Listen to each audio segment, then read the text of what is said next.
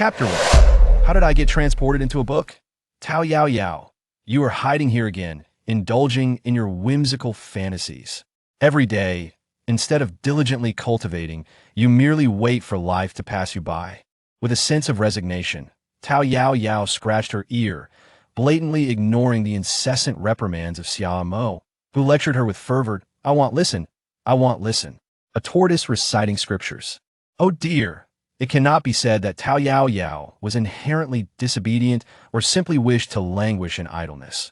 She was suffering internally ever since Mo, her childhood companion, was chosen by the elders to become the discipline officer at the Little Demon Academy. Her days of ease had come to an abrupt end. It was not that Yao Yao lacked loyalty to her best friend, nor was it that she lacked aspirations in her demonic existence. It was simply that the demon realm had fallen tragically behind. Just take a look. It's already the 22nd century, and Mo is still prattling on about whimsical fantasies.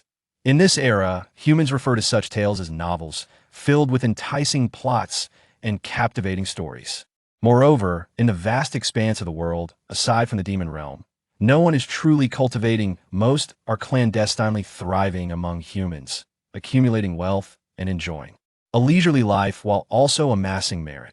Let's not even go far, just consider the young prince of the divine realm. TSK. He is a renowned handsome figure, now a prominent CEO in the human realm. And then there's the demon realm that a millennium ago, the elders established a barrier, isolating them completely from human society. They reside in caves, subsisting on wild fruits. And still, they must attend the academy for cultivation every day. It's utterly pitiful they are worse off than human infants. What a wretched plight. Yao Yao, are you listening? Stop daydreaming. You are the ancient demon lineage. If you continue to laze around at home, neglecting your studies, this is a disgraceful trend. Seeing Yao Yao's indifference, Mo felt her heart ache with frustration. She absolutely could not allow Yao Yao to continue in this manner. If this continues, even the greatest talents would be wasted. Yao, don't blame me. I have no choice but to forcibly send you to the cliff of reflection. Do not hold it against me. I am doing this for your own good. As Mo spoke, she pulled out a jade pendant from her pocket. With swift hand gestures, she summoned a green demonic energy, causing clusters of pure white jasmine flowers to bloom slowly. Before Yao Yao could raise her head, she was struck by Mo, feeling a sharp pain before losing consciousness, catching a glimpse of Mo's bewildered expression. This girl is serious. It hurts so much. Damn it, for my own good, we must sever ties. Yao, the zombies were summoned by you. Now that you are injured, you cannot blame anyone else. In this journey together, hey, raise some food for you. Whether you live or die depends on your own fortune. Regaining consciousness, Yao Yao heard a cold, feminine voice.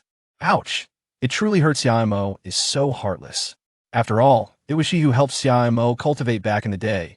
And Juan, you are too kind. She summoned zombies to put you in peril, and yet you still offer her food.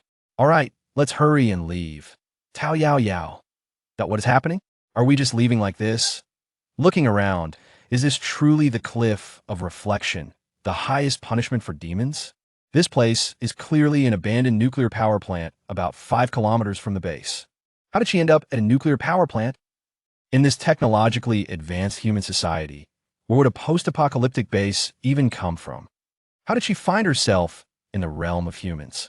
And one? Guhi? Yao Yao. Oh my God.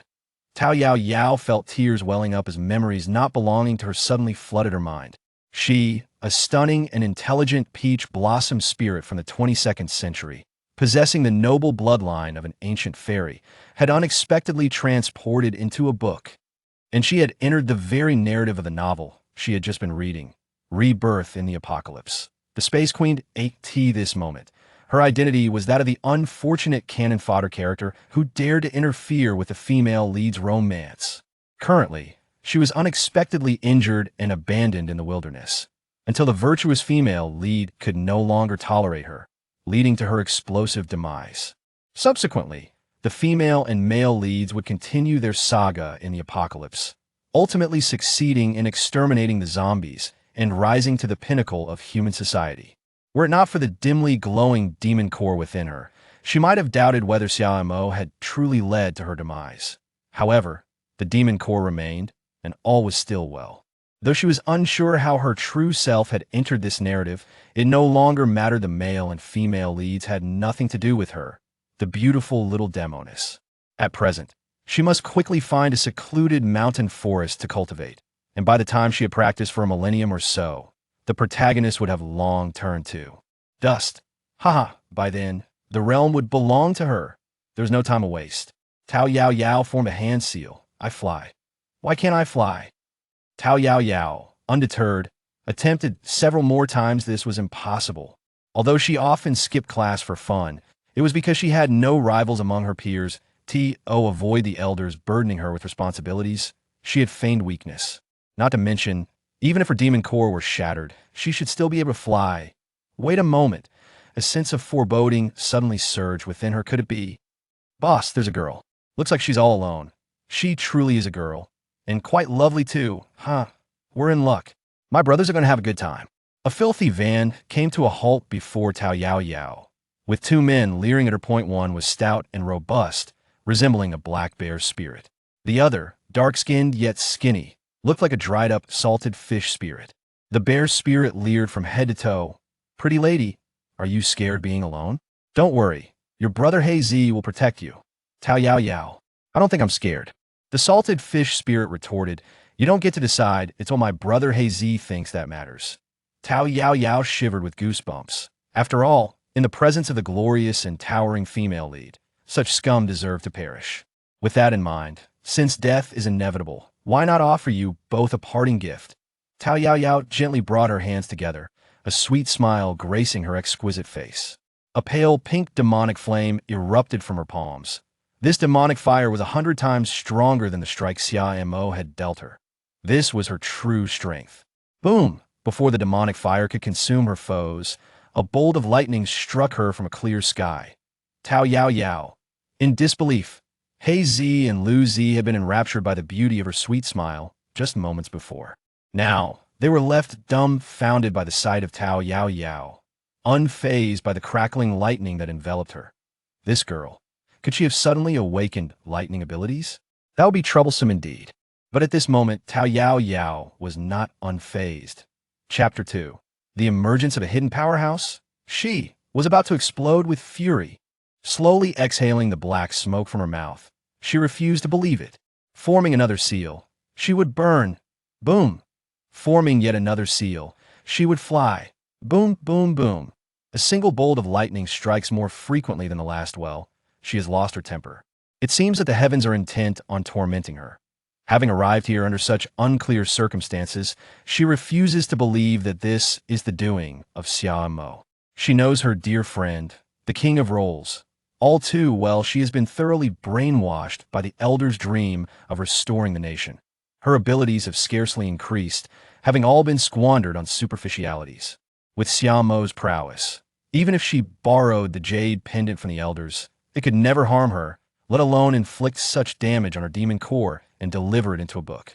Though it is referred to as a book, according to the ancient heritage she possesses as an ancient spirit, since she can arrive here, this place must already exist as a small world, governed by her own heavenly principles. What infuriates her most at present is that the celestial order of this world is evidently conspiring against her. This incessant thunder cannot harm her for now, as her ancient spirit bloodline is shielding her. Yet, if she cannot swiftly restore her demon core, prolonged exposure may lead to dire consequences. Very well then. First, she shall settle down and cultivate, examining what other pitfalls await her. For the time being, she will follow the storyline with the black bear spirits. Otherwise, these intermittent strikes of lightning may not kill her, but they will surely drive her to distraction. She, a blossoming beauty, is on the verge of being reduced to a charred coal. Next, it is time to have a proper discussion with the black bear spirits. Huh? Where are they?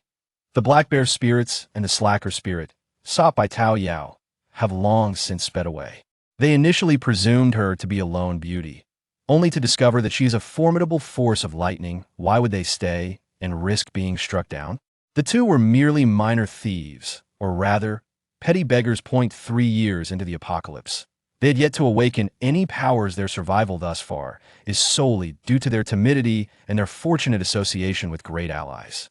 The first rule of survival: upon encountering superhumans or zombies, flee. Yao Yao gazed in the direction of the fading exhaust, her delicate brows knitting slightly as she formed a seal with her hands. Shrink Earth technique. Activate. Inside the rapidly moving van, a barely perceptible pink light flickered, and Yao Yao found herself seated within the vehicle. Her charming visage broke into a smile, meeting the startled gaze of the slacker spirit reflected in the rearview mirror. "Hello, big brother Dada." A ghost. The slacker spirit instinctively slammed the brakes. "Please don't kill me. I still have an 80-year-old mother to support. Sob, please spare me." The black bear spirit in the passenger seat was flung forward, his round face colliding with the windshield before he could express his anger. He caught sight of the enchanting little spirit smiling like a flower. Years of survival instincts ignited in an instant. He immediately knelt and bowed his head. "We didn't know you were a superhuman. Esteemed lady, we meant no offense. Please forgive us." Yao Yao waved her hand, signaling the two to be silent. Their incessant chatter was unbearable. Were it not for the need to follow the storyline and avoid being struck, she would have gladly extinguished these two unappealing humans. Maintaining her long-practiced facade of fragility, she found no motivation to change, for humans are often far more intimidating than spirits. Caution is paramount. "I've been abandoned by my friends at the base. I'm searching for a new refuge, and nightfall is approaching. Could you two kind brothers give me a ride?" "Huh?" The black bear spirit was taken aback. Her face radiated sincerity, her large, watery eyes reflecting vulnerability and fear of the future, instantly igniting a warmth within him. This girl was utterly irresistible, and the two exchanged furtive glances, swiftly deciding to seize the opportunity. Upon reaching their destination, with their elder brothers present, even a superhuman would have no choice but to kneel and serve them. The mere thought of such a scene was delightful. "All right, sister, sit tight. Since your original base has abandoned you, we shall take you in." "Thank you, brother Heizi." "Thank you, brother Laozi." "Ugh." Yao Yao suppressed her nausea. This was far more arduous than feigning weakness among the spirits. The dilapidated van roared back to life. A shiver ran down Yao Yao's spine, and an icy chill enveloped her. Death threat? This skill is a natural ability possessed by most spirits, manifesting only when the opponent is stronger and harbors malicious intent. Who could it be? Lo and behold, in the rear of the van were 3 human dumplings, 2 men and a woman. These two had certainly done a fair bit of binding along the way. But who could it be? Someone stronger than her, yet captured? Although her demon core is damaged, how could anyone stronger than her be ensnared by these two? Could be a trick? Never mind, it's irrelevant. Since they were captured by the black bear spirits, she bears no responsibility for any murderous intent. "Hey, are you also guests invited by Brother Heizi? How did you end up tied up? That must be quite uncomfortable. Allow me to assist you in unraveling." Heizi and Laozi were startled by Yao Yao's words. No, they mustn't be released. With deft hands, Yao Yao lifted the binding cloth. Dada? Why not? All 5 occupants of the van were taken aback by her actions as Laozi slammed on the brakes again. Except for Yao Yao, the black bear spirits and the 3 in the back lurched forward. Yao Yao swiftly supported the 3. Ugh. One of the girls bumped her head against the front seat. The black bear spirit regained his composure and smacked Laozi hard. "Are you incapable of driving?" "Wait, big brother, they." Silence. Heizi slapped Laozi again. "Drive now." Yao Yao shrugged. "Oh, I see. They seem quite gentle. They probably haven't mutated. Rest assured, they'll keep an eye on them. If they do mutate, they'll bind them immediately." Heizi. "Well, it's fine. We're nearing the base with the effects of the drug. It should be fine." The woeful Laozi, not daring to complain of pain, pressed the accelerator, speeding away. Just looking at the little spirit's face made it hard for him to contain himself. If he wasn't allowed a share of the spoils, he would feel suffocated. Seeing that the black bear spirit was no longer concerned with her, Yao Yao began to scrutinize the 3. Who could they be? All 3 bore darkened faces, seemingly intent on concealing their features. Yet, their features were discernible enough to glean their general appearance. The black bear spirit had a keen eye. These individuals were rather good-looking. The girl who had bumped her head appeared to be around 14 or 15, yet she had developed quite nicely in the feminine department, as for the 2 men. One was glaring at her coldly. This man was solidly built, exuding an aura of strength. Could he be a hidden powerhouse? The last man gazed at her with a pitiful expression, his light gray eyes shimmering with moisture. In an instant, Yao Yao's heart softened. A handsome man. This was undoubtedly a handsome man. Just those eyes alone confirmed that this little cutie must possess exceptional looks. Chapter 3. An extra demon Dan here. I have some candy. Each of you may have a piece. Yao Yao extracted 3 candies from her pocket, unwrapped them, and forcefully handed them to the 3 individuals. Subsequently, she discreetly performed a healing spell while concealing her hands. Although her current abilities were limited, she was certain that they would recover before disembarking. Yao Yao gently ruffled the handsome man's hair and reassured him, "Do not be afraid. You have not mutated. After consuming the candy, you shall regain your strength." The man's eyes sparkled with a newfound brilliance as he gazed intently at her. Yao Yao felt a tightening in her chest, a peculiar sensation as if she were being consumed. Shaking her head, she dismissed the thought. Surely, she was overthinking it. The vehicle swayed unsteadily, and to her astonishment, she began to feel slightly nauseous. Could it be a primordial fairy, like herself, succumbing to the motion of a human contraption? It must be the vehicle's fault. Nevertheless, resigned to her fate, she closed her eyes, concentrating to channel the meager spiritual energy at her disposal into her demon core. Observing her once radiant demon core now dulled to a lackluster gray, she sighed. Her millennia of cultivation lost just like that. Wait, why was there another small demon core entwined with lightning beside hers? Could it be that she had undergone a mutation? Yet, the energy of this new core felt oddly familiar, reminiscent of the lightning that had struck her moments ago. Thus, those bolts not only struck her, but were absorbed, coalescing into this new core? Ha! The heavens have opened their eyes. Unfortunately, this new core bore no difference from a newborn demon and was utterly unusable. She attempted to infuse it with a bit of spiritual energy, only to find it completely unabsorbed. Could it be that this core could only cultivate through strikes of lightning? It seemed she would need to experiment further. The decrepit van came to a halt with a mournful creak. The black bear spirit was the first to disembark, making his way toward Yao Yao and the others. "Dear sister, we have arrived. Quickly, bind those individuals. Let us descend." Yao Yao remained still, leaning slightly to the side, patiently awaiting the unfolding drama.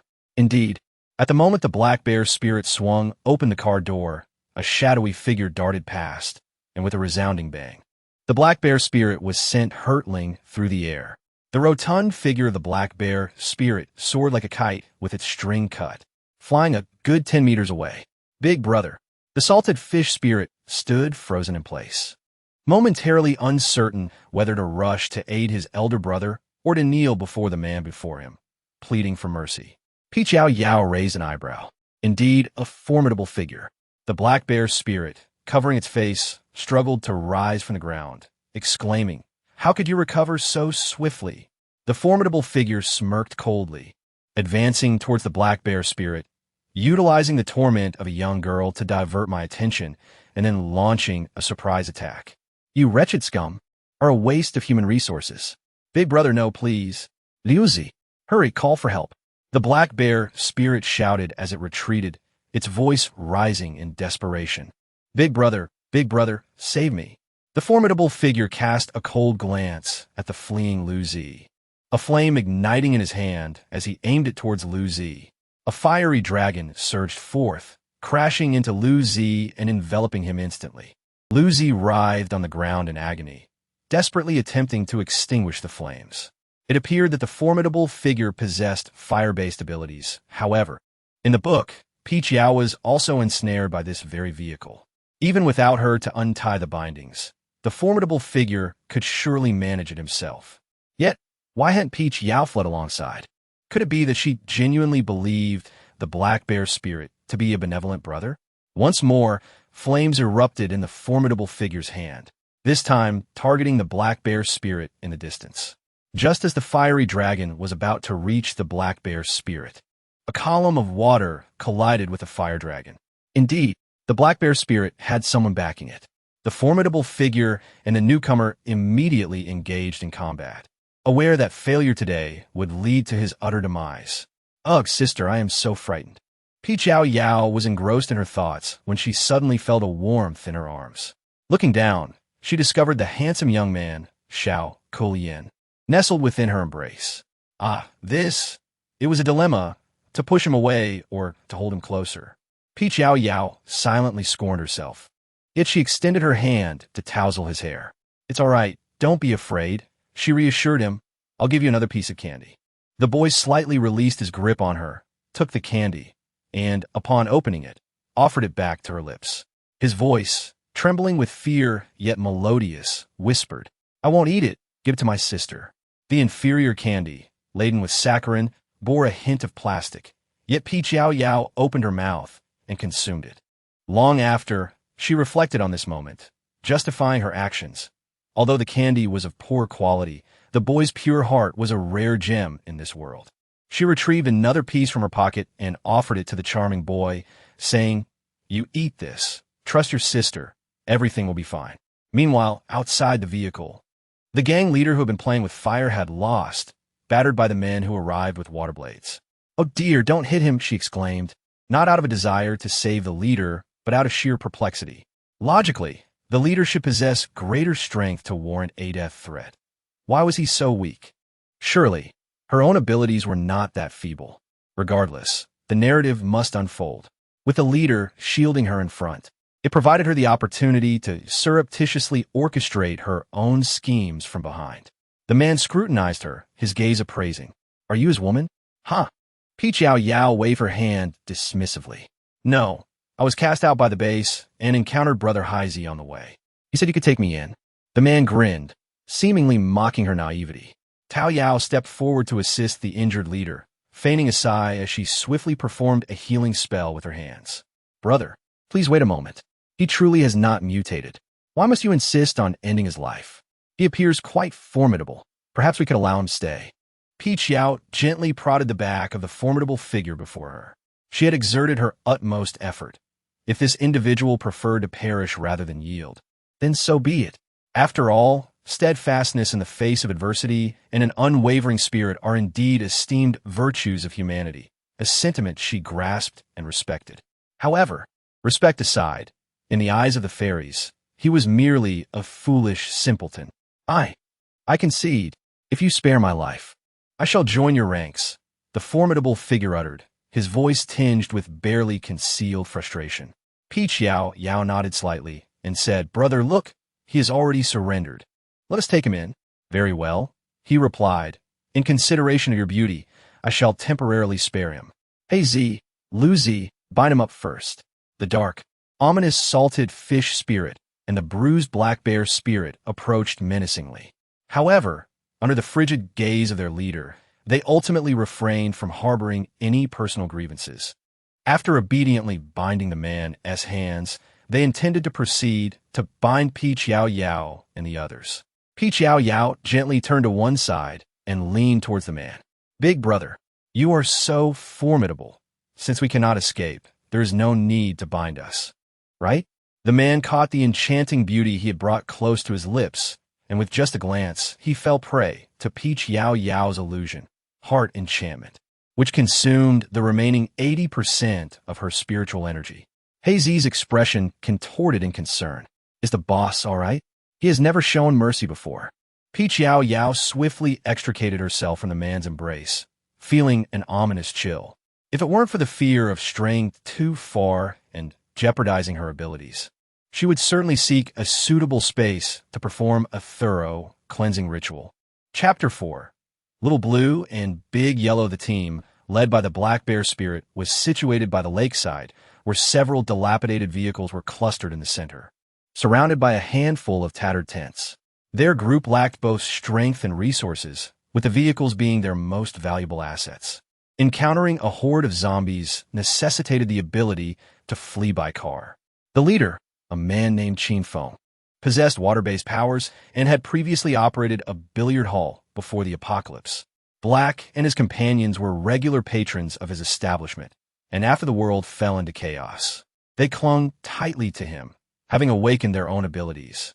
Though their team was small, they were relentless in their pursuits, dedicating their days to searching for survivors. Their activities were not limited to scavenging for supplies. They also sought to capture individuals. Those deemed attractive were retained to fulfill certain needs, while those less fortunate served as sustenance. Ultimately, even the attractive would meet a similar fate. Is it cruel? Perhaps, but the post-apocalyptic world is merciless. With the rampant spread of the zombie virus, resources have dwindled and the human population has sharply declined. To survive, one must either align with a large base or resort to the same desperate measures as these individuals. Though Yao Yao felt a sense of nausea, she was not yet inclined to take action against these individuals, for she still needed to navigate the unfolding narrative. More importantly, she yearned for that lightning. She had already attempted to harness the meager spiritual energy of this world, which was pitifully weak. Without the means to cultivate properly, she could not mend her demon core. Without repairing the core, the meager spiritual power derived from her ancient bloodline would soon be depleted. However, that lightning could gather the essence of the demon core, enabling her to cultivate. Regardless of the circumstances, she had to give it a try. "Sister, I am afraid." The handsome young man leaned closer, disrupting her chaotic thoughts. The remnants of soot and grime on his face had nearly vanished, rendering him even more appealing. She absent-mindedly ruffled his hair, reassuring him, "It's all right, do not fear. Your sister is here. By the way, what is your name?" With glistening eyes, the young man gazed at her and replied, "I am called Jinyuya. And you, sister?" "I am Yao Yao." Yao Yao turned her gaze towards the little girl, who was bowing her head, and the formidable figure bound before her. "What are your names? It seems we share quite a connection." The little girl lifted her head to glance at her, biting her lip. "Hong Yi." Yao Yao nodded and glanced at the silent figure of the big shot. The big shot furrowed his brow and spoke coldly. "Hey you." "Oh." Yao Yao acknowledged the name. Interestingly, these individuals possessed rather pleasant names. "Sister, do you have a way to escape?" inquired a red leaf, bowing its head. Yao Yao felt the intense gaze of the three individuals upon her, causing her to blink in surprise. She then pointed at Black Feather, suggesting that while she was powerless, he possessed the capability. With a hint of sarcasm, Black Feather remarked that had she been able, she would not have found herself in such a predicament. As a level 5 fire elementalist, he typically navigated the world with an air of confidence, unperturbed unless faced with a horde of zombies, which had led him to wander recklessly. Now, finding himself in this dire situation, he had no one to blame but himself. Yao Yao stepped forward and untied his bindings. It is quite natural to acknowledge that there are always stronger individuals beyond oneself. However, you are already formidable. Did you not notice how apprehensive that leader is of you? Yet he hesitates to eliminate you? You must gather your spirits. We are all counting on you. Me? What can a mere prisoner like myself possibly do? No, you must not underestimate yourself. Allow me to explain. You simply need to, and then... Yao Yao took a step closer and whispered the plan into his ear. Yu's eyes widened with disbelief. Could this truly work? Yet, gazing at the enchanting and radiant face before him, mere inches away, he resolved that for her sake, it was worth a try. Yao Yao gazed at him, noticing the gradually infatuated expression in his eyes, and inwardly nodded, recognizing that her beauty remained intact, preserving the dignity of the demon realm. Before she could continue casting flirtatious glances at Yu, the corner of her garment was tugged. "Sister Yao Yao, my hand hurts so much. Could you please take a look?" Upon turning, she beheld a delicate, slender hand reaching out towards her. What a stunning hand! Based on human growth proportions, this hand must belong to someone over 185 centimeters tall. However, the fragile aura it exuded made her instinctively overlook his height. The golden-haired Moon Knight, under her unwavering gaze, appeared somewhat bashful, a rosy hue coloring his beautiful face. "Sister, my hand truly hurts. Look, it's all red here." Yao Yao swallowed hard, striving to maintain her composure. As a paragon of beauty in the demon realm, she had encountered numerous captivating figures and must not allow herself to be ensnared by a mere human. Shifting her gaze to Jinyuya's hand, she noticed a crimson mark at the base of his thumb, likely a remnant of the tight binding from the previous encounter with the black bear demon. This might be from the ropes, she reassured him. It's nothing serious. Allow me to massage it for you, and it shall be well soon. All right, thank you, sister. Jin Yu replied, lowering his head to conceal the shadows lingering in his eyes. From the moment she had offered him that piece of candy, she had become his. This woman was his, and none could covet her. After a while, the black bear demon approached, gesturing towards He Yu and then to Yao Yao. You, step forward. Good sister, you too. When Yao Yao was called out, she raised an eyebrow at He Yu. Let us stick to the plan, brother. He Yu subtly nodded in response, silently assuring her. Sister, I will accompany you. Yao Yao rubbed her forehead. Fine, let us go. Hong Yi, you come along as well. She could not bear to leave a young girl alone in a den of beasts. The black bear demon said nothing further, as the boss had indeed requested their presence. He was uncertain whether the boss had truly lost his mind and wished to forage for wild vegetables. Yet, for now, he needed Qin Feng's protection. The woman the boss had taken a liking to was not someone he dared to provoke. The four of them followed the black bear demon into the largest tent, where 3 individuals were already seated, with Qin Feng positioned at the center. Surrounding him were 6 or 7 subordinates. The black bear demon began introducing them. First, we have Qin Feng, the leader here, possessing a level 7 water-based ability.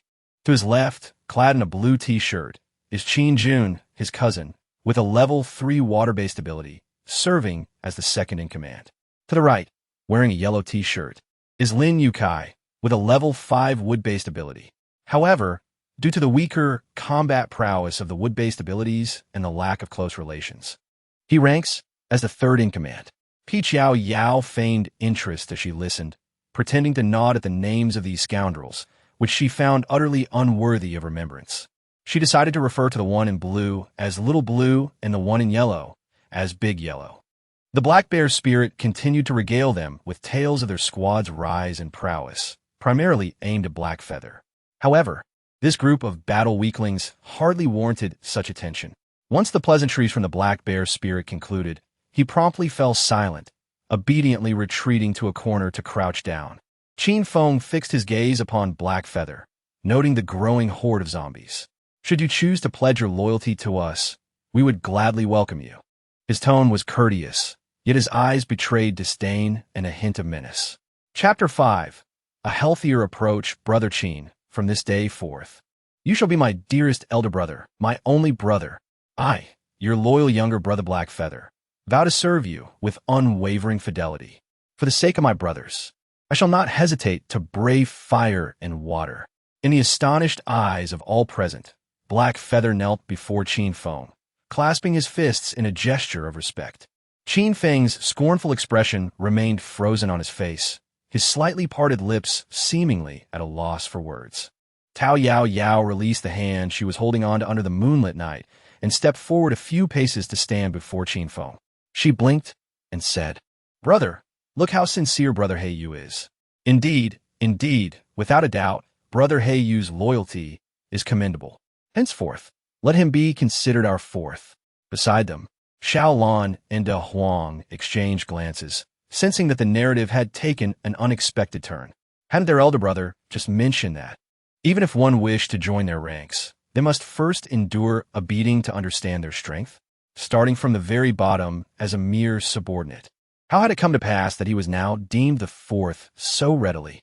Yet, they dared not openly question Qin Feng, opting instead to applaud with 4 smiles. What the elder brother said is indeed true. With Brother He Yu's inclusion, our team's strength has significantly increased. Well then, today is a day of joy. Let us prepare more meat. Let us all partake in a barbecue together. At this moment, everyone was still in high spirits.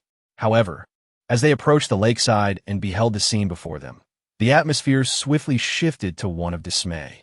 The bloodstained grill was not only filthy, but it also bore the unmistakable shape of what was being roasted, an organ that was difficult to ignore.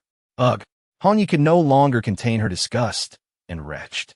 He Yu's face darkened, his clenched fists seemingly ready to ignite with fury. Yet, at a glance from Yao Yao, he managed to suppress his wrath, diverting his gaze. He gently patted Hong Ye's back and, noticing her distress, compassionately offered her a drink of water.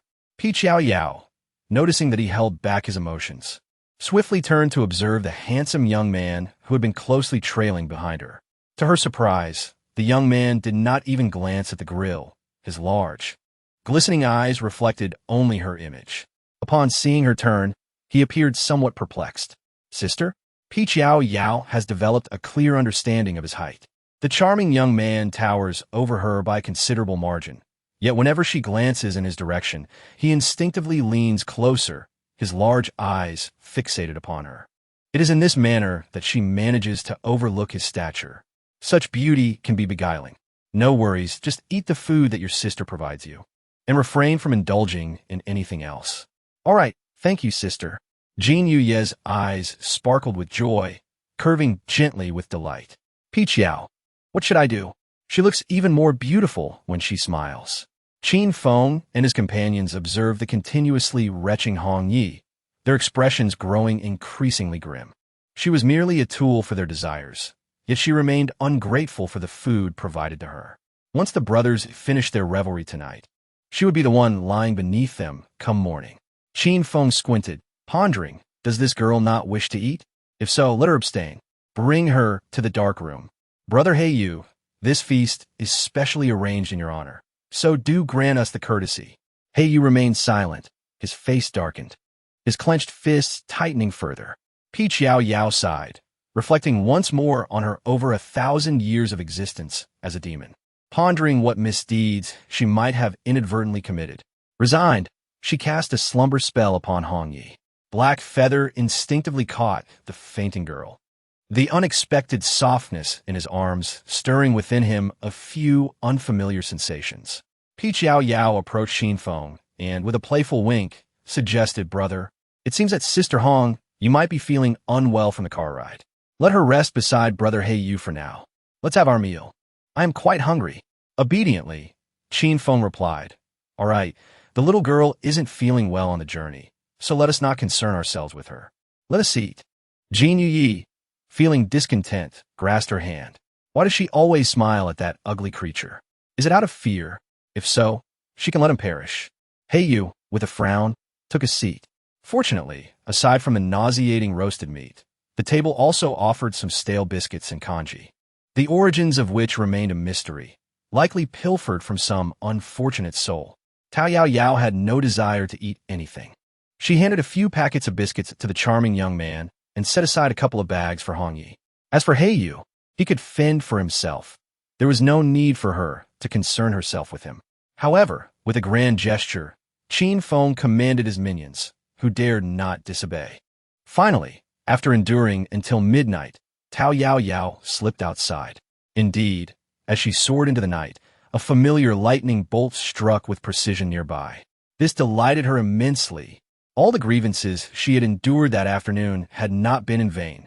Yao Yao skillfully manipulated the spiritual energy within the lightning essence, unleashing a formidable display of electricity that struck the ground, creating a deep crater. Such power! However, this swift expenditure drained half of the energy she had just gathered, causing her heart to ache. Yet, for the sake of cultivation, she pressed on, gritting her teeth and soaring into the sky once more in search of more lightning. Trembling from the shocks, Yao Yao stifled her tears and settled into a meditative position, guiding the demon essence to gradually absorb the lightning, bit by bit solidifying this hard-won demon core. To strengthen her demon clan, she must first refine the demon core. Otherwise, no matter how abundant the lightning, she would be unable to absorb it. Who would have thought she would sacrifice so much for her cultivation one day? That wretched Xia Mo would surely be moved to tears upon witnessing such determination. Unbeknownst to the single-minded Yao Yao, at the very moment she departed, Jin Yi beside her suddenly opened his eyes, staring blankly at the empty space that had once been occupied by her. How could this be? Where had she gone?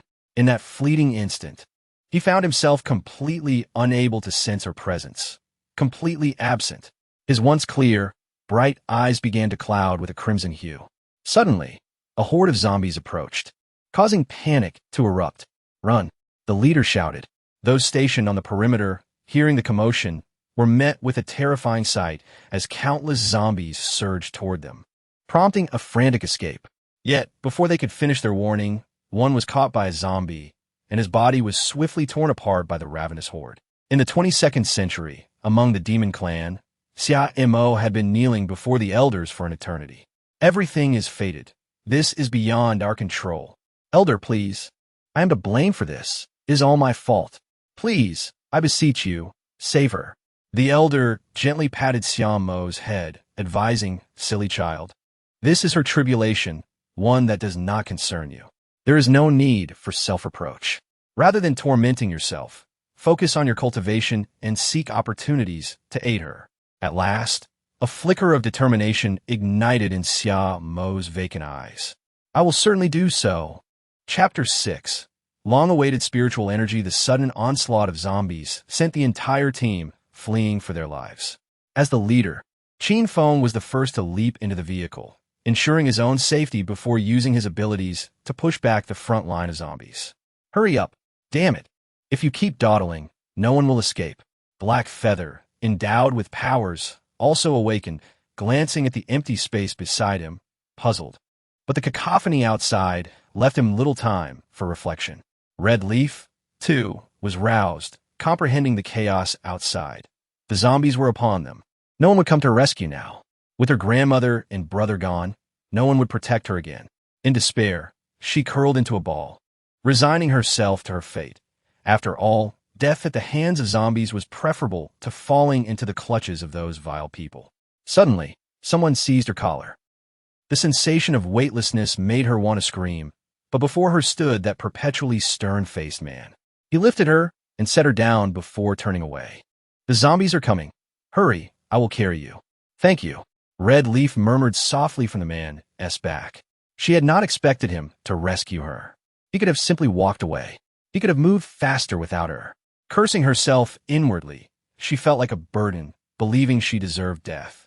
Yet when he crouched down, her instinct for self-preservation compelled her to cling tightly to him. As warm dampness pooled on Black Feather's neck, he sensed the girl's trembling and softened his tone. Do not fear. Hold on tightly. I cannot allow you to go with those scoundrels.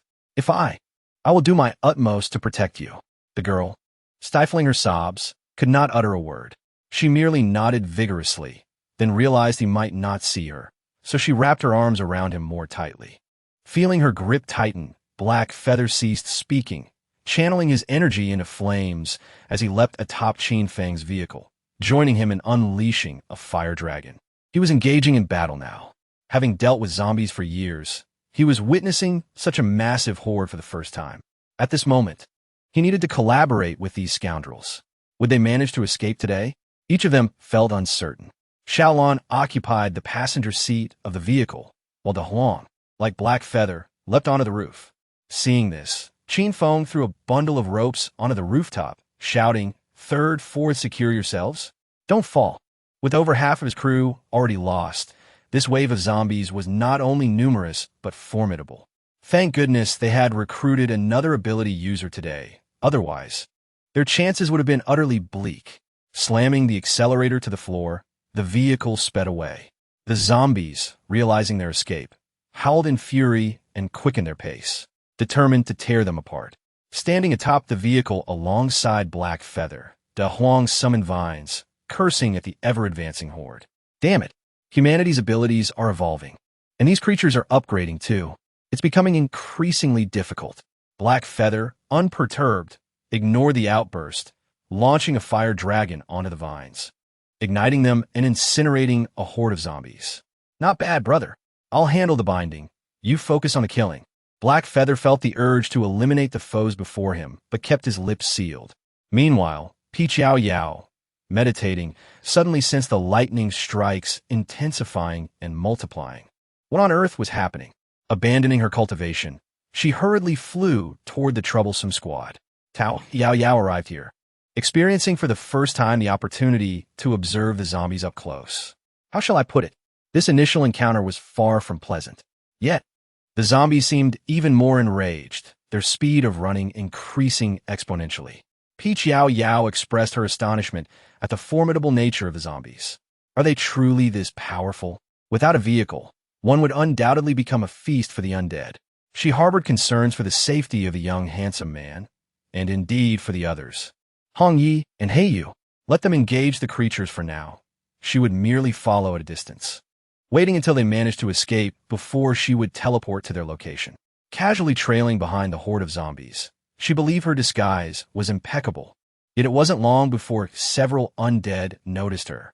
A group of 4 or 5 zombies fixated on her, baring their teeth and lunging in her direction. Just as she was about to activate the teleportation spell she had discreetly prepared, the zombies unexpectedly halted just a short distance away. Subsequently, the entire horde came to a standstill. Peach Yao Yao clutched the decision in her hand, ready to depart at any moment. What kind of strategy is this? Do you intend to deceive me? Only a ground strewn with shattered corpses remains from every faction this site made her feel somewhat nauseous. Suddenly, several beams of light flashed by. What was this? Scattered on the ground were objects resembling the spirit stones from their demon realm. She hurriedly rushed forward to collect them, embedding the spirit stones into her palm. The familiar spiritual energy transformed into spiritual power within her, gradually converging into her already ashen demon core. She was not a fool. With careful consideration, she realized that these spirit stones must be the crystal cores of the zombies in this world. However, she did not expect such potent spiritual energy to be contained within. This was a stroke of good fortune for her, indicating that she might have the prospect of restoring her demon core. Once her demon core was repaired, she would no longer need to rely on lightning strikes. All of this belonged to her. While she was engrossed in collecting the crystal cores, she remained oblivious to the approach of another person. Jin Yuyi observed the exuberant young girl before him, a smile spreading across his face. Fortunately, he recognized her in time, preventing any harm. Sister, the man's voice was hoarse, laced with a hint of childishness. You scare me to death. As long as it isn't your blood. What are you doing here? They didn't take you with them? Those scoundrels are one thing, but I didn't expect Hei Yu to prioritize romance over friendship. I saw Hong Yi on his back just now. Jin Yuyi's clear eyes brimmed with grievance. I woke up to use the restroom and found my sister missing. I was pulled out to look for you, and then the zombies came. I was scared, so I hid. Sister, where have you been? The young man's voice trembled with tears, causing Peach Yao Yao to feel a mix of guilt and compassion. She didn't dwell on how he managed to evade so many zombies. Approaching him, she embraced him, gently patting his initially intending to ruffle his hair. She found him too tall and settled for patting his back instead. Releasing the young man, Peach Yao Yao immediately returned to her task. It was imperative for her to gather the crystal cores, as it pertained to her ability to restore her demon core and escape this bothersome plot. She proclaimed that from now on, the crystal cores would be her lifeline. Jin Yuyi, feeling the warmth leave him, still bore an expression of grievance, but obediently assisted her in collecting the cores. Chapter 7. Hei Yu's promotion to second-in-command. I've finished collecting. Here you go. She turned to see Jin Yuyi offering the crystal cores in his pristine hands, presenting them to her like a treasure. The faint light of the crystal cores cast a delicate glow upon his face, enhancing the already handsome features of the young boy. Peach Yao Yao had witnessed the twinkling of earthly stars, the descent of divine clouds, and the myriad of fireflies in the realm of demons. Yet, she felt none could compare to the gentle, luminous glimmer in the eyes of the boy before her. She smiled sweetly. Are all these for me? They must be quite valuable. Yes, all for Yao Yao. The boy's hands reached out even closer. Peach Yao Yao smiled as she tucked the item into her pocket, gently patting his fluffy head. Such a good boy. Jin Yuyi appeared distressed, resembling a timid puppy who had been bullied, yet dared not resist. Sister, I don't want to go. I'm afraid of them. Can we not go? The innocent tone of his plea pierced Peach Yao Yao's heart. Biting her lip, she replied, I'm sorry, I forgot that you fear them. Here, take these crystal cores and run quickly. Be cautious in the future, and do not let the bad people capture you again. With a pained expression, she handed the crystal cores to Jin Yuyi. I won't leave. Does that mean you don't want me anymore, just because of those people? Jin Yuyi's head hung low, darkness pooling in his eyes. I should have eliminated them all earlier. What? No, you barely escaped, Peach Yao Yao protested. I certainly cannot lead you into the wolf's den because of my own reasons. No, wherever you go, I will follow, Jin Yi declared firmly, obediently closing his eyes yet gripping the hem of her garment tightly, fearing she might abandon him. Suddenly, warmth enveloped his eyes. Yao Yao covered them with her small hand while gently embracing him. Her fingertips danced as she cast a spell, whispering close to his ear. "It's all right. You need not fear. Sister will protect you." A pink light flashed, and they materialized in the new encampment of the repugnant squad. Yao Yao. Vin Yuye. How wonderful. You are both alive. Wu Hongyi exclaimed, tears of joy streaming down her face upon seeing them. Beside her, Heiyu maintained a stoic expression while gently patting the little girl's back. This time, the repugnant squad suffered heavy losses against the horde of zombies, managing to escape with only 2 vehicles and 8 survivors.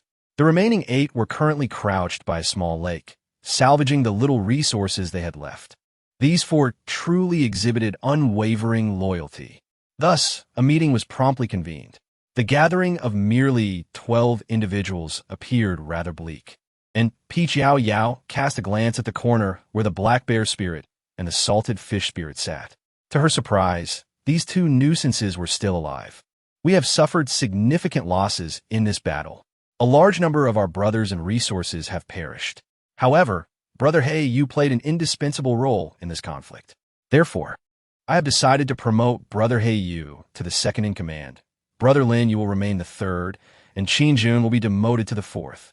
Qin Feng spoke passionately, while Xiaolan and De Huang exchanged subtle glances. Chapter 8. Truly easily deceived. Yao Yao suppressed a chuckle within her heart, acknowledging the swift ascent of Black Feather. Indeed, he was a formidable figure. Her efforts to assist him had not been in vain. With his protection, she could now quietly traverse the narrative of the detestable little team. Meanwhile, Black Feather's expression darkened further. How could he possibly associate with such scum? The apocalypse was merciless, yet humanity still existed. Under the guise of chaos, they forsook the very essence of being human in their desperate bid for survival. They were no longer human, but had devolved into beasts. Nevertheless, he did not forget Yao Yao's words. He could face death without fear. But with great power came great responsibility. With his immense capabilities, he must safeguard the vulnerable like her from the clutches of these vile creatures. He was determined to fulfill that promise. Yao Yao observed as Heiyu gradually relaxed his tightly clenched fists, and with a smile, she gave him a thumbs up, a gesture of commendation. She chuckled to herself, realizing how easily humans could be deceived. Much later, as she found herself pinned beneath a dog-like man, she couldn't help but lament that she was truly the foolish one, while humans were the masters of deception. The following morning, Qin Feng assigned tasks to the remaining personnel. He decided to stay at the base, leaving both Hong Yi and Yao Yao behind, while the rest were required to venture out. The losses from the previous day's supplies were substantial. If they failed to rescue survivors today, they would face hunger by nightfall. Keeping Yao Yao and Hong Yi behind was, of course, a strategy to restrain Heiyu. Yao Yao, with her charming smile and lively demeanor, took the initiative to venture out in search of a secluded spot to refine the crystal core from the previous night. In her excitement, she inadvertently forgot about the clingy, golden, moonlit night. Yao Yao crouched on the ground, gazing at the woeful Jinyu Yi not far away. It reminded her of how the clingy little dog spirits of the demon realm were so easily deceived. Bones? Balls? If only she had known. It would have been better to remain at the encampment, where at least the red leaves could divert the attention of the large milk dog. With a sigh, she pinched her jade hand behind her back, conjuring a water orb with her spiritual power and offering it to Jinyu Yi. "Here, take this to play with." Jinyu Yi blinked his big eyes and received it with both hands. The lustrous water orb shimmered with a faint pink glow, and a gentle touch would alter its shape based on the force applied. With a light poke, a chibi version of a little girl appeared in his palm. The likeness bore a striking resemblance to Yao Yao, and Jinyu Yi beamed with delight, cradling it carefully, unwilling to squeeze.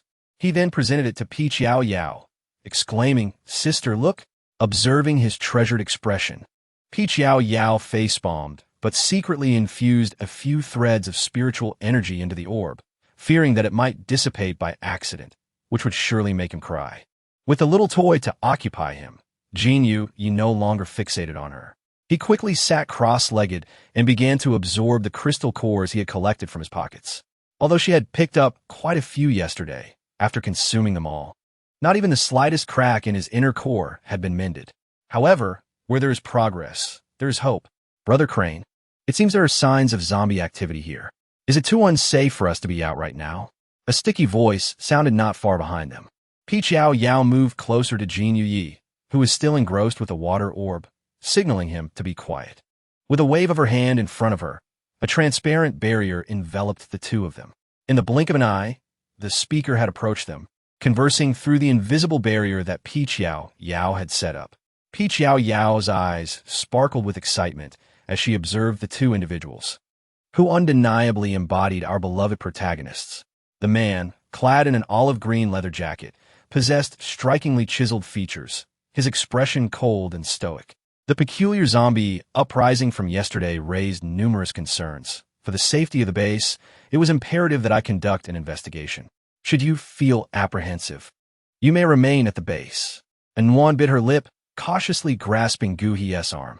Brother He, please do not be upset. I am not frightened. I am merely concerned for your safety. Chapter 9. The loss of spiritual power in the narrative. And Wan should have already captured Gu He's unwavering affection by this point. Yet, the current situation was far from ideal.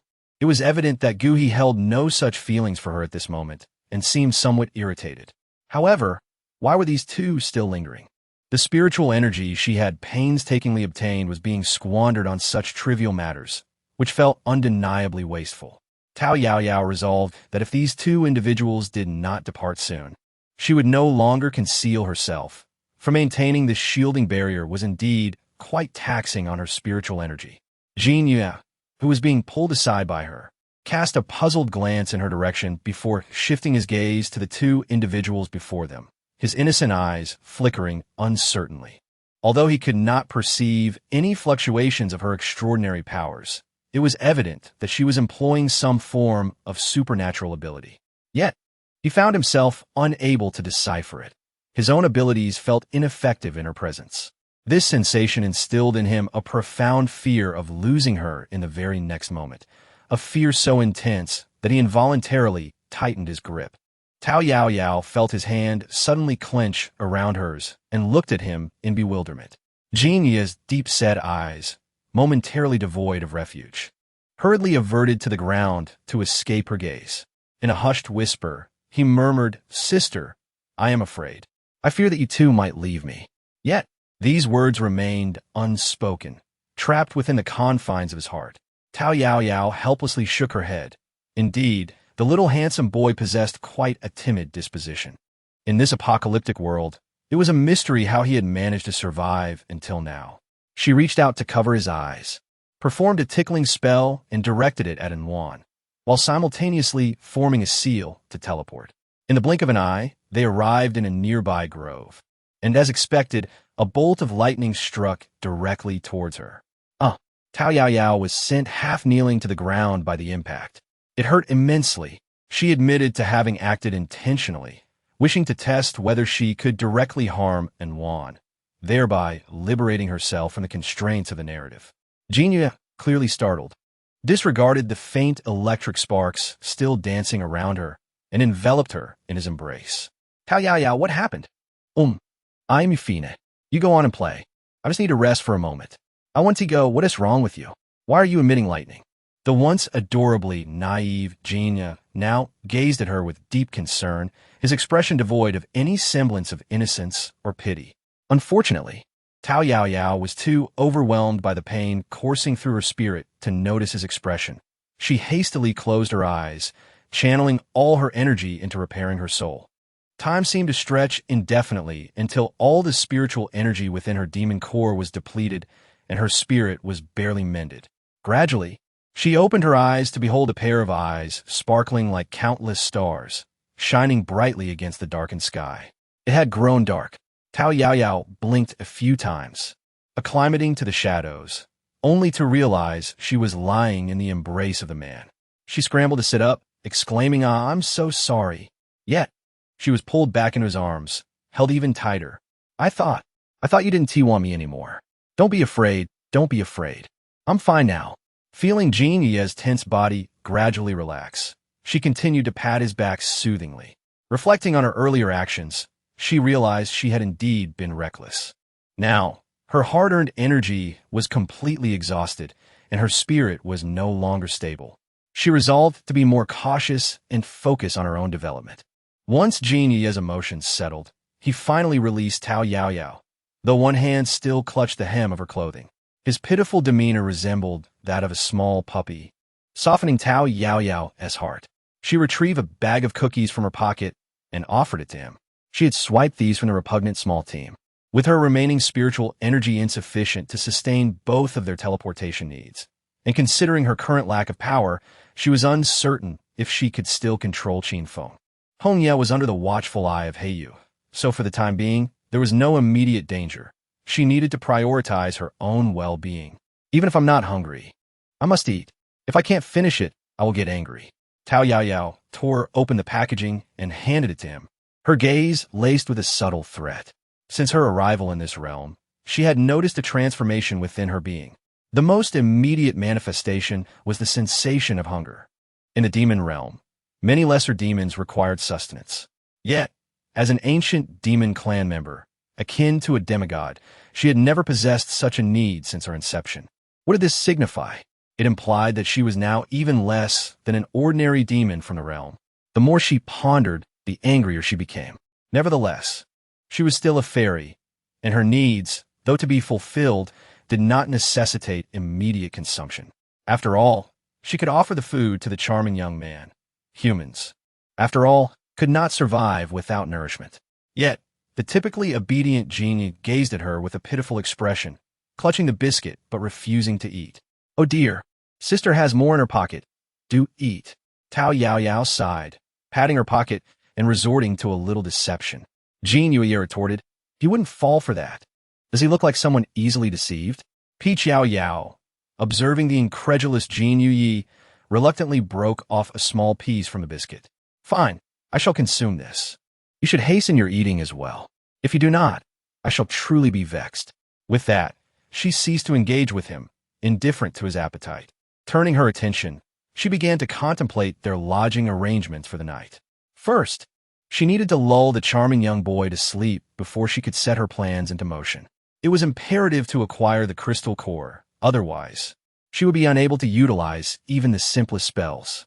The thunder elixir was only effective for offensive techniques, and at present, she lacked the ability to escape the storyline. Who could she possibly attack? Enwan? It was likely that Enwan, under the protective aura of the protagonist, would remain unharmed. But given the intensity of today's lightning, she was certain that her survival was not guaranteed. Better to gather the lightning, combat the zombies, obtain the crystal core, and refine her inner elixir. Such a course of action was undoubtedly the wisest. Chapter 10. Transformation Nightfall. In a secluded grove within a small cave, lying down and gazing at the gray sky outside, Peach Yao Yao mused, could it be that Jin Yi is truly a transformed little dog spirit? How did he discover this hidden yet comfortable cave? With her spiritual energy nearly depleted, the small puppy beside her continued to watch her with wide, innocent eyes. Yao Yao felt a slight pang of frustration, pondering where she had gone wrong and how this individual had managed to entangle himself with her so persistently. Strangely, she found herself not entirely repulsed by him. In fact, she would even soften her heart without principles. Alas, it appeared she was indeed a beautiful and kind-hearted fairy. Closing her eyes, she summoned the remnants of her dwindling spiritual energy to traverse her body once more. Her soul, having been injured by thunder, had recuperated significantly. Gazing at her depleted inner core, a wave of anger surged within her. Despite her attempts to reassure herself that it was all right being inexplicably cast into this predicament, then struck by the heavenly punishment and forced to follow a predetermined narrative was undeniably infuriating. All she desired was to retaliate. Was such a heavy-handed approach truly necessary? Yet, this revelation made it clear to her. She was far too weak. If the heavenly laws here wished to extinguish her, it would be a simple matter. She remained oblivious to the fortune she owed that had led her to this place. However, One thing was certain. If she continued to languish in her inadequacy, she would inevitably meet the same fate as the conclusion of the book she had read. Only through strength could she subdue the flamboyant chaos around her. With this thought in mind, Yao Yao slowly rose, channeling her last vestiges of spiritual power to cast a slumber spell on Jinya, who was cradling his precious water orb. Her heart softened as she bit her lip, transforming the orb into a protective shield. This way, she would be alerted if anyone, or any zombie, approached him. As she lowered her hand, a trickle of blood escaped her lips, a sign of her spiritual energy's depletion. Attempting to harness the power of the thunderous inner core to convert it into spiritual energy, the silvery lightning coursed through her body. And Yao Yao felt a sensation akin to being scorched by fire. She was tempted to give up several times, but visions of the demon realm, her demon abode, and the motivating presence of Xia and Mo flashed through her mind. She could not afford to give up.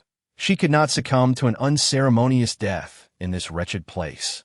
Enduring the pain, she directed the lightning throughout her body, yet it failed to transform into the spiritual energy she desired. With a sigh, she stood up, realizing it was indeed futile. Wait, whose silver hair was drifting before her? Why had her pale pink dress transformed into a crescent white? This was bad. This was truly bad. Could she have fallen into madness? Hastily, she sprinted toward a nearby lake that she had passed earlier. How could her speed be so extraordinary? Yao Yao executed a series of somersaults in midair, seemingly without any magical power. Had she acquired the skills of a mere human jester? Crouching by the lakeside, she tentatively touched her face in disbelief. The familiar sensation affirmed that the reflection before her was indeed her own. Upon closer inspection, she discerned that her appearance bore only slight differences from her original visage. Her once waist-length, dark hair had transformed into a cascading waterfall of silver that reached the ground. An inexplicable silver crescent adornment now graced her pristine forehead, while her gentle, radiant peach blossom eyes had shifted from amber to a striking green, embellished at the corners with 3 silver patterns resembling a mysterious totem. Her once appropriate pink gown had morphed into an ancient attire, reminiscent of her garb in the demon realm, now transformed from soft pink to a moonlit white. It was intricately embroidered with shimmering silver threads, depicting enigmatic floral and avian motifs, exuding an air of mystique. Yao Yao gazed at the visage reflected in the water, a face that starkly contrasted with her originally lively and radiant demeanor. It exuded an air of coldness and enigma, playfully raising an eyebrow, the exquisite reflection mirroring the shifting expressions. Yao Yao gradually regained her composure from the shock. Her mind was clear, her objectives well-defined, and she felt no impulse to bring about the world's destruction. It was evident that she had not succumbed to madness. The transformation she had undergone was likely either a side effect of her depleted spiritual energy or the result of forcibly channeling lightning through her body moments ago. However, she was not preoccupied with this at the moment. Raising her hand, she concentrated the lightning into her palm and hurled it towards a distant target.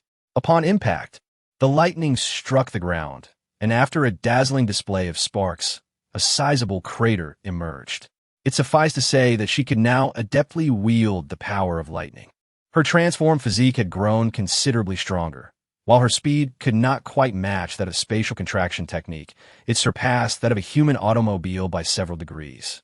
This fact delighted the spell-less Yao Yao, for according to the worldview of this realm, her current velocity was beyond the reach of any ability user below level 10. Leveling up as an ability user was no simple feat. The male protagonist of the book, Gu He, was still a mere level 5 novice. Indeed, one should not speak of others behind their backs. As Yao Yao sprinted in search of zombies, she had scarcely finished contemplating Gu He when she stumbled upon Wan, who was being besieged by a horde of zombies. "Brother He, what should we do? There are too many zombies." Wan trembled in fear against Gu He, her watery projectiles diminishing in strength with each passing moment. Yao Yao gazed at the throngs of zombies besieging the 2 individuals, her eyes sparkling with determination. She tore a piece from the hem of her garment, wrapping it around her face, and charged forward. It was no jest. Although the two were currently in a precarious situation, it was highly likely that Yuan was the one causing the turmoil. While reading, Yao Yao had discerned that the female protagonist, Yuan, had a penchant for self-sabotage. Despite being a formidable level 5 water element ability user, she often feigned weakness, expressing fear and seeking protection from men. Furthermore, He was remarkably powerful, possessing abilities across all 5 elements. Thus, these mere zombies posed no challenge to either of them. With hands gathering lightning, a flurry of silver flashes erupted, accompanied by crackling sounds, as the zombies fell one by one, reduced to ashes. In her haste, Yao Yao descended slowly, disregarding the astonished expressions of the two, and swiftly searched the ground for crystal cores. This wave of zombies was disappointing. Dozens of them yielded only a handful of crystal cores. Yet, even the smallest mosquito is still sustenance. Yao Yao quickly collected the cores, preparing to depart.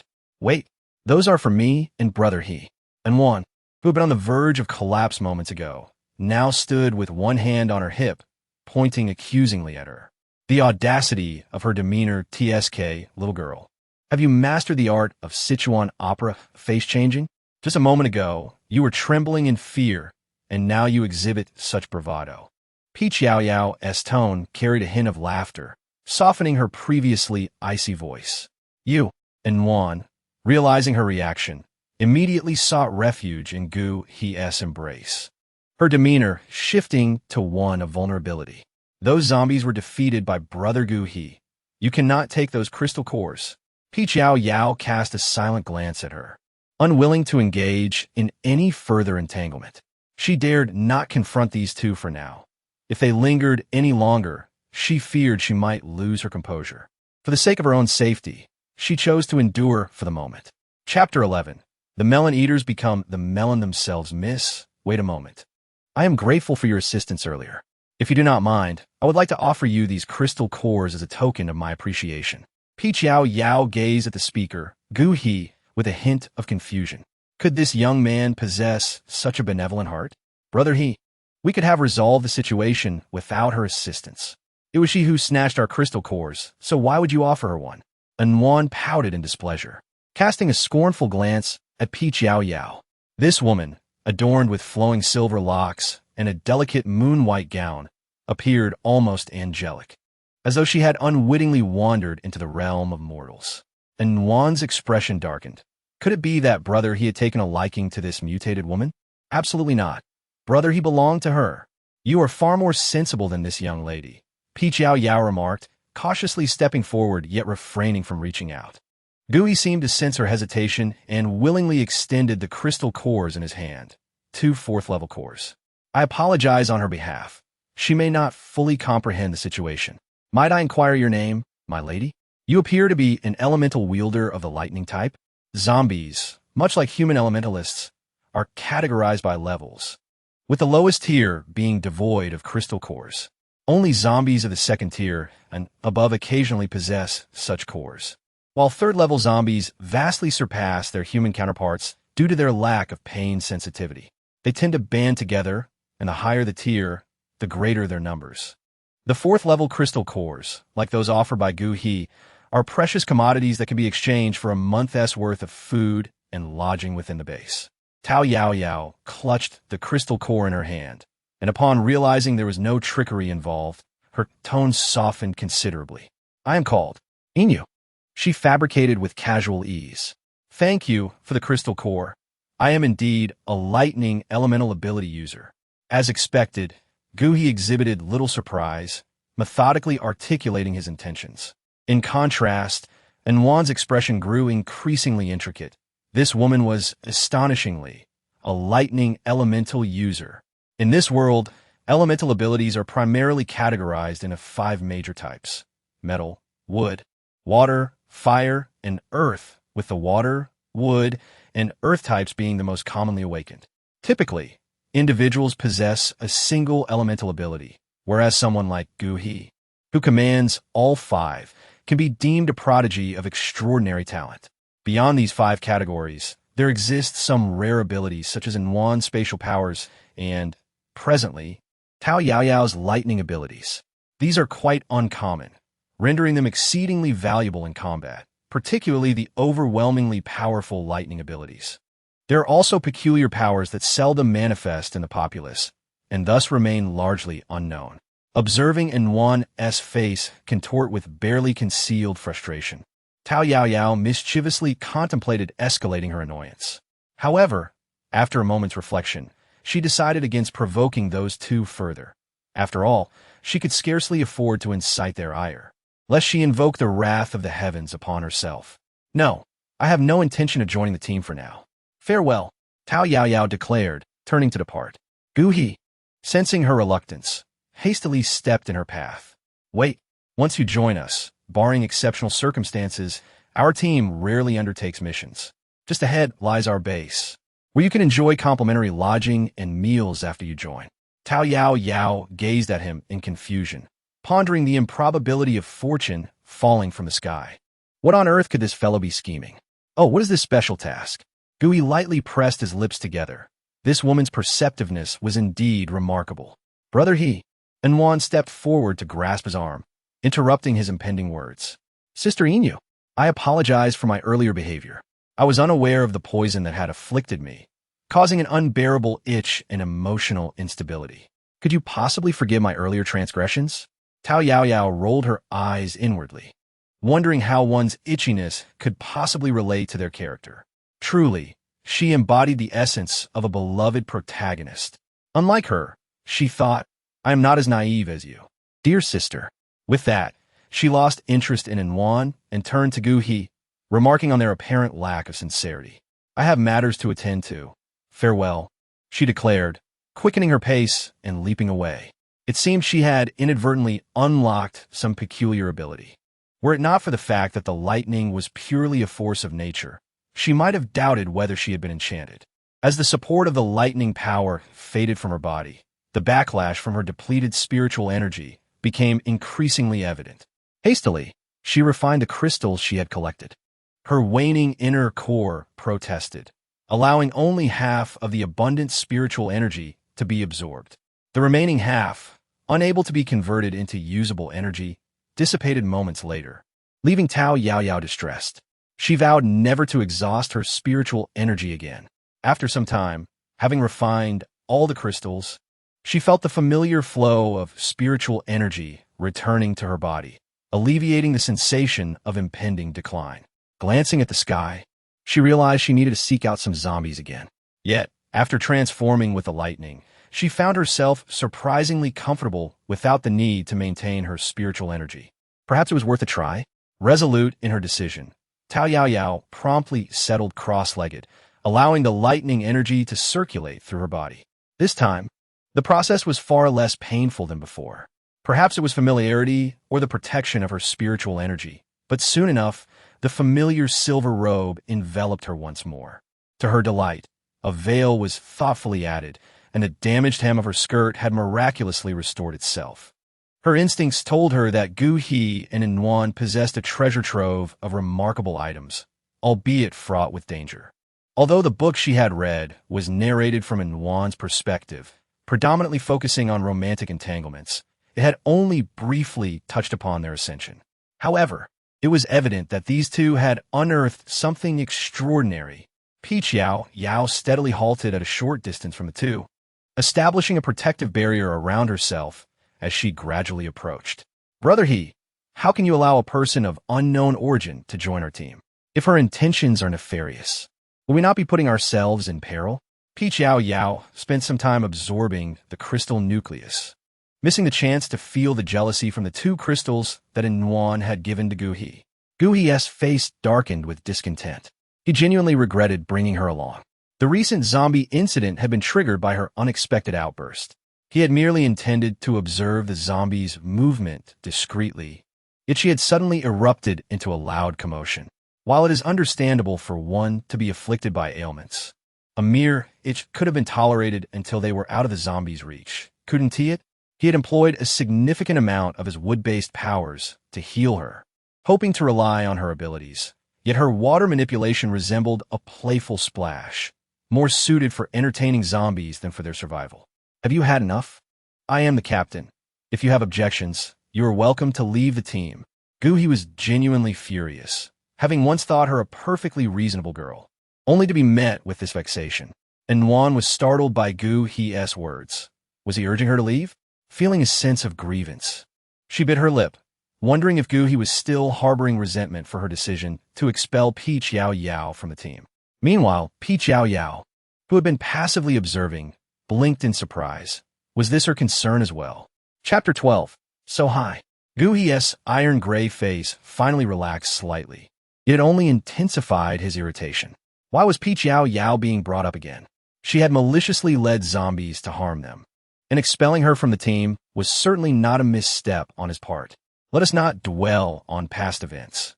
Our current strength is still insufficient. While the zombies are evolving at a faster pace than we are, if we wish to survive, we must venture into the underground palace. However, that place is fraught with peril. If there were a lightning ability user, our chances of success would increase significantly. And Wan stepped forward and wrapped her arms around Gu He's waist, tears streaming down her cheeks onto his chest. I know, Gugu, that you do not harbor feelings for Sister Peach Yao. That makes me happy. It was my fault earlier. I was merely afraid that Sister Yu would harm you like Sister Peach Yao did. The recent deaths of so many zombies might attract even more, rendering their location unsafe. And Wan raised her face, nodding bravely while attempting to wipe the corners of her eyes, yet the large teardrops continued to cascade down her cheeks. Her pitiful appearance melted the heart of Peach Yao Yao, who was covertly observing them. So high indeed.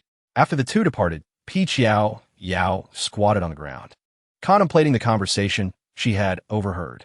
It appeared that the underground palace must contain valuable treasures. Regrettably, there was little useful information within, but she did discover a potential ally, a man she had inadvertently saved, and it was through him that she had infiltrated Gu He's base. Peach Yao Yao held a firm principle of rejecting the memories of Peach Yao. She was herself, distinct from her, and thus, aside from a glance at those memories, she had relegated them to the depths of her mind. She chose not to erase them entirely, as her spiritual essence was currently depleted, and survival was her utmost concern. She could not afford to be reckless. For now, she would retain these memories, having found a usable individual within. Once she eliminated a few more zombies and bolstered her spiritual power, she would reassess the situation. After waiting for an extended period without any zombies approaching, Peach Yao Yao sighed in resignation, lightly tapping her fingers to activate her spatial contraction technique, commencing her search for zombies. Peach Yao Yao toiled until dawn, ultimately managing to capture 2 waves of zombies. However, upon gazing at the small pile of crystal cores on the ground, a satisfied smile graced her lips. She retained a few cores, absorbing the remainder, and finally, a crack in her demon core began to mend. Heaven does not forsake those who are diligent. In an instant, Jin Yi opened his eyes, meeting the gaze of Peach Yao Yao, who was staring at him. Sister? His eyes, previously filled with intensity and aggression, softened in a heartbeat. Tao Yao Yao swallowed nervously, realizing that this lad was undoubtedly cunning, displaying an impressive level of vigilance. Oh, Vin Yuye nodded obediently, yet unhappily prodded the little figure in her arms. Strangely, the faint pink glow emanating from the water sphere appeared significantly brighter than it had the previous day. Peach Yao Yao gazed upon the devastation before her, the remnants of fire, wood, and water abilities evident in the chaos. The once intact tents and rudimentary seating lay shattered into pieces. Where were Hong Yi and Hei Yu? Tao Yao Yao felt a twinge of unease within her. She was not concerned about the vile members of the team. The fact that she had not been struck by lightning indicated that the narrative was still unfolding, and those scoundrels must certainly still be alive.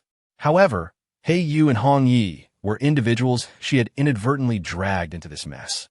In the demon realm, camaraderie was not customary, and she had few friends over the years, though she often reassured herself to refrain from forming attachments with humans after unexpectedly arriving in this world.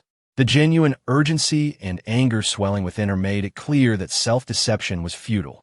She could not suppress her emotions, nor could she disregard the little puppy, and she had long since regarded Hong Yi and the others as friends. If Hong Yi were truly harmed by Qin Feng and his cohorts, she would not let them escape unscathed. Ahem, Tao Yao Yao, we are here. A faint voice emerged from the distant pile of leaves. Peach Yao Yao's expression brightened with joy. Was this Red Leaf? She hurried over to assist those beneath the pile of fallen leaves, uncovering the remaining individuals who truly took her by surprise. It was none other than Black Feather, Red Leaf, and the unconscious Qin Feng, accompanied by the Black Bear Spirit and the Salted Fish Spirit. As she helped extricate the individuals, Peach Yao Yao began to piece together the events that had transpired. The previous day, their team had achieved minimal success, having only managed to procure a meager supply of provisions, leading them to retire early for rest. Little did they know that in the dead of night, Qin Feng's younger brother, Little Blue, along with De Huang, had conspired to eliminate Qin Feng. Fortunately, Black Feather intervened, preventing their nefarious plan from coming to fruition. However, Qin Feng sustained injuries and fell into unconsciousness. Witnessing Qin Feng's grave condition, the other subordinates betrayed him as well, and Little Blue and De Huang commandeered the last two vehicles of the team and fled. As for the Black Bear Spirit and the Salted Fish Spirit, their presence was not due to loyalty, but rather their lack of culinary skills that had left them behind. Observing the current situation, Peach Yao Yao could not suppress a laugh. Qin Feng deserved this. She certainly held no compassion for such a scoundrel. Yet, it was rather intriguing that Black Feather chose to save him. I never anticipated you would intervene to rescue him. I thought you would relish the opportunity to see him perish. Black Feather maintained his usual stoic demeanor, his expression unchanging. Does one require a reason to save another? He replied. It was merely an instinctive reaction. He simply disliked witnessing death before his eyes. Peach Yao Yao expressed her understanding. Although He Yu appeared stern with dark features and cold eyes, she had long recognized the benevolence within him, a kindness that was truly profound. However, the more excitable Hong Yi gazed at him with sparkling eyes, wondering why she felt he was radiating light. Oh, we're fine. By sheer luck, we even found a few crystal cores. As she spoke, she retrieved the reserved crystal cores from her pocket and presented them to He Yu. The expressions of those present shifted dramatically. These were indeed crystal cores. The ever-watchful Jinya, who had been hiding behind her, turned pale as she revealed the cores. These were not the same ones he had previously given her. He had been by her side constantly yesterday. When had she gathered these? Chapter 13. The fragility of survival. In an instant, a tumult of emotions surged within him. Deception, unease, and the fear of abandonment. His clear gaze gradually clouded as he fixed his eyes on the woman before him, who smiled so sweetly. The voice within him grew increasingly insistent. Jin Yuya's grip tightened, and he tugged at Peach Yao Yao's sleeve, his displeasure evident. No need for that.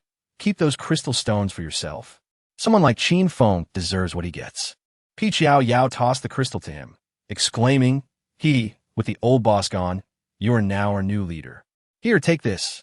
She then swiftly turned her gaze towards Jin Yuyi, who was holding her back. Xiao Yi, what is wrong? Are you feeling unwell?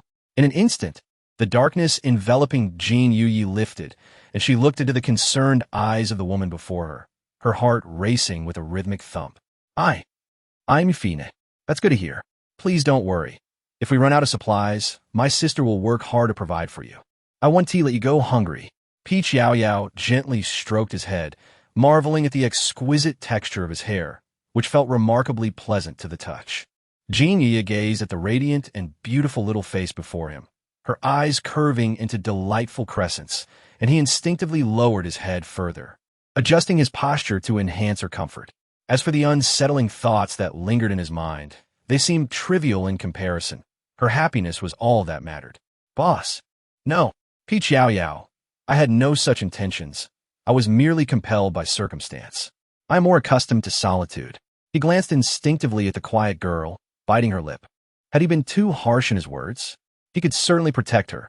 In them, Peach Yao Yao cast a fleeting glance at him, pondering that if he truly wished to depart, he would have done so long ago, rather than lingering here with Hong Yi and wait for her. She casually replied, Oh, please, brother He Yu, with great power comes great responsibility. Can you bear to witness us three, unable to shoulder burdens or lift a finger, struggling for survival on our own? As expected, Yu nodded silently, his expression darkening. Peach Yao Yao, indifferent to him, approached the nearly tearful Hong Yi and embraced her gently. Do not fear, do not fear. Brother you will never abandon us. I did not mean to burden you. Hong Yi sobbed quietly, burying her face in Peach Yao Yao's embrace.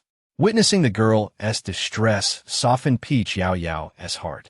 The young lady was strikingly beautiful and possessed a maturity in her figure that belied her age, attracting unwarranted attention in this post-apocalyptic world. It's all right. Brother you will protect us, and he will be happy doing so. Peach Yao Yao cast a glance at Yu. Isn't that right, brother you? Yu, his face perpetually grim, seemed to crack slightly as he nodded stiffly. See? Brother you has spoken. He finds joy in protecting you. Do not be sad. You're still young. When you grow stronger, you'll protect us in turn. On y esprit lifted. Her gaze turned to Peach Yao Yao with a touch of confusion. Sister Yao Yao, can I also protect everyone? Of course. Trust your sister. With a measure of spiritual energy still intact, Peach Yao Yao examined Hong Yi's physique. The girl's remarkable development was linked to her dormant abilities yet to be awakened. Hong Yi bit her lip, contemplating that Sister Yao Yao, being so kind, was likely only trying to comfort her. What shall we do next? Most of our supplies have been taken, and there are still them. Yu gestured towards Zi and Laozi, who were squatting nearby. Strangely enough, he found himself unusually inclined to heed Peach Yao Yao's words, and he did not mind this newfound inclination. Peach Yao Yao coldly swept past the black bear spirit and the salted fish spirit, feigning indifference as she slowly glided her hand across her neck, enacting a mock execution. No, please. Good sister, spare me. No, dear aunt, great-grandmother, have mercy. The two, terrified, knelt on the ground, weeping profusely. Wait, I was merely jesting. Peach Yao Yao, stifling laughter, was startled by the actions of Yu and Jin Yi. Yu, with the extinguished fire dragon in hand, and Jin Yi, clutching a knife, exchanged puzzled glances with her. The bewildered expressions in their eyes made Peach Yao Yao feel slightly guilty. I was just teasing them. Frustrated, Peach Yao Yao thought that while she wished for these nuisances to meet their demise, she still needed to keep them around for now. According to the storyline, in a few months, these rascals must be oblivious to their fate as they kidnap and Wan, only to be thwarted by the heroic Gu He. Presently, the troublesome faction was in disarray, yet she had not faced any misfortune, indicating that the plot had not deviated. As long as she retained these three, she remained within the narrative. Sister? Jin Yuye's gaze lowered, obscuring her eyes, but her tone bore a hint of grievance. Does our righteous team need to run errands? Peach Yao Yao spoke whimsically, regretting her earlier intimidation of the two. Now, tell me, will you listen to our brother Yu, or to Qin Feng? Zi and Laozi had nearly been driven mad over the past few days, perpetually teetering on the brink of despair. Upon hearing Peach Yao Yao's words, they immediately bowed their heads fervently. We will listen to Brother He. We are utterly devoted to you. You are our rebirth parents. Peach Yao Yao gazed at their comical display of kowtowing and weeping, feeling little else within. She was a spirit, not a saint. Despite their current pitiable state, one must remember their past transgressions of robbing survivors, tormenting captives, and feasting on human flesh. Once she accumulated a few more crystal cores, she would deal with them accordingly. Yu watched Peach Yao Yao in silence, pondering her intentions. Brother Yu, seeing their sincerity, perhaps we should keep them for now, she proposed. However, after much contemplation, she found it difficult to envision any useful role for them. Let us keep them as guards, Peach Yao Yao mused inwardly. Even that seemed too much to ask. Yet, for the sake of her survival plan, she decided to tolerate it. Qin Yu nodded slightly in agreement, while Peach Yao Yao smiled. She had not employed any illusionary arts on him. He was genuinely innocent. After ruffling the head of the somewhat forlorn Jin Yi, the little puppy settled down, casting aside its weapon to lean against her. All set. Brother Yu, what has happened to Qin Feng? Is he still alive? Peach Yao Yao kicked the man lying on the ground, uncertain whether his absence constituted a breach of the narrative. He had been administered medication and injured by supernatural powers, leaving his survival in question. Chapter 14. He Zi and Laozi suffer the loss of their names. Yao Yao pondered that relying solely on the black bear spirit and the salty fish spirit for the kidnapping of Wan might not be particularly feasible. Subsequently, she frolicked within the narrative, engaging in a rather furtive development. Peach, with an air of mystery, beckoned to Yu, leaning closer to whisper in his ear. Is his injury severe? Can we rouse him briefly, but without fully awakening him? Yu took a step back, creating some distance. There are no hospitals available now, and we lack the wood-based abilities to assist him. The only option is to seek help from a wood ability user at the base. Yao Yao feigned nonchalance as she playfully kicked the prostrate Yu, causing his body to tremble slightly from the unexpected stimulus. In reality, she had merely employed her spiritual energy to conduct a cursory examination of his condition. Fortunately, his injuries were not severe. The physical constitution of an ability user is generally robust, and the latent energy within their bodies can facilitate a degree of healing. Thus, it can be concluded that ability users share a similarity with zombies, as both possess a crystal core. However, zombies appear to be akin to beings possessed by demonic entities. Yao Yao contemplated for a moment and decided that Qin Feng must be saved. With this resolve, she formed hand seals, conjuring a delicate green luminescence to illuminate the scene for all to see, gradually channeling it towards Qin Feng. She pretended to perform an elaborate display in the air, when in reality, she merely executed 2 healing spells. Sister Peach, are you an elemental user of wood? Red Leaf exclaimed, embracing her in excitement. Peach blushed and offered an apologetic smile. My level is rather low, and I possess little power. I am uncertain if I could succeed in saving anyone. In the vehicle, it was you who assisted us in overcoming the sedative. Yu spoke with an expressionless countenance, his tone resolute. Yao Yao no longer pretends. The initial intention was merely to cultivate goodwill. Indeed, witnessing your struggles back then was quite distressing, so I endeavored to provide some healing. Yet, my abilities were limited, and I cannot ascertain whether it had any effect. Thank you, Sister Tao. Yao Yao, noticing the glistening eyes of Red Leaf, quickly grasped her hand, saying, Do not be modest. I merely wished to ease your discomfort and was of little assistance. It is truly thanks to Brother Yu that we are safe. Would you agree? Indeed, Red Leaf fervently nodded. Sister Peach and Brother Yu are my saviors. I shall repay you both. Yu, caught under her fervent gaze, felt an unusual shyness breach his typically stoic demeanor, turning his face away while engaging in conversation with Yao Yao. Your ability level is low. You should only try if you must. Do not overexert yourself to save him. The depletion of an ability is no trivial matter.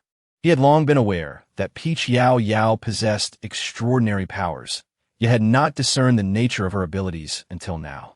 Thus, her mastery over the wood element did not astonish him. Instead, it was Jin Yuyi, who had been closely tethered to Yao Yao, whose expression turned grim. He realized that she was not being truthful. If she were indeed an ability user, he would have sensed it. However, he dared not voice his doubts. As long as he could remain by her side, he was content. After casting another healing spell, Qin Feng coughed a few times, gradually waking from his stupor. His first sight was of Yao Yao, who was treating him like a test subject, her smile radiant as spring. His heart fluttered at the sight. Master, he coughed. Yao Yao's smile nearly faltered as she recalled the control spell she had cast on him. With his resistance waning and her own infusion of spiritual energy, he was now completely entranced. Yet, she had no intention of releasing him from her grasp. Controlling him served her purposes well. Originally, she had only intended to awaken Qin Feng, but seeing him so obedient, she decided to cast a few more healing spells upon him. Call me, fourth sister. Qin Feng rose, kneeling before Yao Yao with utmost respect. Fourth sister. Witnessing the astonished expressions of those around them, Yao Yao offered an awkward smile. His injuries are severe, particularly to the head, which my abilities cannot yet mend. I shall find a way later. Please do not take offense. She then commanded Qin Feng to rise and introduced him to everyone, designating Yu as the eldest brother, Jin Yuyi as the second brother, and Red Leaf as the third sister. Then came the introductions of Hey Z and Laozi. These are our subordinates, Black Bear and Salted Fish. The two, bereft of their original names, accepted their new titles with tears in their eyes. Though Qin Feng appeared somewhat dazed, his abilities remained intact. Peach Yao Yao did not hesitate to assign him and Black Bear, Salted Fish, to gather usable supplies. The four of them settled down on 2 clean tree trunks. Peach Yao Yao suggested, "Henceforth we shall address one another in this manner. Brother Yu is the eldest, Brother Yi the second, Sister Hongye the third, and I, the fourth sister." It was evident that Hongye felt somewhat bashful about being addressed as her elder sister, but Peach Yao Yao swiftly interjected, declaring, "I have no family left. You all are my true family from now on." At this, Hongye's eyes glistened with unshed tears. Indeed, she too had long been without kin. Although she yearned to call Peach Yao Yao sister, the latter appeared to be of similar age, perhaps even younger, a reflection of her own perceived weakness. She resolved to find ways to grow stronger, vowing to protect Sister Peach in the future. Heiyu and Jinui were equally moved, nodding in affirmation. At that moment, the sun, previously cloaked by dark clouds, broke free from its suffocating shroud, casting its warm and radiant light upon the 4 young souls.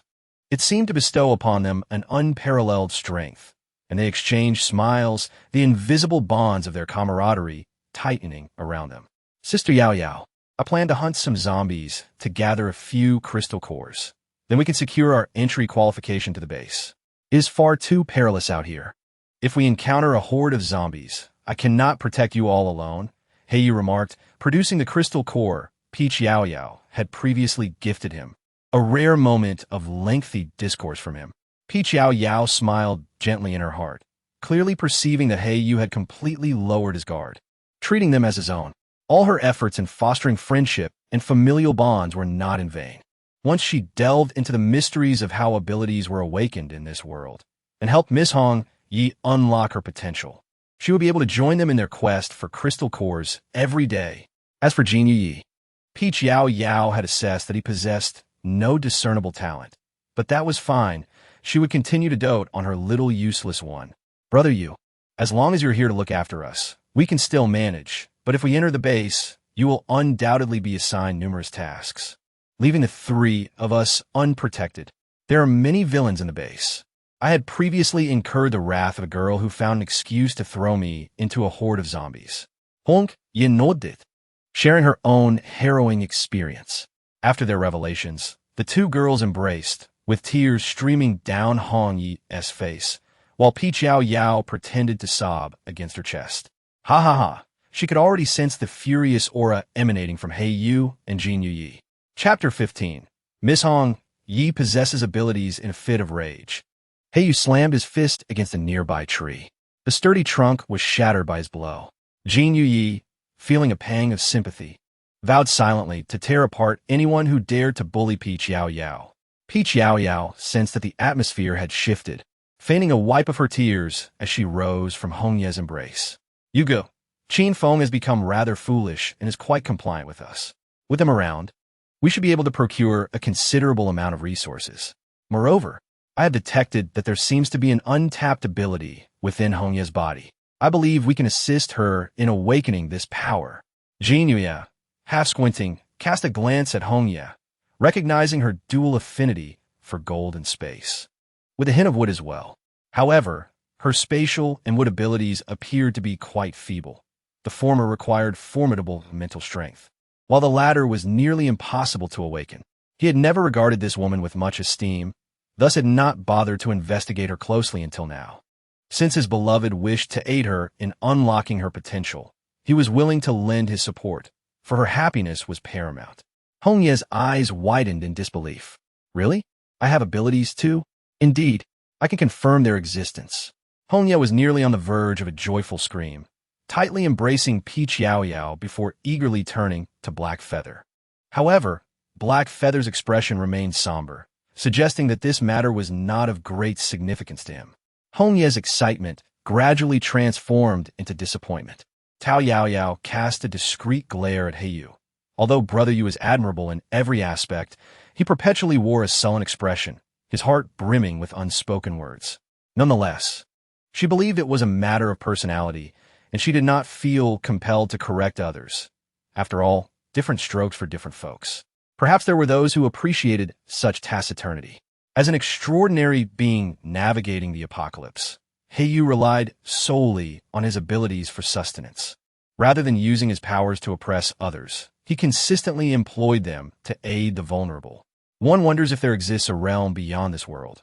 If so, Heiyu would undoubtedly be a celestial being enduring trials among mortals. Yao Yao found her previously forced cheerfulness waning as she contemplated her circumstances. Logically, in a world divided by heaven and earth, there must exist a triad of spiritual forces nurturing life: the righteous, the malevolent, and the intermediary. In her former realm, the celestial beings and demons occupied the upper echelons, while humanity resided in the middle, and the infernal demons were relegated to the bottom. The more profound the lineage, the weaker the power. Thus, those like her, endowed with ancient bloodlines, were born at the pinnacle. Yet the closer one stood to the summit, the more acutely one perceived their own insignificance. Countless miniature worlds exist, each evolving differently along the continuum of time. Ultimately, what remains across all worlds is the legacy of humanity, for they do not rely on the spiritual energies of their worlds for cultivation, nor do they use such energies to sustain their corporeal forms. The less they depend on spiritual energy, the more likely they are to endure as the world's energies dissipate. In her world, the demon realm had long succumbed to the celestial and demonic realms, nearing extinction. Subsequently, the apex deities of the divine realm chose to recline, liberating their restrictions and allowing a seamless integration with humanity. Conversely, the demon realm exerted the utmost effort. The elders at the top relentlessly sought to absorb energies from other worlds to prolong their own. As a scion of an ancient bloodline, Yao Yao was naturally bestowed with high expectations, yet that was not a path she wished to pursue. Therefore, she resolved to recline as much as possible, refusing to exert herself. However, she never anticipated finding herself in this predicament. With her current demon core and spiritual prowess, not only was exploring the laws of this world out of reach, even finding her kin seemed a daunting task. Survival itself was in question. The more she pondered, the more despondent she became. The corners of Yao Yao's eyes began to glisten with unshed tears, and she felt a genuine urge to weep. She had consciously avoided such thoughts, knowing that sorrow was the most futile of emotions. Yet, her fragile defenses crumbled under the weight of her own musings. It was all Black Feather's fault.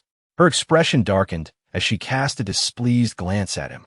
Observing the reddening corners of her eyes, Jean Yuya, who had been closely monitoring her, felt a pang in his heart.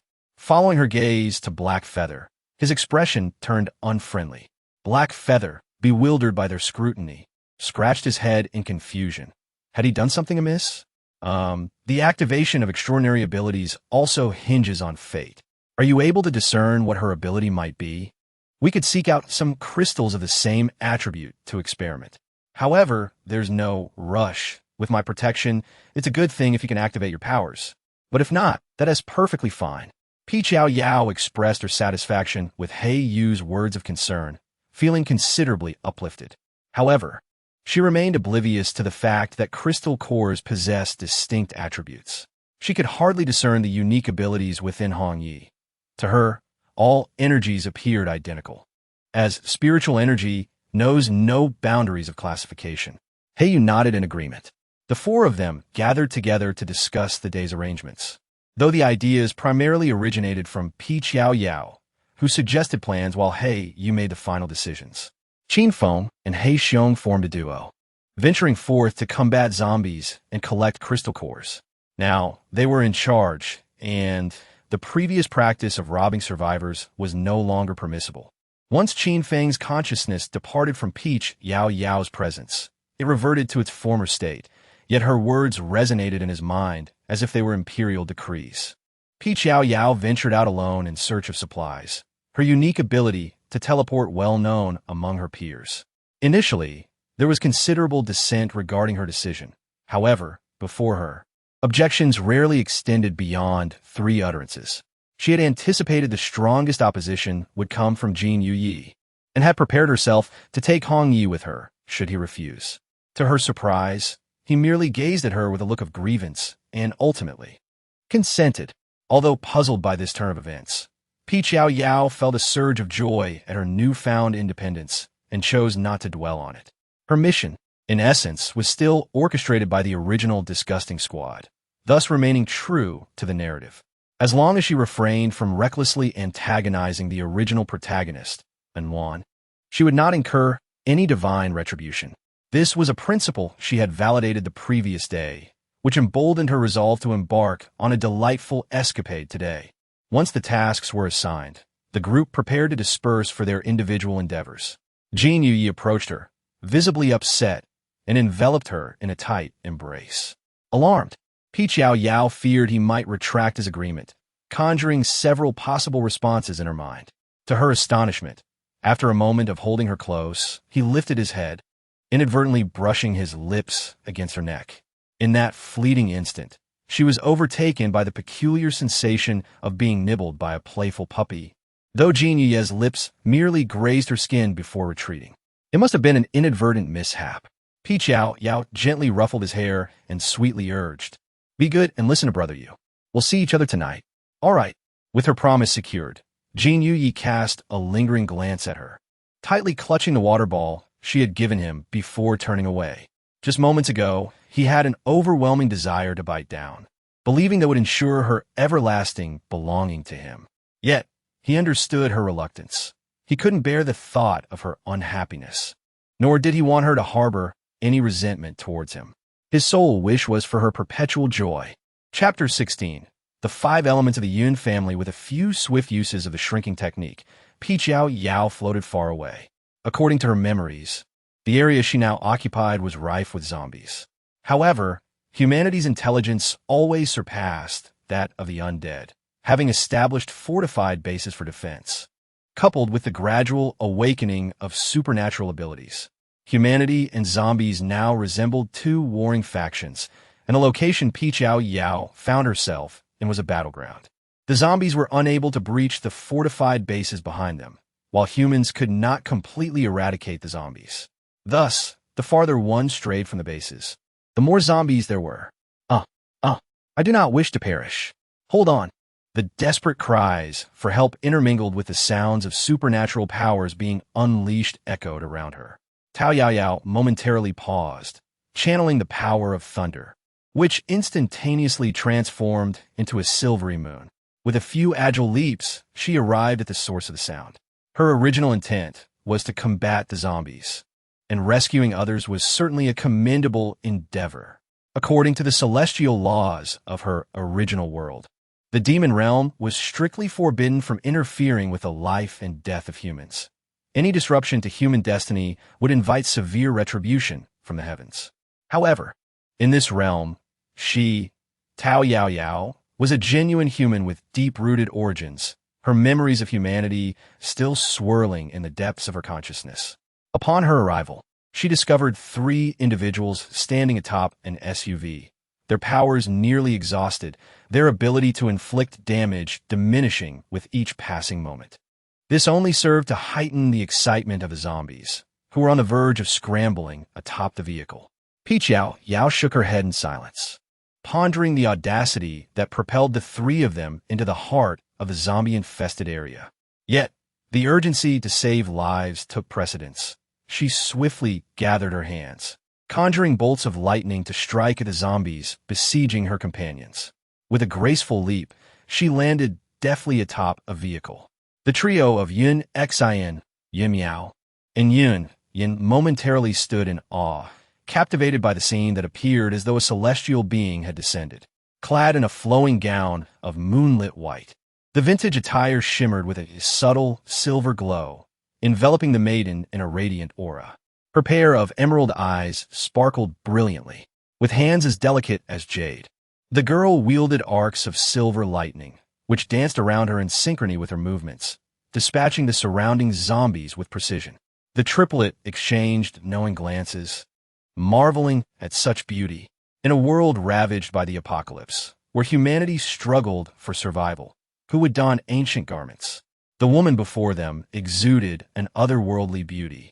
And yet, if deities truly existed, how could they allow humanity to descend into such dire straits? Peach Yao Yao remained oblivious to the thoughts of the three stunned individuals before her. Otherwise, she would undoubtedly commend them for their keen insight. Indeed, the lady is a fairy, neither entirely divine nor wholly ethereal. However, the surrounding zombies offered little opportunity for familiarity to the group. Although Peach Yao Yao's lightning powers were formidable, they were comparable to those of human abilities, which are not inexhaustible. With the current zombies dispatched, new waves continued to surge forth from the distance. This predicament could not persist. On the count of three, you three will launch your attack together. 1, 2, 3. At the utterance of her frigid command, the trio did not hesitate for a moment. They promptly prepared themselves, and with the signal, their powers surged forth rapidly. Channeling their utmost strength, they successfully eradicated a circle of zombies. In that fleeting moment, Peach Yao Yao seized the three and tossed them into the vehicle. Hurry, drive. Peach Yao Yao initially intended to see her good deed through by driving them away, but she was a demon and had never acquired such a skill in her lifetime. Yin swiftly rolled into the driver's seat, his hands moving with astonishing speed. He understood that even a moment's delay could mean their doom. As he coordinated seamlessly with her, witnessing her lightning strike a path through the horde of zombies, he pressed the accelerator to the floor, and the vehicle roared to life, propelling them forward. After covering several kilometers, they finally shook off the relentless undead. Yin found a small lakeside to bring the car to a gentle halt.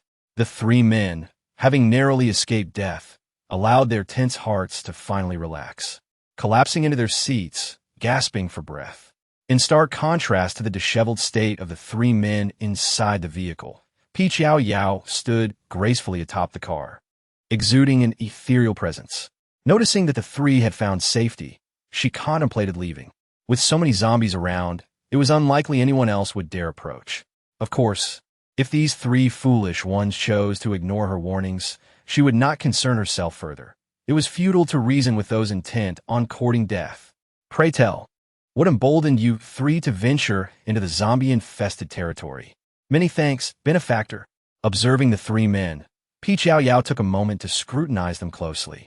Each bore unique features, yet shared a striking resemblance, suggesting a familial connection. Very well, I sense your sincerity. You may rise.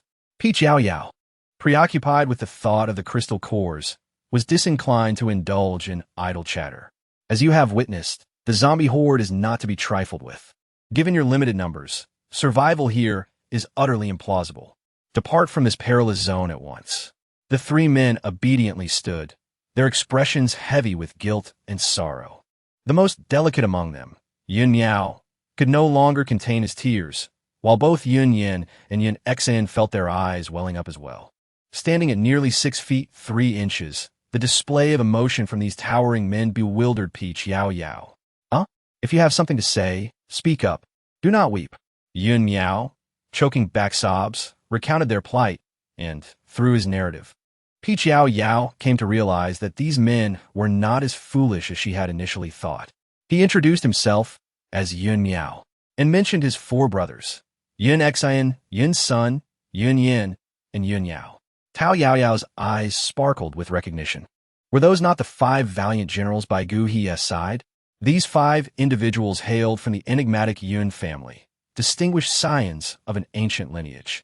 They perfectly embodied the 5 elements of gold, wood, water, fire, and earth, each a formidable force in their own right. Yet, when united, their power rivaled that of 100 warriors. In a world teetering on the brink of collapse, it was imperative for such hidden families to emerge. Who else could take a stand? Thus, these 5 were among those chosen from a young age to embark on a mission to save the world. The Yin family boasted a vast stronghold, far surpassing the modest base of Gu He. However, as the protagonists' loyal subordinates, they were fated to encounter dire tribulations. How else could the hero rescue them and earn their allegiance? Currently, they faced an immense crisis. Yun Yao, the earth element ability wielder among them, lay gravely injured by a horde of zombies, on the brink of death. The members of the Yun family scoured the land for medicine, and after extensive inquiries, they discovered a potential remedy within the zombie-infested territory. Chapter 17. Spatial Abilities? This melodramatic twist prompted Yao Yao to reflect on her own inexplicable arrival in this world, rendering everything seemingly logical. Moreover, it allowed her to weave together the narrative threads of the story. The spiritual core could be considered a demon essence left behind after the fall of a great demon from their kind. Typically, the essences of lesser demons would dissipate upon their demise. Yet, how could a powerful demon easily succumb? Thus, such artifacts were exceedingly rare and precious even among the demon kin, let alone in this realm. Not only did the Yun brothers desire it, but she too found herself in dire need. Ultimately, it would be Gu He who procured this essence and bestowed it upon them, leading to their unwavering loyalty in gratitude for his aid. Yao Yao's mind began to calculate. She pondered whether the spiritual power of Ling Xian would prove more advantageous, or if the Yun family's base along with the 5 tigers of the Yun clan would be a better fit. After some contemplation, she ultimately concluded that the spiritual power was indeed superior. She had no desire for the person involved and could completely refrain from participating. However, the prospect of causing Gu Hian discomfort brought her a peculiar sense of satisfaction. In a moment's time, Yun Yan's mood stabilized, and he earnestly bowed to her. "Benefactor, I am yet unaware of how to address you. My brothers and I are determined to repay your life-saving grace. I am called Inyu. If you wish to express your gratitude, you must first survive," she urged. "We must leave swiftly. This place is far too perilous." Yun Yan bit his lower lip, the delicate flesh torn and stained with crimson, complementing his attire of red, rendering him all the more enchanting. "We appreciate your goodwill, benefactor." But Yao Yao cast a sidelong glance at the 2 brothers, Yun Xian and Yun Yao, who were bowing their heads. Zun Xin, endowed with the power of gold, donned a yellow long-sleeved hoodie paired with brown trousers. His pale complexion and crescent-shaped eyes suggested that he would possess an enchanting smile. Yet he currently wore a furrowed brow. Yun Miao, possessing the ability of water, was clad in a sky-blue hoodie and black trousers, his features significantly more delicate than those of his siblings. It was evident that the Yun brothers were quite handsome, a testament to their selection as the finest from an esteemed family. Yao Yao let out a silent sigh within her heart, recognizing that the unfolding narrative still involved them. Thus it was unlikely that any mishap would occur this time. "I shall refrain from advising you further. Do exercise caution. Until we meet again." With a wave to the trio, Yao Yao prepared to depart, for the precious crystal core awaited her. "Wait, benefactor Silver Moon." Yun Xian stepped forward, calling out to her. Yao Yao gazed at him in confusion. "Is there anything else?" Among the 3 brothers, Yun Xian was the least talkative, apart from a few expressions of gratitude. It was primarily the other 2 who engaged in conversation. Yao Yao initially believed he possessed social anxieties. This is the token of the Yun family, which I wish to present to you, our benefactor. I sincerely hope you will accept it." Yun Xian retrieved a piece of jade from his pocket and handed it over, saying, "Should you encounter any matters in the future, you may present this token at the Yun family base to seek assistance from any member of the Yun family." "Very well, I shall accept this. Please do not be so formal. You may simply call me Inyu from now on." Yao stepped forward and took the jade from Yun Xian's hand, inadvertently brushing against his palm as she withdrew. "How warm." Yao Yao has only just realized that since her transformation into Silver Moon, her body temperature seems to have diminished somewhat. Typically, the corporeal forms of fairies are pleasantly warm, often surpassing that of humans. However, she had not noticed Silver Moon's temperature until she had a point of reference, which now strikes her as peculiar. Yet, it is not a pressing concern. At this moment, she is rather disinclined to seek answers to her queries. Instead, she feels it more prudent to focus on refining her demonic elixir. Recently, she has been plagued by a strong premonition. If she does not strengthen herself before the protagonist in Nuan becomes formidable, the day in Nuan and Gu He unify the world shall surely be the day her soul is scattered, struck down by lightning. Silver Moon, dear girl. You still do not realize why you are here. Yin Xin's face flushed with embarrassment as he spoke hesitantly. Peach Yao Yao's eyes fluttered open slightly, pondering if this peculiar behavior was a result of her own inadvertent touch, causing her to feel a tinge of shyness. However, despite her lineage being associated with the peach blossoms, she had no desire to leave traces of peach blossoms everywhere. She had her own matters to attend to, and thus, she bid farewell, declaring that the verdant mountains would remain unchanged and the flowing waters would endure, leaving the possibility of future encounters open. With that, she hastily leaped away without sparing a glance at the expressions of the three behind her. It was only when she confirmed that they could not catch up that she casually found a withered tree to ascend. Upon closer inspection of the jade piece given by the Yun brothers, which was referred to as the Yun block, she discovered it to be an exquisitely carved piece of white ice jade. The faint aura of spiritual energy emanating from it assured her of its considerable value. Furthermore, having such spiritual energy nearby would greatly aid her cultivation, rendering it a splendid treasure. Oftentimes, humanity speaks of treasures that avert calamities or nurture the spirit, which can indeed be attributed to the unique effects of this spiritual energy. Fortunately, this was a gift willingly bestowed upon her by Yun Xian. Otherwise, for an object of this caliber, were it obtained through treachery, she would likely not only fail to benefit from its spiritual energy, but also attract envy, thereby incurring a curse of misfortune. The small piece of white ice jade bore intricate carvings.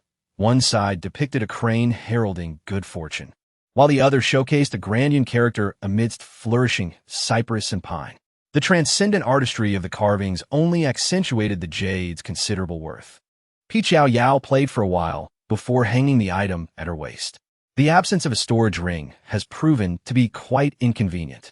However, once her spiritual energy is replenished, she plans to procure some exquisite crystal cores to craft a ring, employing a few spells to create a storage space. Such minor spells are hardly worth mentioning.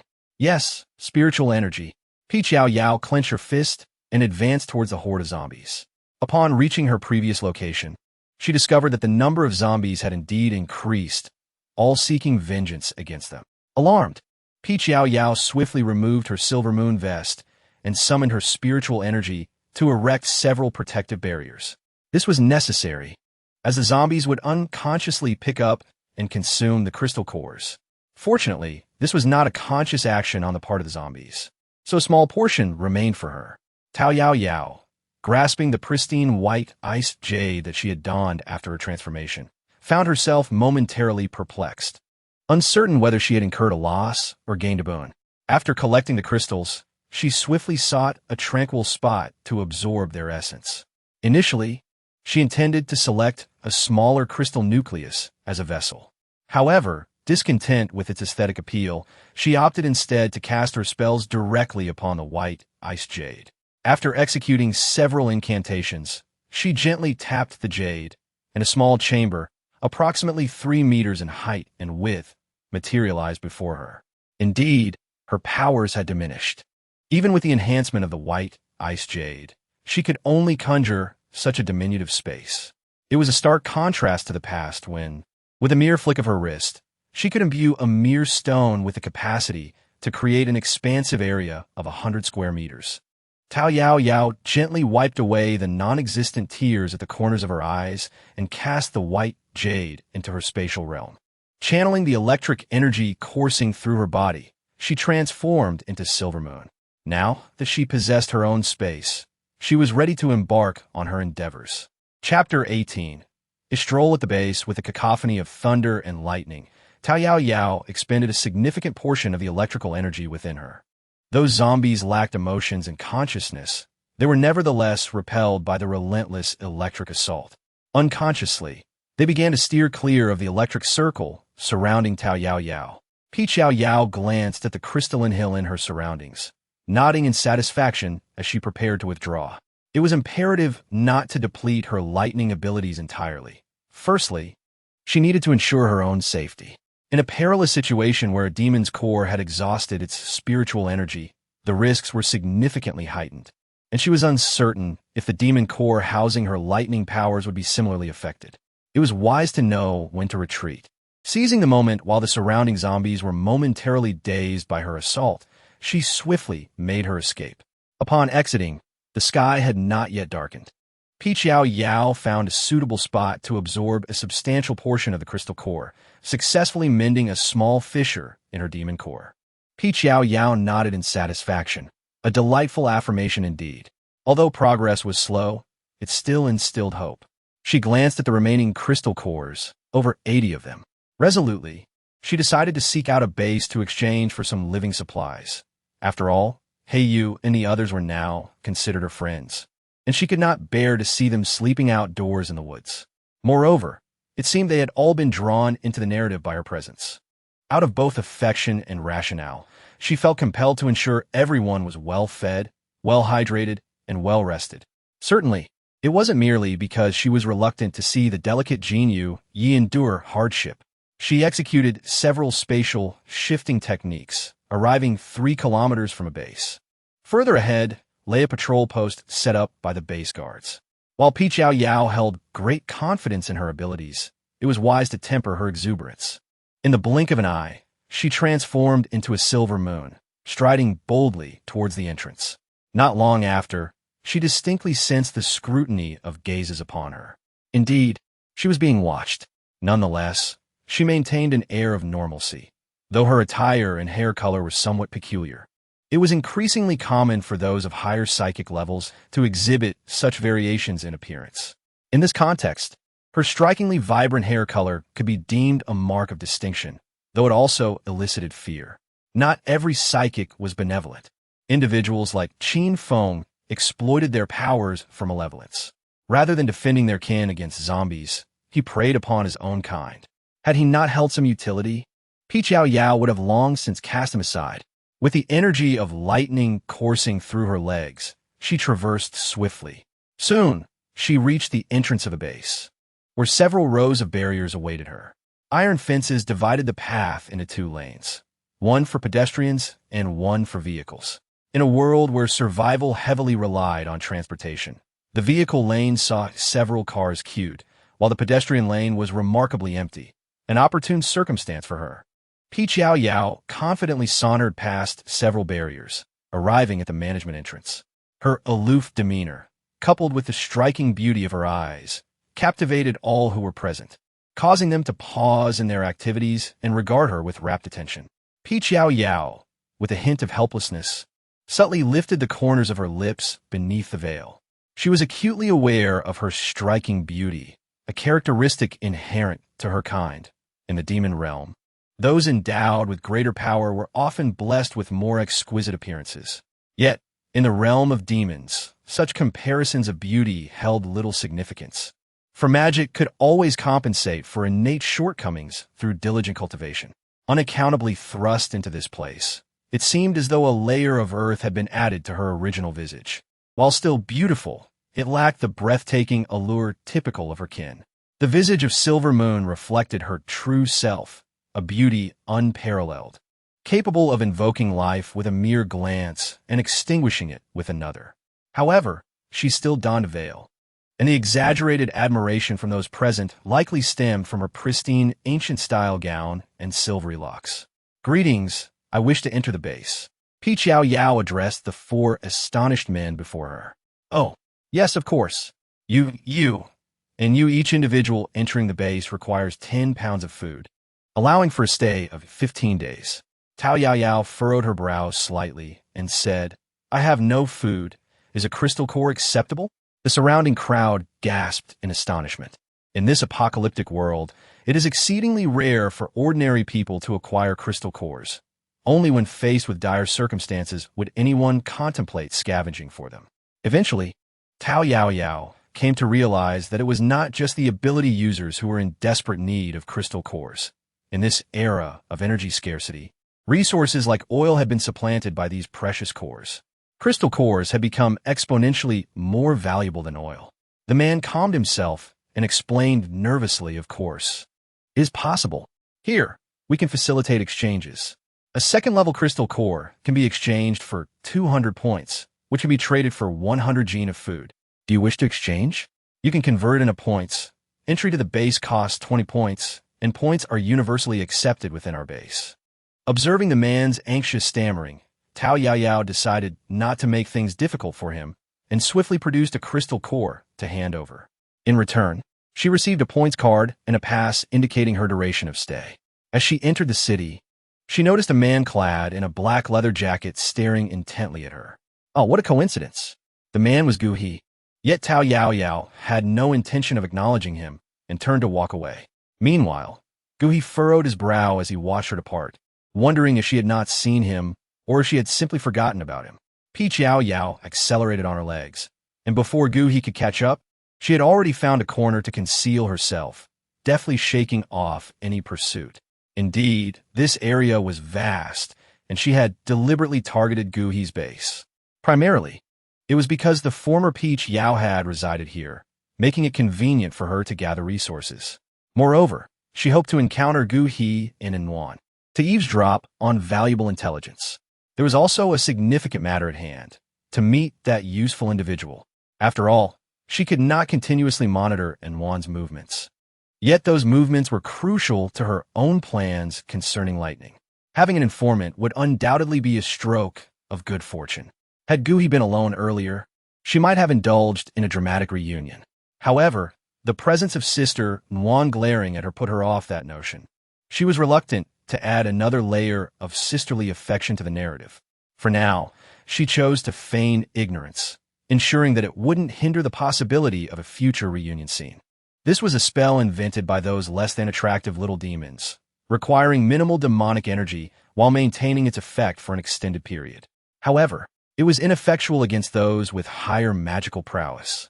She had merely observed it once and learned it, although she currently found Gu He quite bothersome. She had once harbored a deep affection for him while reading. Stance determines everything. Despite her disdain, she felt compelled to commend him.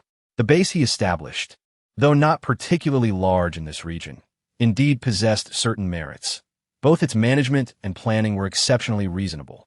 The faces of the inhabitants reflected a yearning for life and hope for a better future. In simpler terms, it was bustling with vitality. Chapter 19. Finding an insider accessing the base necessitated a contribution of food, serving as a basic value of contribution, akin to points. However, upon entering the base, one could enjoy complimentary communal accommodations, and the base offered employment opportunities. Of course, different jobs yielded varying amounts of points, but even the least skilled laborer could earn enough points for 2 meals. Securing a job allowed one to obtain a work card, significantly reducing the basic living expenses, with the required points decreasing over time. Thus, as long as one entered the base and worked diligently, survival was practically assured. Those with abundant resources could even use points to purchase housing, hire help, and indulge in leisure and entertainment. In the aftermath of the apocalypse, most humans opted to reside in bases. However, private bases, as the name suggests, offered no absolute fairness. Numerous unsavory dealings abounded within. Gu He was considered a prodigy in management, understanding the highest tenet of obedience and adoration. Most of the managers in his base owed him favors, and coupled with his promotional efforts, who among the women here would not aspire to share Gu Deshao's bed? The primary concern of other bases was rebellion from within, a worry Gu He never had to entertain. No one desired to revolt against him. At most, they competed for his affection, engaging in petty jealousy. Yet, while the narrative painted Gu He as extremely popular, devoted solely to Anwan, inseparable from her, the current situation suggested otherwise. She was not blind. It was evident that Gu He did not hold Anwan in particularly high regard. However, perhaps Gu Desha harbored a rich inner world. Having read numerous stories of domineering leads, Yao Yao understood this well. The trials of pursuing one's beloved, she comprehended. Lost in her musings, she wandered into the base's free market. In truth, she could have directly exchanged her crystal cores at the management office. Point could be traded for various resources at fair prices, yet she found it tedious. Why would Gu He not rush over immediately? Regardless of what this brother might think internally, the curiosity and desire for conquest he exhibited towards her were unmistakable. Most likely, He had taken an interest in her lightning abilities and was scheming to recruit her for his own purposes. She wasn't strong enough yet and had no desire to engage with him until she refined her demon core. The free market boasted a plethora of goods. Holding the valuable crystal cores, Yao Yao felt no need for hesitation, swiftly acquiring anything that caught her fancy.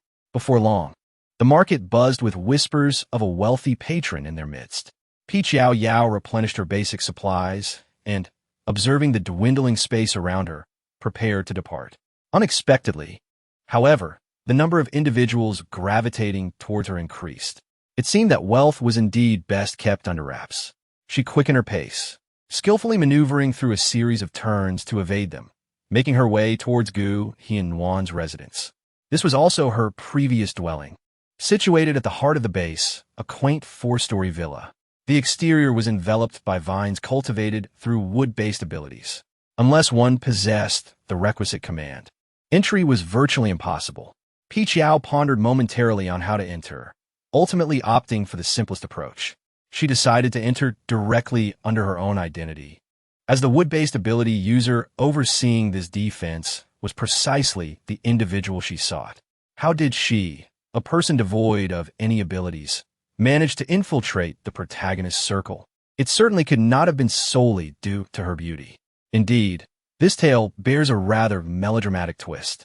Before the apocalypse, Yao was the daughter of a wealthy family, and she shared a bond with Gu He that could be considered a form of childhood companionship. The young lady, possessing both beauty and kindness, inadvertently rescued a young boy named Gao Ying, who had been bullied by others. Following the onset of the apocalypse, Gao Ying awakened his formidable wood abilities, earning the respect of Gu He, who extended multiple invitations for him to join his team. Initially, Gao Ying was reluctant to team up with Gu He, as he harbored a disdain for those self-important, wealthy individuals. Yet, as I reminisce about Yao Yao, a sense of helplessness washes over me. In the aftermath of the apocalypse, a boy has persistently shielded her in secrecy. Yet she has resolutely set her sights on Gu He. She has compelled the boy to acquiesce to Gu He's request for partnership, stipulating that she must be included. Consequently, she has entwined herself within Gu He's circle. Alas, Gu He perceives only those of utility. Her, a mere ornamental figure lacking in martial prowess, is nothing but a source of annoyance to him. In truth, Gao Ying possesses considerable charm and wields formidable wood-based abilities, yet his taciturn nature renders him susceptible to bullying. Thus, the rationale behind Yao Yao's choice to recruit him as an insider is twofold. She aspires to draw him into her faction, while she cannot offer love. As an expert in emotions, Yao Yao is determined to cultivate a more optimistic disposition in him, hoping to usher in a flourishing romance for him in due course. Whether as a being of magic or a mere human, the essence of life lies in joy. Disguising her appearance by removing her illusionary visage, she dons a mask and a cap, opting for a side entrance to avoid an ill-fated encounter with Gu He and his companions. She raises her hand to pat the towering vines, but before she can utter the password, the defensive vines writhe violently. A gentle green gust sweeps through, and a man clad in black suddenly materializes before her. The familiar black hoodie, thick bangs, and cumbersome black-rimmed glasses obscure much of his handsome face. Yao Yao removed her mask and exclaimed, "Gao Ying, it has been such a long time. It truly is you." Gao Ying's complexion appeared rather poor, and a faint stubble adorned his lips, making him look even more haggard. Yao Yao stepped forward and grasped his sleeve, guiding him inside. "It's me. I haven't seen you for several days, and you appear so haggard," she exclaimed. "This is not a suitable place for conversation. Let us enter." Once they had discreetly entered Gao Ying's room, Yao Yao finally exhaled with relief. "Have you been worrying about me these past few days? You seem to have neglected your rest." Upon hearing her candid words, Gao Ying's face flushed instantly. How had she transformed in such a manner, and yet he found himself not disliking it at all? The words "you think too much" lingered on his lips, but remained unspoken. "So where have you been these past few days? I searched everywhere for you." And I thought as Gao Ying spoke, he felt a heat rising to his face and awkwardly turned his head away, avoiding her gaze.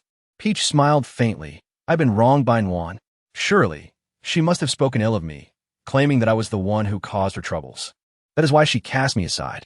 Gao Ying, given the depth of our relationship, you must not heed the words of others, nor should you doubt me. She has always despised my proximity, which is why I can only sneak out to see her each day. Have I truly abandoned you outside the base? Gao Ying's voice turned icy. He had naively believed she was merely throwing a tantrum, sulking within the confines of the base. Gu He, Anwan. Yao Yao observed Gao Ying's evident surge of anger and instantly comprehended the situation. It seemed that Anwan had not dared to confess that she was the cause of her own plight. It appeared that everyone else understood that Gao Ying would go to great lengths for her. Only the former foolish Yao was oblivious to the blessings she possessed. Chapter 20. Gao Ying is a true friend. Yao Yao underestimated Gao Ying's feelings of gratitude towards her. The carefully prepared words barely escaped her lips. Gao Ying assured her that he would keep a close watch on Anwan and Gu He, providing her the opportunity for revenge. However, one should not underestimate Gao Ying.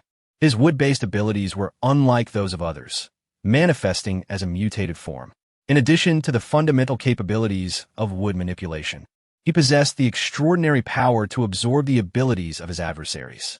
Otherwise, Gu He would not have compromised himself to meet his terms. Are you truly safe out there? Gao Ying asked, concern etching his features as he gazed at her. She possessed no abilities whatsoever. Leaving the safety of the base was indeed perilous. Although Gu He was formidable, a desperate strike could very well endanger him. Yao Yao snapped her fingers at him, reassuringly stating, do not worry. I have awakened my wood-based abilities, and I have also acknowledged an elder brother, so I am quite safe. Is that so, elder brother? Indeed, indeed. You need not fret over me. This is the walkie-talkie I purchased. Henceforth, we shall communicate through this. In the post-apocalyptic world, telephones can no longer function. Yet walkie-talkies have only improved with time. Technicians have specifically enhanced them, utilizing crystal cores as their power source. The coverage can span several hundred kilometers, and a single crystal core can remain on standby for approximately a year, making them both practical and economical. Naturally, most people cannot afford such luxuries. For Gao Ying, Yao Yao had already prepared a crystal core for the device. Furthermore, she planned to set aside a few more crystal cores for him later, as one ought to treat their informants well. After all, Gao Ying's gratitude was not solely directed toward her. She felt a twinge of guilt in utilizing him, albeit only a slight one. As a being of ancient peach blossom lineage, during her prime, a mere smile could compel numerous males to lay down their lives for her. Gao Ying held the compact walkie-talkie in his hand. He recognized this model, valued at over 5 crystal cores. With newfound courage, he raised his gaze to scrutinize Yao Yao closely. She seemed altered from her former self, devoid of the haughty demeanor of a spoiled heiress, continually offering him a sweet smile, which remained as charming and inviting as ever, rendering her approachable and warm. Yet, he sensed an inexplicable distance between them. How could he possibly refuse her words? He presented a wooden tag, carefully removing it from around his neck, extending it towards her with caution, as if fearing her disdain. Though separated by fabric, it remained clean and untainted.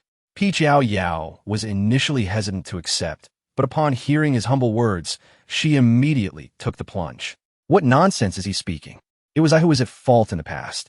As the apocalypse loomed, I found myself on the brink of becoming someone else's plaything, unable to bear the burden within. Thus, I resorted to venting my frustrations on those closest to me, often uttering unkind words towards you. Yet, you must promise me one thing. What is it? Yao Yao adorned herself with a wooden plaque around her neck, lifting her gaze to meet his somewhat insecure eyes. Forget all the harsh words I once uttered. We're good friends. Always will be, and from now on, I shall protect you. Many years ago, she had stood resolutely before those who tormented him, voicing these very sentiments. He still recalled the day he was pinned against the urinal, assaulted, as suffocation and pain obscured his vision of the world. It was only upon her arrival that the world regained its hues. The trees outside shimmered in vibrant green, and the sky radiated a deep azure. She was a beacon of light. Yes, my dear friend. How wonderful. As Yao Yao departed, she left a few crystal cores and some provisions for Gao Ying. Although he did not place much value on these items, Gu He, that shameless individual, took advantage of Gao Ying's honesty. Gao Ying had done so much for him. Yet he merely dined on the ordinary staff meals provided at the base, and his living conditions were hardly worth mentioning. One must cherish their own subordinates. If it were not for the necessity of keeping watch over them, she would have taken Gao Ying away with her. Initially, she held no particular feelings for Gao Ying, but having forged a friendship, he became one she was determined to protect, and she could not allow him to be bullied. After stepping out, Yao Yao removed the wooden plaque from her chest and gently squeezed it. "Good brother, bear with it for a while. I shall lead you away from this sea of suffering." However, this gentle squeeze astonished her. This is Gao Ying. She had assumed it was a meaningful, ordinary talisman, but to her surprise, it was Gao Ying's wood-based supernatural ability root. It was equivalent to the demon core of their demon race. How could such a precious item be given as a gift? Recalling his previously humble demeanor, her advance abruptly halted. She clasped her hands together, gathering the majority of her remaining spiritual energy, which coalesced into a tangible form, slowly transforming into a pink, translucent orb. She then channeled her energy to weave a chain, casting several spells to create a small space. Having accomplished this, she swiftly appeared before Gao Ying, who was startled. And without allowing him the chance to formulate an explanation, she hung the spiritual orb chain around his neck. Observing his bewildered expression, she urged him to close his eyes.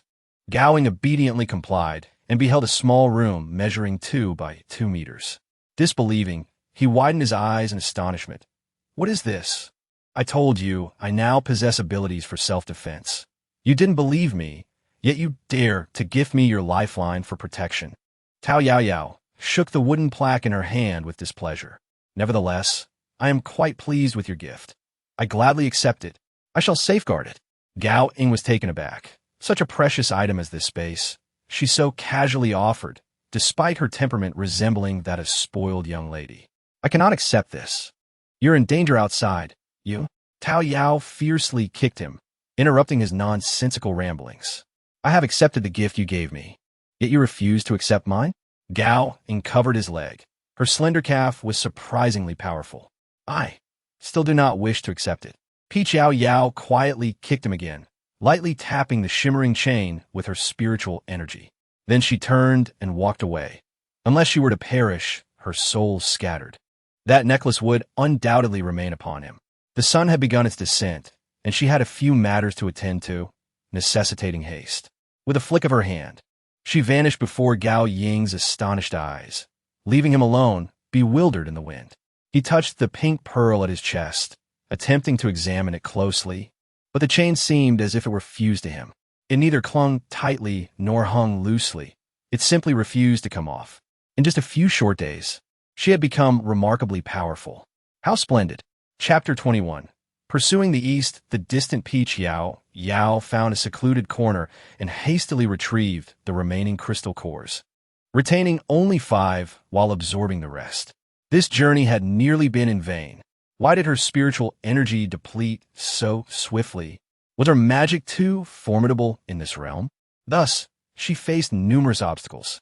Clenching the wooden token in her hand, Yao Yao sighed, deciding that this token, belonging to Gao Ying with its rich wood elemental energy, could nourish her demon core. Over time, it might even possess healing properties.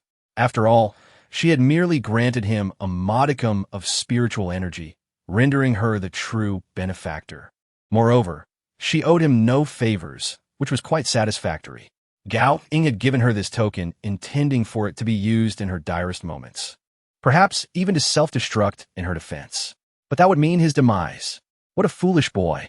The spiritual orb she had bestowed upon him was similarly effective, capable of deflecting a fatal blow. It was also connected to her consciousness, allowing her to sense its condition whenever she wished. Suddenly, she felt that her gift had been undervalued. Her spiritual orb was far more useful. Shaking her head, Yao Yao dismissed such thoughts, casting an illusionary visage upon herself as she made her way to the base's tea restaurant. At this hour, the ever-optimistic Yuan would surely be indulging in afternoon tea with her friends, oblivious to the hordes of zombies and the plight of wandering humanity.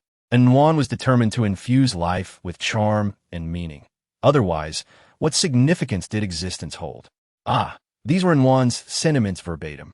Thus, every time Juan invited her for afternoon tea, it felt akin to a dagger plunged into her heart. Yao Yao held little interest in the comparisons made by the other young girls. It was a rare occasion for her to visit this place. With the sun still high in the sky, she took the opportunity to listen in on the happenings. She harbored no great expectations, yet to her surprise, as she approached the restaurant, she spotted Gu He exiting with a dark expression etched upon his face. This establishment had been constructed by a suitor of Yuan, not particularly large, comprising 2 stories, with the upper level reserved exclusively for his little princess. Consequently, Yuan often utilized this space as her workspace and leisure retreat. From time to time, she would prepare some specialty dishes. In these times of scarcity, most humans subsisted on nutrient packs developed by scientists. Restaurants within such bases could offer limited food options, leaving Yuan as the sole individual capable of recreating the culinary delights reminiscent of the world before the apocalypse. Yao Yao found it peculiar that his complexion was so dark, but soon he saw Yuan, with tears in her eyes, chasing after him. What a stroke of luck to encounter such a juicy piece of gossip right away. Yao Yao hurriedly concealed herself in a corner, casting an invisible barrier around her. Before sneaking beside the two, Yuan, with tears cascading like rain on a pear blossom, exclaimed, Brother he, they were just joking. It was not me who said it. They were merely speaking nonsense. Gu He smirked slightly, stating, I recall mentioning that this base bears neither the surname Gu nor is governed by all. Yao Yao, TSK. Observe this demeanor. Truly, they are adept at harvesting hearts. As for everyone base you, Gu He, dare to say otherwise? Hypocrisy. Nonetheless, this tactic indeed proves effective. Gu He's subsequent success is inseparable from the unwavering support of his loyal subordinates. Upon noticing Gu He cease speaking, Yuan hurriedly approached and clung to his arm. Brother He, I truly do not understand why they would say such things. Please do not be angry with me. I am equally furious with them. I shall have a proper discussion with them. If they persist, I shall no longer be their friend. Gu He's expression softened somewhat, yet a trace of displeasure lingered. That is your concern. But I do not wish to hear such talk within the base. The external zombies are growing increasingly formidable. I must strive to enhance my strength. Before descending into the underground, I hope you will refrain from causing any trouble. He was not oblivious to Yuan's subtle thoughts. However, as long as a woman's jealousy did not disrupt the greater scheme, he could tolerate it. Yet, if it became excessive, he would not stand for it. Yuan possessed commendable abilities. Yet to become Mrs. Gu, she must fortify her strength further. Who then was deemed worthy? A silver silhouette flickered in his mind. That woman had vanished without a trace upon entering the base. It was indeed peculiar, and he needed to investigate promptly. No need. Do not let my presence dampen your spirits. I shall visit the safety office. The sight of the petite woman's obedient demeanor brought him some comfort. His tones softened considerably as he reached out to gently stroke her head. All right, Brother He, when you're finished, come and fetch me. Observing the two's affectionate exchange, Yao Yao shivered at the non-existent goosebumps on her skin. This yielded no substantial intelligence. Yet it appeared that Gu He had indeed set a time for treasure hunting. Her instincts hinted that this expedition held great significance for them, potentially marking a pivotal turning point in Gu He and Yuan's combat prowess. Moreover, it certainly contained the Lingxin sought by the Yun brothers. She must arrive there ahead of time. Even if she could not seize their opportunity, she intended to partake in the spoils. Once the lovey-dovey pair parted ways, Yao Yao chose to follow Yuan, planning to meander through the dining hall. While she might not overhear any vital information, at the very least, she could procure some sustenance. After exchanging goods at the market today, she had become acutely aware of the resource scarcity in the area. The newly developed plants by scientists, such as mutated potatoes and corn, were still relatively affordable. With land in short supply, humanity was compelled to resort to large-scale cultivation of novel food sources for survival. Foods like cucumbers and tomatoes were nearing extinction, thus fetching exorbitant prices. She recalled the day when Hong Yi cried from hunger, expressing nostalgia for her grandmother's tomato and egg noodles.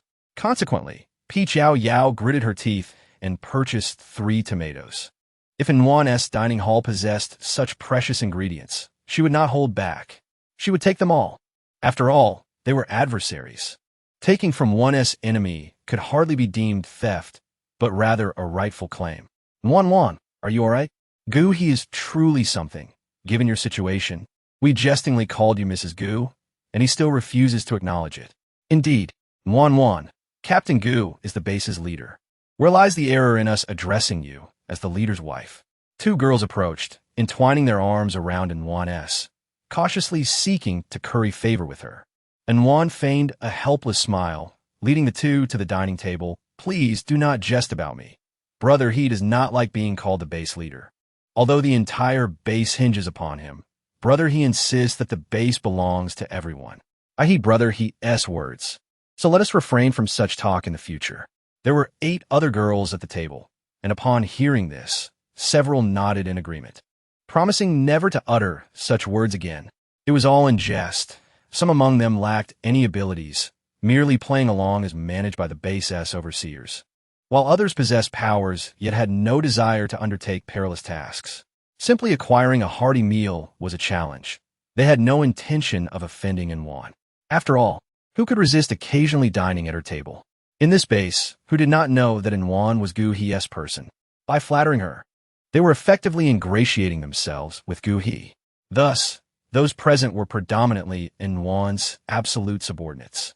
Those unwilling to comply, like Peach Yao Yao, had long been cast out by Nwan. Yao Yao, weary of their flattery towards Nwan, hastily made her way to the kitchen, aware that maintaining her invisible barrier required considerable spiritual energy. To her delight, the kitchen was well stocked, and the chefs and servants had been granted leave by Nwan due to the presence of Gu He. They all promptly vacated the area. This was certainly more convenient than purchasing supplies with crystal cores. It seemed she had unlocked a remarkable survival skill. In Chapter 22, Awakening of the Red Leaf's Abilities, the space was nearly overflowing, yet Yao Yao joyfully vanished into thin air. She planned to return to these foes whenever she was in need. Finding a secluded corner, she transformed into Silver Moon in the blink of an eye and confidently approached the management office to exchange her remaining points for food. She then exited the base. Meanwhile, Gu He was issuing orders at the security office for the entire base to search for the whereabouts of Silver Moon, only to receive news that no one had seen her. Surprisingly, she had not exerted too much spiritual energy, merely encircling the area with a light layer of vines. While it could not compare to the 2-meter-high barriers set by Gao Ying, it sufficed for defense and early warning. As darkness enveloped the sky, Yao Yao sat beside the campfire, resting her chin on her hand in boredom. After an indeterminate time, she finally heard a beeping sound in the distance. Was it a vehicle? Peach Yao Yao excitedly darted forward, only to find the occupants of the car, and her joyful demeanor vanished in an instant. To her dismay, it was Qin Feng along with Dahe and Xiao Lu who had returned. The triumphant and gleeful expressions on their grotesque faces, coupled with their wide grins directed at Peach Yao Yao, served to amplify her dismay. Peach Yao Yao offered a perfunctory smile and said, "You've worked hard. I've already set up your tent. The blue one at the far end is yours. There are cooking utensils and potatoes on the table. You can manage on your own." Qin Feng treated her words with utmost reverence, replying with a compliant yes, and obediently parked the car before entering. Naturally, Dahe and Xiao Lu dared not voice any dissent. However, adhering to the self-cultivation of a sycophant, they wore beaming smiles, exclaiming, "You are truly too kind to us. It must be that we brothers have accumulated virtue over 8 lifetimes to have encountered someone like you." Ha! Peach Yao Yao chuckled at their banter, urging, "You've worked hard. Quickly go and rest." To her, these 3 rascals felt akin to raising pigs. She would nurture them well until the right moment arrived to utilize them. The moon had descended in the west, and the night was an unfathomable abyss. Peach Yao Yao furrowed her brow, her heart beginning to swell with unease. Could something be amiss? Jin Ye possessed the spiritual water ball she had gifted earlier, but its energy was feeble. She would need to expend more of her own spiritual power to employ the tracking technique. Unlike the rudimentary techniques, such as the shrinking technique or the rejuvenation technique, the tracking technique belonged to a higher echelon of magic. In other words, given the current condition of her demon core, even if her spiritual energy was ample, she would need to exercise caution when attempting its use. She could also rely on a shrinking technique to search the streets, but such aimless wandering would yield little success. It was primarily due to the cracks in her demon core. Otherwise, these techniques would have been mere trifles for her. Yao Yao stood frozen in place, staring at the spiritual energy that had abruptly vanished from her grasp. Had the spiritual energy truly dissipated into thin air? After a brief moment of astonishment, she anxiously glanced at the demon core. Fortunately, to her relief, the demon core remained intact. Doubting the inexplicable, she clasped her hands together once more, only to witness the spiritual energy once again evaporate into the atmosphere at the very instant she prepared to cast her spell. Yao Yao, Heavenly Tao of Dogs. Is this never-ending? Once again, she attempted to cast several advanced spells, only to witness her spiritual energy dissipate entirely before the incantations could take form. Very well. If advanced spells are off-limits, she shall employ the art of spatial compression. Once she gathers sufficient spiritual energy, she will bestow upon each of Jin Yi and the others a sphere of spiritual energy. Retrieving a walkie-talkie from her spatial pouch, she tossed it to Qin Feng. The water orb she gifted to Jin Yi was imbued with her own spiritual energy, albeit in limited quantity and lacking any enhancement to her spiritual awareness, making it challenging to locate directly. It was only when she was within a distance of 10 meters that she could sense it, for now. She would have to search in various directions to see what might manifest.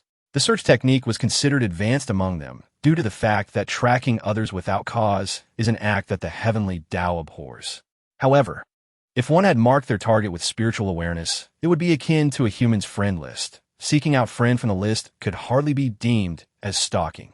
As the darkness deepened, Yao Yao's frustration grew with each futile attempt to manifest.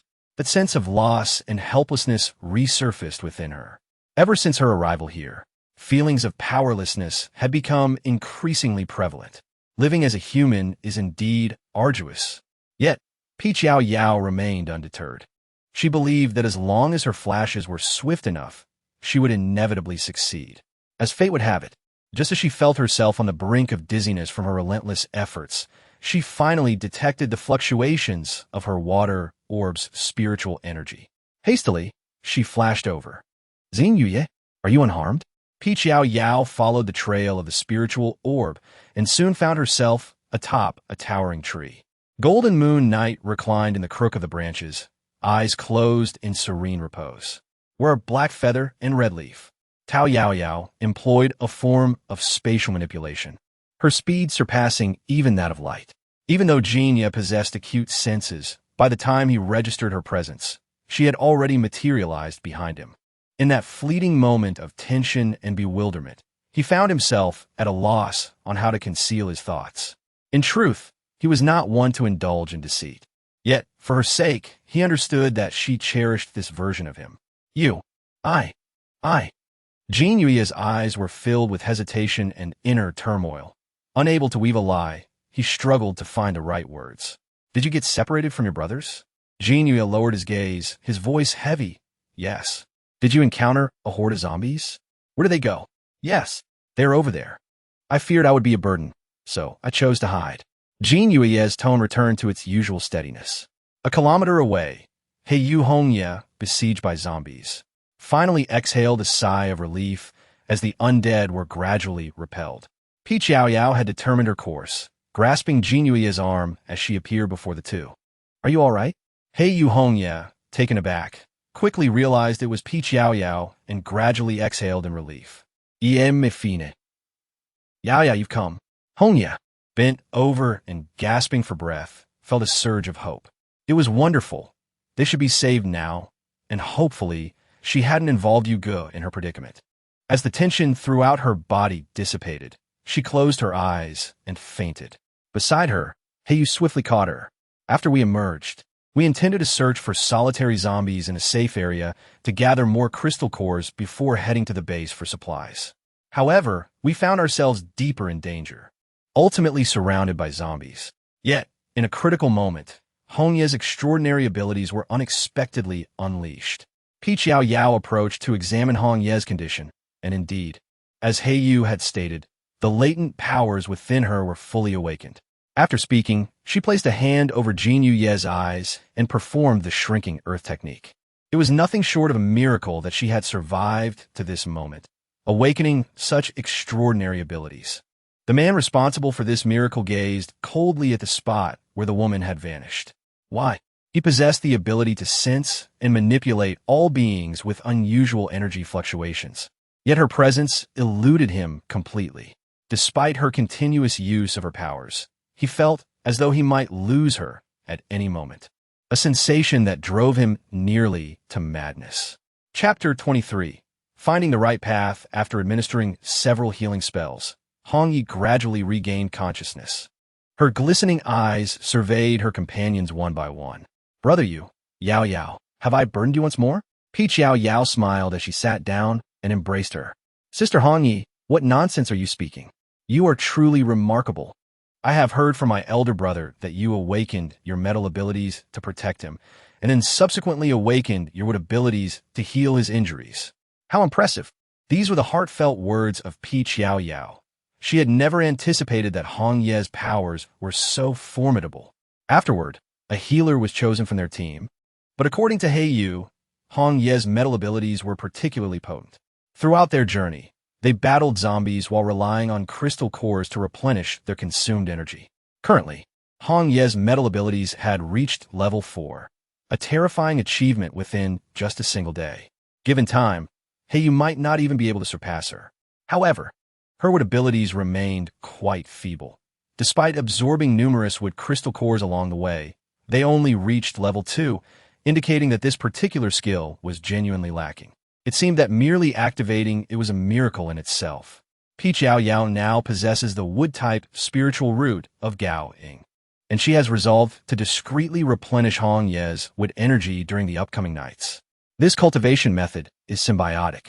It not only poses no harm to Gaoing, but also serves to enhance his spiritual root. It can be described as a triple win.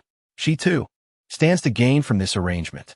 Therefore, such a fortuitous opportunity must be seized without hesitation. Is that truly the case? Hongyi shyly lowered her head. Yao Yao nodded resolutely. "Of course. From now on, we shall rely on your protection. I will certainly strive to safeguard everyone." Yao Yao felt her spirits lift upon seeing the crimson leaves and took out a few snacks she had surreptitiously acquired during a previous visit to a restaurant. It was already quite late, and everyone decided to have a light meal before hastily retiring for the night, intending to address any matters in the morning. Heiyu was the first to nod in agreement. His body was utterly fatigued.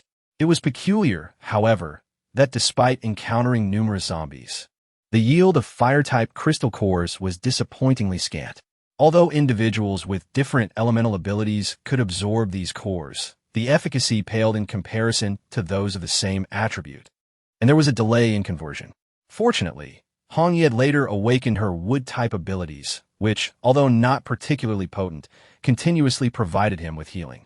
Heiyu and Jinyu were assigned to share a tent by N1. Heiyu had no objections after a day of battling zombies. Even with some crystal cores to show for it, they had primarily utilized them for their own needs. It struck him as all the more odd that, during typical zombie group movements, there would be little opportunity for them to absorb crystal cores for healing. Today's journey felt particularly strange, as if the zombies had deliberately herded them to that location. Heiyu shook his slightly dazed head, deciding to dismiss the thought. His gaze then fell upon the sullen Jinyu nearby. This fellow was even more outrageous. He had been hiding behind them earlier, then inexplicably vanished. Though they had been too preoccupied to concern themselves with him at the time, they had feared he might have met with misfortune, only to find him acting as if nothing had transpired. Was his luck perhaps a bit too fortuitous? Jinyu shot him a cold glance without uttering a word and turned to walk towards the air mattress on the other side. Heiyu, too weary to continue the conversation, simply closed his eyes and drifted into slumber.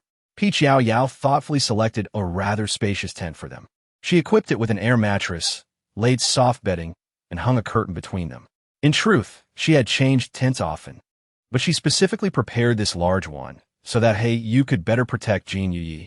The tent for He Zi and his companions was considerably smaller than theirs. As for Sister Hong Ye's tent, it naturally stood adjacent to He Yu's. Her tent was situated right beside Sister Hong Ye's, ensuring both privacy and security. While they had previously shared a tent without issue, given the peculiar circumstances, she hoped for everyone to enjoy a more comfortable living arrangement. After all, they were her friends, and she wished to spare them hardship. Once He Yu and the others had settled down for the night, Yao Yao hurried to summon Qin Feng from his tent. "Come, learn this from me. I will say this line, and you shall repeat it after me." Qin Feng, looking bewildered, replied, "All right. You are not to leave this camp tonight." After a moment's hesitation, Qin Feng nodded and repeated, "You are not to leave this camp tonight." Indeed, despite the vine she had arranged around, Yao Yao felt no remorse in using them against any ill-intentioned individuals who were not her friends. She had forgotten to instruct He Yu earlier, leaving her no choice but to bother Qin Feng. Her own lightning powers had been nearly depleted, and she intended to summon her resolve that night to venture out and unleash her abilities further, hoping to discover an opportunity to elevate her lightning prowess. The lightning demon core differed significantly from the true demon cores of her kind. The most apparent distinction was that her kin cultivated their powers through their demon cores to advance. Yet, this lightning demon core seemed incapable of supplementing her cultivation. Could it be? Upon contemplating the peculiar state of Tao Yao, she wondered if perhaps her form was amiss, requiring a transformation into Silver Moon to harness the energy of the Thunder Demon Dan. Yet, her thoughts were swiftly interrupted as a familiar bolt of lightning struck down just as she stepped beyond her encircled camp. Indeed, the precision and sensitivity of this lightning were nothing short of remarkable, truly swift and deadly. Just wait. Should she grow stronger, no matter the celestial doctrines at play, the heavens themselves would feel her wrath for the tribulations she endured. She deftly evaded the strike, rapidly transforming into Silver Moon. The lightning surged into her body, and this newfound power, unlike before, did not merely integrate into the Thunder Demon Dan. Instead, it coursed through her meridians, gradually converging at the site of the Demon Dan, which then replenished her with a more potent spiritual energy that nourished her entire system. This, at last, represented the normal process of Demon Dan cultivation. Her previous attempts to forcibly absorb the lightning had yielded poor results and minimal benefit. Now, she had finally discovered the correct path. Thus, she soared to a more distant locale, where the power of the lightning indeed intensified significantly. Yao Yao endured a whole night of torment and diligently practiced her cultivation throughout, feeling significantly more at ease, with her demon core showing considerable improvement. However, to advance further, she requires the right timing and favorable circumstances.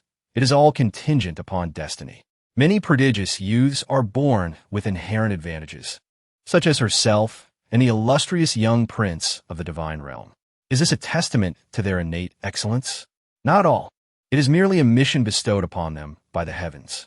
To exist within this realm, one must adhere to the celestial laws of their world, unless one possesses sufficient fortune to transcend these divine decrees. Otherwise, everything is ultimately dictated by fate. Just as she wished to avoid the meddling of the elders from the demon realm in their quest for heavenly opportunities, she feigned ignorance, only to find herself cast into this predicament. To refrain from cultivation, to lack diligence, or to neglect finding a way to surpass the celestial laws of this world would only lead her to demise. Yao Yao had never contemplated the length of life before, but now she finds herself acutely aware of humanity's basic needs, the yearning for sustenance, the desire for rest, and even the urgency of bodily functions. It is truly remarkable. She has never experienced such cravings since the moment she was born. Yao Yao was diligently cultivating, initially hoping to absorb more energy. However, as the sun rose, the thunderbolts grew increasingly intense. She had set up mechanisms and spells around her tent, rendering it impenetrable from the outside. Should anyone attempt to breach it, she would receive an immediate alert. Alas, her plans were thwarted by a clever little dog with a keen nose, waiting at her tent's entrance. Indeed, she had vanished once more. Golden moonlit night, crouching on the ground, had eyes glimmering red, yet ultimately refrained from summoning the undead. She harbored secrets, but she had promised to stay by his side, and he trusted her. Moreover, her relentless pursuit to feed those two earlier in the day had become rather conspicuous. Nonetheless, witnessing her joy at the awakening of her unique ability, he deemed his efforts worthwhile. But in an instant, a familiar presence emerged, and the crimson hue in golden moonlit night's beautiful eyes faded, becoming even brighter. Chapter 24. Strive to protect them well, sister. Are you awake? Without hesitation, golden moonlit night knocked on her tent. He yearned to see her. As Yao Yao just settled down, she heard a voice from outside the door. After performing a cleansing ritual, she opened the door. To her delight, she was greeted by the handsome visage of Jin Yuyi. You rose quite early. Why not indulge in a little more slumber? He inquired. I miss you, sister. Can't we sleep together? Your place is quite spacious. I wish to share a slumber with you. Enveloped in Jin Yuyi's embrace, she listened to the playful tone resonating from his chest. Yao Yao unconsciously swallowed hard. She needed to remain composed. This creature was far too clingy. She admitted that she had no defenses against such fluffy, large-eyed beings. Although she was genuinely delighted to forge friendships, there must exist a sense of boundaries among friends. Be good, this one tea do. Let us not fuss. Come with me to find Hey Z and the others to prepare a meal. She certainly had no intention of cooking human food. As for Hong Yu and Hong Yi, who knows if they were awake yet? It would be better to enlist the help of those three. Upon hearing her resolute refusal, Jin Yuyi understood that her wishes were currently unattainable. Continuing down this path would likely provoke her further, which would be counterproductive. Thus, he obediently nodded and took her hand as they walked outside. To their surprise, they encountered Hong Yi and He Yu just as they emerged. It seemed the two had also risen early. Yao Yao, who usually relished her slumber, couldn't help but secretly smirk. How much they resembled Mo, that relentless overachiever. Humans truly were the most industrious creatures on the planet. No wonder so many worlds ultimately perished due to humanity. Their relentless ambition leaves them with no outlet. Thus, they wreak havoc upon the world. With their awakening, Yao Yao lost interest in seeking out Hey Z and the others on the other side of the camp. Those folks might as well continue nibbling on potatoes. She intended to have Sister Hong Yi prepare something delectable for them. Hong Yi had awakened her extraordinary abilities, ascending to a level 4 metal ability user in just a day. Wherever she went, she exuded an aura of strength. What was once a timid and self-deprecating demeanor now stood tall. Coupled with her vibrant, youthful visage, she appeared both alluring and innocent. Yet, it was the attire, still the same tattered clothing, that regrettably diminished her beauty. Yao Yao was not courteous. She did not allow Hong Yi to cook and instead instructed Hey Yu to do so. Of course, with her elder brother, she refrained from using the term instruct. Her tone was sincere and her demeanor genuine. In any case, her elder brother, accompanied by Jin Yuyi, obediently went to prepare the meal. Yao Yao took Hong Yi to her own tent. The interior was a cubic space akin to a small room. Hong Yi had adorned her tent, even replacing the bedding with a lovely shade of pink. Within, there was a bed, a table, and 2 stools.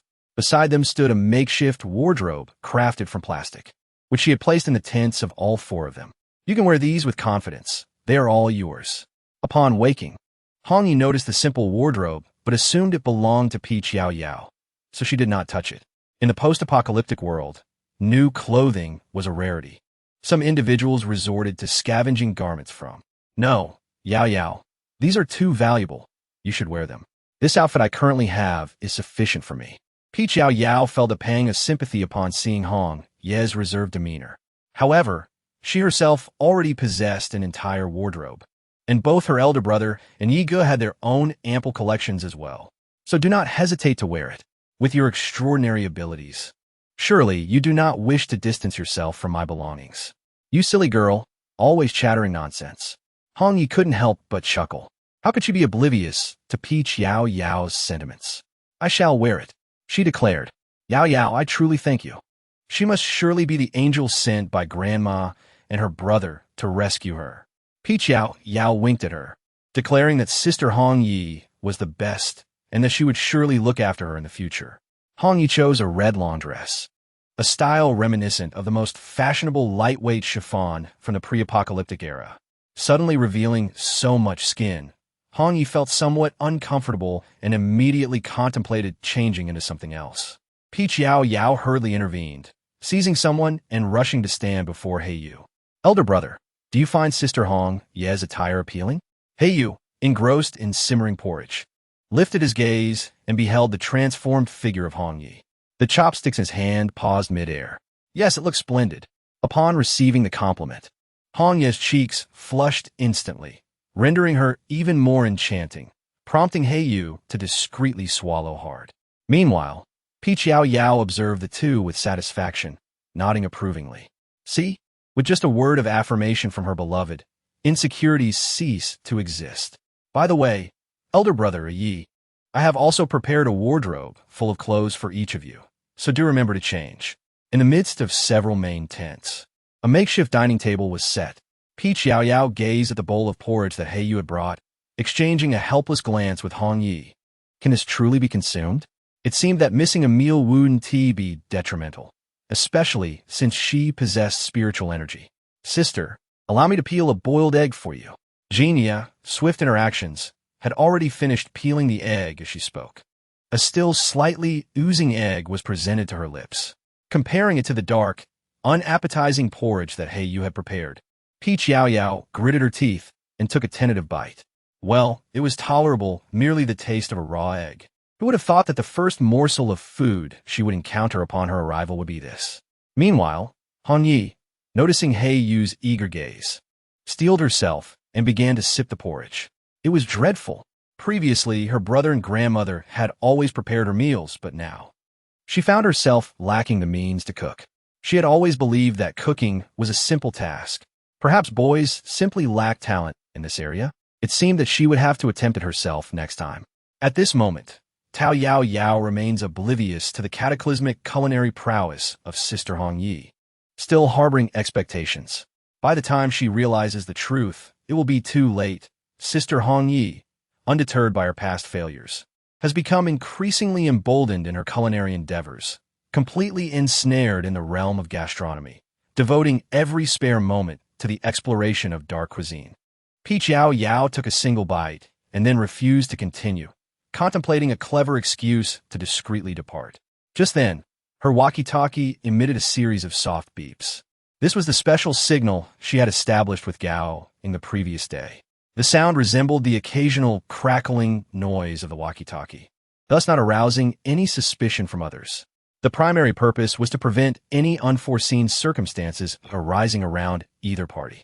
The walkie-talkies, enhanced for the post-apocalyptic era, also possessed the advantage of being operable in both master and sub-device modes.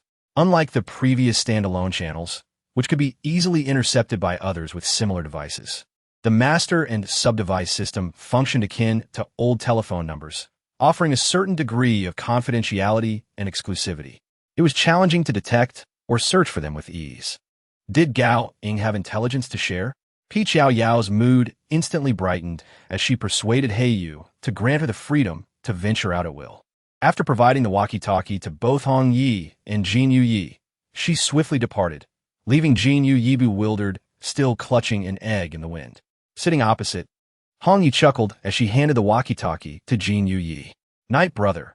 Although Yao Yao insists that we protect her, she has consistently been the one looking after us. She must have urgent matters to attend to, given her hasty departure. Let us figure out how to use this device, and then we shall continue our search for the crystal cores. Only by becoming sufficiently strong can we alleviate her burdens. He Yu nodded in agreement. Whether it was their first encounter in the car or the events that followed, Peach Yao Yao had always made an effort to assist them. He was determined to strive for strength, aiming to protect them forever. She was risking everything for the opportunity of Gu He In and Wan. Chapter 25. An Adventure Together.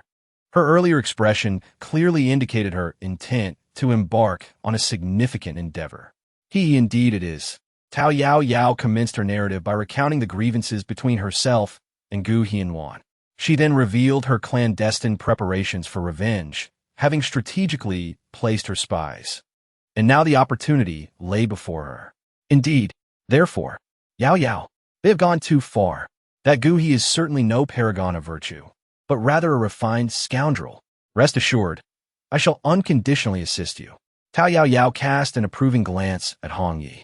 Indeed, our beloved Miss Hong Yi is quite remarkable. Brother He Yu, though few in words, possesses a fierce spirit, and I share that trait. With her objective achieved. Yao Yao smiled even more joyfully. Jin Yu Yi had been gazing at her intently, and upon seeing her grin like a triumphant little fox, his heart warmed. Sister, I shall join as well. One cannot embark on this journey alone. It necessitates at least 3 companions to gain entry, yet there is no upper limit. For regardless of the number that enters, it is exceedingly difficult to emerge unscathed. However, there are those who have managed to escape, though their minds become muddled, and within 3 months, they all meet a tragic end. Gu He employed numerous methods to rescue those individuals, gathering fragments of information from their lips. The underground palace appears to be an ancient tomb, fraught with peril and intricate mechanisms. It is laden with various trials, and to date, no one has succeeded in reaching the final challenge. Thus, Gu He remains in a state of turmoil. Yet within those depths lie an abundance of wondrous treasures. The reason behind the apocalypse that has befallen this world eludes Yao Yao. The book she once read did not divulge such details. However, it is evident that humanity must attain extraordinary strength to conquer the undead. The origins of the zombies stem not only from human bites and viral infections. They spare neither the flesh nor the bones of the deceased. Consequently, many former burial sites harbor unyielding skeletal zombies, whose power is indeed terrifying. Yao Yao has been observing since her arrival, and she has managed to analyze quite a bit. It appears that the powers of human ability users and the energy sustaining the undead are akin to each other. Therefore, if one could uncover the source of this energy in the world, all mysteries would be revealed. However, with her current demon core, she prefers not to concern herself with such matters for now. It is not surprising that Gao Ying can obtain intelligence. Rather, it is Gu He who intends to take Gao Ying down. Consequently, it is quite possible that Gao Ying may meet his demise during this expedition. That dog, Gu He has already set the date, and according to Gao Ying, it seems Gu He is considering inviting a woman as well. This woman appears to possess considerable strength. Gu He mentioned that her presence would significantly enhance their chances of success. When Yao Yao heard these words, a cold smirk graced her lips. Could it be that Gu He was waiting for her? How naive! She could almost ascertain that Gu He had likely gathered a considerable understanding of the underground situation. Given Gu He's nature, with his demeanor of a superior, would such a person forsake his own life and death merely to obtain a modicum of power? Yao Yao, steadfast in her disbelief, cannot be faulted for her preconceived notions, especially given her limited interactions with him. Gu He embodies the archetype of a self-serving, arrogant, and ostentatiously virtuous tyrant. It remains a mystery when he discovered that hidden place. Yet his knowledge of the fleeting survival of those fortunate enough to escape, no more than 3 months, suggests he has likely deceived countless individuals into investigating it. Currently, only the exact location remains elusive, and Yao Yao has already instructed Gao Ying to subtly extract information. Gu He will undoubtedly disclose the necessary details to Gao Ying. In essence, if Gao Ying requests the sun from the heavens, Gu He would readily acquiesce. This is evident from Gao Ying's revelation that when Gu He sought him out, he insisted on locating her first, to which Gu He consented, promising to exert every effort in the search. This tacitly implies that descending into the unknown truly necessitates Gao Ying's unique abilities. Hence, Yao Yao finds herself in a quandary. She is reluctant to allow Gao Ying to venture down, or even to accompany anyone at all. After all, she possesses her own magical prowess, and in a critical moment, she could always retreat. However, the activation of the portal requires 3 individuals. Never mind, She resolutely decides that Gu Hianwan must not be permitted to grow stronger. It is time to descend, as there are still several days remaining to prepare thoroughly.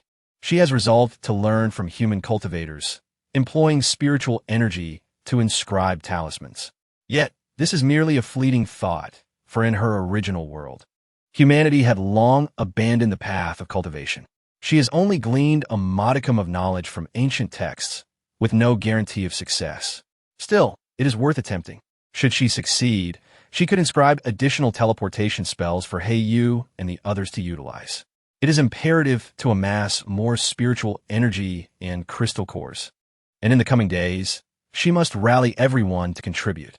However, she does not feel anxious. If Gu Hianwan can succeed, how could she possibly falter? Gui's planned action date is set for 7 days hence, while Peach Yao Yao has determined her own for 5 days hence. Though she has withheld this information from Gaoing, she is resolute in her desire to prevent him from participating. Her original plan was to take only He Yu and Hong Yi, and while she has now acquiesced to Jin Yu Yi, it is merely a strategic delay. When the time comes, she will flee. Haha. Meanwhile, Jin Yu Yi remains blissfully unaware of the mischievous glint in Peach Yao Yao's smile, relishing the fact that she has chosen to include him. Yao Yao, that despicable Yuan, wronged you and left you all alone outside, clearly intending to bring about your demise. Sister Hong Yi continues to champion her cause, alternating between chastising Gu He and expressing her ire at Yuan. Peach Yao Yao is indeed fortunate. Otherwise, as a powerless woman devoid of abilities, being cast so far from the base would have left her vulnerable to both zombies and nefarious individuals alike. She now genuinely regards Peach Yao Yao as a sister, and the feeling of being able to protect others brings her immense satisfaction. Indeed, were it not for my secretive concealment of my awakened powers and the fortuitous encounter with you all, Peach Yao Yao bit her lip, embodying an image of utter vulnerability. This sight tugged at Jin Yu Ye's heartstrings. I shall avenge you, he declared, his voice laced with a chilling resolve and unmistakable intent for retribution. Peach Yao Yao gently touched her arm, surprised by the sudden chill in the air. The little breeze seemed to have arrived at the perfect moment, creating an atmosphere that made the young man appear quite imposing. Well, not awakening any special abilities is no matter. She could simply train alongside Brother Yu and hone her martial skills. Jin Yu Yi nodded obediently, contemplating whether she should feign the awakening of some ability. After all, if she acted rashly, would it raise suspicions? Let us proceed as previously arranged. Brother, you will lead Yi Gu and Hong Yi in one team while I prepare the necessary supplies for our descent. In truth, it wasn't much of a preparation, as Gu He had already taken care of those items for her. Chapter 26. Gu He receives a green hat. Initially, she had not intended to take Gu He's belongings, but the thought suddenly crossed her mind. Many humans have yet to awaken any abilities. Yet what is humanity's most formidable invention? It is gunpowder. Gu He possesses an array of modified weapons that not only accommodate standard ammunition, but also feature crystal core chambers capable of launching immensely powerful ability projectiles. Of course, these modified firearms come at exorbitant prices, and without connections, one would find it nearly impossible to acquire them. The weapons used by He Zi and his ilk are merely ordinary, allowing them to bully only the unremarkable. When faced with zombies, they are utterly ineffective. Though Gu He kept certain information concealed from Gaoing, there are indeed tombs below. If they had not been cremated, they would likely have already transformed into zombies, or perhaps something even more terrifying. Thus, she must procure some weapons from Gu He to ensure Jin Yu Ye's safety. While she was confident she could lead them to escape in a critical moment, an extra layer of security is always prudent. However, how could she take Gu He's belongings without arousing suspicion that someone had stolen his possessions to seize his opportunities? If she triggered his alertness and he decided to descend early, it would be a loss indeed. At that moment, squatting in Gu He's base, Peach Yao Yao pondered thoughtfully. We are exceptionally clever little spirits. We must not engage in such actions. Strangely enough, Jin Yu Yi had obediently followed He Yu and the others today without a hint of reluctance. Perhaps the pup has grown up and become less clingy. She first arrived here, primarily intending to investigate where Gu He had stored his items before giving Gao a few instructions. And Wan's space is mostly dedicated to serving him, so it is highly likely that the items would be kept there. If that is the case, she could simply choose to grab a few guns from the base's defense department and make a swift exit. She dared not disturb Wan again. Otherwise, if that ominous thunder were to strike once more, she would have no need to seek opportunities. To her astonishment, as she stealthily slipped into their quaint villa, she stumbled upon a scene that made her question her existence. And Wan, who daily sang praises of Brother He, was hiding around the staircase corner, passionately kissing a man. Peach Yao Yao. Two individuals were engrossed in their fervor, the man's hand wandering into deeper realms. Was she perhaps influenced by some fictitious literature? And Wan had always maintained her virtue, regardless of the multitude of suitors, remaining steadfastly devoted to her brother Gu He. How could she dare to engage in such unrestrained behavior within Gu He's villa? Yao Yao felt a slight blush creeping on her cheeks. Although she had indulged in idleness during her time in the demon realm, immersing herself in countless tomes, she had never even held the hand of a male who had transformed into a humanoid spirit. Peach Yao Yao stole another glance, observing how the two were becoming increasingly uninhibited, suggesting that a kiss was imminent. Perhaps it would be best for her to seek out the green hat crane. With a flicker of memory, she transported herself to the master bedroom on the eastern side of the third floor. This was the domain of Gu He, and in truth, the entire third floor was reserved for him, off-limits to the general populace. The second floor was home to Wan and the members of Gu He's team, who resided on the first and second floors. Initially, other base administrators also occupied the second floor, but later, Gu He, in a bid to exemplify the benevolence of the base's policies, had individual accommodations built for them. The little team member, Yao Yao, has been relegated to the basement, a space typically reserved for servants. Originally, Gao Ying was also entitled to reside on the second floor, but he chose to stay in the basement for her sake. Gu He, however, remained indifferent to these matters, fully aware that as long as Yao Yao was unwilling to leave, Gao Ying would not depart either. Following their descent into the underground palace, it was likely that Gao Ying would be rendered ineffective, and he could compassionately send both of them to the base's retirement department. Fortunately, that woman frequently indulged in such antics, often hiding away to seek attention and validation. It was all for his own good. Otherwise, his anxiety might disrupt the peace of the base. At this moment, Gu He was in the base's security department, contemplating the obstinate Gao Ying. For the sake of a woman, he allowed to be molded and reshaped at will. He shook his head in exasperation. What a foolish individual he was. And what a pity about that mutated wood elemental root. Yet, it could very well assist him in unraveling the deadly formations of the underground palace, indicating that the treasures hidden within were destined for the Gu family. Meanwhile, Yao Yao rummaged through Gu He's residence, blissfully unaware of his darker musings. Nonetheless, she had her own suspicions. She could easily discern the nature of humanity. Gu He's abode exuded opulence, a place she had previously deemed inaccessible. According to her deep-seated memories, she had attempted, time and again, to fabricate excuses to gain entry and climb into the bed of the esteemed young master. Yet, all her efforts had been in vain, as countless women from the base aspired to claim the same privilege, many of whom couldn't even enter the villa. Even if they could, they would not surpass the defenses of Wan on the second floor. Now, she was free to explore the entirety of the third floor, successfully uncovering several hidden safes and a secret chamber filled with treasures aplenty. It appeared that Gu He did not entirely trust Wan after all. However, their beloved Wan was currently below, engaged in a rather passionate exchange with someone else. She couldn't help but wonder how that situation was unfolding. She feared stumbling upon something she ought not to see. Where is everyone? Peach Yao Yao gazed at the once bustling battlefield, now deserted. Confused, she rubbed her head. Was it truly over so swiftly? What was Wan aiming for? Nevertheless, the objective had been accomplished.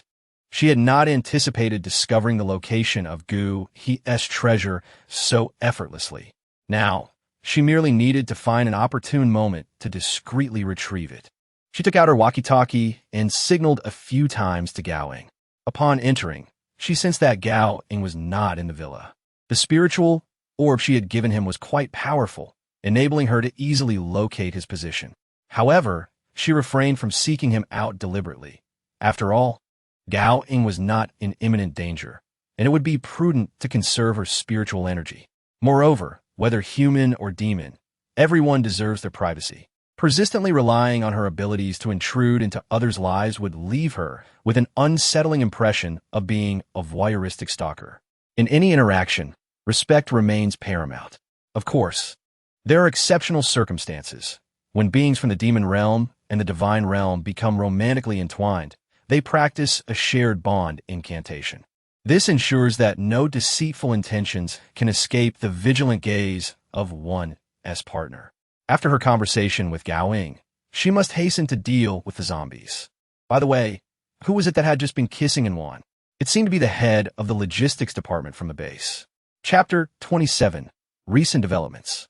Yao Yao had only encountered the logistics minister a few times, yet the man she had just seen bore a strikingly different appearance. However, she was hardly inclined to concern herself with such matters. In the aftermath of the apocalypse, the traditional distinctions between men and women had become increasingly blurred, as human life had lost its value, particularly for women. Unless one awakened extraordinary abilities and became exceptionally strong, what means of survival could they rely upon? She merely felt a sense of astonishment. If the Yuan here was indeed as described, then perhaps she was the protagonist from a book. If not, then why on earth had fate chosen to deviate her from the narrative? Yao Yao, feeling a twinge of irritation, rubbed her head. Deciding not to wait any longer, she resolved to pursue the crystal core first. In addition to her cultivation, there were numerous tasks awaiting her, such as experimenting with talisman drawings and crafting several storage rings to retrieve Guhi's belongings. With a few casual taps on the intercom, she signaled their prior agreement to contact each other whenever free. Subsequently, she swiftly made her way towards the zombie encampment. Yao Yao, apart from frequently encountering the golden, moonlit nights at her doorstep, rarely saw the black feathers and red leaves. She herself was busily toiling, her body aching from exertion, and had perfectly acclimated to her human physique over the past few days. When hunger struck, she would procure sustenance, and after an exhausting day, she would absorb the lightning and fall into a deep slumber. Time passed swiftly amidst everyone's frantic endeavors, and after vanquishing another wave of zombies, Yao Yao gazed at the silent intercom, her brow slightly furrowed. Where was Gao Ying? In her busyness, she had almost forgotten about him. She held no genuine concern for his safety, for if any danger were to arise, her spirit pearl would issue a warning. Thus, she could not be blamed for taking the initiative to investigate. She was not a stalking voyeur.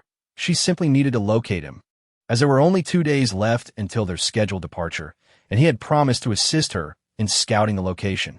With a gentle blink, she shed her silver moon attire. Through her diligent practice, she could now switch between her 2 demon cores in the blink of an eye.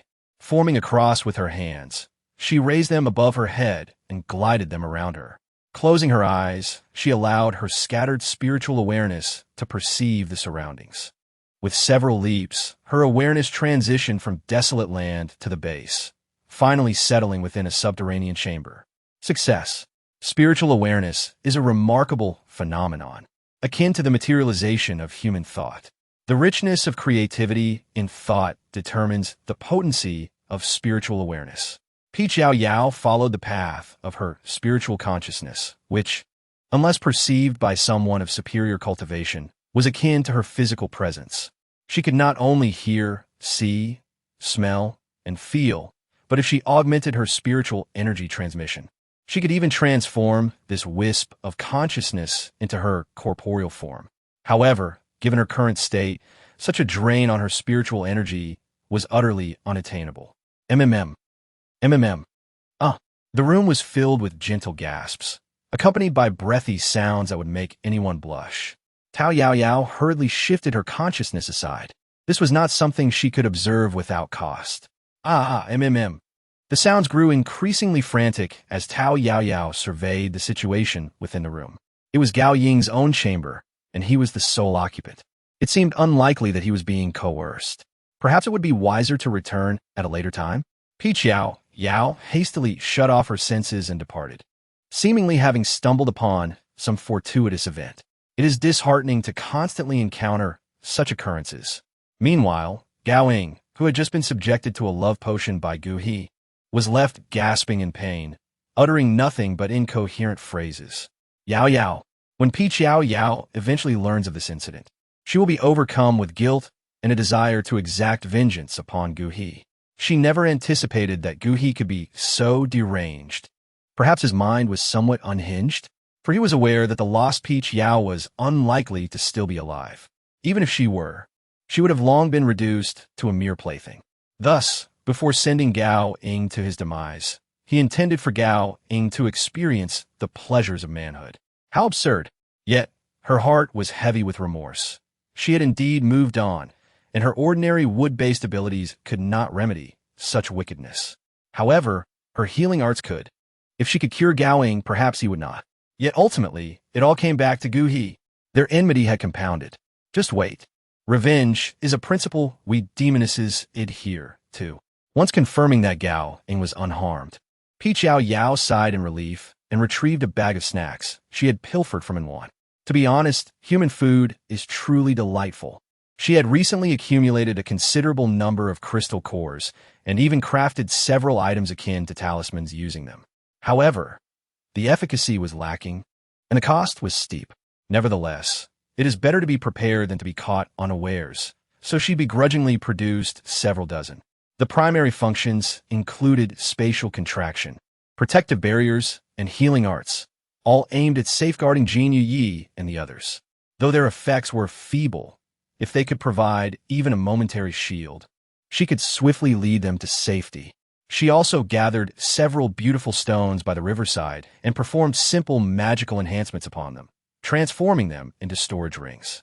Initially, she had intended to use crystal cores, but they were too conspicuous and too hard to carve with her spells. Ordinary stones proved to be just as difficult, yet they offered a modest storage space. It simply reflected her current lack of skill. Otherwise, had she mastered advanced spatial creation spells, she could have conjured a realm replete with mountains, rivers, and air. The space she had managed to create still bore its drawbacks. Each of these spaces required her to periodically infuse them with spiritual energy to sustain them. Otherwise, as her own energy waned, the space would vanish. Thus, she could not gift them casually, lest the recipient be unable to utilize them for long. Of course, there were advantages. There was no fear of theft. Yet one could only lament that this world is bereft of rare materials. One wonders where they could have all gone.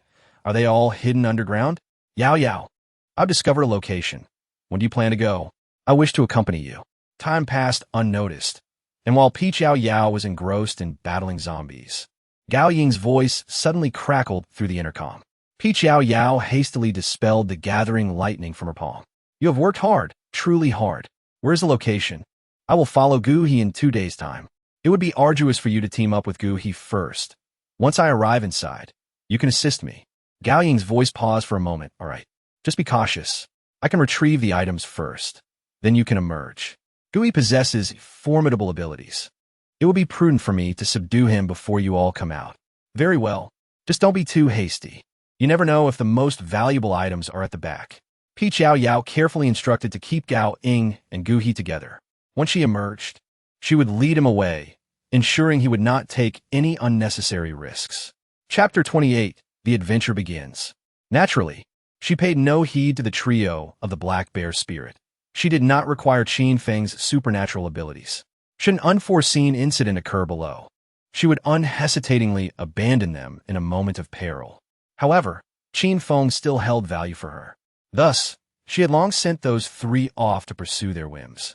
As long as they refrained from troubling the survivors, their survival was all that mattered. When the time came, they could easily disguise themselves as malicious thieves.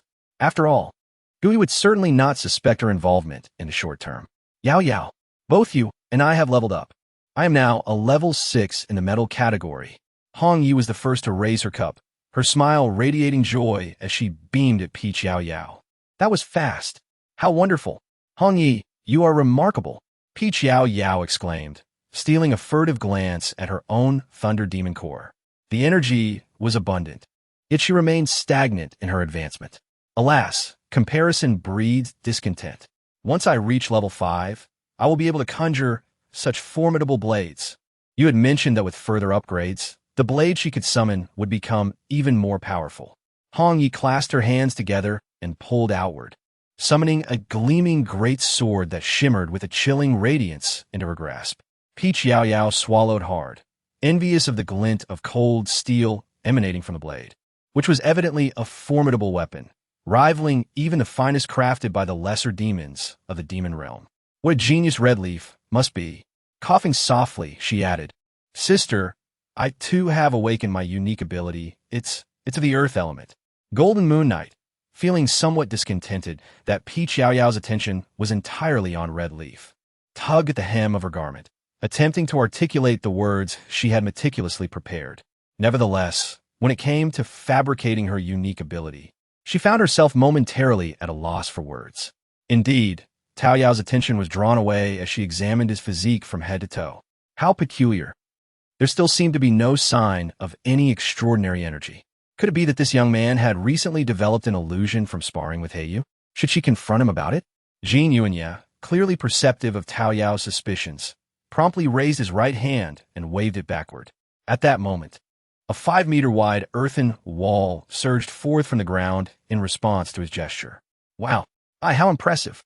Tao Yao was indeed left in awe, feeling flattered by the praise.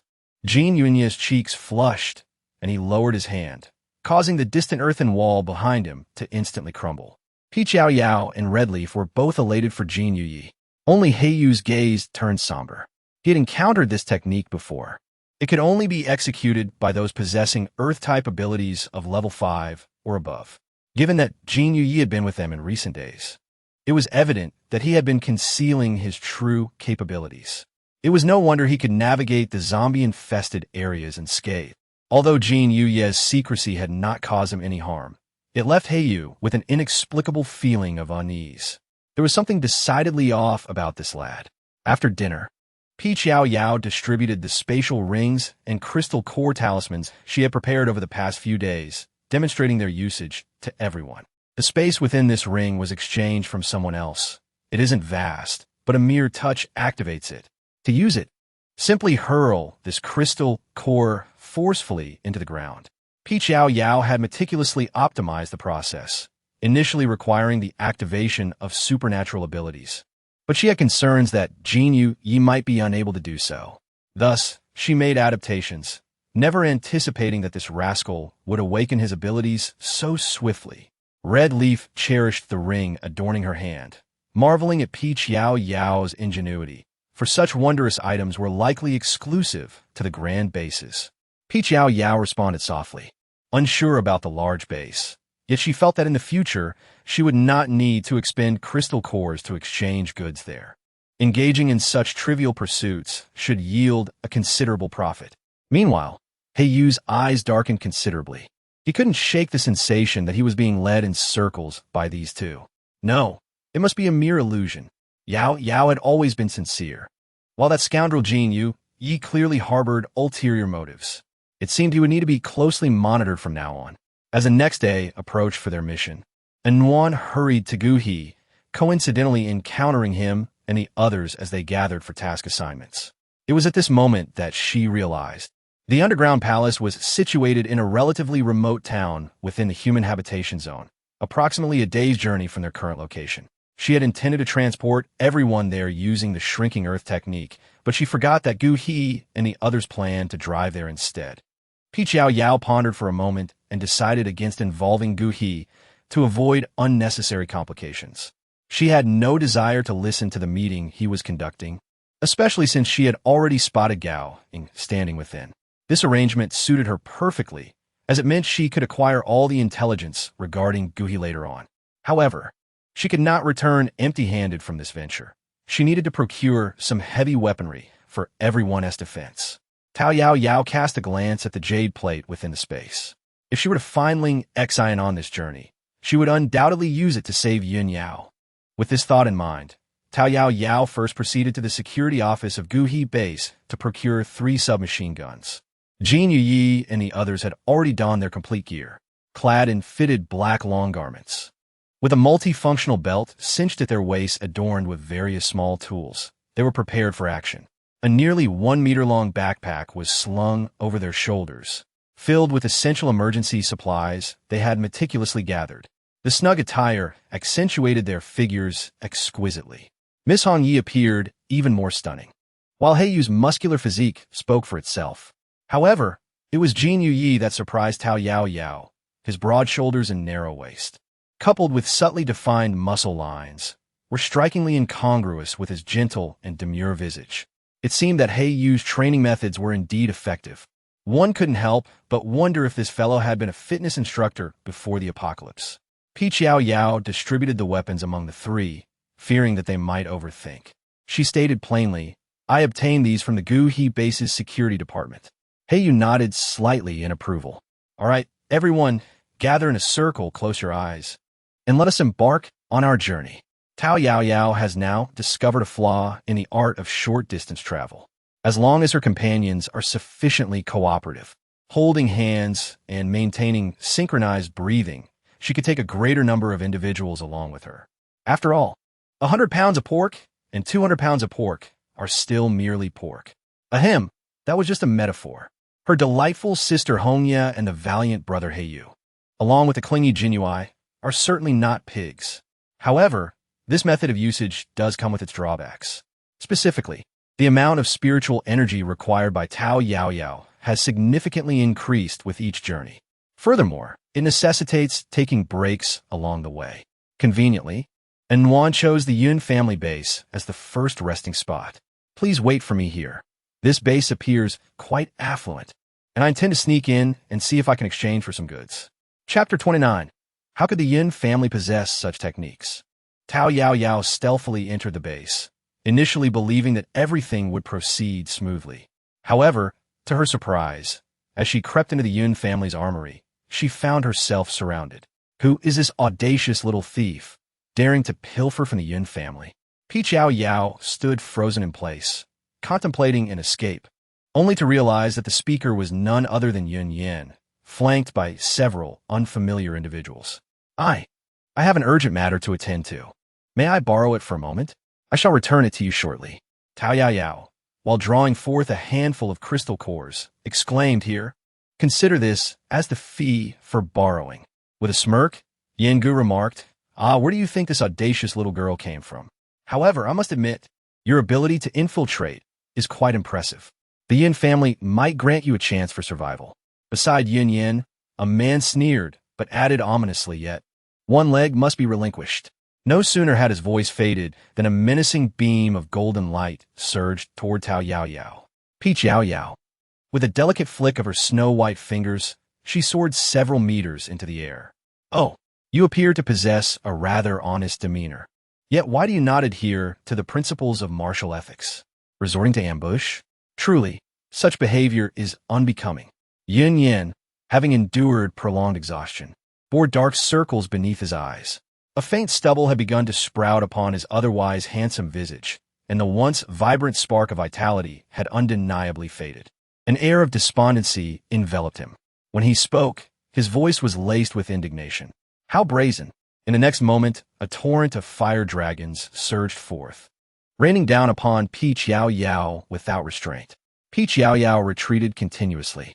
In truth, she could have confronted Yin Yin, but she needed to switch to Silver Moon first. For the moment, her only option was to evade. Fortunately, her spatial contraction technique, honed to escape from the elders, had become quite proficient. This technique did not consume much spiritual energy, and her diligent practice had paid off. Even when she had first arrived, with her demon core severely damaged, she could still utilize it. Now, she only regretted not having devoted more time to mastering other techniques. How could she have been so thoroughly bested by a mere trivial lightning strike? Of course, the situation had grown increasingly complicated. That lightning had even managed to extract a demon core from her. She could no longer discern friend from foe. Yin Yin and several men beside him launched an assault on Yao Yao.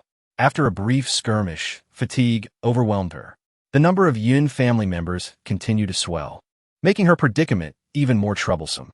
She surrendered. After all, she would need to rest again on her journey and could scout the area for potential escape routes. Alas, had she not been concerned for Jin Yuye and the others' safety, she would not have pursued this path. A mere thief dares to enter my Yun family and still harbors thoughts of escape. An ancient voice echoed through the air. Yin Yin and the others immediately drew their weapons, confronting her with resolve. Peach Yao Yao disregarded them, still slightly dizzy from the sudden impact of a barrier. She furrowed her delicate brows, perplexed by the barrier before her. Was this sorcery? Could the Yin family be so formidable? Gently, she concentrated a thread of spiritual energy in her fingertips and prodded the barrier. To her astonishment, her finger gradually pierced through the translucent barrier, creating a small hole that caused it to shatter into fragments. Who dares to breach my barrier? An aged voice, tinged with astonishment, echoed as it drew nearer. Before Yao Yao stood an elderly man, his head and beard completely white. Remarkably, he bore a striking resemblance to the venerable celestial masters portrayed on human television. Child, who are you? The old man greeted, waving his hand towards Yun Yin and the others. Yun Yin furrowed his brow slightly. Master, step back. Your limited abilities cannot hinder her. Peach Blossoms nodded in satisfaction. Truly remarkable. It appears that the elder possesses keen insight. Master craftsman, this is indeed a misunderstanding. The young lady dares not reveal her true visage, suggesting she is likely a person of ill repute. What a pity for your level of cultivation. Before her appearance, Yao Yao had cast an illusionary spell upon herself. She also bestowed this enchantment upon Jin Yu Yi and the others, of course, ensuring they could perceive one another in their true forms by casting a dispelling charm. Thus, in their eyes, everyone remained as they originally appeared, preventing any suspicion from arising. It was imperative for her to avoid revealing her true visage in public. Furthermore, the possibility of encountering an acquaintance along the way loomed large. The coincidences one deems improbable are often the most likely to transpire, for the celestial laws governing all worlds delight in such theatrics. Yet, this old man is remarkably astute. Oh, venerable elder, your perceptiveness is truly impressive. How did you discern the truth? Peach Yao Yao's eyes suddenly sparkled with excitement. Could it be that this world truly harbors cultivators? If so, there must certainly be divine beings and demon clans as well. The little girl is rather presumptuous. Does she really believe that we are powerless against her? The old master raised a hand towards the heavens, summoning the tempest of wind, fire, and thunder. Protect. Peach Yao Yao followed the glowing finger of the elderly man, gazing skyward. Before her, layers of translucent barriers began to coalesce in the pitch-black night sky. Elder, is this truly necessary? She inquired. Perhaps the commotion had escalated beyond control. Before she could utter another word, two beams of white light flashed once more. In the blink of an eye, two more elderly gentlemen appeared, their white beards flowing gracefully. One of them remarked, "Third junior brother, what are you doing? Why have you activated the mountain protection spell? A remarkably skilled young girl has emerged today, if we allow her to escape unscathed. Where shall we find our honor in the Yun family?" "Oh, a young girl? Which family does she belong to?" The celestial master pointed towards Peach Yao Yao, who was standing nearby, fidgeting with her fingers. "I am unaware of her lineage. She bears no trace of any clan, which is why I chose to confine her first." "Indeed, you are correct, third junior brother. In this world, those with power who refrain from aiding the common people and instead create chaos, regardless of their origins, must learn a lesson," the three elderly men concluded, casting reproachful glances at Peach Yao Yao. Peach Yao Yao has already devised a strategy. With a smile, she waved her hand and said, "Before we engage in combat, may I have a moment to speak? Considering your considerable talent, I shall grant you this opportunity. What is it that you wish to express?" Yao Yao reached into her pocket, feigning a search for something, when in reality, she was retrieving the jade token previously gifted to her by Yun Xin. You recognize this, don't you? Surely, you wouldn't dare lay a hand on me." A few elderly men, including Yun Yin and his companions, were momentarily taken aback. The Yun family token bore a distinctive emblem that could not be forged. Yun Yin was also momentarily stunned. The supreme token commanded the allegiance of all Yun family disciples. Who is this woman? He pondered. Master. She did not produce the token earlier and had stealthily infiltrated, which prompted my actions, the disciple explained. Chapter 30. The fifth of the Yun family indeed. Do not blame him. I truly had no idea your Yun family was so formidable. This token, given to me by my sister, was intended for emergencies when I might need to borrow weapons from you. However, it is now late at night, and in my urgency, I thought to borrow it temporarily. I must clarify, I never intended to steal. It was merely a moment of desperation. I even prepared some crystal cores. As my sister assured me, you would certainly assist me. How could I have anticipated such hostility from you? Yao Yao gestured towards the crystal core resting on the ground as she spoke. Ultimately, it was her fault. Taking something without asking is a most disgraceful act in the human world. But could she admit that at this moment? Absolutely not. Otherwise, the Yin family would never allow her to leave, and soon, Jinya and the others would likely grow anxious. These old men seemed to be engaged in some form of cultivation. This wretched barrier, while a few layers might be manageable, 108 layers. If she wished to escape, she could scarcely fathom how much spiritual energy she would squander. How could a hidden family possess such sorcery? Yet, the five brothers of the Yun family had consistently employed supernatural powers in the narrative.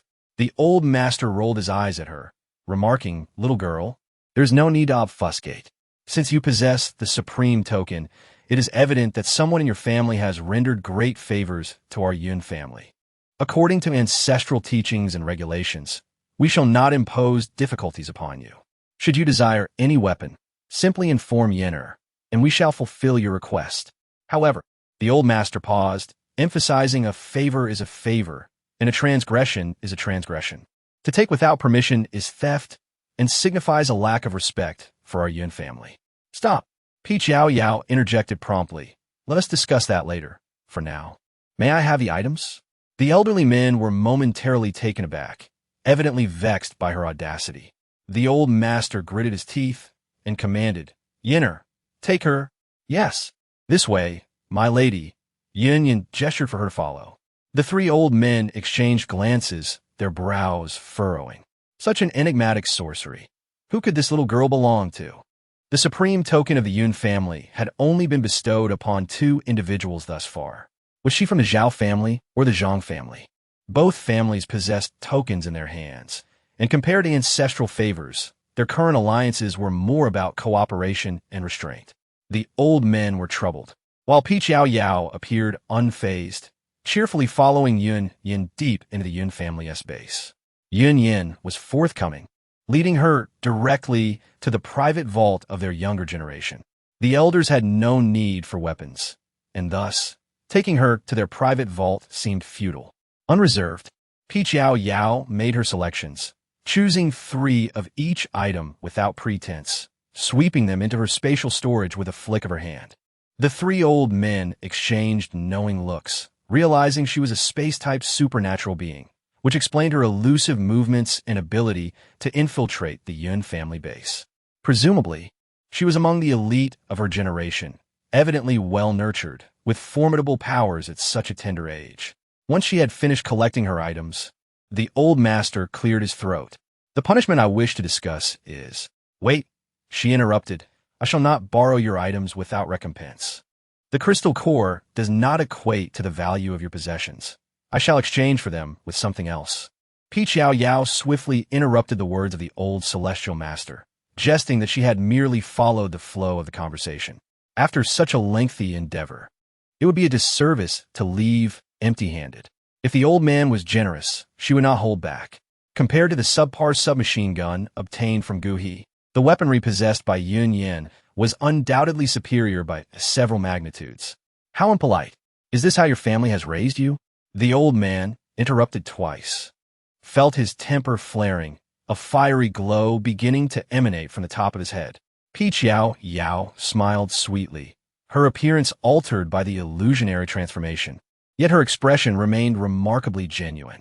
The old celestial master, observing this, felt an increasing ire, and unbeknownst to himself, his hands hidden behind his back, began to channel energy in secret. Yao Yao did not keep anyone in suspense. I heard from my sister that there is someone named Yun-san in your Yun family who has fallen ill. I can temporarily extend his life. But for a complete recovery, one must find the Lingxin. The anger of the celestial master has diminished considerably. Can you heal him? What are the conditions? Yun Yan's weary eyes suddenly widened, as if recalling something. However, before he could speak, Yao Yao continued, "It's nothing much, just a small effort on my part. I can alleviate some of his suffering, but I cannot cure the root of the ailment. This will serve as my compensation for borrowing your belongings." After saying this, she glanced at Yun Yan, whose eyes had grown considerably wider, and added, "Lead the way. My time is limited." Yun Yan was momentarily taken aback, but he quickly stepped forward to guide her. Every day, the fifth brother was tormented to the brink of madness, and a mere moment of inattention could lead to uncontrollable frenzy.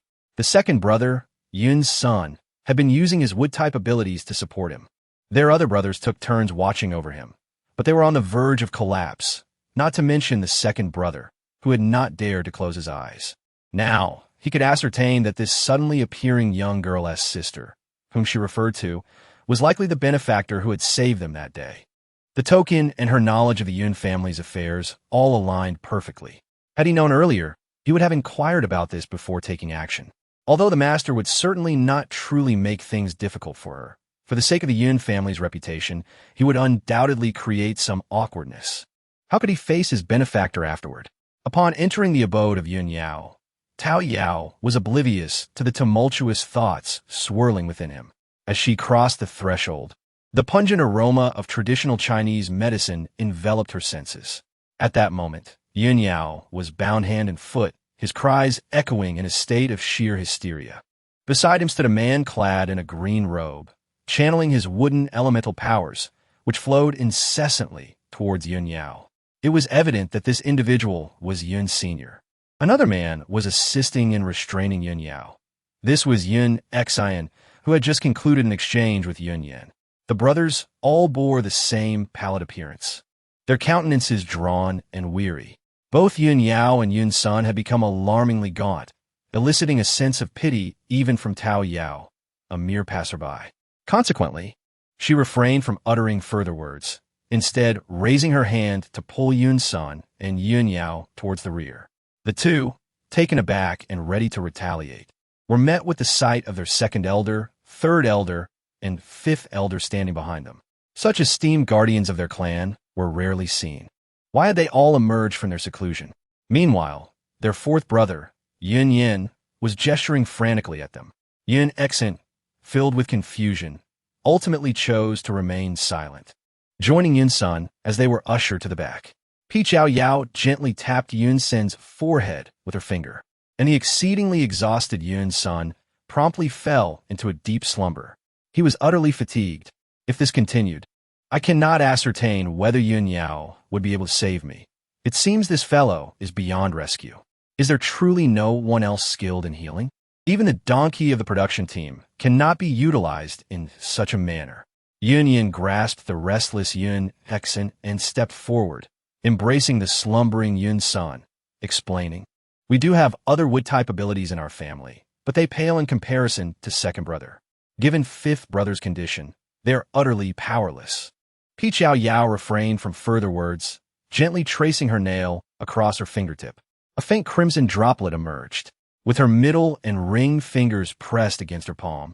She used the blood from her index finger as a guide to inscribe a mysterious formation before Yun Yao. Upon completing the final stroke, Yao Yao softly intoned, "Go."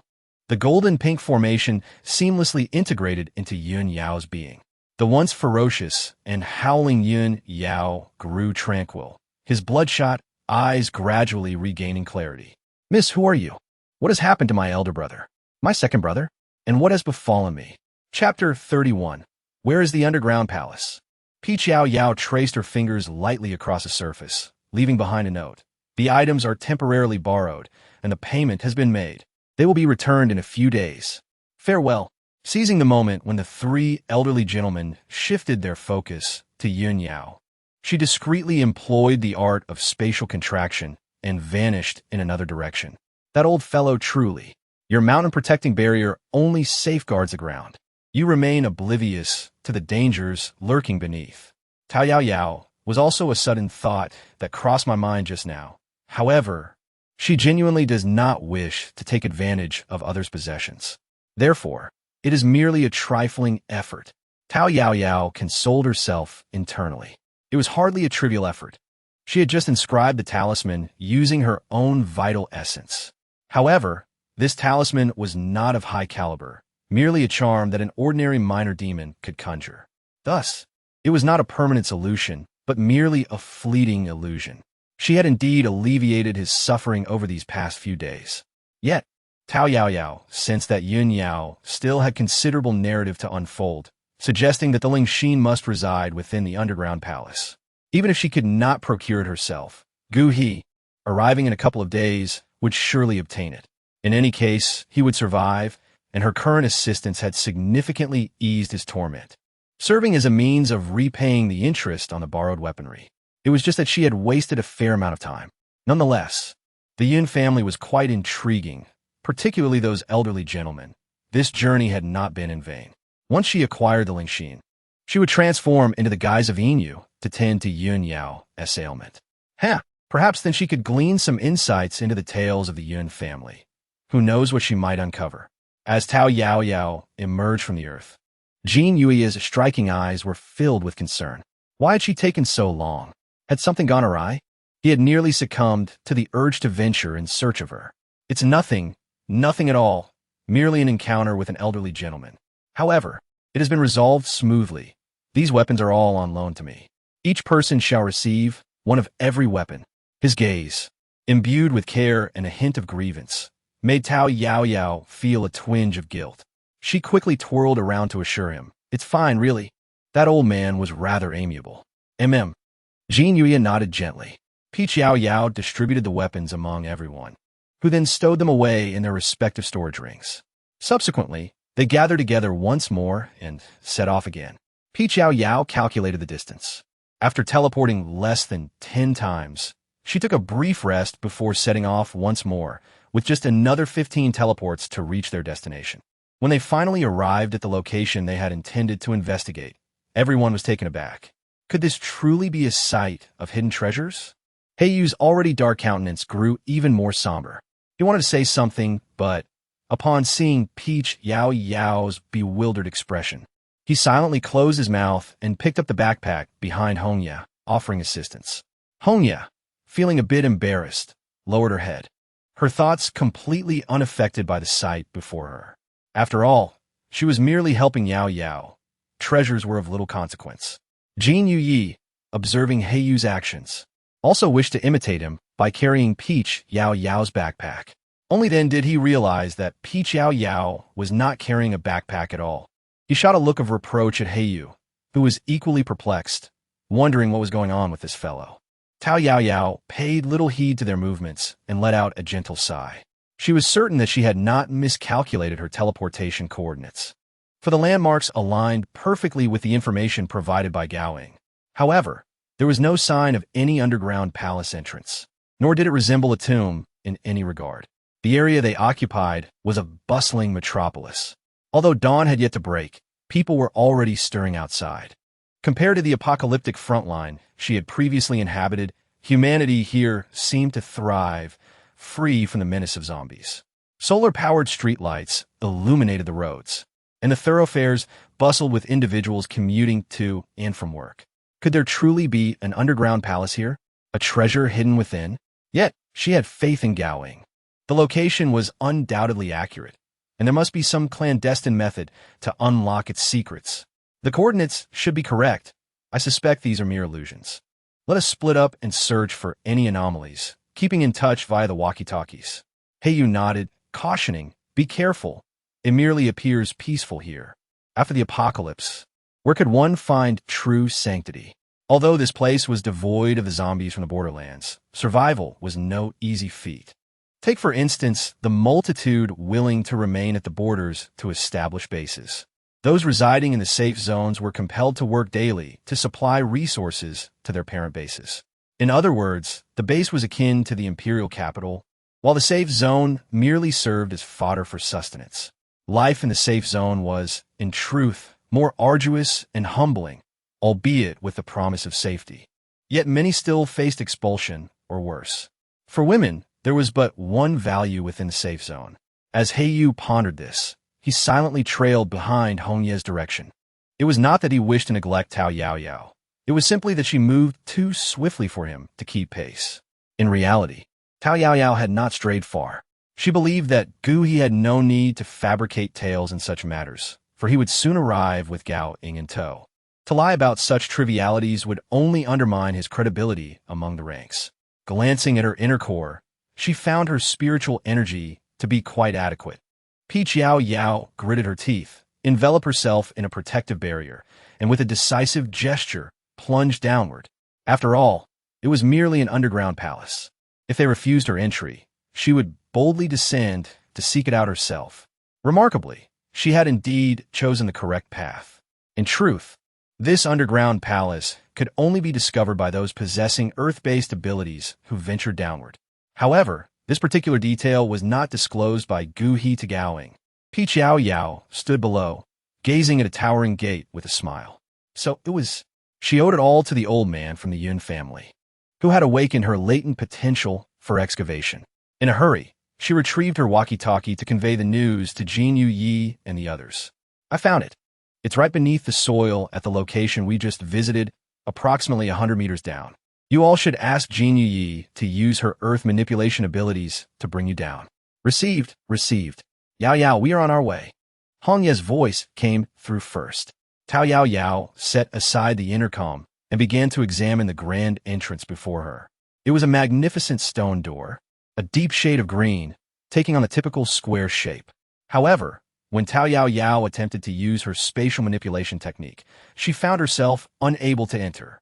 What kind of mysterious object was this? There were no fluctuations of magic or spiritual energy, yet entry was impossible. How had this world become increasingly mystical? Yao Yao, can you come up and fetch us? Jin Yu Yi cannot. The intercom suddenly crackled to life, startling Tao Yao Yao. Once she processed the message, she exclaimed, "What? Who cannot? What is not possible?" Chapter 32. The Underground Palace. Mutant bats hastily. She approached Jin Yu Yi and ruffled his hair, offering comfort. It's all right, it's all right. You've only recently awakened your powers. It's natural to be unpracticed. Hey, you scoffed lightly. This kid can create such a ruckus with a mere flick of his hand. How is it that he cannot now? Hong Yi tugged at his sleeve, signaling him to refrain from further comments about Jin Yu Yi.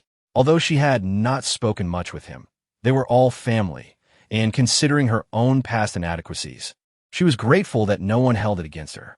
She did not wish to provoke Heiyu's disdain for Jin Yu Yi. Heiyu glanced at Hong Yi and nodded in understanding.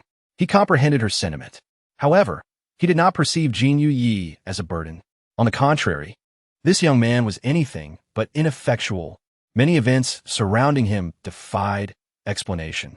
In short, it was all rather peculiar. Women truly have tender hearts.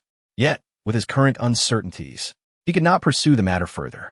In this post-apocalyptic world, encountering such genuine friends was rare.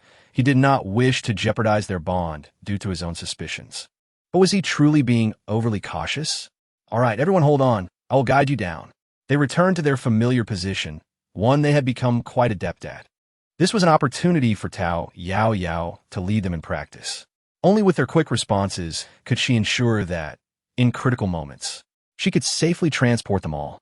However, this method did possess its drawbacks.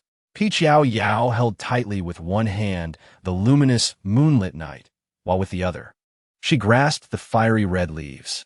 Everyone interlocked their fingers, but the grip was excessively firm, leaving Yao Yao only capable of conjuring rudimentary spells. To obscure the barrier, one would require a grandiose incantation, but at present, her aspirations far exceeded her capabilities. Closing her eyes, she resignedly darted towards the ground. Ahem! As anticipated, everyone emerged with disheveled appearances. Yao Yao discreetly cast a cleansing spell upon herself and resumed her research on the grand door. Upon the azure stone door, there appeared to be a formation diagram. Peach Yao Yao observed intently, confirming that the mechanism for entry must lie here. It necessitates the presence of 3 individuals to activate the subterranean temple. Hence, this diagram must certainly contain elements requiring the collaboration of 3. With the right mindset, Peach Yao Yao scrutinized the array and promptly discerned its essence. This is merely a fundamental protective incantation. Yet, there are 3 locations where the depiction is flawed. Peach Yao Yao joyfully called the 3 over, exclaiming, "I have found it. Did you see this? The upper court is unsatisfactory. You go. Please press here with your hand. And this lower edge is excessively long, i.e. you press down on this." Subsequently, Peach Yao Yao grasped Hong Yi with one hand while pointing towards the center with the other. Qinquan shift just a bit open. With a gentle tap from Peach Yao Yao, the grayish array began to illuminate. The heavy bluestone slab emitted a creaking sound as it slowly opened. As the dust settled, a pitch-black void lay within. Peach Yao Yao harbored a certain trepidation towards the darkness, feeling an overwhelming urge to retreat. He Yu, however, remained silent, gathering his extraordinary power as a sphere of flame manifested in his palm, illuminating the surroundings. Before them lay a narrow path constructed of bluestone slabs, flanked by extinguished lanterns adorning the walls. As He Yu swept his hand forward, the flames seemed to possess a will of their own, obediently darting toward each lantern. The flickering light illuminated the path ahead within the underground palace, yet the destination remained shrouded in obscurity, eluding the naked eye. Tao Yao Yao suppressed her fear. She was no longer the little sprite who could evade training through coquettishness and charm. Now, she had to rely solely on herself. She could not allow Gu Hian and Nuan to grow stronger and bully her. No, she could not endure such indignity. To cast aside the trepidation lurking within her heart, Tao Yao Yao and her companions gradually ventured into the mysterious underground palace. They began their journey along the seemingly endless path of. Tao Yao Yao clutched her carefully prepared life-saving move, ready to unleash it at a critical moment. She could not afford to relax for even a moment. As the saying goes, the calmer the waters, the greater the peril. Be cautious.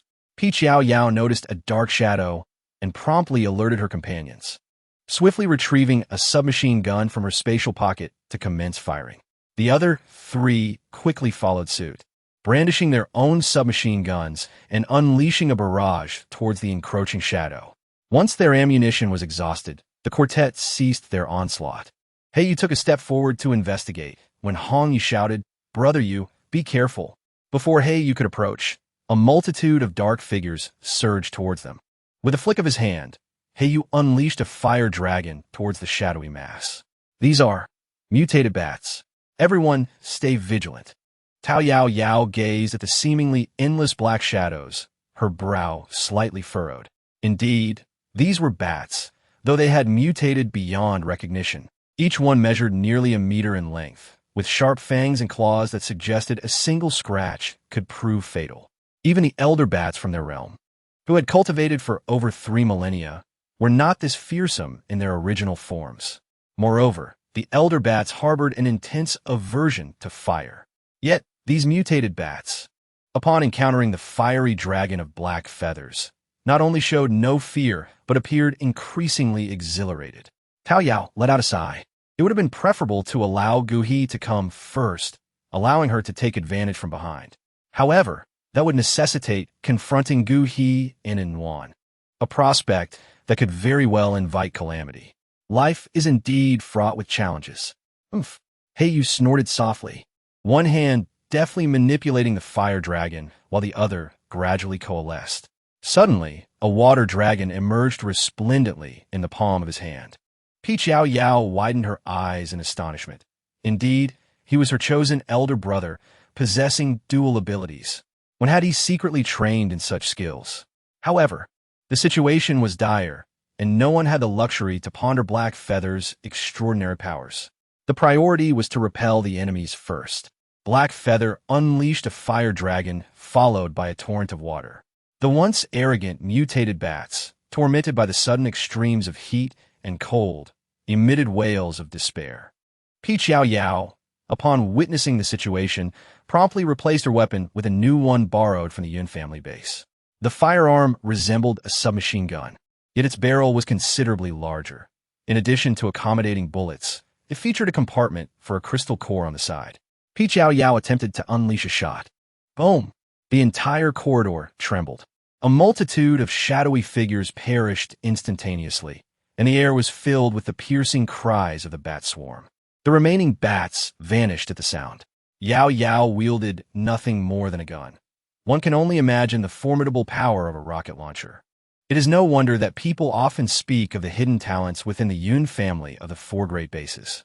The weapon Yao Yao casually borrowed indeed speaks volumes. Yao Yao smiled, surprised by the immense power at her disposal. Humanity is indeed a formidable species. With such weaponry, it seems feasible to overthrow deities and vanquish demons. Alas, while it may be acceptable to challenge the gods, how could one harm such adorable creatures as demons?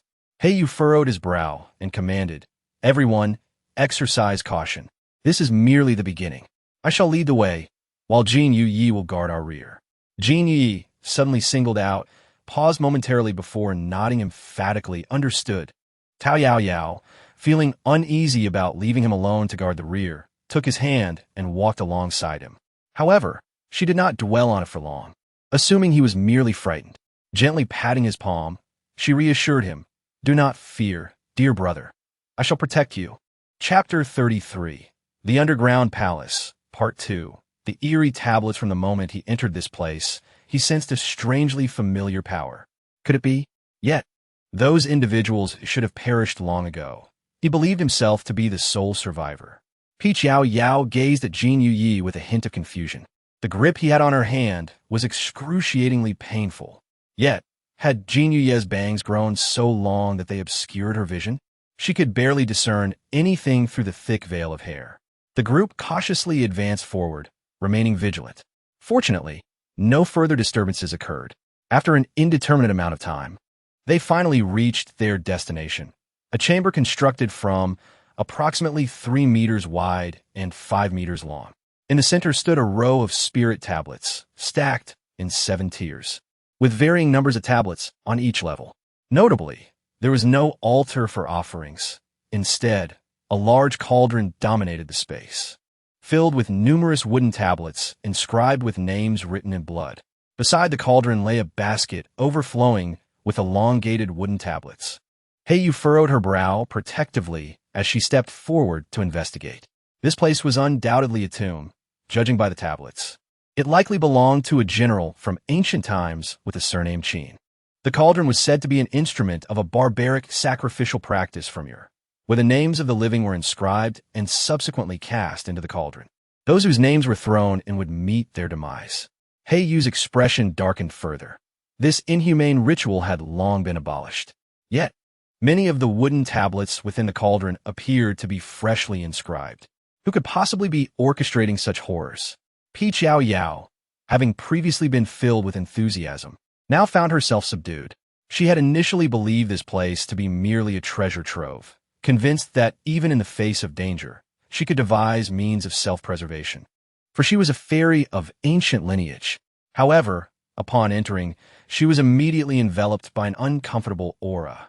The peculiar method of sacrifice currently unfolding before her was even more repugnant. She had thoroughly scanned the room, uncovering no traps, let alone treasures. Thus, if they wished to proceed, they had no choice but to follow the fate of those before them, inscribing their names on wooden slips and casting them into the cauldron. Why should it be this way? What manner of sacrificial rite demands the offering of a living soul? It was evident that this was no reputable family. And even more infuriating was the realization that someone must periodically come to clean this treasure, as the ancestral tablets were devoid of dust, and the wooden slips appeared freshly crafted. Upon hearing Black Feather's words, Hong Yi trembled, having been nurtured in an environment of affection since childhood. Though the apocalypse had later wrought changes, witnessing such a bizarre, sacrificial rite unfold before her made her heart quiver with trepidation. Black Feather, noticing Hong Ye's fear, cast a questioning glance at Yao Yao. It appeared that their only option to continue was to surrender their names to the cauldron. Indeed, Yao Yao nodded, feeling a wave of nausea wash over her. However, she was here in search of something valuable, so she decided to endure it for the time being. Upon seeing her agreement, Yu refrained from further conversation, stepping forward to retrieve a wooden strip and producing a small vial from his spatial storage. This was the black dog blood he had prepared in advance. He first inscribed his name upon it, and then passed it to Nwan and the others. Nwan blinked in admiration, acknowledging her brother's cleverness in thinking of such a detail. All four of them dipped the strips and inscribed their names, after which Yu collected their wooden pieces and, with a swift motion, tossed them into the furnace. At the moment of their descent, the previously pristine wooden strips shattered, transforming into splintered remnants akin to those already within the cauldron. Hong Yi gasped in surprise at the sight. Yu gently grasped her hand, signaling her to remain unafraid. Yao Yao added, "Do not fear, Sister Hong Yi. Those who place their hopes on the supernatural and the fantastical reveal their own lack of genuine skill." Hong Yi slowly nodded, affirming, "I am fine. I am not afraid." She could not afford to be afraid. She must protect Yao Yao and everyone else. As their conversation concluded, a sudden howling echoed through the room. The eerie sound of the wind was quite unsettling. Could they not act with a modicum of seriousness? As a spirit, why should she fear such phantoms? It was questionable whether these entities could even survive in the six realms. For these wandering souls and specters are not accepted by the heavenly path and typically dissipate on their own. Even if they were fortunate enough to discover a means of survival, their power would be exceedingly feeble. Otherwise, they would not be reduced to merely scaring humans to endure. Both the demon and divine races were once forbidden from disturbing the human realm. This was due in part to the need for balance within the heavenly path, and also because the relationship between demons, gods, and humans is one of equal coexistence. Without fear of one another, they would not inflict harm. Now, she seriously questioned whether she was overthinking. Perhaps Gu He's great fortune did not lie here at all. Yet, observing these theatrical displays, her heart felt less tense than before. Suddenly, with a rush of wind, a black hole appeared in the middle of the floor. Black Feather concentrated his power, casting a fire dragon downward, revealing a staircase made of blue stone beneath. The group exchanged glances, wordlessly continuing their descent. There were a total of 18 steps leading to the first level below. The light from Black Feather illuminated their path, and Yao Yao felt a twinge of sympathy for his abilities, knowing that the output of a supernatural being is limited each day. "I have prepared luminous vests. Everyone, please put them on." This was a human innovation following the apocalypse, utilizing solar energy and crystal cores. The vests themselves emitted red and green fluorescent lights, complemented by two large lamps on both the front and back, with the activation switch conveniently located on the shoulder. A gentle tap allowed them to control all four lights, adjusting both intensity and direction, proving exceedingly practical. Once everyone donned their vests and activated the lights, the expansive room, several meters wide, was instantly illuminated without a single shadow remaining. The figures cloaked in black, lurking in the corners, were caught off guard by the sudden brilliance and hastily shielded their eyes.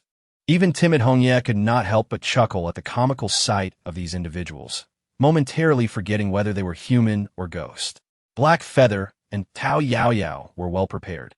They unleashed their powers as soon as the lights turned on, targeting the figures in the corners with Black Feather's dual water and fire abilities. Yao Yao, employing her magical prowess, swiftly conjured vines that ensnared the individuals in the other two corners. At that moment, all four corners fell into her trap, and under the blinding light, they gazed incredulously at the group. "You are audacious. Indeed, brothers, advance." The combination of Black Feather and Yao Yao's attack did not claim their lives directly. Yet, these individuals, oblivious to their peril, hastened to reveal their extraordinary abilities in retaliation. Well then, Chapter 34, The Underground Palace, Part 3. Do not blame me for being impolite.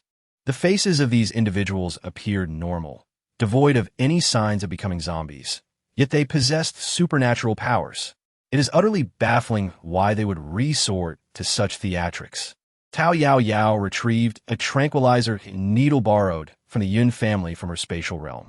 She was not one to take the life of a human lightly. This was a truth she had grasped since the very first day of her mischievous escapades. As the most favored beneficiaries under the celestial laws of each realm, they indulged in the finite resources of spiritual energy available in the world. To dare to directly harm a human would invoke the wrath of the heavens. Thus, long ago, the realms of gods and demons distanced themselves from humanity. Yet, with the rapid advancement of humankind, the divine realm had begun to languish. She too yearned to abandon her duties, but before she could fully indulge, she found herself cast into this predicament. Alas, however, killing was not entirely off the table. As long as causality was established, it was permissible. Simply put, it was akin to determining responsibility in a conflict. The one who strikes first bears the burden. Her actions could be classified as self-defense. As long as she refrained from slaughtering or engaging in nefarious practices with humans, the celestial laws would grant her clemency. Moreover, she was, in a sense, half human now. Conflicts among humans, provided they did not escalate too far, would not provoke the heavens. Yet, she was not one who relished in the act of killing. The only beings devoid of life signs she could dispatch were the zombies, sustained solely by a mysterious virus.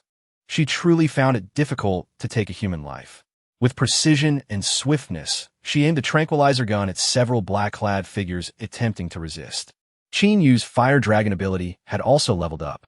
He too was reluctant to kill, but in his quest to protect those he cherished, he would show no mercy.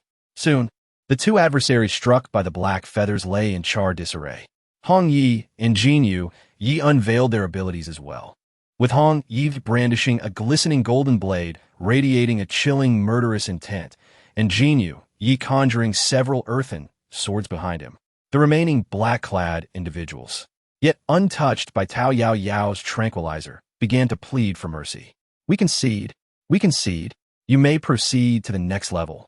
Following their desperate cries, a cacophony of wails ensued, and with a sudden crash, a black hole materialized in the center of the room. Yao Yao let out a cold laugh. Do you think that if you concede, we shall spare you? Many entered before you.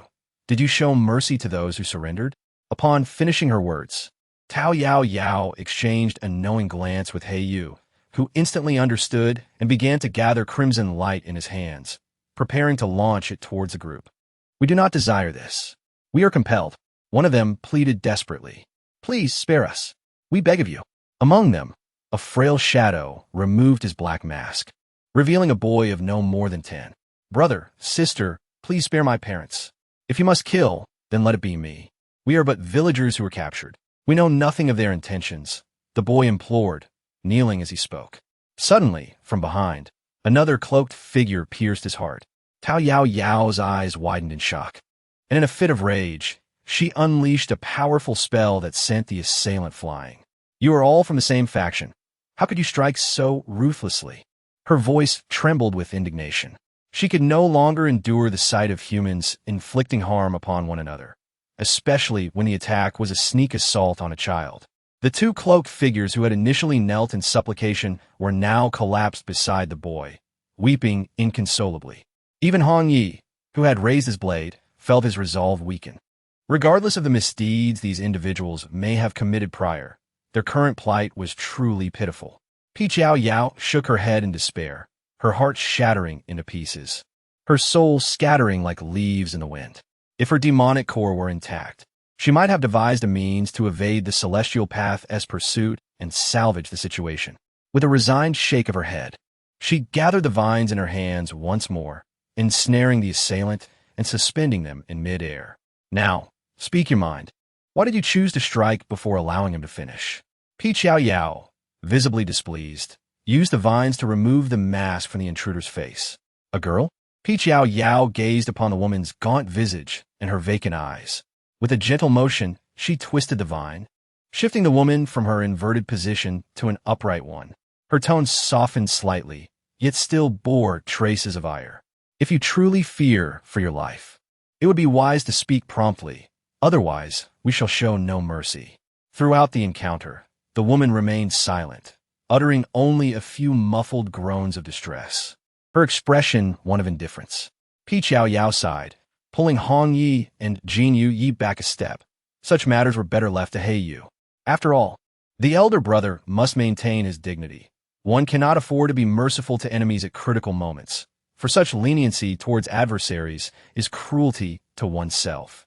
Thus, this also serves as an opportunity to cultivate the elder brother's resolve. Yu furrowed his brow. He had never been a paragon of virtue. He had taken lives before. Yet, he endeavored to retain his kindness within reasonable bounds. Observing the defiant woman, he refrained from focusing his attention on her, instead directing his gaze towards the two weeping individuals. Do you wish to avenge your son? If you speak the truth, we shall return him to you. One of the bereaved parents, clutching the lifeless body of the boy, rose and, without hesitation, removed the mask. Very well. Thank you. I will share everything I know. We are villagers from this vicinity. Our families have resided here for generations, and a tale of a General Qin has been passed down through the ages. However, it was merely considered a rumor until one day, a person claiming to be a descendant of the Qin family approached our village. Shameless.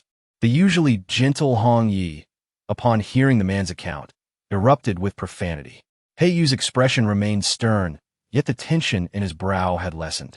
He no longer harbored any intent to kill these individuals. Yao Yao swiftly disarmed the man with a graceful wave of her hand. Before the fury in his eyes could turn to violence, she quickly interjected, "She has slain your son. I possess no authority to prevent you from avenging him. However, she is also a young maiden from your village and likely still refers to you as uncle. Grant her the opportunity for a fair duel. I shall bind her, allowing you to exact your vengeance. What would that make me? Once we depart, you may resolve this matter as you see fit. While your plight is indeed pitiable, do the souls that fell by your hands not merit compassion? We may choose not to end your lives, but that is where our mercy concludes. Farewell."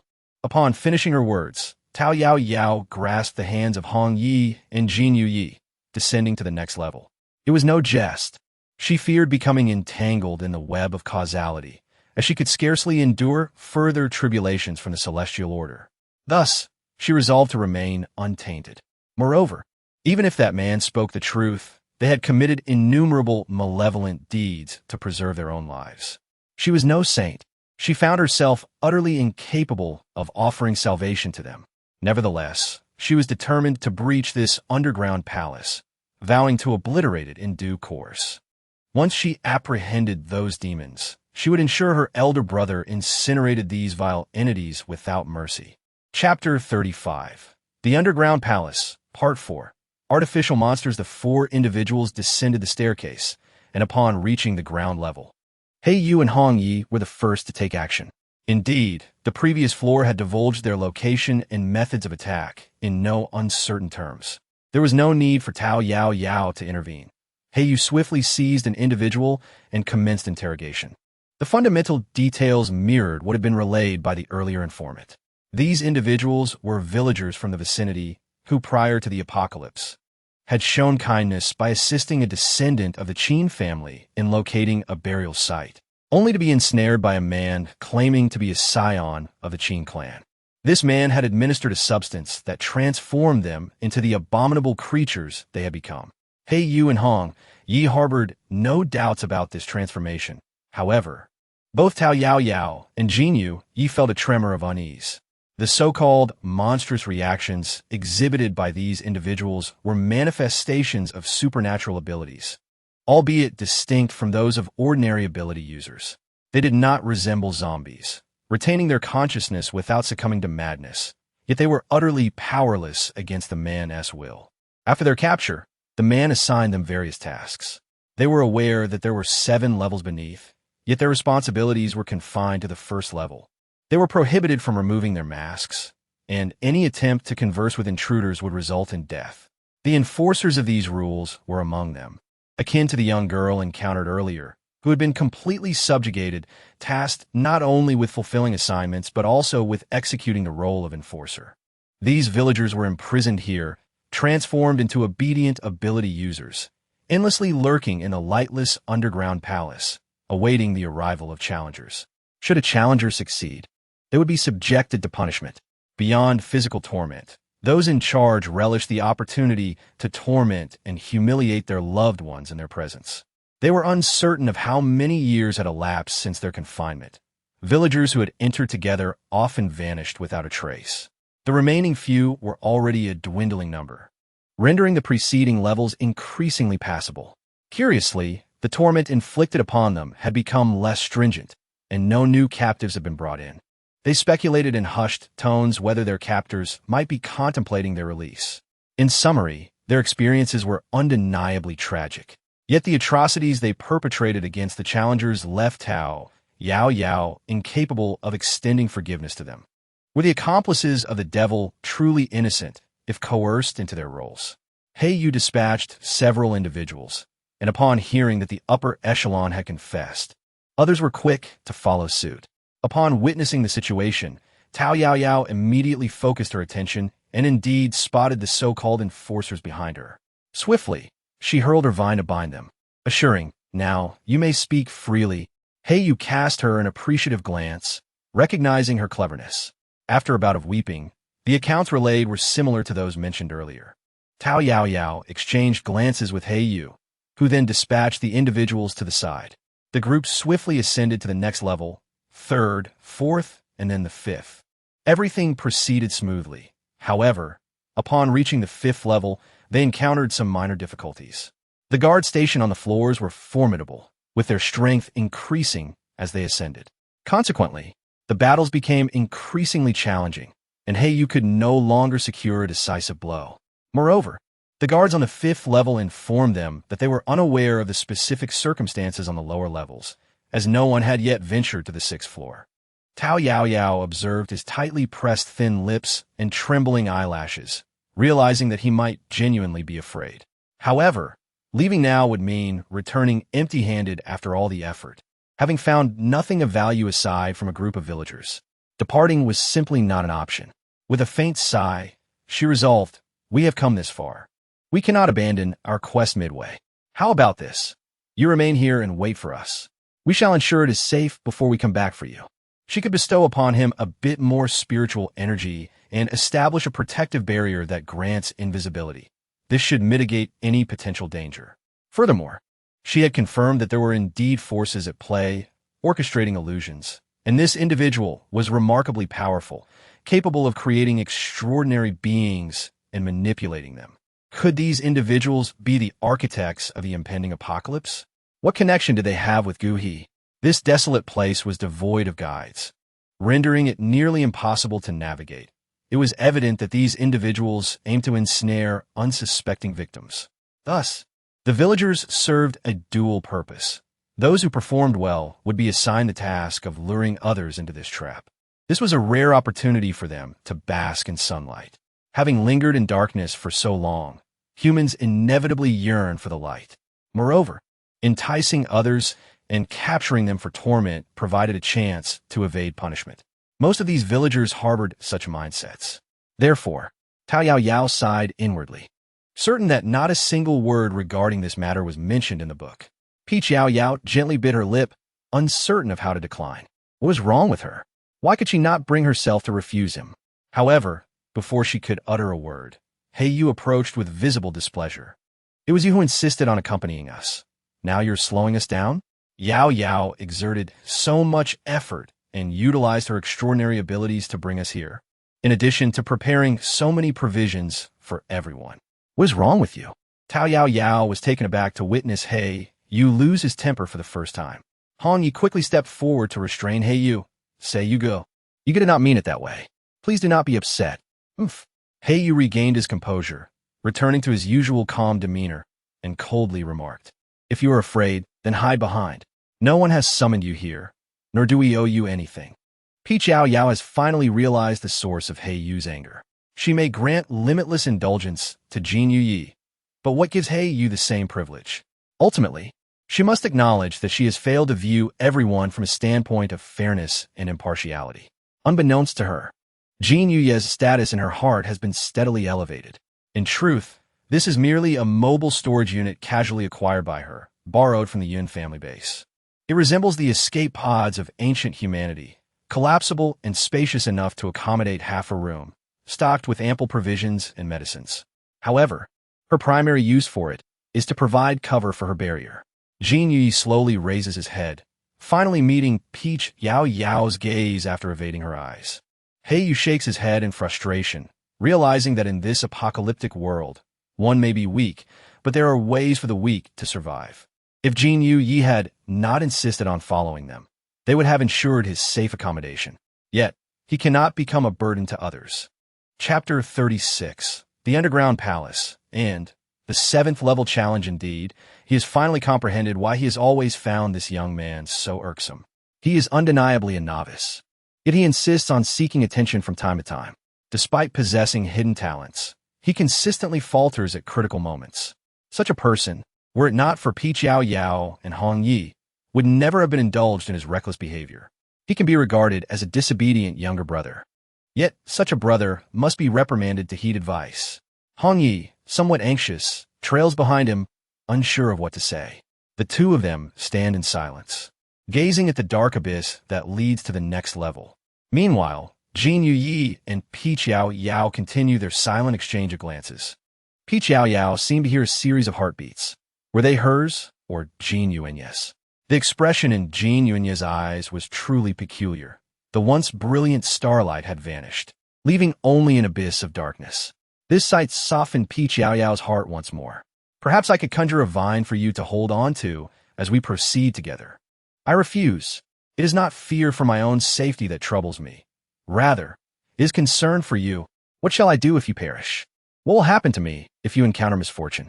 Jin Yuanye shouted, causing a tremor to run through the group of black-clad men bound before them. Peach Yao Yao was slightly taken aback. It was the first time Jin Yuye had spoken to her so loudly. Perhaps the sentiment behind the words was so compelling that she felt no trace of anger.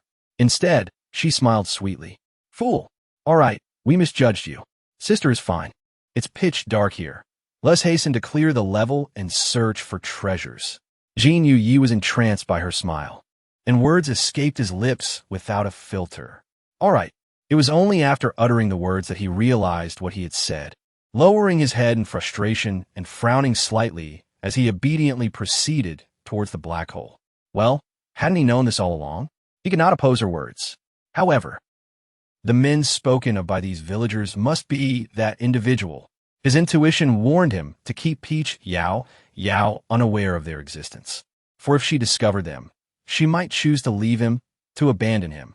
Thus, he needed to descend first and eliminate him before he could utter a word. He Yu cast a sidelong glance at him, grasped his arm, and led the way down, with Jin Yi following closely behind. Jin Yi paused for a moment, silently halting his pursuit of Peach Yao Yao. Clenching the vine in his hand, he struggled to suppress his rage, gently closing his eyes and unleashing his powers to seek out that person's trace. He was growing anxious, yet the mere thought that Peach Yao Yao might uncover his past and, like everyone else, see him as a monster, a demon, detesting and loathing him, sent him into a frenzy, yearning to annihilate everyone here. He had lost too much. He had learned to conceal himself, for only in this manner could he avoid being forsaken again. Caution! Just as He Yu descended to the 6th level, he was struck by a powerful surge of abilities, staggering back a few steps. Behind him, Hong Yi swiftly caught him. In an instant, Tao Yao Yao raised her hand to construct a protective barrier in front of several individuals. Fortunately, He Yu was not severely injured. Hong Yi utilized her wood-based abilities and even shattered several healing crystals bestowed by Tao Yao Yao. He Yu was already able to rise to his feet, gathering his energies in his hands and swiftly hurling them towards the opposition.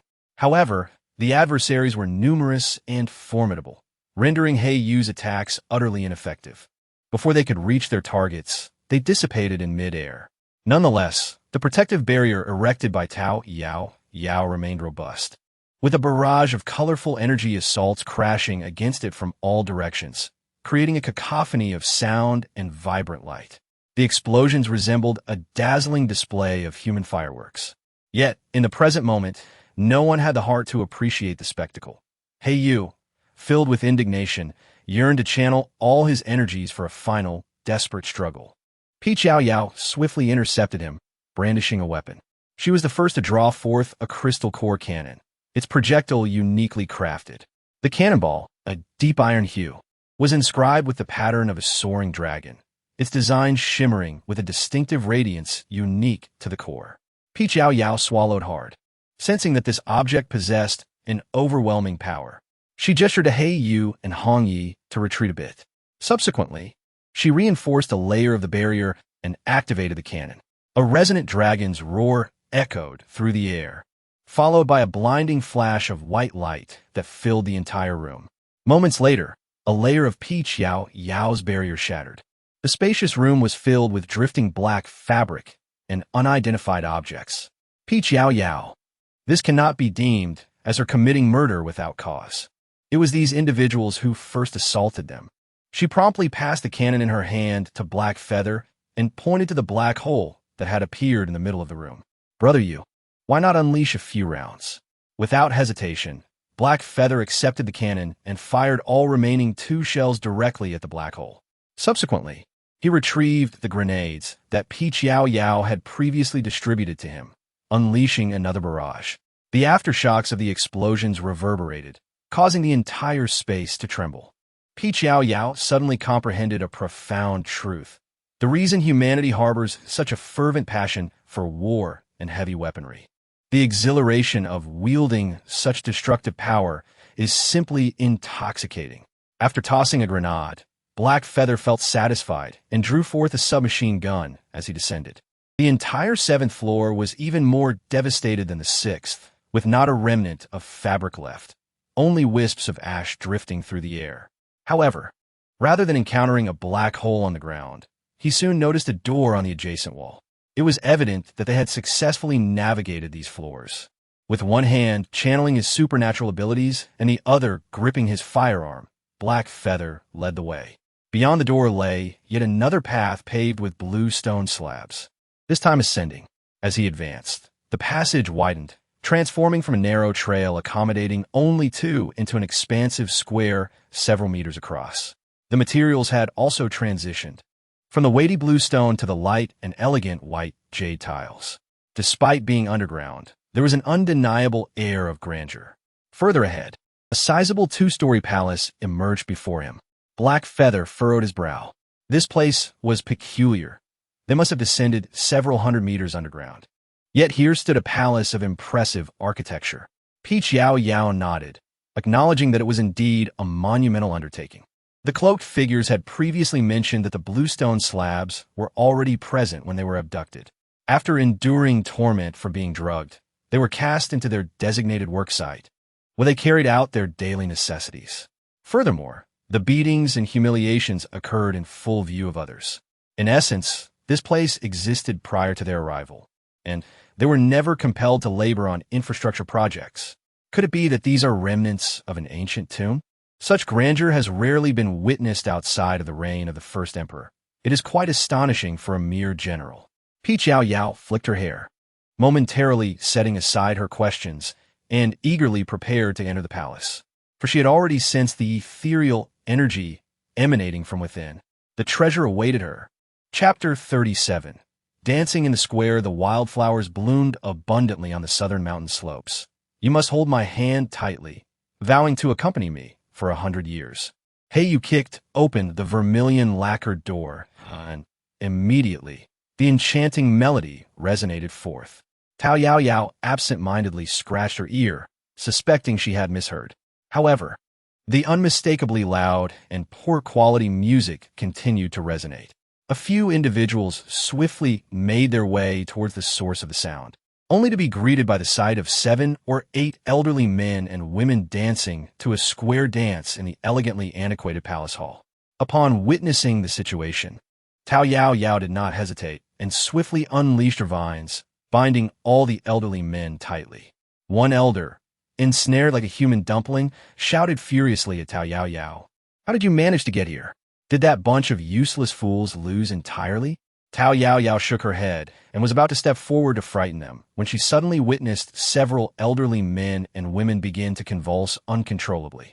They then started to spew blood profusely, their eyes fixated on Tao Yao Yao, as if they had encountered a living embodiment of the king of hell. Startled, Yao Yao took several steps back, bewildered. I haven't even touched you. Are you attempting to feign injury? You, having been observant throughout the ordeal, confirmed that Yao Yao had not laid a hand on these individuals and swiftly approached to investigate the situation. Yao Yao hurriedly approached, selecting a relatively mild-mannered elderly woman, and administered 2 healing spells. However, the effect was minimal, merely alleviating the woman's discomfort for a moment. She struggled to suppress her cough, grasping Yao Yao's hand with great effort, managing to utter, "Heart, demon, come, run." To Yao Yao's surprise, the elderly woman managed to convey this information. In response, she cast another 2 healing spells. The elderly woman widened her eyes in disbelief, attempting to rise, her hand pointing insistently towards Yao Yao. Yao Yao furrowed her brow, intending to cast another 2 healing spells, when the elderly woman completely ceased to breathe. By the heavens, the demise of the elderly was in no way connected to her. May fate not attribute this loss of life to her. You examined each individual meticulously before stating, they appear to have suffered severe internal injuries, as if struck fatally, directly impacting their heart and lungs. How could this be? Yao Yao had not harmed them. Hon gefurovit herburov in confusion. Yao Yao nodded slightly, pondering whether there might be others present. Everyone, exercise caution and prepare your weapons. However, after several individuals remained on high alert for over 10 minutes, no disturbances were detected. Heiyu was the first to relax their defensive stance. We are at the very heart of the hall, beneath multiple layers above us. Let us proceed and search for the items you seek. Yao Yao nodded and gestured toward the staircase on her right. Let us ascend from here, she suggested. Although her gesture seemed casual, she had sensed a potent surge of spiritual energy emanating from the left. She was preparing for a brief separation from Heiyu and the others. It was not out of a desire to conceal anything. Rather, she had detected a formidable presence of extraordinary abilities in that direction. Her own magical prowess was insufficiently robust, and while Heiyu and Hong Yi were indeed formidable, it was only in comparison to ordinary individuals outside. Had she not made prior preparations, their recent encounter on the 6th floor would have posed a significant threat to their safe retreat. In critical moments, she could transform into Silver Moon, capable of vanquishing such creatures. The Silver Moon combat team was exceptionally powerful, and she had recently devised a method to expedite her ability transitions. This would allow her to simultaneously engage in both offensive and controlling spells while embodying Silver Moon, rendering her virtually invincible. However, she could not afford to reveal her Silver Moon identity, necessitating a temporary diversion from her companions. If there were truly valuable items to be discovered, she would secure them first and later distribute them among her friends once they were outside. After all, the camaraderie that Heiyu and the others had shown by risking their lives alongside her was a rare and cherished bond, particularly in this apocalyptic world where loyalty and support were invaluable. As they ascended, they encountered a series of rooms, which Heiyu systematically kicked open. To his surprise, none were occupied. However, several contained photographs. Heiyu nodded toward Yao Yao, indicating that these must belong to the individuals they had seen downstairs. It appeared that these rooms were indeed their residences, albeit Yao Yao understood the hesitation in Heiyu's words. Since these elderly ladies and gentlemen were the residents of this place, who could have possibly killed them in an instant? Furthermore, the reason behind their presence here only deepened the intrigue. A group of elderly individuals gathered underground, engaging in their lively square dancing.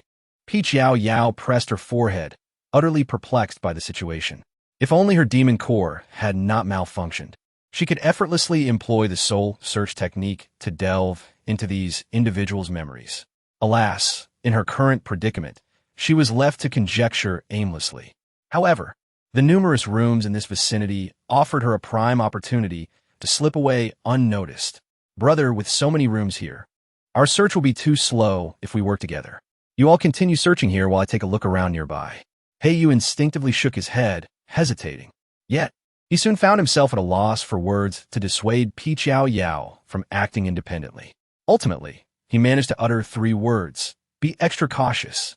Yao Yao nodded and said, I shall take my leave now. Do exercise caution. At critical moments, cast aside your weapons, and then employ your abilities.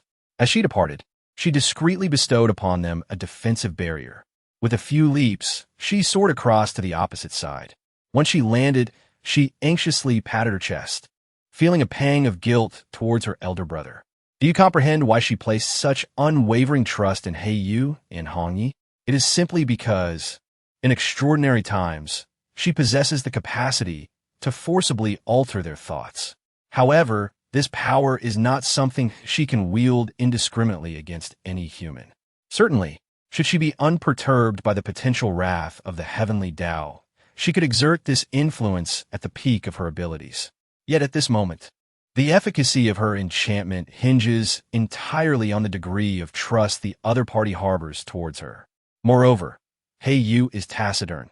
He seldom speaks unless absolutely necessary, and he indeed holds a profound trust in her, which should preclude any suspicion. Without hesitation, she kicked open the door before her, knowing that this place significantly impacted her spellcasting. Just as her spatial contraction technique faltered upon her entrance due to the potent spiritual energy present, it was primarily her own weakness that hindered her. Yao Yao sighed, though she had adequately prepared beforehand, having hardly tapped into her spiritual power throughout this journey. Have you arrived? Do you bring what I requested? Have those old fellows outside been dealt with? Or have they once again staged a performance, eliminating disloyal subordinates? Who are you? Where is Gu He? Yao Yao gazed at the slender, quiet man before her, clad in a black Zhongshan suit and adorned with golden-rimmed spectacles. She offered an awkward smile and inquired, I am Yuan. Do you recognize me? Chapter 38, You Ugly Creature. Yao Yao imitated the manner of speaking that Yuan typically employed, coquettishly twisting her body towards the man. Brother, she called, seizing the opportunity while the man furrowed his brow in contemplation, swiftly casting the vine in her hand. The man found himself ensnared, his eyes narrowing, and his tone betraying not a hint of displeasure. Little one, who are you? And Yuan, Yao Yao replied, maintaining her composure and heartbeat, for her face was concealed by an illusionary technique. Moreover, this individual happened to be her target, rendering her curiosity moot. The previous flicker of doubt in her mind dissipated with his earlier words and the mention of Gu He, revealing much of what she sought to understand. Very well. It appears the young lady is disinclined to engage in a pleasant conversation. The man subtly shifted his hands, and the vines conjured by Yao Yao were instantaneously shattered. Since you are unwilling to speak, you shall remain here. The facade of gentlemanly grace he had donned vanished in an instant, replaced by a grotesque smile as he pried open the ring on his thumb, unleashing a torrent of white powder. Yao Yao had previously overheard from the black-clad guards that the man responsible for their plight had controlled them all with a mystical powder from his hand. Upon entering, she recognized him immediately based on the general description. It was indeed this vile creature. Thus, she had long been on guard, anticipating his move. Otherwise, how could she dare to take a life? The multilayered barrier instantly enveloped her, successfully blocking the man's powder. Subsequently, feigning weakness, she clutched her head and fell, pretending to succumb. Cough, cough, you despicable fiend. You have resorted to poison. The man opened his mouth and laughed mockingly. Pray tell, who are you? Since you are familiar with Yuan's name, you must have some acquaintance with the esteemed young master of the Gu family. Do you understand why I know you're not Yuan? Although I have never laid eyes on her, the young man from the Gu family possesses discerning taste. How could he possibly take a liking to someone as unattractive as you? Yao Yao discreetly swallowed her saliva. Very well, this individual has successfully provoked her. Presenting the corpse accidentally to He Yu and the others for a bit of fun should not be considered her responsibility, right? Uncle Chin, I am truly at ease. Brother, he encountered an unexpected matter, and those old fellows downstairs are exceedingly formidable. You may wish to see for yourself. It was precisely he who summoned me to seek you out. Otherwise, I would not have come here. Yao Yao continued to ramble, asserting that this wretched place was undoubtedly established by the ancestors of the Qin family. Truly, a dragon begets a dragon, and a phoenix begets a phoenix. One can only imagine the immense manpower and resources expended to construct this tomb. Their forebears were nothing more than harbingers of misery for the common folk. And now they merely perpetuate the same fate upon others. Qin Xia stifled his boisterous laughter, resuming his genteel demeanor as he retrieved a white silk handkerchief from the pocket of his coat.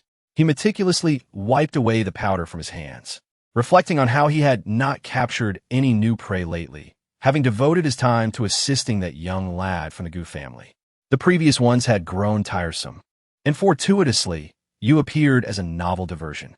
Although you may not be the most aesthetically pleasing, you still offer a modicum of entertainment. With a sardonic smile, Qin Xia brandished the leather whip typically employed to torment prisoners, advancing towards Yao Yao. It had been his oversight during his recent seclusion. The clock on the wall indicated that it was still not time for his rendezvous with Gu He. Furthermore, the nature of his relationship with the Gu family was one that must remain concealed from any third party. Gu He would never disclose his true identity to anyone, for he sought power and profit, while Qin Xia yearned for the elusive immortality that everyone else covets but cannot attain. Their relationship was one of mutual benefit. Much like their ancestors, had it not been for the puppet emperor preceding them, how could the Qin family, a mere military clan, have acquired such a vast necropolis? Were it not for the incompetence of the emperor's descendants, the Qin family would not have fallen into decline. For 7 centuries, the descendants of the Qin family had endured in silence, and now he was on the verge of uncovering the secrets to eternal life. With the elixir now complete, the scientists he had previously kept captive had become obsolete. Yet, having consumed the elixir themselves, he could not simply eliminate them. It was fortuitous that Gu He desired power. Qin Xia also wished to erase all traces of this place. Thus, they found a harmonious agreement, leading to the emergence of this expedition. Yao Yao gazed at the triumphant expression on the man's face, recalling the lamentations of those who had come before her. A fiery anger surged within her, and just as the man approached to seize her hair and was about to tear her garments, she swiftly maneuvered behind him, brandishing a submachine gun without hesitation, unleashing a torrent of bullets. The man was clearly taken aback by her unexpected assault, as such a feat was nearly inconceivable. No, it was not merely improbable. It was utterly impossible. The substance he had thought to be a harmless white powder was, in fact, a mere illusion. This drug was extracted from a treasure, an intangible, vaporous entity, concealed within the hollow center of a ring. The moment the ring shattered, every living being within the room would fall under his dominion. Even those with formidable martial skills would find any attempt to evade futile. And those foolish villagers, witnessing one in distress, rushing forth with weapons in hand, were merely courting death. Who the hell are you? I will flay your skin and strip your flesh. I will mercilessly beat your body with knives and whips, then administer medicine to heal you, savoring every moment of your torment. The man grimaced, clutching his body, now pierced by bullets, glaring malevolently at Yao Yao. Yao Yao disregarded him, her submachine gun expending its ammunition, before she swiftly retrieved another. She continued to unleash a barrage of gunfire upon the man, who, in a state of desperation, fled in all directions, abandoning any semblance of grace as he nearly crawled deeper into the house. Yao Yao furrowed her brow, slightly pursing her lips. How is it possible that this man bears no trace of blood? Her bullet had nearly embedded itself within his flesh, yet not a single drop of blood had emerged. In her idle moments, she employed her magical abilities to imprint these texts into her mind. This method not only spared her the time of reading, but also enabled her to utilize the knowledge at critical moments. Such a skill would undoubtedly be cherished by the students of a bygone society. No matter how much she contemplated, it was inconceivable for any human in the present day to sustain injuries without shedding blood. Except, suddenly, Yao Yao had an epiphany. Zombies. Yao Yao seemed to have come to a realization, and thus ceased her contemplation, hastening to catch up. Just moments ago, she had believed she had encountered a true deity. According to the sacred legends of the demon clan, it is said that in ancient times, true deities were entirely birthed from the cosmos, devoid of blood and meridians. However, they have long since transformed into the essence of heaven and earth. Yao Yao let out a slow breath, indeed somewhat startled. She had overthought the situation. If that true deity were real, why would they hide in this dilapidated underground palace? Upon seeing Yao Yao catch up, the man gritted his teeth and pleaded for mercy, saying, "Wait, I possess a treasure known as Lingshin. Spare my life, and I shall bestow it upon you." Yao Yao smiled gently, realizing that you were merely stalling for time, and then summoned your strength to restore your body. "What treasures do you possess? Once you are gone, they shall all belong to me." Chapter 39. Obtaining the Spirit Heart. Wait. Just a moment, young lady. I have something valuable to offer you. The man extracted a slip of paper from another pocket of his suit. "Behold, this is—" His words were abruptly cut short by a flash of lightning enveloping Yao Yao. Yao Yao swiftly transformed into a silver moon, unleashing a torrent of lightning upon the man. As the silver flames erupted, only a dark, shadowy silhouette remained on the ground. Yao Yao remained vigilant. Upon the death of a zombie, it would turn to ashes. Although this individual had been gruesomely cleaved, their fundamental form still persisted. Swiftly, her fingertips traced symbols in the air, and a crimson array gradually took shape. This was a rudimentary version of an enchanted divine formation. Yao Yao's abilities have reached their limits. She feels a sense of uncertainty within as she wields her new weapon, casting spells and transforming into a silver moon to unleash lightning.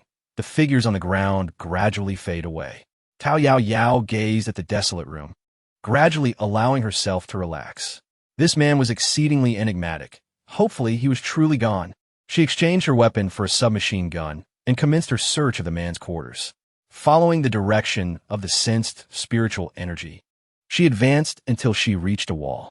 Yao Yao fired directly, shattering the entire wall and revealing a concealed chamber behind. The space within was quite ample, equivalent to the size of 3 rooms. Various boxes of differing sizes were scattered across the floor. Yao Yao employed her magical abilities to open various items from a distance.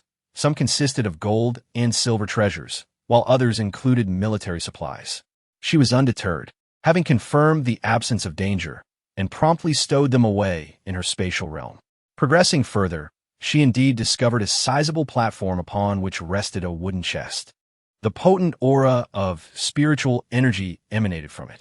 With a flick of her magic, she unsealed the chest, and the room was instantly engulfed in a dazzling radiance.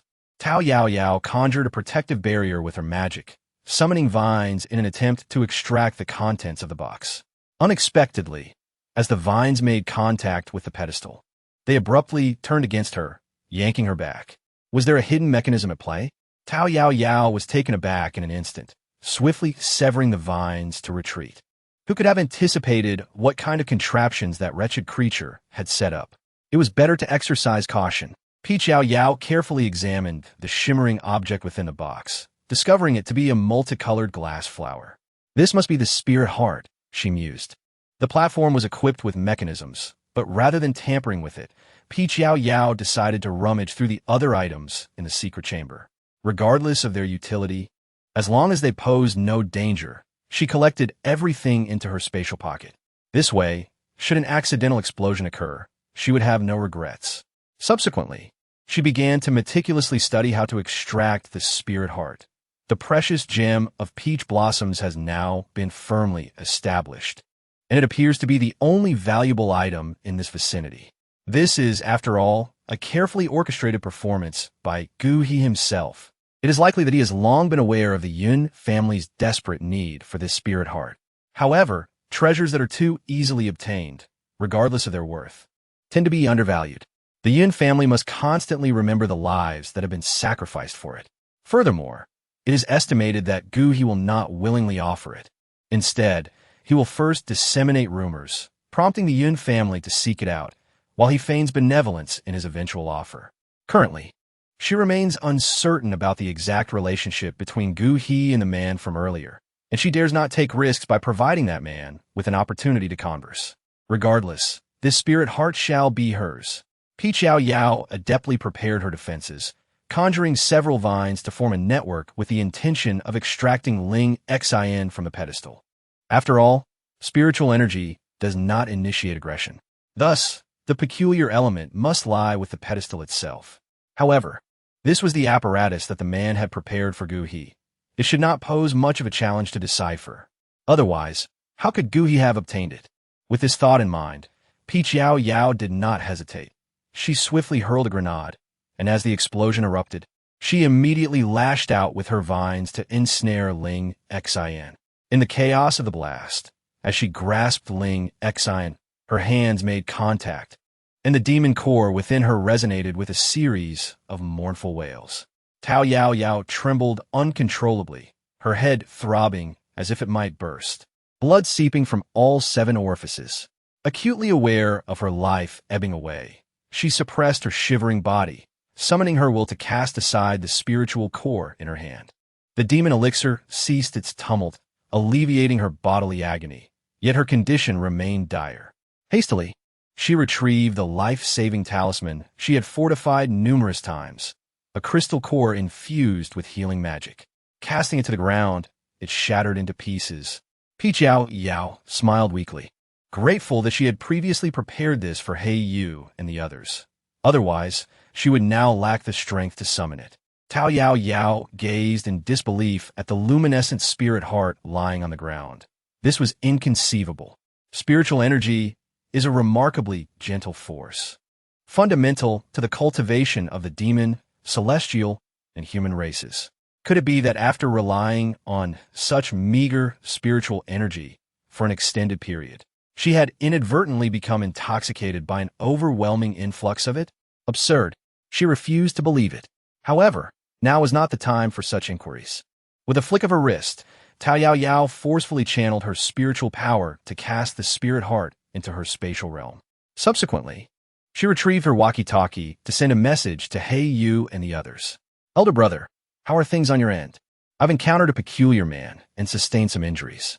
Once you finish your search, come find me in the second room on the left, 3rd floor. Are you all right, Yao Yao? Jin Yuye's voice was the first to respond. Tao Yao Yao suddenly realized that Jin Yuye had been behind her just moments ago. How could she have overlooked someone? I'm fine. There's no need to worry. Are you seriously injured? We have already secured the valuable items into our space. We will come and get you now. The voice of He Yu followed closely thereafter. Peach Yao Yao nodded gently, assuring everyone, there is no need for concern. I am currently in no danger. You may.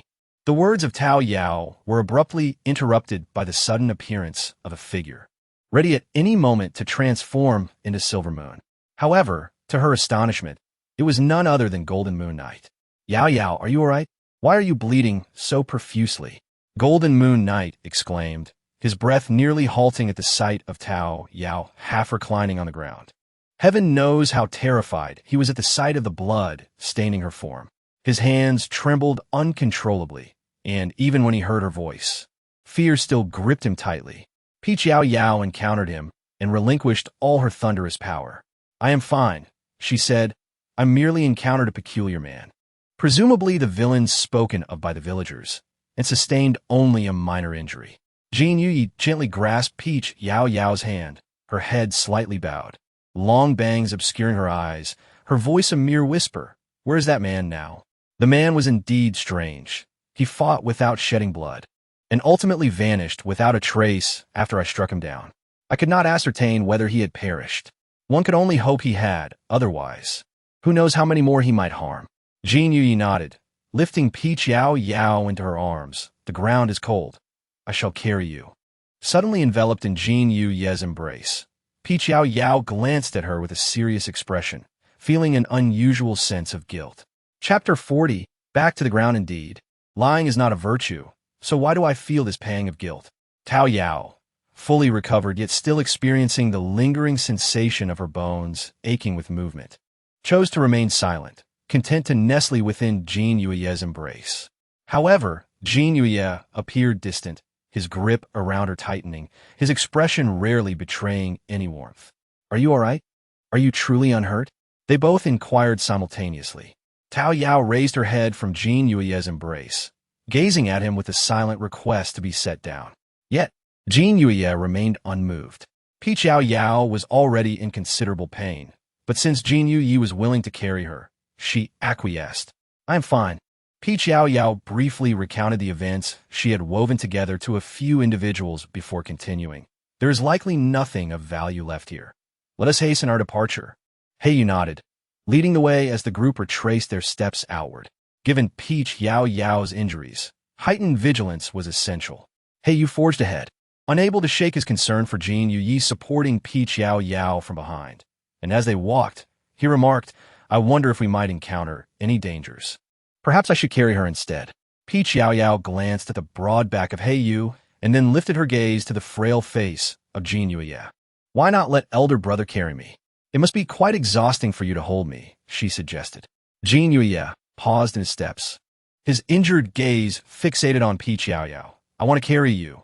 Tao Yao Yao sighed, contemplating whether to suggest that Heiyu allowed Jin Yuyi to carry her instead, as she was relatively light. However, before she could voice her thoughts, Jin Yuyi had already lifted his head and effortlessly embraced Tao Yao Yao with one arm. Raising his other hand shortly thereafter, dust swirled around him, coalescing into several sharp blades, each infused with an aura of lethal intent.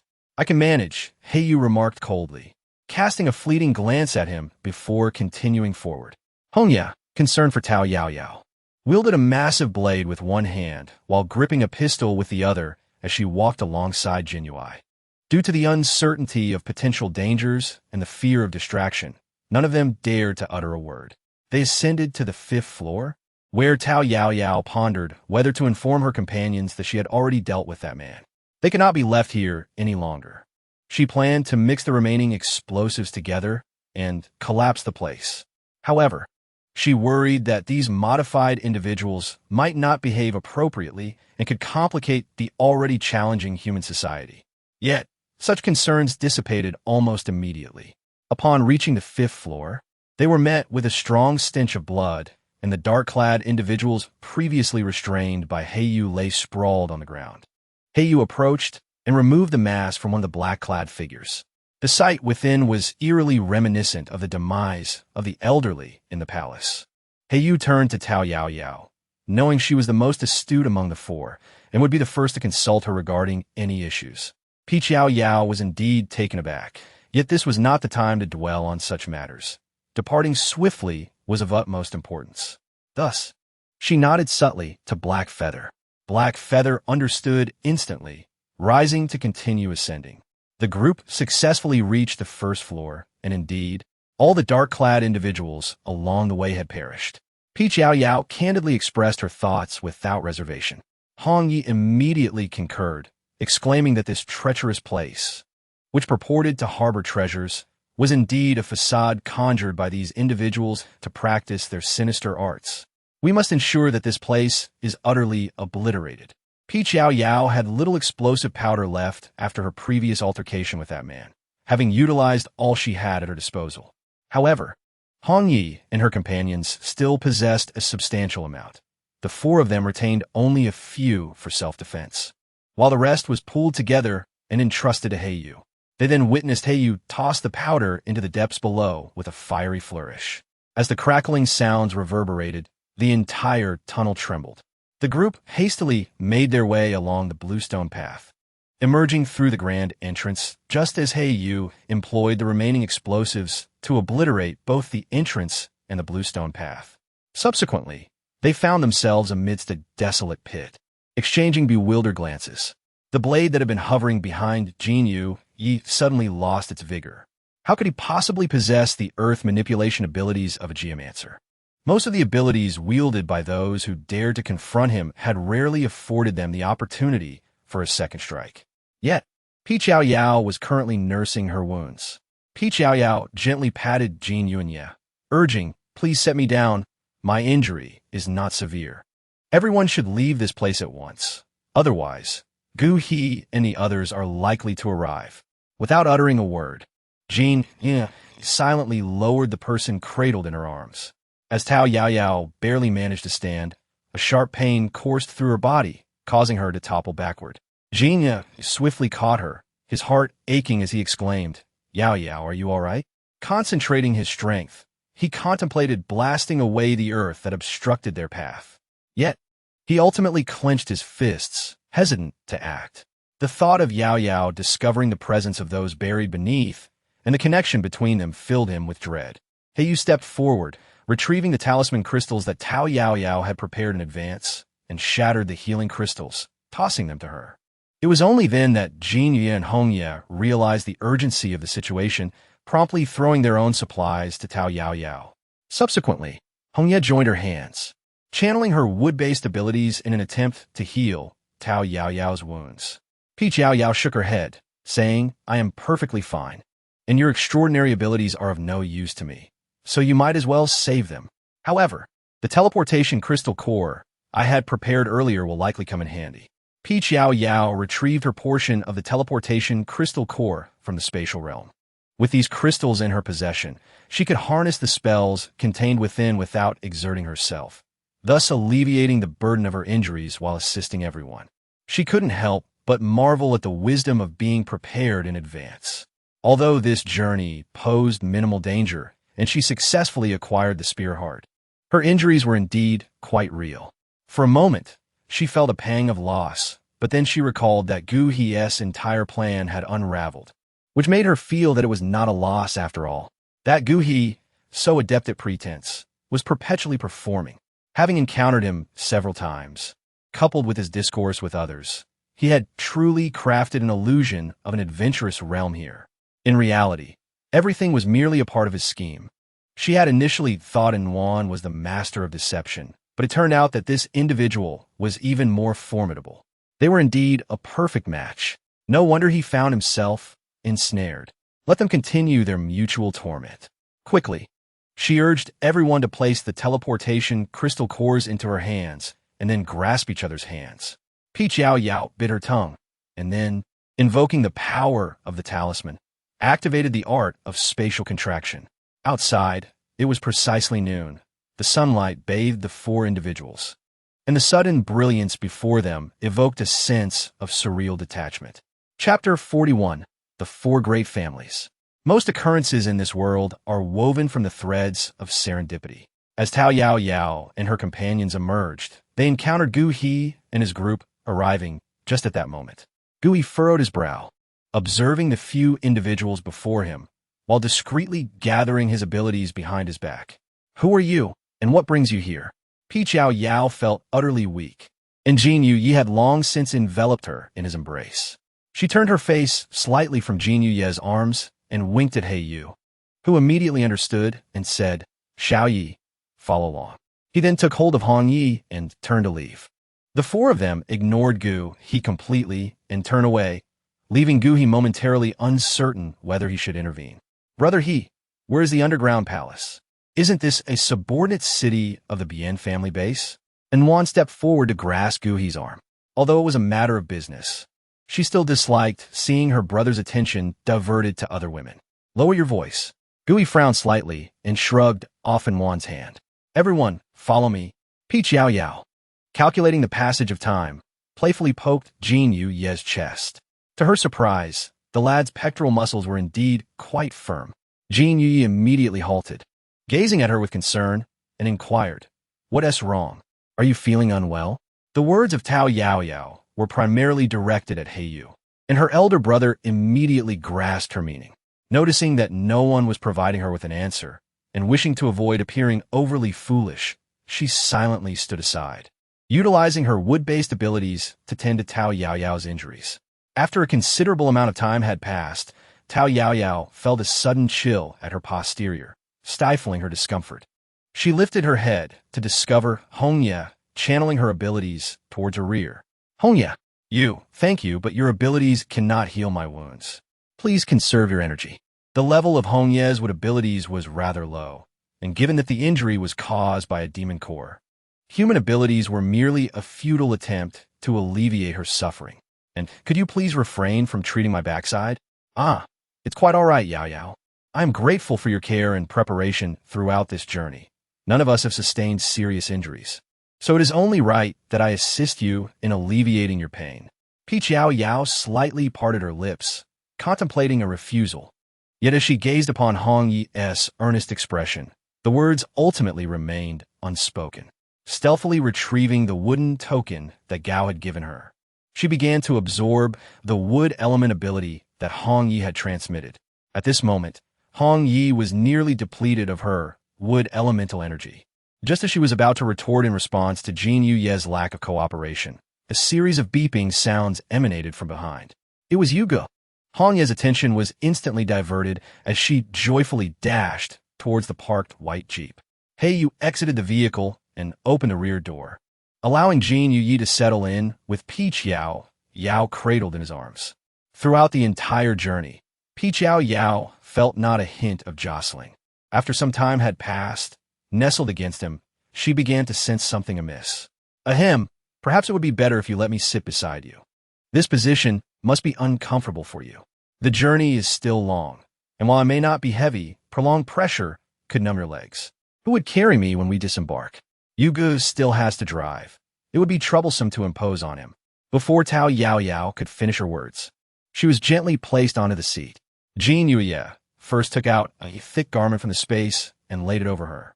Then, with a look of concern, he asked if she felt any pain. No, not at all, Yao Yao replied, shaking her head. With that, Jin Yu sighed in relief and nestled her head onto his lap. Peach Yao Yao blushed slightly and obediently wrapped her arms around Jin Yuye's waist, closing her eyes. It felt truly delightful. After a while, Heiyu's voice echoed, Yao Yao, ahead lies the Bien family base. Why don't we enter first, find a place to recuperate, and then see if we can tend to your wounds? Yao Yao pondered for a moment. Gui must have already ascertained that the underground palace had been destroyed, and they, who were present at the scene, were the most suspicious individuals. Given Guhi's character, it was likely he would not let them off easily. After all, it was about the spirit heart. With so many petals, how much could he utilize for healing Yun Yao? Most would undoubtedly be employed to enhance his own abilities. If it were merely a gamble, that would be one thing, but this individual was conspiring with others. One could only wonder what terms he had exchanged with that refined scoundrel from the underground palace. Yet now, they were helplessly witnessing their plans being thwarted, which must have driven him to fury. Brother, those people just now were Gu He and his lot. Hong Yu was the first to exclaim, What? Yao Yao, why didn't you mention this earlier? That scoundrel, I must give him a sound thrashing to avenge you. There's no need for that. I kept my head down, so he didn't recognize you. However, that man is quite cunning and likely suspects we were responsible for the destruction of the underground palace. Yao Yao winced as she retrieved the walkie-talkie. She had forgotten to give it to Gowing earlier, and hadn't spotted Guhi nearby, so she needed to send him a message promptly. It was uncertain if Guhi was targeting him, but it was likely that even if he did not wish for his demise, the outcome would not be favorable. After all, why would he endure such indignation to bring Gowing here if it were not a genuine expedition? Yao Yao initially intended to flee hastily, but now she feels a surge of anger. What kind of scum and disgraceful individual is this? Suddenly, it dawned on me that I have heard that human society is primarily governed by 4 major factions. Could it be that this faction is one of them? Yao Yao is not particularly well-versed in the specific circumstances here, yet she vaguely recalls that when Yuan aspired to dominate the nation, the 4 prominent families naturally opposed her. Each of them possessed considerable abilities. Why should they acquiesce to her claim of sovereignty? However, the surnames of the 4 families escape her memory at this moment. Ah, yes, it is indeed the Bien family. The very city we currently inhabit is a subordinate territory of theirs. They should be capable of withstanding that rabid dog. Gu He, brother, let us take refuge at the Bien family base for the night. We have all been deprived of sleep for 2 days and could use a respite. Yu nodded in agreement. Yu and Jin Yi fell silent. One focused intently on driving, while the other gazed dreamily at Yao Yao, admiring her flowing, ink-black hair. Yao Yao, feeling exasperated by the situation, buried her head in Jin Yunye's embrace. Observing her movement, Jin Yunye gently wrapped his arms around her, hoping to provide her with a more comfortable place to rest. Hong Ye, noticing Yao Yao's apparent fatigue, quelled her curiosity and sat still, her eyes wide open, gazing ahead. Meanwhile, Yu, who had been discreetly observing everyone out of the corner of his eye, managed a rare smile. You should rest too.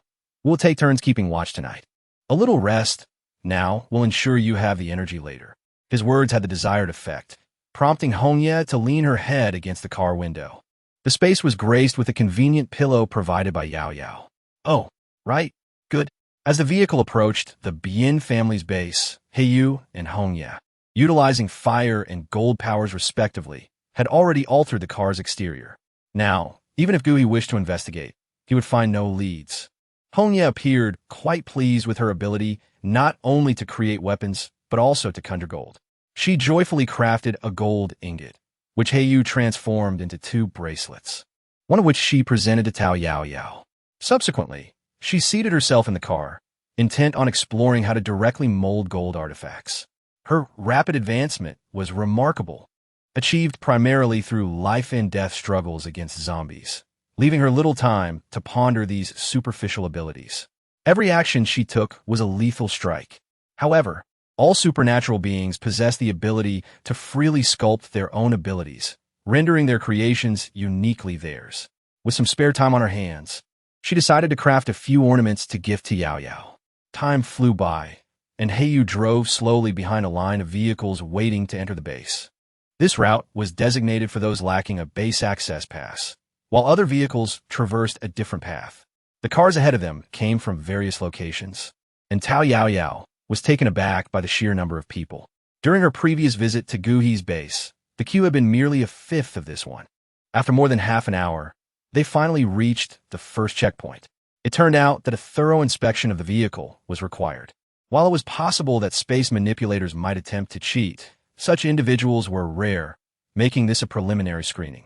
Moreover, this was merely a formality. The Bien family, known as one of the 4 major bases, certainly possessed formidable strength. This was also one of the reasons Tao Yao Yao reconsidered and decided to involve the Bien family. In the original narrative, Nuan and Guhi embarked on a journey to unify the world, with their first target being the Bien family. Although supported by the Yun family, they had effectively assimilated the latter. However, the Yun family was merely one of the 4 great clans and could not simply obliterate the other 3. Openly provoking any one of them would be unwise, given the deep ties between the 4 families. Unless one sought to invite collective retaliation, no family would engage in such self-destructive actions. Yet, Nuan and Guhi were different. They were audacious. If her memory served her right, Nuan first seduced the Bien family's young heir, Bien Lin, and later falsely accused him of harassment. Consequently, the Bien family fell into decline. It was akin to inviting a wolf into one's home. Rather than allowing them to suffer later, it would be better to strike now. If the Bien family could not withstand the onslaught, that would not be her concern. They could use this time to recuperate, especially since she still had not resolved the issue with her demon core. Every movement sent pain coursing through her body. She had never endured such torment before. Reflecting on it now, while the elders of the demon realm may have seemed rigid, their decision to isolate the demon realm from humanity was indeed a wise one. Who in their right mind would wish to become human? Truly a lack of understanding. Yao Yao shyly glanced at his leg, wondering if he was truly unscathed after being pressed against her all the way. Yet, Jin Yu Yi did not even touch his own leg, his entire focus devoted to the woman in his embrace. She usually wore a sweet smile, rarely exhibiting such fatigue, indicating she had indeed sustained severe injuries. Her hand instinctively clenched, causing Yao Yao to wince slightly, her tone laced with grievance. "Why are you pinching me?" Jin Yu Yi immediately released her, opting instead to hold her gently in his arms, his hand instinctively rising to massage her waist. "I'm sorry, I didn't mean to." "No, don't. Were you trying to touch?" Yao Yao's face flushed, taken aback by his lack of boundaries.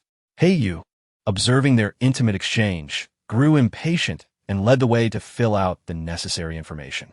Hong Yi, however, curiously gazed at the pair, acknowledging their compatibility. It was no wonder Jin Yu Yi was so attached to Yao Yao. Finally, she declared, "All right, I've completed the information. You may enter for photographs." "Great."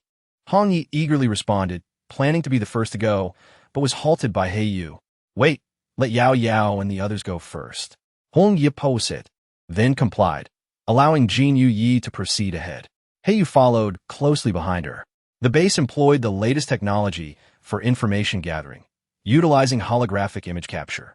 Standing within the collection circle, one could have their entire data transferred into the computer, creating a three-dimensional character information card. The base also thoughtfully provided assistance for individuals with disabilities, and Heiyu had already arranged for a wheelchair. Therefore, Jinyu gently placed her down before stepping back, as a series of flashes and infrared beams illuminated the scene. A 1-to-1 scaled, three-dimensional animated information card of Peach, Yao Yao appeared on the screen beside them. Hongyi gasped in astonishment. Why does the animation look completely different from Yao Yao? Heiyu swiftly grasped her hand, having already collected his own data and noticed this discrepancy. Though his emotions remained subdued, he had anticipated this issue, which was why he had stopped Hongyi earlier. With many extraordinary individuals at the base, it was best not to arouse their suspicion, lest they undermine Yao Yao's South efforts or even drive her away as someone with ulterior motives. Indeed, when Peach Yao Yao saw the display, she exhibited not the slightest surprise. Heiyu felt more certain that it was her doing. However, witnessing her lack of reaction compared to Jinyu, Yi made him feel unsettled. Just as he suspected, this young man possessed an extraordinary capacity for endurance. Heiyu shot him an exasperated glance. Why was he competing with him? He still had a drive. Then came the time to submit their provisions, and they all momentarily froze, having forgotten to retrieve their food from the spatial storage beforehand. Presenting it now would directly reveal their status as space ability users to the base. Heiyu furrowed his brow, eyeing the pile of golden trinkets that Hongyi had conjured. Chapter 43. The Great Elder of the Demon Clan. Upon entering the base, Heiyu used the gold jewelry obtained by Hongyi to successfully rent a 2-story villa.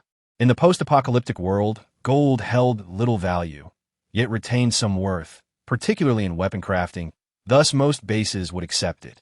In this world, all things exist in a cycle of mutual creation and destruction. Hence, each base must have at least 5 elemental powers represented. Individuals like the Yun family's Quintet and Gu He, who possessed all 5 types of abilities, were considered children of destiny, nurtured by the heavens.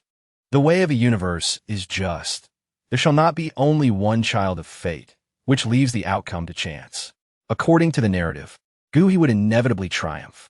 Initially, Peach Yao Yao was indifferent to whether Gu He and Inwan could unify the world, harboring only a slight grudge.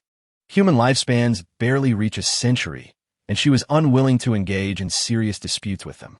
After all, the highest form of revenge is simply to live long. As long as she devoted herself to cultivation, she would eventually celebrate atop Gu He and Inwan's grave. However, the present circumstances were different. This wretched fellow had truly infuriated her. Their enmity had intensified. As an ancient demoness who had spent her days languishing in the demon realm reading novels, she had never endured such indignities. This time, she ventured into the abyss, and the heavens had spared her from any lightning strikes, indicating that her covert sabotage had gone unnoticed. She had recently established contact with Gao Ying, who angrily scolded her. Feeling guilty, she resorted to a tragic tale, for her injuries were genuine. Upon hearing of her plight, Gao Ying quickly set aside his grievances about not accompanying her, informing her that Gu He was on the verge of a breakdown. Hearing this, Peach Yao Yao couldn't help but laugh heartily, inadvertently aggravating her wounds. Yet, the laughter was irresistible, prompting Gao Ying to hear her muffled groan and worry frantically, eager to fly over and heal her. However, Peach Yao Yao declined, suggesting he stay with Gu He to gauge whether he could discern their true direction. Given Gu He's strength, he would likely find her soon, and Gao Ying's presence would facilitate communication. Additionally, her injuries could not be healed by wood-type abilities. There was no need for him to come and fuss over her. After placing the intercom down, moments later, Jinyu entered with a bowl of sweet soup. His gaze was deep and lingering, causing Peach Yao Yao's heart to flutter. I didn't hear anything. You went to inquire at the base medical station. Since you were absent, they couldn't provide a diagnosis, so he bought this nourishing soup for you. Jinyu approached, helping her sit up, carefully placing a pillow behind her, and with a calm demeanor, he scooped a spoonful, blew on it to cool it, and offered it to her lips. The person beside the stove resembles the moon, her slender wrist gleaming like frost and snow. Peach Yao Yao obediently sipped the nourishing soup handed to her by Jinyu. The broth was both sweet and steaming hot. As she finished the bowl, Jin Yu remained silent, not uttering a single word. The peculiar atmosphere between them weighed heavily on Peach Yao Yao, who thrived on lively interactions. Jin Yu, are you feeling down? She inquired. Jin Yu responded with silence. What does your silence imply? Have I upset you in some way? We are family. If something's on your mind, just speak openly. Jin Yu hesitated, pondering the notion of family. Pain coursed through her entire being. Forget it. If you don't wish to converse, you may as well leave. Tao Yao Yao, having concluded her words, extended a finger to press the intercom, eager to seek out her beloved Hong Yi for playful companionship. Yet, she was abruptly enveloped from behind by a strong embrace. Yao Yao, I am terrified that you might perish, terrified that you might leave me. Will you stay by my side forever? The grip around her waist tightened with increasing intensity, nearly suffocating her. As she contemplated a slight struggle, a wave of warmth and dampness enveloped the nape of her neck. Accompanied by the sounds of gentle sucking and soft gasps in her ear, Tao Yao Yao's eyes widened in disbelief. Was he licking her neck?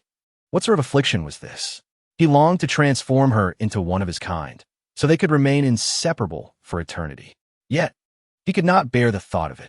Yao Yao, you must live well, for before succumbing to the agony of losing her, he would certainly bite down. Rather than endure the torment of her absence, he would prefer to confine her in darkness. Tao Yao Yao was already suffering from aches all over her body, and his embrace only intensified the pain. With a reluctant voice, she exclaimed, Your hold is quite painful. Upon hearing her cry of discomfort, Jin Yu suddenly realized his mistake and hastily released her, gently placing her on the bed. Yes, I apologize. Peach Yao Yao observed the timid and curled up Jin Yu, took a moment to compose herself, and spoke gently. It's all right. Where you go and the others? Jin Yu lowered his head like a child who had erred, his gaze flitting about everywhere, but failing to meet Peach Yao Yao's eyes.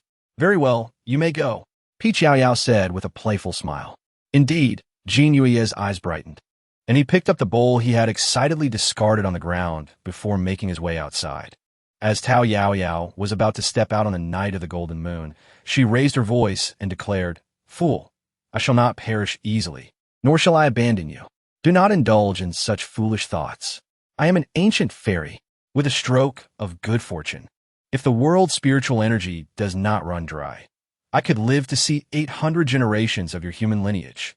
The bowl in Jin Yu's hand fell once more. But this time, fortune did not favor him. The delicate blue and white porcelain shattered upon impact.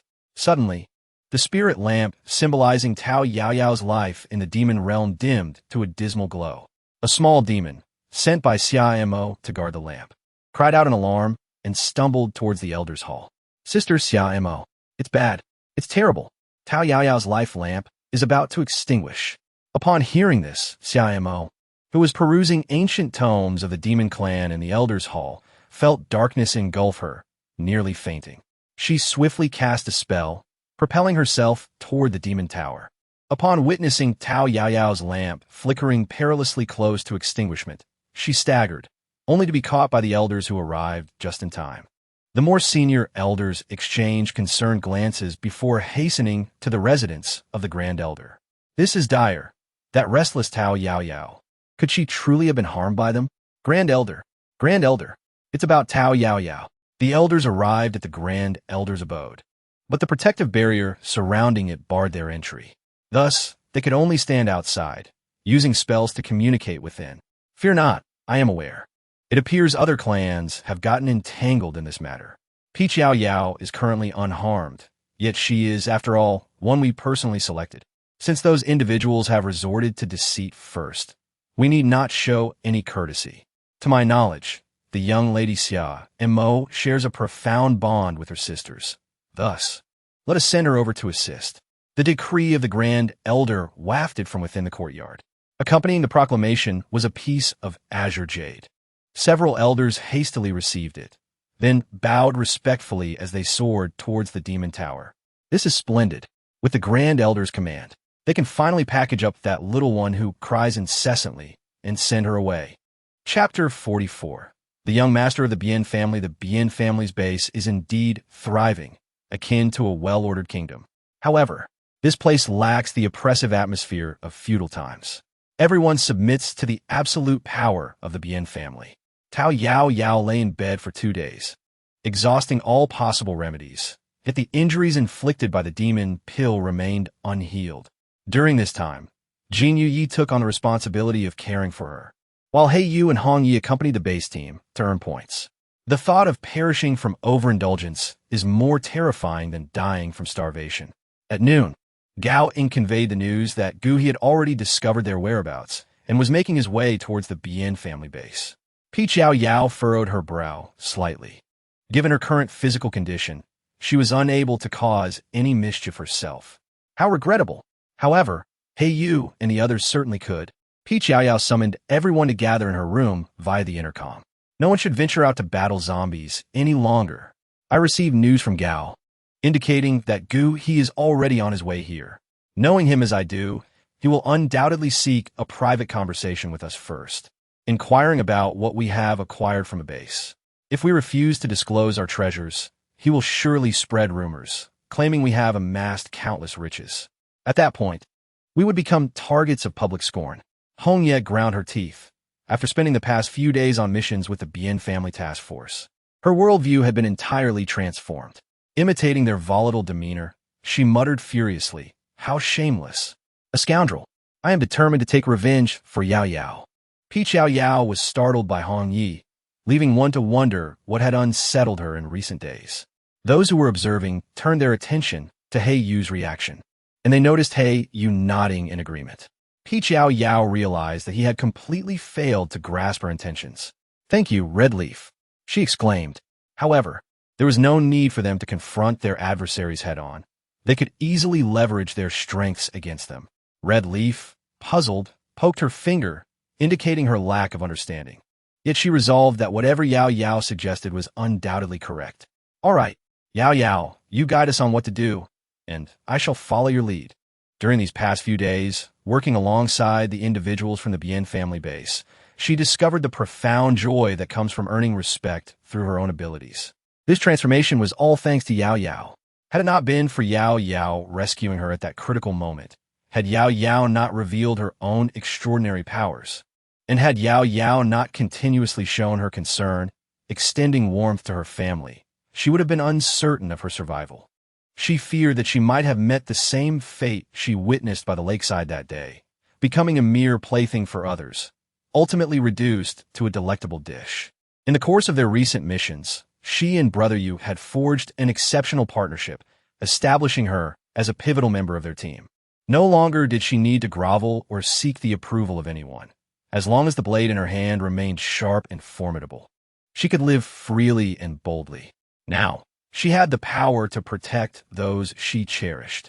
Yao Yao remained oblivious to the changes in Hong Ye's heart. Yet upon witnessing her radiant laughter, she discerned that true joy resided within her. This was indeed a relief. Human life is fleeting, and it is paramount to live joyfully. She beckoned a few individuals closer. Then, as they leaned in, she lowered her voice and succinctly outlined her plan. Observing the varied expressions on the faces of the three, Yao Yao blinked in confusion. What was the matter? Was there a flaw in her plan? Or was it that the young heir of the Bien family was particularly difficult to approach? Jin Yu nodded affirmatively at her, assuring her that there was nothing amiss. Her plan was utterly flawless. He was merely taken aback, pondering whether Yao Yao truly harbored feelings for Gu He. He disapproved of the exertion she invested for another man. Yet, he dared not express his feelings at that moment. He had been captivated from the very first glance by this enchanting creature, whose smile was as radiant as a flower. Indeed, this beguiling sprite seemed devoid of a heart. He understood all too well that her affections were not directed towards him. Nonetheless, he was entranced. That day, he had intended to seek liberation. It was she who had saved him. He believed that eventually, he would find his way into her heart. As long as she remained oblivious to the truth of his feelings, she would surely remain by his side forever. In stark contrast to Jin Yu's sudden return to composure, He Yu and Hong Yi continued to exhibit expressions of uncertainty. Hong Yi, beating Kadip, glanced at He Yu, only to find his demeanor darken further. She cast a pleading look towards Yao Yao, her fingers nervously tugging at her hair, utterly at a loss for words. The soul of the Bagua within Yao Yao's eyes suddenly awakened, revealing a narrative of intrigue. However, upon observing the darkened countenance of Heiyu, resembling the bottom of a pot, she resolved that it would be wiser to approach Hongya instead. What troubles you, Hongya? Speak openly. If my plans are flawed, I would prefer to amend them promptly. Hongya's conflicted expression flushed crimson, and after a moment of steely resolve, she bowed her head and divulged the entire story. As it fortuitously happened, the captain of the squad assigned to missions alongside Hongya and Heiyu these past 2 days was none other than Bien, and the young heir of the Bien family base.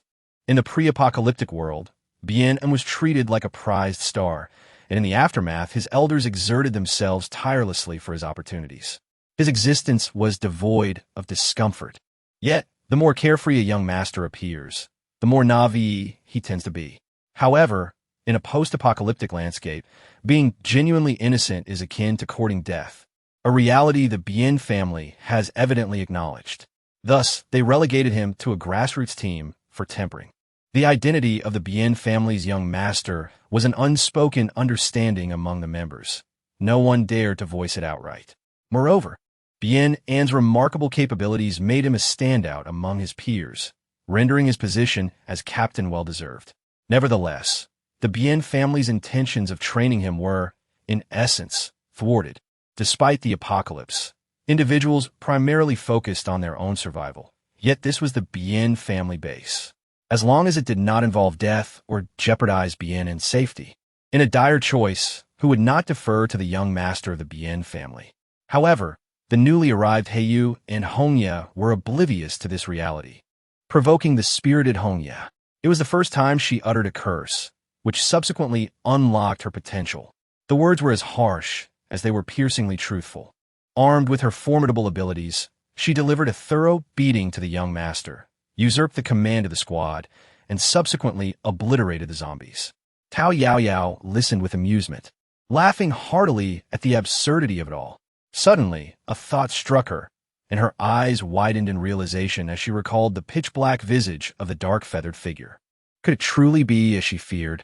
Soon enough, Hongya provided her with the answer. Then, as if compelled by some ludicrous wind, a cowardly individual shamelessly declared his affection, insisting that he must marry her. Hongya clenched her fists, lamenting that she had been too lenient. Yao Yao, must we befriend him? Absolutely not. The mere sight of him makes me want to strike him. The laughter bubbled within Yao Yao, struggling to contain her mirth. Indeed, the tropes of the domineering CEO novels did not deceive her. As a member of the Demon Clan with a penchant for human literature, she was all too familiar with such clichés. However, Chapter 45. The CEO cannot be rejected, though the CEO's intelligence left much to be desired. One truth remained immutable. The more one resists, the more insistent he becomes. Just as the story narrates, Bien had set his sights on Anwan, who deliberately misled him to ensnare the Bien family. Yet, in his foolishness, Bien ultimately lost everything to her and continued to hold a torch for Anwan. Now, having taken an interest in Hongya, it was certain that she would not entertain him. But Yao Yao cast a sympathetic glance at Heiyu, pondering whether her elder brother, with his rather stern demeanor, might falter against that lad from the Bien family. Should she perhaps offer him a word of caution? Yet, this thought merely flitted across her mind like a fleeting shadow during a moment of idle curiosity. As for Hongya, her affections were her own to choose. The young man from the Bien family was not a villain. It would be unjust for her to impose her standards upon Hongya's romantic pursuits. After all, matters of the heart are often perplexing in their own right. Yao Yao suppressed her smile and, with a serious demeanor, addressed the group. Since you are entangled in such a relationship, let us amend our plans. As long as we can utilize the hands of the Bien family to deal with Gu He and his companions, that will suffice. Hong Yi, rarely frowning, inquired, how shall we amend it? I'm already weary of that fellow's persistent presence. I can hardly avoid him. Sister Hong Yi, if you do not fancy him, simply disregard him. Let elder brother and Jin Yu Yi take charge. Yao Yao beckoned to the two, signaling them to draw closer, and then lowered her voice. Indeed, Bien is as the outside world describes, a straightforward man devoid of ulterior motives. Elder brother and Hong Yi have inadvertently become well acquainted with him, which is advantageous for us. All we require is for you to inadvertently let slip the matter of Gu He attempting to seize treasures from the Bien family's subsidiary city in front of the young master. Additionally, you must accidentally allow him to overhear the fabricated accusations I crafted against Gu He and his group. Remember, it must be accidental. After all, he is the young master of the Bien family, and even the dimmest of wits would not fully believe gossip upon hearing it. However, there is no need for concern. I will ensure that Gao indiscreetly places the evidence we discussed near Gu He. As Yao Yao finished speaking, she felt utterly drained. Fortunately, Vin Yuye, who had been watching her intently, swiftly took her into his embrace and gently laid her down on the bed. Sister, do not worry. We shall see to it that everything is handled splendidly. Yao Yao blinked her eyes, which were somewhat bewildered due to exhaustion. Why was he calling her sister again when he was clearly older than her? This fellow. However, she currently lacked the energy to ponder such matters. Her injuries were peculiarly slow to heal. In her present condition, she had not even encountered anything like it in the ancient texts of the demon clan. Yet, not wishing to worry Jin Yu Yi and the others, she forced herself to appear calm and said, "Thank you all for your efforts. Hong Ye, if you're not busy, please stay and keep me company for a while."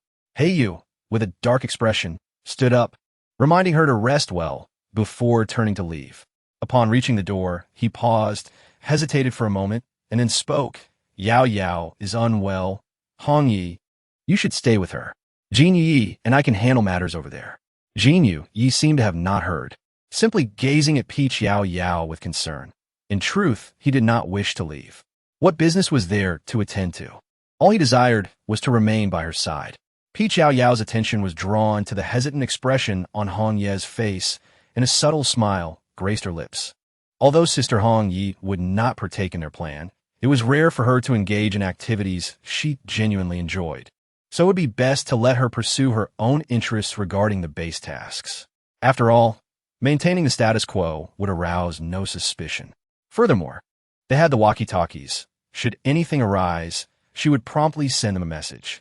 Hong Yi cast a grateful glance her way, while Jin Yi clenched his fists, ultimately refraining from voicing anything that might upset her. He Yu remained turned away from them, concealing his expression, and nodded at the air outside the door. All right, this matter is settled. After He Yu departed, Jin Yu was also ushered out by Yao Yao, leaving only Hong Yi and herself. At present, they were not quite sisters by blood, yet their bond surpassed that of kinship. Although Yao Yao had ulterior motives regarding Hong Yi, the emotions she invested were genuine. She did not wish to dictate Hong Ye's romantic destiny based solely on her own preferences. Thus, in order to formulate their future plans, she sought to inquire about Hong Ye's true feelings. Despite her origin as a primordial deity, meant to nurture a peach blossom with divine blood for her beloved, her understanding of romantic matters was limited to the tales and novels crafted by humanity. What if she were to err, regardless of the circumstances? It was this very emotion that could wound humanity the most. As Yao Yao remained lost in her own thoughts, Hong Yi approached her. Yao Yao, is there something troubling you that you find difficult to share with Yuge and Yiga? It is all my fault. I have been so careless. When Yiga mentioned his intention to take care of you, I completely overlooked the fact that he is a man. Yao Yao blinked in confusion, but then quickly comprehended the meaning behind Hong Ye's words. Could this young girl possibly believe she had arrived in the realm of humans and, feeling embarrassed to speak to Jin Yi, chose to remain alone? Although she had lived for a millennium, she was still akin to a mere child in the human world. Moreover, as long as the demon clan did not become emotionally attached, such matters were entirely out of the question. No, I merely heard that the heir of the Bien family possesses striking looks, is intelligent, and exceptionally talented, albeit a tad too naive and willful. He is truly a remarkable individual. I wanted to inquire about your thoughts on him. Hong Ye's sharp exclamation abruptly interrupted Yao Yao's words. Yao Yao, What nonsense are you spouting? In what way is he handsome? He is pale and thin, resembling a boiled chicken. What nonsense about talent? I could easily send that pathetic chicken flying with a single blow. Yao Yao observed the agitated and nearly bouncing Hong Yi, feeling as though the heaviness of her own discomfort had diminished. Indeed, those who radiate joy have an unparalleled ability to uplift the spirits of others. Sister Hong Yi, there is no need for such formality between us. I find you particularly impressive when you refer to yourself with such boldness. You truly shine. Hong Yi, slightly embarrassed, fidgeted with the golden bracelet adorning her wrist. Really? I simply find such candor liberating, free from the fear of anyone. It feels as if no matter how tumultuous the world may become, even if it were to crumble, I could steadfastly support it all on my own.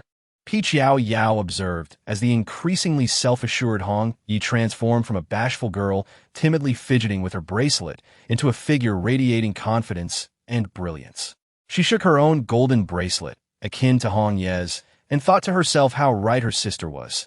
Such prowess deserves to be celebrated in whatever way brings joy. In the past, I had heard others speak of individuals like Bien and those who, when faced with rejection, only become more resolute in their affections.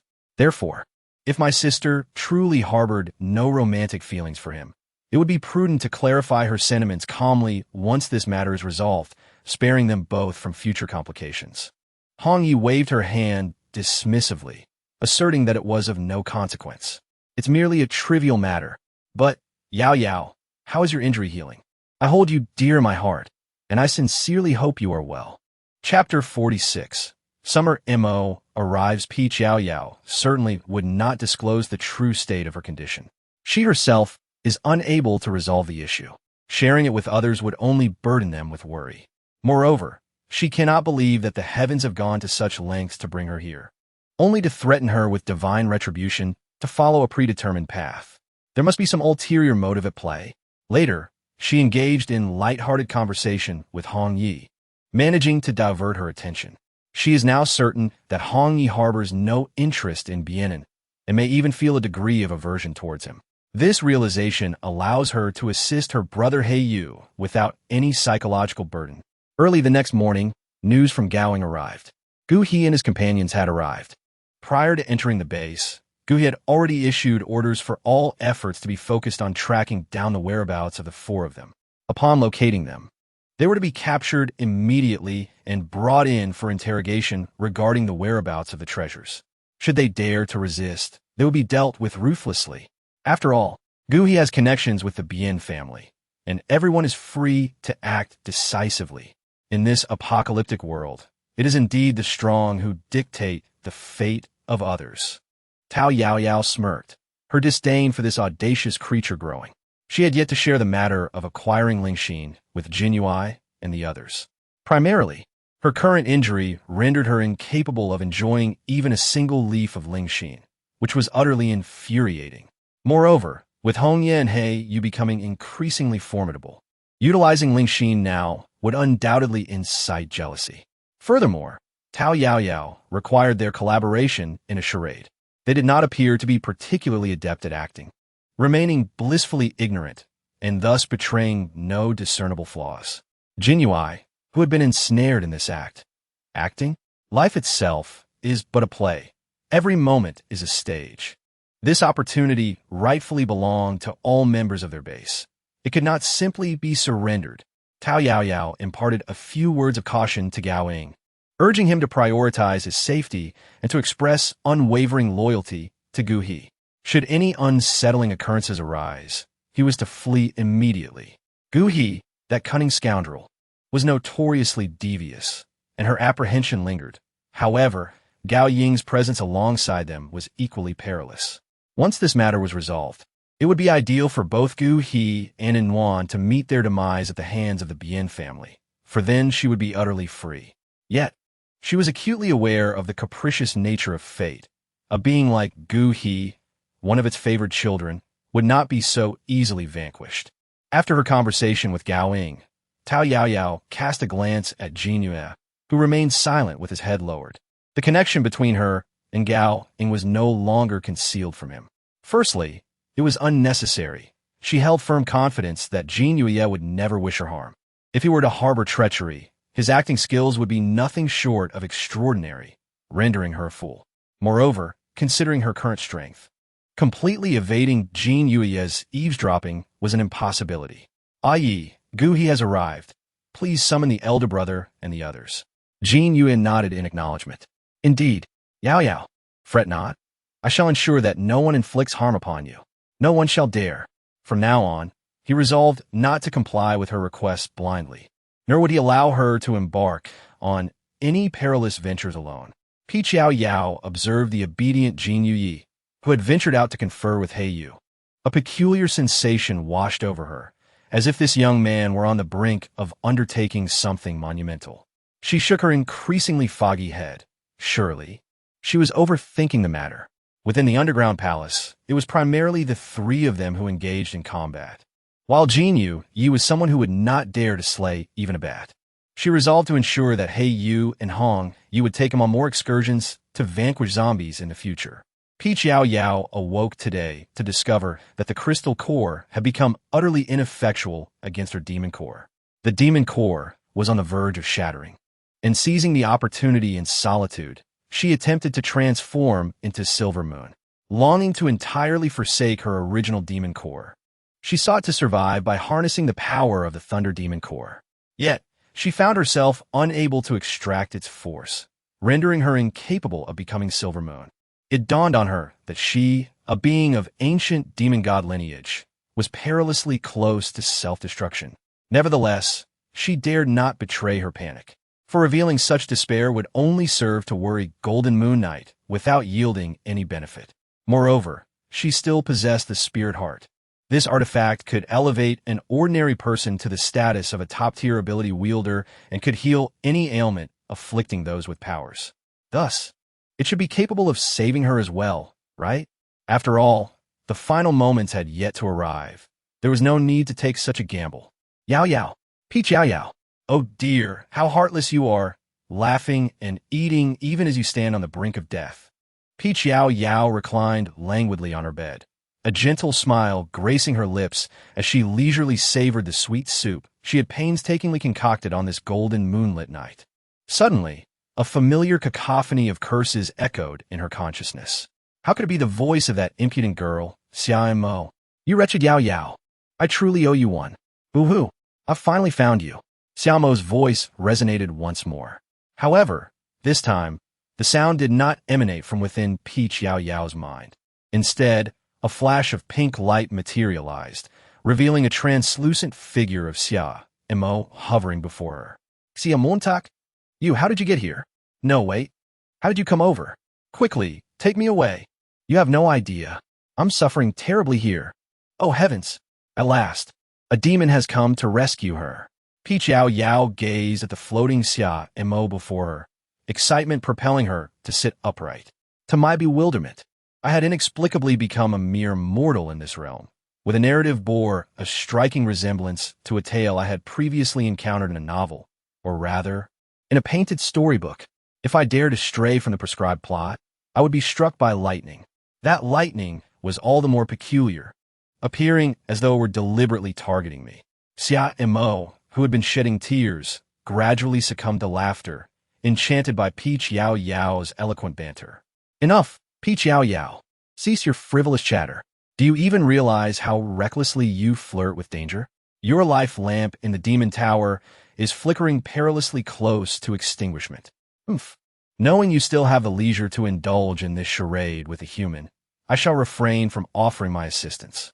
Yao Yao observed Summer Mo's habitual stance of placing her hands on her waist, a posture she often adopted for lecturing. A warmth spread through her heart as she immediately assumed her customary pose of supplication, bringing her hands together before her face with utmost sincerity. Summer Mo let out a cold snort. "Leave? You think you merely stumbled upon this place by accident? I have advised you to diligently practice, yet you have stubbornly refused. Now, it seems your very life is at stake. In my efforts to save you, I, too, have become an ordinary mortal. But should I be forced to remain here until my last breath, I will ensure to strangle you first, so we may depart together." Yao Yao opened her eyes wide, her body feeling utterly drained as she collapsed onto the soft cushion. What? Chapter 47, Prince Crane? Listening to Xia Mo recount her journey, Yao Yao gradually emerged from her disappointment. However, those old fellows managed to send Xia Mo in. Perhaps there is still hope. Xia Mo rolled her eyes at the sky, lamenting the unfairness of this wretched realm's celestial mandate. Upon my arrival, I, too, was forcibly implanted with human memories, just as you are now. Yet, I differ from you, for only my soul has crossed over. Thus, I am nothing but an utterly ordinary mortal. Thank you, Xia Mo. I had initially planned to confront you upon our next meeting, but considering that you specifically came to see me before my demise, I shall refrain from holding a grudge against you for past grievances. Yao Yao deliberately feigned a delicate demeanor as she sprawled across the bed. Yao Yao observed Xiaomei's frantic gestures and couldn't help but smile wryly. What recourse do I have? The elder proclaimed that I have a mission here. What mission, you ask? He refuses to disclose. However, this is but her performance. The elder instructed Xiaomei to convey a message, stating that all of this stems from the karmic debts she accrued in her past. In her brief, millennium-long existence as a demon, Yao Yao owes a debt to but two individuals. One is the ancient deity who bestowed her with precious blood to aid in her transformation into a demon, and the other. Yao Yao believed that the ancient true god did not require any repayment from her, as it was his own volition to nourish the flora with his essence. Though she owed him a debt of gratitude, he was, after all, an ancient deity. What need had he for her to repay anything? The only conceivable reason was that during her 300th year, driven to madness by the elders, she had forcibly intruded into the demon tower of the demon realm. At the pinnacle of this tower lay the sphere of 10,000 lives, the sole passage connecting the demon realm to the human world since the demon race's self-seclusion. It was precisely at that moment that she encountered the tumultuous affairs of the celestial realm's crown prince. Indeed, those beings from the celestial realm were far more adept at shirking their responsibilities than she was. They indulged in frivolity, neglecting their cultivation while living extended lives, and grew fond of engaging in the power struggles characteristic of humanity. Such is the irony of the world. After much effort to reach the tower's summit with the intent of relishing the human realm, she fortuitously stumbled upon a conspiracy between the rain god and the wind god to harm the fire god. Consequently, the moon god intervened to rescue the fire god, leading to a fierce skirmish among the four, resulting in mutual devastation. Then, the sun god arrived, casting the injured quartet into the human realm. It is worth noting that these individuals were all candidates for the next crown prince of the celestial realm, sons of the celestial emperor. One absurdity, given the multitude of consorts the celestial emperor had, capable of bearing children. The chaos of all was universally acknowledged as a farce across the realms. Indeed, it seemed that such long-lived celestial beings should eschew romantic entanglements. Initially, none of this had any bearing on her. Alas, she could only lament her former impotence and misguided arrogance. If she were to be summoned to repay a debt, it must surely stem from that folly. Xia Mo, if you are now but a mortal, how did you come to be here? After contemplating this, Yao Yao began to tease Xia Mo. The elders bestowed upon me a magical artifact, yet I cannot remain for long. This artifact will soon become unusable. Xia Mo, discontent, rummaged through her pockets. Here, take this. Wear it. The moment I arrived, I activated the artifact, searching the world for you. Yet I am still bewildered by the circumstances of this realm. In my memory, the place I currently occupy is known as the Xie family base. Yao Yao, you must recover your health and come quickly to fetch me. Upon finishing her words, Xia Mo formed a seal with her hands, and a cascade of pink light shimmered, gradually causing her entire ethereal form to fade away. The brilliance converged, and, as the radiance dissipated, a silver crescent appeared in the air.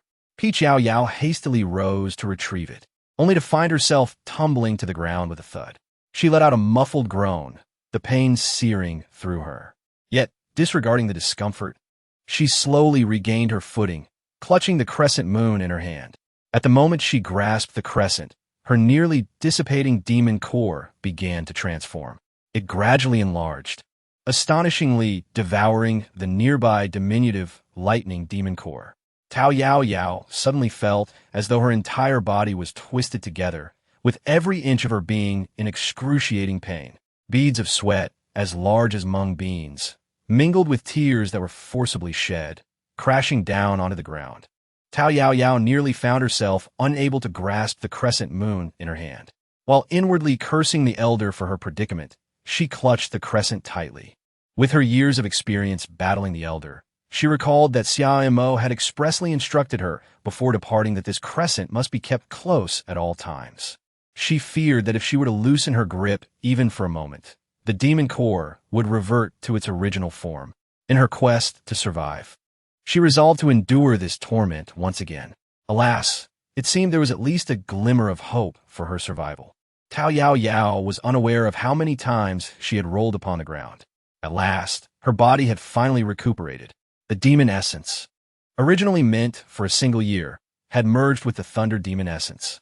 Thanks to the vitality of the thunder demon essence, her spiritual power had significantly increased. She hastily rose to her feet and performed a cleansing spell upon herself. Subsequently, she donned the crescent moon pendant around her neck. Until she could devise a more effective solution, she would wear it dutifully. She needed to reflect deeply on the unintentional misstep she had made and consider whom it had ultimately harmed. After all, the 5 princes of the celestial realm, along with several mortals, were all potential victims. Yao Yao let out a deep sigh. Suddenly, a spark of inspiration illuminated her mind, as if she had just realized something. Could it be? What was the name of the fire god? The old immortal emperor's surname is Zhao. He is the Crane Prince. Zhao He. Crane. Oh my goodness. Gu He. Yet, upon comparing, Gu He's visage does bear a striking resemblance. Yao Yao surmised this and felt a sudden chill. If she had been the one to cause the destruction back then, it would have been the fire god, Zhao He, who suffered grievously. Gu He is indeed the reincarnation of Zhao He. But never mind that. This wretched Gu He must be eliminated. However, just moments after making up her mind, Yao Yao felt a pang of regret and hurriedly pressed the intercom to inquire about the progress of Jinyue and the others. If she provoked the heavenly Tao, she feared for her very life. She couldn't afford to gamble with her existence over a momentary fit of anger. Yao Yao, this is Hongya. Rest assured, everything is proceeding smoothly. Jinyue and the others have already engaged in battle with Bien and Ngu He. Unfortunately, I cannot join the fray at this moment, or I would finish him off myself. But rest assured, I will keep a watchful eye. If that weakling Bien and cannot defeat him, I shall intervene. Yao Yao nearly dropped the walkie-talkie from her hand. Wait, Hongya, hold on. I'll be there shortly. Chapter 48. She shields the scoundrel from bullets. Hongya scratched her head in confusion, pondering what Yao Yao meant.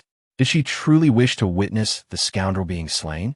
Indeed, how else could her fury be quenched? However, would Yao Yao's frail body withstand it? Before Hongya could further speculate, Yao Yao had already materialized before her in a series of swift movements. Gui is still alive, right? Yes, he is. Yao Yao, your health is fragile. Do not rush. That scoundrel Bien and is no match for me. I shall go at once and rid you of him. You will have the satisfaction of witnessing it. Hongya summoned her large blade. After 2 days of fierce combat, the murderous intent upon her weapon had intensified. Yao Yao felt a shiver run through her heart at the sight. Stop! Sister Hongya, do not act rashly. Yao Yao grasped her firmly, too weary to explain. Knowing well that Hongya would heed her words, they hurriedly scanned their surroundings in search of Gu He and his companions. Hongya was evidently anxious that Gu He might escape, so the person she sought must be nearby. Sure enough, in a secluded street a few hundred meters from their current location, Yao Yao discovered Gu He engaged in a fierce battle with Bienen. You are the mastermind behind this, aren't you? I advise you to recognize the situation and hand over the items. Gu He was growing increasingly impatient. The man before him, despite possessing commendable abilities, was still far inferior in the presence of his own multifaceted prowess. Those items are not for you to possess. My patience is not limitless. Bien was momentarily taken aback by Gu He's bewildering words, thinking them nonsensical. At that moment, Gu He had yet to recognize that the man before him was Bien. Moreover, Peach Yao Yao had previously instructed Gao Ying to take away a portion of their group, while Jin Yuya and others had lured the remaining individuals away. Currently, Gu He, brimming with confidence, remained blissfully unaware that he had become an isolated turtle in a jar, utterly defenseless. Tao Yao Yao's thoughts were rather uncomplicated. After all, she would not take action herself. It would be preferable if Bien and could directly eliminate the person. If not, she had already instructed Hongya to keep watch. At the very least, she wanted to see them beaten to a pulp. Previously, she had been indifferent to Gu He's fate. As long as he did not harm her, he could do as he pleased. However, at this moment it would be best not to kill him just yet. She had calculated that although Bien appeared naive and innocent, she was, after all, a local tyrant who had held power for too long. Bien would undoubtedly be no match for Gu He, yet this was Bien's territory. Bien would certainly not let Gu He off easily. Ideally, the more severely Gu He was beaten, the better for the Bien family to deal with him. Beside Tao Yao Yao, Hongya could not help but express admiration, surprised to see some spirit in Gu He. Even after being so thoroughly beaten, he still refrained from calling for help. He even managed to land a few blows on that contemptible Gu He before being sent flying each time. Tao Yao Yao remained silent, her emotions a tumultuous blend. Everything was progressing in accordance with her meticulous plan, and barring any unforeseen circumstances, the Bien family would soon arrive. To her astonishment, several formidable members of the Bien family had emerged and were currently overwhelming Gu He. Peach Yao Yao watched as Gu He was sent flying, the arrogance on her face dissipating. "Oh, Night Brother has arrived too," she exclaimed. "Look how much he cares about you, Yao Yao. He intends to take advantage of the chaos and avenge you by dealing with that scoundrel, Gu. Well done, Night Brother." Having been closely observing the situation, Peach Yao Yao noticed the sudden appearance of Jin Yuya, who had already aimed his submachine gun and was ready to fire. "Hey, Yao Yao, what are you doing?" Hongya exclaimed, watching in shock as Peach Yao Yao dashed toward Gu He, seemingly prepared to shield the scoundrel from bullets. Hongya swiftly leaped forward, knowing she could cover the distance in just a few bounds. Jin Yuya's shot came as a complete surprise, but Peach Yao Yao's sudden intervention was even more astonishing. Jin Yuya recognized her first. His expression of indifference shattered as he shouted, attempting to rush forward to protect her. However, Peach Yao Yao was quick. Before the bullets and an array of abilities could reach them, she seized Gu He's collar and vanished from sight.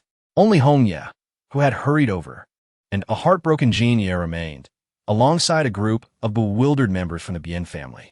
Bien, having been partially healed by wood-based abilities, gradually rose to his feet. "Thank you, Brother Wu Jin, for your assistance, and also to Miss Hong. I never imagined you would come too. You must care about me not wanting to get hurt." Upon noticing the changes in their appearances, Heiyu realized their names were all fabricated. He called himself Wu Hei, while Hongya became Wu Hong. Jin Yuya was Wu Jin, and Peach Yao Yao was Wu Yao. Hongya shot him a disdainful glare, initially intending to scold him further, but given Night Brother's current state, she simply lacked the energy to deal with that weakling. She had long suspected Night Brother's affections for Yao Yao, yet she harbored feelings for Yao Yao herself. Thus she sighed, her mind filled with frustration at the thought of Yao Yao shielding that scoundrel from bullets. Surely, Night Brother's heart mirrored her own turmoil. "Shao, why didn't you trigger the alarm when you encountered such a criminal? If it weren't for the protective talisman on you vibrating, we wouldn't have sensed your danger." In stark contrast to the despair felt by Jin Yuya and Hongya, the Bien family was engulfed in fury. The Bien family was renowned alongside the Yun family, known for their stringent control and governance of the base. Now, not only had thieves invaded, but they dared to harm their treasures. "Uncle, me fine." That person inexplicably claimed I had taken something of his and attempted to kill anyone in sight. I thought I could engage him in a fair fight since he was alone and possessed some talent. Bien, and sheepishly scratched his head. "It's my weakness that caused concern for you all. I will strive harder to assume the responsibility of protecting the Bien family." He continued to express his gratitude to Brother Jean and Miss Hong, growing increasingly flustered as his family members had undoubtedly heard rumors of his infatuation with a girl. Seeing her in person, they acknowledged her beauty and talent, but wondered about her temperament. Hongye felt overwhelmed by the scrutinizing gazes of the elderly gentleman and quickly brandished her weapon. "Stop staring at me. I have no interest in that coward. Do not harbor any intentions toward me." Her words were blunt and forceful, initially expecting outrage from the Bien family members. To her surprise, the elders exchanged glances, their expressions indicating approval. "This temperament is a perfect match for our inner." As Hongye observed the increasingly enthusiastic gazes of the old man, her face contorted in annoyance, and she rushed forward to pull the despondent Jin Yue, who seemed ready to collapse to the ground. Before Hongye could reach him, she was sent flying by a sword launched by Jin Yue. He then vanished from sight in a leap. Ignoring her injured arm, Hongye hurried after him. Night Brother was clearly furious. She had to follow him and intervene, especially if Yao Yao was determined to protect that despicable man. She was resolute in her intent to advocate for Night Brother. Chapter 49. A grave crisis for the Bien family. Meanwhile, on the other side, Peach Yao Yao had already led Gu He out of the Bien family base. In her haste, she forgot to inform Gu He to close his eyes. When humans are compelled to invoke this spell, their eyes are bombarded by swiftly passing scenery and blinding lights. She was the most adept at this spell in the demon realm, and had long since grown accustomed to it. Once she cast Gu He onto the ground, his immediate reaction was to shield his eyes. Who was this young lady, and why had she come to his aid? Although he was typically suspicious, he sensed that this woman bore him no ill will, despite her sudden appearance before him, ready to shield him from harm. Peach Yao Yao disdainfully wiped her hands after lifting Gu He, with an exasperated glance at Gu He, who was using wood-based abilities to heal his eyes. She chose to forego further conversation and departed hastily. "Miss," Gu He called out several times. It was only after he had restored his eyesight that he realized he was utterly alone. Glancing around, he discovered that the mysterious woman who had saved him had unceremoniously left him near the Bien family's base. He tore away the adhesive special effects makeup from his face, reminiscing about everything he had encountered at the base. The Bien family. Infuriating. It was all that good for nothing for the Qin family. Surely, his insatiable greed had led to too many deaths, drawing the attention of the Bien family. Now that the item had fallen into their hands, he found himself ill-equipped to confront them with his current abilities. The loss of that item rendered the earlier scheme against the Yun family utterly useless. In such a predicament, he decided to leak the information about the item to the Bien family, hoping they would engage in a deadly struggle amongst themselves. Damn it! Calming himself, Gu He suppressed his anger and sent a message to Yuan and her associates. After hanging up, he continued to curse, a bunch of useless fools. Regardless, he needed to explain the situation to Hong Yi and Jin Yu. How bothersome. This was a matter of her life and the debts owed from many years ago. Gu He could not afford to perish yet. However, her machinations to rally everyone against their adversaries and then suddenly betray them were bound to incite resentment. Just as she arrived at the base, having failed to locate the already vanished Jin Yu, a deafening alarm blared through the air. Accompanied by the sound of abilities being activated, a repeated announcement began. A large horde of zombies is in a state of revolt, heading towards the base. All ability users and armed personnel must gather at the central plaza immediately. Peach Yao Yao furrowed her brow slightly, perplexed by the situation. A multitude of zombies was rampaging, advancing towards the base. All supernatural beings and weapon wielders at the base swiftly gather at the central square. The call to assemble echoed repeatedly. Then, a commanding male voice resounded. "The front defenses have been breached. All supernatural beings and weapon wielders are to gather immediately." Beside the hesitant man, who had been lingering, he abruptly pulled away the woman clinging to his sleeve, unwilling to let him depart. To her astonishment, he was the commander of the base. "Ashue, this is dire. Even the base commander must venture forth to confront the enemy. I must go. If the base falls, that girl will perish as well." The woman, realizing her inability to restrain him, wept bitterly, her tears akin to rain-soaked blossoms, wishing to accompany him. However, he had already cast her aside and sprinted into the distance. leaving behind a fleeting admonition. Take care of yourself. Look after the girl. Yao Yao gazed at the suddenly chaotic Bien family's base. Could it be that Gu He was responsible for this? Yao Yao clutched the walkie-talkie tightly, and in a few moments, she sprang into the central square. Upon her arrival, she promptly received a message from Black Feather. It seemed that this girl had fully integrated herself into the Edge family base. Hurriedly, she stepped forward to intercept Hong Yi, who was about to sign up for the first group to depart. Startled by the sudden grasp, Hong Yi gasped in surprise, and upon realizing it was Yao Yao, her eyes widened even further in astonishment. Yao Yao furrowed her brow slightly. Has Jin Yi gone after her? She must have utilized the shrinking technique to escape. Although Jin Yi possesses a modicum of supernatural ability, it is not particularly formidable. He likely hasn't ventured out yet.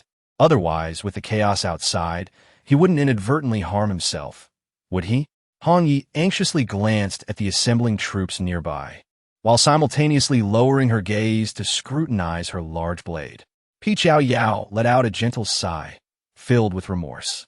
Alas, at present, the safety of Jin Yi remains uncertain, and she cannot permit Hong Yi to venture into peril. Fixing her gaze intently upon Hong Yi, she delicately blinked. Yao Yao gazed at her background, silently apologizing once more, feeling remorse for Hong Yi. She regarded everyone as friends and wished not to employ illusions against her companions. However, she decided to wait until after her encounter with Yu. Should Yu also advocate for Hong Yi's venture to safeguard the Bien family's base, she would choose to lend her support.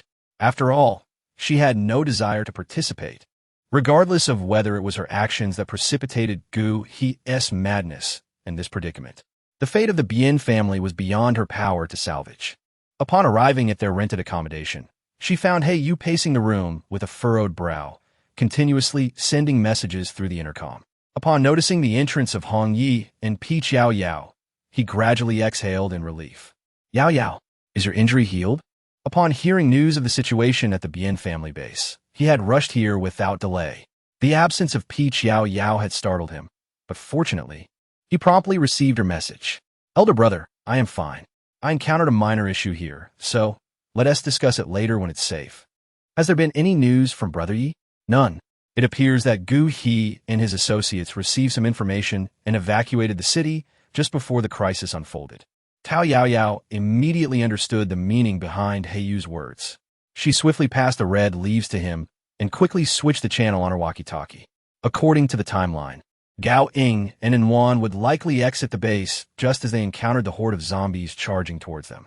Although she still required someone to watch over Gu He, that person need not be Gao Ying, as long as she was willing to expend her spiritual energy. It would not be difficult to use her illusionary arts to deceive a few men into relaying information for her.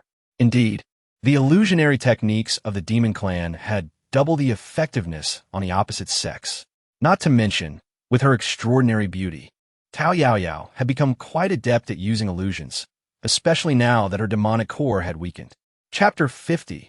Finding Jin Yi. Thus, Yao Yao resolved that she could no longer allow Gao Ying to take risks on her behalf. After all, that scoundrel Gu He harbored ulterior motives towards Gao Ying. The man from the underground palace had mentioned that Gu He intended to sacrifice a portion of his subordinates. Yao Yao believed that there must be a name of Gao Ying within. Therefore, she no longer wished to employ cryptic language. She called out directly, "Would it not be even more perilous to expose myself directly before Gu He?"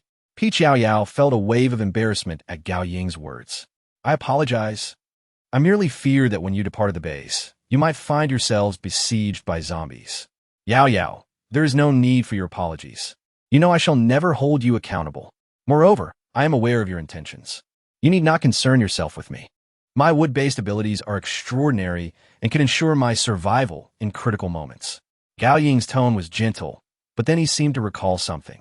Yao Yao, under no circumstances should you serve as the advance team for the Bien family. When we left, we encountered a horde of zombies with alarming ferocity. I have never witnessed so many advanced zombies attacking a base with such purpose.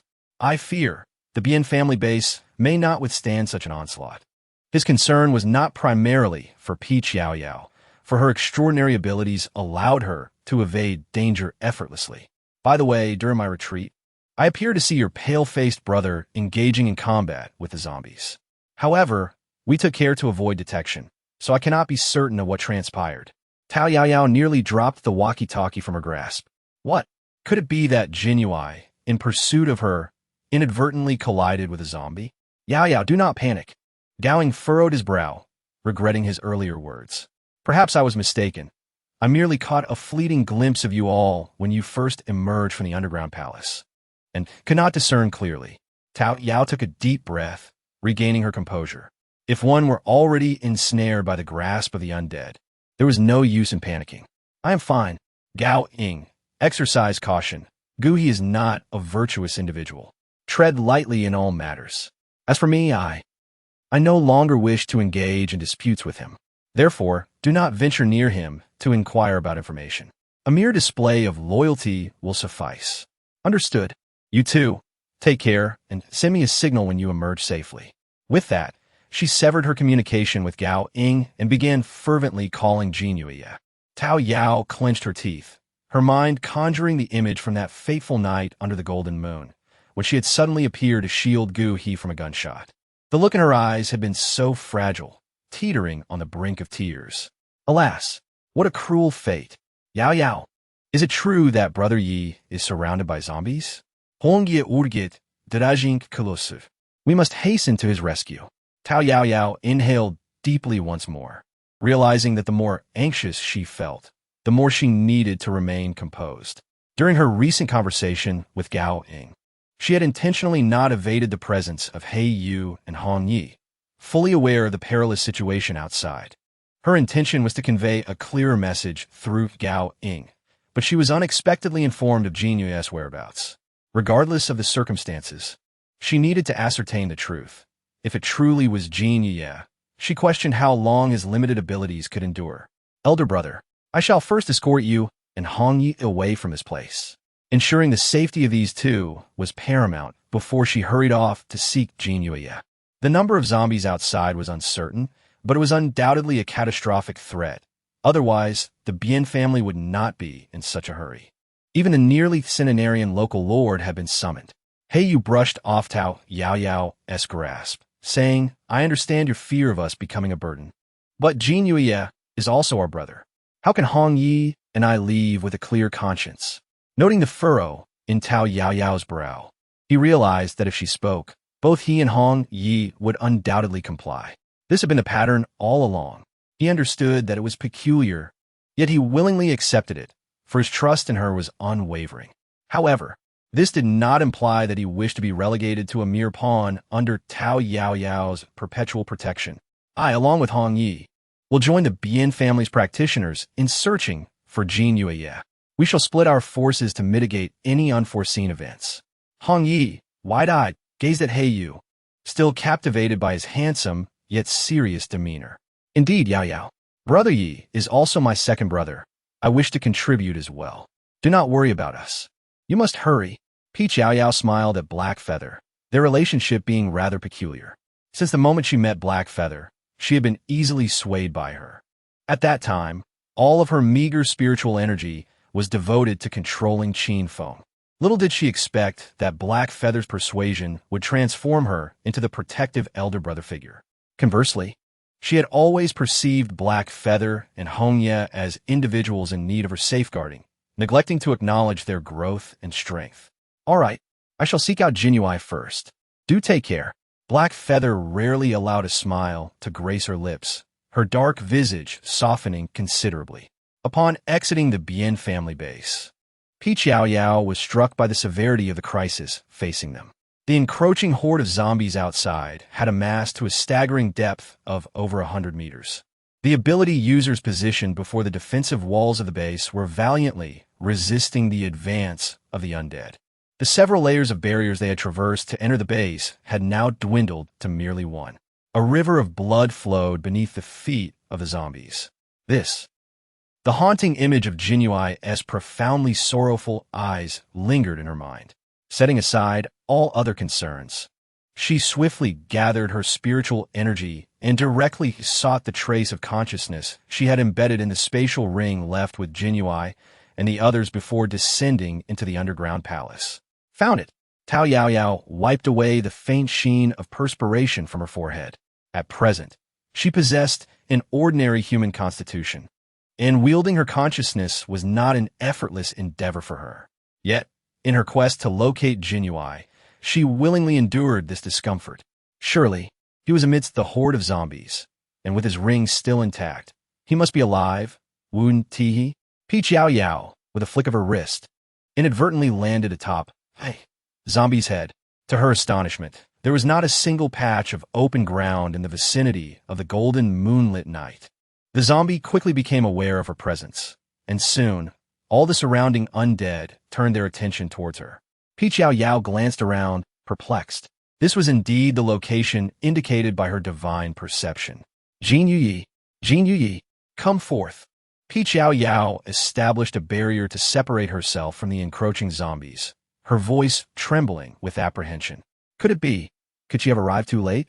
The sheer number of zombies rendered her incapable of searching for the spatial ring of Jinyu Yi on the ground. An ominous dread gnawed at her heart, leaving her feeling as though a piece of it had been hollowed out. Jinyu Yi, where are you?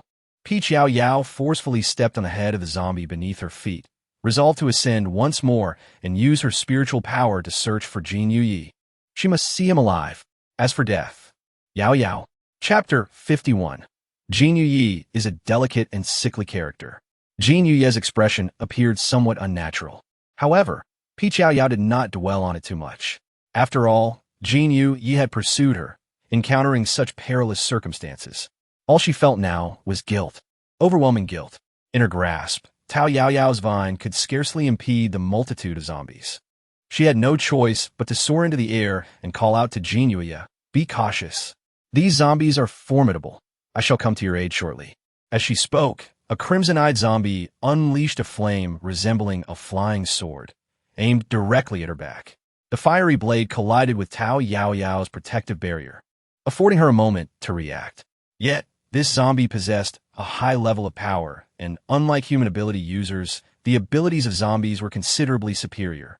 They were all mutated powers, which constituted a primary reason why humanity struggled against the undead. Yao Yao had pondered this. Could it be that zombies were akin to those enchanted? The dark sorcerers who cultivate their powers are indeed formidable. The fire sword shattered her barrier, and although Yao Yao swiftly ascended into the sky, her back was still grazed by the scorching blade. The sharp pain elicited a wince from her exquisite visage. Yao Yao, Jinyu Yi immediately noticed, feeling as though his entire being had frozen in that instant. His earlier resentment and frustration evaporated in a heartbeat. He had unwittingly allowed Yao Yao to be harmed. Right before his eyes, suppressing the surge of crimson that threatened to cloud his vision, he rushed forward to catch the slowly descending Yao Yao in his embrace. I am sorry, Yao Yao. Can you ever forgive me? Yao Yao winced in pain, never expecting Jinyu Yi to arrive so effortlessly. Ignoring her own injuries, she grasped Jinyu Yi's hand and closed her eyes. Soon after, she swiftly performed a series of incantations. Moments later, the two found themselves in the small cottage where they were temporarily residing. Yao Yao released Jinyu Yi's hand and retrieved a walkie-talkie from the spatial realm to communicate with Yu Hongyi. They possessed the strength and determination to protect others and engage in battle. As a friend, she offered her unwavering support. After switching off the walkie-talkie, Yao Yao furrowed her brow, exclaiming in a tone laced with grievance, "It truly hurts." She grasped Jinyu Yi's small hand, which was on the verge of tears. "It really is quite painful. Are you injured, Ai?" The voice of Yao Yao is sweet, imbued with fragility and a desire to please, making the golden moonlit night all the more unbearable. As Yao Yao reclines, she invites, "Let me show you my wounds." With that, Jinyu Yi moves to pull back the fabric from Yao Yao's back, eager to ascertain the condition of her injuries. Yao Yao lightly cleared her throat and stopped his hand. No need. Have you forgotten that I am an elemental practitioner of wood? This minor injury is well within my capacity to heal. In saying this, Yao Yao spoke no falsehood. Although the superficial wounds were painful, they paled in comparison to the agony she endured when her demon core was damaged during her reckless endeavors. The kind of suffering was truly unbearable. Now, while the pain lingered, she was acutely aware that these wounds were entirely within her ability to mend. Jin Yu lowered his head, his starry eyes losing their luster. Peach Yao Yao grasped his hand, assuring him, "I am truly fine. If you don't believe me, just look. I am nearly recovered." While speaking moments earlier, she had already employed a healing technique on herself. Though the previous zombie had exhibited considerable strength, she adeptly evaded it behind her protective barrier, sustaining only superficial injuries. Jin Yu slightly raised his head, his eyes filled with concern as he examined the back of Peach Yao Yao. Indeed, the wounds inflicted by the flames had begun to heal. However, faint dark marks remained on her fair skin. This was due to her restraint in using excessive spiritual energy. As long as the pain had subsided, she deemed it sufficient. The remaining traces would likely vanish in a couple of days during her cultivation, as the flowing spiritual energy would facilitate their restoration. Peach Yao Yao suddenly felt a warmth radiating from her back. Warm droplets of water abruptly fell onto her skin, exposed by the fire-damaged fabric of her clothing. The scalding sensation sent a shiver through her entire body. Hastily, she rose and pushed Jin Yu away. Indeed, she beheld the little puppy's eyes brimming with tears, flowing forth incessantly. "Why are you crying? I have already healed. Truly it is fine now." Peach Yao Yao, gazing upon such a pitiful visage, found herself speaking with a slight stutter. "Yet, it was undeniable that your injuries stemmed from my actions. All blame rests upon me. I must atone for my sins, Yao Yao. I am truly sorry." As Jin Yu uttered these words, he suddenly struck himself with a heavy hand. The impact was severe, leaving a large, swollen mark upon his fair and handsome face. "Jin Yu, cease this at once." Peach Yao Yao hurriedly reached for his hand. To her astonishment, he possessed such strength that he easily pushed her away. He retrieved a small firearm from his spatial pocket, intent on inflicting harm upon himself. With a resounding slap, Peach Yao Yao, having been rebuffed, swiftly witnessed Jin Yu's alarming intent to self-harm. In her fury, she delivered a sharp slap to him, sending the weapon flying from his grasp. Her earlier push had been fueled by anger, and fearing she might not disarm him otherwise, she channeled her spirit energy into the strike. The force of her slap was formidable, though she refrained from hitting his face, opting instead to strike his arm. It pained her to do so.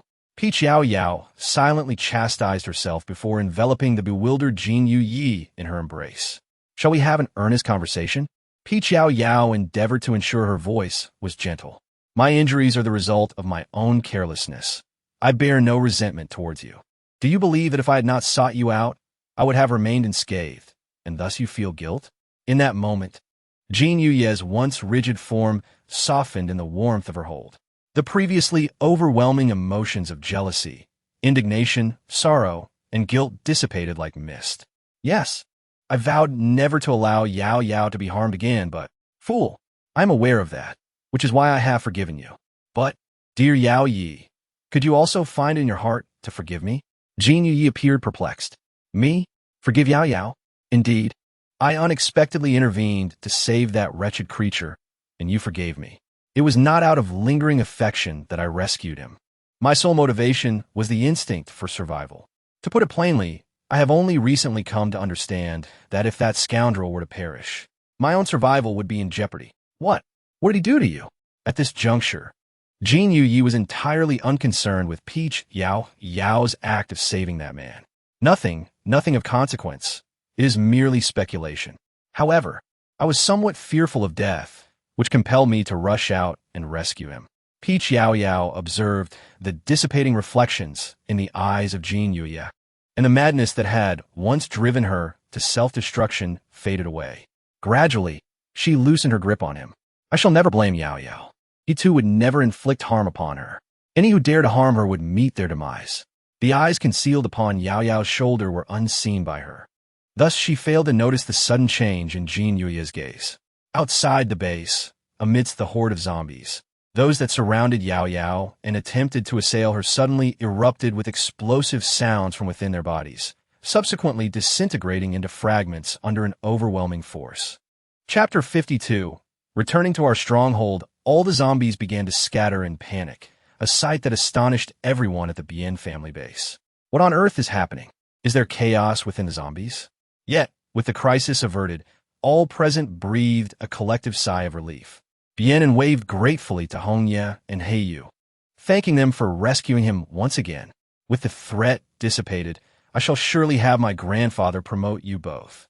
Hongye, unreserved, rolled her eyes at him. No need for gratitude. In the face of great danger, even if our ally were a pig, we would still rush to their aid. The individual likened to a pig bore no hint of anger. Hong Hong, you are truly exceptional. My fondness for you grows ever deeper, he exclaimed, moving a few steps closer. Master Bien, please maintain your decorum. We have matters to attend to. Farewell. Heiyu, with a stern expression, positioned himself between them, completely shielding Hongye. After speaking, he took her hand and departed. Hongye retracted her earlier boastful demeanor as she was led away by Heiyu, casting a shy glance at their clasped hands, her face betraying a genuine bashfulness. Bien watched their retreating figures, a hand pressed against his chest. How peculiar, though my leg bears the injury. Why does my heart feel so constricted? Upon entering, he beheld the peculiar sight of Peach Yao Yao and Jinya seated on the ground, tightly embracing one another. Hongye glanced at her hand intertwined with Heiyu's. How conservative I have been. Yao Yao, brother Yi, what are you two doing? The ground is quite cold. You can move indoors. She teased lightly. With the crisis behind them, and brother Yi unharmed, she felt exhilarated after a satisfying battle, especially as Heiyu had just taken the initiative to grasp her hand. In this moment, she felt as if she could soar with joy. Peach Yao Yao, perceptive as ever, quickly discerned the playful teasing of the young girl. She attempted to push away from Jin Yu Yi, eager to rise from his embrace. However, her efforts were in vain. She found herself unable to move. Puzzled, she was about to inquire when Jin Yu Yi leaned close, whispering in her ear. Peach Yao Yao suddenly felt a chill run down her back. The damage inflicted by the fiery sword had already torn much of her clothing, and now it was completely exposed. While this was of little consequence, the more pressing matter was that Jin Yu Ye's warm hand was brazenly caressing her back. Earlier, in an effort to soothe Jin Yu Ye's delicate demeanor, she had taken the initiative to embrace him. Now, realizing the implications, her face flushed crimson. However, she could not muster the anger to confront Jin Yu Yi. After all, he was merely a child, likely oblivious to any inappropriate intentions. Yet, oh dear, Yao Yao, your face is quite red. Shall you go and I step outside? Hong Yi teased, her words accompanied by laughter, while she playfully tugged at Heiyu, urging him to move closer. Iem mifine. I. Peach Yao Yao wished to shout, but her attire was in disarray, preventing her from rising. Nevertheless, the more she thought about it, the worse it seemed. What situation arises where one embraces another and loses their clothing? Jin Yi did not release Peach Yao Yao, but slightly turned his head, asserting you two stay back. Huh? Hong Yi, somewhat puzzled, nonetheless complied and halted in her tracks. Jin Yu Yi held her tightly and unobtrusively carried her into Peach Yao Yao's room. Laughter erupted from the living room, courtesy of Hong Ye's exuberant voice.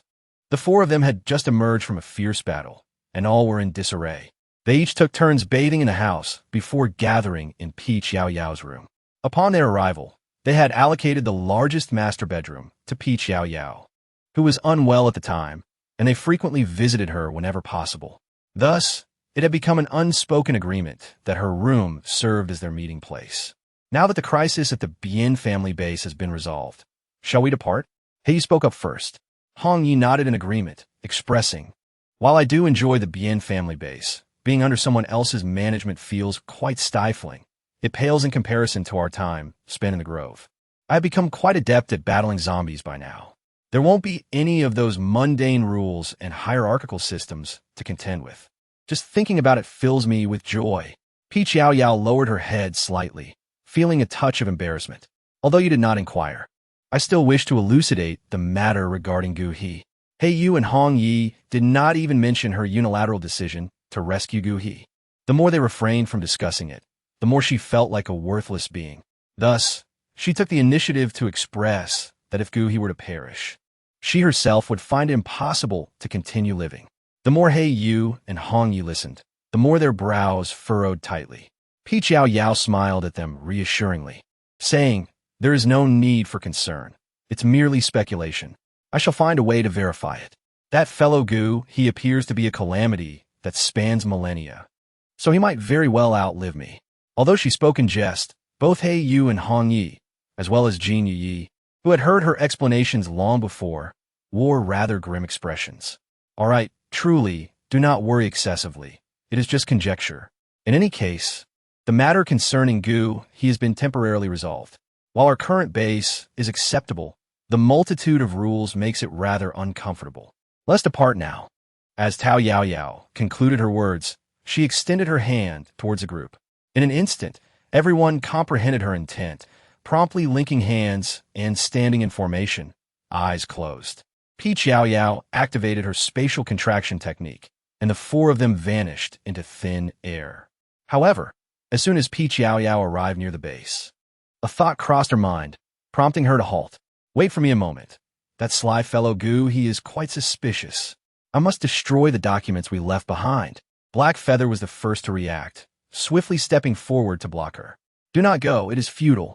Yao Yao gazed at He Yu in astonishment, and then immediately comprehended the situation. It was clear that she had overthought things. He Yu and his companions have been exceedingly active at the Bien family base these past few days. Erasing the data would only serve to complicate matters further and raise suspicions. Therefore, she decided to let it be. She had discreetly left behind a comparison of Gu He's disguised appearance and his original visage within the room. Ha ha ha. Bien would undoubtedly investigate this, sneaking into the Bien family base under a false identity with the intent to harm the young master of the Bien family. Despite their generally laid-back approach, they would certainly remain vigilant. The group closed their eyes once more, allowing Yao Yao to lead them as they soared through the air, their gaze falling upon the slightly dust-covered small tent. Yao Yao feels an overwhelming sense of warmth and familiarity. As Yao Yao stood firm, Qin Feng rushed over like a sycophant, accompanied by He Zi and Lu Zi, to pay his respects to her. Yao Yao frequently employed her magical abilities, and her body was beginning to show signs of strain. She had no desire to engage in further conversation. "I will simply report to my elder brother," she decided. Turning sweetly to the three, she smiled and said, "I have overexerted my powers and need a rest for a while. I entrust the matters at home to you all." Chapter 53. A petal for each. Yao Yao indeed had exhausted her spiritual energy, leaving her feeling somewhat feeble. Upon returning to her tent, she collapsed into a deep slumber. When she awoke, it was already midday the following day. As she unfastened the tent flap, she was greeted by the sight of Jin Yi squatting at her doorstep. The moment he spotted her emerging, his eyes sparkled with excitement, and he was poised to leap towards her in exhilaration. Yao Yao could not help but chuckle. She resembled a large dog, the kind that adores being close to you, constantly humming and wagging around. The aroma of braised beef was quite delightful, to say the least. Black Feather and Red Leaf had already ventured out early to procure crystal cores. Red Leaf was brimming with enthusiasm.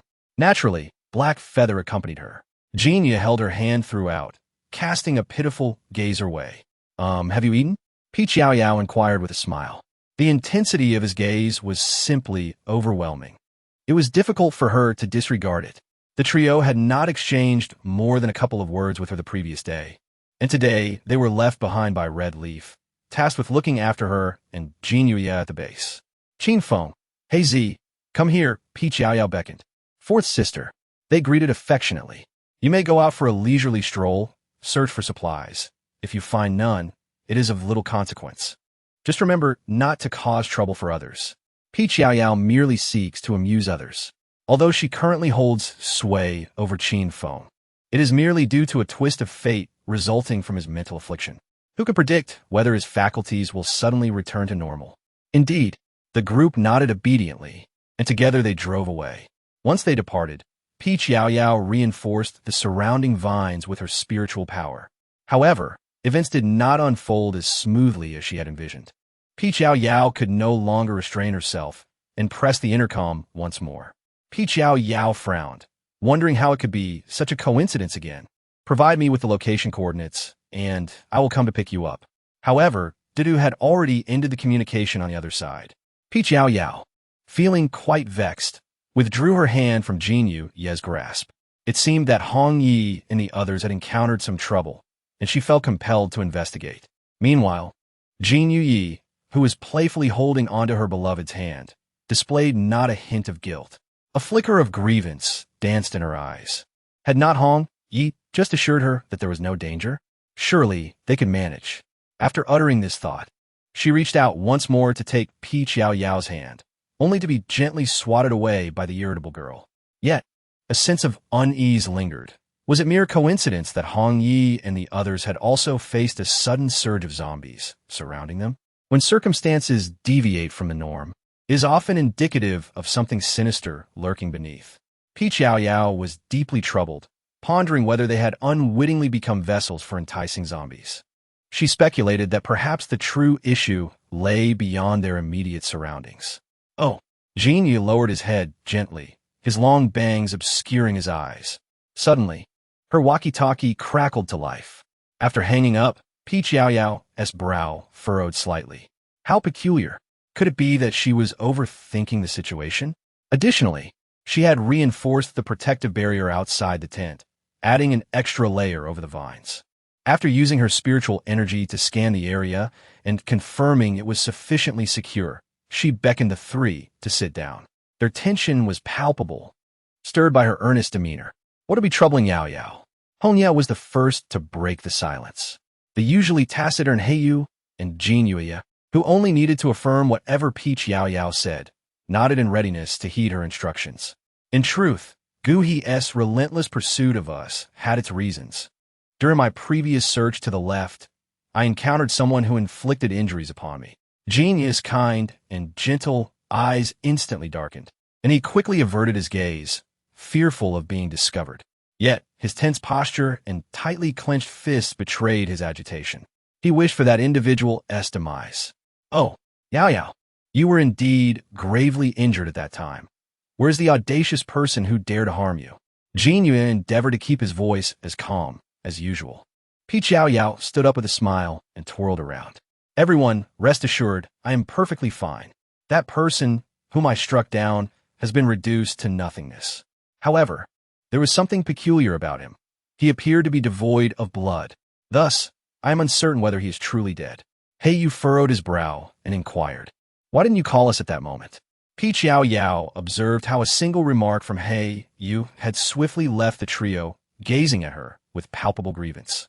She hastily seated herself and promptly retrieved several petals of the spirit heart flower that she had previously plucked from her space. The spirit heart resembled a resplendent lotus adorned with vibrant hues, imbued with an abundance of spiritual energy. Peach Yao Yao hesitated to directly seize the precious items and was reluctant to reveal them all to Heiyu and the others. Such invaluable treasures, if bestowed upon them at once, might yield little growth and could potentially incite unnecessary troubles. Of course, she harbored a touch of selfishness. With such abundant spiritual energy, she could gradually absorb it, perhaps even restoring the demon core. The very item I snatched from his grasp was this. Peach Yao Yao had prepared 3 petals in total. The petals, brimming with spiritual energy, shimmered with exquisite, radiant colors. What is this? Hong Yi asked, captivated and bewildered. This is a petal from the spirit heart flower. The energy it contains, its otherworldly powers, far surpass those of crystal cores. Spirit heart? Hong Yi gasped, coveting hermot in disbelief. Recently, she had gained considerable knowledge and had heard whispers of the spirit heart. Yet, such a precious object appeared to be floating right before her. She could hardly fathom it. But this dazzling and potent treasure bore a striking resemblance to the spirit heart indeed. Peach Yao Yao nodded with a smile. Indeed, I have not acquired much either. Let each person take a petal. Chapter 54. A satisfactory collection. How could she accept such a precious item? Moreover, Peach Yao Yao had endured such severe injuries for this very thing. Black Feather instinctively wanted to refuse. Yet considering Peach Yao Yao's character and her unwavering determination to bestow it upon them, he realized that his refusal would be futile. Nevertheless, he could not comfortably accept it. Thus he chose to remain silent. As for Jin Yuya, there was no need to elaborate. Peach Yao Yao gazed at the dejected Jin Yuya, her head bowed in sorrow. Puzzled by the little pup's discontent. Why the glum face? We are all embarking on this adventure together. Shouldn't I share the spoils with everyone? What kind of person would I be otherwise? She had already been quite frugal, distributing merely a petal to each. If they continued to evade her, she felt a pang of guilt gnawing at her conscience. Yet, Hongye seemed intent on saying more, but was swiftly interrupted by Peach Yao Yao. Sister Hongye, is it truly fitting for us to quibble over our bond? If you persist, I must confess my displeasure. It feels as though you regard me as a stranger. Impudent child, what nonsense are you spouting? I merely think it a pity to use such a precious item. Yao Yao, you ought to keep it for yourself. You have yet to fully recover, and I fear you may faint. Hongye steadfastly refused, believing that this treasure was far more worthy of Peach Yao Yao. Very well, I shall accept it. Thank you, Yao Yao. Heiyu spoke softly, extending his hand to receive one of the petals. He then addressed Hongye and Jin Yuya. Take it. We must grow stronger. Hongye stared at him, momentarily bewildered, biting her lip, unable to comprehend the situation. Jin Yuya gradually lifted her head, her eyes sparkling once more with innocent brilliance. I accept it. Thank you, Yao Yao. You are the best, and I promise to protect you from harm henceforth. Then, observing Hongye still in turmoil, Jin Yuya added, when Yao Yao previously granted us the space ring, weapons, and crystal cores, did you ever hesitate to accept? That is entirely different. It was to protect Yao Yao. Hongye's words faltered on her tongue. Yao Yao, I'd apologize. I was rendered speechless by the rumored magnificence of this treasure. I shall accept it. Tao Yao Yao chuckled and shook her head, dismissing Sister Hongye's words. It was precisely because of this that Gu He relentlessly pursued them. At the mention of Gu He, the expressions of the four darkened simultaneously. Although each harbored a distinct disdain for Gu He, they were united in their singular desire to eliminate him. Over the past few days, they had each retreated to their tents to refine their skills and utilize their resources. This way, even if he dared to confront them, they would no longer fear him. However, Jin Yuyi clutched Tao Yao Yao's hand, resolutely insisting on moving out to live with her. Peach Yao Yao found herself ensnared, and thus had no choice but to set up another tent beside her own for Jin Yuyi. Finally, Jin Yuyi was satisfied enough to move his belongings over and obediently entered seclusion. Of course, all of this was merely a performance for Peach Yao Yao. As soon as she produced the spiritual heart, he clenched his fist behind his back, unwilling to let go of it. He was all too familiar with this object. Perhaps it contained a fragment of his very flesh and blood. Indeed, it was those individuals. They should have been exterminated back then. Yet in that moment, overwhelmed by pain and fear, he had only sought to escape, sparing those demons. Now, should he encounter them again, his sole desire would be to annihilate them, to prevent them from recognizing him and revealing his secret to Yao Yao. But they had the audacity to harm her. Unforgivable. Yet, this was a gift from Yao Yao. Jin Yuyi sighed heavily, reminiscing about the small woman whose laughter sweetened the air around her. In a world once shrouded in darkness, light had returned. He calmly released his hand and opened his own spatial compartment. It was vast, comparable to 4 or 5 basketball courts, yet contained little within. At its center lay several pieces of candy wrappers, a few biscuits, some spent shell casings, and a pink water ball shaped like a little girl. He carefully placed the petals inside and then lay upon the bed, fully attuned to seek out that familiar essence. Suddenly, Jin Yuyi sprang from the bed. She had ventured out again. Despair gripped him as he cradled his head. He could not uncover her secrets, nor dare to inquire. For in pursuit of a secret's answer, one often must exchange their own. Meanwhile, Peach Yao Yao had already slipped into the residence of Gao Ying at the Guhi base. She had come to deliver the spiritual heart flower leaves to Gao Ying, a friend who had also provided her with intelligence about the underground palace.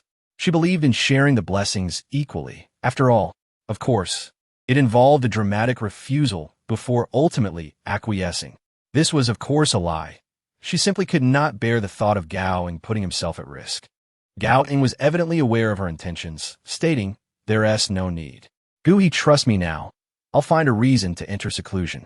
Upon witnessing his resolute demeanor, Yao Yao chose to refrain from further persuasion. After all, he possessed the talisman she had gifted him for protection. As long as he remained unharmed, her conscience would remain untroubled, and an untroubled conscience would not impede her future cultivation.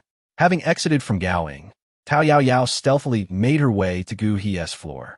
Previously, fearing unforeseen circumstances, she had refrained from touching a single coin in Gu He's treasury. However, now emboldened, she felt secure, knowing Gu He would never suspect her involvement. With gratitude, she expressed her appreciation for the young master Gu's generous contributions. She then proceeded to Nwan's room and her little dining area. Indeed, there was little of utility within the room, so Yao Yao casually disposed of a few of Gu He's belongings into it. Following that, she embarked on a substantial shopping expedition in the small dining area.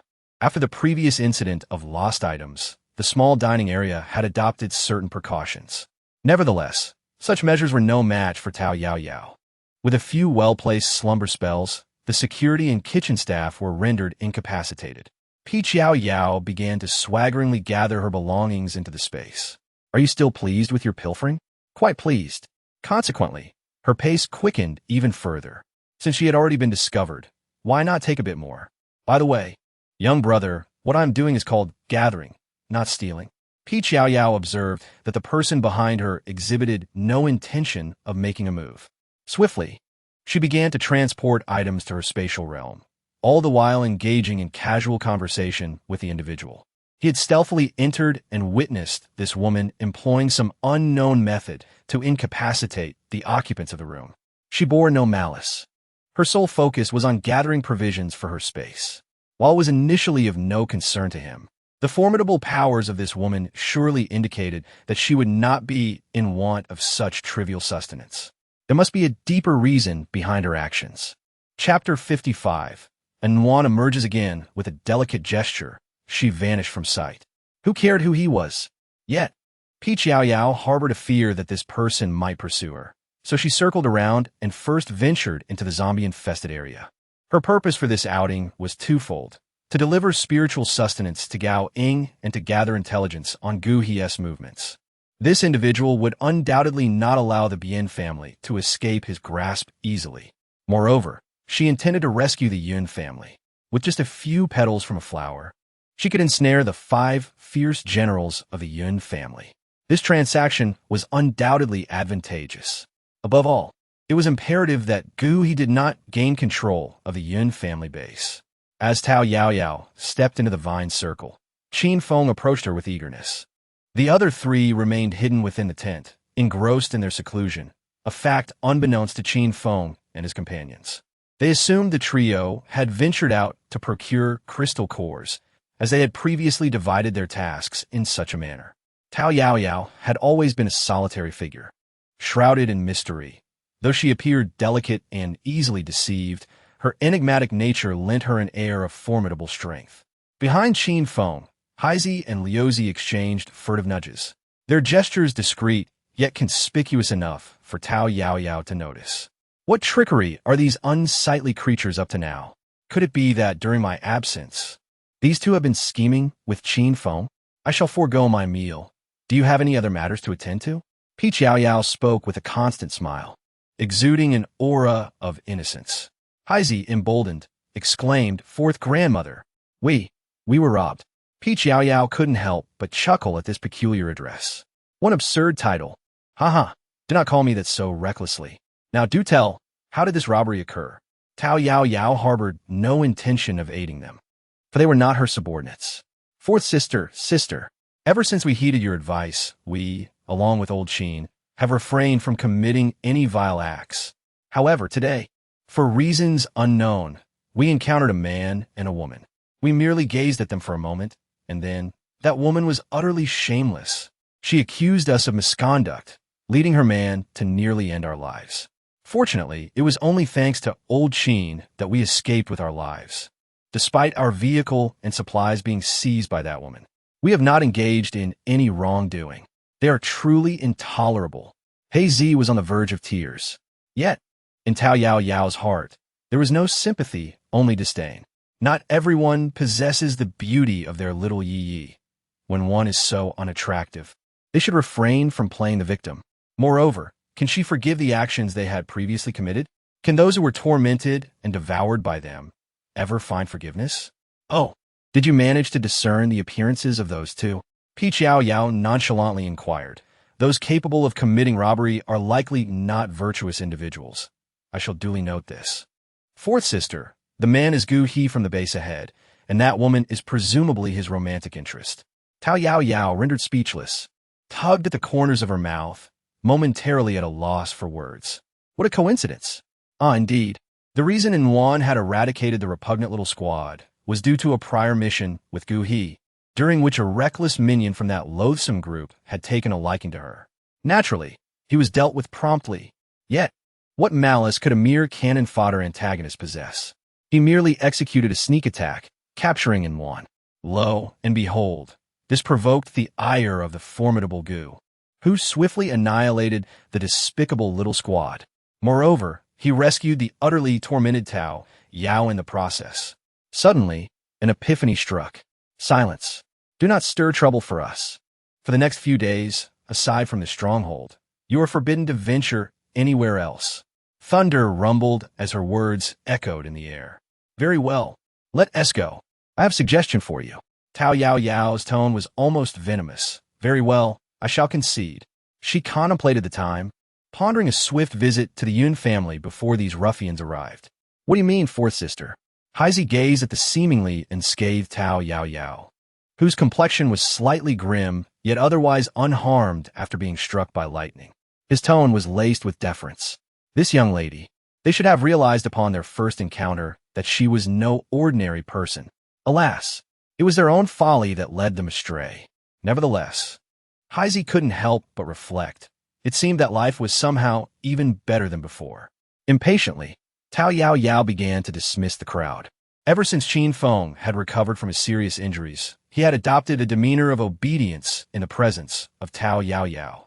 Upon witnessing her command, he immediately responded with utmost respect. He then took hold of the still questioning sycophant and departed. Yao Yao observed as the three individuals made their way towards their respective tents, a sense of irritation prompting her to absently smooth her slightly furrowed brow. The absence of further thunderbolts indicated that the designated moment for these individuals to act had yet to arrive. Once she was reluctantly rescued by Gu He and his companions, it was likely that the narrative enchantment would not spare her either. She would be compelled to remain at Gu He's base.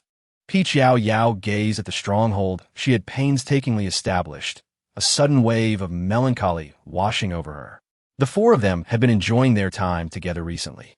She had initially intended for He Yu and Hong Yi to accompany her to the Gu He base. However, after spending a few days at the Bien family, she could distinctly sense Hong Ye's fervor for battling zombies and her yearning for freedom. Moreover, she had already recounted Gu He's story in its entirety to persuade them to accompany her to the underground palace.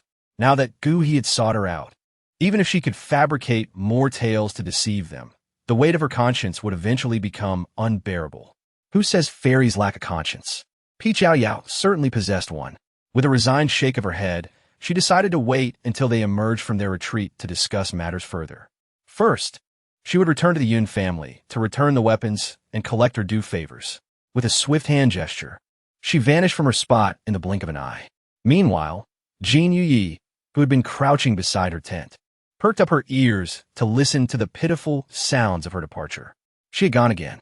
Gently, she opened her space and carefully retrieved a water ball doll that bore a striking resemblance to herself, placing it tenderly in her palm.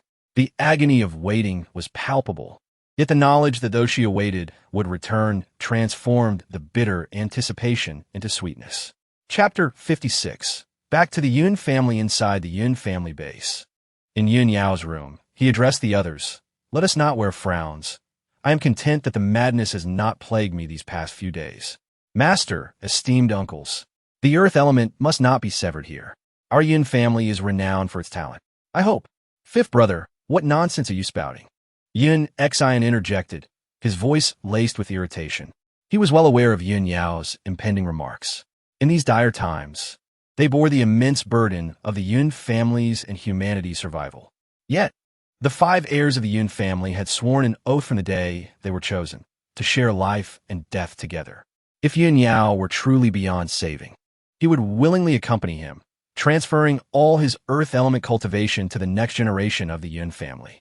Indeed, while the 5 heirs were ordinary ability users, they were unlike any others. As a hidden family, the Yun clan had practiced cultivation for generations.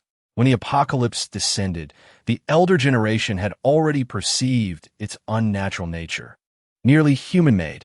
However, having long been reclusive, by the time they emerged to save the world, it was too late. The elders had devoted all their resources to merging the 5 great elements of the cosmos with the 5 elemental abilities. They selected the most gifted 5 from among the Yun family, who not only possessed their own elemental powers, but also harnessed the accumulated energy of the 5 elements from generations past. They had sworn their life and death allegiance. With the ancient cultivation formations, they became as one. This power could be passed on to the next generation of the Yun family, which is why Yao Yao urged his masters to prepare and identify suitable successors. In recent days, Yunsen no longer needed to tirelessly care for Yao Yao, and his complexion had improved. Ling Xin had received news that the 3rd and 4th brothers had set off for the Bien family. The news seemed credible. The Yun and Bien families shared deep ties, and hope still lingered. Please, cease your bickering. 5th brother, do not succumb to despair. Only if you persevere will our collective efforts bear fruit. And elder brother, do not harbor anger towards the 5th brother. If it were you or I lying here, we might utter the same words. Yao Yao lowered his head, feeling a twinge of embarrassment. I understand. I apologize, dear brothers. It is my own shortcomings that have led to this. I will speak no more. Elder brother does not blame you. Yin Xion's stern visage cracked, his eyes glistening with unshed tears as he quickly turned away, muttering, Take good care of yourself. Report, young Master Xion. There is a silver-haired woman at the door seeking an audience with the Yun family jade token. The intercom crackled to life, startling those inside the room. Yun Xion leaped to his feet, racing to the intercom with urgency, startling the elderly gentleman present. Please let her in. Extend the highest courtesy. I shall greet her in the hall. His voice trembled with excitement. Could it be that extraordinary woman who spared him from the torment of despair? Was she the sister the girl had mentioned? That troublesome girl, truly reckless, putting on a fade of obedience only to flee with our possessions, grumbled the white-bearded elder. But they are arriving together? Another elder inquired, stepping closer to Yun Xion. After acknowledging his masters, Yun Xion hurried off. Master, esteemed uncles, I shall go receive Miss Inu. He dashed away, for he was now one of the true powers in the Yun family base, a role he had taken on as the elder generation preferred to stay clear of trivial matters, choosing instead to respect the young one's governance. Yun Xion felt his heart race. Ever since that day, he had dreamt of the enchanting woman whose eyes alone could captivate the world. She was a beauty beyond compare. Not long ago, the girl claiming to be her sister had visited, and he had longed for her to come as well. Now, his wish was about to be fulfilled. The heavens had not been unkind, for he had no regrets in this life. At that moment, on the other side, a mechanical carriage, 3 parts technological, 3 parts regal, and 4 parts ancient, sat ready within the Yun family. Why does this Yun family resemble the careless deities of the divine realm? She wondered, having now switched to Inu's account. Adorned in a long, moon-white gown imbued with ancient charm, she was a perfect match for the carriage, which echoed the same antiquity. The interior was spacious, laden with an abundance of delightful treats and beverages. Yao Yao cast a glance at her pallid complexion and decided it would be best to forego eating. The Silver Moon Maiden. The carriage came to a gentle halt, and to her surprise, it was Yun Xion who hurried over to open the door for her. As a servant from the Yun family, he couldn't help but notice the disheartening sight of his young master juxtaposed with the ethereal beauty of the woman before him, and he instantly comprehended the disparity. She had grown considerably thinner, her delicate features almost unnervingly refined, resembling a flawless Barbie doll. How is it that you have become so emaciated once again? Yao Yao's casual concern took on a different meaning in Yun Xion's ears. A wave of joy washed over her. Was she truly worried about her? Did this not imply that she also cared for him? I never anticipated you would take notice. Thank you. May I inquire about the purpose of your visit, my lady? Yao Yao is remarkably attuned to the ambiguous emotions of humanity. Naturally, this sensitivity does not extend to non-human entities, where accuracy may vary. After all, the efficacy of magical skills is contingent upon the opponent's cultivation level. However, when it comes to mortals who have yet to attain immortality, her perceptions are undeniably precise. In an instant, she cast a surprised glance at Yun Exan, who appeared somewhat flustered and tinged with shyness. What has this child experienced recently? How has her simple fondness transformed into an infatuation? I have come to return some items, she declared, producing a fragrant pouch from her waist. This was something she had prepared in advance, a small portable space. She retrieved the weapons she had previously borrowed and also brought forth 2 substantial bags of crystal cores. The bags were made of a yellowish urea material, yet upon opening, they revealed an abundance of high-grade crystal cores, dazzling to the eyes. My little sister lacks understanding. Please take stock of what has been lost, and I shall compensate you threefold. The facade of feigned generosity presented by Yao Yao is indeed quite intimidating. Chapter 57. How fortuitous. I am capable of curing this. However, she has evidently underestimated the extent of Yun Xian's infatuation with her at this moment. Not only does Yun Xian refuse to accept, but he is also willing to bestow these weapons upon her without any charge. Yao Yao was warmly invited into the house by the enthusiastic Yun Xian, and the elderly gentlemen inside were momentarily taken aback upon her arrival. Lying on the bed, Yun Yao was the first to speak. You must be Miss Silvermoon, am I correct? It is thanks to your sister that I have been spared from suffering and allowed to live these additional days. There is no need for such politeness. The old celestial master who had previously blocked her entrance had been scrutinizing her ever since she stepped inside. He had grown weary of hearing how she descended like a divine being to rescue the 3 young men of the Yun family in recent days. After all, who has not experienced youth? The admiration evident in the boy's words was unmistakable. Where do you hail from? Was the girl who came that day your sister? He inquired. Young lady, you appear quite youthful. Which base do you usually reside in? Is it your extraordinary hair and eyes that are a result of your inability to control your innate abilities? I heard from the young man, Yin, that you possess lightning-type mutated powers. What level have you attained now?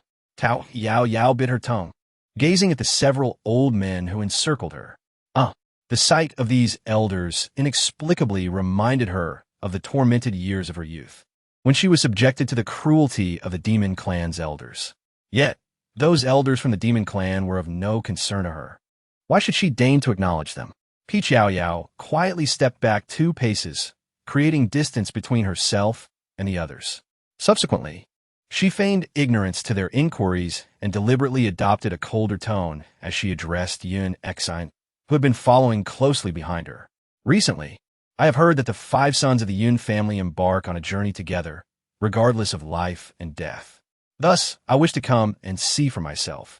After Yao Yao transformed into the silvery moon, an aura of ethereal chill enveloped her entire being. Yet, her natural voice was sweet and melodious. Generally, her musical tones, though cool, were quite harmonious. However, at this moment, as she deliberately lowered her voice, it resonated with an air of indifference and aloofness. The members of the Yun family in the room felt a sudden chill run through them. The old master was so affronted by her blatant rudeness that he seemed ready to take drastic action, his eyes glinting with icy fury. Despite her slight disdain for these elders, who resembled those vying for the position of elder, her feelings were a blend of irritation and affection, much like her sentiments towards the elders themselves. She found amusement in teasing them, for the long life of a demon often craved a touch of mischief. It had been a while since she had felt such fervent admiration from a human.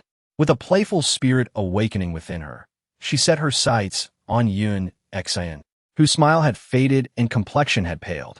My dear, you have come to see my 5th brother. Yun Xian's voice trembled with apprehension. No, she replied. I am concerned that if Yun Yao cannot endure, you might follow suit. Yao Yao's demeanor returned to normal, yet unfortunately, Yun Xian no longer dared to meet her gaze. Otherwise, she would have undoubtedly perceived the playful glimmer in her eyes. I thought, without a shred of hesitation. Yun Xen opened her mouth, but suddenly lifted her head to lock eyes with Tao Yao Yao. The word, of course, seemed to catch in her throat. Was she afraid he would accompany her to death, deliberately coming here? Did this imply feelings for him as well? Yun Xian's lips quivered as she summoned every ounce of her strength to divert her gaze from the woman she adored. She glanced at her pale-faced fifth brother, resolved, and declared with fervor, I shall undoubtedly accompany you to death. The 5 sons of the Yun family shall face life and death together. It is our unyielding duty. Lying on the bed, Yun Yao was deeply moved by the solemnity in his elder brother's tone. The heart that had once contemplated surrender awakened at that moment. He yearned to survive. His own demise would be inconsequential, but his 4 elder brothers could not perish. Elder brother. Yun Sen's eyes began to glisten with unshed tears.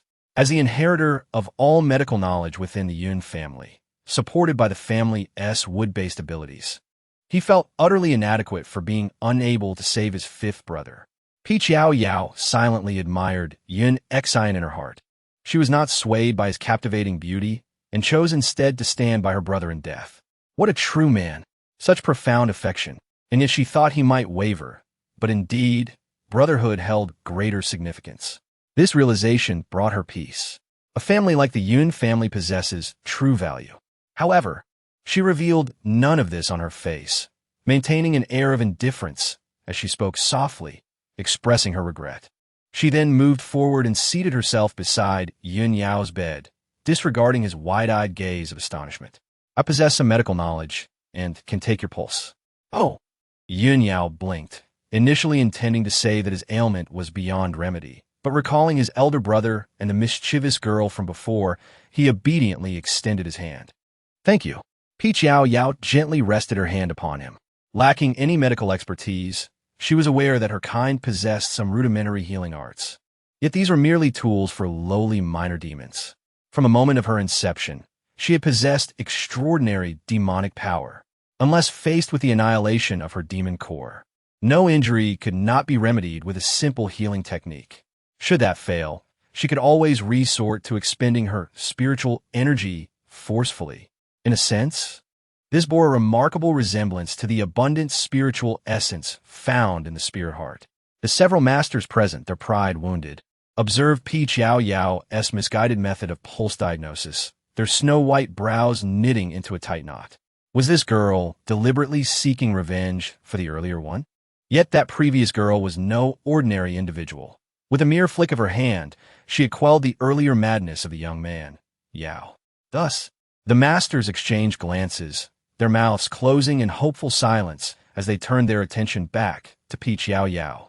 Miss Silver Moon, Yun Xian began cautiously, his voice trembling with the weight of unfulfilled affection. From the exhilaration of their first encounter to now, when he finally spoke to her, he could hardly steady his tone. Yao Yao paid him no mind and raised her hand. You are gravely injured, indeed, almost beyond remedy.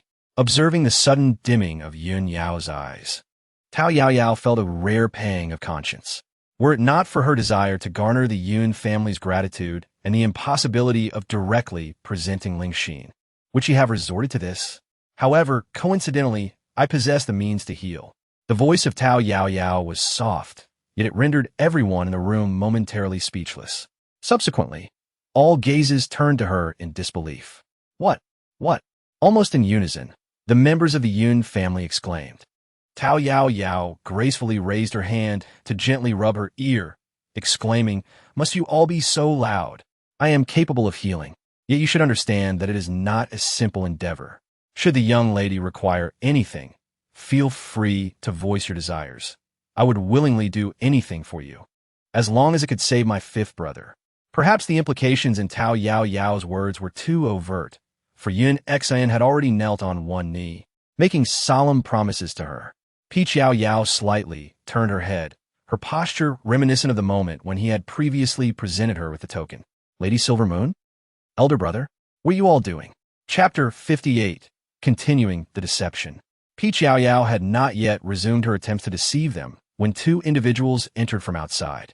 It was none other than Yun Miao and Yun Yin, who had been rescued by Peach Yao Yao amidst the zombie horde.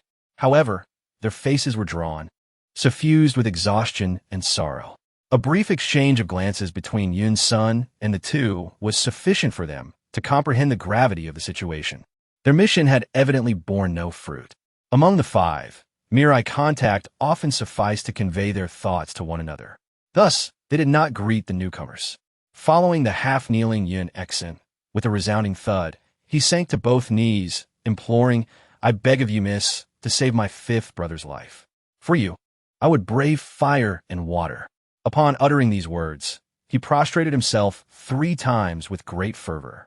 This sudden display startled Peach Yao Yao, who had been observing Yun Yen and pondering how he had marred his handsome visage. She nearly sprang to her feet, but recalling her purpose, she restrained herself from urging him to rise. Second brother? Yun Yen gazed at the unfolding scene in confusion. His mentor, the elderly man standing silently behind him, let out a quiet sigh.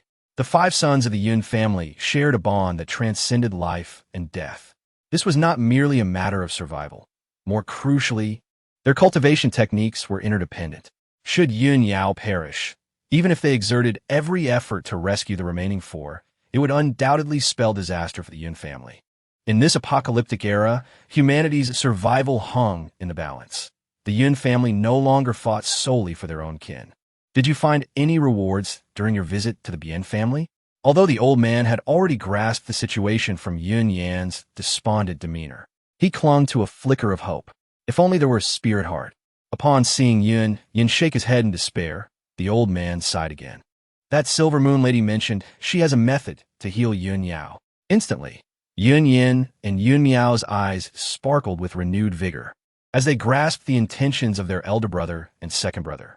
Without hesitation, they rushed before Peach Yao Yao, who, this time, was mentally prepared. Suppressing a twinge of discomfort in her conscience, she watched as they knelt and prostrated themselves.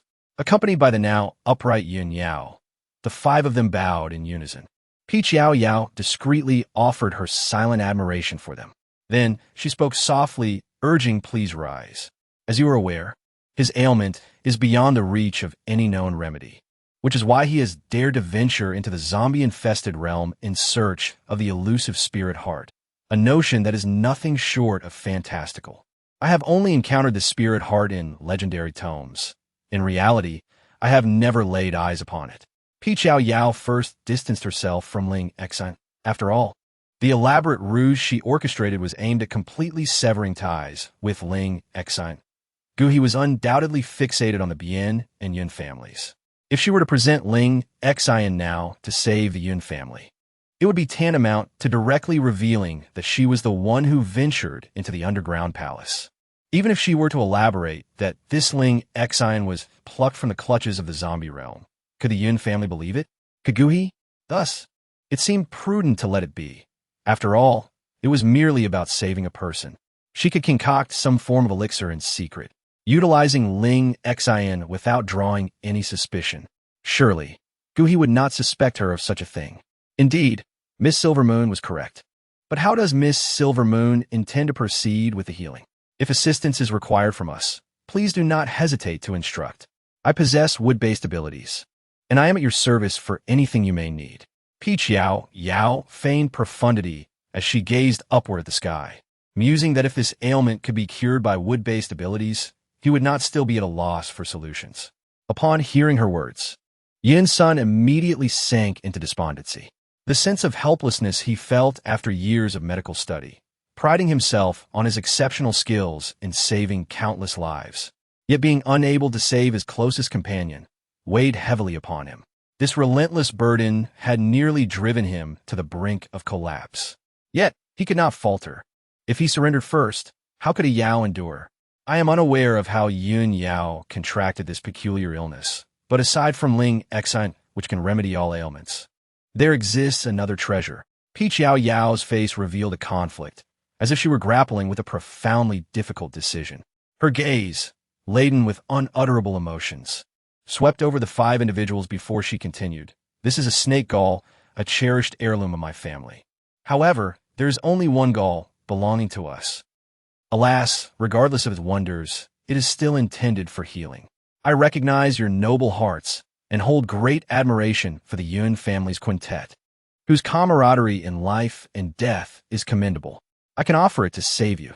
As Yao Yao concluded her words, she lowered her head, adopting a demeanor of profundity, thus granting the Yun family a moment of contemplation. It was no jest. Such a precious ancestral treasure was indeed singular. Could the Yun family truly bear this burden? As anticipated by Yao Yao, expressions of astonishment and hesitation manifested upon the faces of the Yun family members. However, that moment of hesitation swiftly dissipated. This monumental act of grace was one they willingly accepted. "Thank you, Miss Inu." Yun Xin was the first to speak, declaring, "If it can save my fifth brother, I would gladly brave fire and water for you."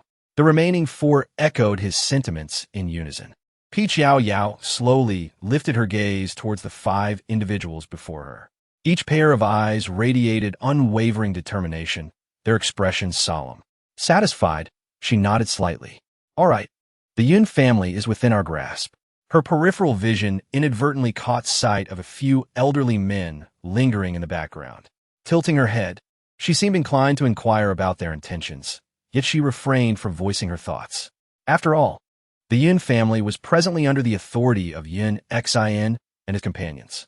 "Rest assured, young lady, continue with your healing, regardless of the outcome. The gratitude we owe you will be repaid by the Yun family." Yao Yao blinked her eyes, for that was not her intention. This old man certainly possesses a flair for theatrics. Yet, one cannot deny that his words have utterly delighted her. He possesses a silver tongue. Moreover, the rare humility displayed by this elder evokes in her a desire to confront the patriarchs of the demon realm. Her spirits lifted instantaneously, and the corners of her mouth, hidden beneath her veil, secretly rose. "Esteemed elder, you are too kind. Since you place your trust in me, please step outside." "Yin Yao, lie down. I shall tend to your ailments." Yun's son, perplexed, interjected, "I can remain to assist the young lady." Yao Yao tilted her head slightly. "Are you afraid that I might harm your brother?" Yun's son hurriedly shook his head, fearing to offend her. The sense of pressure from this woman was overwhelming. It was truly perplexing how his elder brothers could be enamored with her. Her sister was undoubtedly the more charming one. "I merely wish to offer assistance. But if the lady requires none, I shall take my leave at once." With that, the members of the Yun family collectively made their way towards the exit, thoughtfully closing the door behind them. This left only Yun Yao alone, who cast a glance at the inscrutable Yao Yao before promptly reclining on the bed. "Thank you for your trouble." "I." Yao Yao waved her hand dismissively, unwilling to entertain his idle chatter, and promptly rendered him unconscious. Chapter 59. The new jade token time passed outside the window, weaving through the sunlight in a delicate dance. Inside the room, gazing at Yun Yao's serene and peaceful visage, Yao Yao once more utilized her spiritual energy to examine his condition. Indeed, he had fully recovered. Finding a comfortable chaise, she settled in for a brief respite. It would be absurd for them to assume that her swift healing was merely a trivial task. As night fell, it appeared that Yun Yao, lying in bed, was on the verge of awakening. Yao Yao stretched elegantly, rising from her recliner. Upon opening the door, she let out a slight cough, and all was well.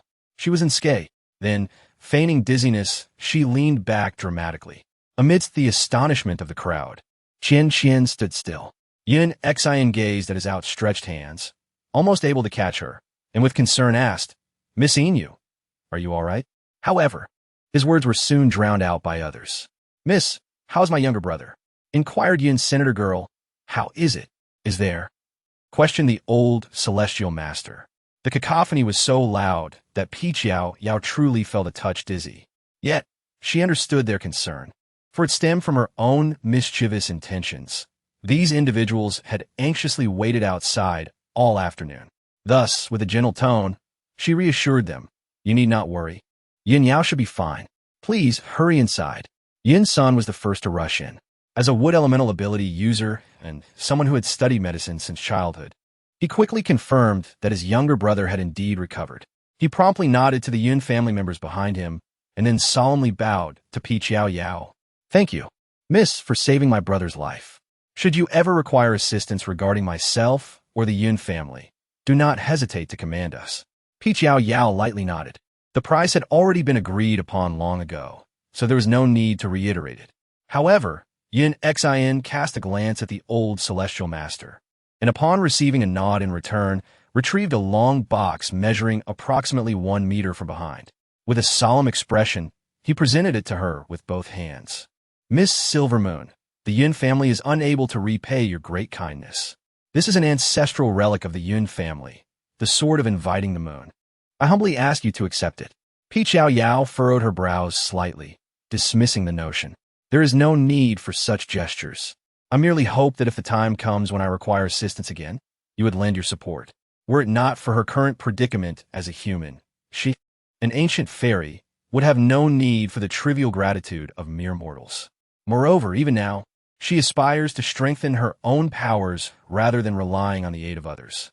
Trusting in mountains may lead to their collapse, let alone depending on the ever-changing nature of the human heart. This journey has but one ultimate purpose, to ensure that Gu He does not rescue the Yun family. Yet, the more she spoke, the redder her face became, and she felt a sense of shyness that compelled her to avert her gaze from Yao Yao, lowering her head in bashfulness. Yao Yao retreated repeatedly, expressing, no need, I appreciate your kindness, but I prefer solitude. She continued, I rarely wield a sword. You may keep this. It is no wonder that Gu He so effortlessly subdued the 5 individuals. The leader of a Yun family truly appears to lack a certain sharpness of intellect. Yao Yao, having finished speaking, stepped outside for a moment, then glanced at the old celestial masters who were watching the spectacle nearby. Currently, she had no way to teleport away. The elderly man with the white beard, displaying a modicum of understanding, summoned someone, instructing them to escort Miss Silvermoon out. We are immensely grateful for your journey across great distances to rescue us today. The Yun family will forever cherish your kindness. After saying this, he kicked his rather worthless disciple, urging him to rise swiftly and see Miss Silvermoon off. Convey my command. In the future, whenever the Yun family encounters Miss Silvermoon and her sister, they shall be treated with the utmost reverence, akin to our esteemed selves. Yun Xin scrambled to his feet, confusion etched on his face as he glanced at Yao Yao, who was already several meters away. Could it be that she had ventured all this way specifically to attend to Yaodi? Was it because of him? He was uncertain. After all, they had only met once. Yet, he was acutely aware of his own heart's desire. He did not wish for her to depart so easily. As dusk fell and the night brought forth the densest activity of the undead, perhaps it would be wise for the young lady to rest at the Yun residence for the evening. Yao Yao observed him intently as he spoke. His eyes were perpetually darting about. No need, she replied. I have matters to attend to. If it weren't for the need to heal Yun Yao, I would not waste another moment. I must leave at once.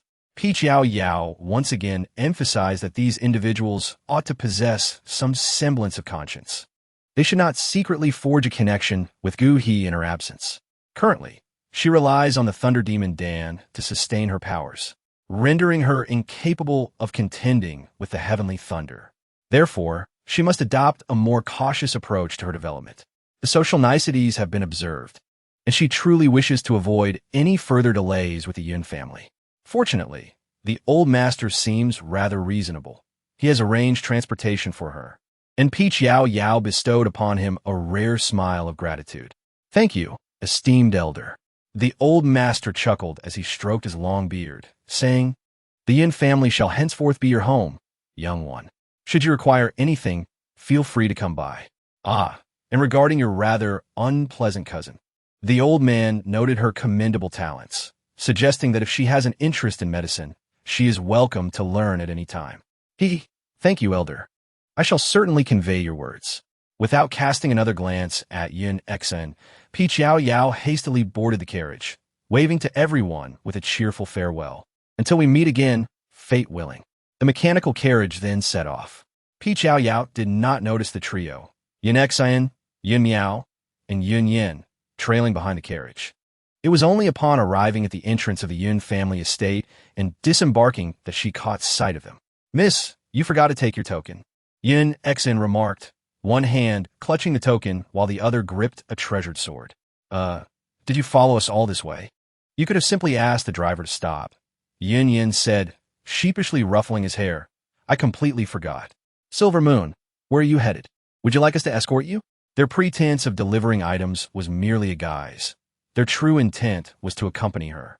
This way, they could ascertain her residence and explore any lingering chances they might have. This sword is a family heirloom of the Yun clan, but it is meant solely for females. As a group of gentlemen, we have no use for it aside from displaying it. Please accept it for your protection. Zun Xin Undoto once again presented the token and the inviting moon sword to Peach Yao Yao. But I do not need a sword. Peach Yao Yao reached for the token, deliberately ignoring the sword. Oh, what is this token? Peach Yao Yao gazed at the token in her hand. It still bore the elegantly inscribed characters of clouds, retaining that exquisite, icy, jade-like quality. However, unlike its previous pristine white hue, it now featured a fiery red blood phoenix. Chapter 60. It is time to take the initiative. The young lady has rescued us on 2 occasions and has even come specifically to bring her ancestral heirloom to heal our 5th brother. For us, this is a debt of gratitude that can never be repaid. Henceforth, with this token, she shall command all disciples of the Yun family. Peach Yao Yao discreetly pressed her lips together. Well, leaving aside other matters, the Yun family is at least quite reasonable. Tao Yao Yao accepted the token, gently declining the goodwill of the 3. Then, with a few leaps, she vanished from their sight. Indeed, how could he forget that Silver Moon's extraordinary abilities far surpassed theirs? How audacious of her to claim she would protect her at all times. Well, brother, once 5th brother recovers, let's ascend to the next level of the 5 elements technique. Yun Yin, full of vitality despite the setback, called out to the sky where Tao Yao Yao had disappeared, declaring, we will grow stronger. We will surely catch up to Silver Moon's pace. Yes, brother, we must strengthen ourselves, Yin Yao softly echoed. Unbeknownst to them, the Yin family members remained oblivious to the childish bravado they exhibited after her departure. It was still not yet midnight when, by the flickering campfire in the center of their base, a figure crouched, and as soon as she landed, she rushed over in excitement. Peach Yao Yao was embraced by a visitor, lifting her gaze from the man's arms, their eyes colliding like twinkling stars. Ah yeah, how did he emerge so swiftly? Where are Hong Yi and Hei Yu? Peach Yao Yao glanced around, failing to spot the 2. Jin Yu Yi murmured discontentedly. They have yet to appear. What of Qin Feng and Hei Zi? They too are absent? Oh, they have gone to dig potatoes. Jin Yu's voice was heavy with disappointment.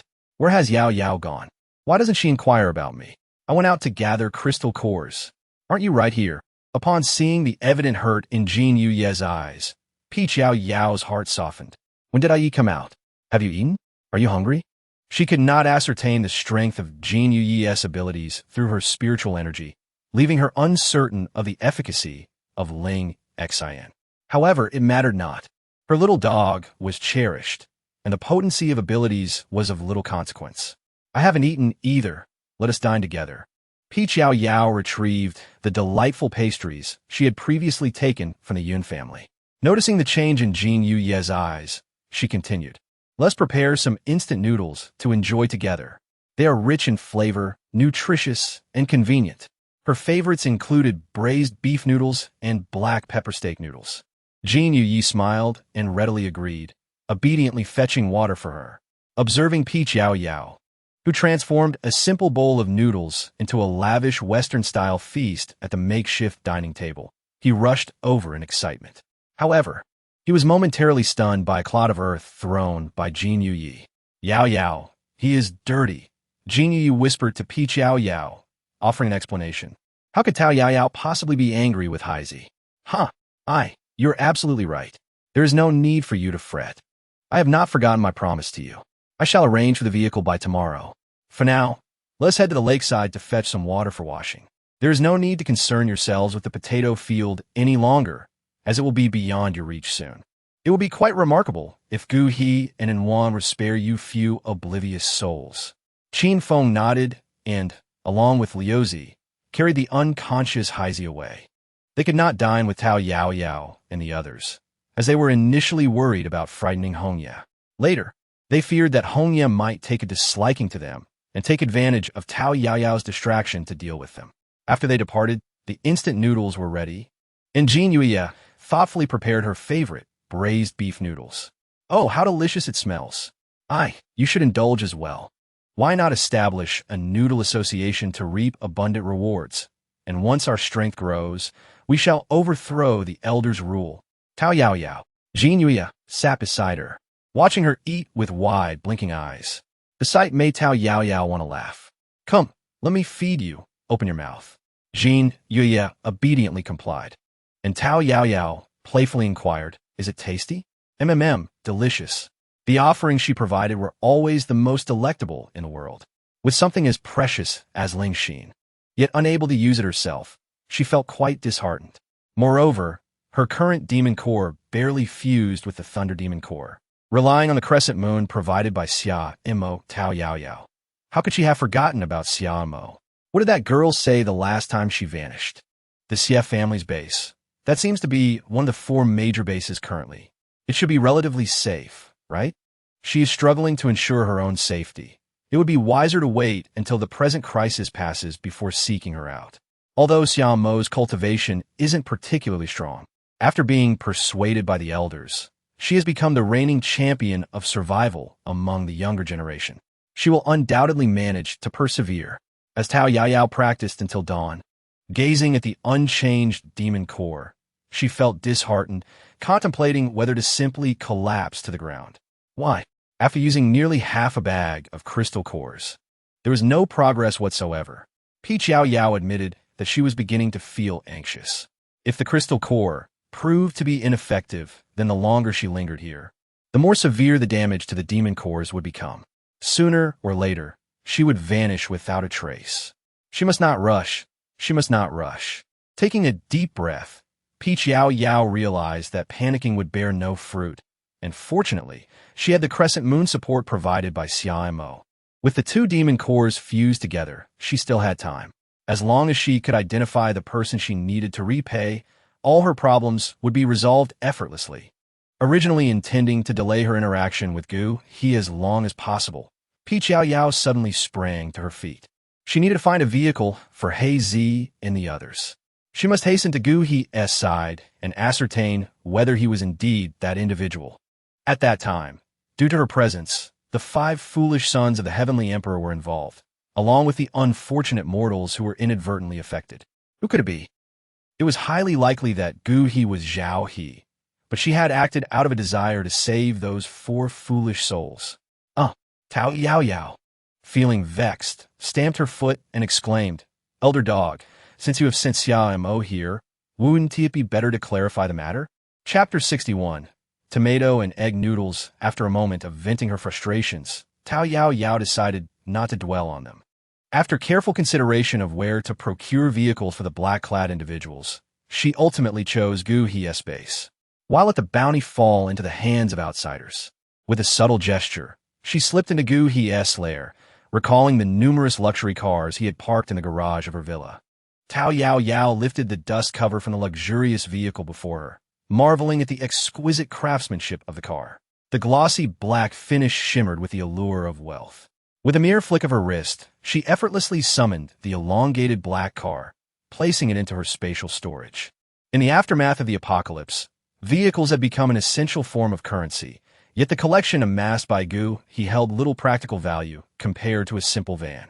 However, for an automobile enthusiast, such possessions served as a spiritual refuge.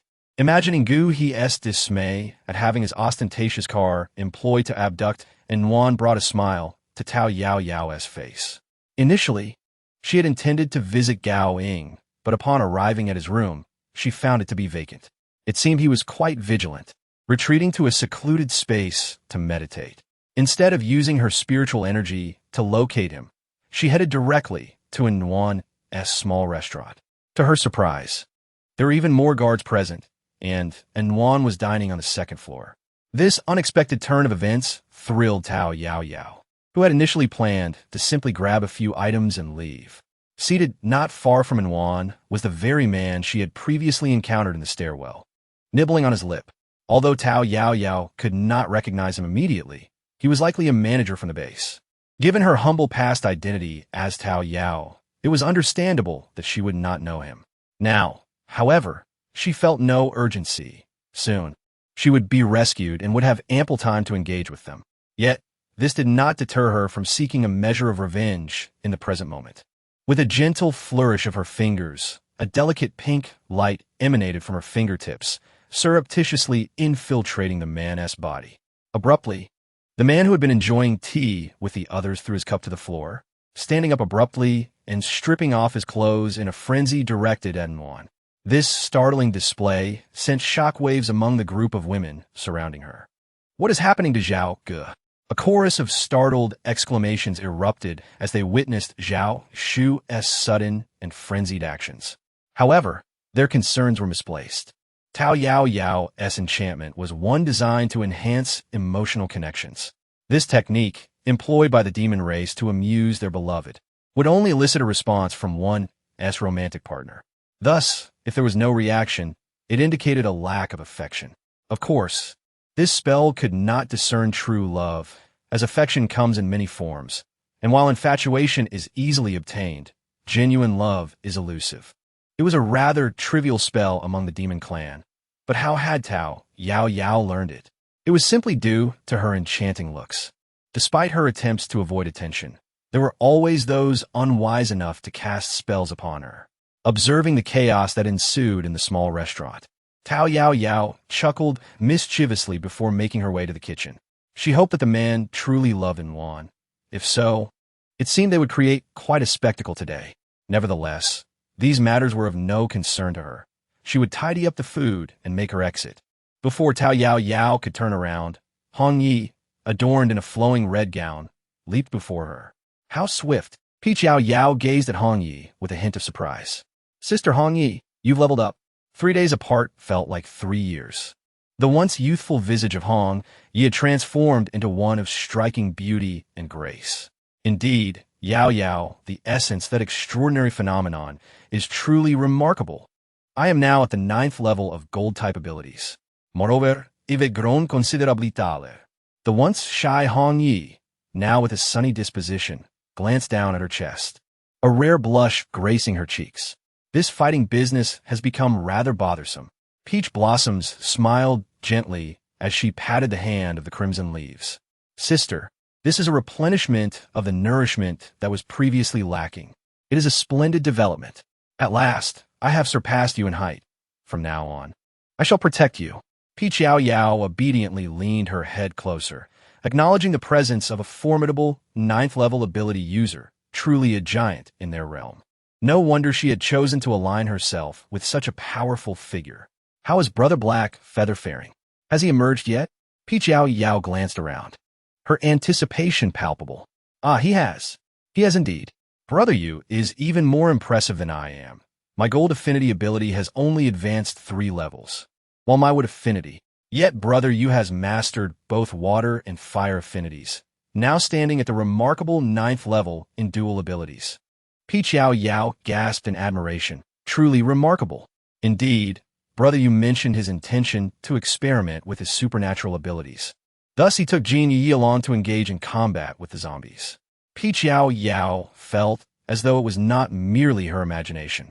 He Yu indeed harbored a certain disdain for Jin Yi. Nevertheless, she did not fret, for He Yu was a commendable elder brother, likely seeking to hone Jin Yi's abilities, perceiving his strength as rather lacking.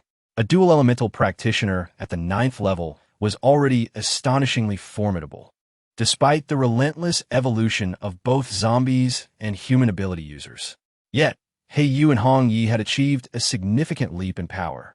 With a modicum of caution, they would encounter no substantial issues.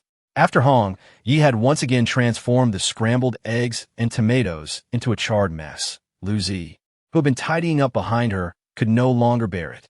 "Fourth sister, third sister, shall I take over?" Hong Yi shot him a sharp glance, exclaiming, "Get lost." A single, succinct word, yet the intensity of her aura sent Laozi retreating in fear. The woman before him was no longer the fragile girl they once easily captured and bound. Now, with but a single finger, she could extinguish their lives. Soon enough, Hong Yijiasit had efforts. We have a new flavor. Heiyu's expression softened slightly as he released Jin Yuyi. His tone, though cool, was laced with a sense of disappointment.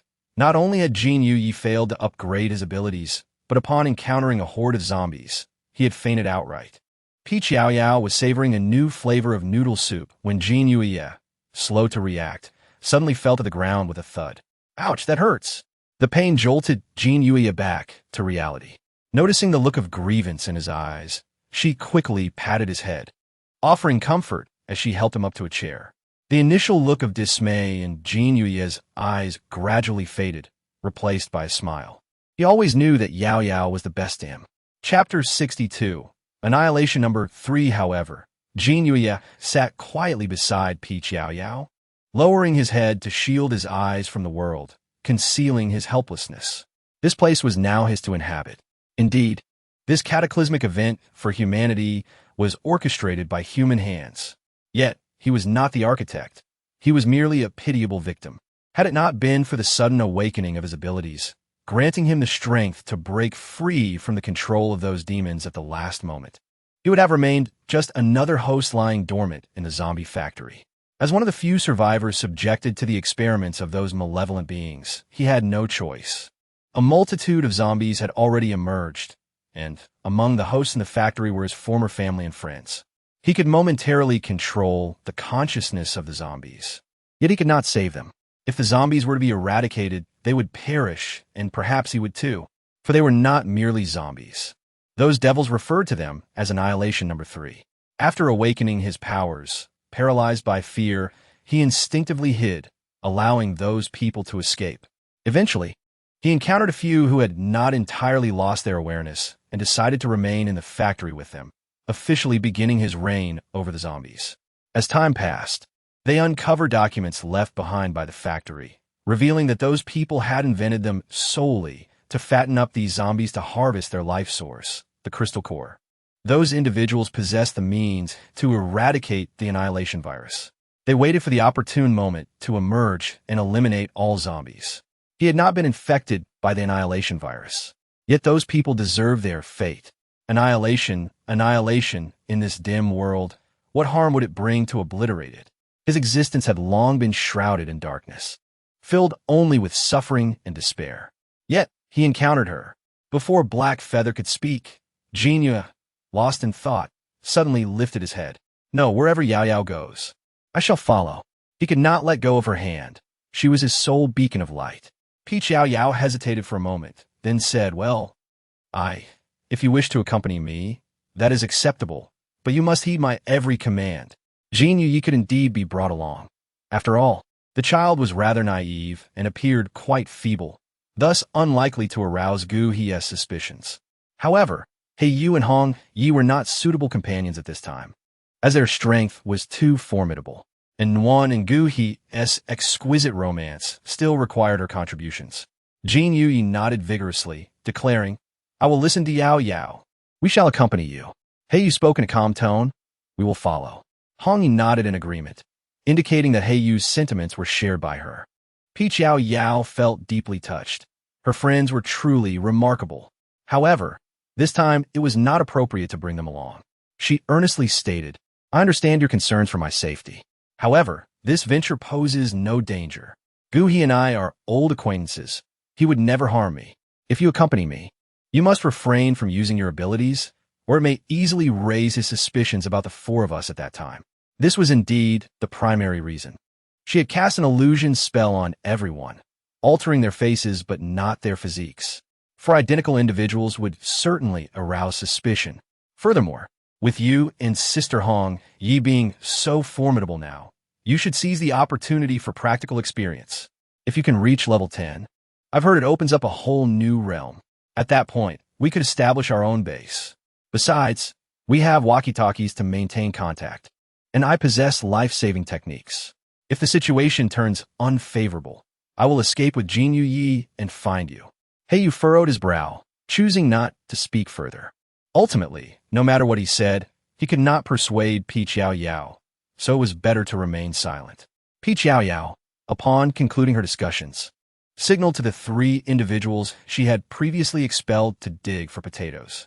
She then bestowed upon them the 2 ostentatious vehicles belonging to Gu He, dismissing them with a wave. As she observed the trio departing in high spirits, she turned to Heiyu and remarked, "This plan is flawless. The only potential variable lies with those 3. Brother, you shall lie in ambush nearby." Heiyu instantly comprehended, nodding slightly in assurance. He would ensure that those 3 would not have the opportunity to speak. Subsequently, they dismantled everything at their stronghold, leaving behind only a diminutive tent. Each of them secured their belongings within their respective spaces, while Heiyu and Hongye concealed themselves in the shadows of the night. Their abilities had grown remarkably potent, and Yao Yao felt no apprehension. Thus, Wan reclined comfortably, patting the contemplative Jinya, who was lost in thought. "Ai, why not lie down for a while?" Since being taken out by Heiyu for a fright, Jinya had been somewhat distracted.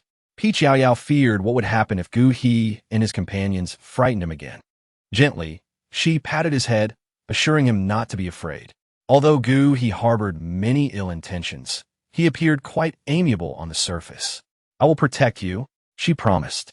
"Yes, I will protect Yao Yao too," she exclaimed, feeling exasperated. Why did she lack the extraordinary memory possessed by Xia Mo? Consequently, she failed to notice the fleeting glimmers of murderous intent in Jinyuya's eyes. Beep beep. The blaring of a car horn roused the already slumbering Yao Yao. The group halted the vehicle, taken aback by the barren stronghold. After just one outing, their home was gone. Nevertheless, they excitedly dragged the unconscious Wan from the back seat. Yao Yao, from a distance, spotted the fainted Wan and felt a sense of relief wash over her. Otherwise, she would have had to instruct Heiyu to eliminate Qin Feng and his companions. Indeed, 4th sister, this woman is utterly foolish. The moment we mentioned her Crane brother sent us to fetch her, she obediently climbed into the car. Ha ha ha. Hazy laughed heartily, his grin wide and unrestrained. "Soon, she shall realize our might. Just look at her. So, a Navi." Suddenly, Hazy's laughter faltered, as if he had just recalled his precarious situation. Cautiously, he glanced at Yao Yao. "4th sister, I didn't mean to. We were merely going to frighten her." Yes, 4th sister, we wouldn't dare." Laozi chimed in, echoing the sentiment. Yao Yao slightly curled her lips, a smile that seemed boundless, unafraid of anything. "Please, proceed." Chapter 63. The disbandment of the repugnant squad. Upon finishing her words, Yao Yao graciously vacated her spot, leaving the remaining small tent for them. In her heart, she silently urged, "Hurry up and meet your demise." 4 young Master Gu is already en route. As for Nwan's safety, she felt no concern, for after all, the girl possessed the aura of a protagonist. Sure enough, just as she and Jinyu had disheveled their clothes and hair, Gu He's fiery abilities descended from the heavens. Yao Yao established a protective barrier for herself and Jinyu, then crouched on the other side to observe Gu He leading his small team in a vigorous assault against the loathsome squad. Hazy and Laozi had barely stripped down when they were swiftly dispatched by Gu He's 2 fiery swords. Yao Yao discreetly waved her hand in farewell to the black bear spirit. Only Qin Feng remained steadfast in his resolve. Yao Yao gazed at the water blade that Qin Feng had unleashed, a flicker of bewilderment stirring within her. Had Qin Feng's abilities truly been so formidable? Her thoughts were wholly consumed by him, causing her to overlook the faint crimson hue that flickered in the depths of Jin Yuye's lowered gaze. Indeed, with Qin Feng's strength, how could he possibly contend with Gu He, especially since Gu He was accompanied by several allies? It was he who had harnessed Qin Feng's powers, awakening the full potential of his body, enabling Qin Feng to amplify his strength exponentially in a brief span. Nevertheless, despite Qin Feng's prowess, he still paled in comparison to Gu He's team. After evading several strikes, Gu He discerned his weakness and signaled to his subordinate. With a swift leap, he drove a fiery sword through Qin Feng's corpse from behind. As Qin Feng slowly crumpled to the ground, his head inexplicably turned to gaze backward, his eyes wide with terror, murmuring incessantly, 444. Gu He descended gracefully from the air, casting a disdainful glance at him. Dead? Then you can have your wish.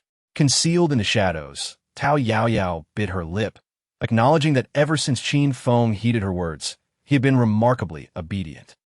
Even in death, he seemed to call for her aid. Yet, the truth remained. She could not absolve them for the lives they had taken. Nor could she ignore the grim reality that if the narrative had not unfolded in her favor, the fate of that Tao Yao would have been dire. And Wan? Wake up. Gui had already entered the tent, cradling in Wan as he utilized his wood-based abilities to heal her. Boss, there's still someone here. Gui's subordinate skillfully began to inventory the supplies. MMM.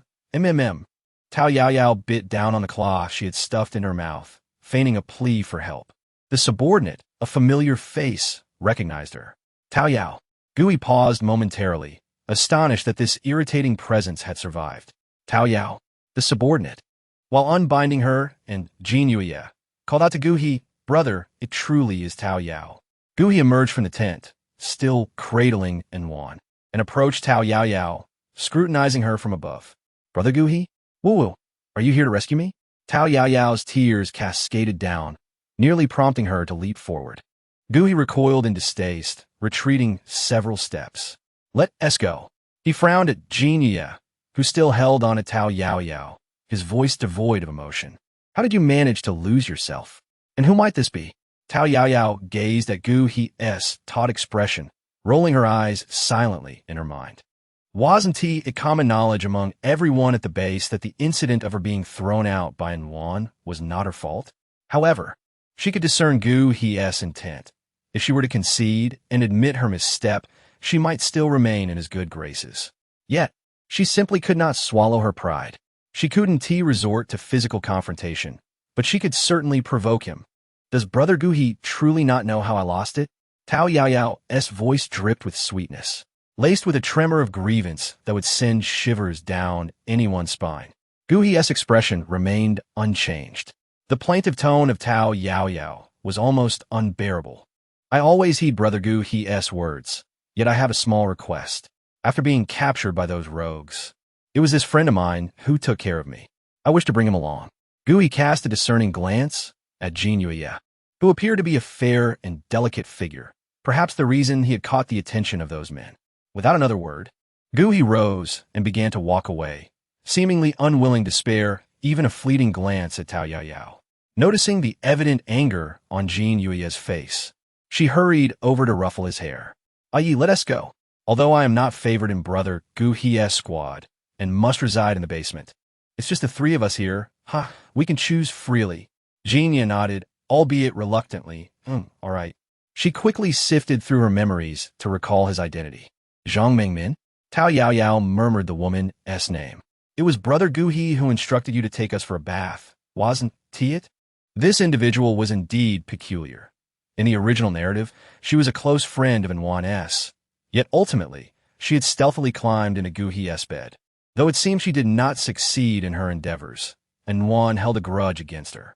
Nevertheless, she remained a loyal subordinate to Wan. Her status not much higher than that of Tao Yao within the base. One might liken her to a handmaiden of Wan, although she preferred to serve Gui, often seeking opportunities to curry favor with him. The tumult of emotions within her was palpable, and her displeasure intensified upon seeing Tao Yao, causing her ire to swell further. Tao Yao remained unfazed by her scolding. Casually patting the veins that had sprung up on Jin Yuye's hand, she smiled lightly and said, "Zhang Mengmin, have you perhaps mistaken your adversary? Besides me, there are countless women around Gui, yet there is only one mistress of the base. With Wan present, do you truly believe you have a chance?" Zhang Mengmin was momentarily taken aback, her arrogant countenance frozen in place. What nonsense are you spouting?" "Oh, take a moment to reflect on that," Tao Yao replied. "We are off to take a shower now. Farewell." With that, she took Jin Yuye by the hand and exited. It was only then that she realized they were in a small dormitory belonging to the base, designated for new recruits who had made contributions. Yao confidently set her course, leading Jin Yuye towards a grand villa. Chapter 64. Enjoying knife-cut noodles. Yao was uncertain whether Gao Ying had concluded his retreat, hence she refrained from informing him in advance. It was perhaps for the best that he remained oblivious, sparing her the risk of revealing her intentions. Nevertheless, it was commendable of Gu He to seek out a place to warn her. After all, she and Gao Ying had reconciled long ago. Without employing any illusionary techniques to disguise herself, the vines at the entrance instantly recognized her presence. Peach smiled, well aware of Gao's evident fondness for her. The vines throughout the base allowed her entry merely by her presence, while others were required to present both facial recognition and a password or token. These vines were connected to Gao's extraordinary abilities, and he likely sensed her arrival. Upon entering, she found a room stark and devoid of any occupants. Yao Yao nodded, and, as the beloved pet of the group, Yuan was still in a daze. These individuals must have gone to the base S VIP ward to take care of her. This room belongs to my dear friend Gao Ying, and this is my own room. You may choose freely between the remaining 2 rooms. Peach Yao Yao led Jin Yu down to the basement. The basement comprised 3 small rooms and 1 large space, of which Peach Yao Yao naturally occupied the larger room. Gao chose the room at the farthest end, leaving 2 rooms beside Peach Yao Yao. Curious, Peach Yao Yao opened one of the doors, intending to showcase it to Jin Yu, only to be taken aback by the sight of a figure standing inside. "What's going on?" she inquired, facing a boy with black-rimmed glasses. This young lad was a member of Gu He's team, known as Kaka, a talented earth elementalist. He was rather reclusive, seldom making appearances except during missions. Nevertheless, being chosen by Gu He marked him as a skilled individual, as he had previously resided on the 2nd floor. "I live here," the boy declared before swiftly slamming the door shut. Peach Yao Yao, however, was enveloped in a sense of melancholy, while beside her, Jin Yu, brimming with joy, eagerly grasped her hand and inquired if she could reside with Yao Yao. Yet, this proposition was swiftly dismissed by Peach Yao Yao, who felt the need to venture out on her own escapades, all the while sustaining the facade of her infatuation with Gu He. Consequently, she assigned Jin Yu to the final room available. Peach Yao Yao urged him to take a swift bath before they ventured out for a meal together. After all, her contribution points, or base points, were still quite substantial. Of course, most of them were gifts from Gao Ying. The former Peach Yao had held a deep disdain for Gao Ying's acts of charity. Truly, she was oblivious to the fortune that surrounded her. Gao Ying, with his unkempt appearance, seemed to have secluded himself for several days without moving. This is Gao Ying, my dearest friend." Gao Ying frowned as he stared at the man who was tightly gripping Peach Yao Yao's hand. Gao Ying remarked, "This person is utterly detestable." Jin Yu echoed, "This person is truly loathsome." Yao Yao astutely sensed that the atmosphere between the two was somewhat amiss. "Why don't you take a shower first? We can go out for dinner together later." Not long ago, she and Jin Yu had arrived in Gu He's private vehicle, so naturally, no one would question their identities. Gao Ying smiled and nodded. "All right, you go ahead. I'll take a shower and join you shortly." After bidding farewell to Gao Ying, Yao Yao led Jin Yu to the Base S Information Management Office. Each base possesses its own unique character.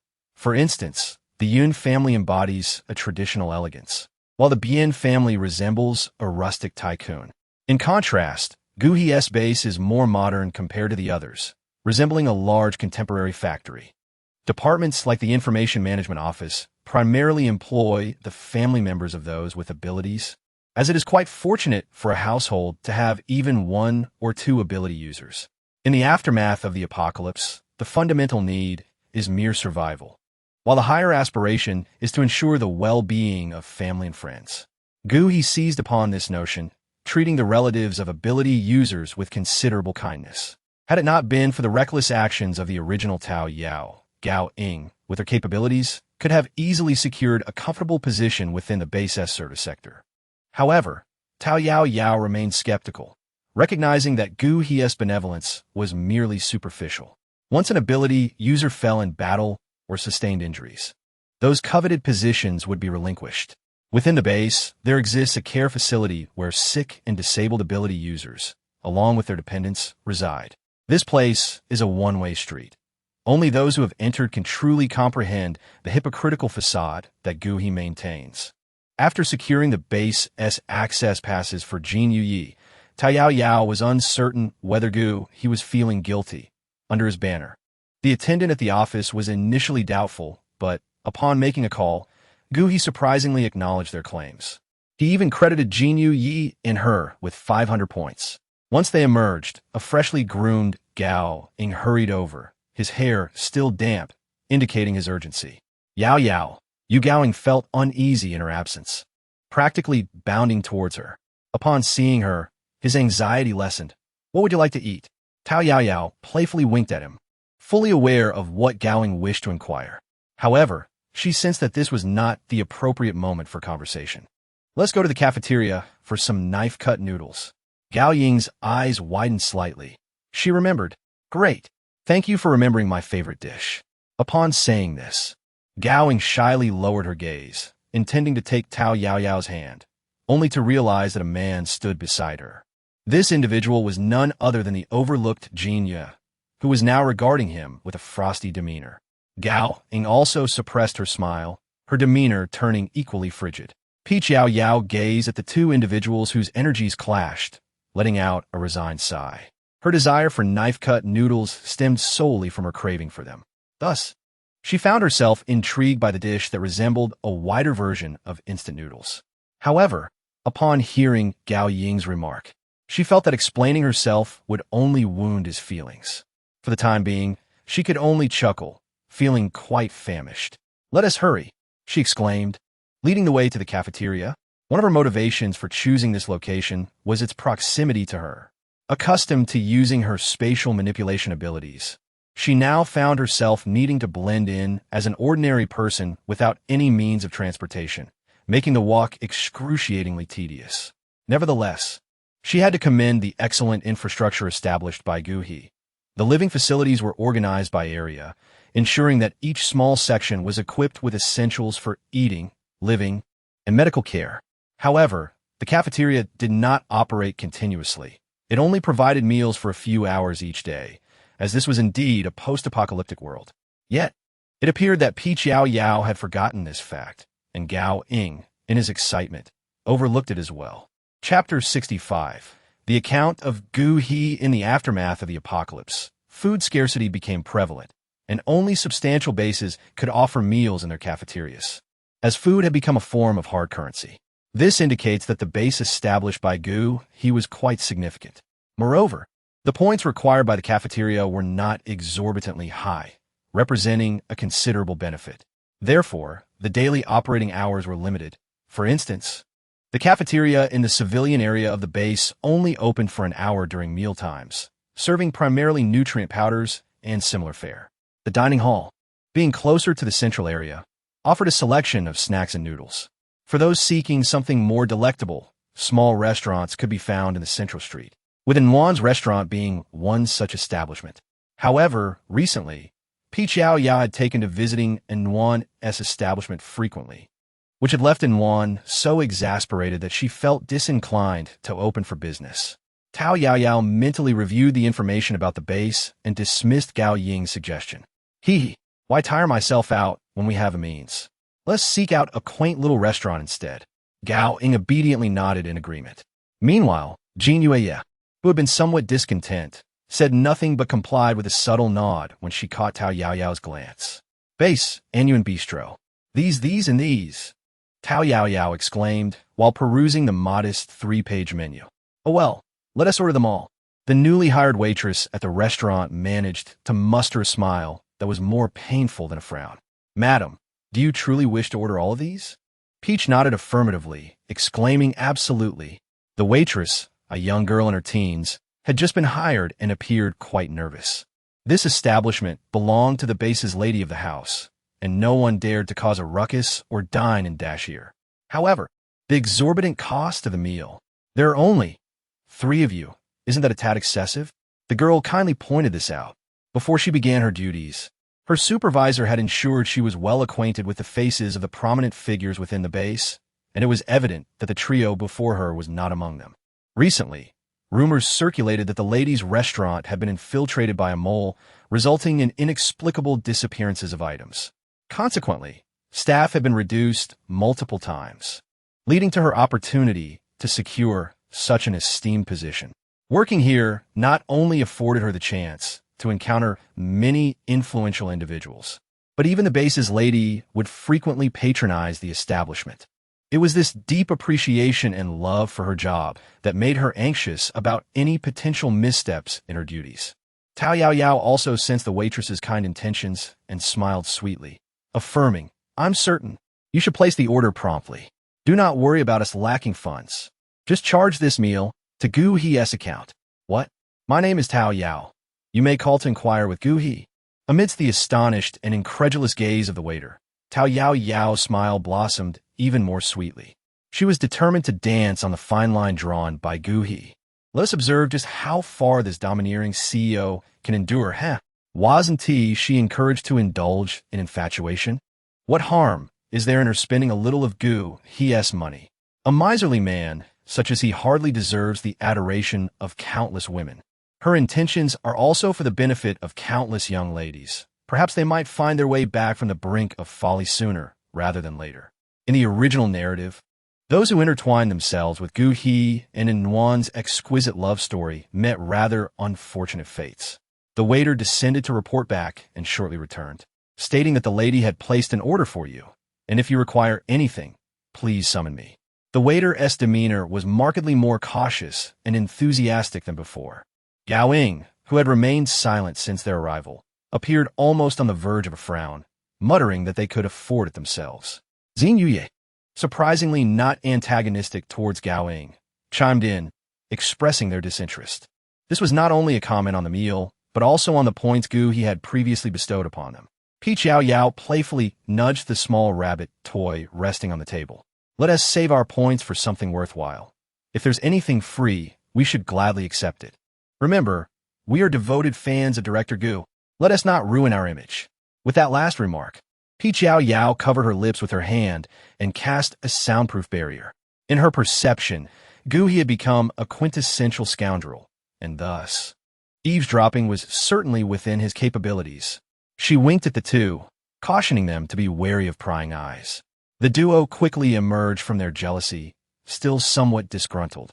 Yet they were willing to indulge her happiness. She desired to perform, and they would wholeheartedly cooperate.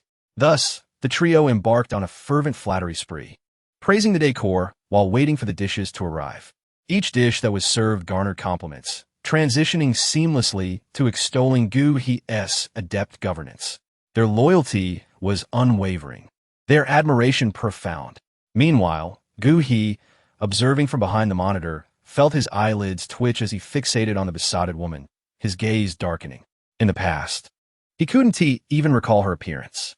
Yet now, she appeared quite beautiful.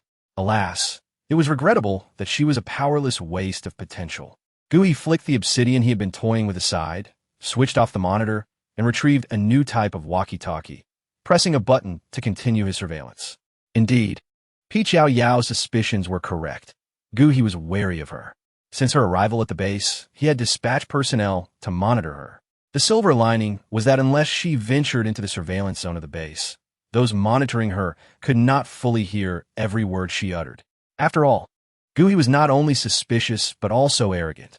What could a powerless waste like her possibly orchestrate? His primary concern was Yao Ying. As long as she refrained from speaking recklessly in front of him, Gu He had no intention of wasting resources on her. Of course, Gu He's surveillance plan was curtailed far sooner than he had anticipated, as the zombies launched another attack. Due to Yao Yao's recent antics, Yao Ying had caught Gu He's attention and was promptly summoned to the front lines.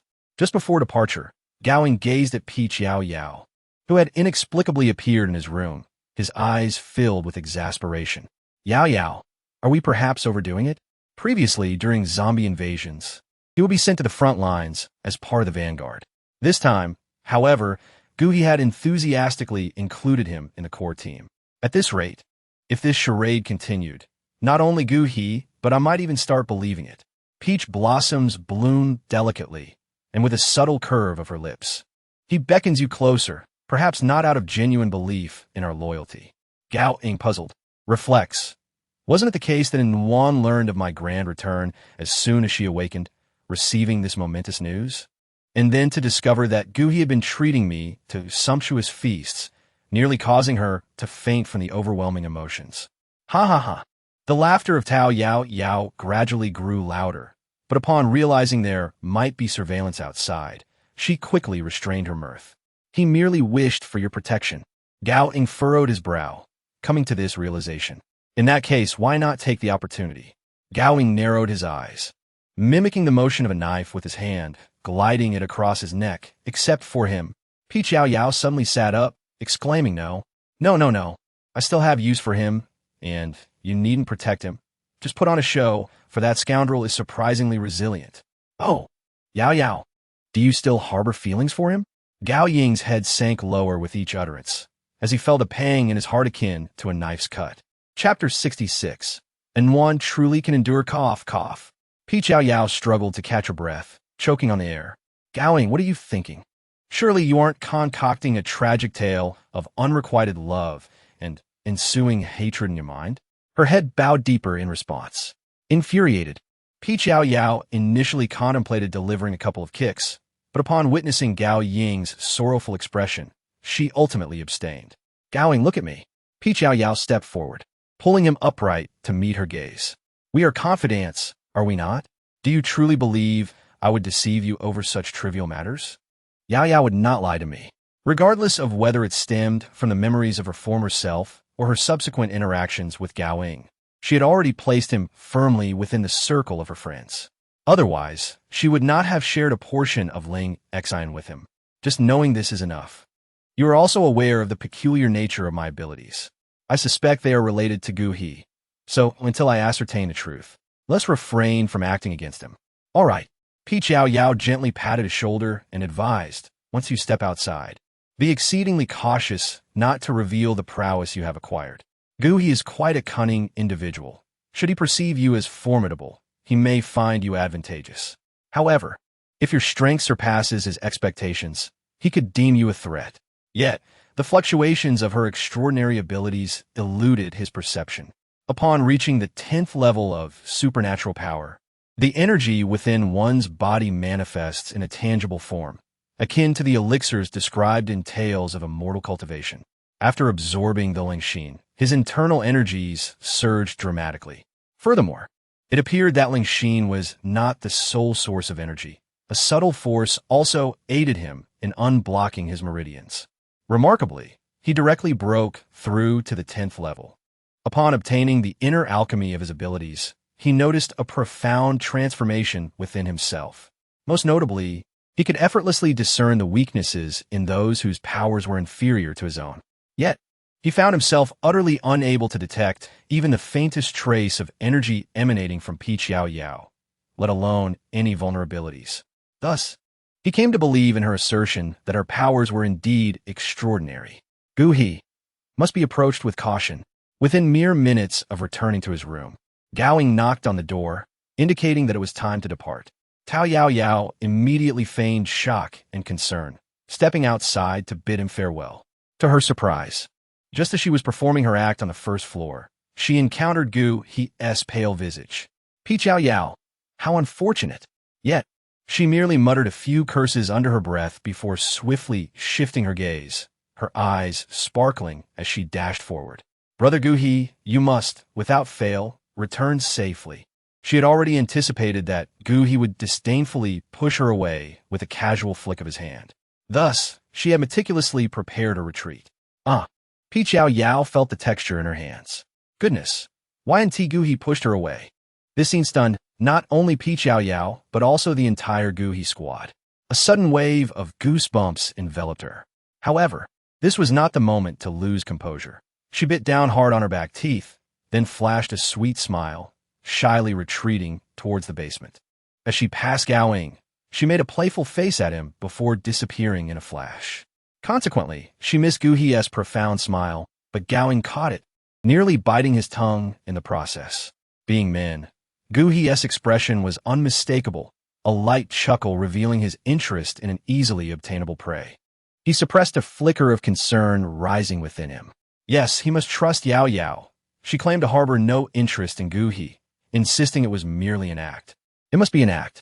He too would play his role in this charade, ensuring Yao Yao obtained all that she desired. Boss, Let's proceed, Gao Ying said, echoing the lines Peach Yao Yao had instilled in him over the past few days. How to make your superior feel your loyalty by offering your respects thrice daily, constantly keeping it on your lips. Gui led the majority of the base's supernatural beings forward to clear the zombies. Yao Yao initially envisioned a leisurely exploration of the central hub of the base with Jin Yue. However, the entire base suddenly seemed exceedingly dull. What fun is it to hunt zombies? With no one watching her and Gu He absent, she seized the opportunity to pursue crystal cores. Just as she crouched atop a towering tree, poised to evade Gu He and his companions, she spotted Yuan's entourage charging fiercely towards the villa. This instantly piqued her interest. The women's focus was solely on two individuals, Gu He and Yuan. Present in the villa were only herself, Jin Yue, and a reclusive Kaka. No one else was around. Was Yuan planning to settle the score with her? How delightful. She had been pondering the unfolding plot, particularly since she had scarcely paid attention to this segment in the original narrative. Who would care to read about a mindless cannon fodder character sharing her name? Doomed to self-destruction? Moreover, at this juncture in the story, Yuan and Gu He had harbored mutual affection for quite some time, with her role as a mere supporting character poised to incite further developments. One particularly vivid memory lingered.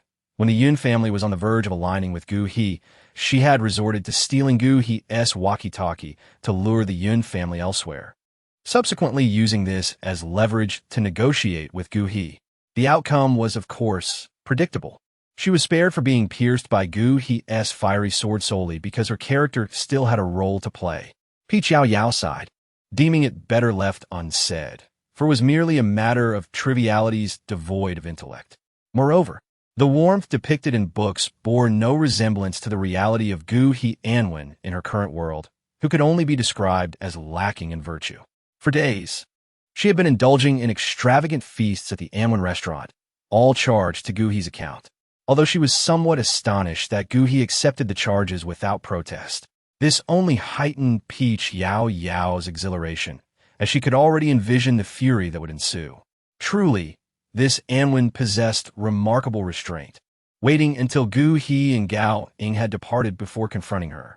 This particular trait garnered Peach Yao Yao's admiration, for such tolerance was not commonplace among women.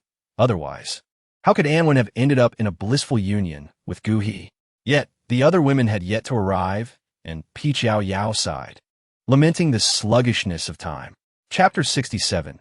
The door knocks. After Peach Yao Yao had paced restlessly within her room, her door was finally met with a series of resounding knocks.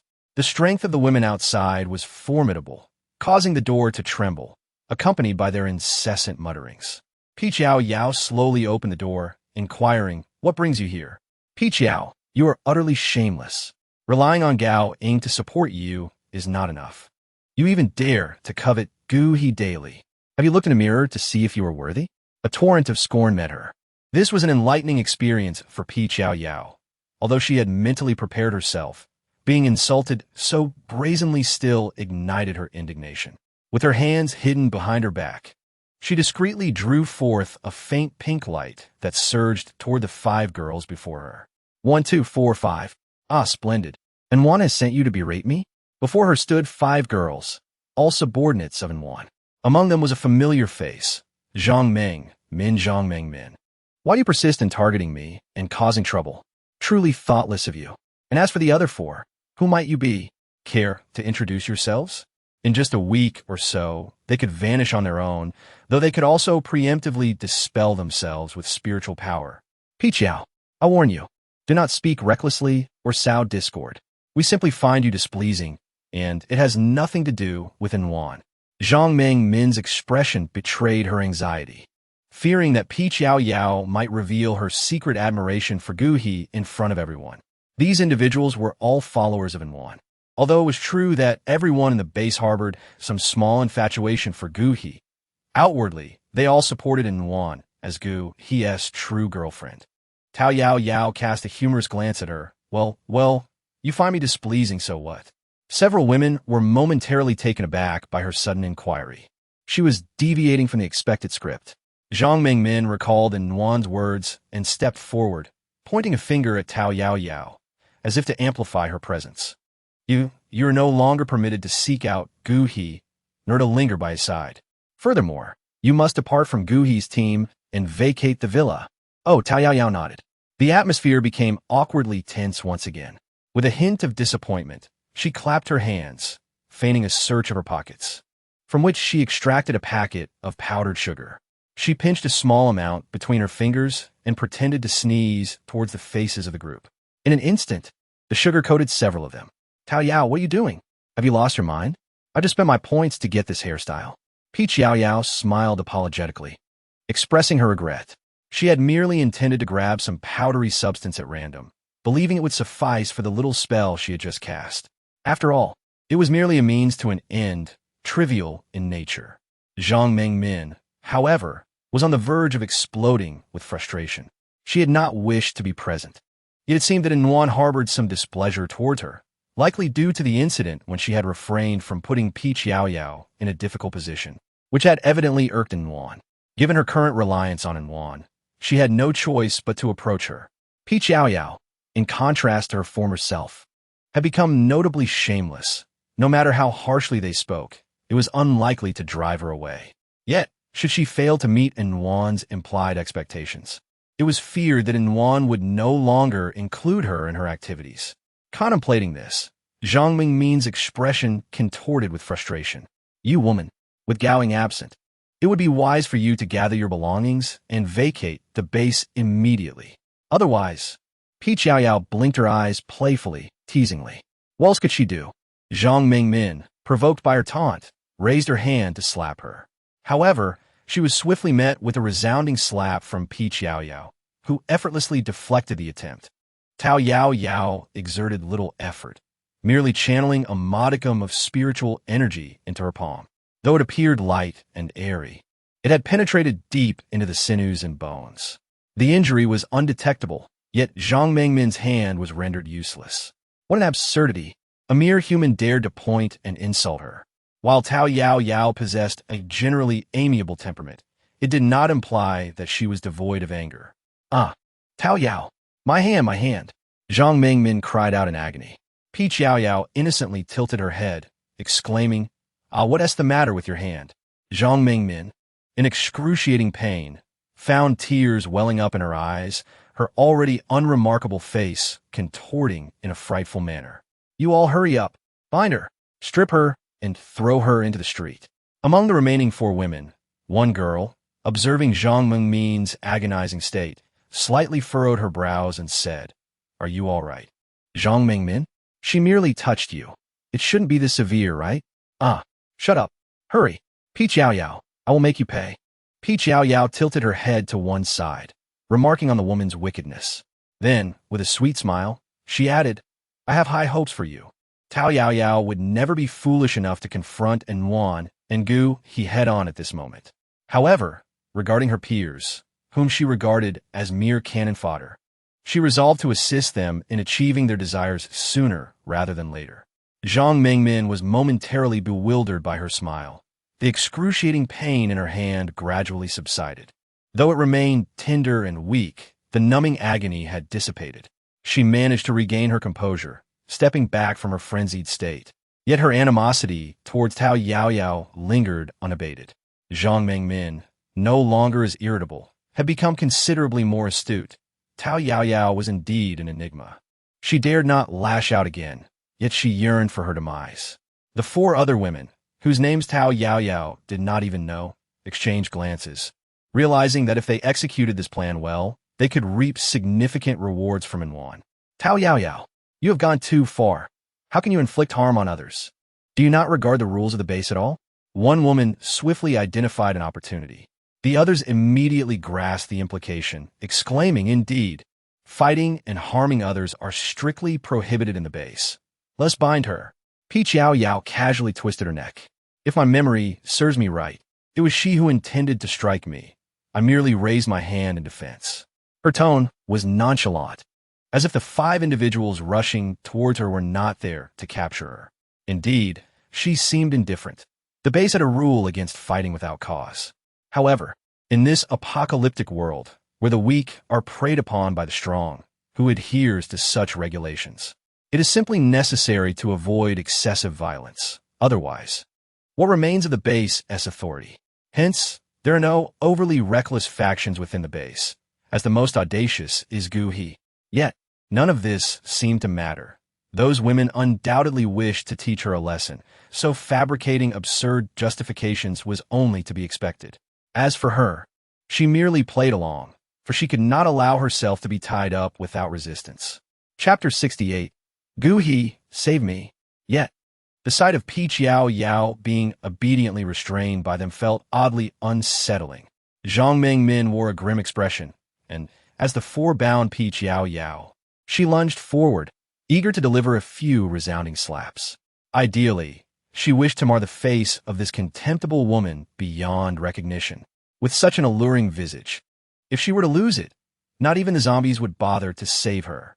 Peach Yao Yao observed her approach with fierce determination and, with a playful smile, winked at her. Dare to lay a finger on me?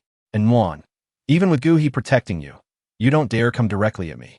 You truly have the audacity to send your minions? Spare yourself the delusion. Once you're stripped bare and tossed outside the base, who do you think will come to your rescue? Zhang Mengmin gritted her teeth in frustration, yet her raised hand remained suspended in the air, tears welling in her eyes from the urgency of the situation. Yet, that hand showed no sign of descending. A girl beside her scoffed, "Stop the theatrics. You take her. I'll handle the driving." The remaining three rolled their eyes at Zhang Mengmin and dragged Peach Yao Yao outside. They recognized that this woman was cunning, truly adept at the art of performance. "Zhang Mengmin, you've slapped at air so many times. Your hand must be aching," remarked a woman passing by, her tone laced with mockery, yet the blow never landed. Zhang Mengmin's hand came crashing down heavily on the door handle, unleashing a series of wails akin to a slaughtered pig. "Ah, ah, ah, Peach Yao, you wretched creature, I will end you." Peach Yao Yao turned her head slightly, laughing. "You are quite amusing. You injure yourself while forcefully knocking on the door, and still blame others? By the way, don't forget to ask Wan for your work injury compensation. Otherwise, your pain would be in vain." With her words, the woman beside her also began to chuckle. "Indeed, Zhang Mengmin, this injury is truly worth it. What the hell are you saying? Just watch me tear your mouth apart." Zhang Mengmin, in a fit of anger, charged forward. This time, her slap met no resistance and landed squarely on the woman's face. Her deliberately extended nails cut through the woman's skin. Stunned by the sudden blow, the woman let out a wild scream and rushed at Zhang Mengmin, engaging her in a fierce struggle. "Cough! Aren't you two going to help?" Peach Yao Yao kindly reminded the two women nearby. They were evidently intimidated by the frenzied Zhang Mengmin and hesitated to intervene. However, Peach Yao Yao, relishing the chaos, used her spiritual power to push the two women forward before they could react. In an indiscriminate frenzy, both Zhang Mengmin and the woman with the cut face received slaps from each other. Meanwhile, the woman who had gone to fetch the car entered to find the four entangled in a brawl, hair strewn about the floor, and their faces and bodies marked with blood. Peach Yao Yao, bound by the others, sat leisurely on a nearby sofa, munching on a tomato. This was, of course, a result of her influence, having subtly cast a truth spell that made the four of them hurl increasingly vile insults at one another. After finishing her tomato, she smiled at the woman who was frantically trying to break up the fight, but found herself at a loss. The woman stared in disbelief. How could this be? They're fighting amongst themselves. As her confidence waned, she thought, yes, the four of them would certainly stand together in the end. You see, you can't run this errand for Wan without some recognition, can you? She must see your efforts. What should I do then? Peach Yao Yao smiled sweetly. What do you think? The woman bit her lip, steeling her resolve, closed her eyes, and leaned in closer. Ha ha ha. Peach Yao Yao nearly burst out laughing. It serves them right for aiding Wan in her misdeeds. Yet after watching this dog-eat-dog spectacle for quite some time, she found it rather tiresome. Her fingers twitched, and she quietly vanished from the sofa, while the group of women continued their fierce altercation. Jinya suddenly embraced the unexpectedly appearing Peach Yao Yao, exclaiming, "Yao Yao, why won't he let me go out and deal with them?" Peach Yao Yao gently patted his head, saying, "What can they possibly do to me? If you were to leave, Where would I find such an entertaining spectacle? She had arrived at Jin Yuye's room before Zhang Mengmin, advising Jin Yuye not to go outside, although part of her believed it would be simpler to eliminate the issue directly. Yet, here she was, trapped in this predicament with no recourse. While it was somewhat stifling, the comical expressions on their faces brought her a measure of comfort. Moreover, she had conceived a brilliant plan to infuriate Wan. Curiously, it seemed the funds came from Gu He. One was for their private communications, while the other was public. Presently, she was utilizing the public one, which posed no risk of eavesdropping. Indeed, its very purpose was to ensure everyone could hear. Help! Help! A few women I do not recognize have stormed into the villa, insisting on capturing me and threatening to strip me and throw me out of the base. Help! Yao Yao's cries echoed with a sense of urgency and profound anguish. In reality, she was nestled comfortably on the couch in Jin Yuye's abode, sipping on a refreshing juice. Recently, she had developed a penchant for tomatoes, prompting Jin Yuye to frequently prepare a blend of tomato and orange juice for her. Yao Yao, what did you say? A voice crackled through the intercom, clearly filled with rage. Regardless of Gu He's intentions, it was evident to Yao Yao that he harbored ulterior motives towards her. Help me. Save me. Don't capture me. Don't throw me out of the base. I was wrong. I promise I will never defy Brother Gu He again. After her desperate plea, she abruptly severed the communication. Yao Yao. Jin Yuye's eyes brimmed with discontent. How could his Yao Yao be bullied to the point of tears, and how could she ever seek assistance from others? Yao Yao hastily presented the juice before him, urging him to take a sip, all in the name of vexing Wan. She was merely curious to see when her antics would finally provoke a reaction. Chuckling to herself, Jin Yuye gazed at the straw that had been bitten by Yao Yao, feeling a flush of embarrassment as he swallowed hard.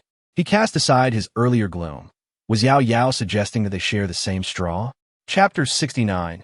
Magic. Unrestrained Yao Yao did not dwell on such trivial matters. Realizing the time was nearly upon them, she handed the cup of juice directly to Jin Yuye. Ai, you should remain inside and not concern yourself with the happenings outside. I assure you, I will be perfectly fine. They cannot lay a finger on me. Jin Yuye's face flushed slightly as she glanced at the straw she had bitten, bowing her head in silence. Well, I shall take my leave then. If you find yourself lonely, do try reaching out to Hong Yi and the others via the intercom. Since that day when Yao Yao and her companions bid farewell to Hong Yi and Heiyu, they have severed all ties with them. Recently, they sent a single message, but it appeared that Hong Yi and the others were preoccupied with their own matters, hence no extensive conversation ensued. It is an opportune moment for Jin Yuye to engage in conversation with them. Yao Yao stepped forward, tilting her head with a mischievous smile, and remarked, "You all are so utterly dull. Is fighting merely about slapping faces and pulling hair?" Zhang Mengmin was incensed by her demeanor, emitting a piercing scream. Ah, Yao, I shall slay you, you wretched woman. Very well then. Yao Yao stood up, stretched languidly, and feigned fear. I am so scared. Several women, clearly infuriated by her antics, exchanged glances and reached a silent agreement. On the count of 3, everyone release your hold. All right, the woman who spoke called out, and on the count of 3, the entangled group finally separated. As they stood up, they prepared to pounce on Yao Yao. They had endured so much suffering because of this vile woman, and they were intent on marring her face. Are you all truly attempting to murder me? Yao Yao asked with a grin. Zhang Mengmin, in a fit of rage, was the first to charge forward. Yes. I want you to first mar your own face, and then strip you and throw you out of the base. Oh, Yao Yao nodded with amusement, then gracefully shifted her position, turning to face them. The women, taken aback, did not pay heed as Yao Yao snapped her fingers and began to dash towards the door, tousling her hair as she ran. She used her spiritual power to imprint several slap marks on her face and dabbed a bit of Zhang Mengmin's blood onto her own visage. However, she was careful not to overdo it, for there was still a hint of disdain. Zhang Mengmin and the others, witnessing her teasing, became even more enraged and pursued her outside. Unbeknownst to them, Yao Yao had altered the formula of the illusionary beauty technique she had just used on them. To outsiders, she appeared completely unscathed, as she deliberately slowed her pace, leading them in circles around the villa while inflicting minor injuries upon herself with her spiritual power. The illusionary beauty technique is indeed wondrous. With magic, one can truly act with impunity. If only her spiritual power were a bit stronger. Nevertheless, as long as her demon core remained intact, she was an ancient demon, nearly a demigod. To toy with humans using minor spells. Not only would the heavens look down upon her, but she would also feel a twinge of guilt. Yet, she was presently a mere ordinary human with a touch of magical ability. She must avenge her grievances. Moreover, with Guhi accompanying her, how could she miss such an opportunity to provoke Yuan? Even if the customers might spare them for Gao Ying's sake, they would not let these women off easily. As anticipated, after Peach Yao Yao had led the women in circles around the villa, Vine suddenly ensnared them. What are you doing? Openly committing violence in the base. Do you not hold Guhi in regard? Guhi descended gracefully from the sky, striking a nonchalant pose as he gazed at Peach Yao Yao. Are you injured? Peach Yao Yao conceded that Guhi possessed a certain charm, yet deep down, she found him irritating. His attempts at charm before her only evoked one thought. How utterly slick. Peach Yao Yao gently bit her back molars, feeling a bit uneasy. It's nothing, brother Guhi. What brings you here? Are you here to rescue me? As she spoke, her discomfort intensified, and she subtly shivered from the goosebumps on her skin. She pointed towards the several women bound by vines, exclaiming, "They want to kill me. They said they would strip me of my clothes and throw me out of the base to feed the zombies." Summoning her formidable willpower, she managed to finish her sentence, then caught sight of Gao Ying and threw herself into his arms, falling silent. This action surprisingly calmed Gao Ying, who had been on the verge of violence moments before. Peach Yao Yao created a soundproof barrier with her fingertips and whispered softly in his ear, "Oh dear, I was merely acting. They haven't touched a single strand of my hair." This was all orchestrated to provoke Guhi into taking action against them. Gao Ying appeared somewhat perplexed, yet he understood that this was not the moment for inquiries. He simply nodded gently, indicating that he would refrain from any rash actions. Peach Yao Yao, satisfied, patted his back, saying, "Yes, do not take action. Soon, Guhi will provide you with an explanation. These women should be dealt with by Guhi." Gao Ying had always heeded her words. He immediately glared at Guhi, demanding to know how these women had obtained the villa's token and breached its defenses, causing harm to Peach Yao Yao.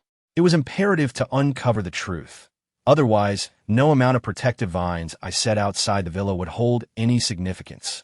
Guhi's already dark expression deepened further.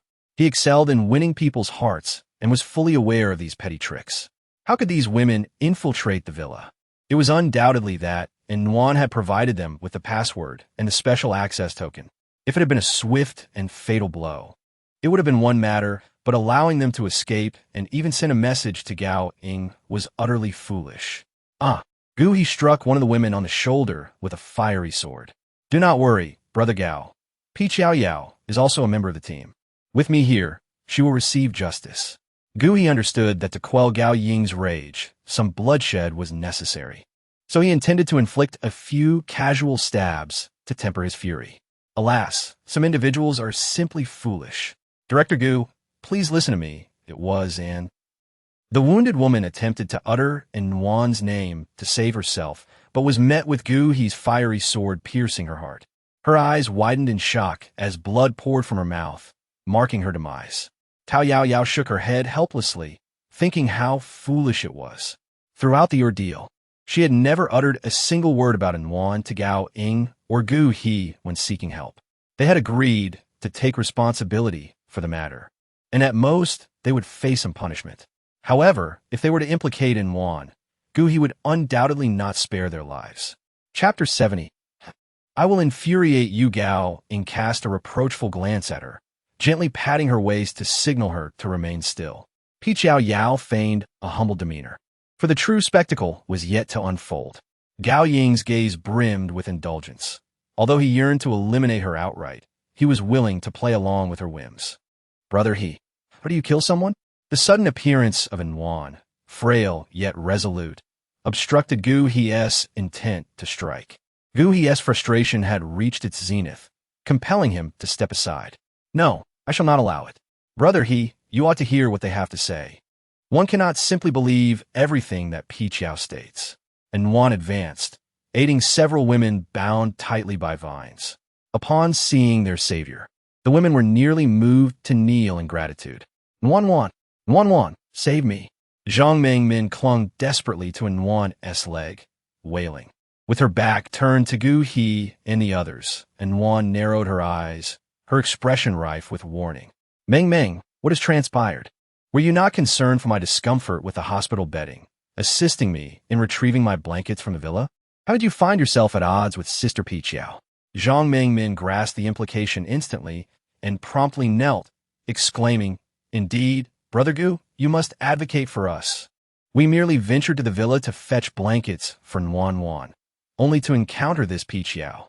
Upon learning we were aiding Nwan. At this point, Zhang shot a glance at the others, who, having spent ample time alongside Nwan, were well versed in the art of retaliatory accusations. They quickly chimed in, yes.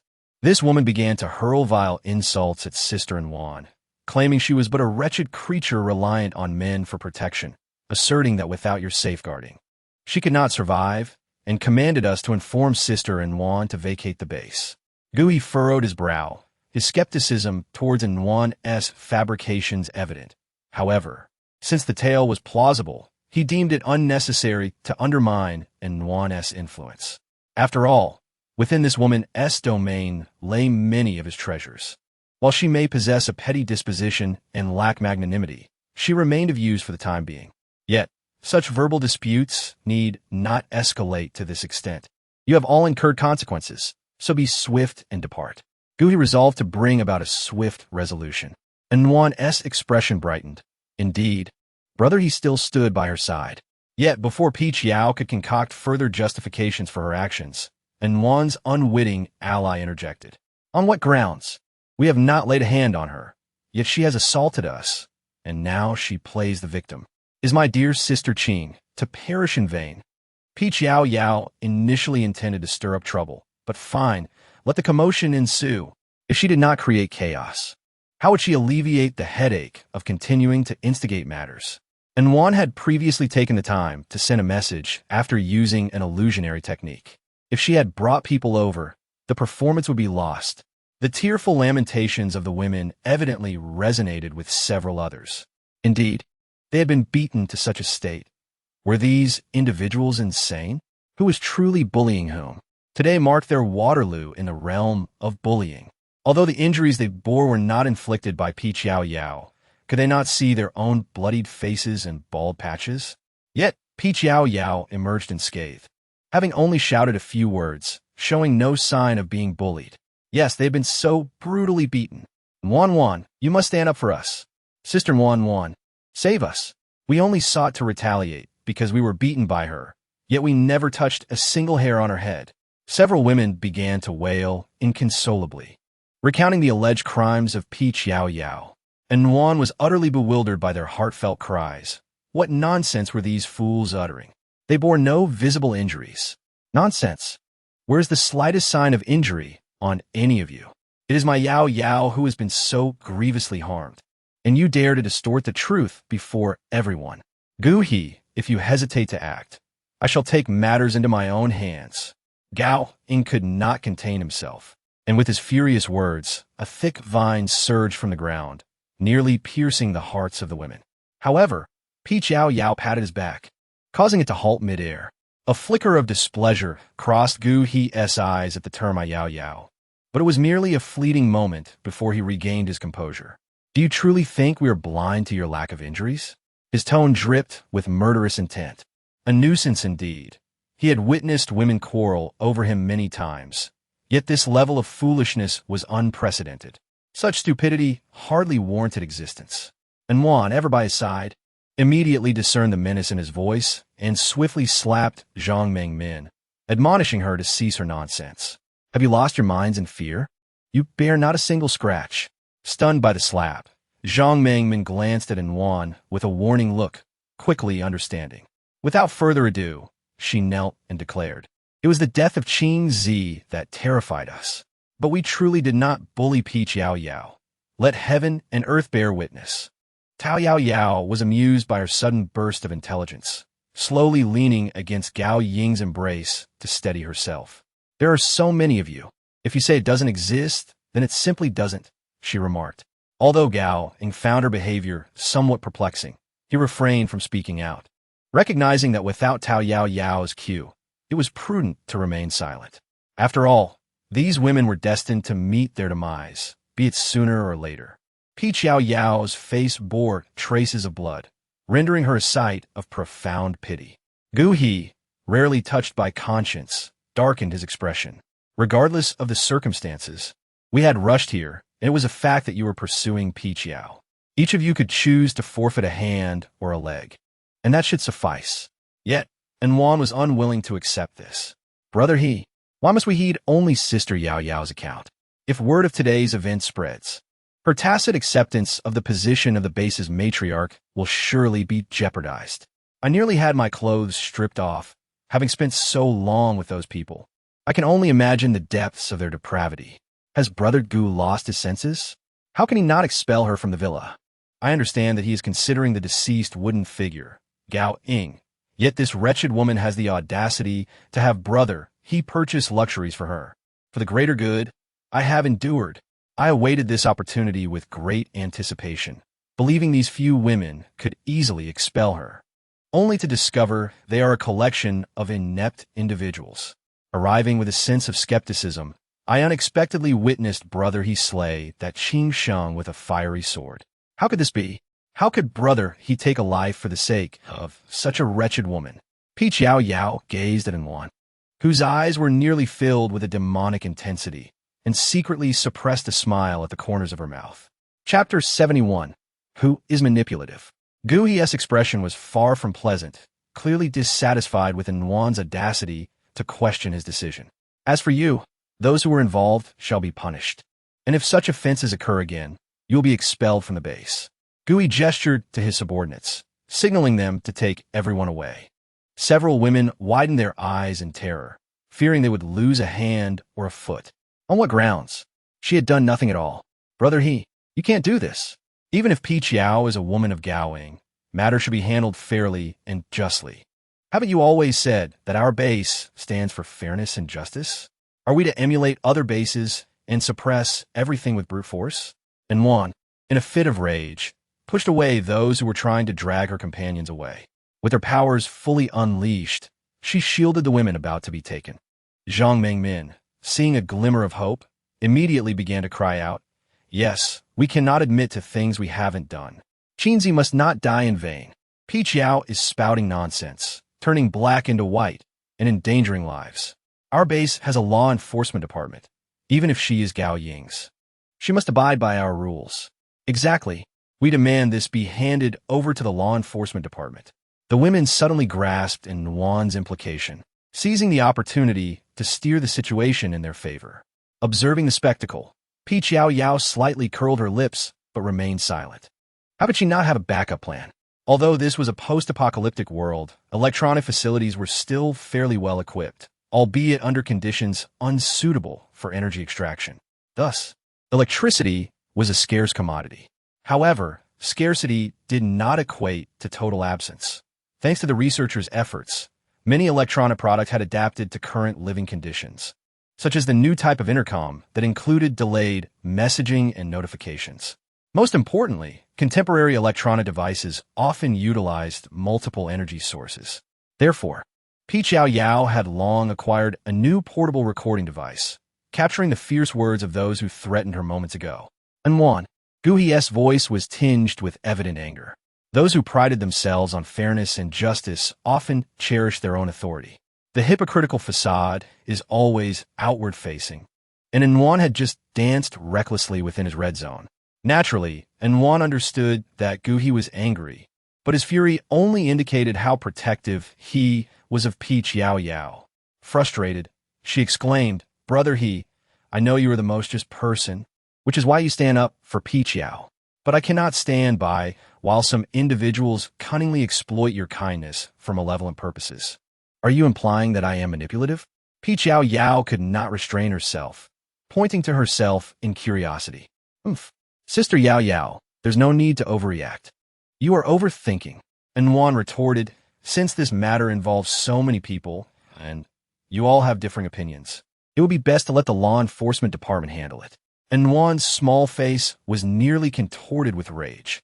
Yet she still addressed Peach Yao Yao as sister. This greatly disgusted Peach Yao Yao. Fine, if my foolish sister says so, then I shall comply.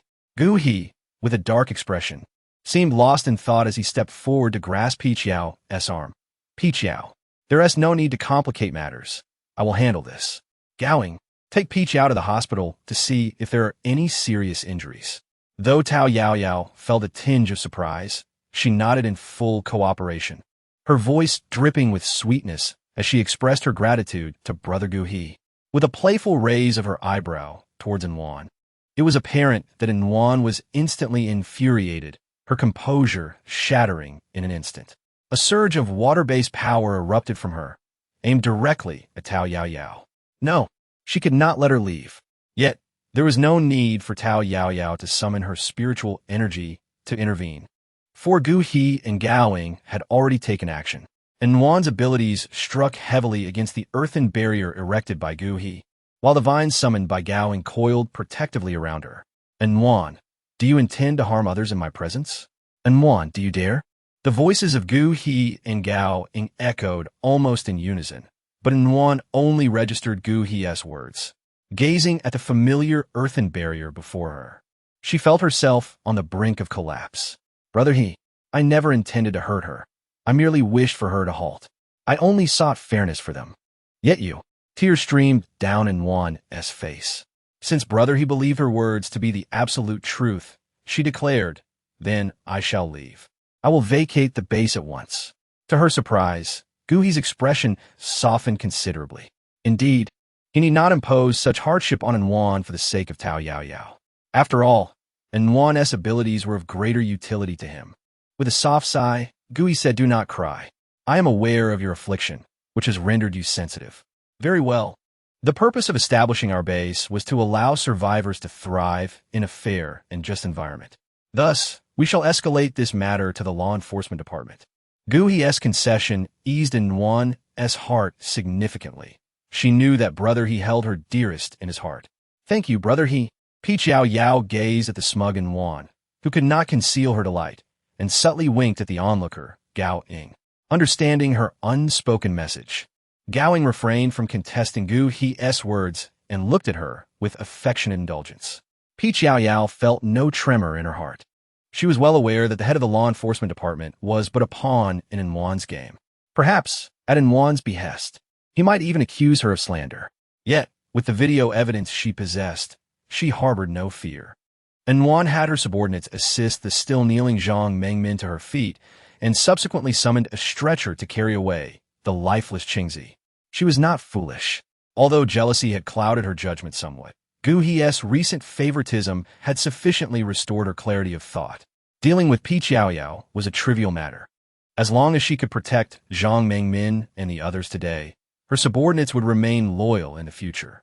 As for Peach Yao Yao, there would be ample opportunities to address her in due course.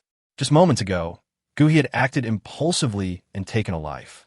She intended to inform the law enforcement department and bury this incident. Brother Gu, you need not go to such lengths. I was at home all along. A man emerged from the villa as everyone was preparing to move to the next venue. It was none other than Kaka, who spoke. Yao Yao blinked in surprise. This lad usually refused to step outside, and whenever Gu He summoned him for a mission, he would feign illness. He would evade any obligation that was not absolutely necessary. What could have prompted him to venture out now? Had he been disturbed by those women earlier? Or was it that he felt irked by her daily antics in the basement? Peach Yao Yao momentarily could not fathom the purpose of this perennial recluse's emergence. Yet, with evidence in hand, there was no cause for alarm. Chapter 72, What grudge is this?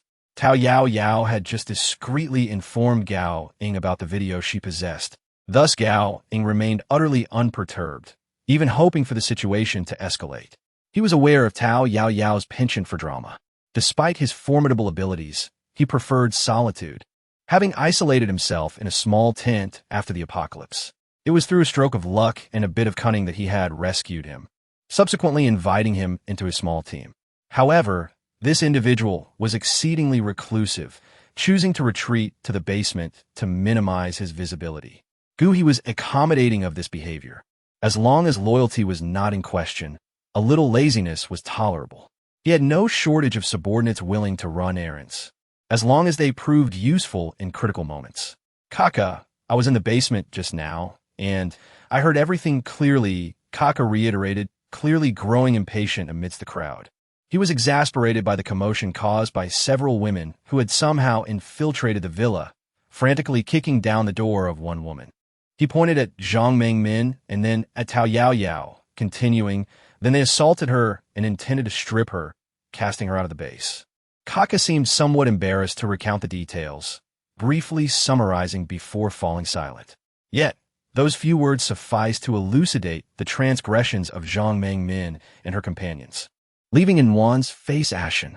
Kaka, you might have misheard while you were inside. Nwan's gaze was filled with helplessness and entreaty, a look that often swayed men. Thus, she continued her final struggle. After discarding the chaos behind her, she turned to leave. Gu He, though momentarily at a loss for words, quickly regained his composure. Well, now we have a witness. You need not continue your charade. I intended merely to caution you. Yet you have twisted the truth so egregiously.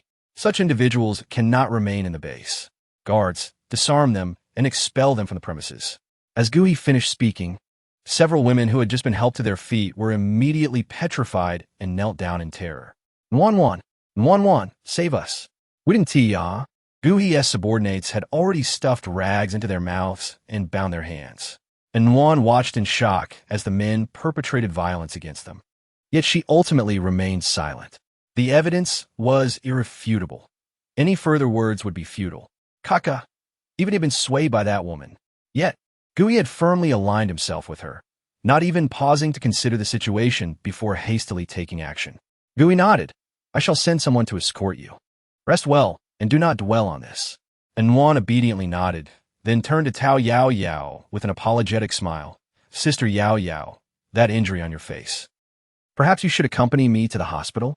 In the depths of Nwan's eyes, which were as unfathomable as the ocean, Yao Yao discerned countless intents of murder and resentment. A secretive smile crept into her heart, yet she swiftly retreated behind Gu He, exclaiming, No, I refuse to go to the hospital, Brother Gu He. I do not fancy the scent of hospitals. I simply do not wish to go. Gu He frowned slightly and replied, Very well, I shall summon a doctor to treat you. The smile that Nwan had so painstakingly managed to muster shattered in an instant, her expression contorting in anguish, though she resolutely suppressed her emotions and turned away. She cast a glance at the few individuals who were on the verge of fainting from pain, signaling them discreetly. She intended to first seek assistance to rescue Zhang Mengmin and the others from outside the base. This situation had escalated to such a degree that her reputation was in tatters.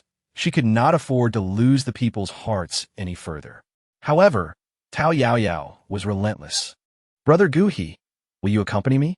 Observing Nwan's nearly faltering silhouette, Yao Yao paid little heed to what Gu He had uttered. Only when Nwan had distanced herself did she lean toward Gao Ying, who immediately understood.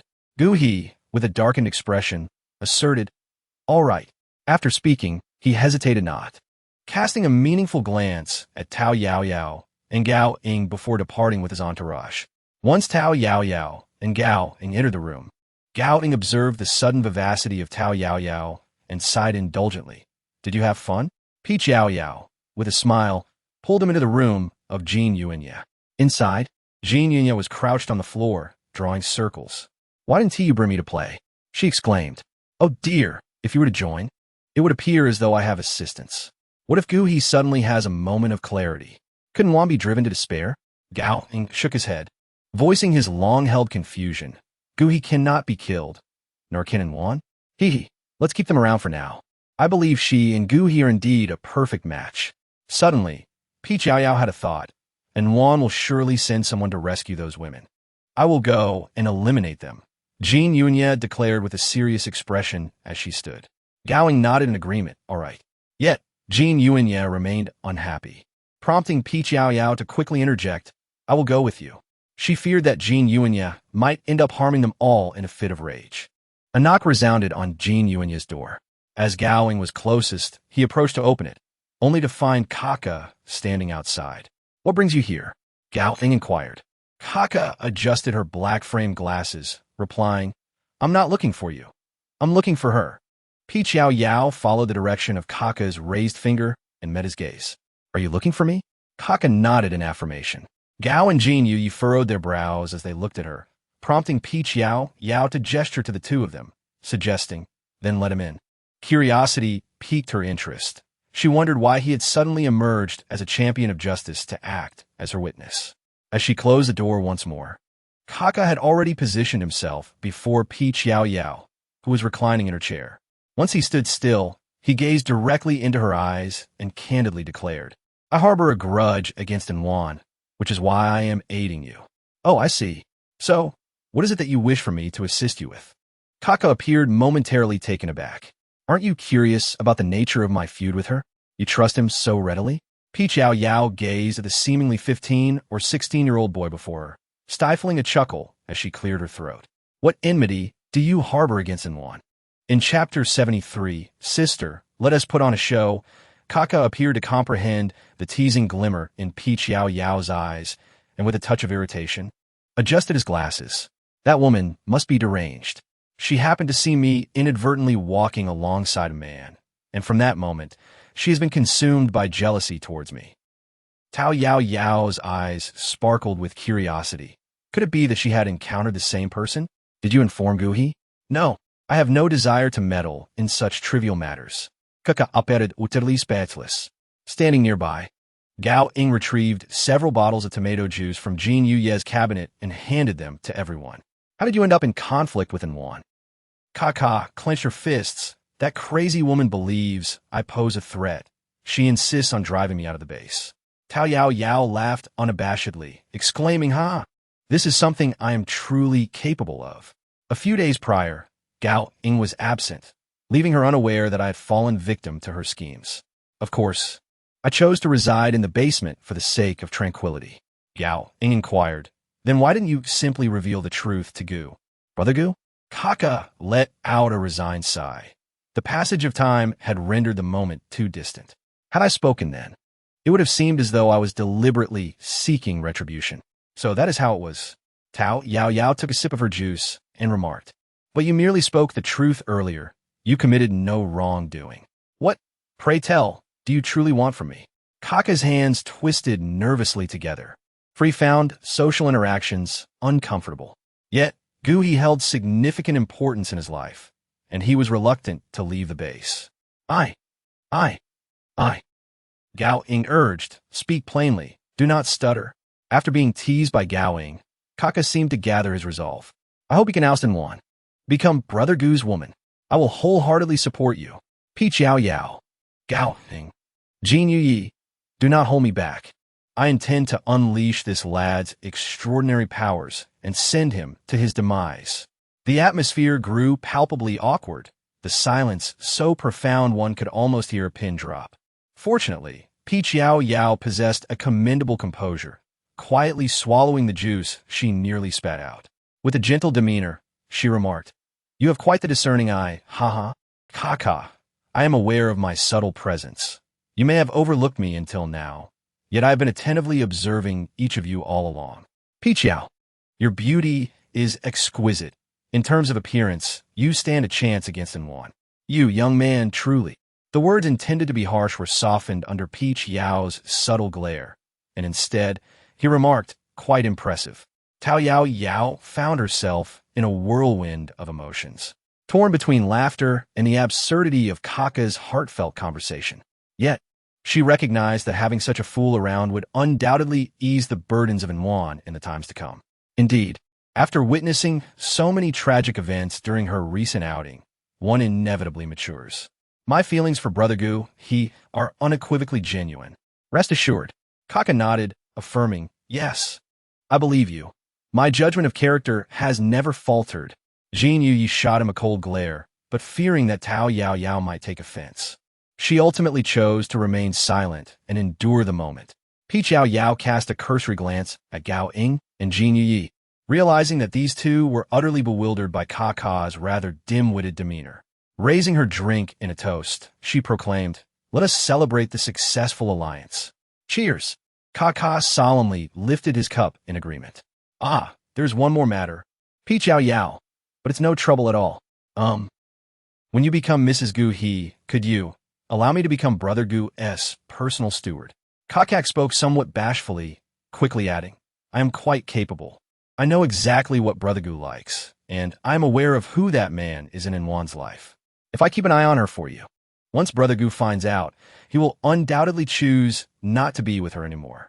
No problem. I only desire Brother Gu He's affection. At that time, you can have whatever you wish." Peach Yao Yao took a delicate sip of juice and earnestly painted a picture of possibilities for him. "All right, await my news." Having finished speaking, Kakak reverted to his previous lethargic demeanor and exited the room. Once he was far enough away, Peach Yao Yao dared to cast a soundproof barrier and burst into laughter. "Ha ha ha, this is too amusing. Is he truly not all there?" Jin Yi unhappily tightened her grip on Peach Yao Yao's hand, saying, "You seem to be enjoying yourself far too much." Gao Ying remarked, "I had never noticed him before. Who would have thought he was not socially anxious at all, but rather a true performer? However, Yao Yao, do you really wish to collaborate with him? I find it entirely unnecessary." "Oh dear." Peach Yao Yao stretched lazily, stating that since he had come to us, regardless of his intentions or schemes, it did not require our involvement, so agreeing was sufficient. "We shall proceed with our original plan." Oh no. Peach Yao Yao suddenly recalled something. In all this commotion, she had forgotten about Wan's little minions. "You all must hurry. Remember, only leave Zhongmeng Min." Gao Ying nodded. "I shall go. Currently, you have not revealed your abilities to the outside world." Peach Yao Yao nodded. Were it not for the necessity of leaving Zhongmeng Min to further the narrative and continue to vex Wan, she would not wish to retain anyone at all. Soon after, to everyone's astonishment, the horde of zombies inexplicably dispersed. The entire base was enveloped in a jubilant atmosphere. It is important to note that every time the undead besiege a city, the major bases suffer significant losses to hold their ground. In some instances, a single misstep could result in the annihilation of the base. This time, however, there were virtually no casualties, a truly momentous piece of news. This not only attests to Gu He's formidable strength, but also signifies an enhancement in humanity's combat capabilities. Perhaps the counteroffensive against the zombies is on the horizon. Fortunately, Gu He retained a modicum of rationality, recognizing the importance of moderation, and thus planned a modest celebration at the villa. All non-duty managers of the base were invited, including Wan, who had previously irritated him. Seizing the opportunity, Wan interceded on behalf of her few good sisters, and Gu He, feeling somewhat indebted to Gao Ying and Peach Yao Yao, readily acquiesced. He also ensured that Peach Yao Yao and Gao Ying were seated at the main table. Gao Ying nodded towards Peach Yao Yao, signaling that the matter had been resolved. Peach Yao Yao smiled as she gazed at the triumphant Wan, playfully winking at her. Wan felt a chill run down her spine, but dismissed it, though she had lost a subordinate. The base was never short of individuals eager to curry favor with her. Her frustration stemmed from the fact that her brother, Ego, would choose to defend Peach Yao Yao. Chapter 74. Preparing to push someone. As Wan's words echoed through the spacious hall of the villa, a profound silence enveloped the room. She sat at the main table alongside Gao Ying, Gu He, and several supervisors from the base, while two adjacent tables were occupied by members of Gu He's team. Further away, two more tables were filled with ordinary managers and Gu He's underlings. In the farthest corner, two tables were occupied by the families of the team and managers, along with Jin Yi. The celebration extended from the hall to the small garden in front of the villa. Although it was not a grand affair, nearly 100 people attended. Wan deliberately raised her voice, prompting her sycophant number 1 to speak up. "I've heard that Peach Yao Yao has been dancing since elementary school. Let us have some fun today, everyone. Peach Yao Yao, come on." The crowd's cheers grew louder, while Peach Yao Yao looked at Wan, whose triumphant grin seemed to reach the heavens. What was wrong with this woman? Did she truly believe this was an insult? This wasn't a feudal society. What was there to be proud of? Coughing lightly, Peach Yao Yao raised a hand to her lips. "Sister, I'm not trying to spoil the fun. but I just been falsely accused by those few of being sent by my little sister to attack me. I was beaten up by a little brat. My body is still recovering." And Juan's expression visibly darkened. Peach Yao Yao, now slightly squinting her eyes, noted that she had been subjected to an increasing frequency of insults lately. This grudge would not be forgotten. Tao Yao completely ignored Juan's sycophant, Zhao Shu, and directed her attention straight towards Gu He. Gu He's expression had soured significantly, as if he were recalling the foolish antics of Juan from before, and now, with another provocation, he appeared utterly exasperated. As Gu He spoke, an eerie silence enveloped the room. The audience exchanged frantic glances, whispering among themselves, "Goodness, I knew it. The position of the base's matron is likely to change hands. Tao Yao is remarkable. Indeed, beauty grants one the liberty to act as they please. Even heroes falter in the presence of beauty." However, as their gazes landed on Gao Ying, the gossip quickly dissipated. Gao Ying wore a grim expression, his steel fork bent in his grip. After speaking, Juan removed her white coat, revealing a delicate white gauze dance dress beneath. "Peach blossoms. Who will come to her rescue? If you seek to steal the spotlight, why not leap into it yourself rather than dragging her down? It is utterly baffling. How infuriating. Yet, there's a slight deviation from the original narrative. In the original text, Gui hosted this banquet to entertain the newly joined members of the Yun family. Moreover, it was this female foil who manipulated Juan into taking the stage to perform a dance. Peach Yao Yao gently patted her chest, relieved that she had intentionally provoked Juan earlier. Otherwise, it would have been as if the heavens themselves were about to unleash their fury. Now, all she needed to do was remain silent and wait for Juan to shine brilliantly, captivating Gu He in the process. However, at the conclusion of the event, she would still need to lend a hand, which would involve pushing Juan, clad in a delicate white gauze dress, into the swimming pool. Peach Yao Yao silently observed the vibrant and exuberant Juan dancing in the center, shaking her head in resignation, thinking to herself, "Don't blame her later." As Juan completed her dance, thunderous applause erupted, accompanied by an endless stream of extravagant compliments.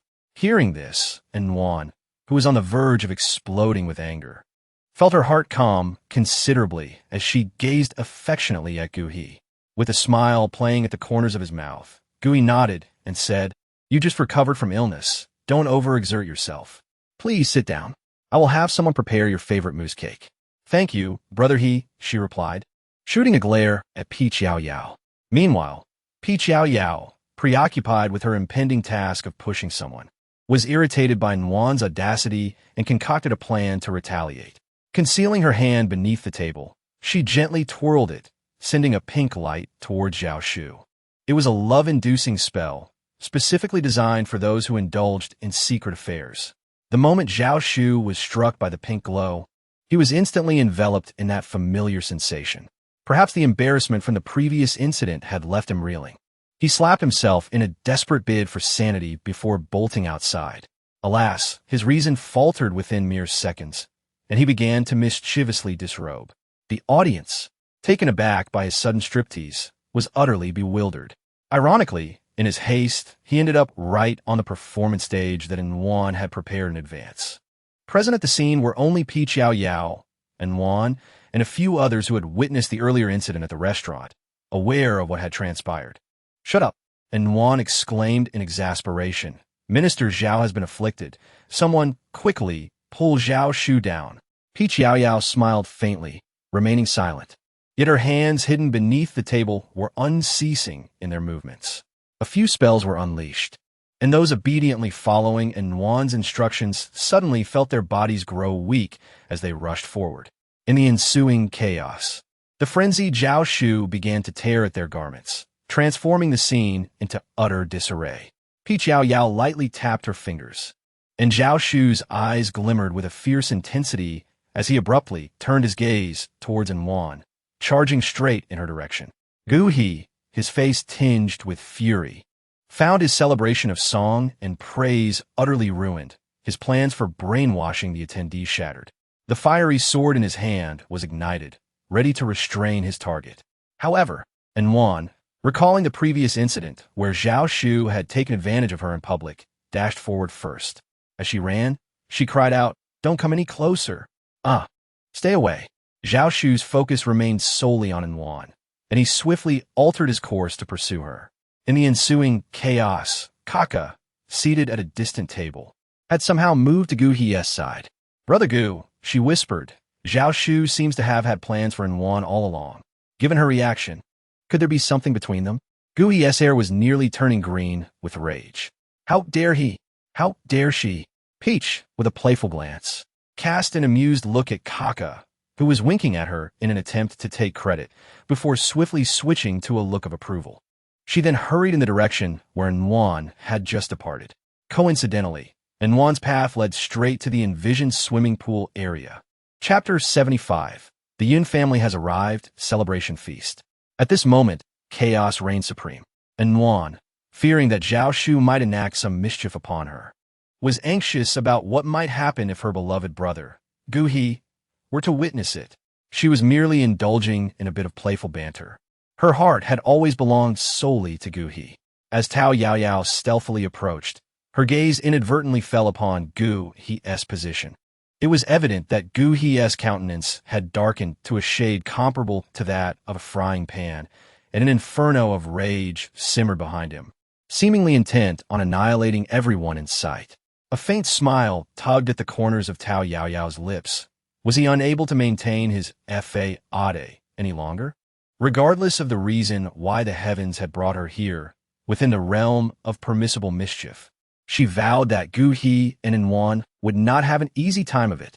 A gentle breeze swept through as Yao Yao, unbeknownst to anyone, stealthily positioned herself behind Yuan.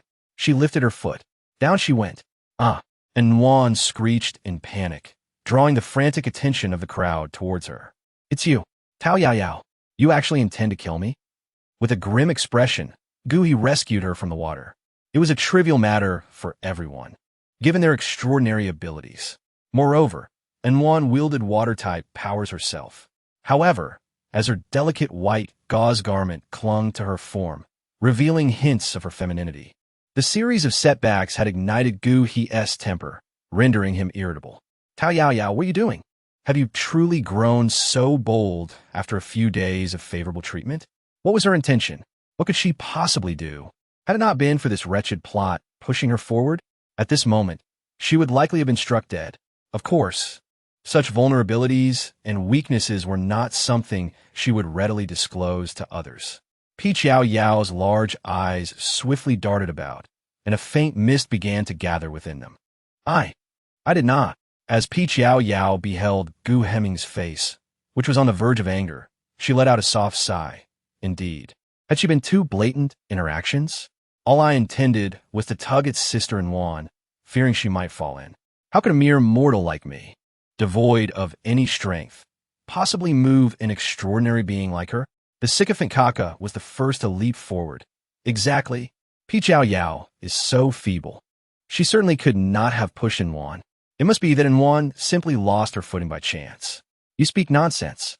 Yuan, infuriated and forgetting her composed demeanor, exclaimed vehemently. "That insufferable bespectacled man. He deliberately avoids tasks, fearing that I might unintentionally bring about his demise." Yuan nestled closer to Gu He, murmuring, "Brother He, it was truly Peach Yao who pushed me. I feel so cold." Gu He, unable to resist her warmth, felt his resolve waver. Even the hardest heart could soften in such circumstances. "Rest assured, I shall investigate this matter thoroughly afterward. You are unwell. Go change into something warmer." Gu He, who had always kept a distance from women, seemed to find a rare opportunity. Yuan, with her own schemes in mind, shot a fierce glare at Peach Yao Yao, but refrained from further comment. Meanwhile, Zhao Shu, still causing a ruckus, had been subdued, as Gao Ying's mutated vines proved to be invincible, not to mention that Gao Ying had now ascended to the status of a level 10 powerhouse. Peach Yao Yao lightly tapped her finger, dispelling Zhao Shu's spell, and thoughtfully bestowed upon him a healing incantation. He ought to take a good look. His beloved was currently nestled in someone else's embrace, playfully seeking affection. Regardless of who was deceived, she was thoroughly enjoying the spectacle. The intercom crackled with a series of beeps. Gui furrowed his brow slightly, wrapping one arm around Yuan while retrieving the intercom with the other. What is it? Brother Gu, members of the Yun family request an audience. There are 3 of them, led by Yun Xin, and they wish to discuss matters with you. Gui paused, having previously stationed individuals to contend with the Yun and Bien families. He had temporarily lost Ling Xin and thus did not plan to take action against either family. However, he would not turn away an opportunity presented to him. Confirm their identities and let them in. I will promptly send someone from the Ministry of Foreign Affairs to receive them. Understood. After ending the call, Gui cast a glance at the chaos strewn across the floor, his gaze darkening as he turned toward Zhao Shu. Take them away. Clean this up quickly. We must prepare to host the Yun family. With that, he tossed the fragrant and soft figure in his arms upstairs, leaving her with a gentle command to rest well, before heading out to welcome the Yun family accompanied by a few trusted aides. The remaining individuals, attuned to the gravity of the situation, swiftly began to tidy up, demonstrating their remarkable adaptability to the bizarre scenes they had witnessed in the aftermath of the apocalypse. Before long, a clean and inviting gathering space was restored. In contrast to their industriousness, Yao Yao helplessly rubbed her wrist, pondering why the Yun family still insisted on coming. Hadn't Gui already disrupted their rescue narrative? Why were they still so eager to arrive? Gowing approached, reaching for her hand. Yao Yao, does your wrist hurt? Why did you feel compelled to act personally? Let me massage it for you. But she was swiftly intercepted by Jin Yuyi, who claimed her hand, leaving Gowing empty-handed. Kaka, with a dark expression, suddenly appeared from behind, exuding an ominous aura. How could you not restrain yourself? To act in front of so many people? Yao Yao shook her head, insisting.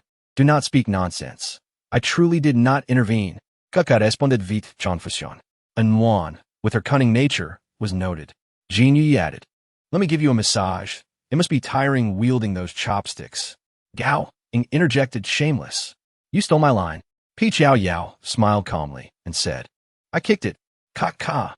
Yao Yao jested lightly, not wishing to continue teasing them. I'm still not full. To my surprise, I might get another meal soon, so I must eat more. Jin Yuyi and Gao instantly grasped her meaning, understanding that certain matters could not be discussed in the presence of the outsider, Kaka. Gowing responded, then be sure to eat more later. If there's something you particularly fancy, I shall fetch you extra. Excellent. Wonderful. Oh, you truly know Yuan well. Could it be that you harbor a secret affection for her, turning love into resentment? But I merely seek to ensure my own safety. Yao Yao, as someone without abilities, even with Gao Ying by your side, if Yuan truly becomes the esteemed matriarch of the base, do you believe there will still be a place for you here? Kaka earnestly analyzed the implications, and all she could do was fervently agree. Yes, I understand. Sigh. Eating well is your greatest asset. After Kaka spoke, she hesitated before departing. Gao Ying coldly scoffed, what audacity! How dare anyone dictate how much my Yao Yao should eat? Jin Yuyi, not to be outdone, added indeed. Yao Yao, eat as much as you wish. Yao Yao smiled faintly, teasing him playfully.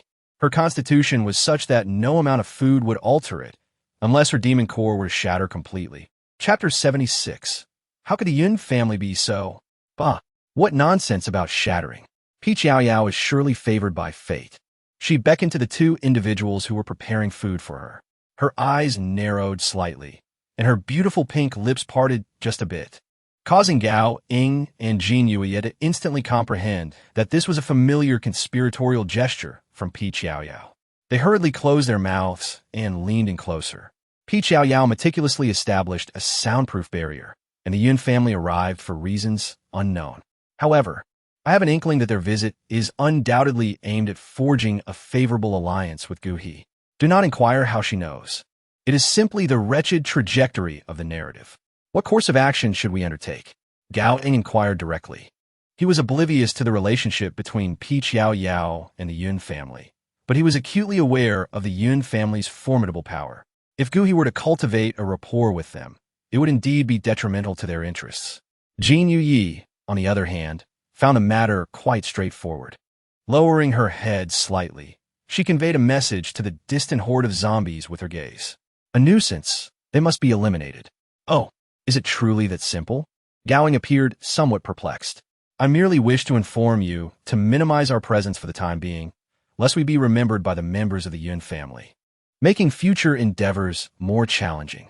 Jin Yuye's downcast eyes flickered. Since she had plans to engage, so be it. The killing could wait. She then lifted her head and inquired, does Yao Yao have any particular dishes she adores? I shall discreetly learn them.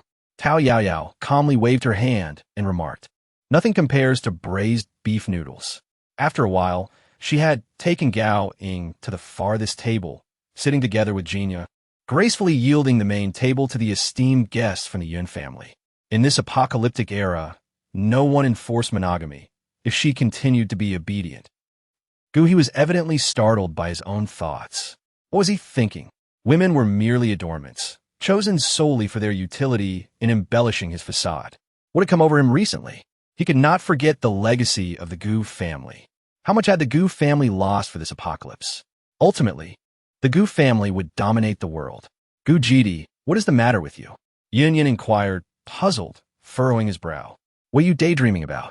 I just finished a large-scale zombie siege. I suppose I'm a bit dazed. I apologize for the amusement, Gu He replied. Yun Xin and Yin exchanged glances, signaling him to speak less. Indeed, his younger brother was a prominent figure with fire abilities, known for his fiery temperament. Gu Jidi, you flatter me. I never imagined your strength had grown so formidable that you could confront the zombie horde and emerge unscathed. Yin Xin complimented, his words laced with genuine admiration. This praise pleased Gu He immensely. Hidden in the corner, Yao Yao utilized a touch of spiritual energy, allowing her to overhear their conversation with clarity. To her surprise, it was none other than Yin Xin, Yun Yin, and Yun Miao who had arrived. These were the same three who had sought Ling Xin among the zombie ranks before. Could it be that Yun Yao and Yun Sun had fallen ill again? However, her questions went unanswered, as Yin Xin and the others merely chatted leisurely with Gu He. Their meal nearly finished without revealing the purpose of their visit. Just as Wan was about to abandon her eavesdropping, she had changed into a new outfit and made her entrance. Yao Yao suddenly became intrigued, intending to observe how Wan would assert her presence as the legitimate wife of the base in front of outsiders. Brother He, Wan donned a light purple gauze dress, adorned with iridescent organza roses and butterflies. Coupled with her deliberately swaying steps, it indeed exuded an enchanting charm. Oh, who are these individuals? The delicate voice sent the male attendees into a fervor. Wan, this is Yin Xin from the Yin family base. Gu He politely gestured, indicating Yin Xin, then shifted his hand to the other two individuals. This is Yun Yin and Yun Miao. He then moved forward to introduce Wan. This is a member of our team, Wan. Yun Xin nodded and remarked, Missin, a pleasure to meet you. I did not expect such a stunning beauty in Gu's team. This flattery was purely a means to curry favor with Gu He. Nearby, Yao Yao frowned in displeasure. What had happened in the Yun family to warrant such humility? Although Gu He's base was relatively large, it paled in comparison to the Yun family's base, a venerable lineage that had remained hidden for years. It could be said there was no basis for comparison. The Yun family's strength lay deep within the mountains, impervious to the threats posed by zombies. They also maintained a stable agricultural and industrial economy. After all, a family of such stature, spanning generations, would easily number in the thousands. To survive in seclusion, they surely had means to be self-sufficient. Thus, the apocalypse had minimal impact on them. Their only drawback might be their somewhat rigid and naive demeanor, a weakness that Gu He had adeptly exploited in the past. Yet, she had just rescued someone from the Yun family. Why then were they so obsequious? The more she thought about it, the angrier Yao Yao became. This troublesome fate was vexing. What on earth did they want her for? Could she not be given a clear path, without constantly being obstructed? The sound of Wan's enticing voice reached her ears. Xin Go, you truly know how to tease. Wan's sycophant immediately chimed in. Our Wan is simply humble. Not only is she beautiful, but she is also a dual-element ability user, truly both lovely and formidable. Oh, I am not that remarkable. Gu He, watching Wan bask in compliments, felt a swell of pride, as if he were admiring a finely crafted work of art. The owner shares in the glory. And Nuan discreetly signaled to her sycophant, who immediately understood. Nuan is just being modest. Unlike some people, they only have a pretty face, relying on men to worm their way into Brother Gu's team. But in the end, they are utterly useless, merely stirring jealousy and chaos among us. Yao Yao nearly burst into laughter upon hearing this. She was grateful, as long as one had beauty, who said one could not survive in the post-apocalyptic world. And Nuan was truly flustered by her remarks, now preoccupied with how to salvage her own situation. She had forgotten that Gu He valued reputation and face above all else. Clearing his throat, Gu He, mindful of the Yun family's presence, refrained from directly removing the troublesome individual, hastily changing the subject. Brother Yun, I assume you have matters to discuss? Yun Xian nodded, confirming he indeed had some trivial matters to discuss with Gu. No rush, Brother Yun. Please eat first. We'll talk in detail upstairs shortly. Chapter 77. Who cured them? Yin-sun raised his glass in agreement. Brother Gu, too kind. This meal should have concluded on a pleasant note. But Nuan, in an inexplicable frenzy, secretly summoned the base ex-service workers, a line of beautiful women entering in succession. Sitting at the edge, Yao Yao and her companions felt left out of the affection. The beauties made their way directly to the main table, and Nuan rose with a radiant smile. Brother He, I initially intended to perform for our guests, but ahem, it seems I might catch a chill, so I had Ching invite some friends over. Gu He's brows furrowed slightly, nearly grinding his teeth as he replied, No need. Someone please escort them out. Was this woman's brain made of mush? The beauties, not deterred by the rejection, understood that in this post-apocalyptic world, relying solely on their looks was a challenge. And they had only just managed to cling onto the significant power of the base. They were well aware that the current circumstances were vastly different. Women without abilities could easily be taken advantage of. They had worked diligently to achieve their current standing. Prior to their arrival, those who summoned them had already briefed them on their goal, to charm the men at the main table. Thus, they swayed their bodies toward Yun Xian and the others. Good brother, may I perform a talent for you? However, they were also perceptive enough to recognize that Gu He was not to be trifled with. None approached him directly. Despite this, Gu He was nearing his breaking point, for Yun Xian had already angrily shoved one woman away, his hand conjuring a flying knife that seemed ready to slice her throat. Is this how you treat your guests, Director Gu? Gu He fought to suppress the urge to strangle both the women, and Nuan, standing up, misunderstanding. Brother Yun, please do not take offense. He then shot a cold glare at the astonished Nuan. Take them away. Brother Yun Xian, Yun Yao. This is entirely the doing of my base as personnel. I was unaware. Let us ascend to discuss this. I will handle the situation down here. Yun and Yun Miao had already pushed the advancing women aside, exchanging glances with their elder brother, suggesting that Gu's base was not worth their time, and they should take their leave. We shall trouble you to lead the way, Brother Gu. Of course, please. The rejected beauties wore expressions of discontent, their eyes brimming with unwillingness. Each of them could have ensured their comfort in this harsh world. Yet they understood that their chances of slipping away here were slim, opting instead to refrain from foolish behavior, which was the only way they could barely survive in the apocalypse. Thus, they lowered their garments slightly, adopting alluring poses. There were always a few present susceptible to temptation. Gui could not afford to indulge them continually.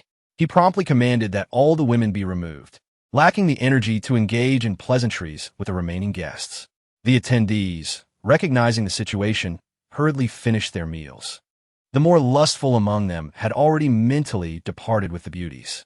They quickly bid farewell to Nuan and dispersed. And Nuan's trusted confidant, Ching, stayed behind to accompany her. Nuan, do not worry. Director Gu likely has his reasons. He has never reacted this way when we invite someone to serve him. I know it's just. And Nuan caught sight of Yao Yao, who was preparing to descend to the basement, her eyes nearly ablaze with fury. Yao, you pushed me into this predicament. I will not let you off easily. Huh?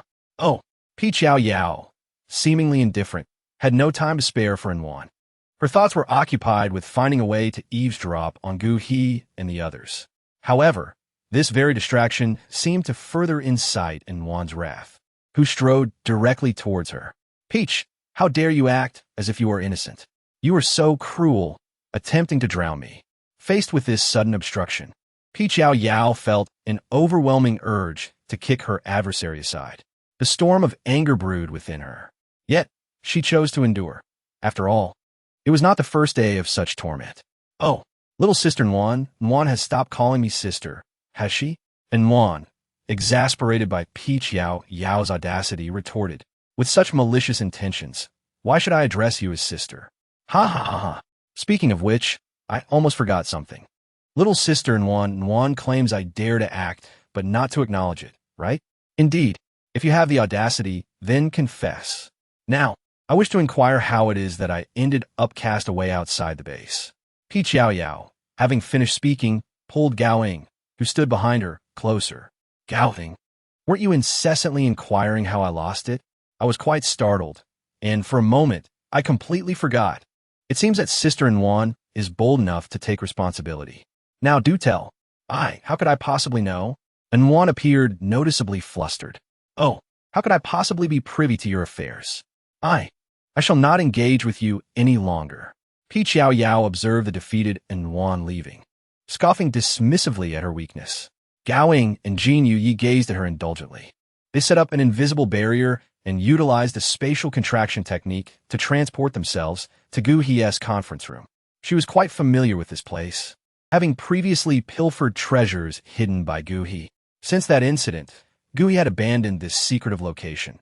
After all, a hidden chamber that had been discovered loses its purpose. This was also a testament to his increased tolerance towards Nuan, whose spatial abilities were truly remarkable, seemingly altered through mutation.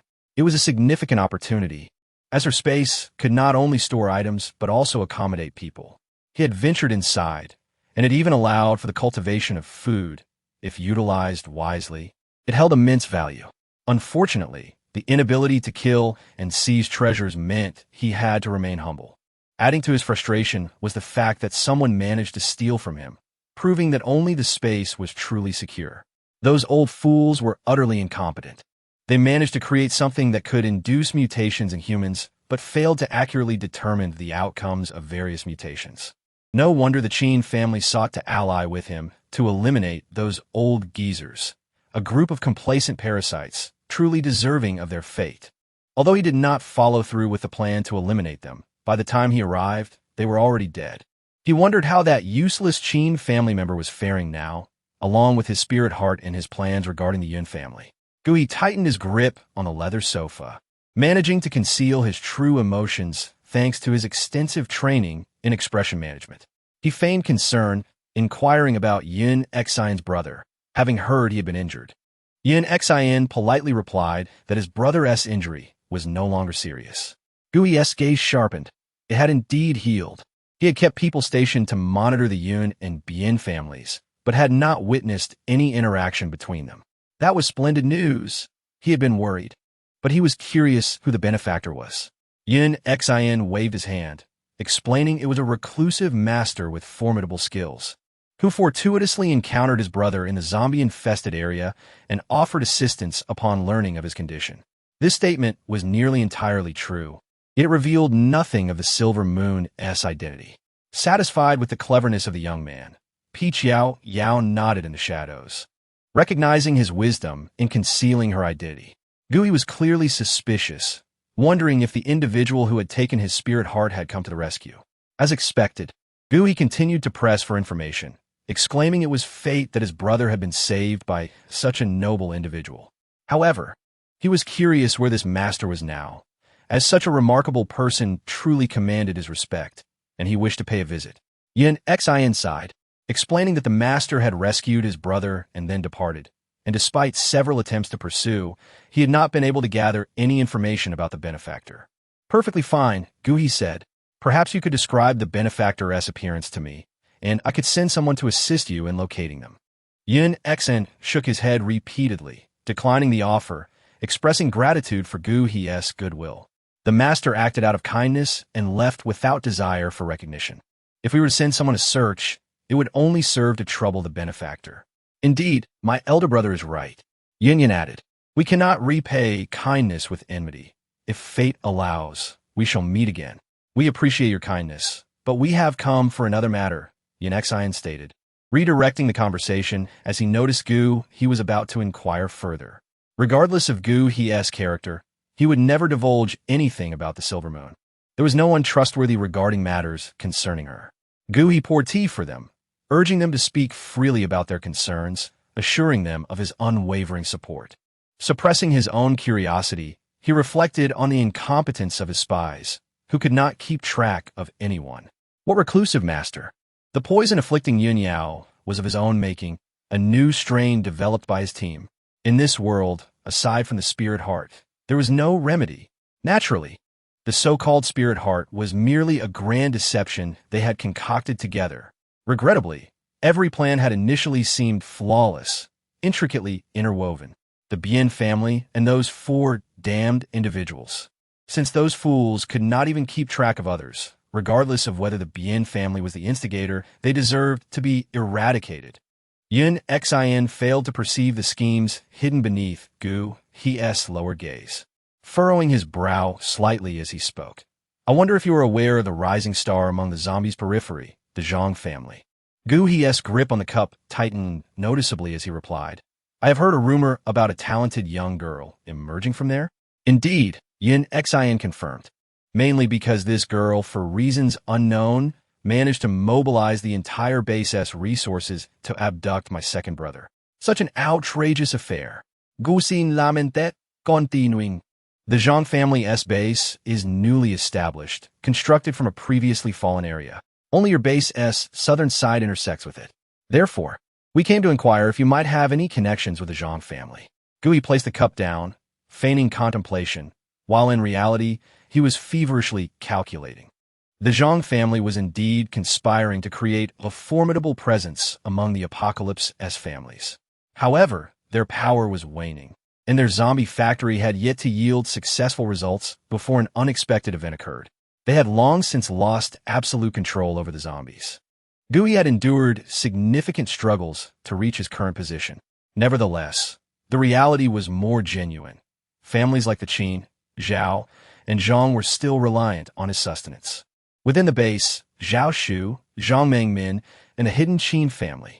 He had anticipated that the Zhang family would find an opportunity and establish their own base without informing him. Such audacity was unforgivable. After pondering for a moment, Gui made a decision. The Zhang family was utterly absurd. In the face of the apocalypse and the terrifying zombie virus, as humanity teetered on the brink of extinction, possessing abilities yet failing to protect humankind, they dared to exploit their powers for nefarious ends. Rest assured, my brother Yin, Gui detests such individuals the most. I shall mobilize all the resources of my base to assist the Yun family in rescuing your kin. Yin Xian was deeply moved, expressing his gratitude. Yin Yin and Yun Miao followed suit, bowing to Gu He in appreciation. This scene of unity among brothers nearly drove Peach Yao Yao to fury. Damn it, this is toxic. I cannot allow Gu He to successfully aid the Yun family. Otherwise, after my arduous efforts to acquire the spirit heart, risking my own life in the process, what will become of me? However, once Gu He assisted them, convincing them to eliminate him would likely prove futile. The Zhang family.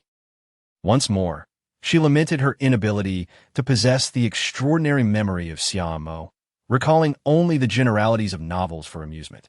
The Zhang family had indeed been mentioned. They had a remarkably powerful female base leader name. Yes, Zhang Meng.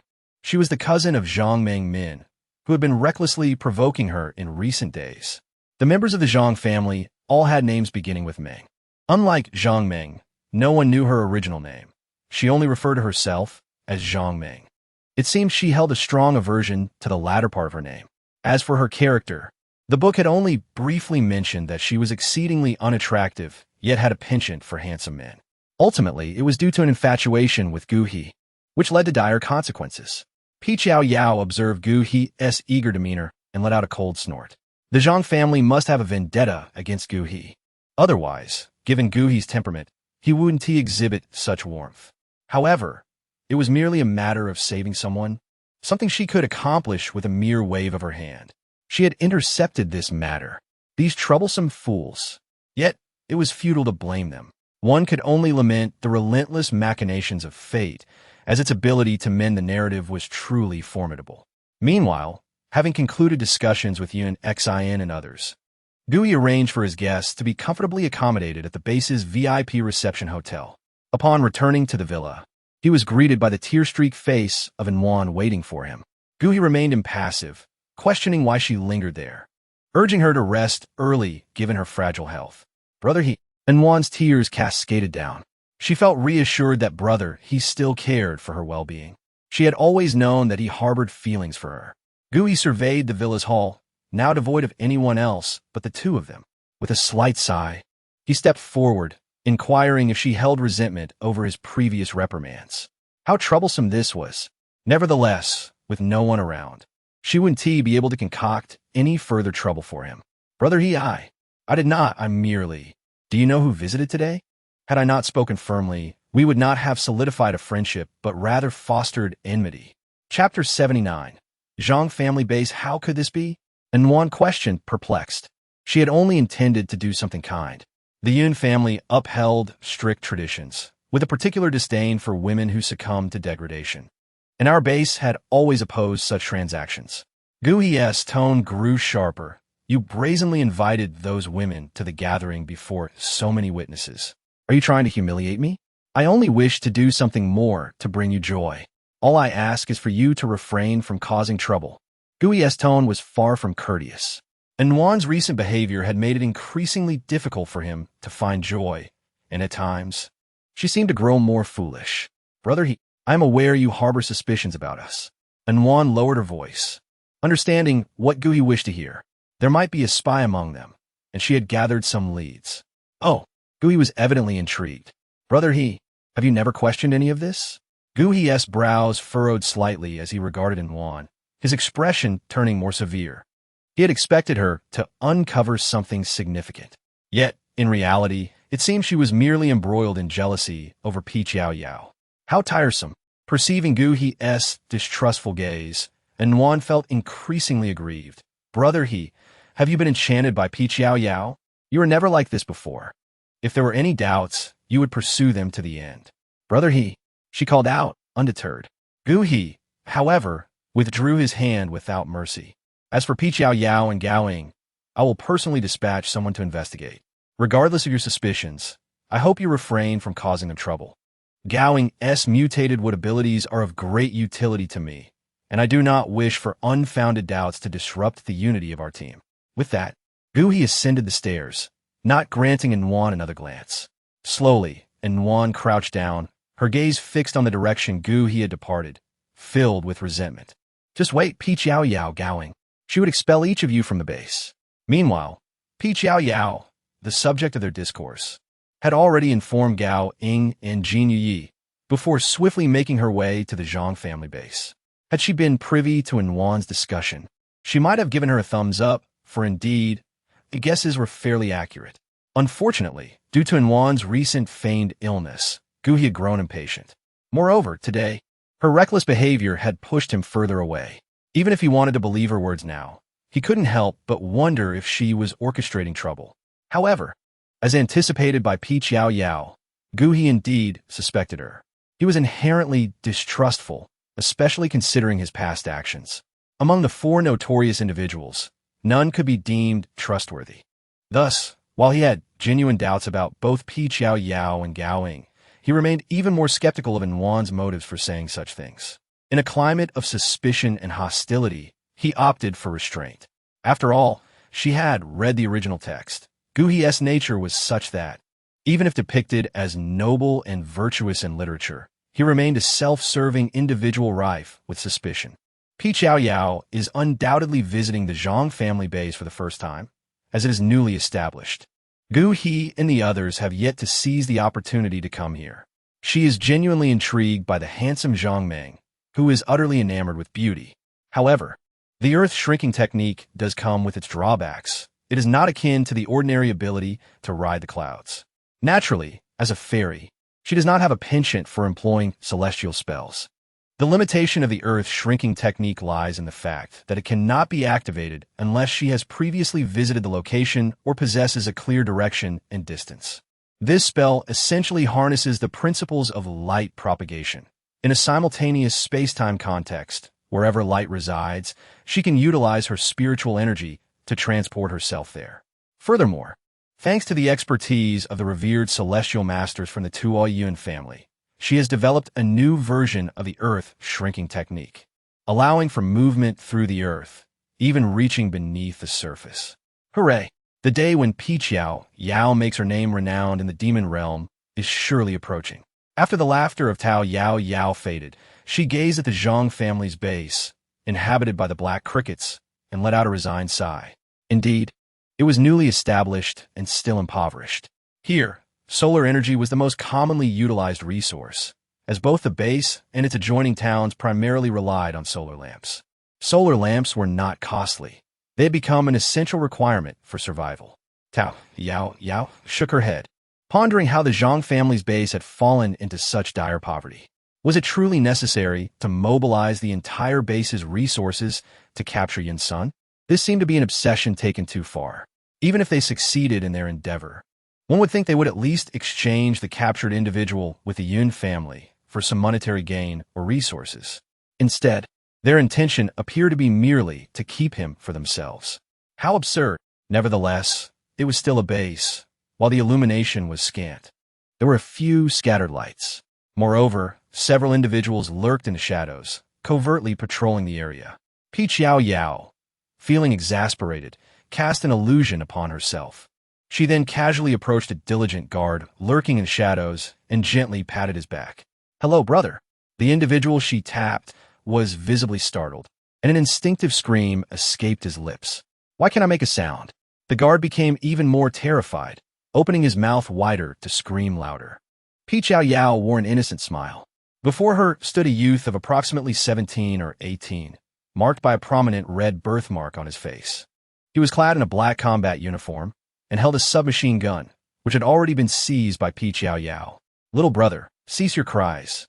It is futile. I have administered a drug to your throat, rendering you momentarily speechless." The boy, filled with rage, shouted a few more times, only to discover that no sound emerged. He then cast a sullen glance at Yao Yao. With a swift motion, he unleashed his powers, launching a desperate assault against her. Chapter 80. The Waves Stilled. Yao Yao gently swayed her hand, and a ribbon of delicate pink gold materialized from thin air, binding the young man from head to toe in a colorful array of knots. Though he lay constrained upon the ground, utterly immobilized, he still struggled with fervor, his mouth agape in a futile attempt to bite Yao Yao. That wicked woman! How? Yao Yao clearly found him somewhat amusing. She shifted her fingers, adjusting him into a more comfortable position. "Enough! Cease your struggles. I harbor no ill intentions." The youth, however, was evidently skeptical, his mouth agape in silent protest. "Nonsense! You wretched woman! Are you cursing me in your heart?" Yao Yao raised an eyebrow slightly, and with a flick of her fingers, the ropes binding the boy grew considerably tighter. The youth responded by rolling his eyes at her. Although the ropes caused him discomfort, he did not plead for mercy. Yao Yao employed an illusionary technique, yet her visage remained strikingly elegant and refined. In her consciousness, this countenance seemed rather ordinary. However, in the current circumstances, individuals confront the daily threat of zombies. The scarcity of essential supplies is palpable. Aside from those who are inherently beautiful, there are scarcely any other captivating maidens left. After all, in this era, possessing beauty has become a veritable curse. Thus, to a youth who had been ridiculed for his unattractive and fearsome appearance since childhood, her face appeared extraordinarily lovely, and he harbored a deep-seated disdain for those who were beautiful, for he believed that all beautiful individuals possessed wicked hearts. Yao Yao discerned the despair and resentment reflected in the young man's eyes. "Are you feeling indignant? Alas, it is of no consequence. What can one do when one's abilities fall short?" Yao Yao flicked her fingers, loosening the ropes binding the youth. She harbored no profound malice towards the inhabitants of this world. After all, as an ancient fairy of formidable strength, well, that was in the past. Now, as a moderately powerful being, she considered herself devoid of the perverse inclination to torment the weak, save for her adversaries. Fairness was her creed. She repaid kindness with double the gratitude, and malice with equal fervor. Therefore, regardless of whether Anwan and Gu he are indeed the children of destiny, Yao Yao would ensure her retribution. Of course, there are also unforeseen circumstances. Peach, with a beaming smile, felt a surge of joy as she envisioned mercilessly beating both Gu, he, and Anwan in her mind a staggering 800 times. Observing the stubborn youth glaring at her, she relented, saying, "All right, I shall allow you to speak, but please refrain from shouting." The boy, filled with skepticism, scrutinized her, suspecting she might administer some sort of medicine. Yet, she remained motionless, prompting him to cautiously inquire, Who are you?" To his astonishment, he discovered that he could indeed articulate words. Immediately, he exclaimed, "Help!" Peach Yao Yao smiled gently. "Are you foolish? Can you not speak properly?" The young man nodded in confusion, and thus, the two engaged in a delightful game amidst his repeated cries for silence, which were met with failure. Of course, only Peach Yao Yao found joy in this. The young man was on the verge of tears. However, he ultimately realized that seeking help was futile. The strikingly beautiful woman before him possessed an enigmatic and formidable ability. "Can we converse sensibly?" Peach Yao Yao inquired with a playful smile. The young man resignedly nodded, perplexed by the way her gentle smile seemed to regard him as something endearing despite his self-perceived flaws. "Am I truly that adorable in your eyes? Who are you? Why are you here?" His tone had softened, revealing a hint of shyness. "My dear boy, you ask too many questions. You may call me, sister," Peach Yao Yao replied, momentarily at a loss for a name and too indifferent to fabricate one. "Now, where's your base? Take me there, and I shall release you. Dream on." The young man shut his eyes, adopting a defiant demeanor, resolutely unwilling to cooperate. Peach Yao Yao was amused by him, remarking on his loyalty. "What is your name?" The young man opened his eyes and smiled at her with great joy, a feeling he could not quite articulate stirring within him. I have no name. Young lady, you may call me Ugly 3. Peach Blossoms. What a casual name.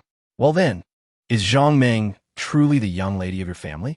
I never expected the Zhang family to have such a prosperous past before the apocalypse, supporting so many individuals. You all seem quite loyal to her. Ugly 3 remained silent. In truth, the Zhang family did not treat them well, and Zhang Meng was far from being easy to get along with. However, given their lamentable appearance, perhaps it is only by staying here that they can avoid mutual disdain.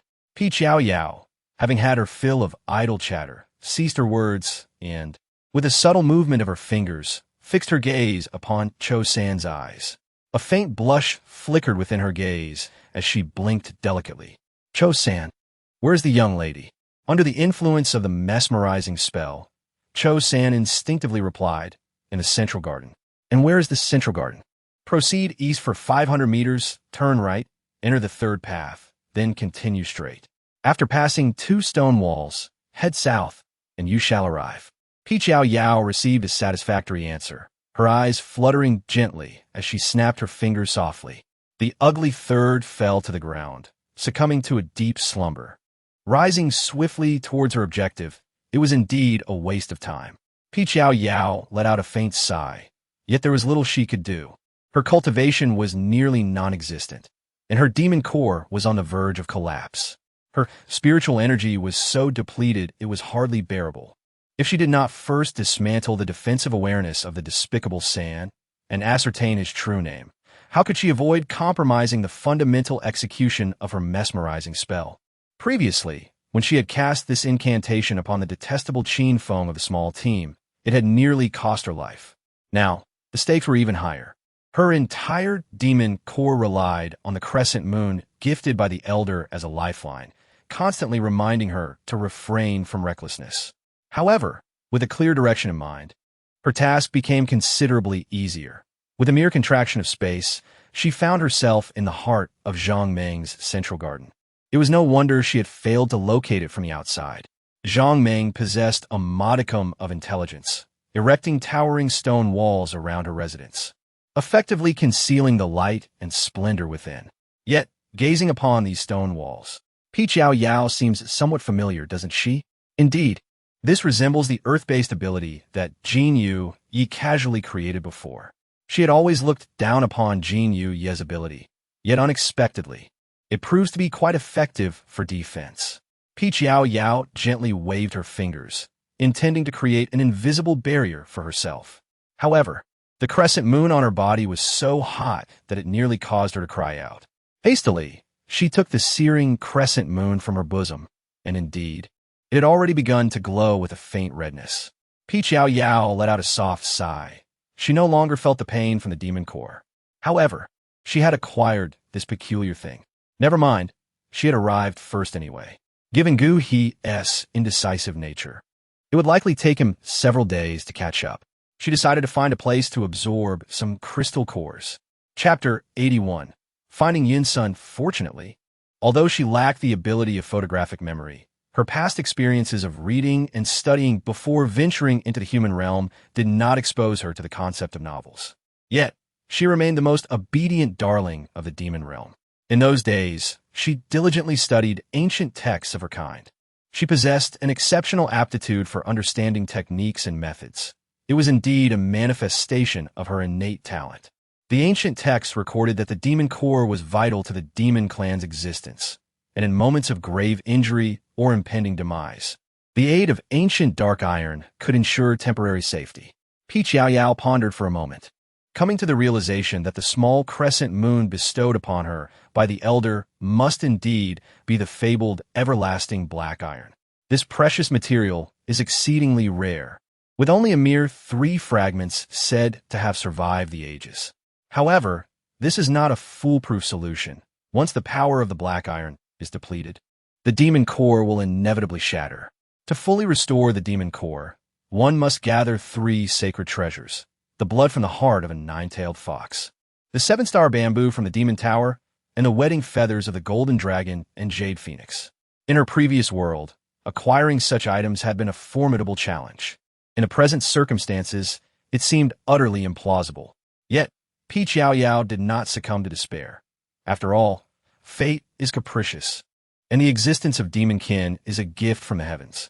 There may well be alternative methods to mend the demon core, though this particular approach was chronicled in ancient texts. Most importantly, she possessed an ancient bloodline that allowed her to commune with the everlasting black iron. As long as she maintained control over her demonic powers, she would be fine. The issue remained that the spiritual energy in this realm was scant, while the spirit heart emanated an overwhelming force. Nonetheless, in critical moments, she felt that the spirit heart might still prove useful. For the time being, however, she decided to bide her time. Observing the substantial reduction of crystal cores in her space, Yao Yao took a deep breath and exhaled slowly.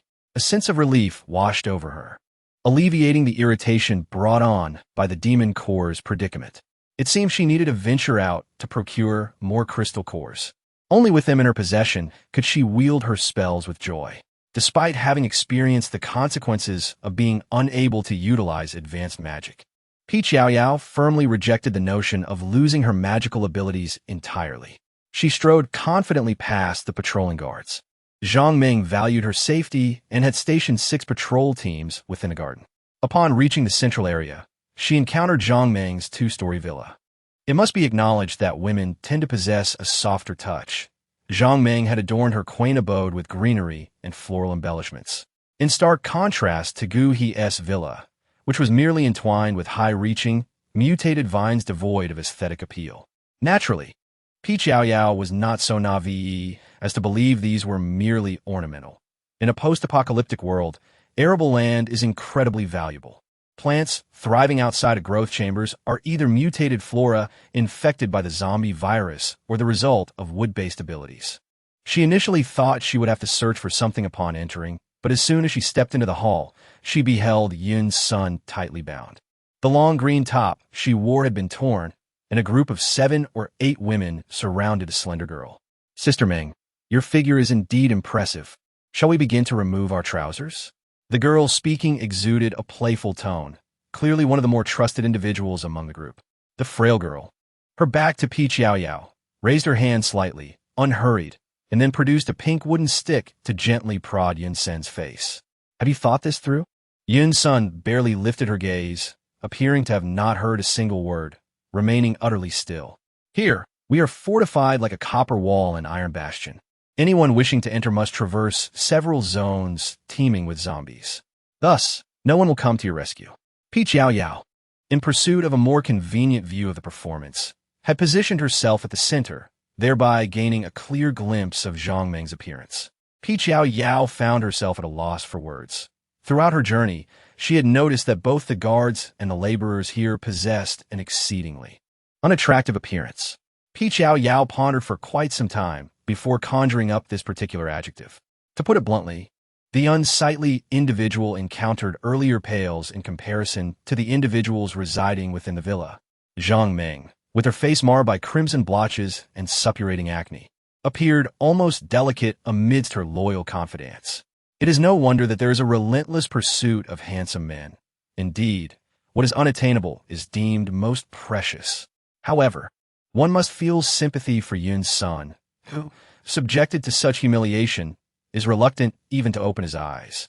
Unwilling to engage in conversation, Zhang Meng wielded a small stick, swiping it across Yun Sen's body. The only reason I'm still willing to indulge you is that the night is still young, and I possess patience. As long as you obediently comply, I assure you, you shall not be treated poorly. Yun Sen remained silent. I am offering you this opportunity solely based on your decent appearance. Should you? Yun Sen involuntarily gasped as she pinched him sharply, but promptly reverted to his silence. How delightful! I relish your resilient spirit. I initially intended to share this enchanting night with you alone, but since you refuse to cooperate, I shall enlist my sisters to assist in enjoying you. Clearly, his reaction incensed Zhang Meng. Haha, you possess spirit, but time is of the essence. To prevent anyone from coming to your rescue, I am determined to conquer your unyielding spirit. Sisters, strip him down, hold him down, and fetch the medicine. Yun Sen paid her words no heed. At this juncture, regardless of his actions, his humiliating fate could not be altered. Were it not for his concern for the other brothers of the Yun family, he would have preferred to end his life on the spot. Yet, the 5 sons of the Yun family share their fates. He could not allow his brothers to worry for him. Once he finds a successor, he may consider self-termination. Every inch of Yun Sen's skin quivered in revulsion. Yet he gritted his teeth, uttering not a sound. His demeanor, resolutely facing death, nearly prompted Peach Yao Yao to applaud him. How foolish! It is no wonder that the most powerful of the 4 prominent families ultimately cannot contend with Gu He. Chapter 82. Clad in garments, families like the Yun and Bian clans are esteemed hidden families, bound by numerous rules and regulations. The offspring, even in the apocalyptic era, have faced little hardship beyond battling zombies. Moreover, their upbringing has been excessively sheltered. How could they possibly contend with the cunning Gu He? Yao Yao, with her eyes covered, observed Zhang Meng's eclectic entourage bustling about. Could it be that this woman truly intended to take action against Yun Sen in the living room? Yao Yao let out a sigh, exclaiming how remarkably open it was. She hesitated momentarily, contemplating whether to wait until she finished before rescuing someone, or to take action immediately. Ultimately, she decided that to spare her own eyes from distress, it would be best to act without delay. Her hands swiftly intertwined and gracefully spun, then slowly unfurled as she prepared to unleash a more potent slumber spell. After all, Zhang Meng had fought valiantly to establish a stronghold within the realm of the undead. Yao Yao estimated that her strength was not significantly inferior. Caution was her only recourse. She was well aware that a direct confrontation would not favor her. Thus, she resolved to employ cunning strategies. After circling behind several individuals, the moment Zhang Meng Min became alert, the pink aura of spiritual energy had already infiltrated her body. A fierce glint flashed in Zhang Meng's eyes. Had it arrived so swiftly? The strength of the Yun family seemed inconsistent with their prior investigations. She accurately thrust the pink wooden rod towards the direction where Yao Yao was concealed, prompting Yao Yao to hastily retreat. One astute individual had already darted out of the garden. Alas, the current abilities of supernatural beings were truly astonishing. Zhang Meng's true strength was unknown to her. Yet this technique was undeniably impressive. The guards outside, aware of their intentions, had already retreated a bit, and such minimal commotion aroused no suspicion. They could not fathom that someone could simply appear out of thin air. Thus they remained blissfully ignorant. The young lady had taken her maidens to revel in merriment, leaving the unfortunate guards to patrol outside. A few of the highest-ranking guards exchanged glances, sighing in mutual dismay. Zhang Meng wielded not only her supernatural abilities to command respect, but also possessed an array of potions. She particularly delighted in tormenting those of striking beauty, relishing in their transformation into the grotesque. The uglier they became, the more it pleased her. Poor Yun family's second young master.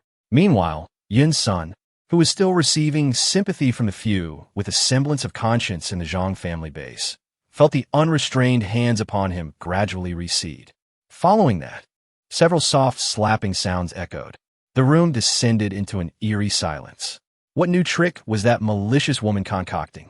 Did she intend for him to open his eyes and behold her triumphant, hideous visage?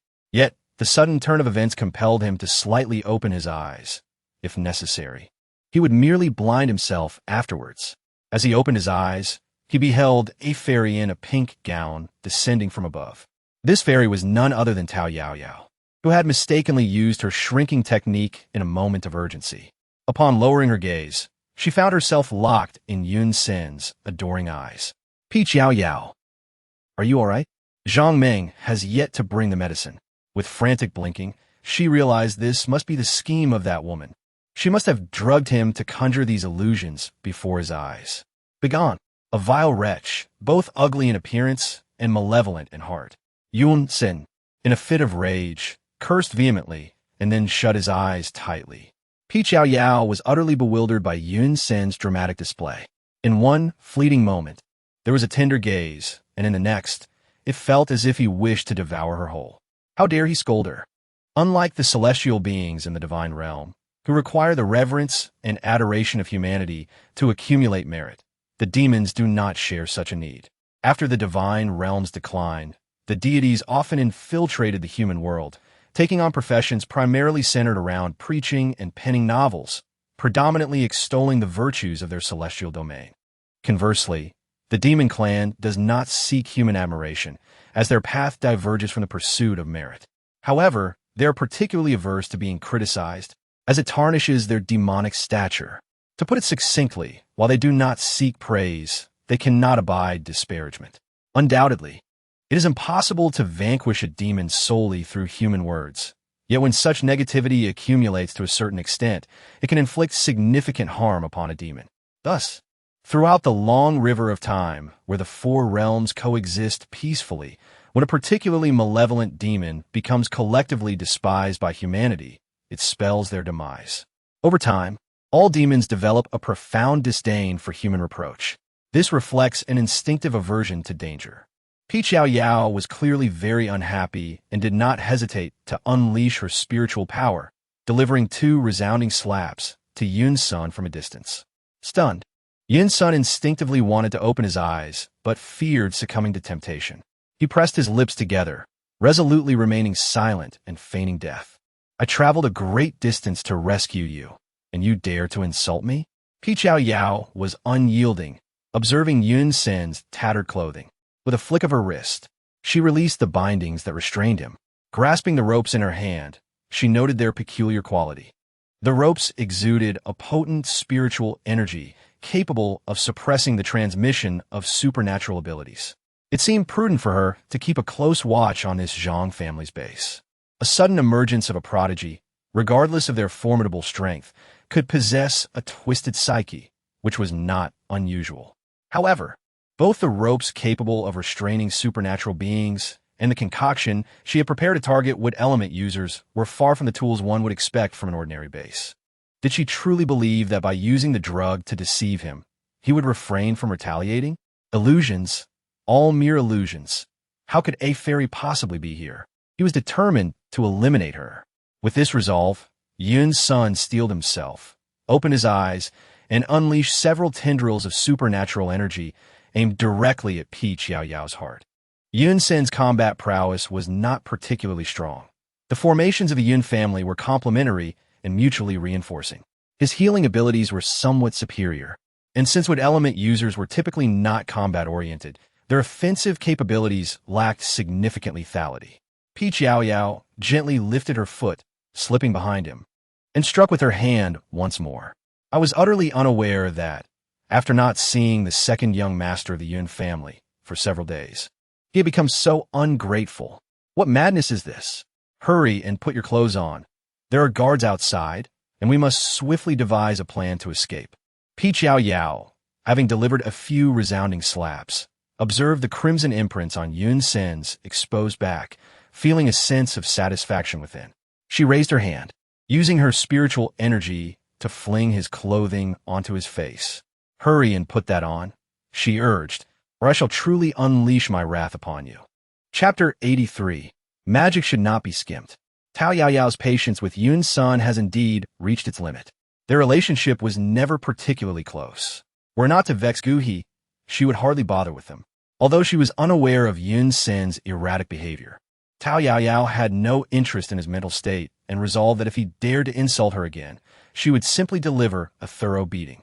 She would incapacitate him and take him away, all the while avoiding the need to alter her spatial shifting technique, ensuring it did not resemble the one she originally employed. Previously, at the Yun family base, the members of the Yun family had only witnessed her disappearance without understanding the mechanics of her actions. Thus, she felt compelled to disguise her abilities, as she did not wish to reveal her true identity while at the Yun family residence. Who could foresee whether the Yun family might unwittingly attract further troubles? In such a case, they would undoubtedly rush to seek out Gu He. Tao Yao Yao's gaze was tinged with a hint of melancholy. She realized that she must devise a foolproof plan to completely extinguish the Yun family's aspirations. Are you truly Miss Yin? Yun's son had received several slaps and found himself bombarded by a heap of clothes. Once he hastily donned the garments, he regained his composure. The Zhang family members lay sprawled across the ground in disarray, with the most unsightly among them, Zhang Meng, included.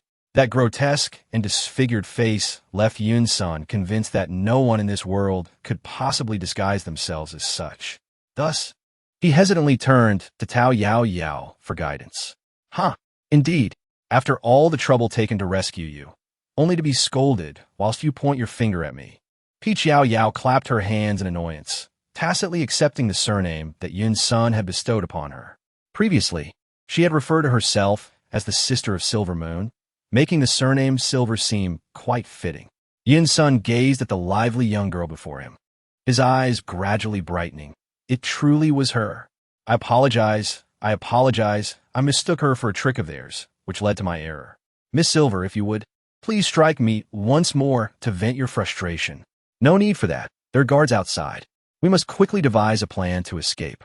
Peach Yao Yao did not respond to his words. Her anger had already surfaced, and she was unwilling to engage with him. Yun's son furrowed his brows slightly. He was not a combat-oriented supernatural being. My dear girl, when you departed from our Yun family, that was merely a theft of the family's treasures. Did you expect me to take you along with me? Peach Yao Yao stirred her fingers. It was merely her overthinking. The combat prowess of Yun's son was simply insufficient to break free. She was unable to transform into Silver Moon in his presence. Her original form's combat strength was akin to that of two novices. Never mind. Yun Sen's face flushed. No, my intention was for the lady to depart ahead of me. I shall find a way to conceal myself first. Please, esteemed lady, could you convey a message to the Yun family on my behalf? Peach Yao Yao gathered all the medicine and weapons that had fallen to the ground into her spatial realm. After a moment's contemplation, she employed her spiritual energy to investigate the circumstances within the villa. It would be unwise to come here for naught. Please wait for me here. My magical artifact should be capable of taking you along with me. What does the young lady intend to do? May I offer my assistance? Peach Yao Yao waved frantically, insisting no need. Just stay here quietly. With that, she darted swiftly towards the villa, having sensed the fluctuations of spiritual energy moments ago. There must be an abundance of crystal cores nearby. Upon entering a room, she observed its simple decor, a rusted iron-framed bed with peeling paint and a pink wrought iron desk. The aesthetic was unmistakably Zhang Meng's. Following the direction from which the spiritual energy emanated, Yao Yao executed a spatial contraction spell and vanished inside. Indeed, it led her to a hidden chamber. In this post-apocalyptic world, everyone kept their eyes peeled. Who wouldn't have a secret room? However, even a secret room was not entirely secure. Alas, it had returned to her. Ugh, within the pitch-black confines of the chamber. The only illumination came from the colorful glow of the crystal cores, barely lighting a small portion of the room. In the darkness, muffled sobs could be heard. Yao Yao sighed, pondering how she had once again encountered the matter of saving others. To refrain from intervening would result in the forfeiture of a merit, which, although not significantly beneficial to her cultivation as a fairy, could still be of value in the eyes of the heavenly Tao. Recently, she had been rather preoccupied with dealing with humans, consistently adhering to the principle of allowing others to take the initiative. Nevertheless, possessing a greater abundance of merit always proved advantageous. Yet, to save someone entailed a myriad of troublesome affairs. Yao Yao diligently gathered all the supplies into her spatial realm while weighing the pros and cons. After all, she was reluctantly forced into humanity. What a predicament! The merit she accrued must serve a purpose. With a gentle flick of her hand, she conjured a small fireball, instantly illuminating the otherwise dim chamber. Bound on the ground and pleading for help were a man and a woman. Yao Yao sighed softly and swiftly rendered them unconscious with a couple of deft slaps.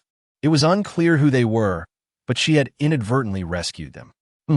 Yun Sin's previously buoyant spirits seemed somewhat diminished. After all, he too had been rescued by chance. However, before he could utter a word, Yao Yao had already employed the sleep technique. Her body turned limp, and she collapsed onto the ground. Yao Yao retrieved several ropes and bound herself along with a newly captured man and woman. Then, grasping them firmly, she activated the spatial contraction technique. After a brief moment, they found themselves outside the Zhang family stronghold. However, misfortune struck as they had barely touched the ground when a horde of zombies surged towards them.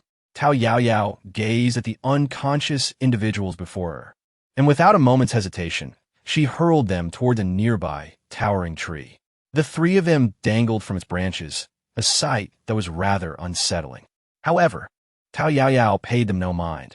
As long as they were not dead, it sufficed. In an instant, she transformed into a silver moon, unleashing bolts of lightning from her hands. Once she had dispatched this wave of zombies, she swiftly collected all the crystal cores into her spatial realm before turning to locate the individuals suspended in the tree. To her surprise, her gaze locked onto the man who had been knocked unconscious. Yao Yao. What a predicament! This is the consequence of her conserving just a modicum of spiritual energy. The duration of consciousness after being struck unconscious is indeed highly unpredictable. The man's mouth remained sealed, and Yao Yao, having been disinclined to release them earlier, thus remained silent. Observing her own situation, she did not raise her voice in alarm. Rather, she regarded her surroundings with a curious gaze. Clad in an excessively pristine, ancient-style gown, her partially veiled face revealed a pair of jade-like eyes that shimmered like ethereal pools. Her flowing silver hair danced with the breeze, each strand a testament to her singularity. Yao Yao suppressed the turmoil within her heart, feeling utterly vexed. It was indeed a hassle. She could only casually conjure a few dart-like bolts of lightning to sever the ropes that bound them. Thud, thud, thud. The three individuals landed simultaneously. The impact of the fall was quite intense, and the woman she had struck unconscious gradually began to regain her senses. Meanwhile, Yun Sun remained in a state of unconsciousness. Yao Yao stepped forward to untie their bindings. As soon as the woman was freed, she immediately crawled into the man's embrace, weeping inconsolably. Yao Yao was disinclined to engage with them. She helped Yun Sun to his feet, adjusting him into a more comfortable position. The man who had been scrutinizing him did not lower his guard due to her actions. Chapter 84. A bunch of good-for-nothings, can they really sleep? His gaze was filled with distrust and inquiry. Was it you who saved us? The man finally spoke, his voice slow and hesitant. The recent blow had stripped him of his naivety. He no longer viewed anyone as trustworthy. Moreover, before losing consciousness, he had caught a glimpse of a woman who was not the one before him now. Yao Yao rose gracefully, bowing her head slightly. No, it was my sister who saved you. She brought you here to me. The man, however, appeared unconvinced, his gaze still filled with skepticism and wariness. Your sister? Yao Yao gazed down upon him from her elevated position, her mood less than pleasant, which rendered her already frigid voice even more somber. Mind your tone. Without my intervention, even if you manage to escape from the Zhang family's base, you will not be able to flee from this region rife with zombies. The man, weighing the situation, dared not pose further inquiries. Sister, thank you. And thank you, little sister. Please, we beseech you to save us. The woman, who had been sobbing in the man's embrace, lifted her head, crying as she spoke, and lunged toward Yao Yao's legs. Yao Yao swiftly leapt away, distancing herself by 10 meters. Speak if you must, but do not resort to violence. Your manners surpass those of your man, which makes you somewhat more tolerable in my eyes. Now, do enlighten me. What grievances do you hold against the Zhang family? The woman's demeanor, tainted by disdain, left her feeling utterly humiliated and aggrieved. Tears cascaded down her face, saturating the ground beneath her. The man, discerning the underlying sarcasm in her words, slightly bit his lower lip.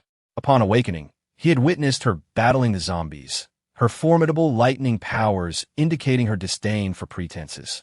Moreover, his instincts told him she was not a nefarious individual.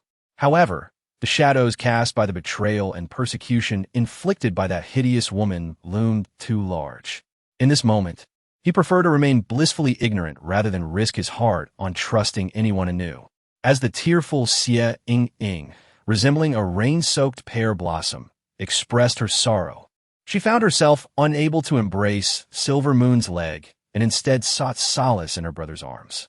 Yao Yao remained composed, her fingers subtly shifting within the wide sleeves of her gauzy attire. The Xie family, indeed. She was just about to seek out Xia Mo at the Xie residence. And yet here appeared members of the Xie family before her. Naturally, she trusted Xie Ying's words, as there was no reason for them to deceive her. Conversely, she had no motive to harm them. She was not like the psychologically disturbed Zhang Meng. As for the actions of Zhang Meng towards them, the signs were painfully evident.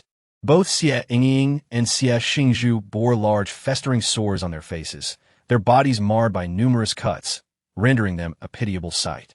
Yao Yao restrained herself from investigating the condition of Xie Xingzhu's lower abdomen, uncertain whether she had suffered any harm. It was indeed rather tragic. Yao Yao remained silent, while Xie Xingzhu stubbornly gazed back at her, her eyes reflecting a sense of insecure doubt. The atmosphere was punctuated only by the occasional whisper of the wind and the heart-wrenching cries of Xie Ying. That wretched woman forbade her from weeping, threatening to gouge out her eyes should she dare to shed another tear. At last, she could finally indulge in a good cry. Ultimately, it was Yao Yao who let out a soft sigh, shattering the silence. Stop crying. I am not fond of socializing, and my sister did not anticipate your swift awakening. She merely placed you in my care temporarily. I must continue battling zombies and have no time for games. Have you seen that unfortunate man in the back? Yao Yao, seizing the moment when the two individuals looked up, stepped forward and swiftly delivered 2 sharp blows, rendering them unconscious once more. She then cast a sleep-inducing technique upon them and, while at it, administered a similar spell to Yun Senator afterward. She sought a tranquil spot to absorb some energy crystals, contemplating her next course of action. Once the demon cores ceased absorbing spiritual energy, she gradually rose to her feet. She first contacted Jin Yuyi and the others via intercom. Should her actions draw undue attention, she planned to leave a note in her room indicating that she had been spirited away by Nuan Qi. After all, her previous disappearances had often been the result of her own sulking. While it might arouse Gu Hie's suspicions, it was not a significant concern, especially since he was unlikely to devote much thought to her. The collaboration was destined to fail, and Gu He would likely be quite displeased, redirecting his focus to the identity of her savior. Having devised her plan, Yao Yao waved her hand, rebinding the group, and began to teleport to the Yun family base. It must be noted that she was fortunate to have replenished her spiritual energy beforehand. It was indeed exhausting. Upon arriving at the Yun family estate, she unceremoniously dropped the two dim-witted members of the CF family and, clutching Yun's son, dashed into the secluded training area of the elder Yun family members. As anticipated, her entrance startled the elderly white-bearded master, who awoke with a start. His initially furious gaze softened considerably upon recognizing her presence. This mischievous girl had returned to flaunt her triumph. His eyes widened further as he realized that she was holding the very second son of his family, who had been kidnapped. Yao Yao refrained from engaging in idle chatter with the old man Yun, as her family had been taken away by force. How could they still find solace in sleep?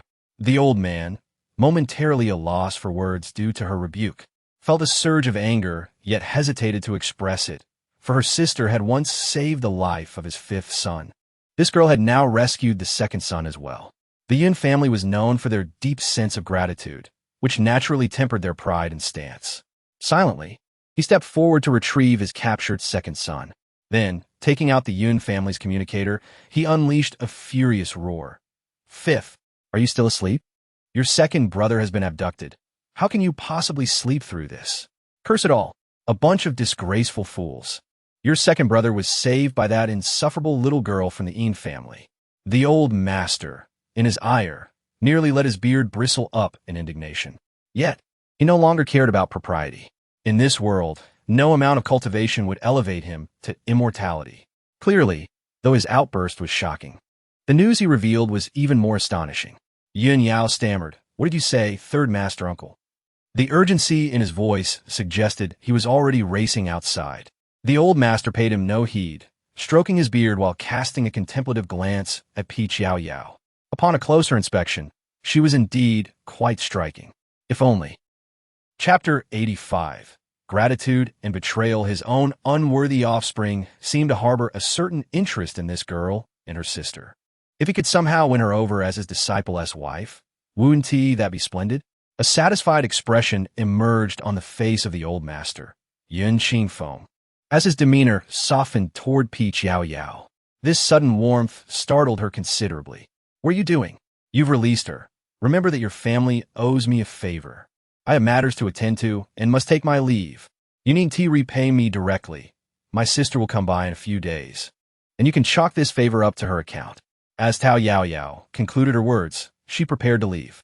After all, the two dullard from a CF family were still left in the small park of the Yun family base. Originally, she could have easily handed them over to the Yun family. However, such a gesture of goodwill should not be taken for granted. By bringing along those two simpletons, she could conveniently frolic at the CF family base. Otherwise, finding Xiaomo would indeed prove challenging. She wondered how Xiaomo was faring now. The last time she saw her, she was still donned in garments from the demon realm, suggesting that although she was constrained, she likely still possessed some magical abilities. "Wait, hold on." Yun Qingfeng swiftly intervened, blocking Yao Yao's movements. With a series of intricate hand gestures, he abruptly severed the spell that Yao Yao had only partially cast. This infuriated her. Without regard for the elder masteress' age, she waved him away with a flick of her hand. Yun Qingfeng was propelled backward by the wind conjured from spiritual energy. "How can you repay kindness with enmity? Master uncle? Miss Yin? You have arrived." Yun Yao rushed into the room, only to witness his third master uncle being thrown out. He hurriedly caught him and turned to the assailant, only to discover it was the very Miss Yin he had been yearning for. There was not a hint of displeasure in his tone. In fact, it was laced with joy. This left the recently dismissed Yun Qingfeng exceedingly displeased. Truly, one cannot keep a grown child tethered. Yao Yao let out a cold scoff. "What are you doing? Do you need a helper to fight me? You little brat." Yun Qingfeng, using Yun Yao's hand for support, stood upright. "Why are you being so ruthless? I merely wish to keep you around for a moment, so I could properly express my gratitude. There is no need for that." Yao Yao's gaze was filled with displeasure, not solely due to Yun Qingfeng's abrupt interruption of her incantation. The underlying reason lay in the fact that this old man was merely an ordinary human. How could he so effortlessly disrupt her spell? She was now nearly convinced that the Yun family must be a lineage of cultivators. This raises the question, if there are cultivators, then surely there must be immortals. And if there are immortals, how could there be no demon clans? Has she been misguided in the direction of her long-standing mission? In a moment of confusion, Yao Yao found herself grappling with the harrowing reality of a world overrun by zombies and various supernatural beings. Despite the Yun family being a lineage of cultivators, she had never sensed the presence of any divine or demonic entities. Moreover, she was ensnared by a ludicrous plotline. Pondering her predicament proved futile. Her only recourse was to enhance her abilities as best as she could before seeking opportunities. Unbeknownst to the elder of the Yun family and Yun Yang, who were oblivious to Yao Yao's troubles, they could discern her displeasure, realizing she was upset with them. Consequently, the elder gestured to Yun Yang, saying, "My dear, do not be angry. Your medical expertise is unparalleled. How about you assist my fifth son in examining the injuries of our second son?" As Yin Qingfeng spoke, he nudged his somewhat foolish fifth son forward. "Fifth son, make sure to attend to your second brother's injuries properly with Miss Yin. I shall seek out your master and several other esteemed uncles." Yin Yang found himself awkwardly positioned before Yao Yao, his handsome visage tinged with a hint of embarrassment as he averted his gaze. "Miss Yin, thank you for saving my second brother. Rest assured, I shall repay your kindness with utmost diligence." Before Yin Yang could finish his sentence, Yao Yao interrupted him. She was decidedly uninterested in his superfluous words. "All right, I appreciate your gratitude, but I have pressing matters to attend to. Is it not a betrayal of your kindness to impede me in matters of life and death?" Yao Yao's words were somewhat exaggerated, stemming from her pent-up anger and the uncertainty she felt about the future. The constant troubles brought by the Yun family only added to her frustration. Did they truly believe she possessed an endless reservoir of patience? She was tempted to swiftly eliminate the source of her distress. To seek refuge with Guhi? Nonsense. Perhaps she should simply disregard all. If they were inclined to align themselves with her, so be it. She was exhausted and considered ending it all, striking both Guhi and Inwan with a single blow, then finding a peaceful place to await her fate. She was weary and yearned for destruction. Are we not? Saudi. Yin Yao's gaze dimmed. Had she truly grown to detest him? Yin Qingfeng, however, had not heard Yao Yao's lamentations, as he had hastily gone to summon others. Inside the room lay Yun's son, slowly regaining consciousness, alongside Yun Yao, who resembled a forsaken puppy after a brutal beating. "Hey, where is that insufferable girl?" Yin Qingfeng inquired of Yun Yao. Yun Yao pouted. "She left." "You useless fool. You couldn't even keep a girl around. All that beauty wasted on you." Yin Qingfeng chastised. "You didn't even try to stop her from leaving?" The elders of the Yun family, brought by Yun Qingfeng, noticed Yun Yao's disheartened demeanor and felt a twinge of sympathy, urging, "Qingfeng, stop. They're still young. Besides, didn't you say that girl would return in a few days?" "Uncle, is that true?" Yun Yao's eyes sparkled with a glimmer of hope, her spirits lifting. Yun Qingfeng rolled his eyes, "Yes. But she mentioned her sister would come. Whether she returns remains uncertain." The Silver Sisters are not simple characters. Yun Yao and the recently awakened Yin Sun felt their hopes dim once more. "She has left. Will she return?" "Second brother, you're awake? Are you feeling unwell? How did you escape? Was it truly that little girl from the Silver family who rescued you?" The former head of the Yin family, Yin Si-hai, questioned Yun Sun, redirecting everyone's attention to him. Yun Sun had just emerged from the pain of Yao Yao's abrupt departure, recalling how she descended like a celestial being. A faint smile graced his lips. "Yes, she saved me. Her abilities differ from her sisters, but they seem even more enigmatic. By the way, where are the others?" Yun Yao sighed. "The Zhang family base is within the zombie-infested zone.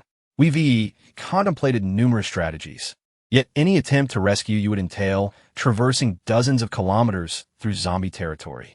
If we fail to breach their defenses, we risk being caught between the Zhang family and the undead. We are unfamiliar with the zombies' habits and ranges of activity. A reckless assault could result in the annihilation of the Yun family. Yun Sun nodded in understanding, aware that his brothers would not be able to rescue him in the short term. Thus, he had mentally prepared for the worst. Nonetheless, he harbored unwavering faith that the Yun brothers would come for him. After all, their fates were intertwined. His elder brother noted that part of the Zhang and Gu family bases were adjacent. If the Gu family permitted them to pass through their territory, their chances of success would significantly rise. He had already reached an agreement with Gu regarding their collaboration, and they had just been discussing their strategic deployment. Yun Sun nodded, giving Yao Yao a reassuring pat on the shoulder. Thank you all. No need for thanks, we. Yao Yao sighed, feeling unjustly wronged, as if her heart were about to burst into tears. It was not her fault that she had been harsh with Yao Yao. It's all Uncle San's fault, she thought, casting a glare at Yun Qingfeng. Yun Qingfeng, possessing keen perceptive abilities, remarked, "You, incapable of keeping even a girl around, dare glare at me?" Yao Yao pouted, refusing to argue, simply turning her face away in discontent. It's all your fault. Yun Sun, newly awake and unaware of the unfolding drama, inquired softly, "Fifth brother, have you seen the Silver Girl? Did she mention when she would return?" Though he feigned indifference, anxiety gnawed at his heart. His inaction had led to this predicament, and he regretted not having the opportunity to genuinely thank her. He recalled scolding her earlier, and the memory of her visibly upset expression weighed heavily on his conscience. He longed for the chance to explain himself and seek her forgiveness. I don't know. Uncle Sam was harsh with her, and she was furious, leaving while accusing me of being ungrateful. Yao Yao's tone was filled with melancholy. It's all Uncle Sam's fault. Yun Sun looked astonished, turning to Yun Qingfeng, as did the others present, questioning in unison, "You laid hands on the Silver Girl?" Yun Qingfeng was immediately surrounded by accusatory gazes, hastily waving his hands in defense. "No, that girl was about to run off after abandoning second brother, and I merely interrupted her abilities." As he witnessed their escalating fury, Yun Qingfeng felt a pang of guilt. "I didn't harm her. She slapped me away in retaliation. Is no one going to speak on my behalf?" A bunch of smitten fools. Yun Sihai, the former head of the family, delivered a swift kick to him, scolding. "How old are you? And how old is that girl? Interrupting her abilities is akin to disrupting a spell. She may have suffered backlash. Qingfeng, you are getting older, yet becoming increasingly reckless." The others fervently nodded in agreement. Yes, the elder brother is right. Yet, such rebukes could only come from Yun Sihai, for he was the only one permitted to discipline Yun Qingfeng. After all, the Yun family held their traditions in high regard. It was one thing for Yao Yao to express her grievances in a subdued manner, but if an elder were to transgress, they would face severe consequences. All right, what a girl. Is she injured?" Yun Qingfeng, chastened by his elder brother, dared not speak further. He realized the gravity of his earlier actions. He had assumed she was using her abilities effortlessly, unaware of any potential backlash. Now, he genuinely worried. That girl had appeared particularly upset and sullen. Had she truly been hurt? If so, he had caused a grave misfortune. After all, she and her sister had come to their aid multiple times. If he had harmed her, not only would he jeopardize his romantic prospects, but it was likely that she would sever all ties with them in the future. Yao Yao cast a dispassionate glance at her flustered uncle. She looked unwell, scolded me, claiming I was ungrateful, and then departed. I couldn't tell if she was injured. Yun Sen's expression tightened with concern. He had lost consciousness suddenly at the Zhang family's stronghold, uncertain if it was due to an attack from their forces. At that moment, we found ourselves surrounded by the Zhang family. Kind-hearted Miss Yin discovered two individuals in distress and was preparing to rescue them alongside me. Alas, I fainted pathetically. I remained bewildered as to how such a young girl managed to extricate me from that predicament. Perhaps she sustained injuries in the process.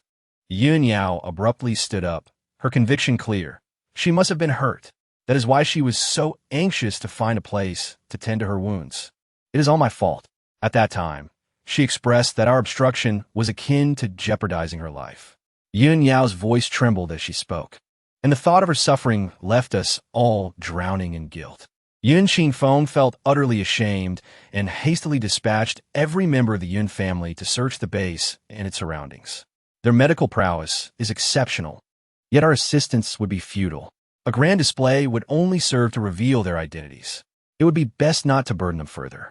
The esteemed Yun family reduced to such a state, needing a mere girl to come to their rescue, is truly humiliating.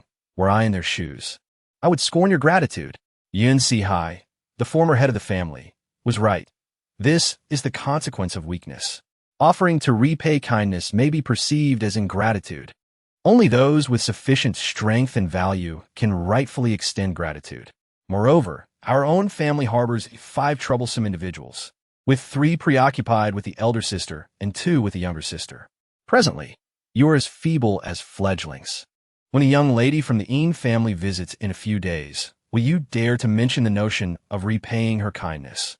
On the other end of the connected walkie-talkie in Yun Yao's hand were Yun Xian, Yun Yin, and Yun Yao.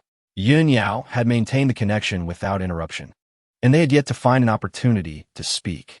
However, they listened intently to the unfolding events. They learned that it was Miss Inu's younger sister who had come to the rescue, and it seemed she had stormed off in anger, having been provoked by their own third uncle. They then shared concerns about possible injuries, only to be chastised by their master and grand uncle, leaving them utterly humiliated. Strength. We must grow stronger. The fierce flames of determination ignited in the eyes of the 5 heirs of the Yun family. Chapter 87. The CF family base. At the entrance of the CF family base, Yao Yao, having departed from the Yun residence, was in a particularly foul mood. She had never visited the CF family base before and was unfamiliar with its layout. The absence of a mental image made an impulsive teleportation rather troublesome. Yao Yao was feeling rather disheartened and thus decided not to exert herself unnecessarily. Previously, while preparing for her expedition to the underground palace, she had a general sense of direction.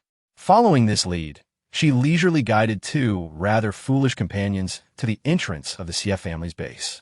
By the time they arrived, dawn had barely begun to break. In the post-apocalyptic world, bases adjacent to the zombie-infested areas tended to have heightened defenses during the night, as the undead preferred to move under the cover of darkness. This is primarily because they do not rely on sight, making the night a more advantageous time for their activities. Peach blossoms bloom with a delicate hue, which leads one to ponder, who claims that zombies lack intellect. Furthermore, it appears that these creatures possess an aversion to sunlight. Yao Yao had perused a number of absurd medical romance novels penned by humans. Although she was not well versed in human medicine, she possessed a fair understanding of the subject. Can sunlight eradicate viruses? She mused, while nudging the individuals named Xie Ying and Xie Xing Zhu at her feet. She was too indifferent to employ her spiritual energy to rouse them actively. It seemed the time was ripe for awakening. Indeed, Xie Xing Zhu was the first to regain consciousness. Yao Yao subtly tilted her head, indicating her remarkable physical condition. The young master of the CF family likely possesses some extraordinary abilities, does he not? It is not that she is indolent. Rather, she is reluctant to expend her spiritual energy when she can avoid it. After all, using a mere iron plate to scorch you could cure any addiction. Furthermore, should that object crack, it would jeopardize her very life. Thus, she must exercise even greater restraint. You? Xie Xingzhu gradually opened her eyes, using the morning light to scrutinize Yao Yao. She instinctively desired to inquire about her identity. Yet upon observing the striking resemblance in the eyes shared by Yao Yao and the cold silver-haired maiden beside her, she simply greeted, "Hello." Yao Yao was amused by his abrupt greeting, and her mood lightened just a fraction. Do you see? Fairies like us appreciate polite humans. Hello. My sister may not enjoy socializing and might seem a bit fierce. Please do not take it to heart. The voice of Yao Yao carries a delicate softness, melting into a subtle sweetness that warms the heart. It evokes a gentle languor that envelopes one entirely. No, it's nothing. Did you save us? Xie Xingzhu's cheeks flushed slightly, as all sense of vigilance and wariness was cast aside into the ether. Yao Yao stifled a laugh. Had she not personally crossed paths with this young lad before, she might have truly believed him to be a Navi little darling. Brother? Sister? Woe is me. Dear sister, please save us, she lamented. Xie Ying awoke a little later than Xie Xingzhu, opening her eyes to glance at her brother. What a useless fellow, she mused, before turning her gaze towards the poised peach Yao Yao seated nearby. Now, that is a pillar of support. I must cling to her. Peach Yao Yao was amused by the large eyes that were being playfully twirled. Every little thought was clearly written on her face. The siblings from the Xie family were indeed quite intriguing. Oh dear, do not cry any longer. I have heard my sister mention who you are. Look behind you. Peach Yao Yao stifled her laughter and pointed earnestly behind them. The Xie family, Tao Yao Yao, did not intrude upon their joyful celebration. She quietly sought a comfortable spot to continue her watch, observing as they embraced, alternating between tears and laughter, embodying the pure delight of children. However, she still had need of them. It was essential to cultivate their relationship. Thus, she allowed them their merriment. Once they had indulged sufficiently in their exuberance, they finally remembered to express their gratitude to their savior. Xie Ying rushed forward, eager to clasp Tao Yao Yao's leg, but Tao Yao Yao, having anticipated this, discreetly stepped back a half-pace and extended her hand to lift her up. There's no need for such formality. My assistance was merely a matter of convenience. It is not a monumental favor. You need not dwell on it incessantly, nor feel obligated to repay me. Upon hearing these words, Xie Ying's heart swelled with deeper gratitude. No, you saved both my brother and me. Without you, we would likely have suffered at the hands of that dreadful woman. Woo-woo, you cannot fathom how twisted she is, woo-woo. As she spoke, memories of unspeakable anguish surged forth, rendering her inconsolable. Xie Ying's cries were a lamentation that could shake the heavens and move the spirits. Tao Yao Yao found herself wincing at the sight, inwardly cursing Zhang Meng for the distress wrought upon the child. Yet, it was uncertain whether Xie Ying was of sound mind or not. If one were to claim her intellect was lacking, it was evident she recognized her safety upon returning home, yet still unleashed a heart-wrenching wail. Conversely, if one were to argue she was of sound mind, Tao Yao Yao sighed, truly a loss. The intensity of her sobbing cast a shadow over Xie Xingzhu, who stood nearby. After all, she could have simply left them at the Yun family residence. She hastily approached and gently patted the only relatively clean shoulder of Xie Ying. Stop crying. There are no parents who deny their children. Perhaps. Startled by the gentle touch, Xie Ying shuddered, instinctively curling up on the ground and shielding her face. She continued to cry out, no, no. Peach Yao Yao gazed at her hands, awkwardly suspended in midair. Rarely did her heart, which shunned worldly troubles, tremble in such a manner. This must be a stress response, often observed in the descendants of their demon clan, generations removed from the turmoil of their ancestors. Such reactions are typically seen in small creatures persecuted by humans. Indeed, she seldom witnessed it in the human realm. Her heart, initially hardened by utilitarian motives, softened slightly. Stimulation brought forth a gentle voice, like a breeze, which seemed to disperse the darkness surrounding her and the painful memories lurking in her mind. Gradually lifting her gaze, she found herself ensnared by a pair of tender eyes. Obediently, she grasped the hand before her. The hand that offered her salvation was small and delicate, yet it bestowed upon her boundless strength and warmth. Thank you, sister, she murmured, overwhelmed with emotion. Tao Yao Yao tightened her grip, ultimately yielding to her tender heart. Do not be afraid. I shall protect you, sister. I am quite formidable. Xie Ying's sobs diminished, and the tears in her eyes fell less profusely. Gradually, the scene before her came into focus. She glanced at the gentle Tao Yao Yao, then at the nearby Xie family base. Chapter 88. The northeastern uncle, standing to the side, Xie Xingzhu wore an expression of discomfort. Out in the world, he lacked even the ability to safeguard himself. His feelings resembled those of a reckless scoundrel, deceived and then, heedless of his family's objections, choosing to leave home. He had been ensnared by a trafficking organization, enduring abuse, beatings, and torturous mistreatment.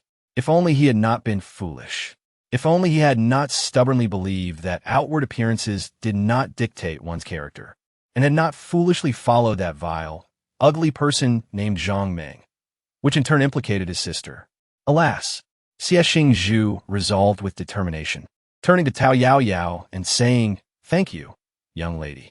Let us proceed. Once inside, regardless of how our parents may chastise us, you need not fear. They are merely upset with me and will not cause you any trouble." He was preparing Yao Yao for the impending confrontation. His mother, though a foreigner, had been raised by a northeastern grandmother from a young age. Her temperament, even if she felt pity for them, she would likely not spare him from her wrath. Yao Yao nodded gently, and the group arrived at the entrance of the CF family base. The guards at the entrance were clad in winter attire.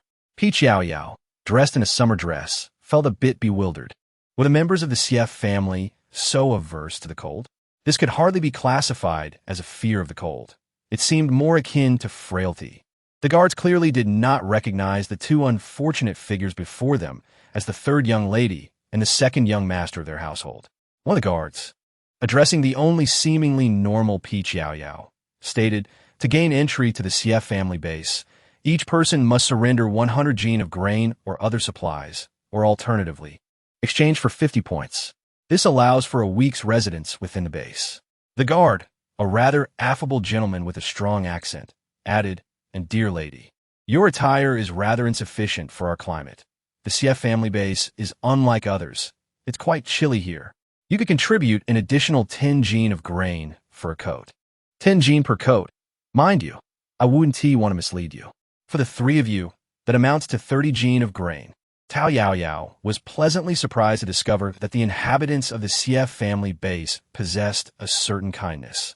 Their eyes devoid of the brutality she had previously encountered in other humans.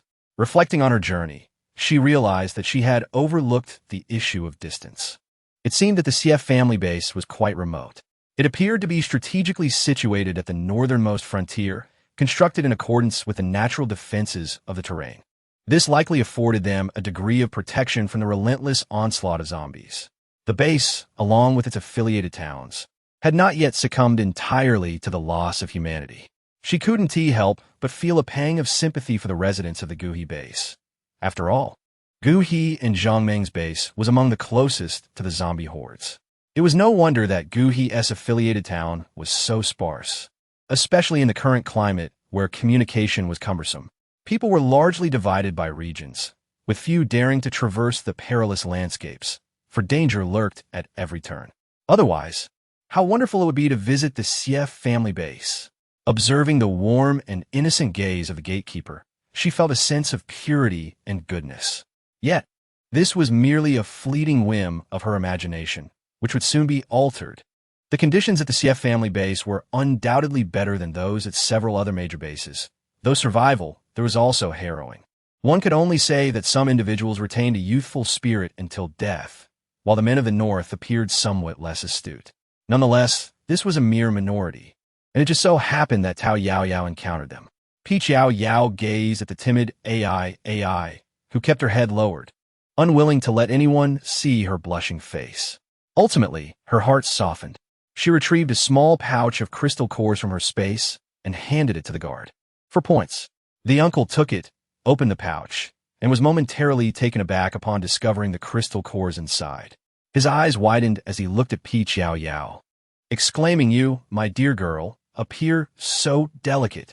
How impressive." Yao Yao smiled modestly. "You are too kind. Please assist us in acquiring 3 passes and provide us with 3 coats." "Certainly." The elder poured the crystal cores into a silver platter, which was accompanied by an iron platter and a brass one.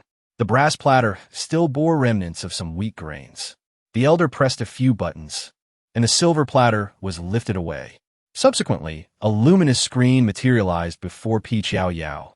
4 third-tier crystal cores yielded 1,200 points, while 2 second-tier crystal cores amounted to 400 points, culminating in a total of 1,600 points. The elder continued to press buttons on the screen while reporting the figures to Yao Yao. 3 passes, 150 points. 3 coats, 30 points. Remaining balance, 1,420 points. As he worked, a series of clicks resonated, and 3 passes ejected from the machine beside him. The elder handed them to Yao Yao, who glanced down to see their 3 photographs, the expiration date of the passes, and a line of encoded numbers. The images have been captured discreetly by the security camera at the guard station, rendering Xie Ying and Xie Xingzhu's faces somewhat indistinct. However, it was evident that the Xie family's base did not concern itself with such details. Each base possesses its unique security system, and it is rare for any base to conduct household registrations. The provisions within the base are rationed, and entry and exit are monitored. Evading detection to live as an illegal resident within the base is virtually impossible. The elder retrieved 3 coats from the back compartment and handed them to Peach Yao Yao. You may proceed further. Remember to don the coats prior to passing through the gate. Tao Yao Yao expressed her gratitude, grasping Xie Yingying's hand as they ventured deeper inside. Following closely behind, Xie Xingzhu whispered softly, "Thank you." Tao Yao Yao chose to ignore him, firmly resolved not to part with a single coin. Yet her heart softened. She could not bear the thought of Xie Yingying being publicly punished by the guards outside. Xie Xingzhu reminded her to dress appropriately, as the temperature had dropped outside. After speaking, he donned his own clothing first. When the elder handed him the garments, he instinctively stepped forward to accept them, unwilling to let Tao Yao Yao bear any burden. Once he had dressed himself, he offered the clothing to Tao Yao Yao. Tao Yao Yao cast a glance at the overcoat in her hands, and with careful examination, she could still discern that it was originally intended to be a military green. However, it was now marred by an array of black stains and some indeterminate marks. The odor was, needless to say, quite unpleasant. Xie Xingzhu noticed Tao Yao Yao's distaste and, feeling somewhat embarrassed, remarked, "This is filled with cotton and cannot be washed. Given the current circumstances, we cannot afford to allocate resources to such matters." She then recalled that there had been brand new ones for sale nearby. It was no wonder she had sensed that Xie Xingzhu seemed on the verge of saying something earlier. Indeed, Xie Xingzhu nodded, a touch of embarrassment evident. He and his sister had grown accustomed to such conditions, and thus what they wore mattered little to them. However, he felt that she should not be sullied by it. Yet, he hesitated to voice his thoughts, fearing recognition and reluctant to impose any financial burden upon her. They already owed her far too much. Tao Yao Yao sighed and directly handed the clothes back to him. Chapter 89. I'm the second young master. Help me hold this for a moment, she said, as she retrieved 2 sets of winter clothing that she had previously stored in her space. Earlier, she had exchanged quite a few items at the base, among which are these warm jackets. She selected a pink one for herself and a purple one for Xie Yingying. Glancing at Xie Xingzhu, she thought better of it. He was not deserving. After assisting Xie Yingying in her new outfit, Xie Yingying inhaled the unmistakable fragrance of fresh fabric, her eyes beginning to glisten with tears. "Sister, you are truly wonderful. All right, I understand, just don't cry. Let us go inside first." As she pulled aside the heavy cotton fabric, a gust of cold wind indeed swept in. Peach Yao Yao was born in a place where spring perpetually flourished, a realm of blossoming flowers. Though she possessed a magical artifact, ensuring her residence was eternally temperate, she paid little heed to this fact. The trio ventured further, passing through several gates before fully entering the Xie family base. The atmosphere inside brimmed with vitality, markedly different from her previous surroundings, which felt considerably chillier. However, not everyone donned heavy garments. After all, fire elementalists here often preferred to go bare-armed. Xie Xingzhu whispered, "Only the outskirts are relatively cold. The interior of the base is quite warm." "Indeed, sister," she replied, "father is sensitive to the cold, and while mother adores snow, she dotes on father, ensuring the inside remains cozy." Tao Yao Yao cast a glance at Xie Yingying, feeling a sense of relief as the young girl finally found her composure.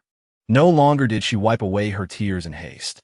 The kind of emotional turmoil that once led her to hastily brush away her tears only made Tao Yao Yao wish to give her a few slaps. Yet, witnessing Xie Yingying's tears, she recalled the genuine torment that had elicited such a reaction, and a twinge of sympathy stirred within her. Curse that Zhang Meng. Peach Yao Yao inscribed Zhang Meng's name in her book of enemies. Such is the nature of these fairies. In times of tranquility, they prefer to remain uninvolved. However, those who provoke them must face dire consequences. Without much contemplation, she simply loves whom she loves, without concern for the opinions of others. She finds this young girl pitiful and wishes to avenge her grievances. That is all there is to it. These fairies do not dwell on trivial matters. They act when they are joyful and eliminate those who bring them discontent. Of course, this is all done without inciting the wrath of the celestial order. As much as possible, they indulge in their desires while remaining within their own comfort. Peach Yao Yao is genuinely considerate of them. However, Xie Xingzhu slowly shook her head and replied, "No need. The wrongs I have committed are indeed despicable. In my current state, I suppose Mother may still be somewhat appeased. All I desire now is to retreat into Mother's embrace and weep freely. Then let us proceed." The central circle where the Xie family resides is heavily guarded. Tao Yao Yao rented a carriage, following Xie Xingzhu's lead until they arrived at their destination. Xie Xingzhu clenched his fists, alighted from the carriage first, and approached the guarding soldiers. Xie Ying was also pushed out by Tao Yao Yao. She chose to remain silent, reclining on the carriage seat, believing her role was complete until Xie Xingzhu managed the situation. As anticipated, upon seeing Xie Xingzhu, the soldiers raised their weapons. "Halt! This is a restricted military area. Unauthorized personnel do not approach." Xie Xingzhu struggled to articulate. Finally managing to declare, "It's me, I am Xie Xingzhu." The soldiers frowned, their expressions twisting in disbelief. "The second young master? Our illustrious, graceful, and refined second young master?" Tao Yao Yao, concealed nearby, stifled a laugh at the soldiers' distorted expressions. "You, the second young master?" After mentally preparing themselves, the soldiers managed to regain their composure. "Yes, this is my sister, Xie Ying. We kindly ask you to inform Uncle Wang." "General Wang?" the guards inquired. "Indeed, I appreciate your assistance." Although 70% of the soldiers recognized Xie Xingzhu, they could scarcely believe how he had changed. "Please wait a moment. I will summon the officer." They were reluctant to risk misidentifying him or failing to recognize him, opting to follow protocol. They hoped the second young master would not hold it against them.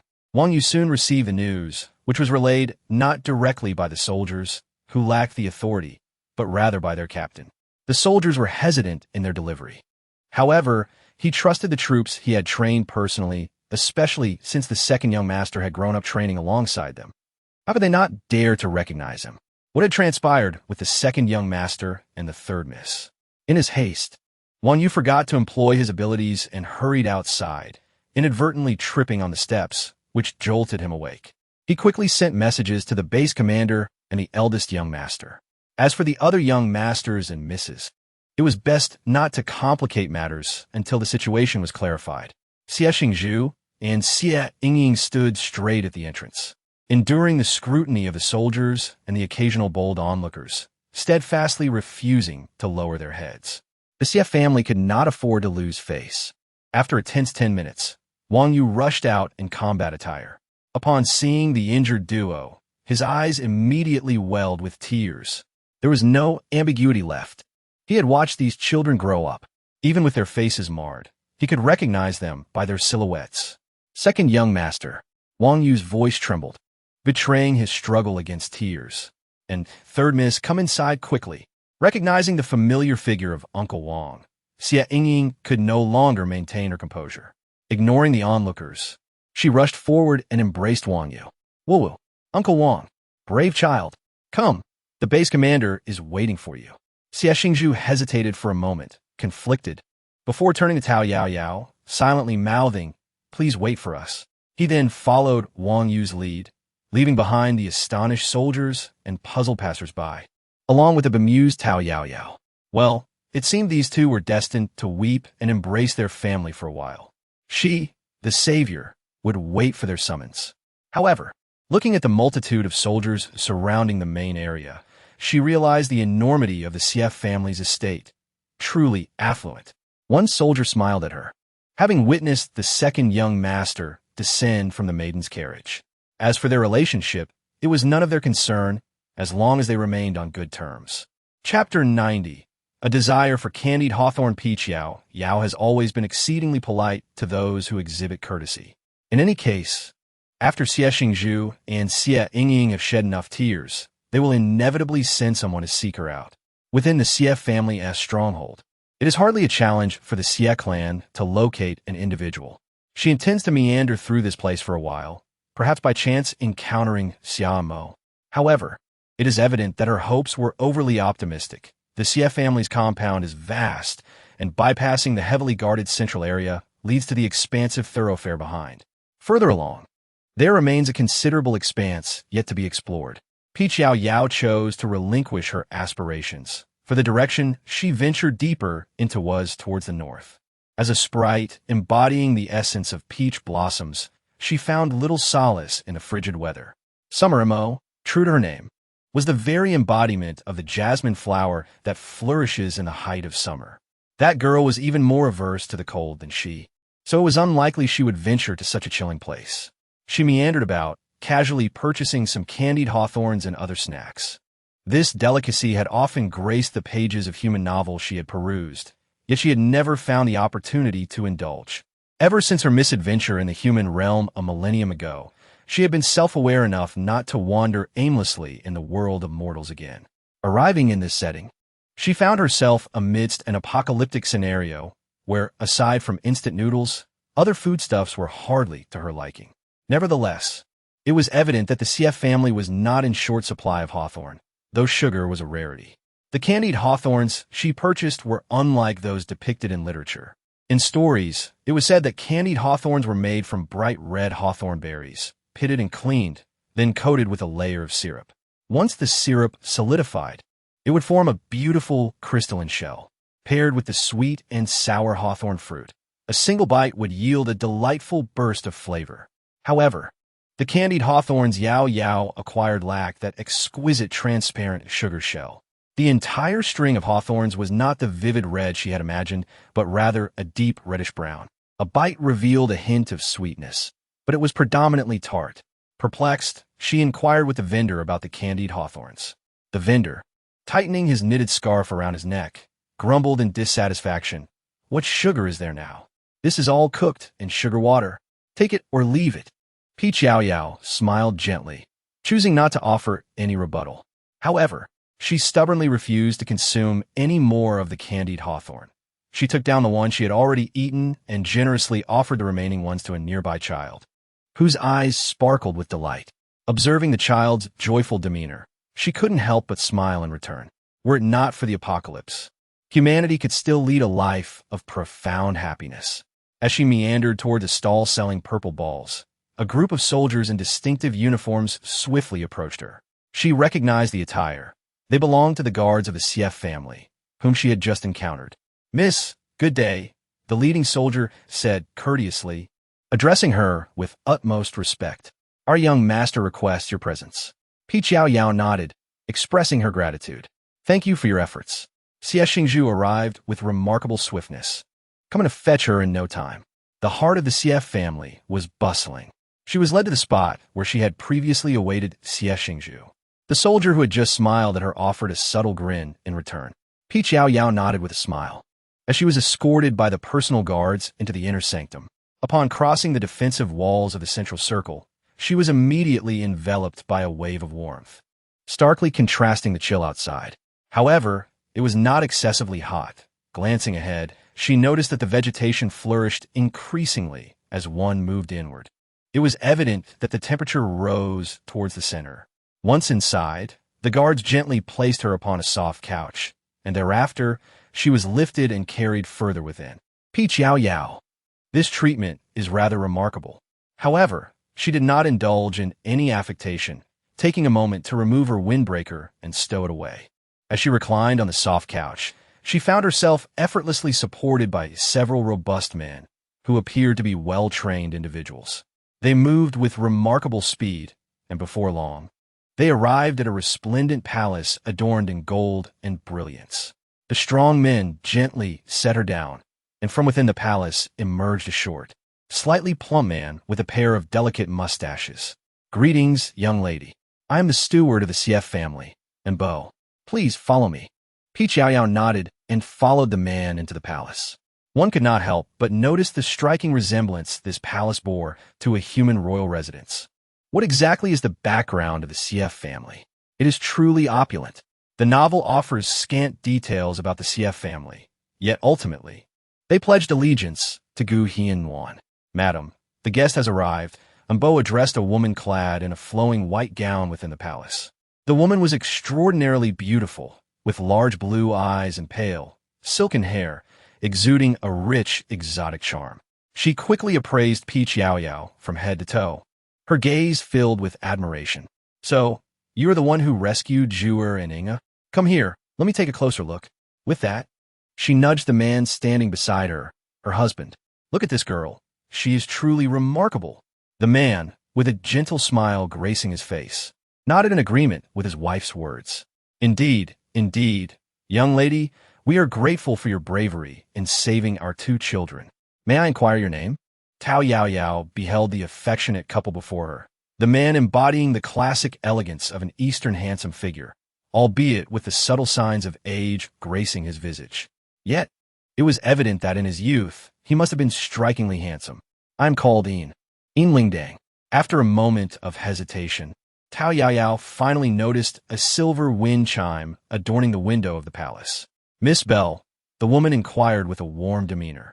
I wonder where you reside and how you happen to encounter my 2 ungrateful sons? However, the curiosity and skepticism reflected in her gaze betrayed her true intentions. Yao Yao realized that she was being suspected. No wonder the grand hall was filled solely with a group of armed guards, with the exception of Xie Xingzhu's parents. Were they intending to interrogate her upon her arrival? Did a single misstep on her part mean she could be taken away? My sister, several friends, and I reside together. Our small group is stationed in the western district plagued by zombies. My rescue of Xie Xingzhu and the others was entirely fortuitous. I had merely followed my sister's orders to save the 2nd young master of the Yun family and happen upon them, thus liberating them as well. Peach blossoms bloom, and her words are as impenetrable as water droplets.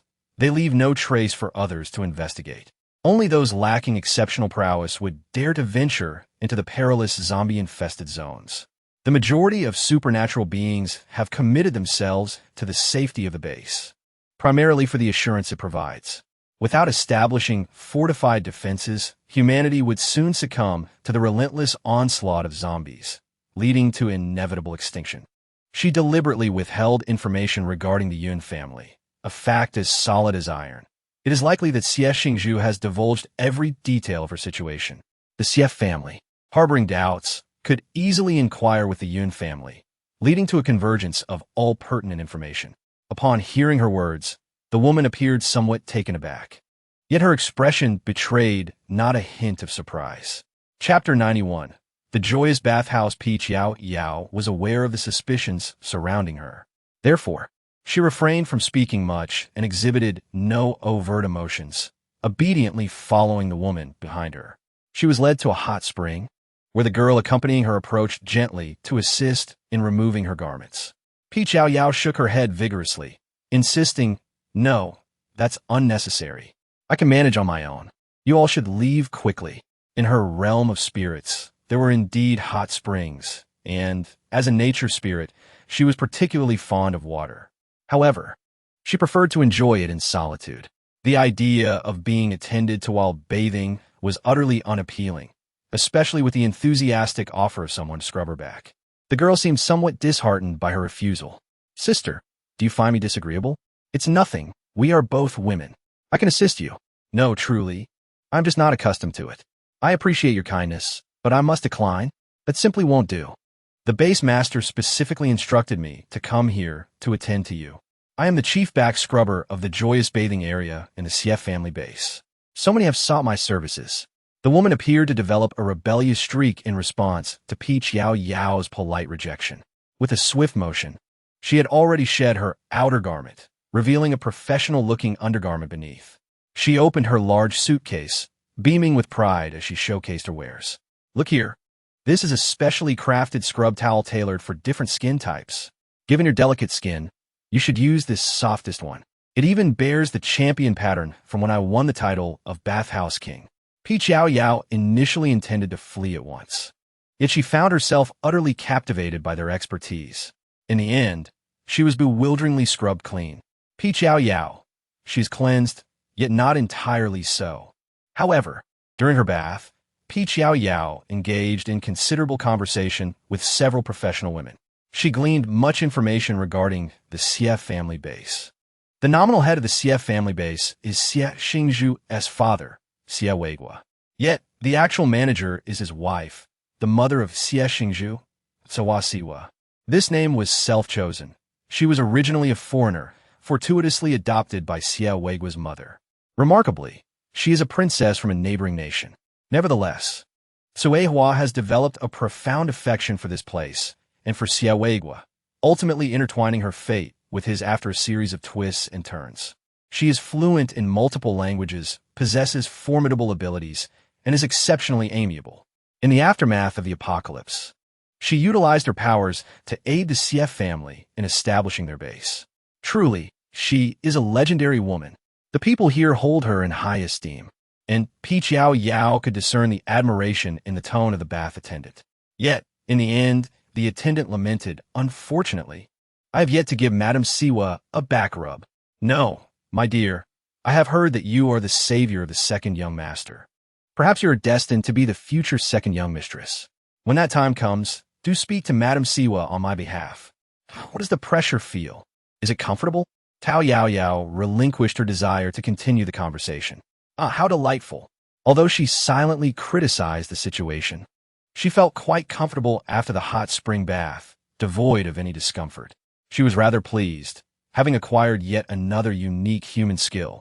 Upon her exit, the bath attendant was escorted away, warmly inviting her to visit her establishment, Good Joy, whenever she had the chance. She was led into a parlor, where a rectangular dining table was surrounded by a lively gathering of both men and women. At the head of the table sat Sui Hua and Xie Weigua. The group was engaged in cheerful banter, and as she entered, their curious gazes turned towards her, though none appeared astonished. They had evidently been awaiting her arrival. Upon her entrance, Sui Hua immediately directed Amber.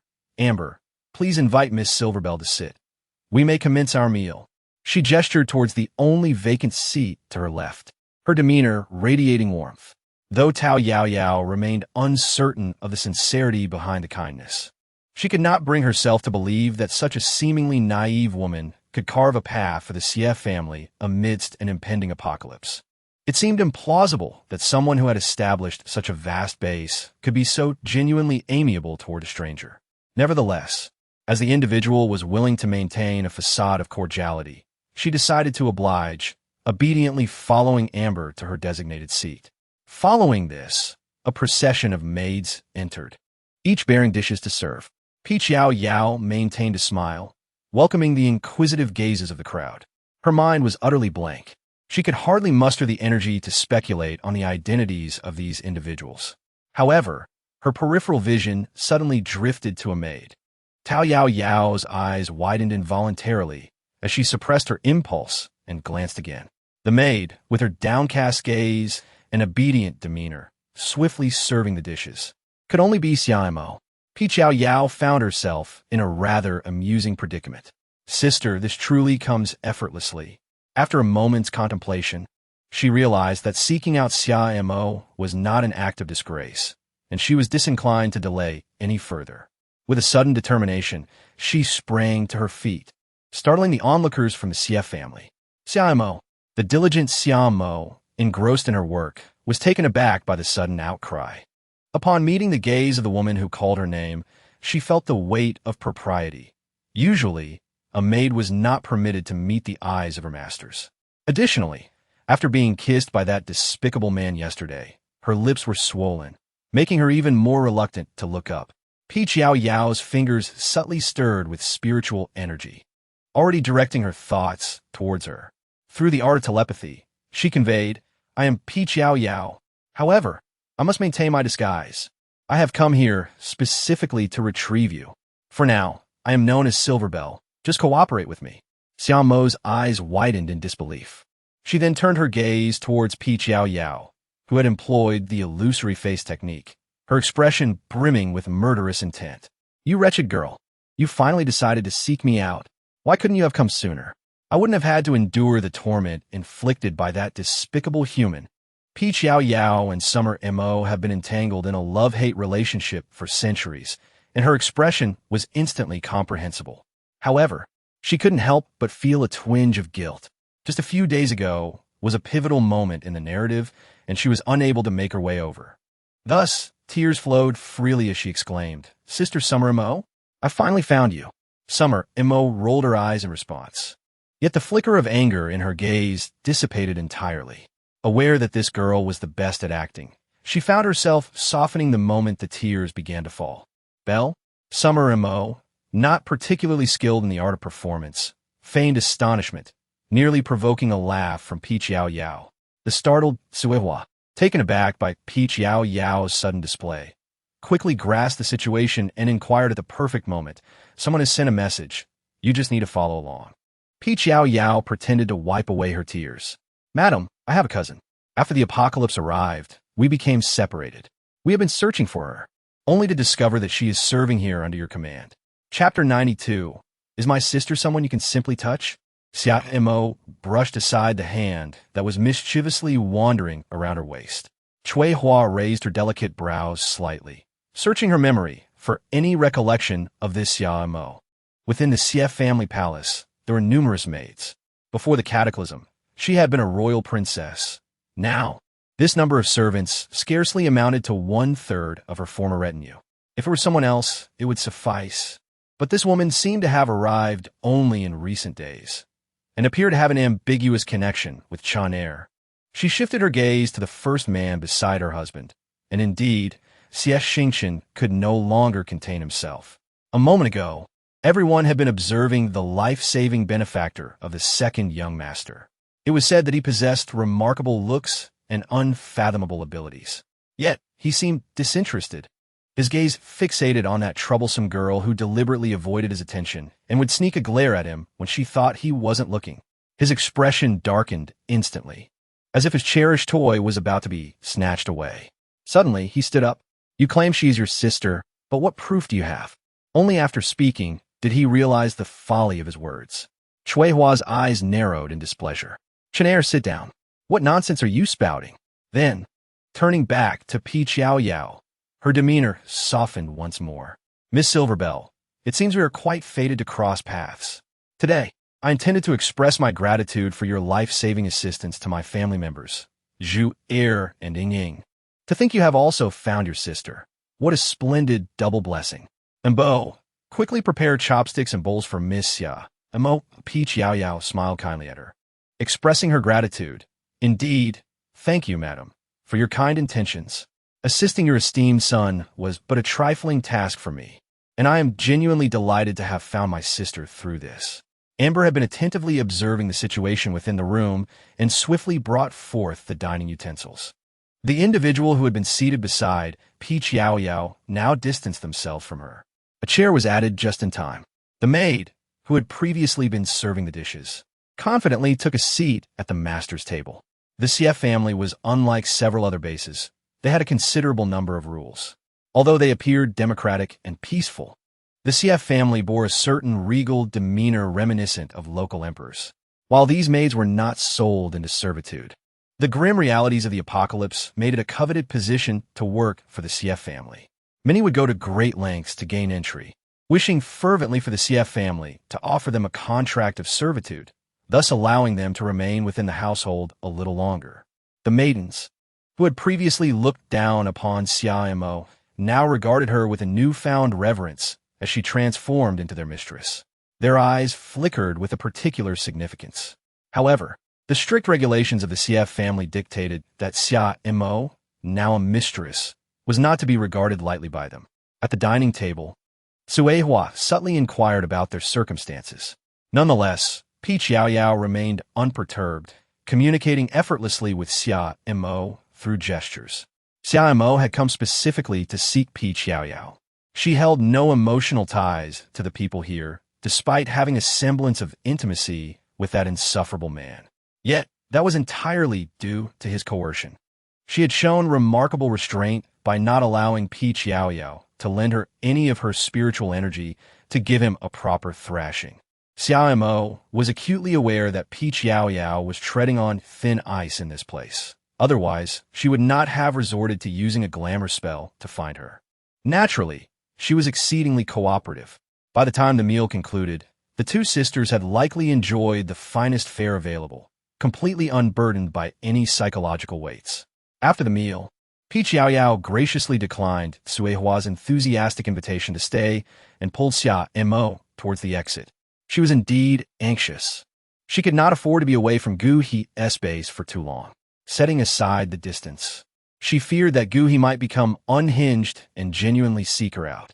Or perhaps she might inadvertently trigger some unforeseen plot, leading to calamity in her absence.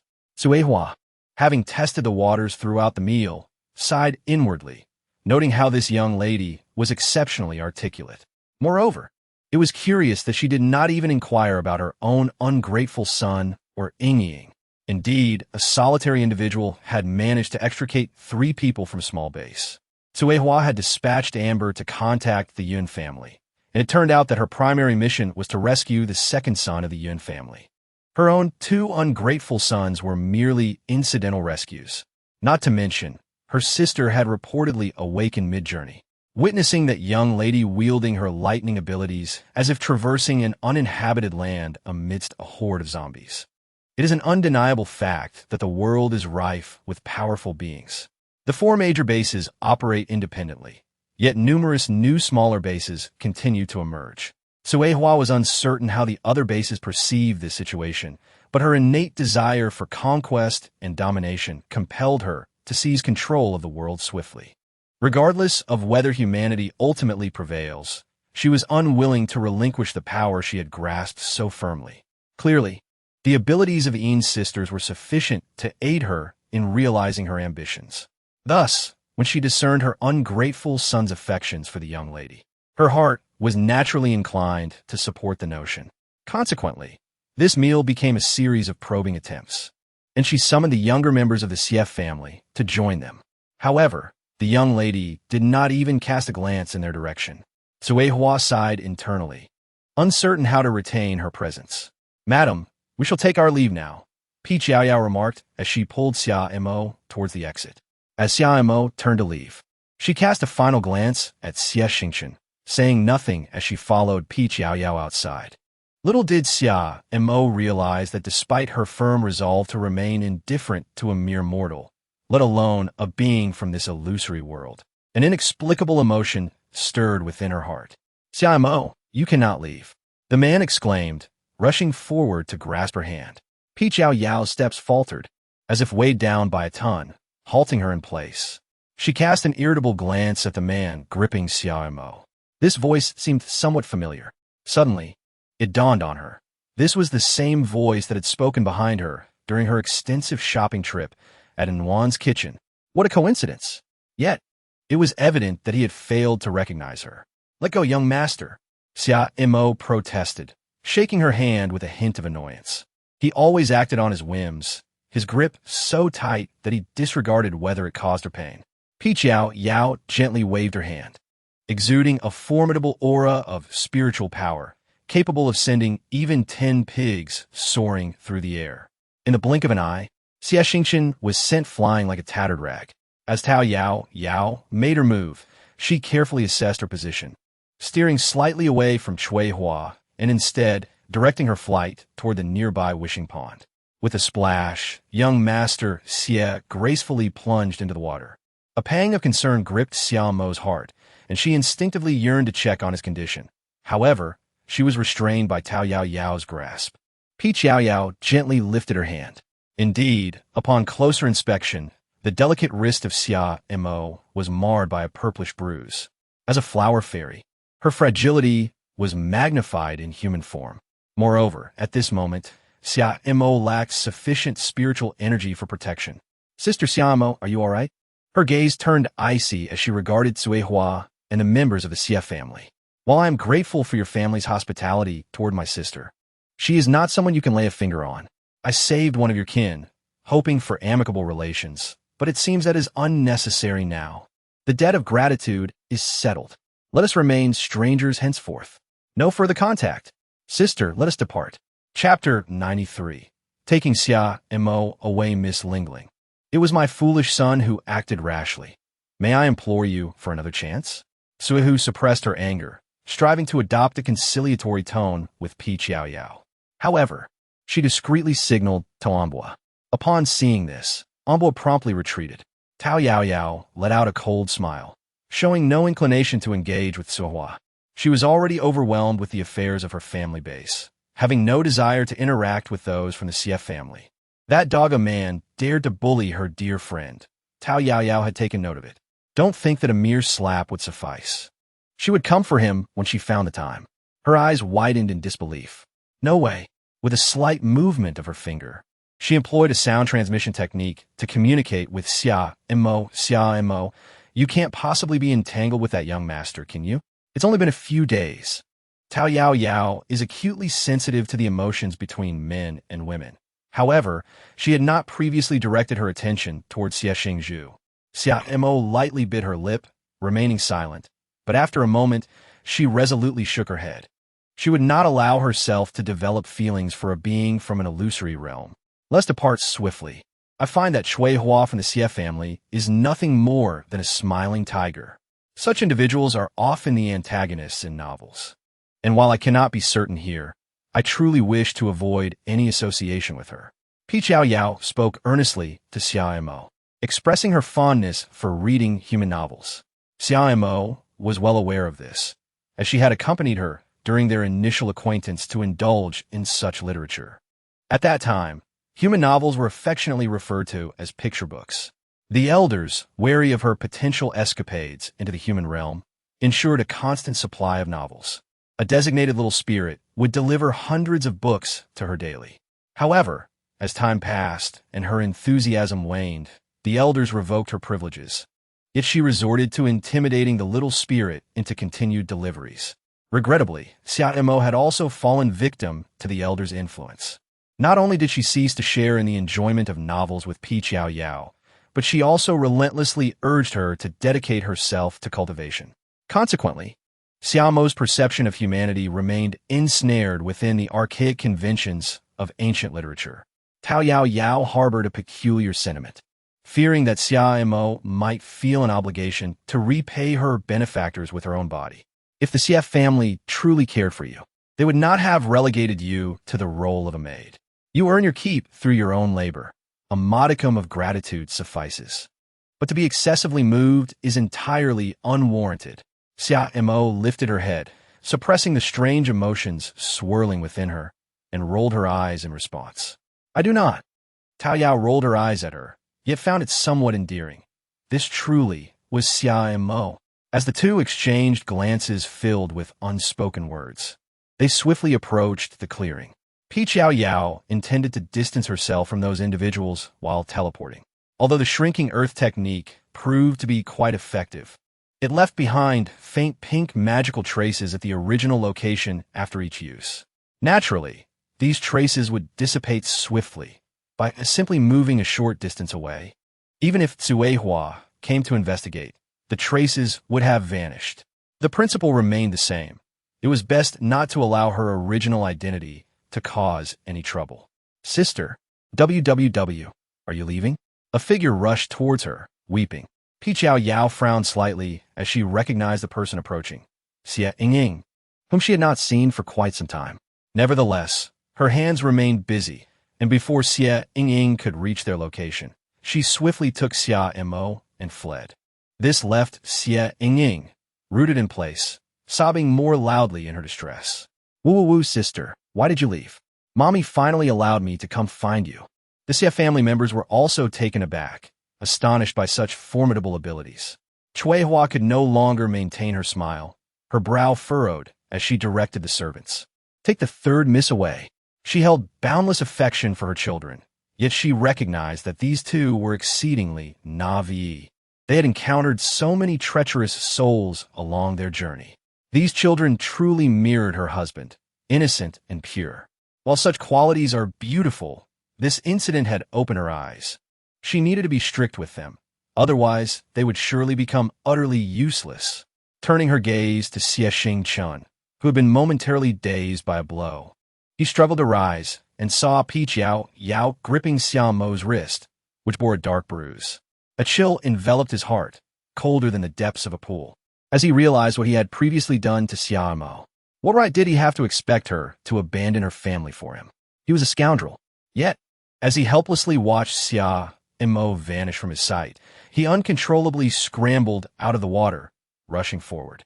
Unfortunately, despite exerting all his strength, he embraced nothing but air, collapsing despondently to the ground.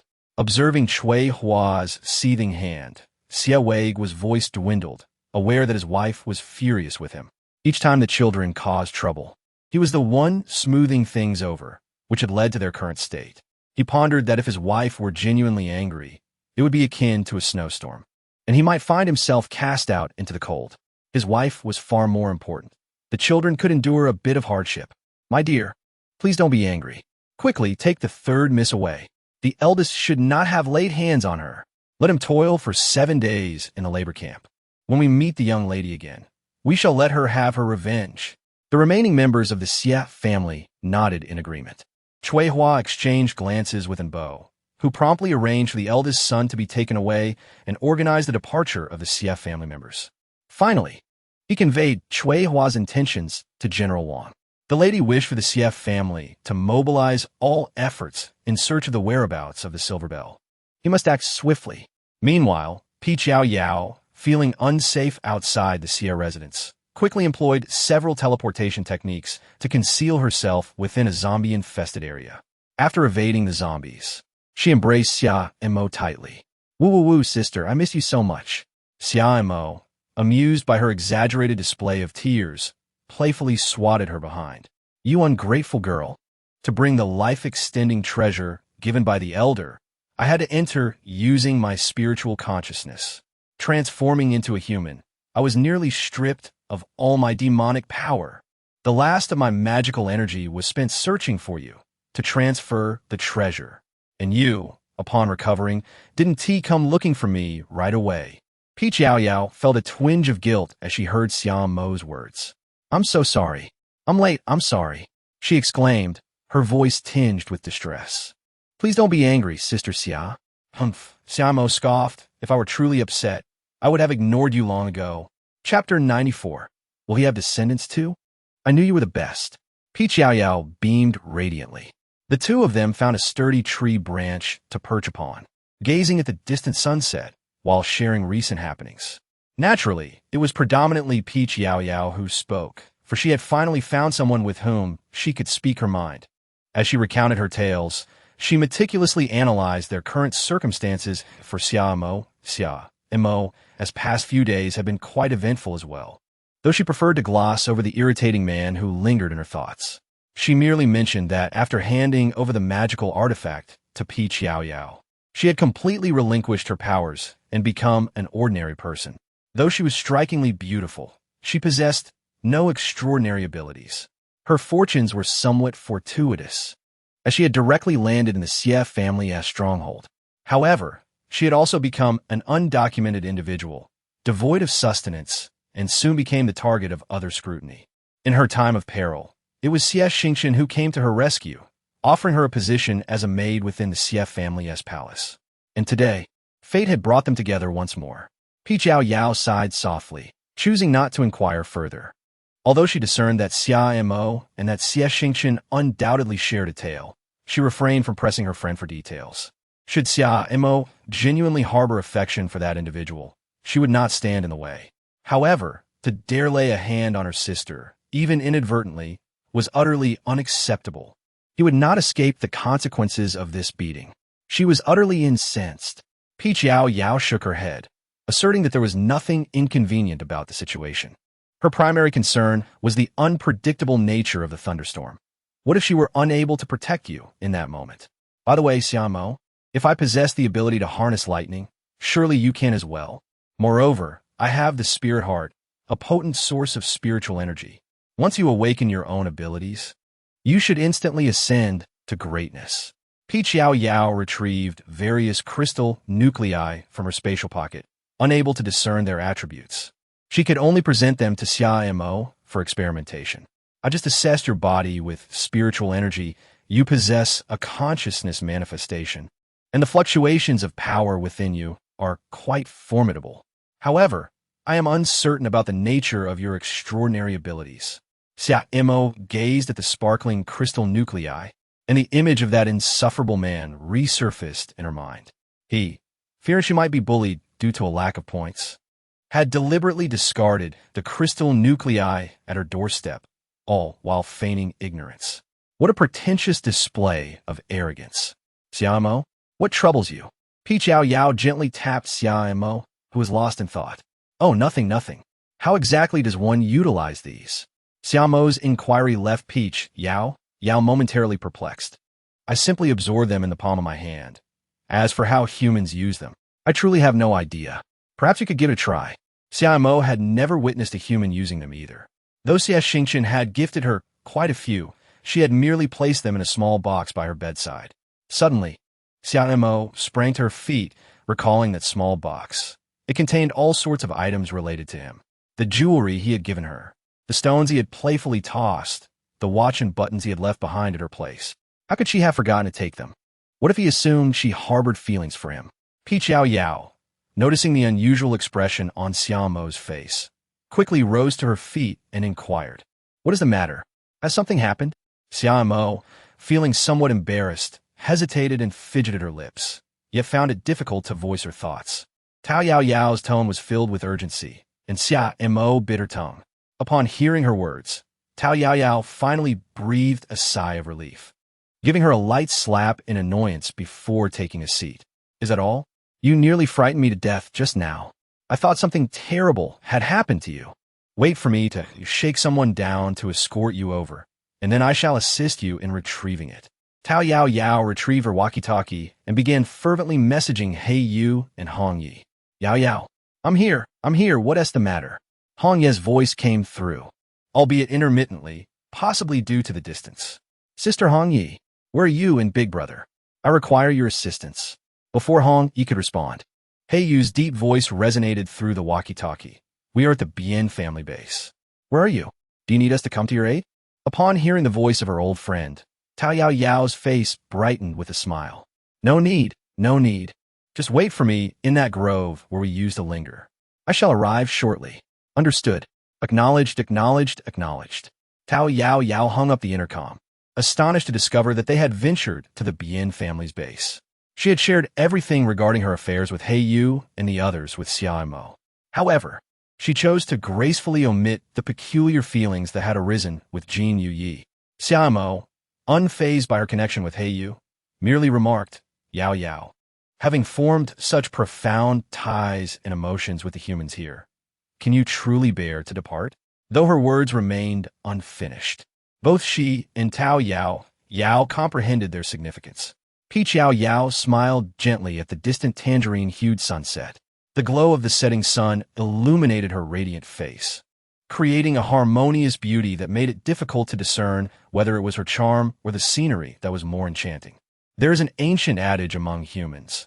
There are myriad kinds of spirits, distinguished only by their goodness or wickedness, while the human heart remains unpredictable and ever-changing. Some are MO. As fairies, we need only to refrain from malevolence and embrace joy each day. Let us not overthink. Tao Yao Yao has come to realize that the elder's intention in sending Xia Mo here was not to grant her an easy passage, but rather to prevent her from languishing in this narrative indefinitely. For if one's divine consciousness lingers outside the body for too long, the physical form may perish. Should the body perish, the divine consciousness could very well dissipate. Thus, Tao Yao Yao would become the unwitting architect of Xia Mo's demise. The pressure is overwhelming. Xia Mo found solace in her words. After all, what does an ethereal being have to ponder so deeply? The lifespan of humans is but a fleeting moment. Even if Tao Yao Yao is reluctant to depart, once the descendants of those few have passed, can she truly remain here? Yet, the visage of that man flickered through her mind. Whom will he wed? Will he also have progeny? As the eldest son of the Xie family, he has been favored greatly by Cui Hua, and the maids in the base are abuzz with rumors that he is soon to marry a young lady from the Yu family. Those with ambition must hasten to ascend to his bed, for once a legitimate wife enters the household, the prospects for these maidservants to claim a place beside him would become exceedingly challenging. Yao Yao gazed at the smiling Xiao Mo, who suddenly fell into a daze. With a soft sigh, she remarked, Xiao Mo, I have used the illusionary face technique to alter your appearance, so the CF family spies cannot locate you. This spell proves quite practical in the human realm. It requires minimal spiritual energy and lasts for a considerable duration. Chapter 95. Hey you and the others went to the Bien family. We already possess the majority of spiritual energy in this world. To disturb the balance of the human realm would be intolerable to the heavenly order of any world. Yao Yao stuck out her tongue, but everyone utilizes it, albeit not in the presence of mortals. One must not harm the mortals. Do you still recall the crown prince of the heavenly emperor? Had it not been for their struggle for succession, which descended upon the mortal realm, perhaps we would not be enduring this suffering now. How can you still speak with such audacity? I often wondered why you so delight in the earthly illustrations, yet never mention venturing into the mortal world. For a moment, I believed you to be sensible and obedient. It turns out you have stirred trouble among humans. Xiao Mo rolled her eyes in exasperation, truly frustrated by this lack of understanding. Yao Yao may never realize that she has always been aware her weakness is merely a feign. She understands that it was she who saved herself when she first took form. Thus, she chose to heed the elder's words, striving to become an uplifting spirit to inspire Yao Yao's pursuit of progress. Yet, the elder overestimated her, for she could never truly bring herself to bully Yao Yao into training. It was only this time, when Yao Yao deliberately slacked off and showed no ambition, that she was driven to a point of exasperation, a moment she now deeply regrets. Though Yao Yao is optimistic, she cannot genuinely disregard the hardships she has endured. Despite having faced numerous tribulations, she only speaks of joyful experiences. This foolish girl. Yao Yao continues to smile radiantly. Meeting Xia and Mo today truly brought her immense joy. Remember your identity. You are my long-lost cousin, whom I happened to encounter on the road. By the way, you still need to adopt a name to prevent the CF family from catching on. Don't say that. Xia monta gently patet pichaya, stating that the CF family treats her relatively well. However, I'm more concerned that they might trace you through me, so when you create your illusion, please make substantial changes. I haven't done anything. Stop making wild claims, or I shall ignore you. Xiao Mo turned her head away, seemingly a bit angry. All right. No more talk of that, haha. Now look, I've created your illusion. Do you find it satisfactory? Yao Yao extended her hand to sketch in the air, only to find a mirror of mercury hue materializing before her. Within this reflective surface, a stunning beauty clad in a black and white maid's attire was revealed. Yao Yao merely made subtle alterations to her features, yet she found herself utterly incapable of rendering her beloved sister unattractive. Xiao Mo retained her lustrous black hair, and her facial features were only slightly adjusted. However, her spirited phoenix eyes had been transformed into a pair of innocent, doe-like eyes. Overall, she bore a resemblance to her former self, yet it was the kind of likeness that, upon closer inspection, could easily lead to misidentification. Indeed, the eyes are the windows to the soul. Xiao Mo gently touched her own eyes, and the reflection in the mirror mirrored her actions. I shall call myself Starfall. Yao Yao nodded and replied, All right, let us proceed. The distance between the Bien family base and the CF family base was considerable. Yao Yao paused once along the way before guiding Xia Mo to the rendezvous point agreed upon with Hey Yu and the others. As soon as they landed, they indeed spotted Hey Yu and Hong Yi, who had been waiting there. Upon seeing her, Hong Yi joyfully rushed forward. Yao Yao, I missed you so much. Damn it, we didn't dare to reach out to you first, fearing we might trouble you. She slightly tilted her head and noticed Xia Mo. Hey, who is this beautiful young lady? Hey Yu stepped forward and lifted Hong Yi from Yao Yao's side. What happened? Yao Yao introduced Xia Mo to them. This is my long-lost cousin, Xing Luo. This is my elder brother, Hey Yu, and this is my third sister, Hong Yi. Xia Mo smiled at them, saying hello. Hey Yu was taciturn, while Hong Yi, exuding an exuberant social charm, immediately ran over and grasped Xiao Mo's hand. Miss Xing Luo, how old are you? I seem to be just a little older than Yao Yao. Can I call you sister from now on? Well, I should be considerably older than you. But there's no need for you to call me sister. Just call me Xing Luo, she replied, casting an eye roll at Peach Yao Yao. This girl has absolutely no shame. Calling a 15 or 16-year-old human girl sister and expecting her to protect her. Where's her sense of propriety? Only she could pull off such a thing. It is a common occurrence for Yao Yao to roll her eyes at her, something she has long grown accustomed to. After completing the introductions, it was time to get down to business. Xing Luo has yet to awaken her special abilities, but I sense that there is potential within her. However, given my current circumstances, as you are all aware, I must trouble you to keep an eye on her, and it would be ideal if you could assist in awakening her abilities. Hey, you nodded in agreement. Certainly. There's no issue at all. Sister Xing Luo is our sister too. I am well versed in the art of awakening abilities. Leave it to me. Xia Mo suddenly furrowed her brow, contemplating whether to tap Hong Yi on the head, but ultimately refrained. She glared at Yao Yao, exclaiming, just look at this fine young lady. How have you managed to teach her to speak so crudely? However, this time, Yao Yao did not fully grasp Xiao Mo's intent. What had she done to provoke Xiao Mo this time? When Hong Yi broached the subject, her previously lively demeanor began to wane. It is all fate. After we watched you being taken away by Gu He that day, we truly had no idea where to go and ended up tossing stones on the ground. As we tossed and tossed, we found ourselves here. However, I had no desire to come. You know that fool from the Bien family. He is quite dim-witted, and I did not want to play with him. Yet, he completely failed to recognize me, and you go. Ha ha ha. I figured as long as he didn't bother me, I would stay with you go. Yao Yao nodded slightly, yet a tinge of worry lingered within her. Initially, she had cast an illusionary spell on everyone, but the physical form and abilities were vulnerabilities. How had these two managed to remain undetected until now? Surely, the Bien family could not be so naive. Nevertheless, it mattered little. In the apocalypse, adopting a disguise was commonplace, as survival often necessitated avoiding offense.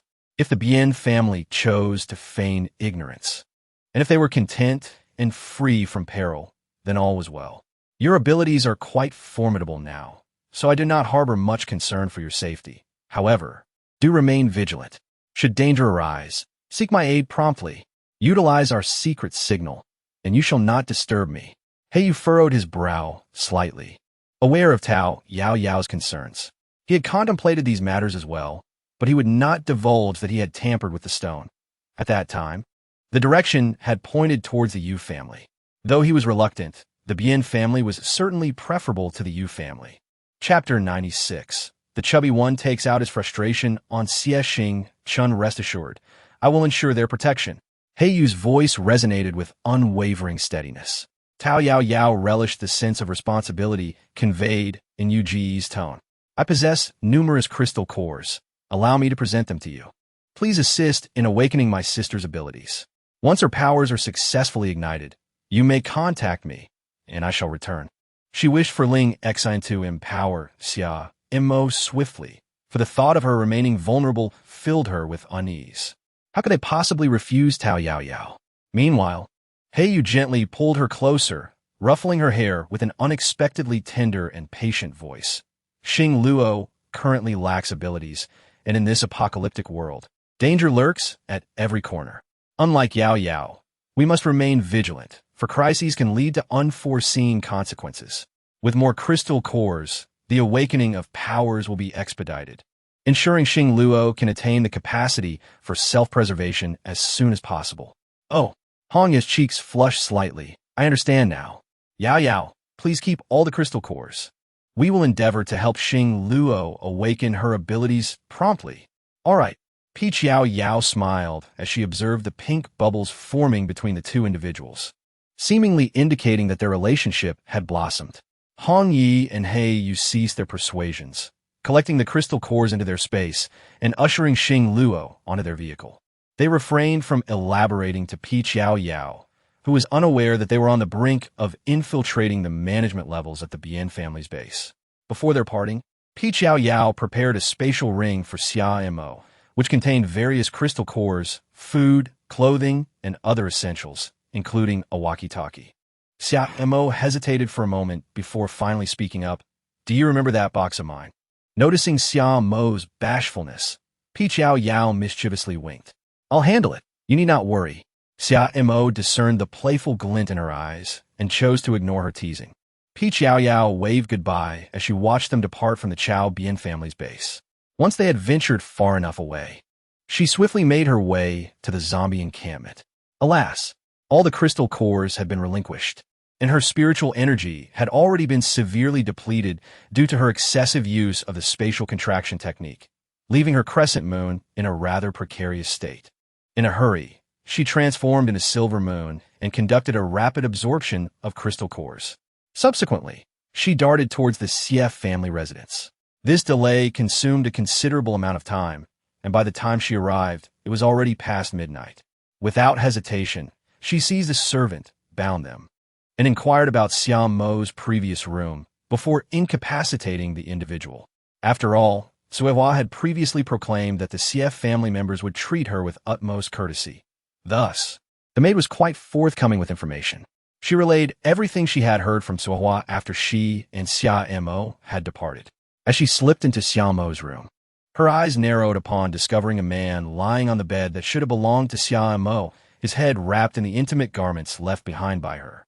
It is evident who Tao Yao Yao is without a second thought. She was contemplating heading to the labor camp to confront him, only to find him unexpectedly present at her fists. And that wretched Suehua Siwa.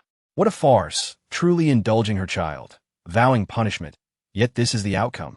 Xie Xingqian had already wept through the night, and now, just as he was dozing off, enveloped by the scent of Xia Mo, he succumbed to slumber. It is often said that a man sheds tears sparingly, but that is only until he reaches the depths of sorrow. Nevertheless, he is undeniably the foremost ability user of the CF family.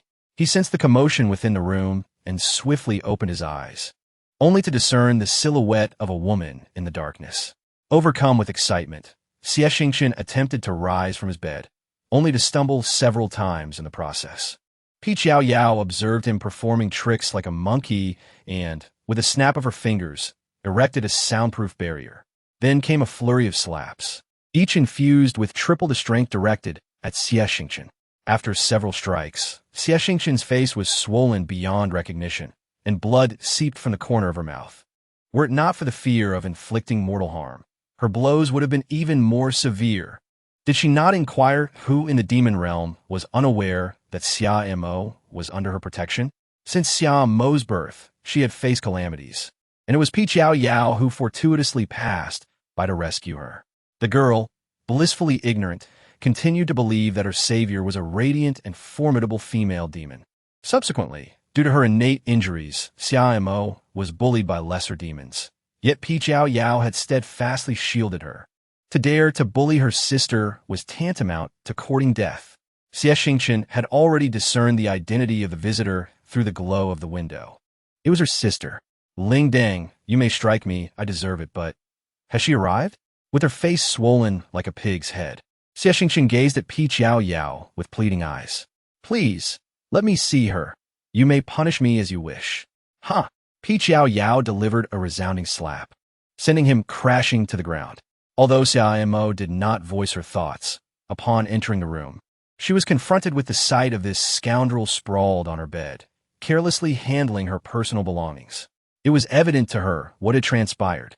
Xia Mo had not fallen into the clutches of an unworthy villain, but rather into the hands of this seemingly refined rogue. No wonder within just a few days, she found herself harboring feelings of affection. With a swift motion, she lifted him into the air and forcefully slammed him back to the earth. Xie Xingqian felt as though his bones were shattering, yet he gritted his teeth in silence. He feared that any sound he made would summon the CF family, and if Yao Yao were to leave, he would have no means of locating her. He was, after all, a scoundrel deserving of punishment. Despite having long since fallen for her, he had continued to wield his status as a young master to bully her. Yao Yao was not one to mince words, and it was only when Xie Xingqian fainted from the pain that she ceased her assault. She did not even spare him a glance. Her strikes were measured, never intending to take a life. Moreover, if Xia Mo truly had feelings for this man, she would only be inviting trouble upon herself. While she sought to vent her frustrations, matters of the heart, should ultimately be resolved by the individuals involved. However, as long as she was present, anyone daring to bully her sisters would find themselves incapacitated before they could strike again. She promptly gathered all of Xiaomo's belongings in the room and prepared to incinerate them. To her surprise, Jin Yu Yi was in her space, idly toying with the water ball she had once gifted him. Peach Yao Yao felt as if her heart had been struck with a sudden blow. Chapter 97. The Burden and the Fool. Peach Yao Yao stepped forward and gently patted Jin Yu Ye's head, the tangible sensation causing Jin Yu Ye's eyes to brighten. Is it truly you? Yao Yao, is it really you? Peach Yao Yao indeed felt a twinge of sympathy, thus gently prodding the water sphere with her finger, which shimmered with considerable spiritual energy. The water sphere, molded into the shape of a little girl by Jin Yu Yi, appeared even more lifelike. I apologize for causing you concern. Along the way, I found my sister, who had previously become separated from me, and I have taken her to join He Yu and the others. Jin Yu Yi inquired, Sister? Yes, indeed, she is my cousin from before. I never expected to encounter her again. You would never guess where He Yu and the others are now. Peach Yao Yao playfully blinked her eyes. Yet Jin Yu Yi appeared not as curious as she had anticipated. In his gaze, there was only her. Tao Yao Yao found the situation rather dull, being at the Bien family's residence. Hong Yi remarked that the Bien family likely did not recognize them. However, I believe there must be some degree of suspicion, yet their restraint in action indicates that the Bien family is not fully aware of the true circumstances. You need not concern yourself with them. Has the matter concerning the Yun family been resolved smoothly? Jin Yu Yi was utterly disinterested in hearing about others' affairs. Nevertheless, he understood that her demeanor towards friends was one of unwavering kindness and warmth. Tao Yao Yao retrieved her walkie-talkie and glanced at the time displayed upon it. Peach Yao Yao has begun to issue the eviction order. After nearly 2 days of turmoil, she has scarcely slept and is genuinely exhausted. In Jin Yu Ye's ears, this translates to her actually driving me away. Consequently, she immediately displayed a profoundly hurt expression. As she spoke, Jin Yu Yi threw herself onto Peach Yao Yao's bed.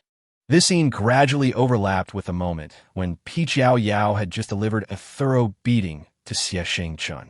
Could it be that these fairies truly do not care about such matters? Is that why Xie Shengchun had the opportunity to climb onto Xiaomo's bed? Peach Yao Yao shook her head resolutely, determined to start with herself and steadfastly uphold the safeguards of human gender. Peach Yao Yao, having concluded her words, made a motion to depart.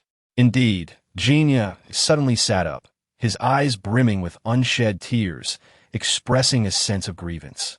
Yao Yao is displeased with me. She used to hold me while sleeping. As he spoke, he sorrowfully shifted towards the door. Observing his woeful demeanor, Peach Yao Yao could not help but chuckle lightly. She had intentionally said those words, fully aware that Jin Yu Yi would inevitably take the initiative to leave. Otherwise, she could have simply vanished without the need to linger by the door. Seeing Jin Yu Yi, who stood at the threshold with reluctance, Peach Yao Yao unceremoniously opened the door and gently nudged him outside. Be obedient and sleep.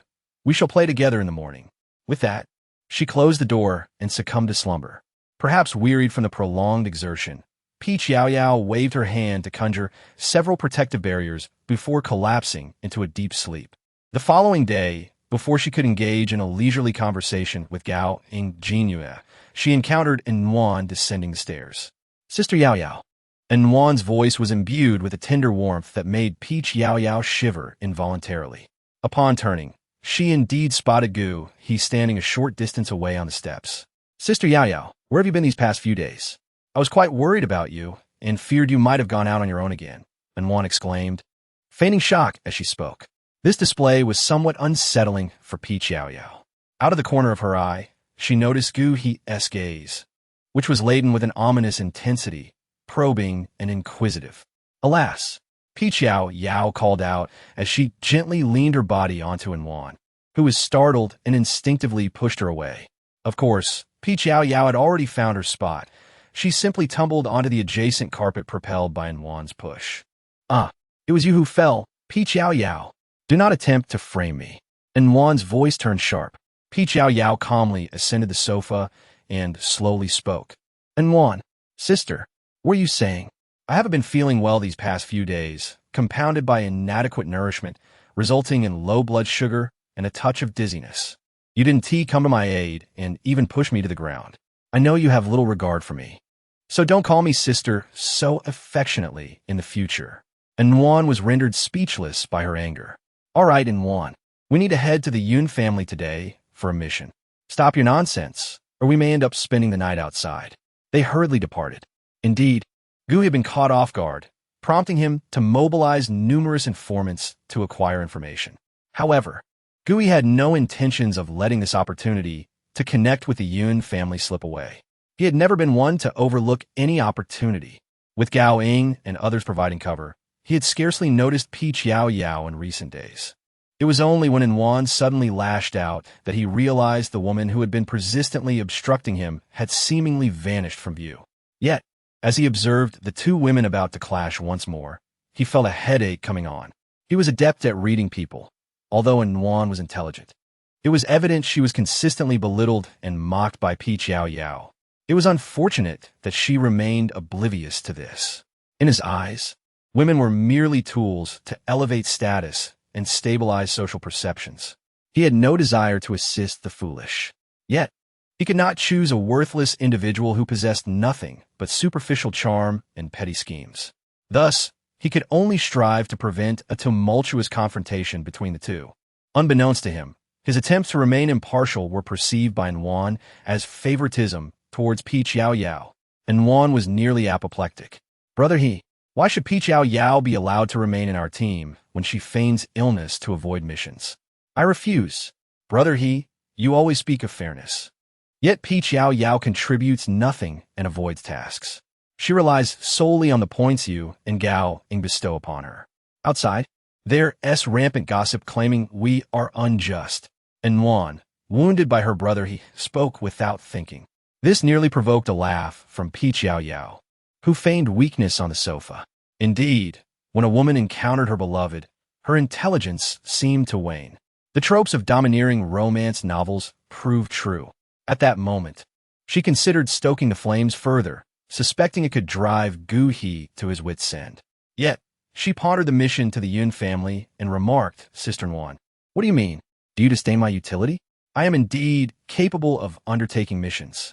This was not entirely false. Previously, Peach Yao Yao had participated in missions, albeit those without peril. When danger loomed, she became a liability. Thus, while she had completed tasks, she had not accrued substantial points. Chapter 98. I will go with you upon hearing this, and Yuan's anger intensified. Huh, she scoffed, trembling with rage. She could not fathom why brother he would favor this woman. Could it be merely due to her appearance? No, her brother, he could not be so pedestrian. The tension between the two was palpable, though it was in truth Peach Yao Yao's intent to provoke Yuan. Yet, Gu He had grown impatient.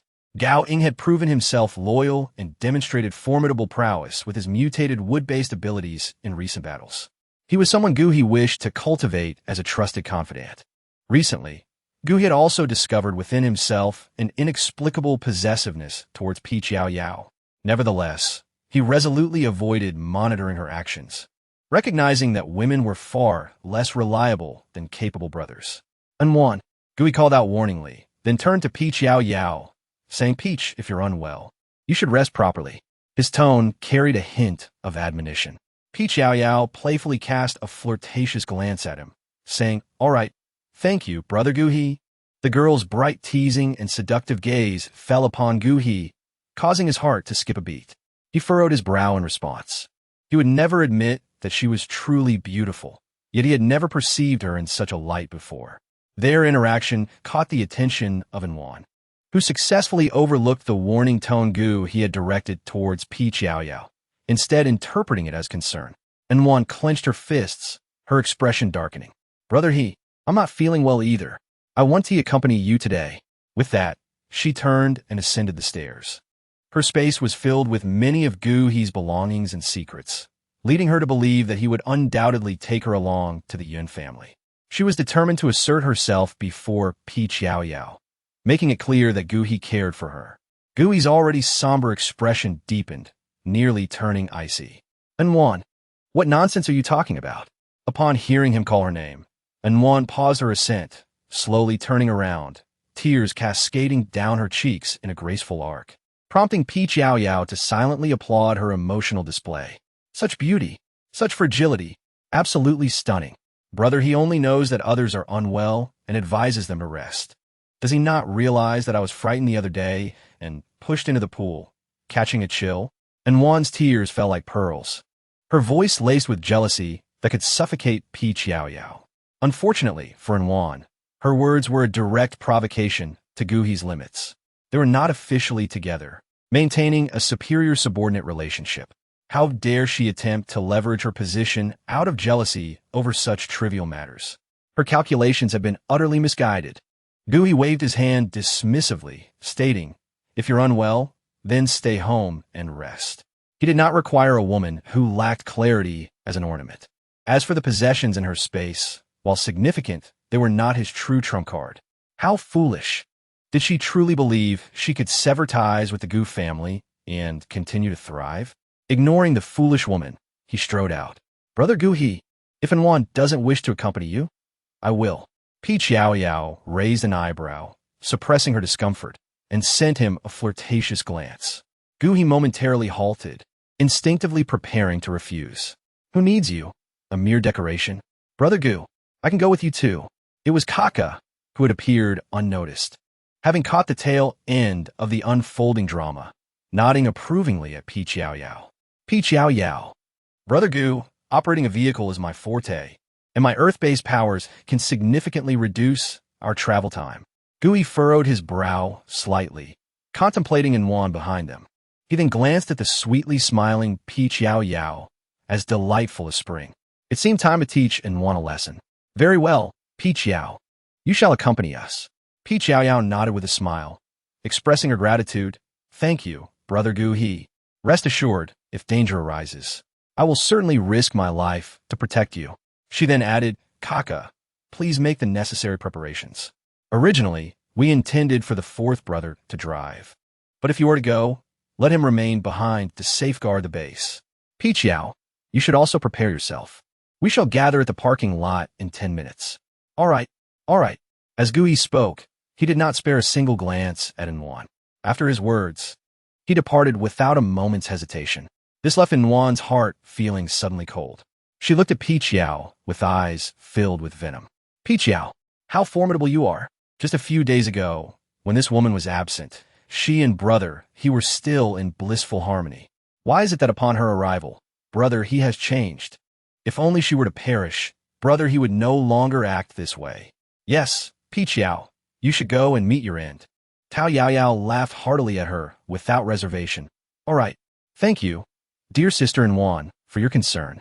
Anwan retorted, drop dead, infuriated to the point of nearly spitting blood.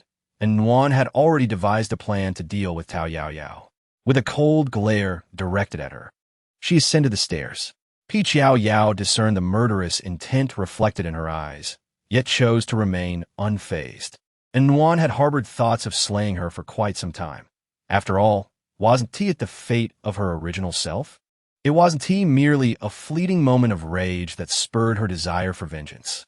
The relationship between Anwan and Gu he diverged starkly from what was depicted in the novel. Gui did not possess an overwhelming affection for her. An insecure woman, deeply enamored yet tormented, coupled with the most fundamental flaw of a malicious heart, naturally harbored disdain for any woman approaching Guhi. However, she was indifferent. Had it not been for her fear of divine wrath, she would have already dispatched her adversary. The unfolding drama transpired too swiftly, leaving many within the villa oblivious to the spectacle. "When did you arrive?" Kaka proudly adjusted her black-rimmed glasses. "When Brother Gu advised you to rest properly." Your demeanor was rather conspicuous at that moment. Men typically shy away from women who are overly cunning. "Huh, you certainly seem to understand." Kaka shot her a displeased glance. "That is obvious. However, your actions afterward were indeed commendable. I predict that Anwan will soon find herself discarded by Brother Gu. Rest assured, if I drive, I shall undoubtedly create opportunities for you and Brother Gu." Peach Yao Yao disregarded his words. Had he not emerged just now, She still possessed the means to persuade Gu He to accompany her. Nonetheless, she had indeed conserved a considerable amount of spiritual energy. This Kaka proved somewhat useful. After all, what? You intend to go to the Yun family with Gu He? Absolutely not. I shall seek him out and join you. Yes, I too wish to accompany you. I am not at ease. Indeed, you foolish girl. Do you comprehend how many zombie-infested areas lie between here and the Yun family base? Even with a vehicle, it remains perilous. What if we do not arrive before nightfall? The dangers outside are immense. Unsurprisingly, Gao Ying and Jin Yuya were nearly pounding the table in their agitation. Chapter 99. Departure to the Yun family. Yao Yao calmly waved her hand, urging, no need to rush. Are you still not at ease with my abilities? There will be no danger. Moreover, I need to visit the Yun family to assess the situation, lest they truly form an alliance. How splendid it would be to go there openly. Gao was somewhat anxious, stating, I will accompany you. No, she replied, if you go with us, Gu He will become overly wary. Yao Yao casually concocted excuses to persuade Gao Ying, who was evidently yet to be convinced. However, this was not a matter of great significance. Yao Yao's persuasive skills were indeed remarkable. Gao Ying found himself rendered speechless after just a few of her words, sulking silently in a corner. Jin Yuya, on the other hand, was visibly infuriated, her cheeks puffed with indignation. Nevertheless, Yao Yao was resolute in her decision not to include them in her plans. Firstly, traveling alone with Gu He would arouse less suspicion, as he was notoriously distrustful. She harbored a lingering fear that her acting skills might falter along the way. By excluding Jin Yuya and the others, she could focus on her own well-being during critical moments. Additionally, she was reluctant for Gu He to take note of Jin Yuya. Moreover, Gu He's original strategy did not involve Gao Ying, indicating that Gao Ying was specifically retained at the base for its protection. Although this outing posed certain dangers, the current prowess of Gu He rendered the inclusion of Enwan virtually risk-free. Presently, Enwan was throwing a tantrum and refusing to join, leaving Kaka to fill the gap. The overall combat capability remained largely unchanged, though they would miss several items from Enwan's space. This outcome had been deliberately orchestrated by Yao Yao to provoke Enwan. Consequently, she had already devised her subsequent plans, accompanying Gu He to the Yun family. Regardless of their perception of him, she intended to stir the pot and create chaos. Yao Yao found little to tidy up, so after soothing the two, she casually rummaged through her space and retrieved a dark-hued backpack. Inside the bag, there was hardly anything of substance. Upon inspecting its contents, Yao Yao deemed it excessively vacant and decided to stuff in some puff snacks. Gao Ying, still unwilling to relent, wore a sullen expression and attempted to accompany her. However, Yao Yao firmly pressed him back on a sofa chair. Gu He had deliberately refrained from notifying everyone, indicating his intention to sneak away. Just stay here. We can communicate via the intercom at any time. Without allowing either of them to respond, she whisked the baby away. Upon stepping outside, she noticed the absence of Kaka, yet paid it no mind as she proceeded towards the parking lot. Upon arrival, she discovered that Kaka had already arrived, having timed her arrival to the very minute. Gu He nonchalantly lowered his long sleeves to conceal the $1 million watch adorning his wrist. It was precisely 10 minutes, quite punctual indeed. The notion of time held by Yao Yao slightly softened the darkness of his expression, rendering him less foolish in appearance. Gu Ye, you and Yao Yao can take the seats at the back. Sangu, you sit in front and keep an eye on the sides and rear for me. Kaka dutifully took the driver's seat. This was a vehicle frequently used by Gu He, a black Hummer SUV. Its exterior had been modified by a metal-based ability user, making it remarkably durable, capable of withstanding the bites of lower-tier zombies. Furthermore, it had been enhanced with numerous buttons inside, all of which controlled hidden weapons and mechanisms. Accompanying them was the third member of Gu He's team. Her name, Yao Yao, was unknown to them, and due to their lower status, they referred to him simply as Sangu. The third member nodded slightly, his eyes glinting with curiosity as he cast a glance at Gu He and Yao Yao. Has the boss changed his taste? Yao Yao caught a glance from Kaka and immediately understood, climbing into the car with grace. brushing off non-existent dust from the seat beside her. "Brother Guhi, I've tidied up your seat. Come quickly." Guhi frowned slightly, yet he concealed any displeasure. His intention in bringing Peach Yao Yao on such an important mission was to provoke Yuan, hoping that the woman would exercise a modicum of wisdom and refrain from foolish actions. However, now that she was already here so obediently, he decided to indulge her, so long as she did not become a burden on the journey. Let's depart. The vehicle set forth from Gu He's exclusive lane, swiftly exiting the base. This route was specially designated for Gu He and his team, providing great convenience. Not long after they had begun, Gu He tossed her a bag. "Eat a little if you're hungry, but drink sparingly. It's south inconvenient on the road." After delivering his words, he closed his eyes, reclining in the back seat as if to rest. "Thank you, Brother Gu He," Peach Yao Yao replied, unzipping the bag with a sweet smile. Gu He was momentarily taken aback by the sweetness of her voice. He couldn't quite articulate his feelings, yet he found himself involuntarily swallowing hard. Yao Yao rummaged through the contents of her bag, uncovering an array of delightful confections. It was evident that these treats had been meticulously prepared. Yao Yao had little appetite. Upon exiting the base, she first utilized her spiritual energy to survey the surroundings. No one understood Yuan better than she did. After enduring such an affront, how could one not seek revenge? Moreover, she even managed to climb into Gu He's vehicle. How amusing! Yao Yao recalled Yuan's final gaze, one that nearly conveyed a sense of exasperation. She could not fathom that Yuan would remain passive. After all, Yuan wielded considerable influence within the base. Who among them was unaware that she was destined to become the future lady of the stronghold? Indeed, in the trunk of the car, Yao Yao sensed a potent surge of spiritual energy. This phenomenon was somewhat familiar to her, as she had encountered it previously when Yuan had thrown her into the nuclear power station. Her bag had contained a similar item. At that time, she was unaware of its significance, only to be struck by lightning shortly thereafter, which had left the object in a state of disarray. She remained oblivious to the source from which Yuan had procured this item, yet it possessed a fatal allure for the undead. It seemed to be a contraption devised by humanity to ensnare zombies, intended for the purpose of setting traps. However, Yuan's intention in acquiring it was undoubtedly to provoke an onslaught from the zombies. Peach Yao Yao gently curled her lips, channeling her spiritual energy towards the direction of the ethereal forces behind her. Regardless of the circumstances, she was determined to ensure that Gu He could truly experience her affection. Intensifying the fluctuations of her spiritual energy, she knew it wouldn't be long before the zombies would come knocking at their door. A piercing horn suddenly shattered the silence within the vehicle. Gu He, roused from his feigned slumber, opened his eyes. "What is it, Brother Gu?" "A massive horde of zombies has been pursuing us since a while ago. I've managed to keep them at bay, but it seems the alarm system inside the car has gone off." Kaka, a bit anxious, explained.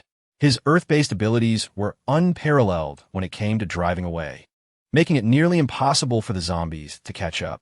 Yet, for some unknown reason, the car had suddenly triggered its alarm. Surely, Brother Gu wouldn't think it was a flaw in his skills.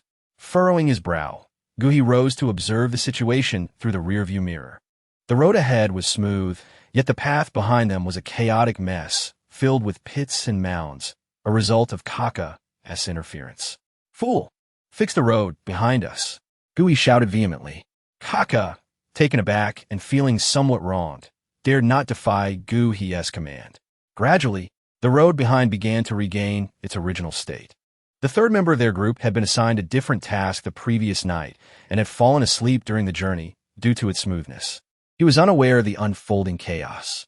Observing Kaka's evident distress, he sought to clarify for his leader, "Kaka, we have the boss's guards providing covert protection. With the horde on our tail and the road you destroyed, the guards are now trapped." Kaka's mouth fell open in shock. "Ah, I didn't know." "I'm sorry, boss." Gu He's expression softened slightly, and his tone became more lenient. "It's all right. You're not fond of chaos and seldom take on missions, so it's understandable." Kaka's alarm only heightened. What if the boss is pointing fingers at him? Meanwhile, the overlooked Peach Yao Yao extended her spiritual perception into the distance and confirmed her suspicions.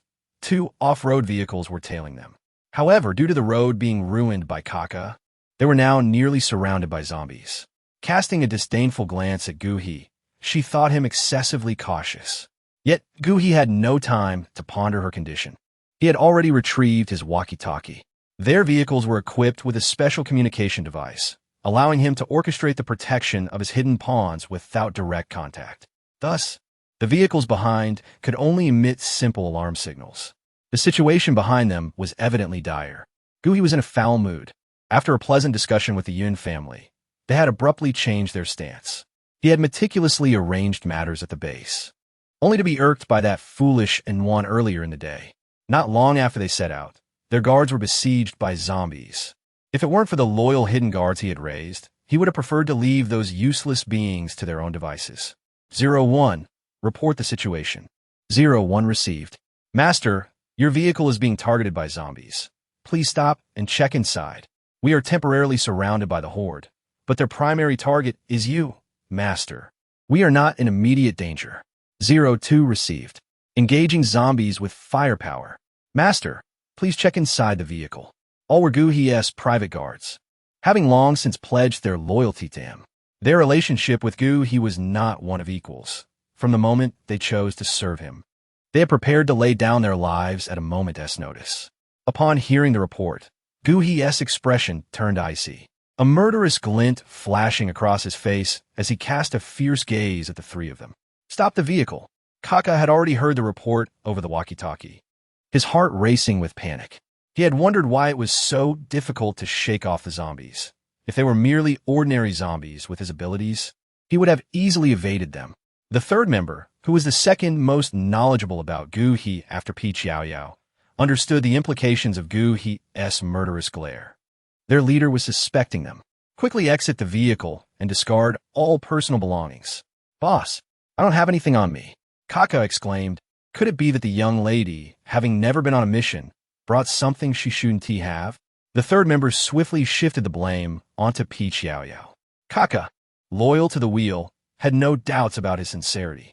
Realizing Guhi's meaning, Kaka, too, disregarded any alliance with Peach Yao Yao. He hurriedly retrieved his bag for Guhi to inspect, saying, Boss, this is Peach Yao Yao's first mission. It's likely she made an error, but I believe it was not intentional. Please do not be angry. Peach Yao Yao observed as the three individuals reached a consensus, their gazes fixed intently upon her.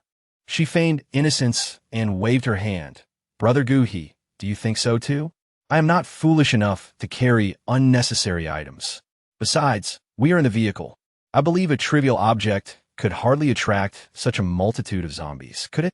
A substantial item, perhaps, resides in the trunk? Guhi cast her a cold glance. Remaining silent, yet already opening the trunk, he had to concede that she was correct. Regardless of who was responsible, tampering with the vehicle was clearly an act aimed at endangering everyone's lives. It seemed that none of the four within the car would be so foolish. The zombie lure was something they had developed themselves. Thus, upon opening the trunk, they immediately perceived its presence in two boxes. Guhi dragged the boxes out and opened them, revealing a powder resembling crystal cores but distinctly different, laid bare before the group. The contents were unmistakable. These boxes had been brought by the third member. Upon seeing this, the third member panicked, his eyes wide with disbelief and utter shock. Boss, this is impossible. I did not bring these. Someone has swapped my box. His box contained, well, the third member had a penchant for indulgence. Thus it was filled with items intended for entertainment. Their significance was akin to that of a beloved spouse. He typically carried it on lengthy missions, a fact well known among the squad. Hence, Guhi harbored no suspicions against him, merely nodding slightly. Channeling his abilities, he flung the box several hundred meters to the right. Get in the car, he instructed after entering, directing Kaka to resume driving. Then he pressed the intercom 0102. The items have been located. Evacuate swiftly. Third member. Guhi's tone was flat, yet it sent a shiver through the third member. Upon receiving the mission, I initially intended to bring it directly, but that rascal Zhao Shu insisted I come to examine the new items. I mentioned I needed to retrieve my belongings from the villa, but Zhao Shu assured me he would have someone assist me. Guhi snorted lightly, remaining silent as the atmosphere within the vehicle plummeted to a freezing point. Yao Yao chuckled softly, questioning whether this was all there was to Yuan's scheme. Was it truly as simple as sending someone to switch out the third brother's suitcase? Even if it attracted zombies, what of it? With Guhi around, as long as she remained in the vehicle, she would be safe. Unless Guhi were to perish, could anyone truly harm her? It was perplexing what Yuan was contemplating. The reason for her silence at this moment was clear. Guhi would undoubtedly cast suspicion upon her. After all, he was astute, and there was no need for her to speak up now. Conversely, Kaka would seize any opportunity to belittle Yuan. Boss, didn't Zhao Shu publicly confess to Yuan before? And this morning again. Silence. Focus on driving. Guhi interjected sharply, cutting Kaka off. Do not speak of matters without evidence. Observing Kaka being reprimanded, Yao Yao shook her head once more, recognizing that he simply lacked common sense. Moreover, his laziness was evident. Otherwise, how could Guhi have so readily relegated him to the basement? Yao Yao remained silent throughout, deeming it unnecessary to provoke Guhi during his moment of frustration, lest he associate his recent misfortunes with her presence. Chapter 101, Arrival at the Yun family. Moreover, Guhi was likely to encounter significant trouble shortly. The primary reason she insisted on accompanying Guhi to the Yun family alone was to ascertain whether he was indeed the unfortunate prince of the Celestial Emperor. It must be acknowledged that the elder's decision to summon Xia Mo greatly enhanced her motivation. Her own fate was hers to bear. Yet she could not allow her friend to suffer on her behalf, especially since that friend had been nurtured under her care. However, this was also a gamble. If Guhi were not the prince, she would likely face dire consequences. Nevertheless, Yao Yao had resolved that enduring a half-hearted existence was far less desirable than seeking a swift resolution. Yao Yao felt that her intelligence diminished considerably while playing with her. With eager anticipation, she arrived at the Yun family residence by dusk. Although the Yun family had temporarily severed their alliance with Guhi and ceased their assault on the Zhang family, resentment still festered within them, particularly for Yun's son. Recalling the humiliations endured, wished nothing more than to dismantle Zhongmeng piece by piece and reduce that vile base to ashes. However, to eradicate the Zhang family, an alliance with Guhi was imperative. The abrupt rescue of Yun's son caught the Yun family off guard.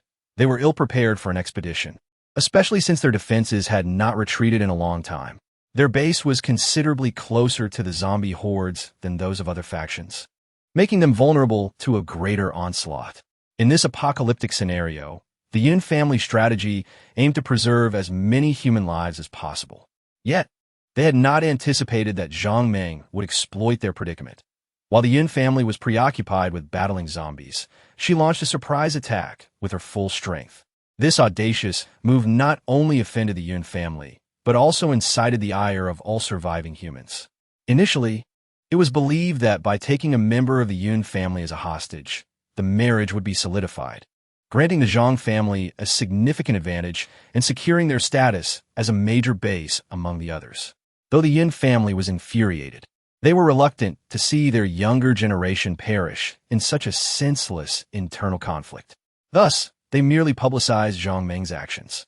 The smaller bases rallied together in a united front, while the larger bases, such as the Bian and Yu families, had long-standing connections with the Yun family. As a reclusive clan, the Yun family had often provided assistance to others. The Xie family, in particular, reached an agreement with the Yun family to annihilate the Zhang family and bring this despicable individual to justice. Although they currently held Guhi in disdain, his capabilities were undeniable, and his base was the most suitable for waging war against the Zhang family. Moreover, Guhi had previously treated the Yun family's third son quite favorably. Upon hearing of his visit, the Yun family was initially reluctant to host him, but ultimately prepared to extend their hospitality. Yun Xian awaited at the entrance of the base. Brother Gu, I appreciate you making the long journey to check on our family. Guhi exited the vehicle. His status allowed him to drive directly in. Yet upon seeing Yun Xian waiting, he felt compelled to disembark promptly. Brother Yin, you are too kind. The other day, you left in such haste that I was genuinely concerned. Fortunately, Our base has recently dealt a significant blow to the zombie horde, allowing for a brief respite. So I came to visit. More importantly, a scoundrel like Zhang Meng must not be allowed to stir trouble. Brother Gu, your understanding of the situation is truly commendable. Please, do come in. Yin Xin summoned a few carriages. He and Gu, he shared one, while Tao Yao Yao and Kaka, along with the third brother, occupied another. As for Gu He's loyal bodyguards, they were halted in the outer area by Yin Xin. Although Gu he felt displeased, he refrained from voicing his objections. After all, it was their territory, and bringing such a large escort into the Yun family would certainly give the impression of ulterior motives. Peach Yao Yao tilted her head to glance at Gu He's carriage ahead, then cast her eyes upon the two carriages she occupied. It was evident that Gu he was not particularly favored. His carriage was a far cry from the one she had ridden in previously. On the other hand, Yin Xin, without any airs, also sat in a rather ordinary vehicle. The fact that Gu he was not held in high regard brought Peach Yao Yao a sense of delight, and she cheerfully nibbled on the modest snacks within the carriage. They appeared rather unappetizing, and after a few attempts, she set them aside. However, the third brother and Kaka exhibited signs of tension. The Yin family's carriage exuded luxury and grandeur. The pristine golden velvet footpad bore the imprint of each step. The two could not help but feel somewhat uneasy, anxious about embarrassing Gu He. Tao Yao Yao paid them no mind, as their thoughts were not on her, but rather fixated on the scenery outside. However, Tao Yao Yao had misunderstood. It was not that the Yun family disregarded Gu He. In fact, the type of carriage she occupied was typically reserved for esteemed guests. Of such luxury, the Yun family possessed only two, which were seldom utilized.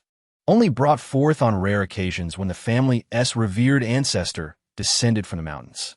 The corridors of the Yun estate were constructed in accordance with the principles of the 5 elements and the 8 trigrams, although they appeared to be straight paths. They had twisted and turned in countless directions. By the time Tao Yao Yao alighted from the carriage, they had arrived at a reception hall she had never before visited. Peach Yao Yao utilized her spiritual energy to ascertain her surroundings, discovering that this location was situated to the south of the previous main hall. However, there were numerous supernatural beings in the vicinity, indicating that this was likely a regular office for the Yun family. Not all members of the Yun family were present. Only Yin had arrived. Yin Xin thoughtfully explained, "My younger brother has not sustained any significant injuries, but he was frightened, so we have temporarily allowed him to recuperate." Yin also came forward to pay his respects. "Brother Gu, I appreciate you making the effort to come here." Gu he waved his hand dismissively. "You two brothers are too courteous. I mentioned to Brother Yin Xin during our journey that as long as the Zhang family remains, I find it truly difficult to find peace or rest." Peach Yao Yao chuckled softly, pondering the notion of sleepless nights. Gu he was undoubtedly troubled by his inability to form an alliance with the Yun family. Yet, with Gu He's words spoken, the Yun family could hardly refuse. After all, it was they who had initially sought collaboration. They could not turn their backs simply because their own crisis had been averted. However, in truth, they had no intention of joining forces with Gu He to assault the Zhang family. The Xie family had already sent word proposing an alliance. Though the Yun family cherished their integrity and detested conflict, the wisdom passed down through generations urged them to avoid allowing smaller families to rise too prominently. True capability belonged to those who possessed it, and they would not contravene destiny to obstruct another's fortunes. Yet, to support a smaller family was out of the question. The intricate balance fostered among the prominent families could easily be disrupted by an emerging talent. Who could predict which individual would next fade into obscurity within the annals of time? Chapter 102. The Yun family's brainwashing. How could Gu He fail to comprehend such reasoning? It was merely that he needed to feign ignorance. A hint of shamelessness was essential for him to grasp the Yun family's support. If circumstances permitted, he would have already explored alternative avenues. Cursed be the Qin family, rendering them incapable of safeguarding the Lingxin.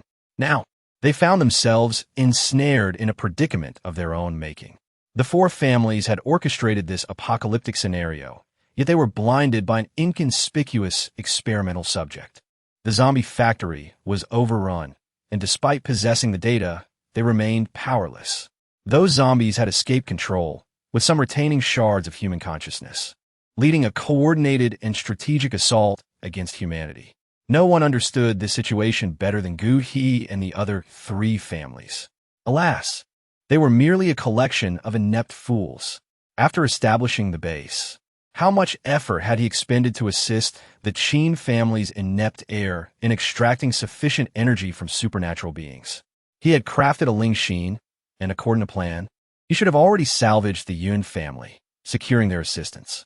Following the annihilation of the Bian family, he could have provided substantial aid to the Qin family. Yet, what was the outcome? That detestable woman from the Zhang family became even more loathsome.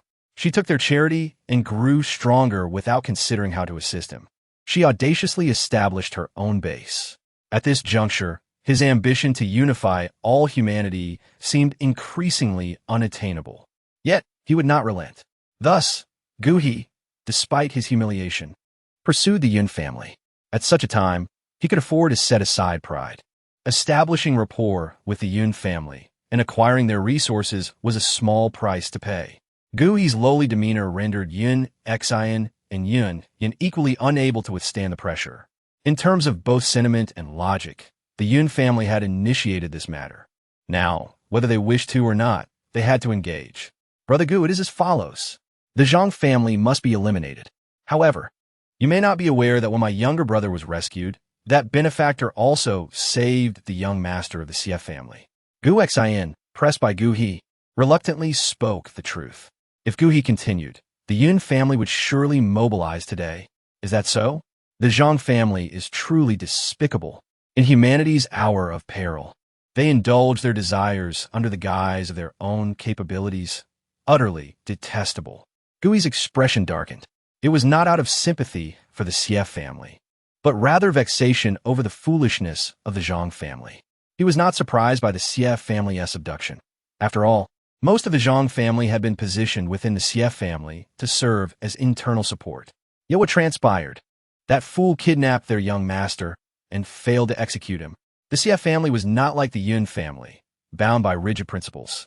They believed in repaying kindness.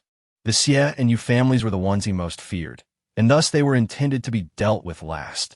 Moreover, the Xie and Yu families were fortified by natural defenses. Recovering them in the future would be a challenge without internal assistance. He wondered whether Zhang Meng, that wretched woman, had fled alone or taken the entire Zhang family with her. Such foolish allies were now only useful for enhancing his prestige. Otherwise, they served no purpose. Brother Gu need not be so incensed. The young master of the Xie family is unharmed. However, the Xie family wishes to take matters into their own hands. So we also intend to wait for them. Yun Xian's words were precisely timed. Though unspoken, no one present was oblivious to their implications. This suggested that the Gu family fell short of being their equal. Observing Gu He's countenance darken further, the third brother hastily interjected. Head of the Yun family, our leader has always despised evil. Although the Xie family is formidable, we are equally obliged to partake in matters of justice. Yun smiled faintly, appreciating the sentiment. This brother speaks well, but I have yet to inquire of Brother Gu. Who are these individuals? Gu He's expression returned to normal. Such minor setbacks could not deter him. He had forgotten to introduce the Yun siblings. These are my team members. This is the third brother, Kaka, and Peach Yao Yao. As Gu He made the introductions, the attention of the Yun family members shifted to Peach Yao Yao. Having regarded herself as an invisible presence, Peach Yao Yao smiled slowly, offering a greeting. Yet, both Yun Xian and Yun Yin felt their hearts skip a beat. The two brothers exchanged glances, sensing a mutual understanding. So beautiful, she seems familiar somehow. Peach Yao Yao discerned the skepticism in their eyes, yet remained entirely unperturbed. Having assumed the guise of an illusion, she harbored no fear of being recognized. As their conversation progressed, Yun Xian graciously invited them to dine elsewhere. In this post-apocalyptic world, lavish feasts were a rarity. Thus, the meal consisted of merely 7 or 8 simple dishes accompanied by steamed buns made from mixed grains. She was quite content. However, she did not allow herself to relax. For who could forget Gu He? It was likely that before long, the Yun family would be swayed by his persuasive charm. As she had anticipated, the meal concluded with the Yun family already resolved to extend an invitation to the Xie family for a detailed discussion regarding their plans to attack the Zhang family. At this moment, the other members of the Yun family, who had previously kept their distance, also emerged from the shadows. Yao Yao helplessly shook her head. These individuals truly did not suffice to entertain Gu He. Nevertheless, she resolved to take action later in the evening. It would be unwise to act directly at Gu He's base, lest unforeseen circumstances arise. With Gu He finally out and Yuan absent, it presented an opportune moment for her to target Gu He's primordial spirit, regardless of the myriad forms that demons and spirits may take. The essence of the primordial spirit remains immutable. Who, indeed, is this revered Buddha? She would soon uncover the truth. Thus, she continued to munch on the small greens before her, oblivious to the peculiar glances exchanged between Yun Yao and Yun's Senator Peach Blossom's bloom with ethereal beauty. And in the aftermath, Yun Yao found herself in frequent contact with these two individuals, which only deepened her suspicions. However, her current identity and the striking dissimilarity in her appearance left them utterly perplexed. Yin Xin had already conveyed the message to the Xie family, who indicated that they would set off at dawn, likely arriving by tomorrow afternoon. As Gu He listened to Yin Xin's commendations, he wore an expression of modesty, stating, "It is indeed an honor to have the opportunity to contribute to all the survivors. Brother Yin, please do not jest at my expense. Gu Gusi, this is precisely your humility. You truly possess both courage and wisdom. I must earnestly learn from you." Peach Yao Yao suppressed the urge to roll her eyes and lowered her head to eat. To her surprise, after enduring an entire meal, the Yin family insisted on taking them to soak in a hot spring. They claimed it was a family heirloom of the Yin clan, renowned for its ability to enhance physical well-being, detoxify, and cure ailments. Gu He and the others, weary from their travels, would find it a perfect remedy to alleviate their fatigue. Yao Yao, already growing impatient, was naturally reluctant to go. However, just as she voiced her refusal, she was unexpectedly surrounded by a group of girls who promptly ushered her into the hot springs. In a sudden flash, Yao Yao recalled the elder sister from the Xie family, who was fervently fond of back rubs.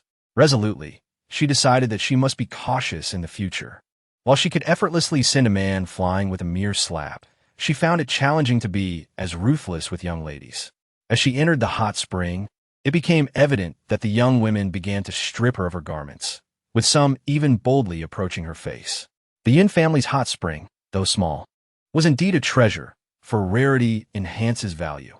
To accommodate both genders simultaneously, a thick curtain was drawn, providing a semblance of separation. Yao Yao, speechless, withdrew her hand, feeling grateful for the decorum of the Yun family. Otherwise, had she shared a hot spring with Gu He, she feared she might lose her composure and strike him. Chapter 103. Indeed, it was he. Moreover, these women evidently approached her with ulterior motives, seemingly convinced that she had employed a disguise. They incessantly rubbed her face, questioning if she had been suspected. With a resigned sigh, she abandoned her resistance, allowing them to search for traces of makeup upon her. After a thorough examination, the women ultimately concluded that there were indeed no signs and hastily departed, two of them going to report back to Yun Yao. After a while, Yao Yao claimed to feel somewhat dizzy, and no one urged her further. Instead, they draped her in a specially tailored coat from the Yun family and escorted her to the guest room. As Yao Yao entered the room, she deftly conjured several barriers using her spiritual power, followed by a cleansing spell to refresh herself.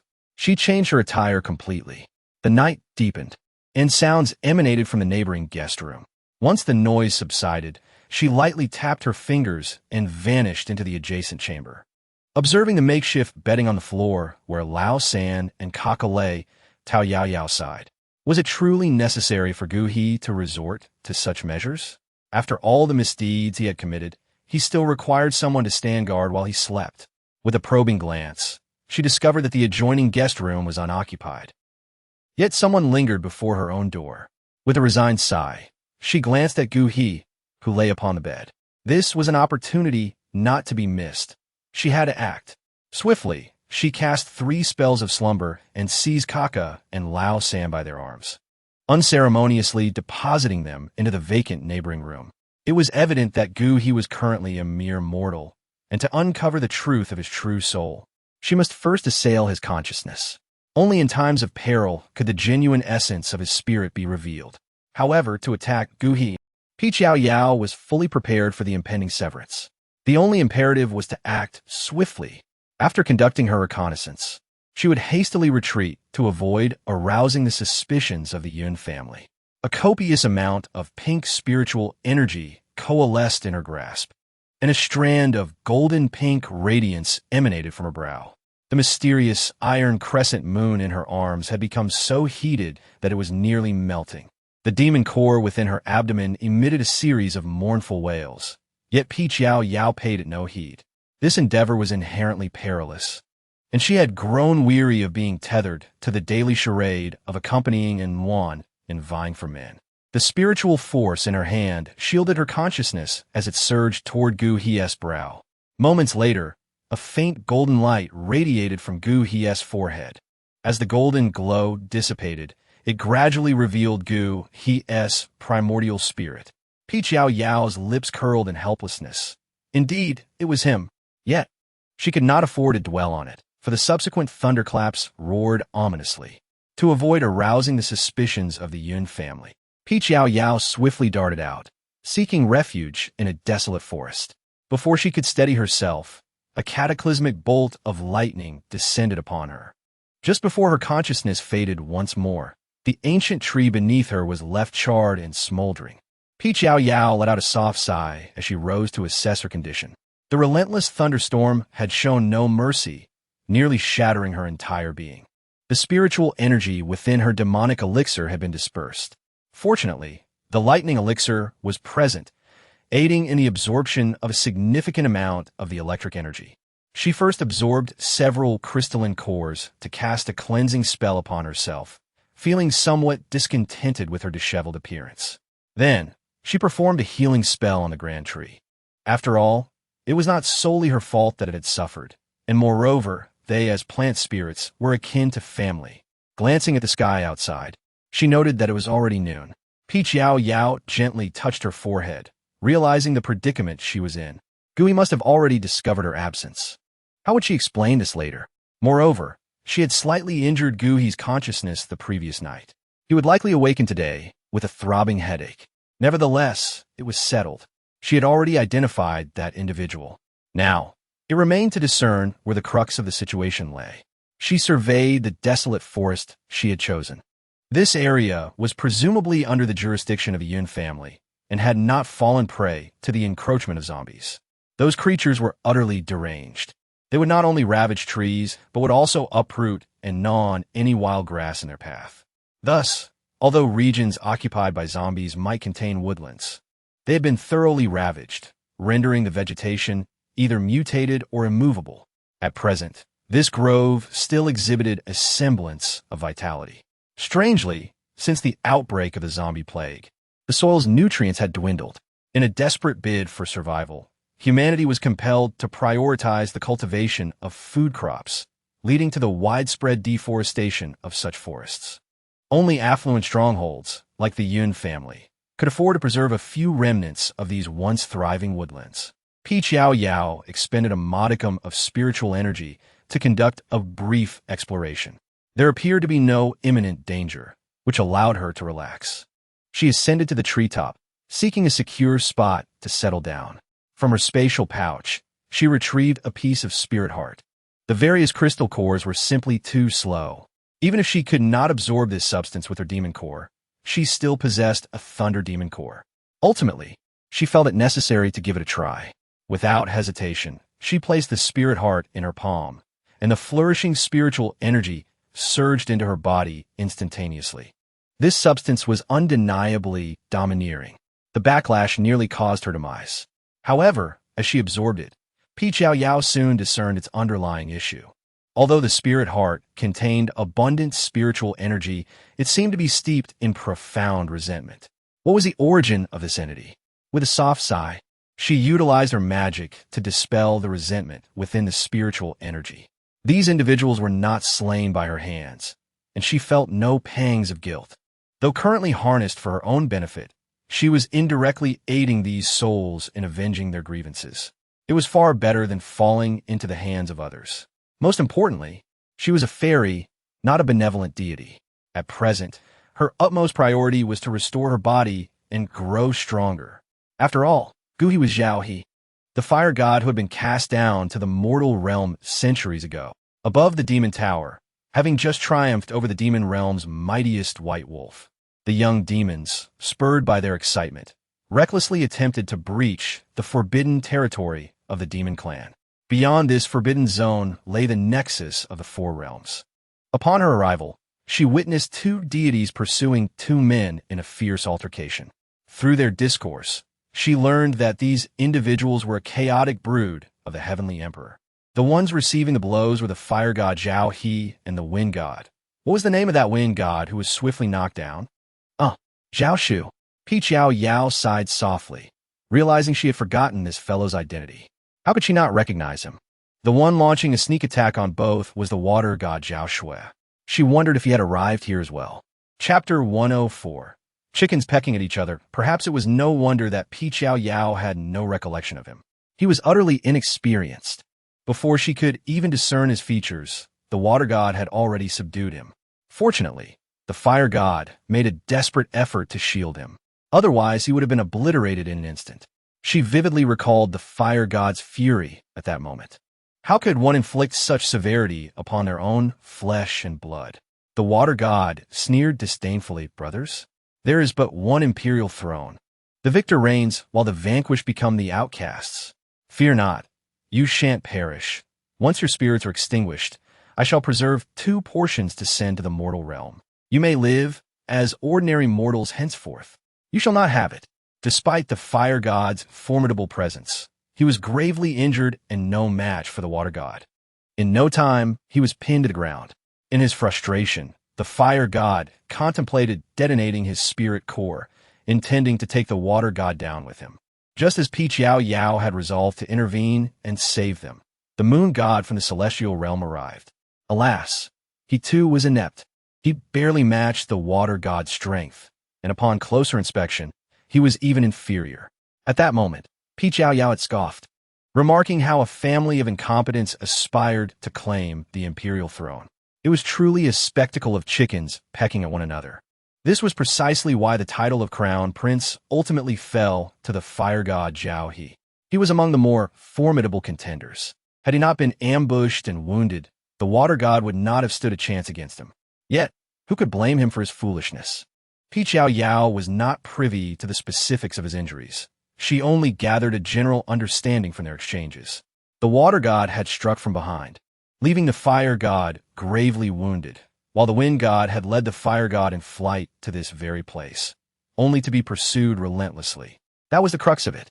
At that time, the youthful and impetuous Peach Yao Yao, despite having heard the elders admonish that the demon clan must not interfere in the affairs of other realms, ultimately chose to lend her aid. However, the irony lay in the fact that she was not particularly strong at that moment. Among the minor demons, she could assert her dominance. But when compared to the celestial princes, she was merely a small fry. Yet, she remained oblivious to this fact. Regardless, she intervened. In the end, she did manage to save the fire god, but inadvertently sent him tumbling into the mortal realm. The water god found her sudden appearance amusing. A demon clan? An ancient spirit? Ha ha ha! I shall remember your kindness. The water god laughed heartily and pursued the fire god into the mortal realm, leaving behind a fainted wind god and a bewildered moon god. The moon god wore a gentle expression, yet his anxious gaze betrayed his true feelings. This was dire. The fire god was gravely injured and had been cast into the mortal realm, where he was likely already transformed into a mortal being. The water god, wielding a barrier, descended, presumably intending to extinguish the fire god's spirit in the realm of mortals. Unexpectedly, the water god knelt down.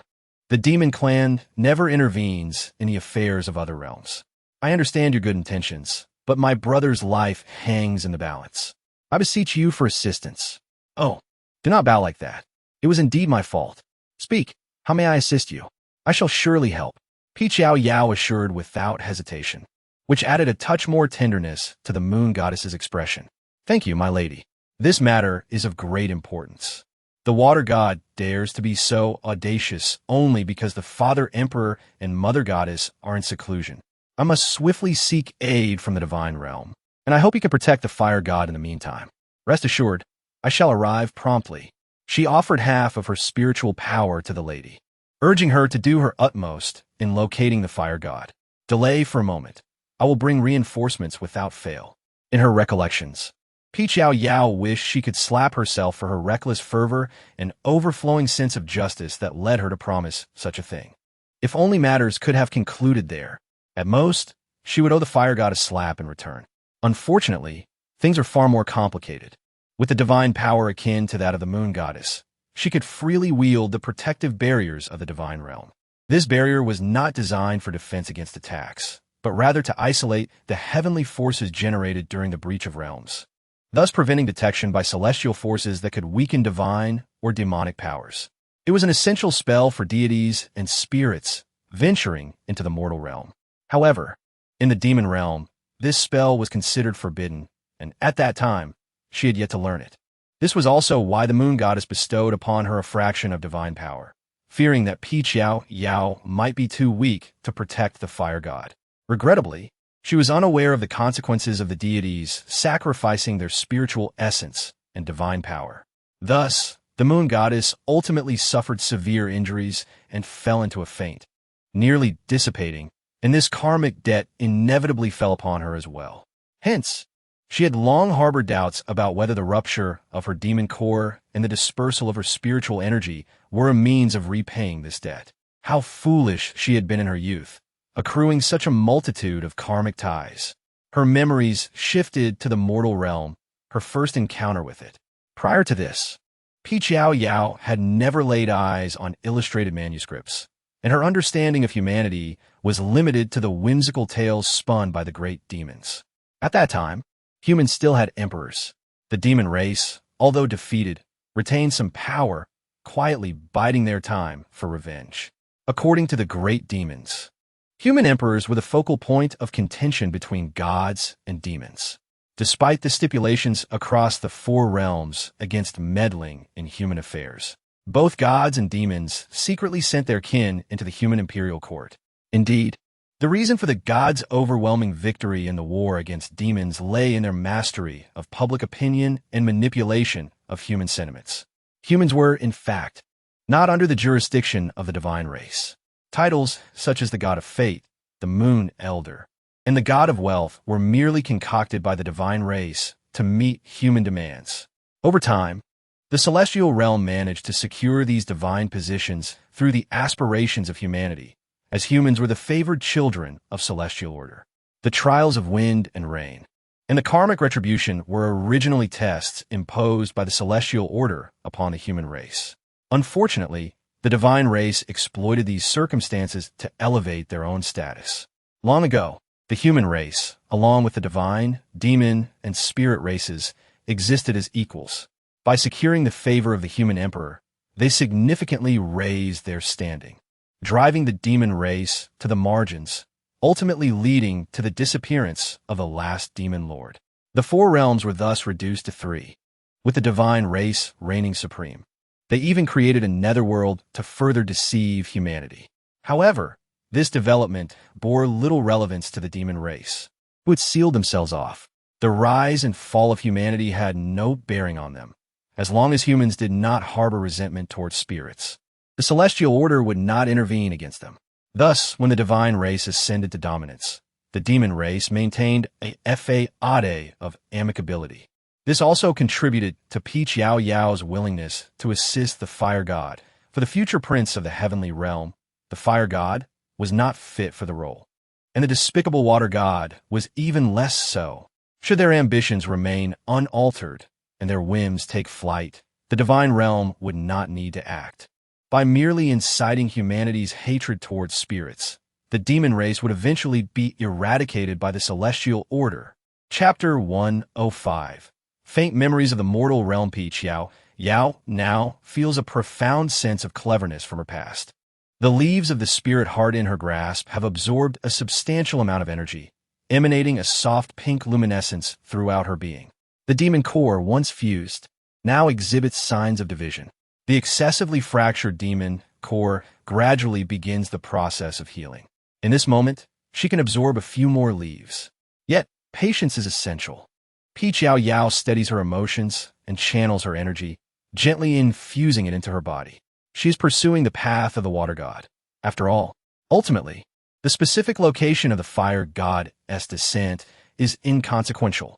By keeping a watchful eye on the perilous water god, the fire goddess' safety is naturally assured.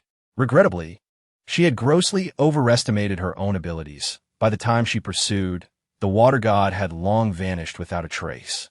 As for her memories are but a haze.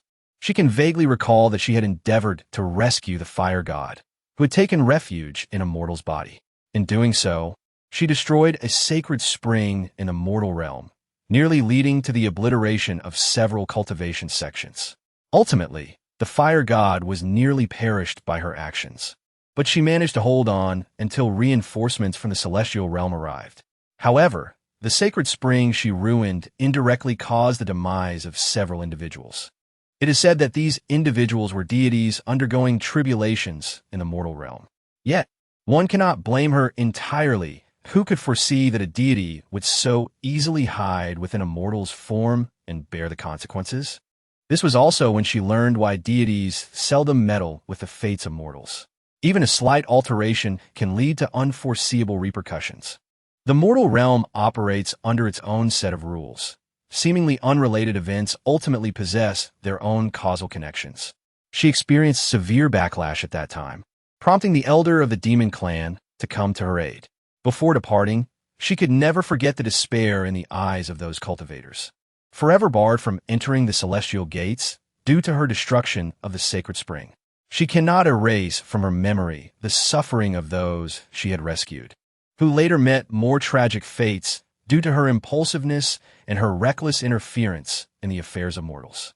Nor can she forget the devastation wrought upon the village that had sheltered the fire god during his recovery, which was subsequently annihilated by the water god due to her arrogance. Moreover, she seems to have forgotten something exceedingly significant, someone or something that eludes her memory. After healing from her grievous injuries, she resolved never to return to the mortal realm. Those fragile humans she cannot save, and those wicked mortals she cannot punish. Such a sense of impotence leads her to ponder the futility of effort. Perhaps it is better to simply recline and live out her demon existence in tranquility. Having fully absorbed the spirit heart, Yao Yao exhales the impure energy from her body, examining her demon core. It has indeed restored. She retrieves the dark iron crescent moon from her possession, which now glimmers with a faint white radiance. Yao Yao. She truly struggled to recall the events of her earthly existence, for all that lingered in her memory were her own arrogance and suffering. The divine power residing upon the crescent moon was indeed the fragment of primordial essence bestowed upon her by the moon goddess in those bygone days. Subsequently, she became aware that the water god had been imprisoned. The moon goddess had voluntarily secluded herself within the moon, and the fire god was proclaimed the prince of the celestial realm. Furthermore, a significant reform was initiated, establishing a closer connection between the divine and mortal realms. This allowed deities to intermingle with humanity, greatly enhancing the faith of mortals. As a result, the divine realm flourished even more. Upon hearing this news, Yao Yao had once mocked herself. Her descent into the mortal world had indeed clarified the nature of humanity. Yet, despite her grievances regarding the elders' insular ways, she remained reluctant to entangle herself in the affairs of the human realm. Ultimately, it boiled down to her own lack of resolve as a peach blossom spirit. She found it difficult to endure the sorrows of the earthly realm.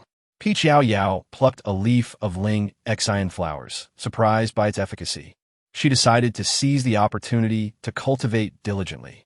She confirmed that Gu He was indeed the fire god Zhao He, yet her emotions were rather tumultuous. She found it perplexing how she ended up in this world alongside Gu He.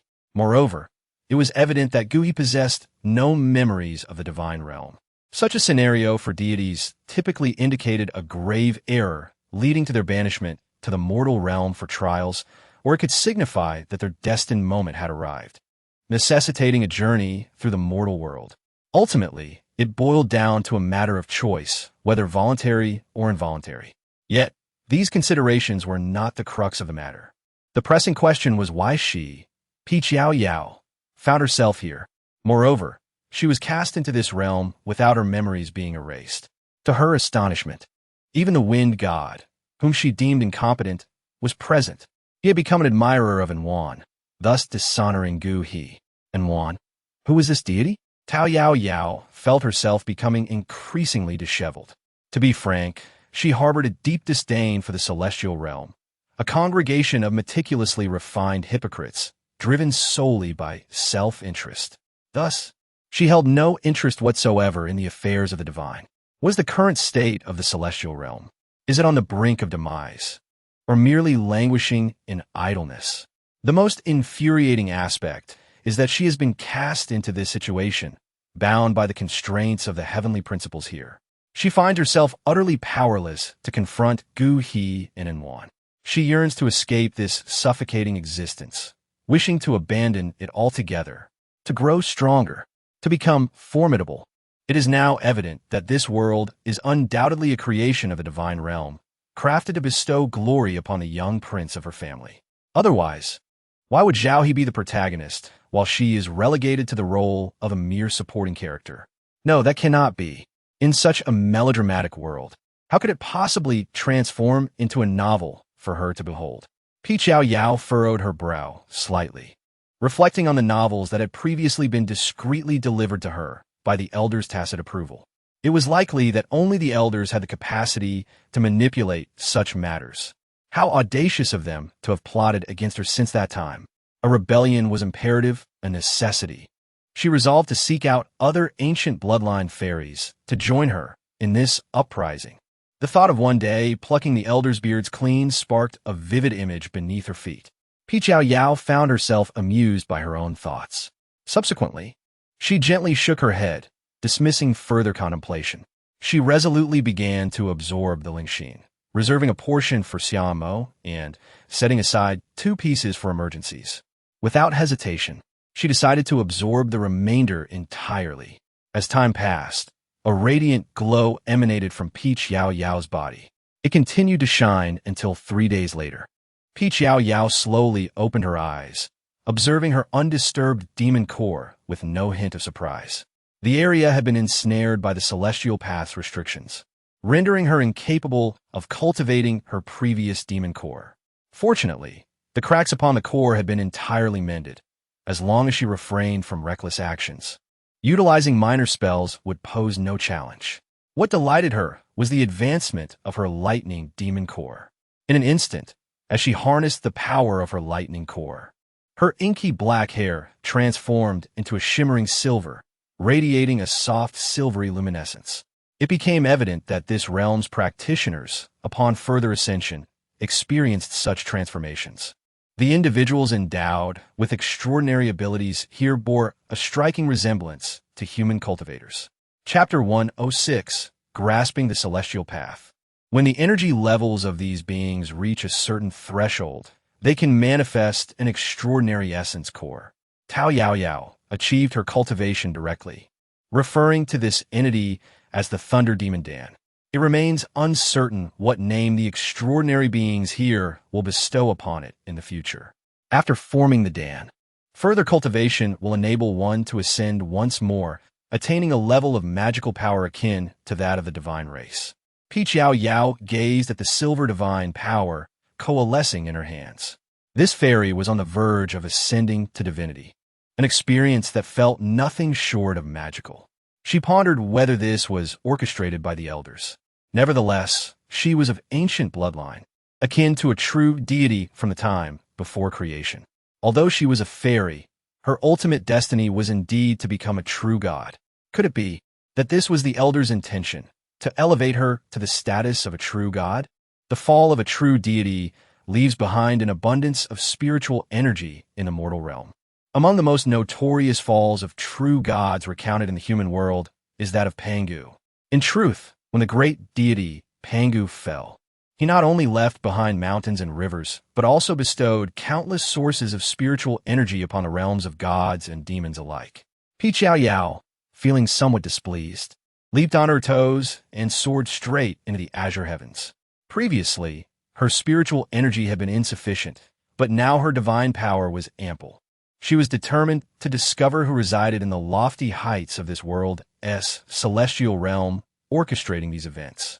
She ascended through layers of starry rivers, traversing the vast expanse of the dark star formation. Yao Yao stepped into the celestial hall where the supreme leaders of every realm resided. This was a place that humanity, in its infinite quest, could never hope to uncover. For the vast expanse of the starry river was sufficient to confine a mortal's fleeting existence. Yet, for the inheritor of ancient bloodlines, this was no secret. Her sudden arrival startled the young boy swimming in the golden pool, eliciting a series of terrified screams. Why you? How did you come here? You must leave at once. Otherwise, I shall strike you down. Yao Yao let out a cold snort. Is it you, little brat? Speak up. Tell me what you're truly up to, or I shall bring your world crashing down. After a horrific scream, the little boy, ensnared by her icy gaze, could not help but shudder. The woman before him, radiating with a silvery aura, appeared truly fearsome. The elders of the demon tribe are deceivers. Cough, cough. Please turn around. I need to put on some clothes. The boy's face flushed slightly. Yao Yao smirked, unleashing a surge of silver divine energy that bound him securely across the pool surface. I do not know how you managed to ascend to this realm of the heavenly Tao, but if you dare to strike me with heavenly thunder, do not expect me to treat you kindly. In the lower realm, I am indeed no match for you, but it is solely your fault for not keeping an eye on me, allowing me to ascend. You, little brat, are no match for me. The boy, tightly bound, was on the verge of tears. What do you want? Let us talk this out. Just loosen these bindings so I can get dressed. Without hesitation, Yao Yao delivered a swift slap. However, considering the boy's chubby little face, she ultimately restrained her strength, merely giving him a gentle pat. Wah, you hit me. I won't tell you anything. If you have the guts, just kill me. I am the heavenly Tao here. You cannot defeat me. If you can, just never go back down. Wait until your friends grow old and die, while Guhian One unifies the world and leaves. You will be left here to waste away with me. Yao Yao, you have articulated your point quite clearly. Enough lamenting. You have already uttered all that should and should not be said. Thus, my task is to unify the world without taking the lives of Inwan and Guhi. Can I leave now? Little boy, I have said nothing, and I know nothing. You wicked woman, your fantasies are quite delusional. This is the contest for the heirs of the four realms. Only the victor shall ascend as the future ruler of the four realms. Yao Yao stifled the impulse to curse and continued to pry for information. Oh, are we merely pawns in the game of the four realms? Yet, haven't our demon clan and the human clan always been subservient to the divine clan? Who would seek to contend with them? The young boy scoffed. I shall not divulge anything to you, you wicked woman. This predicament stems from the chaos you instigated centuries ago, leading to the resurrection of the last demon lord. This competition is merely an opportunity granted by the demon clan to avoid unleashing a massacre upon you. The demon lord has been resurrected. Is he here as well? The boy turned away, refusing to engage further. He was not foolish.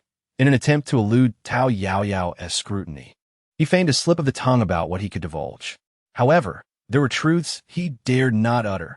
If he were to reveal the entire reality to her, he would forfeit his position, and the promise of the four realms to grant him dominion over this world would be rendered void. He was no fool. He had painstakingly evolved from an unconscious entity into a free-moving celestial overseer. The celestial rules confined not only the beings within the world, but also their celestial order. Only a sufficiently powerful celestial order could manifest into a tangible form. It was only by achieving corporeality that one could vie for other worlds and grow even stronger. Yao Yao cast a fleeting glance at him, refraining from further inquiries. She possessed limited understanding of the matters concerning the heavenly Tao. This phenomenon could indeed be regarded as a pet of the true deity. The rules established by the true deity after the creation of the world undergo various transformations through the nurturing of all beings within it. Not all heavenly Taos manifest in physical form, for an ancient true deity could inadvertently create myriad small worlds with a mere sneeze. Only through physical embodiment can one cultivate. The essence of anything that has attained sentience is fraught with uncertainty. In any case, this phenomenon sees the great deity overshadowing the lesser deities, with higher dimensions exerting dominance over the lower ones. The cold countenance of Yao Yao blossomed into a gentle smile as she temporarily lifted her veil upon arrival. She now gazed tenderly at the little child before her, who trembled in fear at her smile. No, it cannot be spoken. Oh, let me see. One can directly behold the myriad wonders of the world from here. Indeed, Gu He and the Xie family of Yun are already preparing to assault the Zhang family. Since I find him rather disagreeable, why not simply strike him down? It appears that the thunder you wield possesses considerable might. In Yao Yao's grasp, the lightning had transcended the realm of ordinary silver, shimmering with ethereal divine light. It crackled and danced obediently within her palm, resembling serpentine silver dragons, freely meandering in her hold. Do not. If you take action, it will violate the competition rules established by the four realms, and the demon realm will immediately launch an assault on the divine realm. I am unaware of the rules established by the four realms, but at this moment, it is my life that hangs in the balance. When, pray tell, was this absurd agreement forged? Yao Yao effortlessly conjured a lounge chair in the clouds, reclining upon it as she awaited the boy's candid confession. Chapter 107. The Unconscious Dislike. Silence. Following the narrative, are you intending to strike me down? Yao Yao contemplated delivering a slap in her vexation. Yet, upon witnessing his pitiful demeanor, she refrained. If you suffer a blow, do not place the blame on me. Every successor of the four realms who enters will inevitably lose their memories. Who could blame the demon clan for their treachery? Openly cheating, indeed. Not only have you retained your memories, but you have also glimpsed the storyline in advance. You possess a demon core and spells. What am I, as the proctor, to do? If I do not strike you, will you not ascend? Very well. You have ascended as well. Humph. The boy turned away, aggrieved, lamenting that he was merely a pawn. You can even absorb the power of heavenly thunder to evolve your abilities. The pace at which you elevate your powers is utterly frenzied. Just a brief moment of distraction while bathing, and you come charging in. It's utterly unreasonable. Enough. Do not wallow in your grievances. Speak your peace swiftly, and I shall release you. You may continue your heavenly duties. You have discerned my strength. The odds of my victory in this contest are substantial. I shall protect you henceforth. The boy, beguiled by her words, blinked rapidly, seemingly uncomfortable from the constraints binding him. Then release me first. In your dreams. Speak quickly. Yao Yao's fingers twitched, tightening the divine ropes further. Ultimately, the boy cast her a gaze steeped in resignation and transmitted what he could convey through his thoughts. However, one thing was certain. This world diverged entirely from the novel she had previously perused. The narrative she had encountered was purely coincidental, a prelude to her advantage. Yet, given the elders of the demon clan, would they truly grant her such an edge in advance? For now, she remained skeptical. Moreover, her timing of entry was also amiss. The heavenly decree stated that successors to the four realms would be transformed into ordinary human children upon arrival. As for their subsequent abilities, that depended on their individual fortunes. Yet, the criteria for victory varied among the realm successors. She had already gleaned Gu He's aspirations to unify the world and cultivate extraordinary powers to attain immortality. As for Feng Shan Zhao Shu and the enigmatic Anwan, perhaps there were other divine beings as well, those brazenly thrust into this realm by the divine clan. Nevertheless, the divine clan adhered to certain protocols. All who entered had lost their memories. Peach Yao Yao, there is no need for you to be so sarcastic. She would rather be devoid of memories than possess a godlike perspective while being constrained at every turn. However, she is not one to be easily bullied. Indeed, she has already subdued the heavenly order beneath her feet. As for the future inheritors of the human realm and the most formidable last demon lord of the demon realm, who are they? Yao Yao stifled a headache and cast a frosty glance at the little brat. You celestial beings lack names, don't you, little boy? The boy's expression darkened. Names? As the supreme rulers of the world, why would they concern themselves with such ephemeral matters? Enough. I shall no longer entertain you. You continue your celestial duties. And should you dare to provoke me again, I will ensure you regret it. Ha! The boy chuckled coldly a few times, waiting for your downfall. And you still think you can rival me? Hurry and descend. Yao Yao cast him a bewildered glance, wondering if he might be a bit foolish, considering she was still standing there. With a swift motion, Yao Yao lifted the little boy into the air, her hand grasping his chubby little neck. Oh dear, if you were to kill me, the world would collapse, and everyone would perish. Yao Yao's delicate lips curled slightly. I am by no means an heir to the realm of demons. Rather, I have been ensnared by the machinations of those elders from the demon world. Therefore, you must comprehend the magnitude of my grievances at this moment. You take delight in the fact that my demon core is damaged, and I am struck by petty lightning bolts. You should feel fortunate that I do not hold this against you. You put on an air as if you were ready to deal with me once I descend. Truly fearless, aren't you? The voice of Yao Yao grew increasingly frigid, emanating an aura reminiscent of ancient deities, causing the small boy to tremble uncontrollably. Tears gradually welled up in his large, round eyes. Woo-woo. He no longer wished to engage with this wicked woman. The demon clan was indeed cheating. If this woman continued down this path, she might very well ascend to true divinity. At that point, would not the little Tao of heaven, who had once bullied her, be easily extinguished by her mere gesture? Please spare me. I have disclosed all that I could. Furthermore, even should you triumph in this contest, it would be of no consequence, as the demon realm would not recognize it, and would still launch an assault upon you. Yao Yao received his divine thought, casting him aside before playfully smacking his backside a few times. All right, I consider my previous grievances settled, and I shan't dwell on them any longer. However, should you dare provoke me again, do so at your own peril. Furthermore, I demand that you swear by the name of the heavenly way that you shall not strike me indiscriminately. You are well aware that I have seen the spoilers. Do you find it amusing to toy with me deliberately? The little imp, who had just been spanked, felt utterly wronged. Why must you demon-kin resort to trickery? I merely intended to administer a slight reprimand. You've come to no harm, and you even possess extraordinary abilities. Hurry and take your oath. I have no patience for your delays. Additionally, you must vow to sever all ties to my thoughts. You shall not probe into my mind or create mischief here. In a realm governed by the heavenly way, there truly existed no secrets. This little imp had monitored her every action and thought, allowing him to strike her precisely when it mattered most. The very thought was infuriating. With renewed vigor, she delivered another swat to his rear. Whoa, please stop.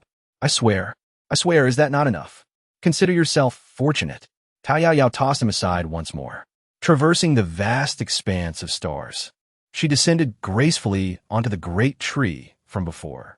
She squinted up at the clear sky, a smile gracing her lips.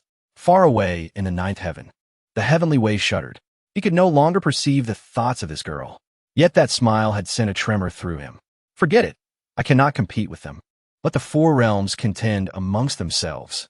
He resolved to seek out some nascent worlds to absorb, laying the groundwork for his future. The divine light surrounding him lingered momentarily on his skin before dissipating. Reflecting on the scenes he had witnessed in the heavenly way, he suddenly felt the weight of his responsibilities. Although he was unaware of the objectives set forth by the emissaries of the four realms, he found himself pondering Guhi, whom he could not quite articulate. In his memories, he had ventured to the human realm to save him.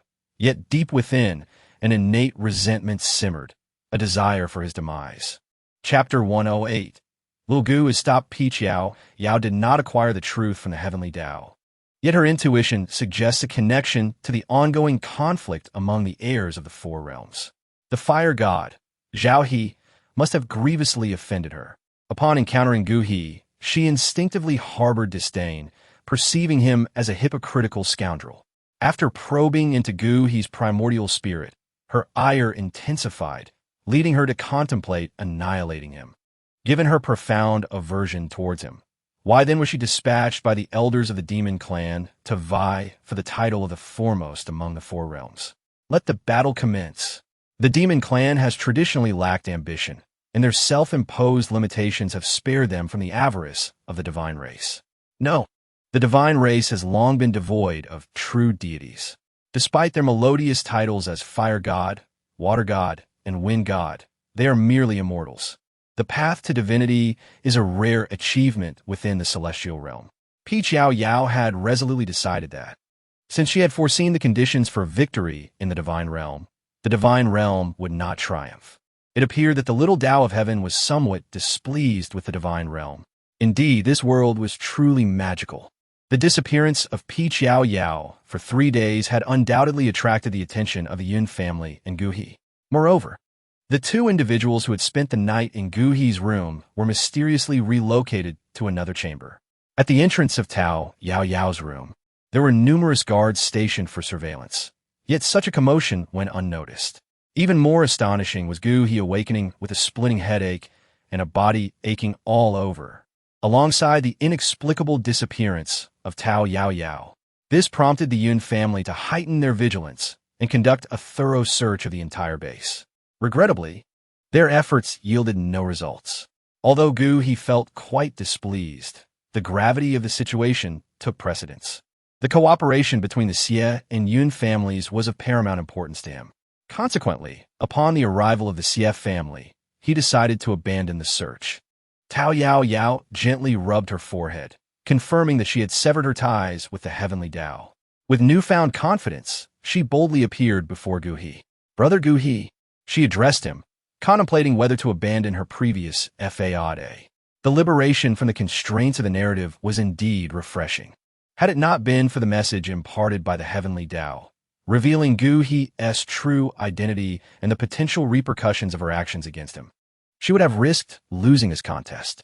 Alternatively, she could have eliminated him outright. The defeat of the demon clan was inconsequential. Throughout their extensive history, they had experienced moments of grandeur, but had never ascended to the pinnacle of power. Demons typically lived with a carefree spirit, acting on whims rather than striving for hollow glory. Much like the divine clan, if they were truly single-minded, why would they concern themselves with managing the mortal realm and the four corners of existence?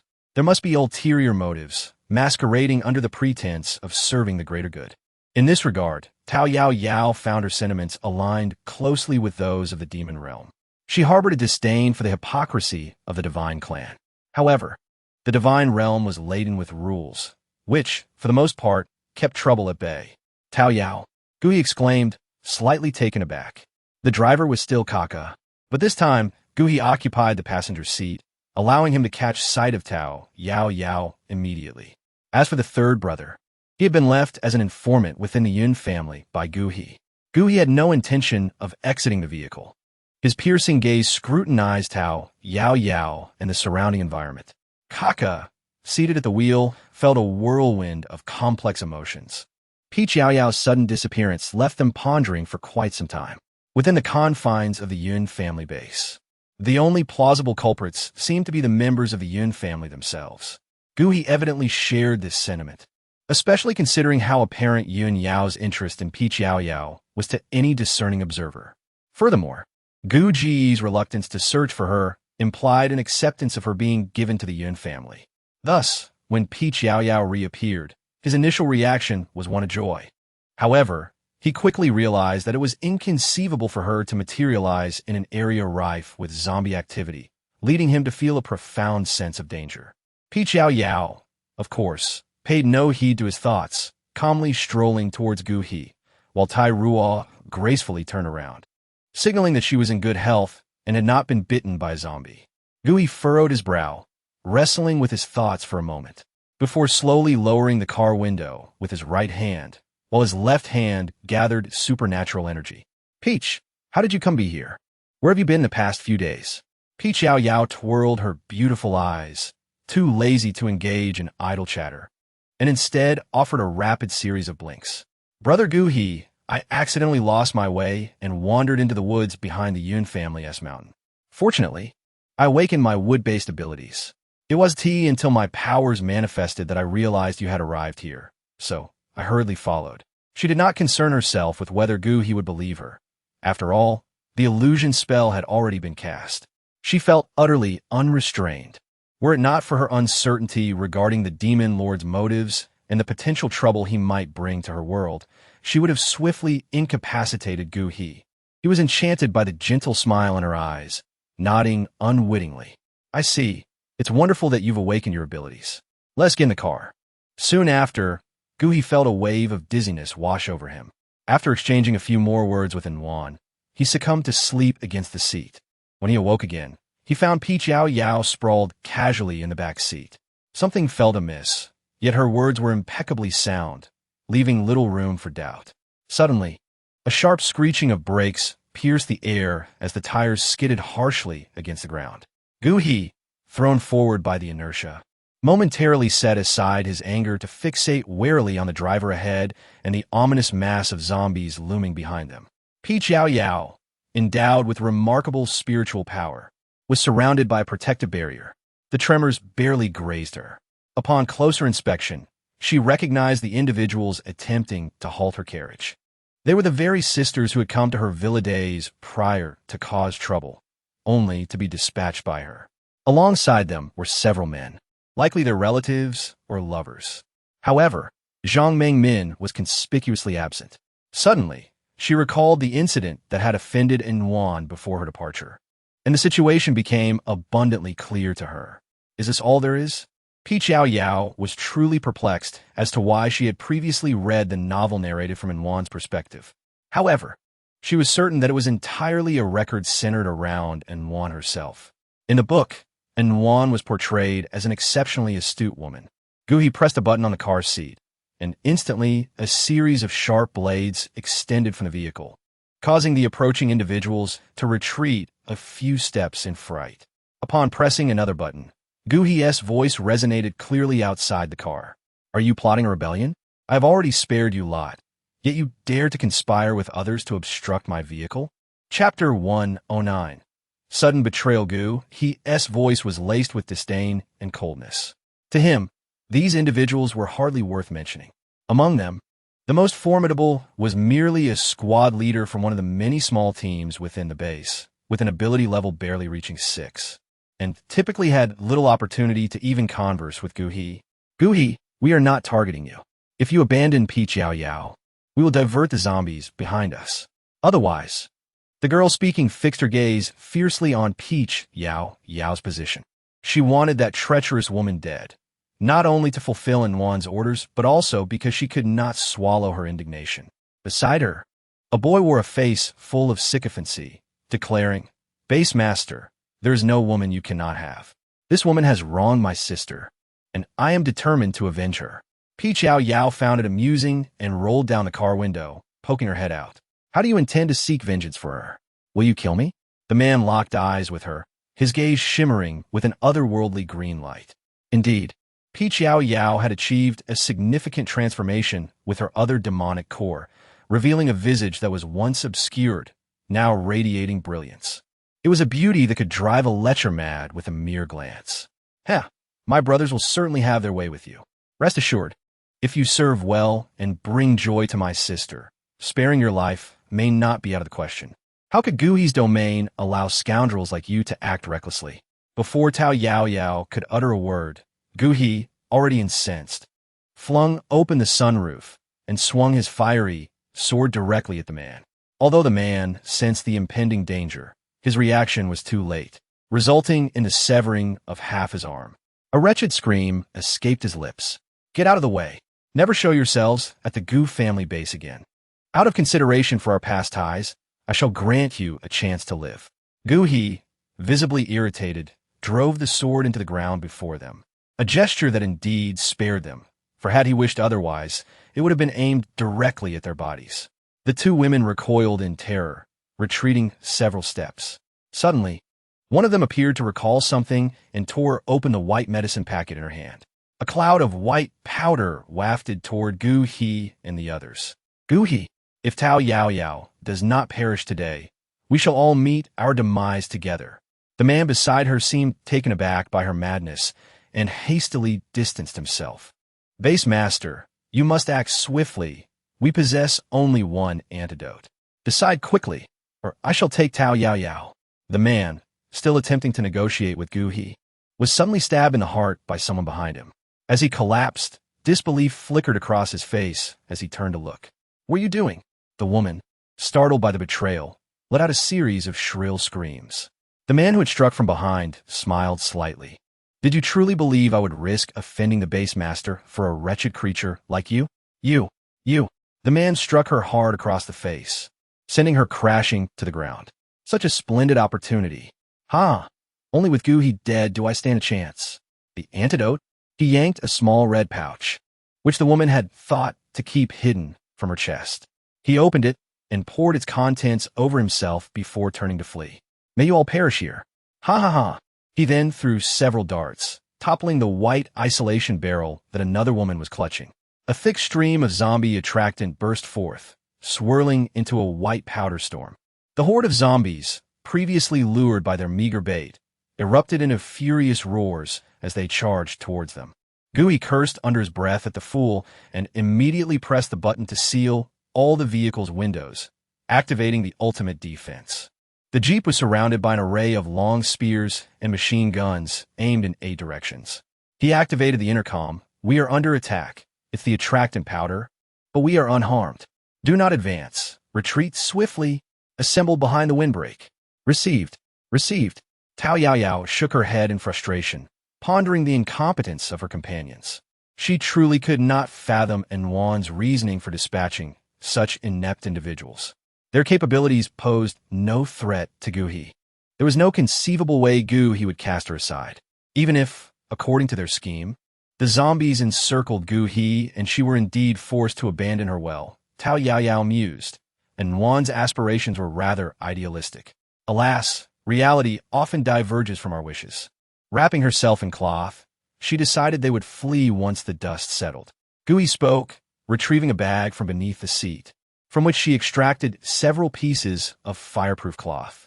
One piece was handed to Yao Yao, her tone devoid of disdain and imbued with genuine concern. Have you mastered the agility required for your newfound abilities? Do you require my assistance in carrying you? Yao Yao cast a fleeting glance, but did not respond. Instead, she pointed towards the pink cloth nestled within her bag. I want that one. It's hideous. Gu He's gentle demeanor shattered instantaneously, his expression darkening considerably. He lamented that he should have simply pressed the ejection button earlier to toss her out. Nevertheless, with a scowl, he unceremoniously hurled the pink fabric towards her. Upon exiting, they headed southward towards the windward side, anticipating a small lake ahead. Midway, she flung the cloth aside and swiftly plunged into the water. During Gu He's discourse, a multitude of zombies had already been dispatched by long rifles and laser guns. Yet, the zombies possessed formidable strength, rendering such weaponry insufficient for their complete annihilation. Numerous zombies had already encroached, gnawing at the weapons strewn by the vehicle. Gu He crouched down, with Yao Yao and Kaka following suit, their gazes fixated on the square skylight above. The moment it opened, they had to dart out without delay. Lingering here would surely spell doom. Gu He furrowed his brow, casting a worried glance at Yao Yao. Are you ready? Yao Yao, disinclined to argue further, simply nodded in affirmation. 3, 2, 1, go. As Gu He uttered the countdown, the car window gradually slid open, revealing wisps of white powder swirling in the air. Nevertheless, the 3 of them, enveloped in fireproof fabric, leapt out boldly. Gu He exhibited remarkable speed, while Kaka lagged considerably behind. Yao Yao hopped casually, exuding an air of calmness. She had not transformed and was unable to utilize her abilities, relying solely on her shrinking technique to feign prowess. Meanwhile, she assessed Gu He's strength, realizing he was on the verge of a breakthrough to the 10th level. It appeared he had concealed much of his power, contrary to the common perception of him being merely at level 6 or 7. As for Kaka, he was just an ordinary 6th level Earth-type ability user, managing to keep pace with Gu He only by manipulating the terrain. He expressed mild surprise at Yao Yao, who seemed to be strolling leisurely.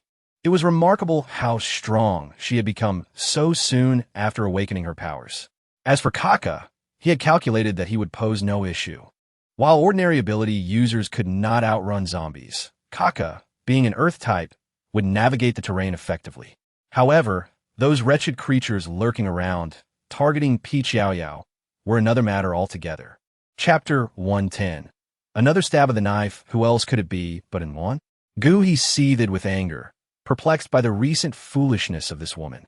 He simply could not comprehend how she could perceive him as someone easily threatened by such trivial schemes.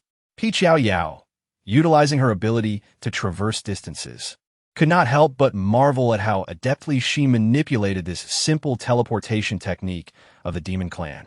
Along the way, both He and Kaka discarded their respective fabrics, and she whimsically followed suit. Just as she was on the verge of expressing her desire to disembark, a small performance, as described by He, unfolded before her. Without hesitation, He summoned his water-based abilities, connecting to the nearby lake, and soon the heavens opened, unleashing a torrential rain. You all immerse yourselves in the water. I will first halt the spread of the powder. That foolish one. This substance was the result of their research, and no one understood it better than he did. Furthermore, all the distribution channels were under his control. He had long been aware that Nguyen had hoarded a significant amount of this powder. It was likely that only that fool still believed he was oblivious to it. Recalling the playful glint in Yao Yao's eyes during her conversation with those individuals, she resembled a cat frolicking with a ball of yarn. For reasons unknown to him, He felt his heart inexplicably quicken. She was indeed far more endearing than that fool. Yao Yao remained oblivious to the thoughts swirling in her mind as she observed He frolicking in the water, keeping a safe distance. The water source within the zombie-infested area was anything but secure, and, more crucially, it was exceedingly filthy. Kaka had already submerged himself entirely, while only Yao Yao maintained her composure amidst the relentless pursuit of the undead. He's strategy proved effective. The number of zombies pursuing them was relatively few, primarily drawn to the bait concentrated around the vehicle. However, that bait had now been washed away by He. The gleam of survival was evident in He and Kaka's eyes, while Yao Yao's gaze was fixated on the shimmering crystal cores she had lost. Never mind. There was no rush. She had devised a new plan. Soon, she would possess as many crystal cores as she desired. Ye. Be careful, Kaka suddenly shouted. From a considerable distance, Yao Yao turned to see the man who had previously torn open the medicine pouch charging towards He. His intentions were clear. He aimed to stab He without hesitation. Yao Yao couldn't help but admire his audacity, though it was unfortunate that he was clearly outmatched. His strength insufficient to contend with He. His initial advantage lay in his ambush and the white powder adorning his weapon. Coated with the antidote, he felt no fear, intent only on throwing himself at He. He understood that only by leveraging the horde of zombies could he eliminate He. Kaka flailed desperately in the water, wishing to aid He, but his efforts proved futile. His abilities were significantly restricted in the water, and he primarily served a supportive role, lacking offensive power. The situation was further exacerbated by the sudden appearance of mutated fish with glowing red eyes, baring their teeth in preparation to attack him. He found himself overwhelmed, struggling to reach the shore. Being struck by the man's powder would be disastrous, especially since he was already partially contaminated. However, the water remained a safer refuge, as the mutated fish were far less terrifying than the zombies. He could still manage to cope with the predicament. Yao Yao, having previously been reluctant to enter the water, deliberately concealed herself behind several large boulders, positioning herself at a considerable distance from them. Thus, she could watch the spectacle with complete tranquility. Enveloped in a protective barrier, she remained untouched by the powder. Observing Gu He inadvertently sustain a wound from that individual while attempting to evade the powder brought a pang of concern to her heart. Yao Yao blinked her eyes, seizing the opportunity. With a swift motion, the vine in her hand soared through the air, finding the man who had just successfully launched a sneak attack in a most secure manner. The injured Gu He, taken aback by her unexpected intervention, felt a surge of unfamiliar emotions welling up within him. Yao Yao was merely stirring up excitement to garner affection, while inadvertently, the vine she had intentionally loosened was discovered by the man, who found a gap. Aware that he could not kill Gu He without sacrificing his own life, he unleashed all his strength in a decisive blow against Gu He, believing he could finally breathe a sigh of relief after Yao Yao's intervention. Gu He was brutally struck in the abdomen by the man's fiery blade. "Brother Gu He," Yao Yao called out with heartfelt sincerity. "Gu Ye, kakatriadot," her voice torn with anguish. Gu He, feeling the searing pain, was truly on the verge of fury as the 5 elemental powers within him began to surge violently, converging towards a singular force. Upon witnessing the scene, Yao Yao immediately recognized it as a devastating technique that Gu He would later employ in the narrative. She wished to see him endure some injury, yet the situation had escalated unexpectedly. No, she exclaimed urgently. "If you dare to harm my Gu He brother, I will fight you to the death."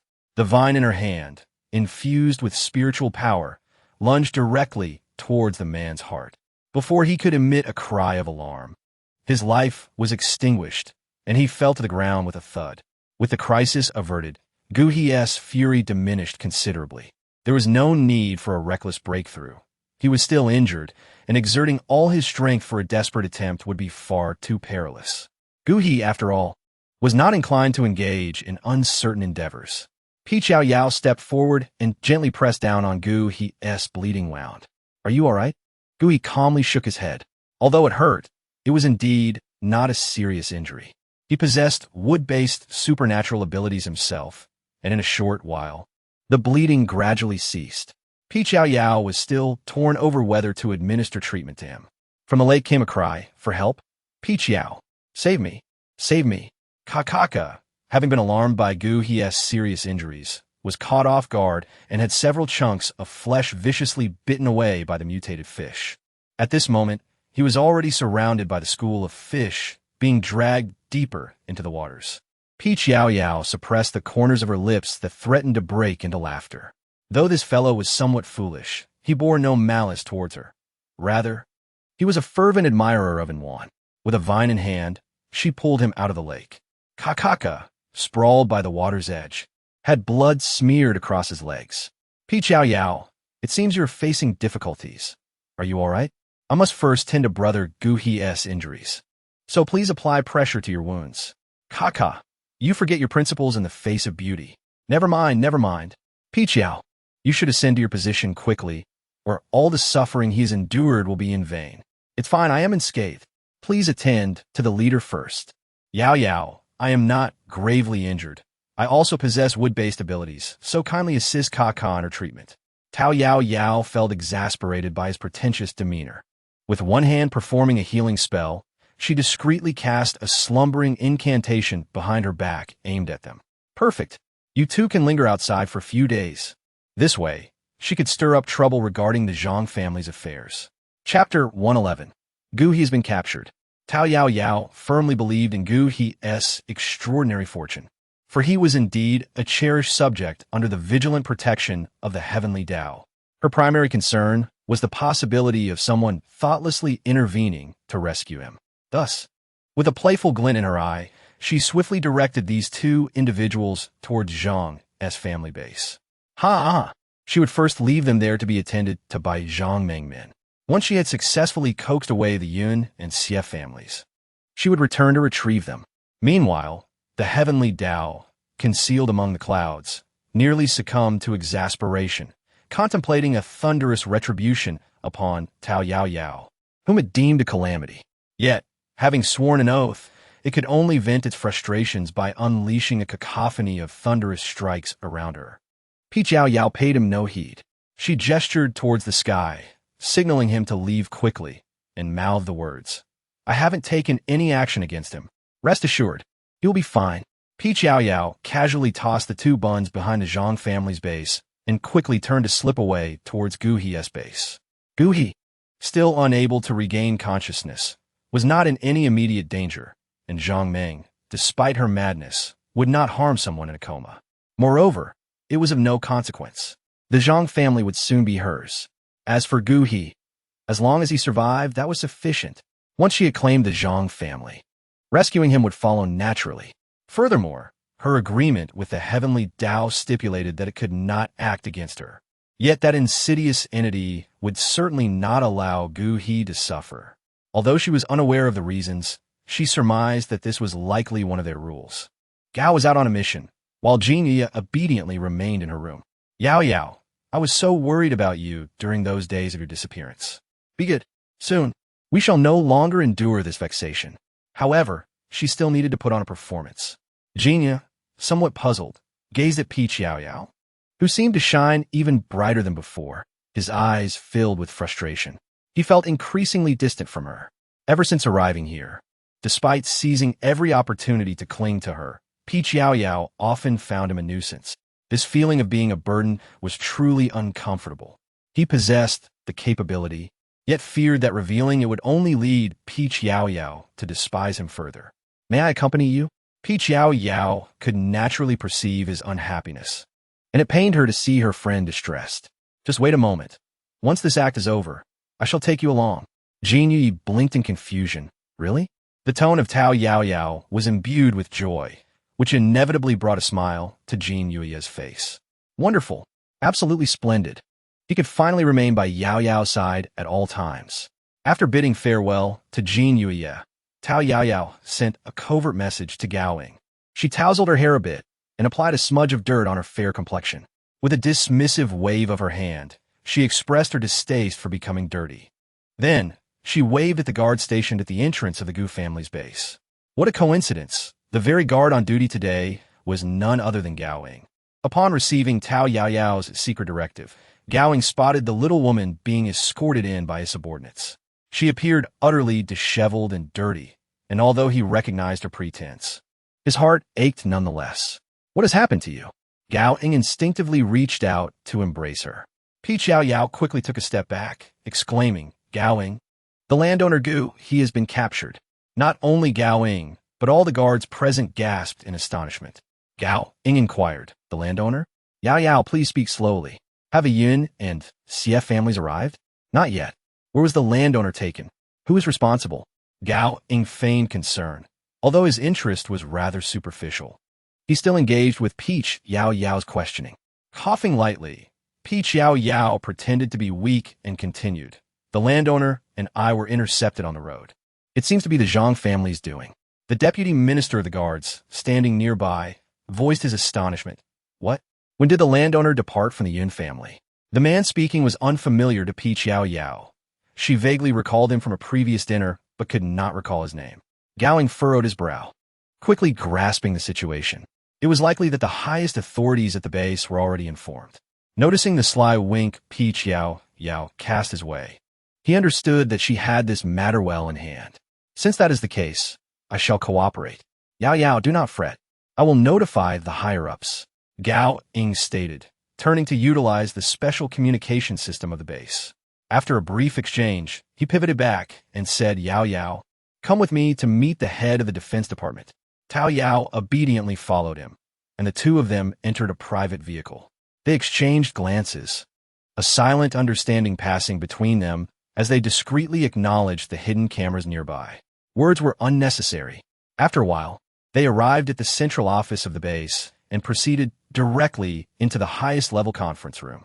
The room was already filled with the senior officials of the base who were not on missions. At the center sat Anwan. Upon seeing her enter, Anwan turned pale and slammed her hand on the table. Tao Yao, what report have you provided?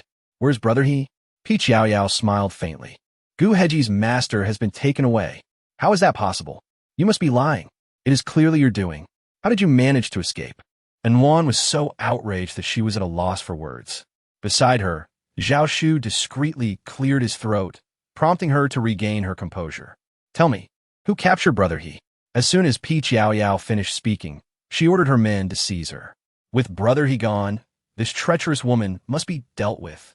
Our ambushers are your good friends, the same two women who attacked me before, but they had help from the Zhang family. Zhao Shu pressed Wan's hand, signaling her to remain still and to let him take charge. Then he rose to address Yao Yao, though I cannot ascertain the veracity of your claims.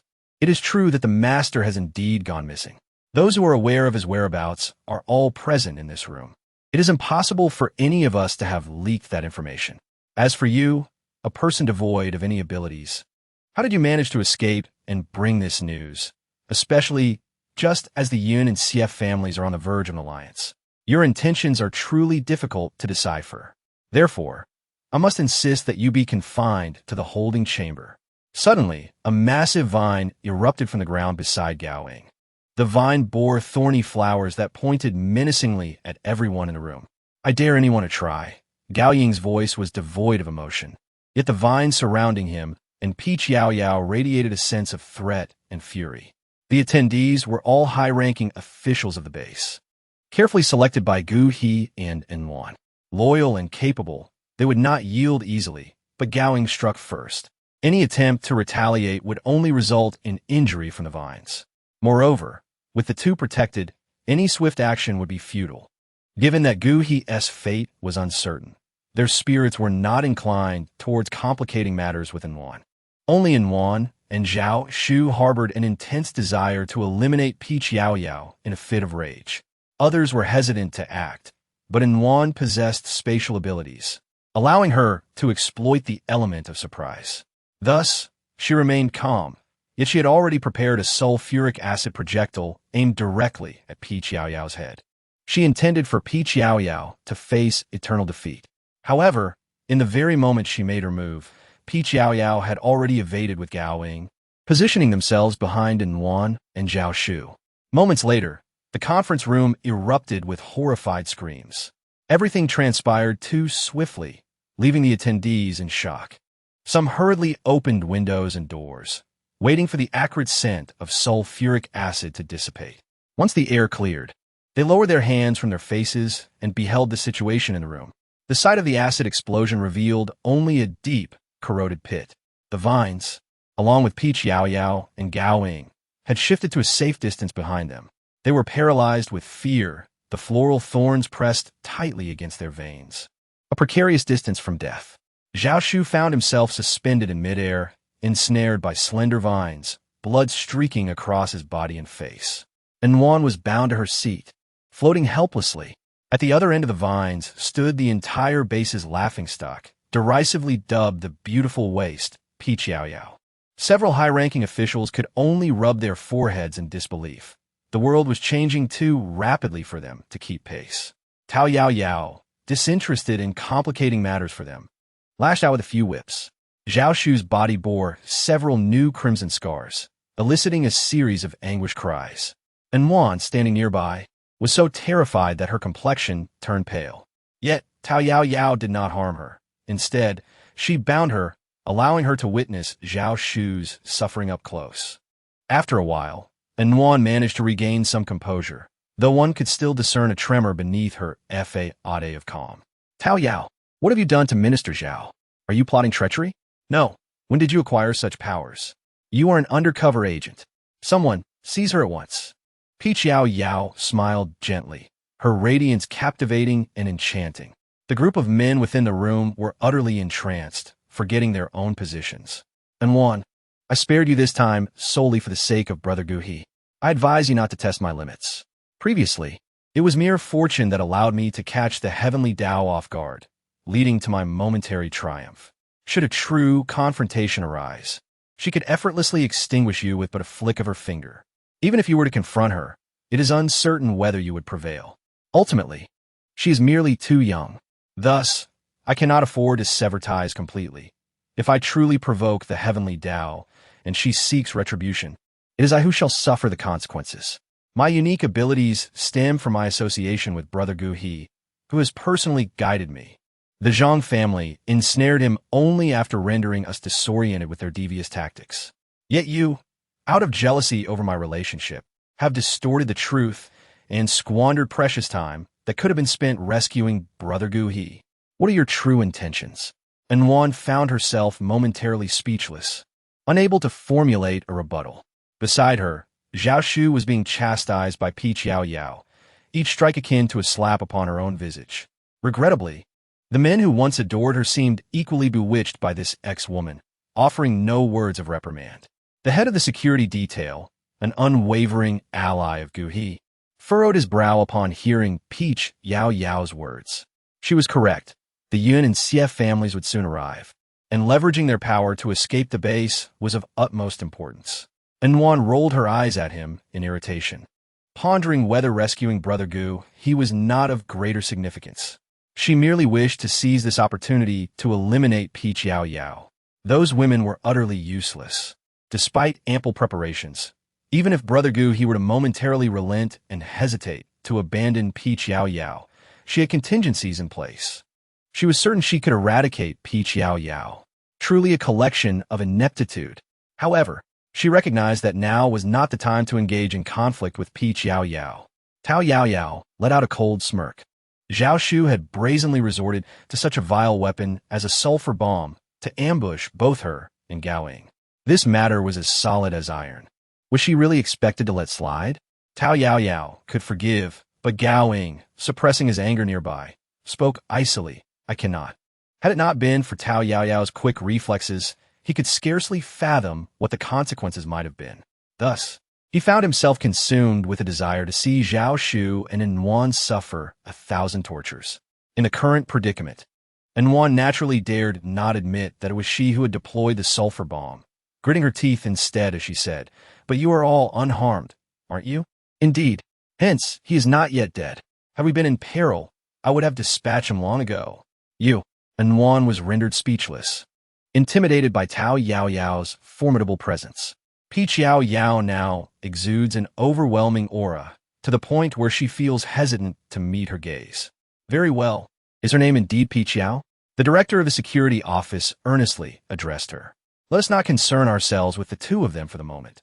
First, escort the individual to the confinement room, and swiftly lead us to rescue the base commander." Peach Yao Yao observed the man in the distance, who was anxiously concerned for Gu He, her beautiful eyes narrowing slightly. Could this fellow also be a celestial being sent from above? "Oh, I am called Peach Yao Yao. What is your name? I bestow upon you this courtesy." Zhao Shu and Anwan were unceremoniously cast to the ground, freed from his restraints. Zhao Shu instantly regained his supernatural abilities. His mind, now devoid of reason, failed to contemplate the terrifying nature of Peach Yao Yao's capacity to seal his powers.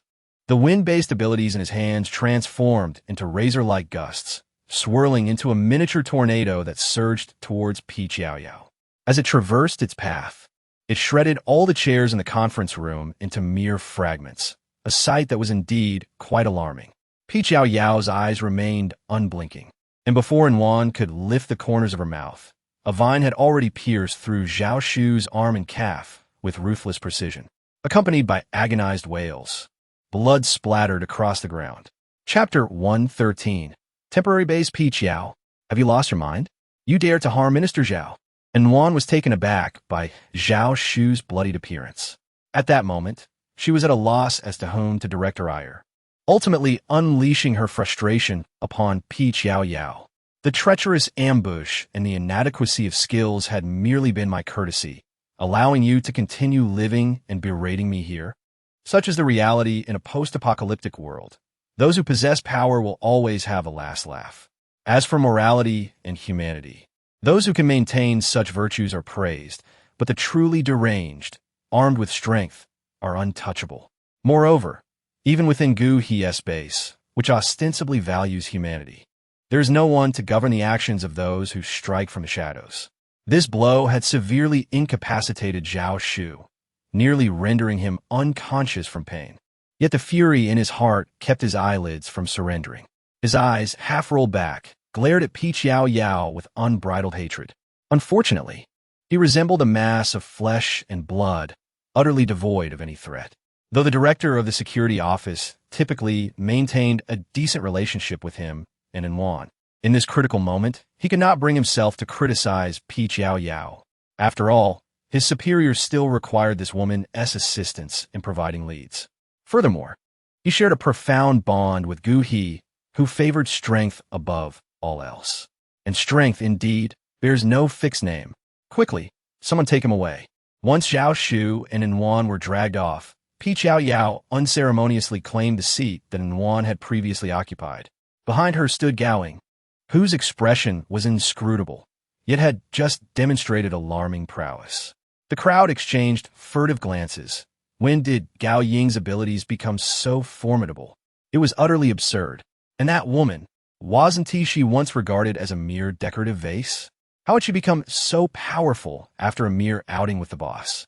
Yao Yao gently curved her lips, aware of their suspicions, yet indifferent to them, for she had no intention of lingering in this wretched place any longer.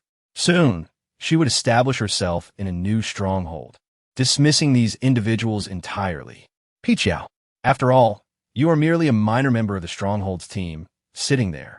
A man crouched in the corner trembled as he spoke. However, observing Yao Yao's amused expression, his voice dwindled to a whisper. Tao Yao cleared her throat softly and declared, Gu He is already with me. I am your rightful base mistress. Do you have any objections? The executives present gaped in astonishment, yet not a single word escaped their lips. This revelation was both absurd and plausible. Who could forget that Gu He had cast aside Yuan, taking along this seemingly useless girl instead? The entire base buzzed with rumors. It was said that the base mistress was to be replaced, and Gu He must have taken Tao Yao to seek some fortuitous opportunity. Ironically, the once beautiful yet ineffectual girl had transformed into a formidable power wielder. As for the extent of her strength, it was indiscernible to them. Suffice it to say, she was indeed powerful.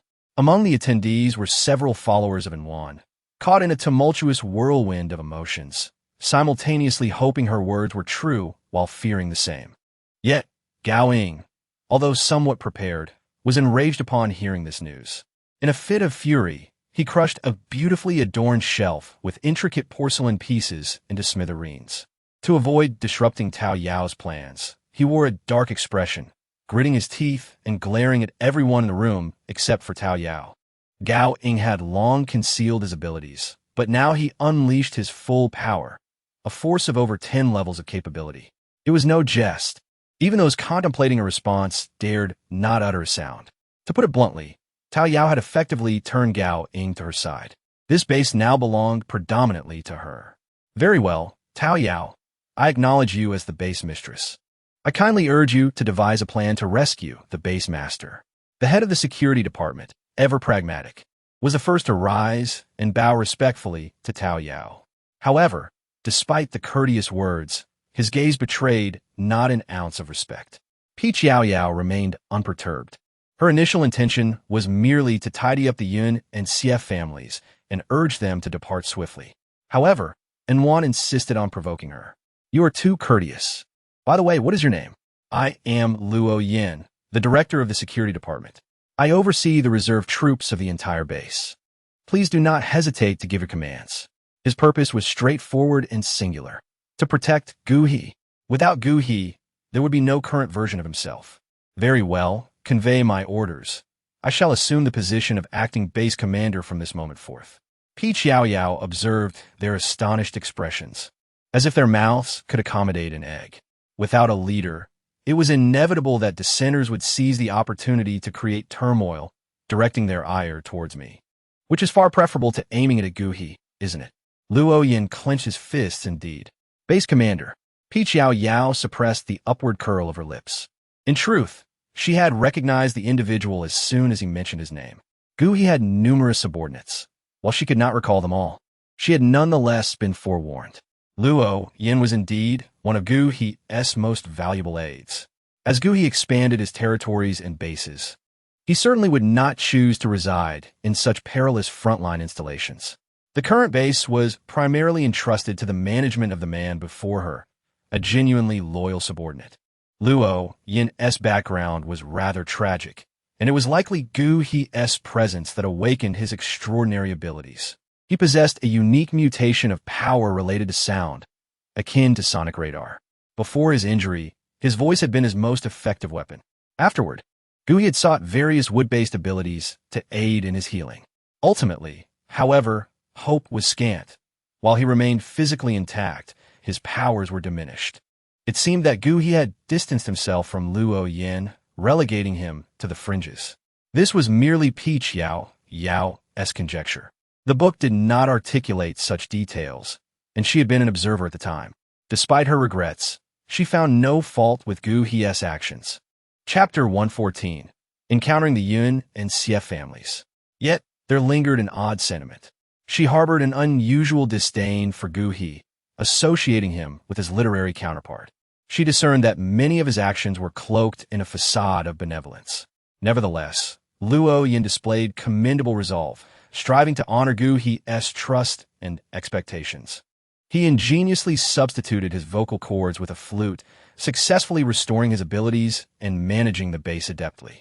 Ultimately, it appeared that his fate was not entirely bleak. Luo Yin, however, remained perplexed as to why the radiant woman before him had shifted from disdain to sympathy and approval in a mere moment. He was indeed at a loss. It was common knowledge throughout the base that she had once harbored affection for Gu He, especially given that he bore the final alarm. Should this woman betray him, word would surely spread. Such tranquility was implausible. For now, he would heed her words, intending to promptly contact Gu He's personal bodyguard. Very well. You all hasten to consolidate the base's forces and check on the progress of the Yun and Xie families. Peach Yao Yao waved her hand, directing them with ease. Yet, this was merely a ruse to keep them entertained. With a mere flick of her wrist, she could easily subdue the Zhang family. They were of no use to her at present. What she truly needed was to distract the Yun and Xie families. These individuals were quite the nuisance, and she sought to occupy them with tasks to prevent them from lingering in her vicinity. Gao Ying and the representatives from the Xie and Yun families have arrived. The special communicator at Gao Ying's base began to emit a series of sounds. Peach Yao Yao's eyes brightened with intrigue. Are they here? She inquired, observing a group of individuals staring at her with wide eyes. Impatiently, she waved her hand. You all go below and prepare. Luo Yin, please invite them in. Understood. Luo Yin was the first to descend, while the others exchanged dubious glances, seemingly incredulous that she had truly become the temporary base leader. Would she really command them? Ultimately, they obediently followed her out.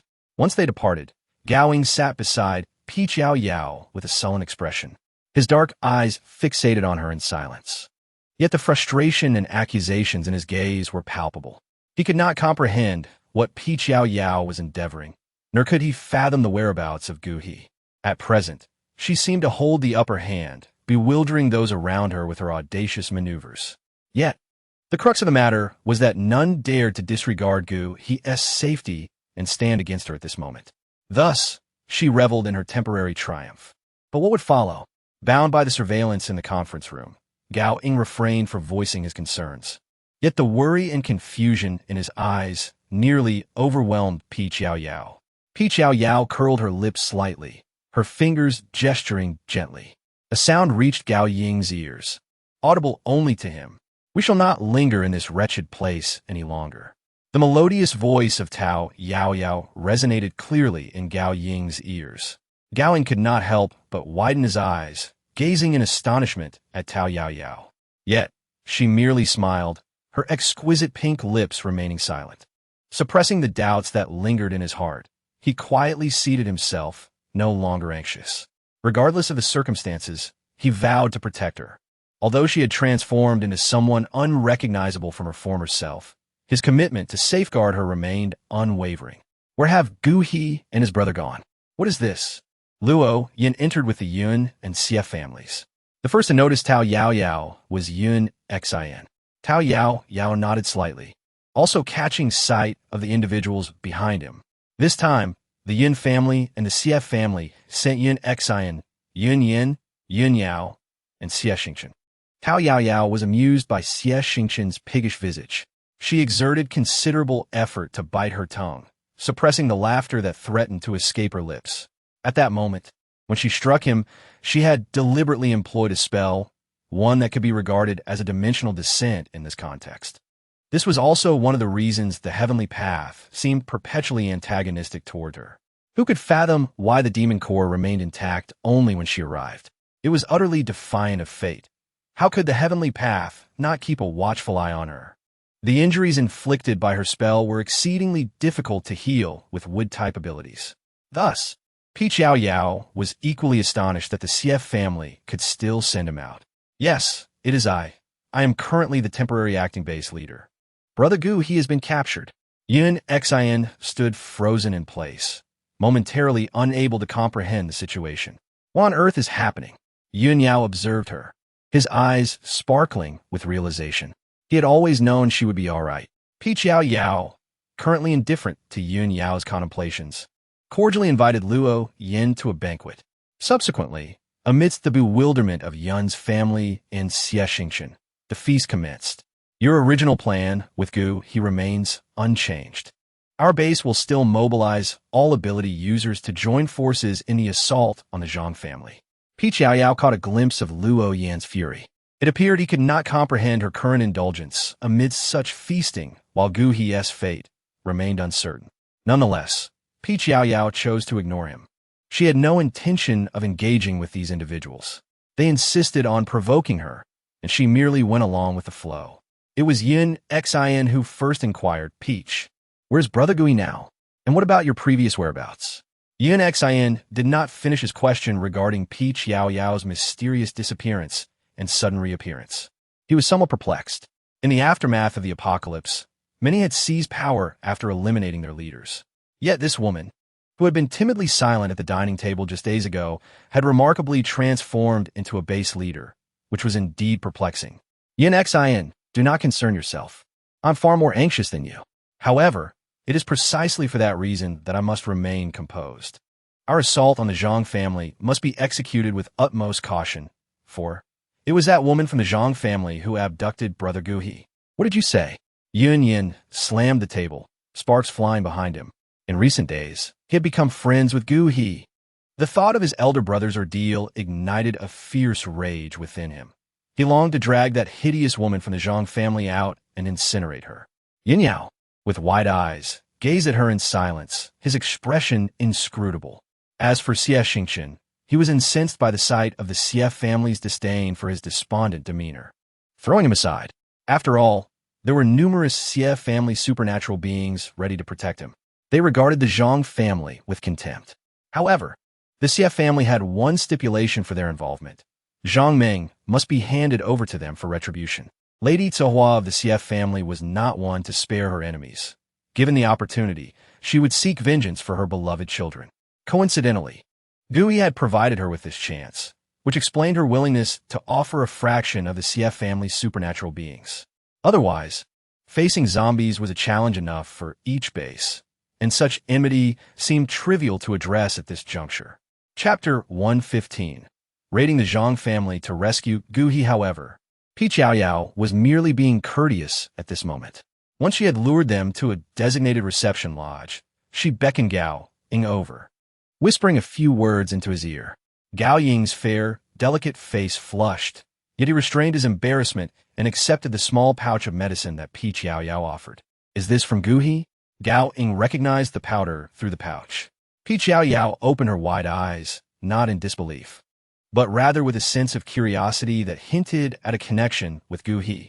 Have you encountered him in other parts of the base? I had previously been. Gao Ying's face flushed even deeper. What? Tao Yao Yao, her fists clenched in frustration, was in no rush to let Gao Ying attend to his duties. When? Speak to me in detail. Gao Ying, initially reluctant to elaborate, found himself compelled to share the particulars of the unusual powder, driven by a curiosity about how Tao Yao Yao had acquired it. Thus, with a face ablaze with embarrassment, he recounted the incident involving Gu He that had caused him distress. Peach Yao glanced at the time and realized it was the same moment as her previous visit. A hint of guilt washed over her at that time.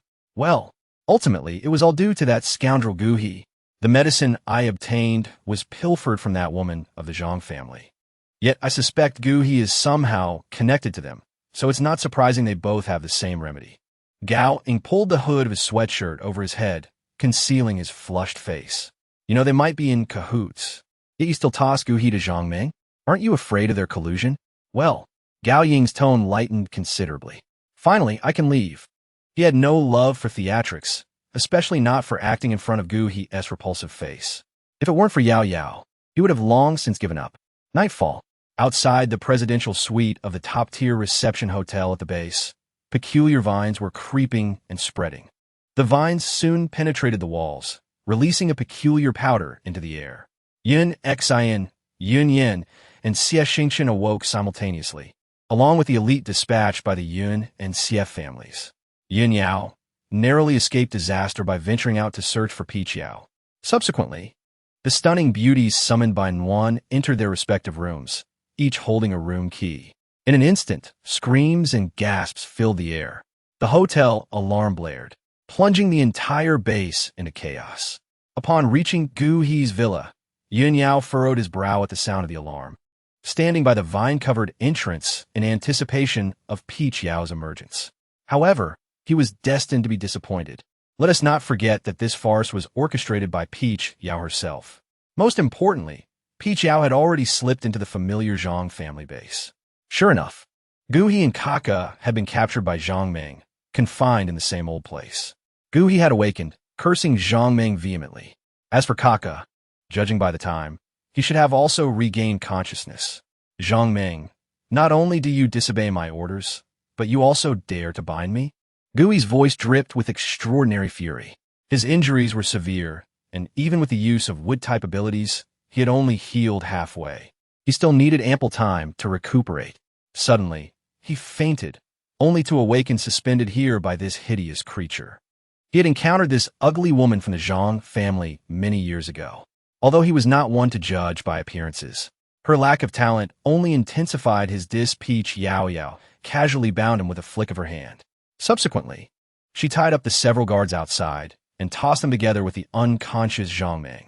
Gui? Peach Yao Yao, now employing the illusionary countenance technique, was untroubled by the prospect of Gu He recognizing her. I am. Gu He furrowed his brow slightly, stiffening his body, striving to maintain his composure and elegance. Peach Yao Yao casually waved her hand, ushering him and Kaka inside. I am the sister of Silver Moon, Silver Bell. Here, the Silver family has taken charge. Peach Yao Yao spoke with an air of authority, leaving no room for doubt. I shall escort Lord Gu Heji to depart, and I hope that Lord Gu will remember the great favor our Silver family has extended. Naturally, Lord Gu responded politely. It soon found himself lost in his own thoughts. He recalled Silver Moon, a rare lightning element ability user, whose ability level was obscured and formidable. It was an ability he had long coveted. Currently, most ability users were aligned with the 5 elements, but any mutated or special abilities were his true targets. If he could ally with and incorporate them, it would be splendid. If not, he could always deceive that useless Qin family heir, for the energy derived from special abilities was far more valuable. He had not anticipated that the woman belonged to a family of such strength. Nevertheless, the Silver family was indeed powerful, especially considering that his very life was currently in their hands. He dared not utter a single word of discontent, maintaining a facade of utmost politeness and gratitude, fearful that Silver Bell might decide to dispose of him entirely. Peach Yao Yao did not hold back, stating, in order to safeguard our family's privacy, you shall wear this. Allow me to escort you out. Peach Yao Yao tossed him a black eye mask. Gui discreetly squeezed it, but was aware that he was no match for her, so he obediently put it on. However, he still kept a watchful eye, deliberately adjusting the mask slightly to create a small gap at the bridge of his nose. Tao Yao Yao chose to ignore him, disregarding his petty antics. She retrieved several bundles of black cloth from her space and deftly wrapped them around his face. Then, she produced 2 fabric bags and promptly placed one over his head and the other over Kaka's. Gui felt a surge of indignation, yet he dared not utter a word. He had anticipated that the ordeal would end there. However, to his dismay, Tao Yao Yao proceeded to procure ropes, binding their hands and feet. Instantly, silence enveloped them. Peach Yao Yao winked at them playfully, and with Golden Moon Night, she departed first. This left Gao Ying alone in the room, where he began to simulate driving with the 2 individuals based on the secret code relayed by Peach Yao Yao. Along the way, Gu he inquired a few questions, but after receiving a couple of kicks from Gao Ying, he fell silent. This will be our territory from now on. Come, let us engage in a brawl. The tendrils in Yao Yao's hands danced wildly. She first bound the fallen Zhang Meng and others before leading Jin Yuyi out. Jin Yuyi was taken aback by the sudden transformation of Yao Yao's visage. Yao Yao, he thought to inquire, but the words faltered on his lips. Following her outside, they collaborated to obliterate the earthen high walls surrounding the garden with the vines in Yao Yao's grasp. He suddenly recalled the identity of that somewhat familiar, unattractive woman. It was she, the woman who had allied with those nefarious individuals. At that time, she had feigned a desire to rescue him, claiming that all he needed was to genuinely love her. A chill coursed down Jin Yuye's spine, and a more malevolent glint flickered in his eyes. Yao Yao, since her previous breakthrough, has retained the ancient mysterious iron. Her demonic power has surged significantly. With a few effortless gestures, she bound all the guards and supernatural beings rushing towards her. The formidable walls they had erected for defense were effortlessly demolished by Jin Yuye. One by one, they were ensnared and cast aside like chaff. Approaching Zhang Meng, he could not allow this woman to recognize him. With a subtle rotation of his palm before Zhang Meng's face, blood began to trickle from the corners of his eyes and ears. Observing Yao Yao's increasingly outward movement, he noted the unconscious state of everyone within the room. He rapped gently on his chest. A man's voice echoed in his ear. "Boss, any orders?" The voice was as cold as machinery, yet internally, he was brimming with excitement. It was rare for the boss to seek him out. He glanced at his body submerged in the potion, stifling a sigh he could no longer express as a human. I found another of the past. That repulsive woman with an even uglier heart. The man was exceedingly agitated, nearly bursting forth from the vat of liquid. However, the icy tone of his voice failed to convey his fervor, leaving him to continue his earnest entreaties. "Boss, please don't kill her. The previous ones have long since vanished. You ventured out at great risk to find them, and you already eliminated that man and those old geezers. This one cannot be killed. Xiao Bai, Xiao Honghua, and the others are still unconscious in the potion." Jin Yuye replied, "Understood. She is not dead." Recently, the experts from the Yun and Xie families have approached the Gu family, directing the zombie horde in that direction. Received. Boss, take care and expedite the delivery of the people. Jin Yuye, uninterested in hearing him finish, abruptly patted his chest, severing the connection. He cast a frigid glance at the prostrate Zhang Meng. Momentarily caught in contemplation, he turned to observe Yao Yao, who was playfully brandishing vines at the others. A hint of amusement flickered in his eyes. This woman was best left for her own disposal. Should Yao Yao be displeased, even if this woman proved useful, he would not spare her life. The poison coursing through them would be addressed. He would not grant those individuals the chance to inflict harm upon them. A sly smile crept across his face, embodying the essence of a tyrant. "How about it? Will you submit?" The implication was unmistakable. Refuse, and he would subdue you until you did. The Zhang family base housed numerous supernatural beings, yet few were truly formidable. They had all been easily bound by her single maneuver. The remaining ones were similarly ensnared with a mere wave of her hand. Chapter 117. Who is heartless? Jin Yuye regarded Yao Yao with a gentle expression, though he found it peculiar that her countenance had altered slightly. Yet, that lively demeanor was unmistakably hers. "Yao Yao, how shall we deal with these people?" Jin Yuye thoughtfully helped Yao Yao secure the feet of these individuals with earth. This technique was also taught to him by Zhang Meng. Many who had suffered under Zhang Meng's tyranny trembled at this sight. After all, being immobilized by soil was akin to torture. "Please spare us. We were also captured by Zhang Meng, obeying her only to survive. Have mercy. I have committed no wrongdoing. Do not kill me." The leading few began to plead for mercy, while the others, recognizing the gravity of their situation, hastily spoke in hopes of preserving their lives. "You, with such beauty, how could you possibly understand the sorrow of those of us who are considered ugly?" A singular discordant voice emerged from the throng behind. Yao Yao found the voice somewhat familiar and raised her hand to toss the individual ahead. "Ah, it is you. You are indeed most loyal." Yao Yao recognized the speaker as the man she had encountered in the dark, who had questioned her for directions. The man's face bore a prominent red birthmark, which appeared rather intimidating. However, in Yao Yao's eyes, it was not considered unattractive. After all, among her demon kin, the Beast clan often adorned their faces with intricate patterns. The notions of beauty and ugliness within the demon realm are not as exaggerated as those among humans. You heartless individuals, have you forgotten how the base has treated you? If it were not for the refuge provided by the base, you would have long been victimized by those outside. Yet now you cower in fear, groveling before this woman. A portion of the crowd that was scolded lowered their heads in shame. Yao Yao was just a step away from fetching a stool to watch the spectacle unfold. Zhang Meng's true nature was laid bare. She had indeed witnessed the depths of their kindness. As expected, the man who had been the first to plead for mercy earlier spat disdainfully. The man under scrutiny wore a look of disbelief. You lack any sense of conscience. The base clearly feels pity for you. Just as Yao Yao contemplated loosening the vines binding them, allowing for a scuffle to ensue, a man shrouded entirely in black cloth finally spoke up. Yao Yao had a brief encounter with him, possessing formidable powers, arguably the strongest among them. Let us cease this bickering. Without knowledge of another's past, it is futile to cast blame upon one another. Does it truly matter who Zhang Meng represents in your hearts? Indeed, upon his utterance, all fell silent.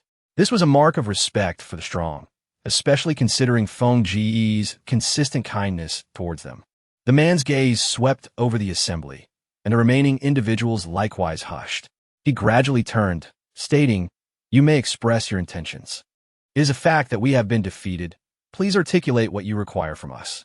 Yao Yao observed him, enveloped in a cloak of dark fabric. Yet his elongated silhouette and composed demeanor set him apart from the ordinary ruffians. This man was indeed unlike the others. "Your voice is quite melodious. May I inquire your name?" "I am Silverbell, and from this moment forth, I shall be the sovereign of this Silver family stronghold." The bound captives gasped in astonishment. The man bowed respectfully, devoid of any hesitation. A brief silence enveloped the atmosphere. "We pay homage to the sovereign." Sovereign. Except for the man who had just stepped forward to curse, all others paid their respects to Yao Yao. Their thoughts resonated with the belief that Feng Gu was indeed reliable. "Enough. I am not a paragon of virtue, yet I am certainly no villain. There is no need for you to feel so apprehensive. We bear no enmity, and I have no reason to harm you." As the words of Yao Yao faded, the faint sound of several sighs of relief echoed in the air. "This base now belongs to me. As for you, I offer you a choice. You may leave. Of course, you may also choose to stay, but I do not accommodate idlers, nor do I tolerate treachery." Yao raised her hand to loosen the vines entwined around Hong Feng. Her vines were imbued with spiritual energy, capable of severing the powers of supernatural beings. Thus, once ensnared, they found no means of escape. "Hong Feng, remove the cloth from your face and reveal yourself. I shall not allow anyone to masquerade in my presence." Yao Yao had just mentioned that the minor underlings could be released, but for someone as capable as Red Maple, she was far from foolish. She understood that it was essential to gather a workforce willing to toil for her. If she were truly tasked with managing a base, she would be quite reluctant to expend that effort. Red Maple clenched his fists tightly, yet under Yao Yao's gaze, he gradually removed the black cloth from his head, revealing a face that had been marred beyond recognition by fire. He feigned composure as he looked at Yao Yao, curious whether his disfigured appearance would frighten this delicately beautiful girl. This act could be seen as a hint of malice on his part, as she had publicly compelled him to shed his veil of shame. However, to his surprise, Yao Yao merely furrowed her brow slightly. "This injury is clearly inflicted by someone. It was Zhang Meng, wasn't it?" Red Maple was momentarily taken aback by her inquiry. Reflecting upon those unbearable memories, he bit down on his molars and eventually nodded slowly. Yao Yao sighed helplessly, pondering the peculiarities of Zhang Meng, who seemed genuinely unwell. Indeed, the apocalypse magnifies the darker facets of human nature. In the absence of legal and moral constraints, some exploit their abilities to torment others. This perverse mindset was beyond Yao Yao's comprehension. She gently cupped her palms together, conjuring a swirling orb of pastel green light, which she directed towards Hong Feng's face. This action was somewhat deliberate. She desired to observe whether Hong Feng would evade her assault. Instinctively, Hong Feng sought to dodge the sudden attack. Yet his survival instinct rendered him immobile, allowing the light to strike his face directly. Having endured such torment already, could life in this hellish existence truly worsen? However, the anticipated sensation of pain failed to materialize. Instead, a soothing coolness caressed his features. The scars, which ached in inclement weather, now tingled with a gentle itch. Gradually, warmth enveloped his entire face, and he felt as if every pore were breathing. It was as though he were immersed in the verdant embrace of spring meadow. A wave of inner tranquility spread throughout his being. "Ah, Fengge, your face," exclaimed those nearby. "Feng Ji's face has miraculously healed. I knew it. Fengge must have been extraordinarily handsome. Otherwise, that madwoman wouldn't have been so cruel to him. Oh, how wonderful!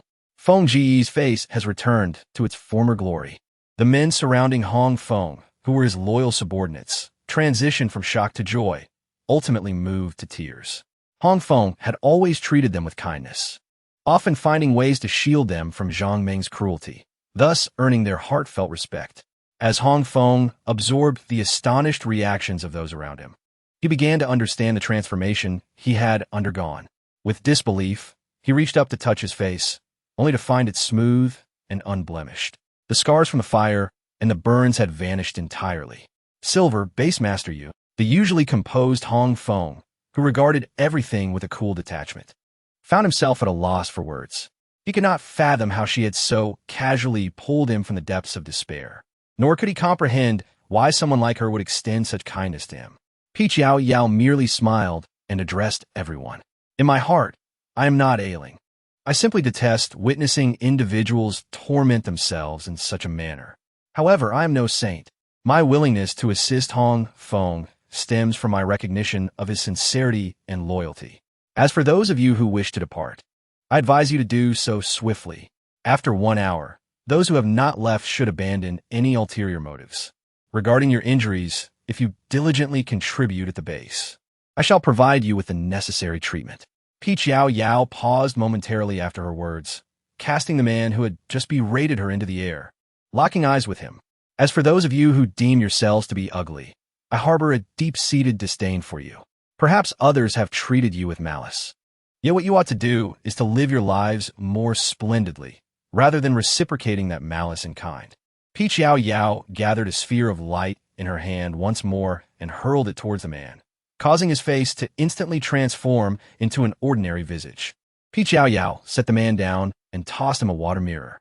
"Take a good look," she said, "at the insecurities etched on your face and the resentment you harbor towards everyone around you.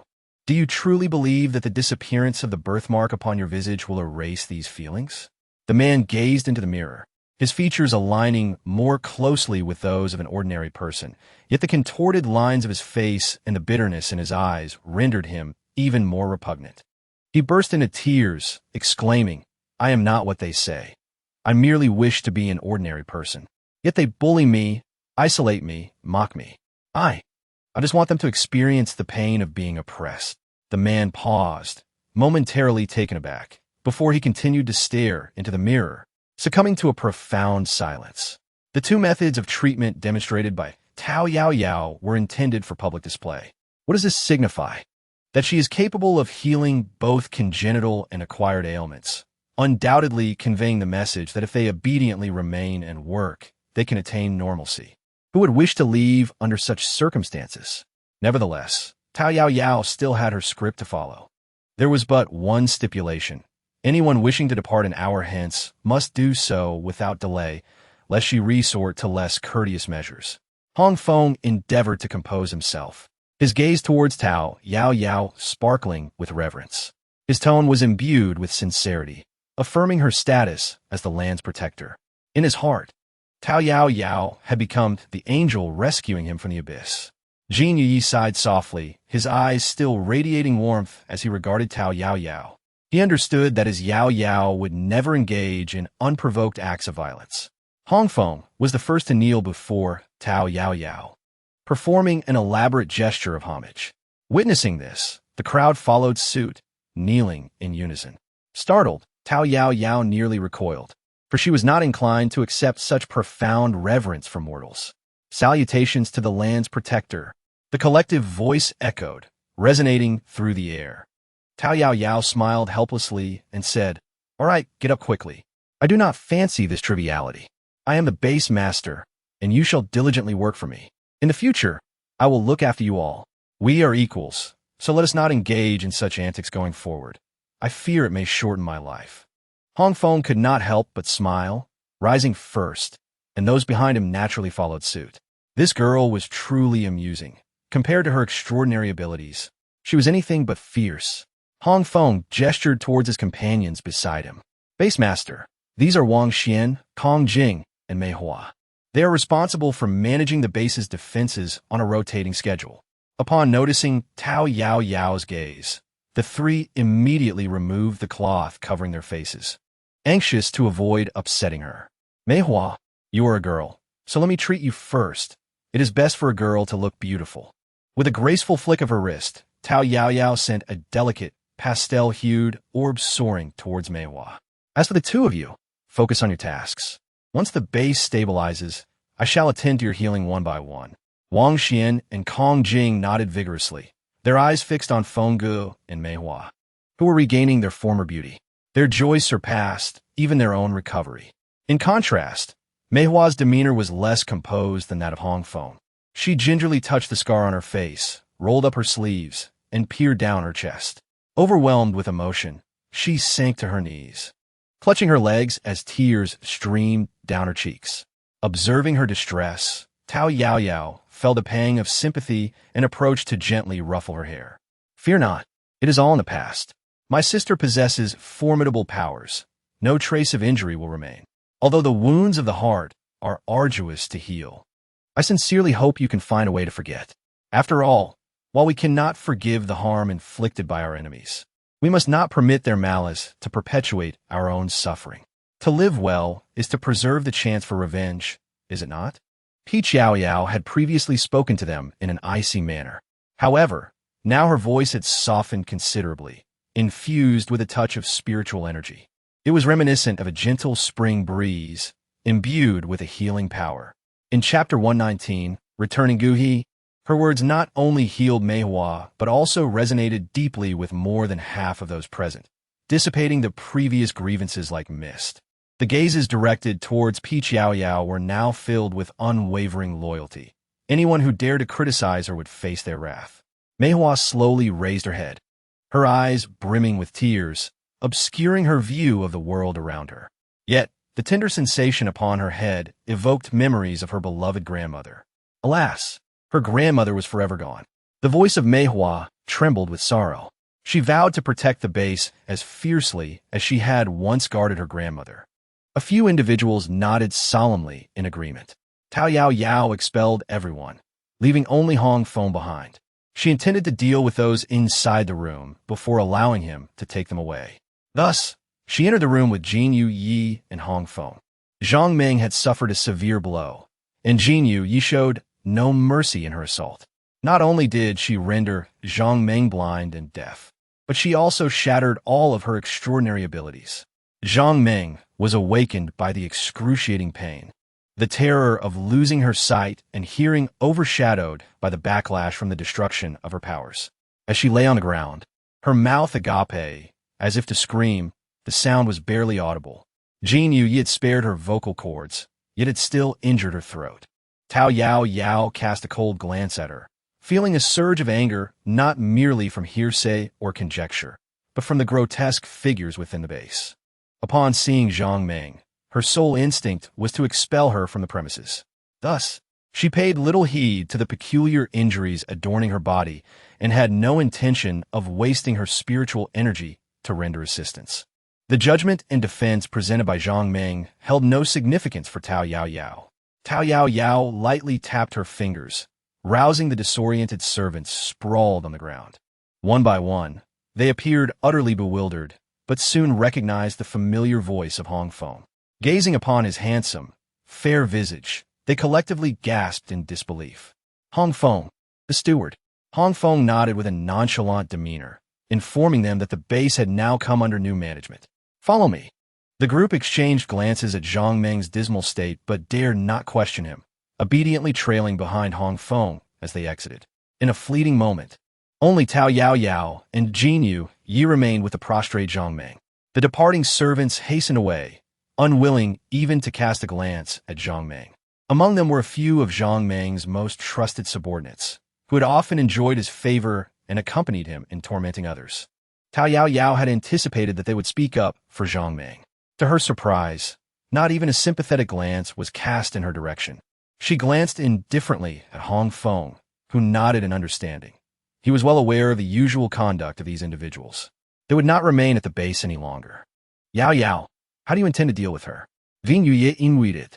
Just throw her outside and eliminate her. I truly fear that she may come back to trouble me. After all, it is often said that calamities can last for 1,000 years.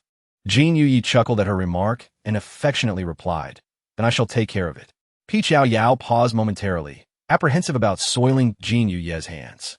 After all, she was present. How could he possibly send Zhang Meng to the factory? Yao Yao remained oblivious to Jin Yi's hidden thoughts. She gently patted his head and swiftly departed.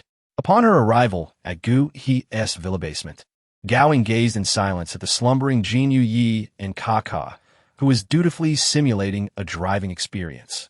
His thoughts were in perfect alignment with Yao Yao's, believing that Gu He harbored a rather sinister cunning.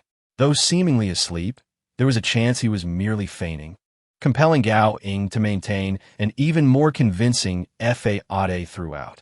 Yao Yao silently mouthed to him, You've worked hard. Then, she seized Gu He and Kaka by their collars and swiftly pulled them outside the base, unceremoniously tossing them onto the ground. Kaka emitted a pained sound. What happened? What's going on? Brother Gu, are you still there? He had awakened earlier, yet could only perceive himself seated in a vehicle, calling out for a long while, with Gu He coldly urging him to keep quiet. The vehicle jolted violently, causing him to doze off again, only to be jolted awake by a sharp pain. Gu He let out a faint grunt, but his training restrained him from losing composure like Kaka. Miss, are you there? Have we arrived? Although he could not see clearly and his abilities were of no use, he was silently counting the seconds in his mind. After nearly an hour had elapsed since their departure from the Zhang family to his base, they ought to have arrived by now. We have arrived, Yao Yao stated coldly. I shall leave you here. The Zhang family base has already been occupied by us, the Silver family. I advise you not to entertain any thoughts of challenging us. Your strength is insufficient. Should you provoke me, I assure you, you will vanish from this world without a trace. Gu He. This is an unabashed threat, yet his strength compelled him to endure in silence. Kaka seemed to be losing his mind, perhaps due to having been bathing by the lake before regaining consciousness. He still believed this to be merely a surprise attack.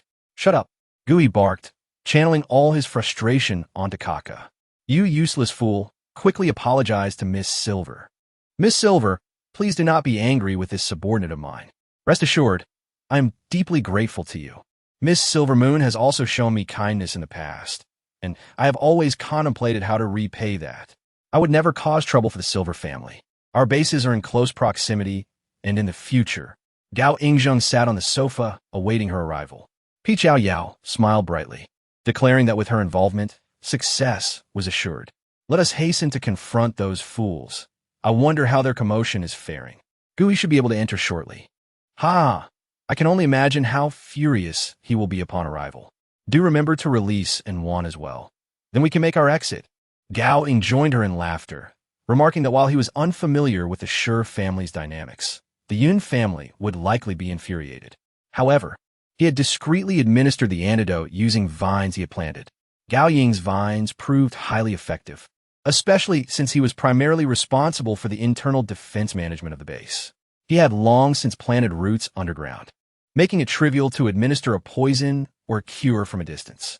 Nevertheless, for now, he heeded Yao Yao's instructions and retracted all the roots he had set up. Chapter 120. The Yun family's own affairs. As they swaggered out of the villa, they encountered Yun Yao, who was still vigilantly on guard. Miss. Yun Yao's eyes sparkled with unexpected delight. Peach Yao Yao gazed in astonishment, her eyes widening. Yun Yao, what brings you here? Where do you reside that is so tumultuous? Is something amiss? I am uncertain, Yun Yao stammered, momentarily taken aback by her inquiry. The ruckus from the hotel was indeed considerable, yet he stubbornly remained there, oblivious to the events unfolding nearby. Oh, we're just about to investigate. Would you care to join us? Yao Yao spoke while her feet never faltered in their rhythm. Well, although she was no longer afraid to confront Gu He, she had grown rather fond of her disguise over time. More importantly, she might yet find opportunities to utilize her identity as Yao Yao for her own purposes. Yun Yao observed as she merely exchanged pleasantries with him, showing no inclination to wait for him, and feeling a sense of grievance. She bit her lip and quickened her pace to catch up. Clap, clap. When Yao Yao and Gao Ing arrived, Yun Xin was wielding a whip, striking several men who were kneeling on the ground. Yun Xin, what are you doing? Yao Yao extended her vine to intercept the lash he was swinging. Zun Xin, his face flushed with anger and lips pale, was halted in his tracks, glaring furiously at the newcomer. Yet, upon meeting Yao Yao's enchanting and playful gaze, his murderous rage diminished significantly. Internally cursing himself, Yun Xin wondered if he had lost his mind. Landlord Tao, this is a matter concerning the Yun family, and I kindly request that you refrain from intervening. Yao Yao then noticed a group of disheveled yet beautiful women squatting on the ground not far away. Some of them were devoid of their own garments, draped instead in the distinctive robes of the Yun family, making the situation all too evident. Master Yunji, she remarked, your words are indeed a cruel blow to the heart. Your commotion was so loud that I came over out of goodwill to see what was amiss. After all, this is my Gu family's territory. I cannot simply stand by while you commit murder in the streets. Peach Yao waved her hand behind her, instructing the girls to assist one another, change into proper attire at the hotel, and then return. The individuals behind her immediately complied. Despite her brief tenure at this temporary base, the higher-ups were obedient to her commands, and the subordinates dared not offend her. You, Peach Yao, I initially refrained from holding you accountable out of respect for our collaborative efforts among several bases. Are you deliberately insulting the Yun family in front of me? Yun Xin exclaimed, infusing his whip with his powers, as a murderous golden spike surged along the length of the whip, aiming for Peach Yao's hand. Yun Yao gasped. Elder brother, do not harm her. He was poised to step forward to shield Peach Yao from injury. However, Peach Yao did not grant him the opportunity for a heroic rescue. Tendrils in her grasp swiftly emerged, ensnaring the golden spikes and redirecting them straight back at Yun Xin's hand. In pain, Yun Xin released the whip, glaring furiously at Yun Yao, who stood protectively in front of Peach Yao and at the very Peach Yao herself. The entire exchange transpired within mere seconds. The onlookers had yet to comprehend the unfolding events when they witnessed Yun Xin relinquish his grip, while Peach Yao, with a smile, used her tendrils to rend the whip into shreds. The remnants of the whip thudded against the ground, producing a cacophony that seemed to strike Yun Xin's face. In a fit of rage, he summoned his fated weapon, a long spear of platinum hue. Yao forcefully pulled aside the cloud-like figure before her. The landowner, Yunji, remained calm, urging her to explain the situation clearly before taking any action. With a great battle imminent, one cannot help but wonder what circumstances could provoke such intense anger from Yunji. Yao cast a fleeting glance at the listless Xie Xingchen beside her. In contrast to the fury of the Yun family, the Xie family's code of conduct was relatively lenient. However, given the magnitude of the Yun family's wrath, he felt compelled to maintain appearances and summon the uncontrolled ability users from the Xie family for a reprimand. Xie Xingchen, with furrowed brows, fixed his gaze upon her, seemingly striving to discern something. The woman's haughty demeanor and propensity for violence bore an uncanny resemblance to that of a Mo's younger sister. Upon closer inspection, there appeared to be a striking similarity. Peach Yao paid no heed to his thoughts.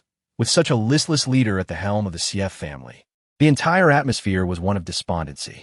They stood silently to the side, neither engaging nor speaking. Yin Xin was at a loss for words. This was indeed a matter of mutual consent. Moreover, those women seemed to have not disclosed who had sent them. Yet, the rules of the Yin family must not be violated. It was futile to say more. The plan to confront the Zhang family was thus abandoned.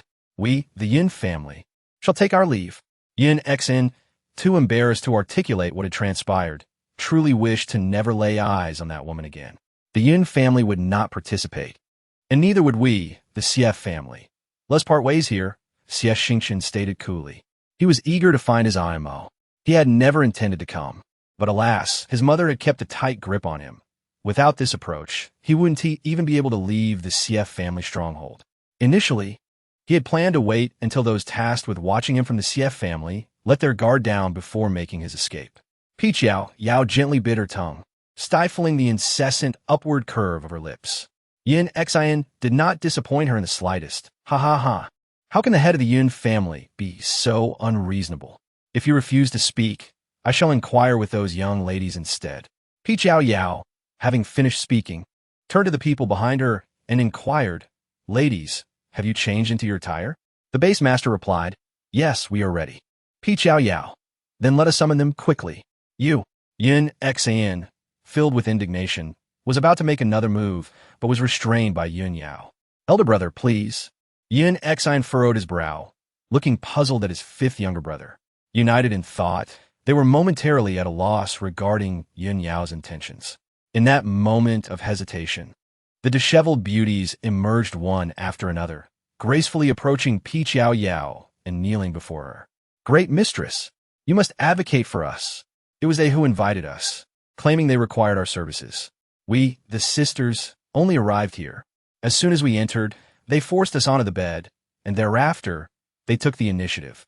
But then, the woman's alluring, peach blossom eyes glistened with tears. Once the deed was done, they immediately turned against us, accusing us of entrapment and threatening our lives. Her voice quivered with sorrow, exuding a delicate charm. The men, who had been kneeling, stood up and knelt before the women in apology. My dear ladies, we are truly at fault. Upon our demise, all our possessions shall be bequeathed to you. Their earnest words resonated with conviction, stirring the hearts of not only Yao Yao, but also the other beauties who knelt on the ground, performing their poignant act. Chapter 121. Choose one.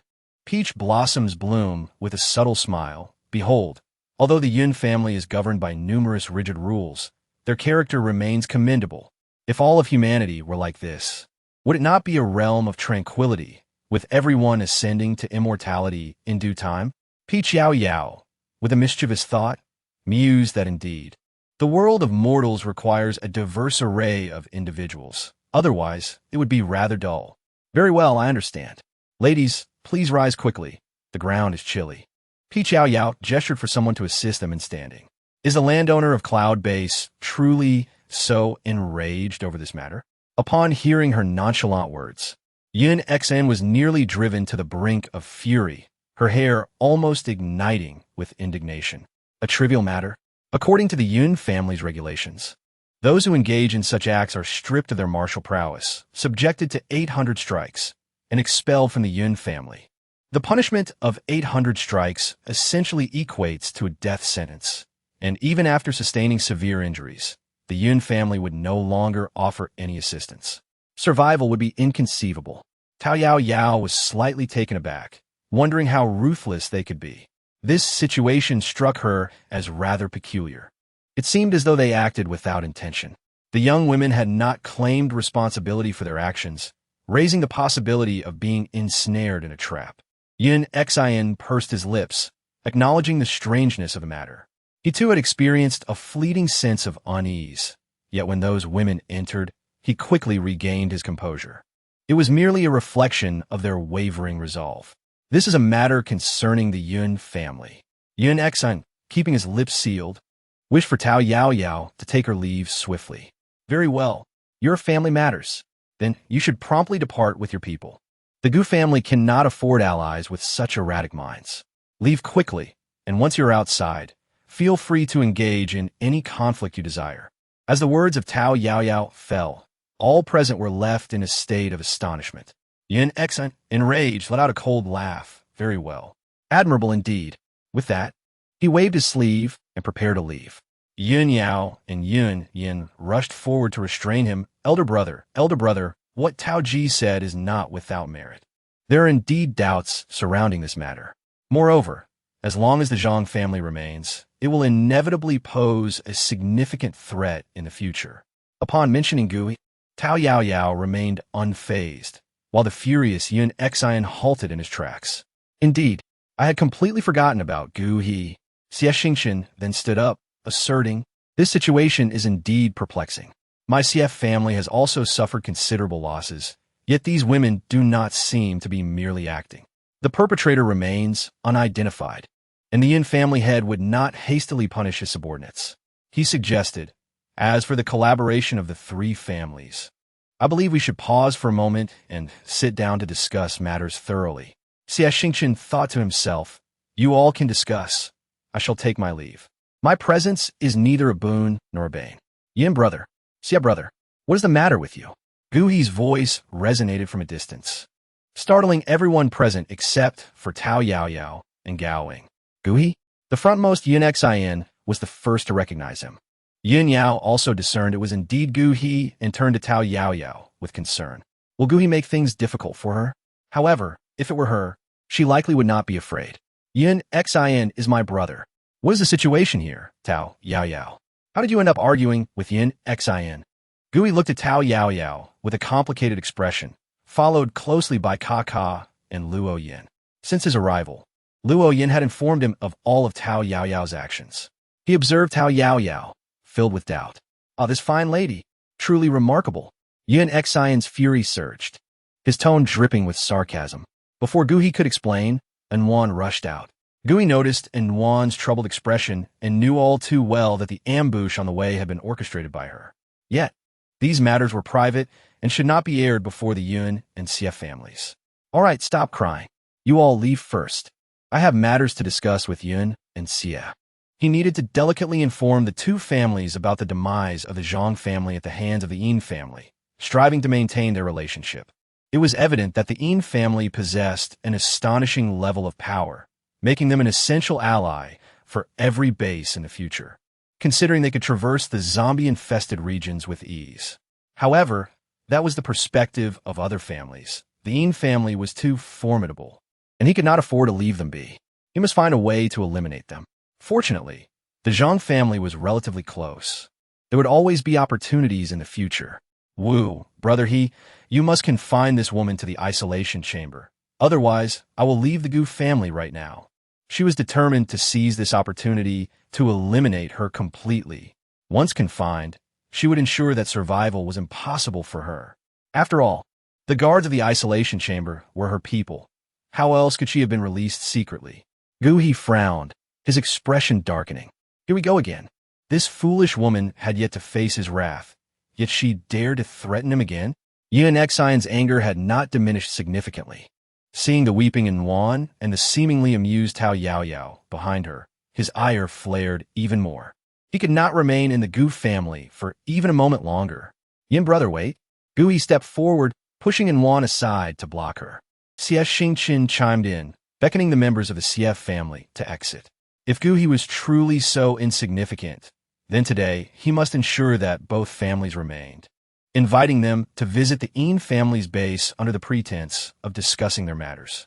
Unfortunately, Anwan had suffered grievously at the hands of Tao Yao Yao and was nearly driven to madness by her grievances. Finally, seeing her brother, she nearly stumbled to the ground, angrily tugging at his arm. "Brother He, you must choose between me and Tao Yao Yao. Today, it is either her demise or my survival." Chapter 122. If I leave, then I leave. Peach Yao Yao was nearly killed by laughter. It seems that all of the girl's wit has been expended in this moment. "Ha ha, Sister Anwan, you are simply delightful. Regardless of the circumstances, it appears that I am destined to perish today. I assent to it." Peach Yao Yao laughed heartlessly. Anwan glared at her with fury. She was not jesting. Today, she demanded Gu He to express his stance to her face. Although Gu He harbored doubts about Peach Yao Yao, he was reluctant to take action against her. especially with Yao Ying standing behind her. Moreover, the fact that a newly awakened ability user like Peach Yao Yao could subdue Zhao Shu was remarkable. He was in dire need of such talent. And Wan, cease this nonsense. Our matters can wait. I have pressing discussions to conduct with the Yun and Xie families, Gu He said, struggling to suppress his ire, wishing he could simply send Wan flying with a slap. It was already a disgraceful situation, and now she was causing a scene before the Yun and Xie families. No, Gu He, have you forgotten the words you once spoke? Everyone in the base is equal, and no one shall disrupt the rules. And Wan retorted angrily, waving her hand. At once, 20 individuals emerged from behind her. Seize Peach Yao Yao. These were Wan's subordinates. She had always held considerable influence in the base. Had it not been for Peach Yao Yao's swift actions earlier, she would not have been bullied, as loyalty to Gu He was prevalent among the higher-ups. When she had rushed over, she had already summoned them via communicator. And Wan, what are you doing? As long as I am here, no one shall lay a finger on a single hair of Peach Yao Yao, Yao Ying declared, pulling Peach Yao Yao behind him as enormous vines surged forth. Preposterous! Gu He exclaimed, nearly erupting with rage. Bring them all to the confinement room. Yes, quickly apprehend those two. And Wan, Peach Yao Yao, Yao Ying, and all of Wan's subordinates, confine them. Gu He said, dismissing Wan with a glance of disdain. Peach Yao Yao's lips curled slightly, revealing her lack of surprise at Gu He's actions. However, today's situation would not be easily resolved. Brother He? And Wan exclaimed in disbelief. What are you saying? Why are you binding me? The frustration Gu He had endured over the past few days surged within him, a fiery rage threatening to consume him. Silence. I will settle your affairs later. For now, get her down, Gu He commanded, gesturing for Luo Yin to swiftly take her away. Naturally, Luo Yin obeyed his orders, as the entire base's supernatural beings stood ready. His troops were fully armed, each one aiming their weapons threateningly at Wan and her companions. Yao Ying frowned slightly, contemplating a confrontation, but Peach Yao Yao gently tugged at his hand. The Yun and Xie families watched the spectacle with keen interest. It was evident to any observant onlooker that a rivalry was brewing between the two women over Gu He. Yet, neither of these ladies were to be underestimated. As for who would ultimately prevail, the spectators were indifferent. Only Yun Yao stepped forward with concern. However, before he could voice his worries, a deafening explosion echoed from above. Brother He, I cannot wait any longer. She must die today. And Wan unleashed her full powers, sending all guards aimed at her flying. Bombs from her space were hurled frantically towards Peach Yao Yao. She had amassed a substantial inventory, collected alongside Gu He, which included vital supplies, such as the powder used to lure zombies that Gu He had entrusted to her for safekeeping. This was her means of self-preservation. If they sought to harm her, they would meet their demise together. Yet, she was not entirely deranged. Her intent was solely to eliminate Peach Yao Yao and Yao Ying. Given her strength, this was no trivial matter. Once Peach Yao Yao was dead, even if Gu He would be enraged, how could he truly hold it against her? She could no longer tolerate Gu He's favoritism towards Peach Yao Yao. The jealousy was driving her to madness. And Wan's sudden attack left everyone present in a state of shock. Yun, Xin, and Xie Xingqian, along with their families, rushed to protect the surroundings. Gu He, nearly exploding with fury, summoned his powers. And Wan was closest to him, and he intended to bind her swiftly. This was truly humiliating. Tao Yao Yao remained utterly composed as Yao Ying shielded her from Wan's frenzied onslaught. Unfortunately, Yao Ying's abilities were so formidable that Wan's attacks were utterly insufficient to pose any threat. And Wan, cease your assault at once. Gu He exercised restraint in his approach towards Wan. Instead of employing the most potent fire sword, he opted for a series of water orbs, aiming to subdue her initially. Gu He, today, either Tao Yao Yao perishes, or I shall drag the entire base to its doom. And Wan's eyes glinted with fury as she retrieved a black box from her spatial realm. Instantly, the powers in Gu He's hands veered off course. His gaze grew colder, directing a murderous intent towards Wan, contemplating the swift end of her life with a single thrust of his sword. Peach Yao Yao faintly curved her lips behind Yao Ying. She had long awaited this moment, having orchestrated the unintentional revelation of the matter to her. Brother He and Juan realized that Gu He was truly infuriated to the core, which explained his frigid demeanor. Yet, she felt compelled to take a gamble. I merely wish for Peach Yao Yao to receive her just desserts. Gu He's voice was icy, questioning what she had done to warrant such punishment. Disappointed beyond measure in Juan, he remained coldly composed, constrained by the object in her possession. She had injured Minister Zhao, proclaimed herself the base master, and unjustly confined me to the detention room. Her transgressions were capital offenses. Gu He clenched his jaw in silence, his eyes narrowing. Please calm yourself. I am not yet informed about these matters. I will send someone to investigate. Bring Peach Yao Yao and Gaoing here at once. Gu He was acutely aware of the situation, for Luo Yin had already disclosed everything to him. His primary concern was merely to keep Yuan steady. He was not particularly worried that Yuan might actually reveal the contents of the box. However, this object was something only he knew about. How can Yuan possibly be aware of it? Peach Yao Yao's lips curled slightly as she addressed Brother Gu He. You need not trouble yourself. And Yuan, you simply wish for me to vacate the base, do you not? I shall depart at once. And Yuan coldly regarded her, asserting, my only concern is for the fairness and safety of the base.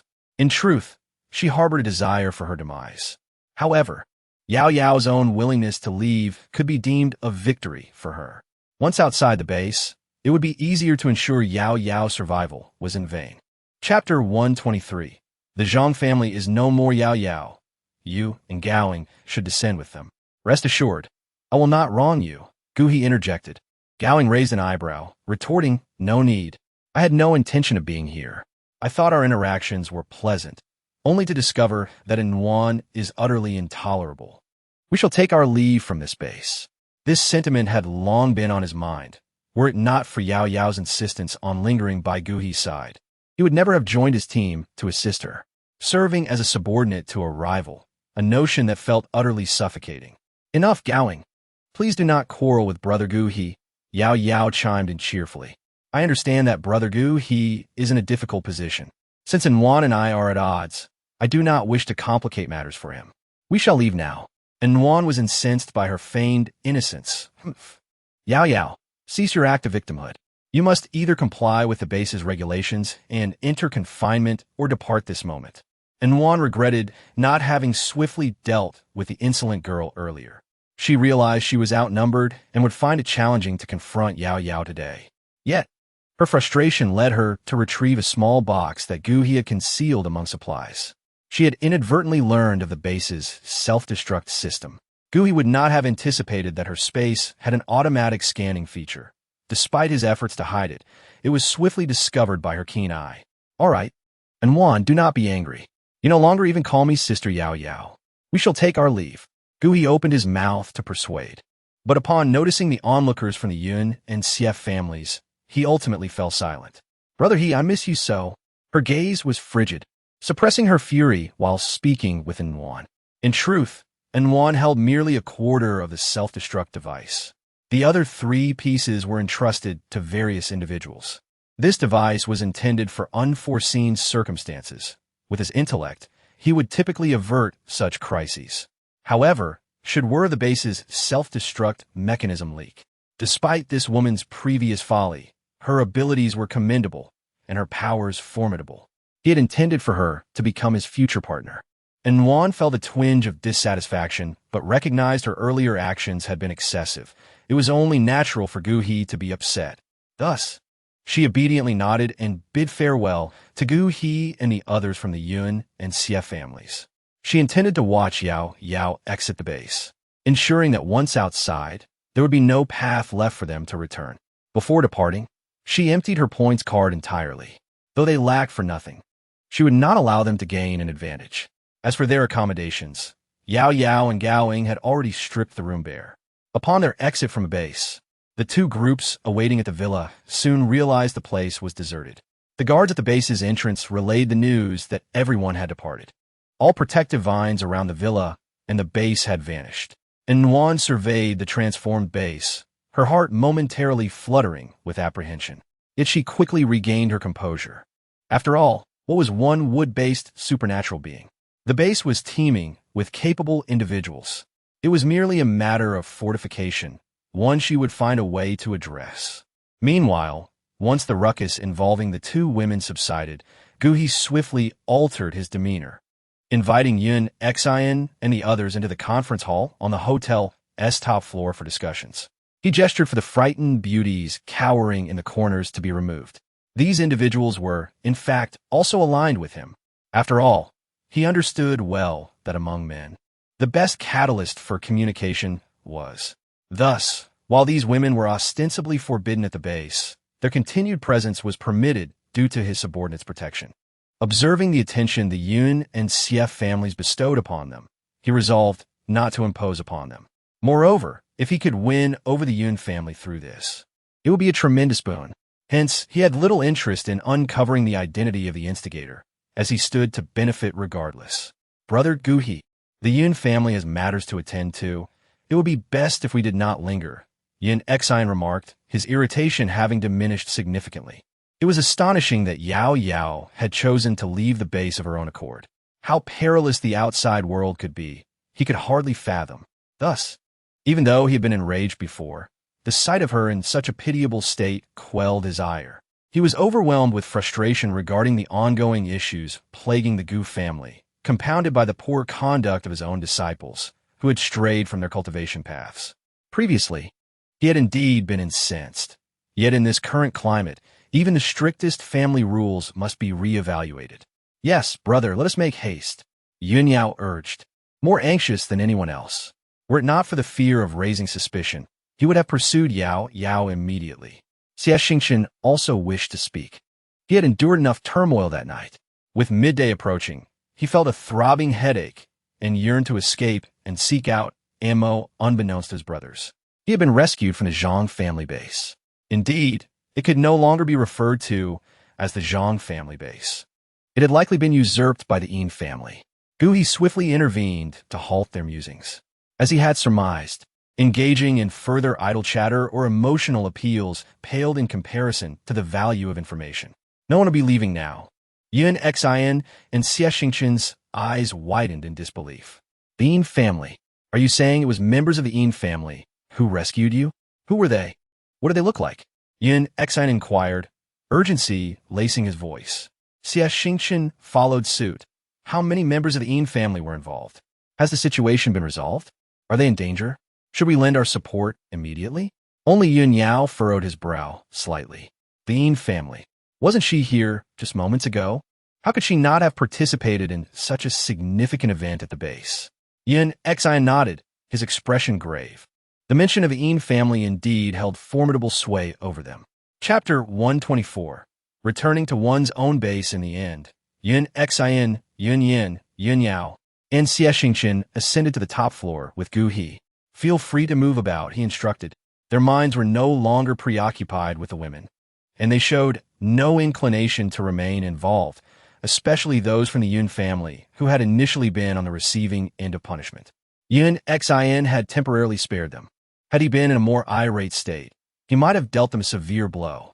Gu He recognized that his previous performance before the Yun and Xie families had been thoroughly tarnished, and he contemplated for some time, rubbing his temples. Maintaining good relations with the Xie family was prudent.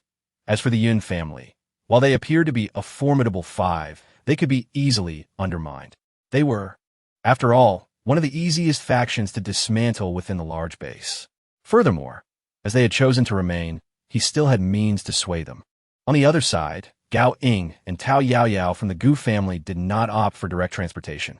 Instead, they arranged for a car procured from Gu He for Gao Ying to drive. She needed to discuss her silver family identity with Gao Ying. Yao Yao, I have always wanted to mention that you seem somewhat different from before. Observing the slight furrow of Tao Yao Yao's brow, Gao Ying chuckled heartily. I was merely speaking casually. You are splendid as you are now. No, that's not it. You were equally wonderful before. The brows of Tao Yao Yao did not relax at his words. Gao Ying had indeed favored the previous incarnation of Tao Yao. As a fairy, she had always been considered extraordinarily beautiful, with countless admirers among her kind. Over the years, she had grown accustomed to being adored. Thus, She accepted Gao Ying's affection with a sense of familiarity. However, as her time in the human realm extended, her emotional ties to this world deepened significantly. She felt compelled to clarify her feelings to Gao Ying. Her affection for him was purely platonic. As someone still capable of wielding magical powers, it was entirely natural for her to regard Gao Ying and Hong Yi as her younger brothers. Her care and concern were genuine. Yet such feelings were distinctly different from romantic love. Gao Ying, initially, I regarded you as a good friend. The abrupt transition from a wealthy young lady to a beggar left me in a state of psychological turmoil. However, after experiencing various events, I now consider you a true friend, and I believe we will be lifelong companions. Yao Yao gazed intently into Gao Ying's eyes, and upon witnessing the discomfort reflected within them, a pang of guilt stirred within her heart. Nevertheless, it was imperative to clarify her feelings to Gao Ying. Yao Yao. I actually have feelings for you. The light in Gao Ying's eyes dimmed progressively, and his hands tightened into fists. Yet he ultimately exhaled a weary sigh. He was no fool. He discerned that Yao Yao had never harbored such sentiments for him. He understood her deliberately chosen words. She was always someone beyond his reach. Why then should she utter a confession that could jeopardize the bond they currently shared? I shall always be your best friend. A faint smile curled upon Gao Ying's lips, revealing a sincerity that belied the sorrow within. Yet, that smile appeared more sorrowful than tears. Yao Yao let out a soft sigh, choosing to divert the conversation. I suspect he will undoubtedly pester us, considering that Zhang Meng from the Zhang family seems to be acquainted with him. They might even be old friends. Yao Yao essentially conveyed the details of her association with the Yin family to him, albeit somewhat vaguely. However, she refrained from disclosing anything about Yin, merely stating that she had fortuitously met her and felt a strong rapport, leading her to adopt the guise of the latter sister. Gao Ying did not press for further details, recognizing the weight of the information shared. As they approached their destination, Yao Yao proceeded to feign a transformation before his very eyes. Subsequently, a silence enveloped them until they arrived at the entrance of what was now referred to as the Yin family's base. The guards, of course, recognized her immediately and opened the gates to allow their vehicle to enter. In truth, the various bases did not impose stringent restrictions on human movement. After all, the primary adversary of these bases was the zombies. Even the most nefarious individuals merely exploited their supernatural abilities to prey upon ordinary survivors. While some had contemplated the notion of siding with the undead, the zombies were simply indifferent to such overtures, although they possessed a modicum of cunning. The zombies were fundamentally ravaged by the virus, lacking the cognitive capacity to engage in any form of collaboration with humans. Yao Yao, accompanied by Gao Ying, entered the small garden at the center, where the earthen walls had been meticulously restored by Jin Yi. The entire garden villa had been tidied to perfection, with all the original furnishings replaced. Jin Yi demonstrated great attention to detail. Zhang Meng's former room had now been designated for Yao Yao, and even the wallpaper and floor tiles had been renewed under his careful watch. Yao Yao, accompanied by Gao Ying, wandered through the room, puzzled and intrigued by the absence of eye. It was Hong Feng who knocked on the door. Yao Yao raised her hand to open the door with a vine. The red maple, slightly taken aback, then respectfully cupped his fists in salute to her. As for the base master, she said, there is no need for such formality between us. Where has Jin Yi gone? Before Yao Yao engaged in her altercation, Jin Yi was present throughout the entire episode. The entire base, filled with individuals possessing special abilities, was aware of his allegiance. However, she momentarily neglected to introduce him to everyone. It remains uncertain how well he is faring in this environment. Vice Base Leader Jean has managed affairs here and has proceeded to conduct inspections across the base. Yao Yao. This is not merely doing well. It's exceptionally splendid. By the way, let me introduce you to my dear friend Gao Ying, who will henceforth serve as our Vice Base Master. Much like Jin Yi. Gao Ying, this is the esteemed Hong Feng I mentioned to you before, our Chief Steward. The two men sized each other up briefly before exchanging polite greetings. A friend of a friend is indeed a friend. Feng, where did you and Mei Hua reside prior to this? I find this place rather spacious. Would you care to reside here together? She had previously conducted a thorough survey of the area. Apart from Zhang Meng's garden villa, the other accommodations are rather subpar. After all, this is a new base. And given the dire circumstances of surviving amidst a zombie-infested environment, the conditions are quite challenging. It is fortunate that Zhang Meng possesses an eccentric disposition. Otherwise, these ability wielders would surely flock to a larger base with better security. That will be sheer madness.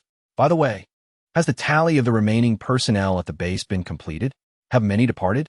Yao Yao suddenly recalled this matter. She possessed ample resources, and the base was bustling with people.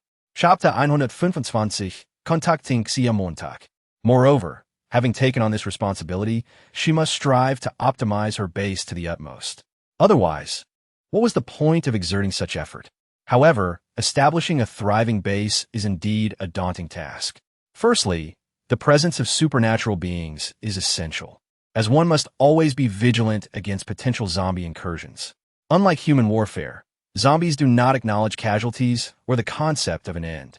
Each encounter is a formidable battle. Yet, merely combating zombies cannot sustain the operation of a base. Consideration must also be given to agriculture, construction, and the research of weaponry and technology. These elements must be interwoven in a cyclical manner to ensure harmony. Yao Yao possessed only a general understanding and was not well versed in the specifics of balance. This lack of knowledge had previously led her to employ healing techniques to persuade the individuals at Zhang's base to remain reluctant to leave. Hong Feng respectfully declared, "No one has withdrawn. The base leader need not worry. I have communicated the established rules to those who remain. They will harbor no ulterior motives. Our stay is satisfactory, so we shall not disturb the base leader's rest." This response momentarily astonished Yao Yao. Not to mention, the very man who had stepped forward to voice his discontent on behalf of Zhang Meng had also chosen stay. Hong Feng, clearly aware of her unspoken inquiry, continued. Many who have benefited from Zhang Meng's kindness have recognized her sinister intentions, understanding that her motives are far from altruistic. Gowing showed little interest in their conversation. He exchanged a few words with Yao Yao before proceeding to the base to find a suitable location to plant his roots. He was simply uninterested in the matters reported by Hong Feng. He needed to establish the root systems throughout the base swiftly so he could better protect Yao Yao. Once Gao Ying departed, Hong Feng continued, "The base leader need not worry. I will keep a vigilant eye on everyone, ensuring that they have no opportunity for treachery." Yao Yao waved her hand dismissively, assuring them that all was well. "Is your living situation truly satisfactory?" she inquired. "I suppose I should familiarize myself with the conditions of our base. It is indeed quite impoverished. The scant funds we possess seem to have been solely allocated for Zhang Meng's indulgences." Red Maple nodded, slightly embarrassed. "Yes, our living quarters are acceptable. As for the state of the base, you are well aware that circumstances are rather similar for everyone. I shall endeavor to find ways to enrich our base. Otherwise, given the current dangers, my sister and grandmother would surely be safer within the larger base." When Yao Yao declared that everyone was free to leave, he had indeed contemplated departing immediately. However, like most individuals in the base, they were devoid of supplies and vehicles, relying solely on their abilities. It was highly probable that they would not venture far from the base before being besieged by zombies. It was already a challenge for them to maintain a meager existence here, let alone secure any additional resources. Yao Yao was indeed unaware of his thoughts. However, she was cognizant of the base's dire financial situation. With a smile, she beckoned Hong Feng to follow her inside. Although Hong Feng entered the room with curiosity, he refrained from asking questions, despite Yao Yao repeatedly asserting that their relationship was one of equal employment. Yet, Zhang Meng had instilled a lasting psychological shadow in him and everyone at the base. They were compelled to obey unconditionally. In the living room, Yao Yao felt an unsettling lack of security, which prompted her to invite him in for a discussion. She chuckled awkwardly, attributing it to the overly spacious design of Zhang Meng's living room. It was certainly not due to her habit of eavesdropping from the shadows, which had fostered her sense of wariness. This is a spatial ring. Once you don it and infuse a bit of your extraordinary abilities into it, You will be able to utilize it. Yao Yao casually plucked a spatial ring from her hand and tossed it to him, as if it were merely an ordinary stone. This took Hong Feng by surprise, and he quickly shook his head. No, I cannot accept this, my lord. Please keep it safe. Do not be so courteous. Just ensure that it remains undiscovered, and if it is found, do not reveal that it was given by me. Inside, there are numerous seeds, supplies, several vehicles, and heavy weaponry that I have specially prepared for you. Use them wisely. Upon hearing this, Hong Feng immediately felt the weight of the ring in his hand, as if it were worth its weight in gold. I have an elder sister named Silver Moon. You shall meet her in due time. We owe debts of gratitude to the Yun, Xie, and Gu families. Thus, they may pay us a visit before long. Our base's defenses, as well as communication and lighting, are quite inadequate. Within the ring, I have prepared communication supplies. You must gather people to improve our situation quickly. We cannot allow them to discover our vulnerabilities. The words of Yao Yao conclude here. There is no need for further elaboration, as Hong Feng will comprehend immediately. In this apocalyptic world, notions of gratitude are rendered meaningless. Strength dictates one's standing. If one is weak, it is fortunate if others do not stab you in the back. Very well. You may proceed with your arrangements, ensuring that everyone exerts themselves a bit more, which may allow for increased subsidies for all. Hong Feng nodded earnestly, her eyes shimmering with determination. Yao Yao continually astounds him. How could such a formidable individual exist in this world? They possess an uncanny ability to consider every aspect and offer unwavering trust. The sensation of being trusted is truly ineffable, enveloping him in a warm embrace that ignites an overwhelming desire to embark on an ambitious endeavor. By the way, we shall have a dinner gathering this evening. Please invite Mei Hua and the others, just a few of us, as I am not well acquainted with anyone else. Hong Feng nodded in agreement. Certainly. After bidding farewell to Hong Feng, Yao Yao retrieved the walkie-talkie to send a message to Hong Ye and He Yu. Yao Yao. The voice of Xia Mo emanated from the device. Hey, it's me. How are you? Xiao Montak. Xia Mo cleared her throat lightly.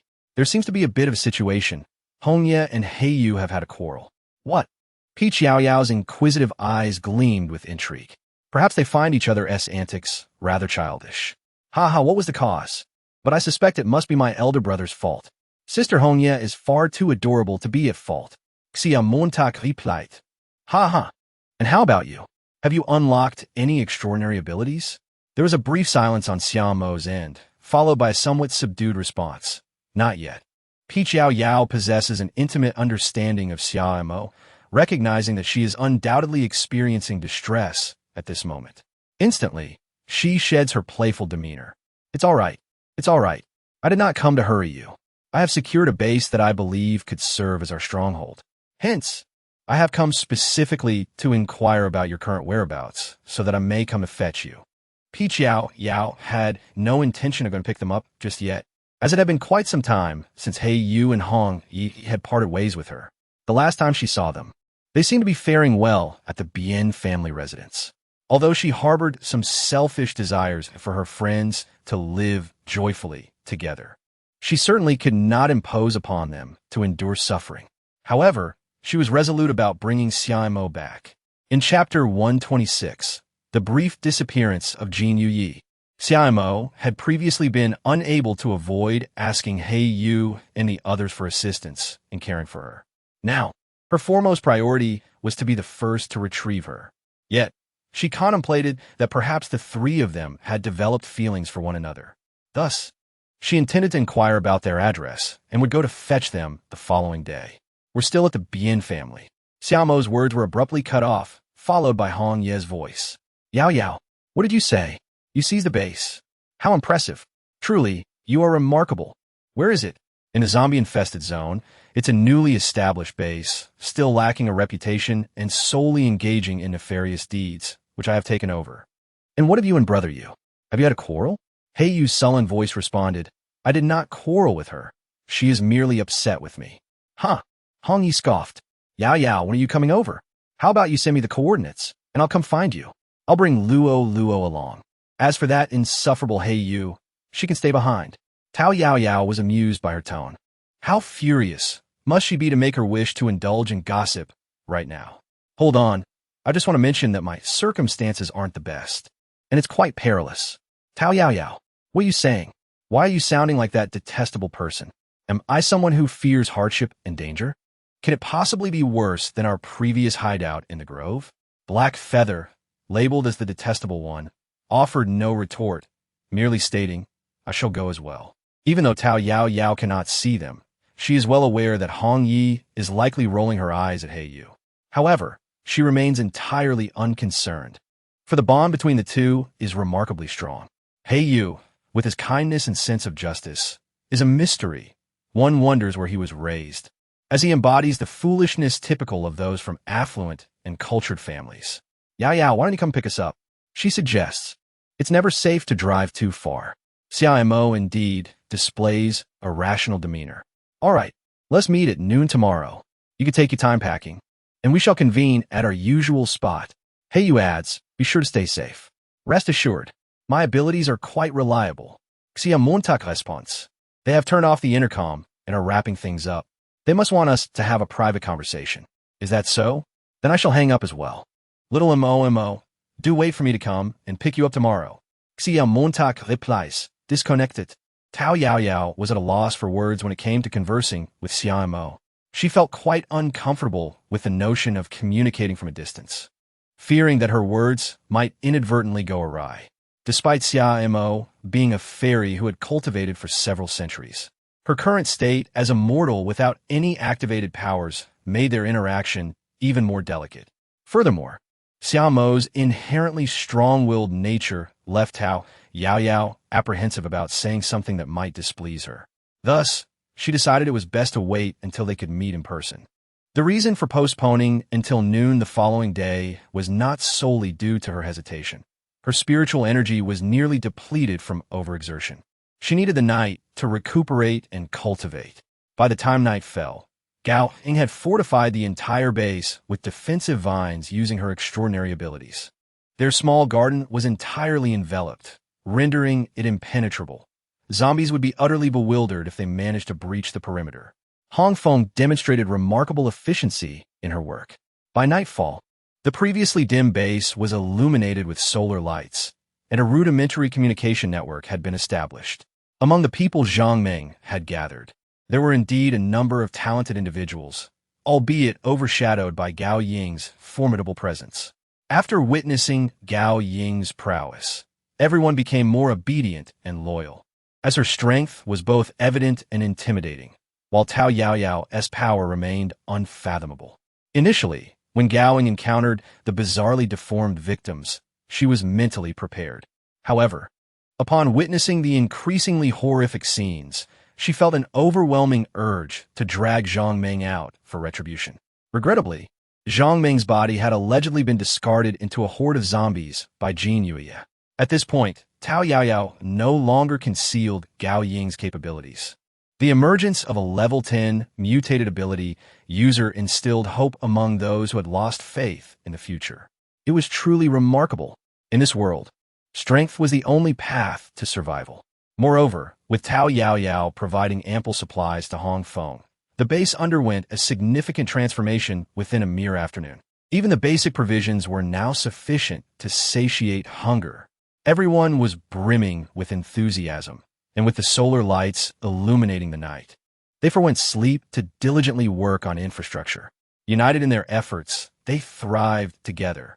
Hong Feng proposed enlisting the entire base to search for Zhang Meng. They decided to start by using the intercom system, as she was not overly concerned. After all, Jinya carried her consciousness with him. However, it was impossible for her to be entirely untroubled. The construction of Zhang Meng's base was alarmingly incomplete. While the walls had been erected, the interior remained barren, with vast tracts of wasteland beyond. After numerous attempts, they finally received Jinyuya's voice over the intercom. Cough, cough, Yao Yao. Far away in the zombie factory, Jinya had not divulged anything to his companions as he made a beeline for the exit. Although he could not master Yao Yao's unique abilities, he was adept at utilizing the speed of the wind element, allowing him to move at a commendable pace from the factory to the outskirts of the base. While ordinary zombies would take a day to traverse, and advanced zombies 8 hours, he managed it in just 2. He had underestimated Yao Yao's speed and could only hasten towards her now. As ordinary humans grew increasingly resistant to infection, he recognized their lingering human consciousness, which sometimes hindered their actions. Yet as more and more ability users emerged, becoming even stronger, he wondered what course of action they should take. The man's voice was a cold, mechanical tone, betraying none of his urgency. He was unsure of his leader's thoughts. All he knew was his desire to survive and see those who had wronged them perish.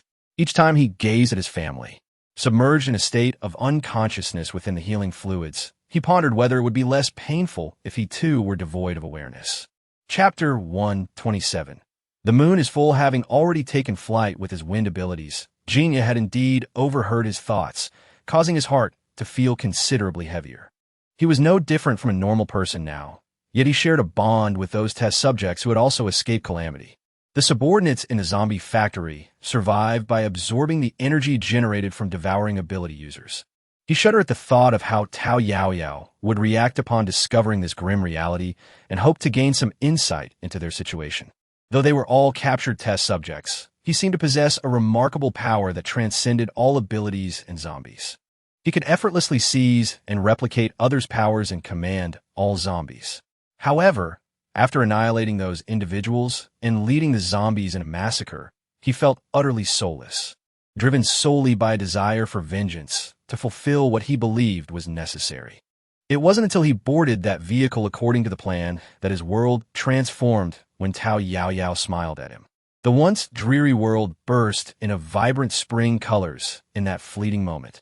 At the time, he could not comprehend the sensation, only that he wished to remain by her side forever. From that point onward, he began to understand more and developed a spectrum of emotions. The targets marked by energy levels gradually morphed into living beings in his eyes.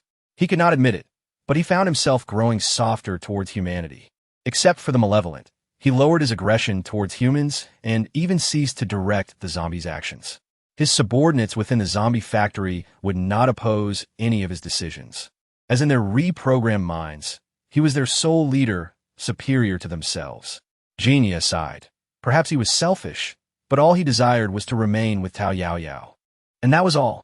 As he entered the base, weary from his journey, Jinya became ensnared by Gao Ying's wooden vines. Yet, almost immediately, the vines yielded to him. In a manner undetected by their master, they betrayed their loyalty. Jinya easily entered the garden. The gathering of Yao Yao and her companions has concluded. Only Yao Yao remains, idly swaying on a garden swing. She gazes at the moon, for today marks the 16th day of the human calendar, when the moon is at its fullest. This inevitably brings to mind the celestial figure of Chang, the goddess who was compelled to become a fairy in the palace of eternal cold. Yao Yao had never laid eyes upon her. However, she must undoubtedly be extraordinarily beautiful, for the divine realm exerts its dominion over the moon. Numerous diminutive demons in the demon realm, who cultivate their powers through lunar energy, often direct their gazes towards the moon. Thus, it is likely that they have caught a glimpse of her from afar. Yao Yao gazed at him with a smile, her eyes devoid of any reproach. There was no reason for regret. After all, Hong Feng and the others had tasks to attend to that night, so I urged them to hasten their meal. I saved a generous portion of dishes for you. Are you hungry? Come, sit down and dine with me. She couldn't help but notice the transformation in Jin Yuyi. This boy, who once clung to her like a child upon their first meeting, was maturing at an astonishing pace. The aura of masculinity surrounding him grew increasingly potent, exuding an undeniable sense of dominance. Yao Yao had indeed contemplated evading him, yet her heart seemed far less obedient than she had envisioned. The night of the golden moon always held a unique significance for her. A gentle response escaped his lips as he settled beside her. She emanated an extraordinary fragrance, not solely that of peach blossoms. Rather, it resembled the scent of vast peach orchards in spring, where the breeze carried waves of sweet floral notes through the air. It was as if thousands of blooming peach trees were imbued with the essence of springtime. He could never pinpoint her extraordinary aura. Each time, he relied solely on this distinctive scent to locate her. The moonlight was soft and hazy, casting a silvery veil over the two of them. Today, Yao Yao celebrates her encounter with everyone, having indulged in a few glasses of wine. She feels quite lightheaded, gazing at the golden moonlit night. Her admiration grows ever deeper. "Yi, you're truly handsome." Yao Yao possesses a beauty that surpasses all others in this world. Yao Yao playfully leaned closer to his face, yearning to glimpse the concealed depths beneath his crystalline gaze. However, she was soon enveloped in the warm embrace of Jin Yi, who tenderly pressed his lips against hers. In that instant, the moonlight grew even more resplendent, dazzling Yao Yao's eyes. The flowers in the garden swayed gently in the breeze, blooming in unison, regardless of the season. The guardian vines, already obedient to Jin Yi, entwined together in a deadly embrace. Yao Yao felt a peculiar stirring in her abdomen. She blinked in astonishment. The spring breeze had blown throughout the night, causing the flowers in the garden to bloom and wither in a continuous cycle. The entwined vines had fused into a single entity. Upon awakening, Yao Yao felt a profound ache throughout her body, acutely aware of the man who held her tightly. In that fleeting moment, the effects of the wine dissipated, and her spirit seemed to drift away. Peach blossoms. The demon clan cannot coexist with humans. This is a rule established since the demon clan sealed itself off. Is it still possible to erase Jin Yi's memories with magic? Yao Yao had indeed intended to do so. However, just as she raised her arm, Jin Yi awakened.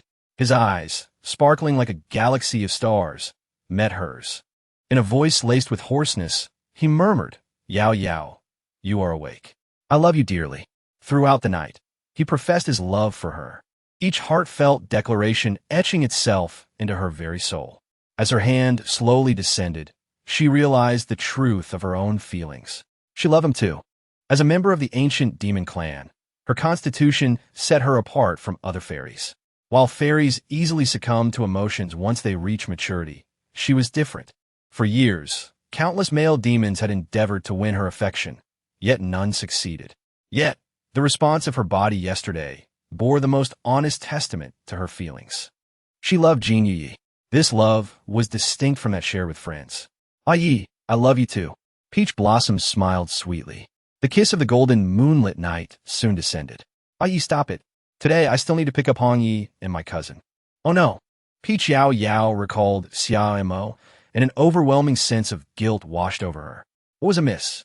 Jin Yi could distinctly sense the fleeting distance that Yao Yao had created between them. They had once been so close. Jin Yi's eyes brimmed with a sense of grievance. Yao Yao bit her lip, resolutely averting her gaze from him. "I must go to fetch Hong Yi and the others. You did not rest well last night. You may take a moment to recuperate. I shall take my leave now." After Yao Yao finished speaking, she ran off. Chapter 128. A forthright admission of being together. Left behind was the aggrieved Jin Yi, who murmured softly, clearly, "Yao Yao is also exhausted." However, in an instant, he seemed to sense the fluctuation of Yao Yao's spiritual energy. Jin Yi's eyes widened in astonishment. What was this power?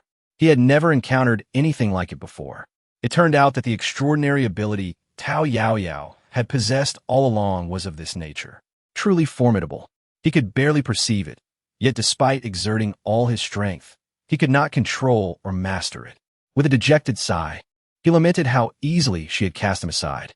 Yet, gazing at the remnants of the previous night, his heart sweetened. Yao Yao was now his. He must remain closely by her side. Yao Yao dashed out of the room and headed straight for the base exit. She needed to find a place to absorb some crystal cores. To her surprise, upon closing her eyes, she could sense the presence of zombies. Suddenly, her eyes flew open. She closed them again.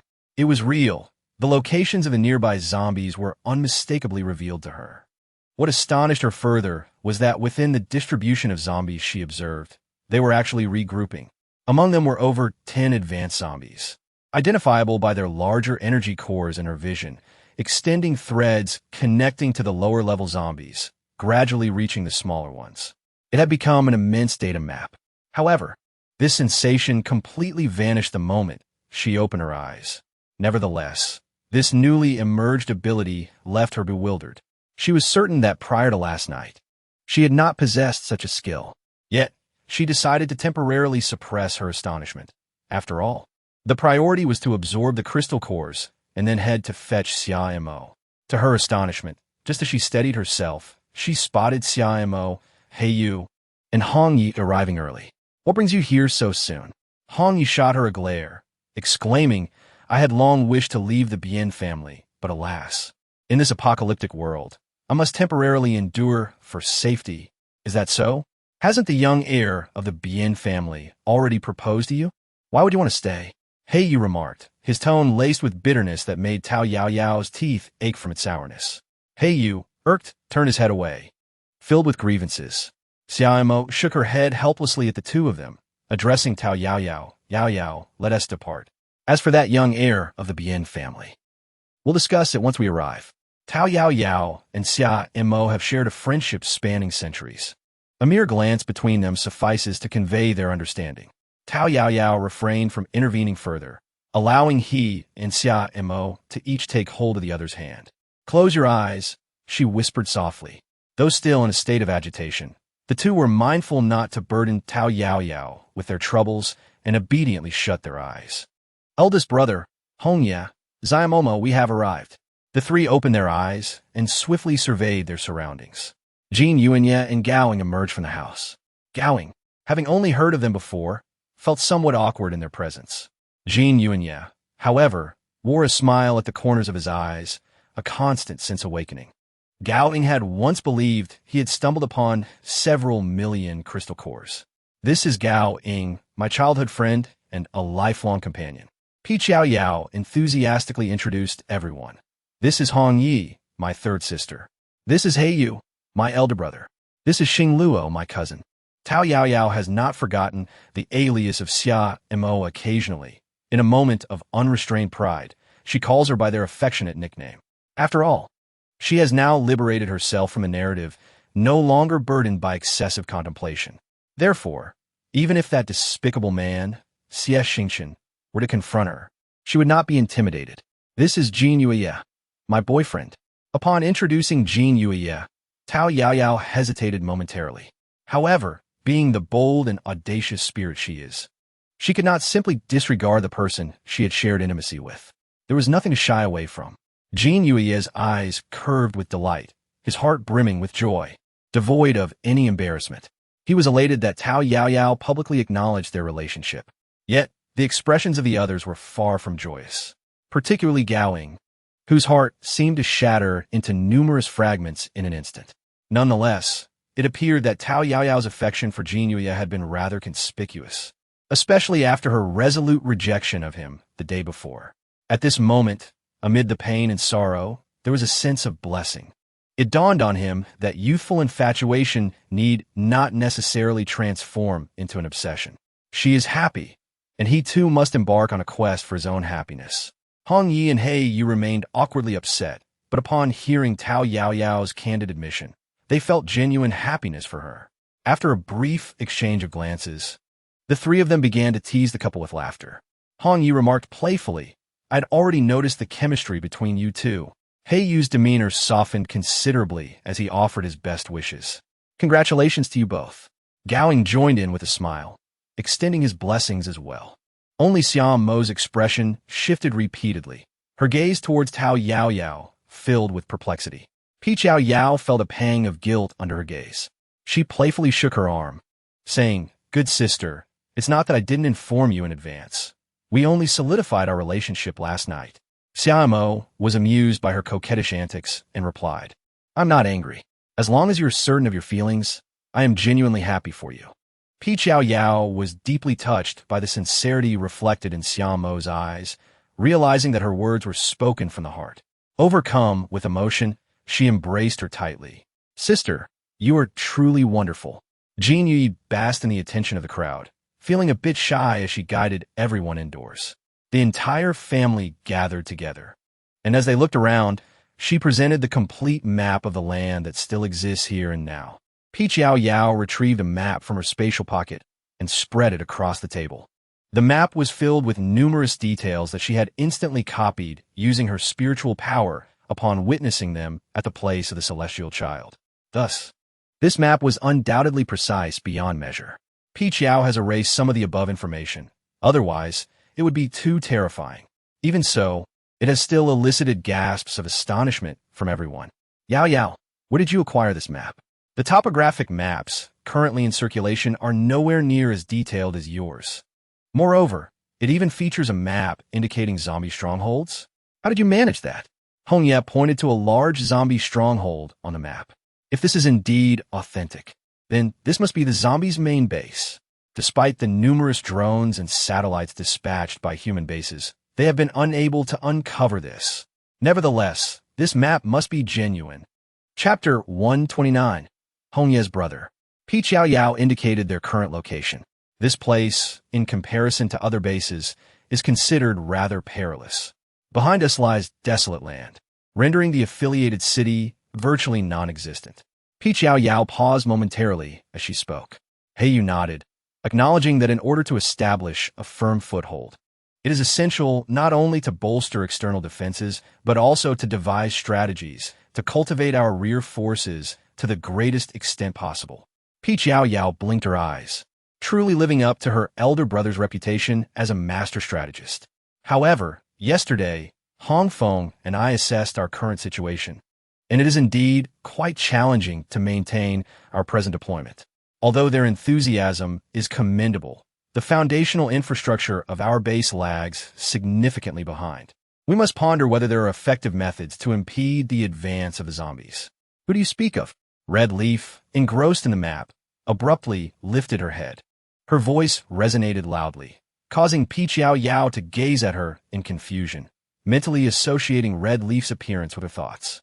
Could it be mere coincidence? Her eyes widened in realization.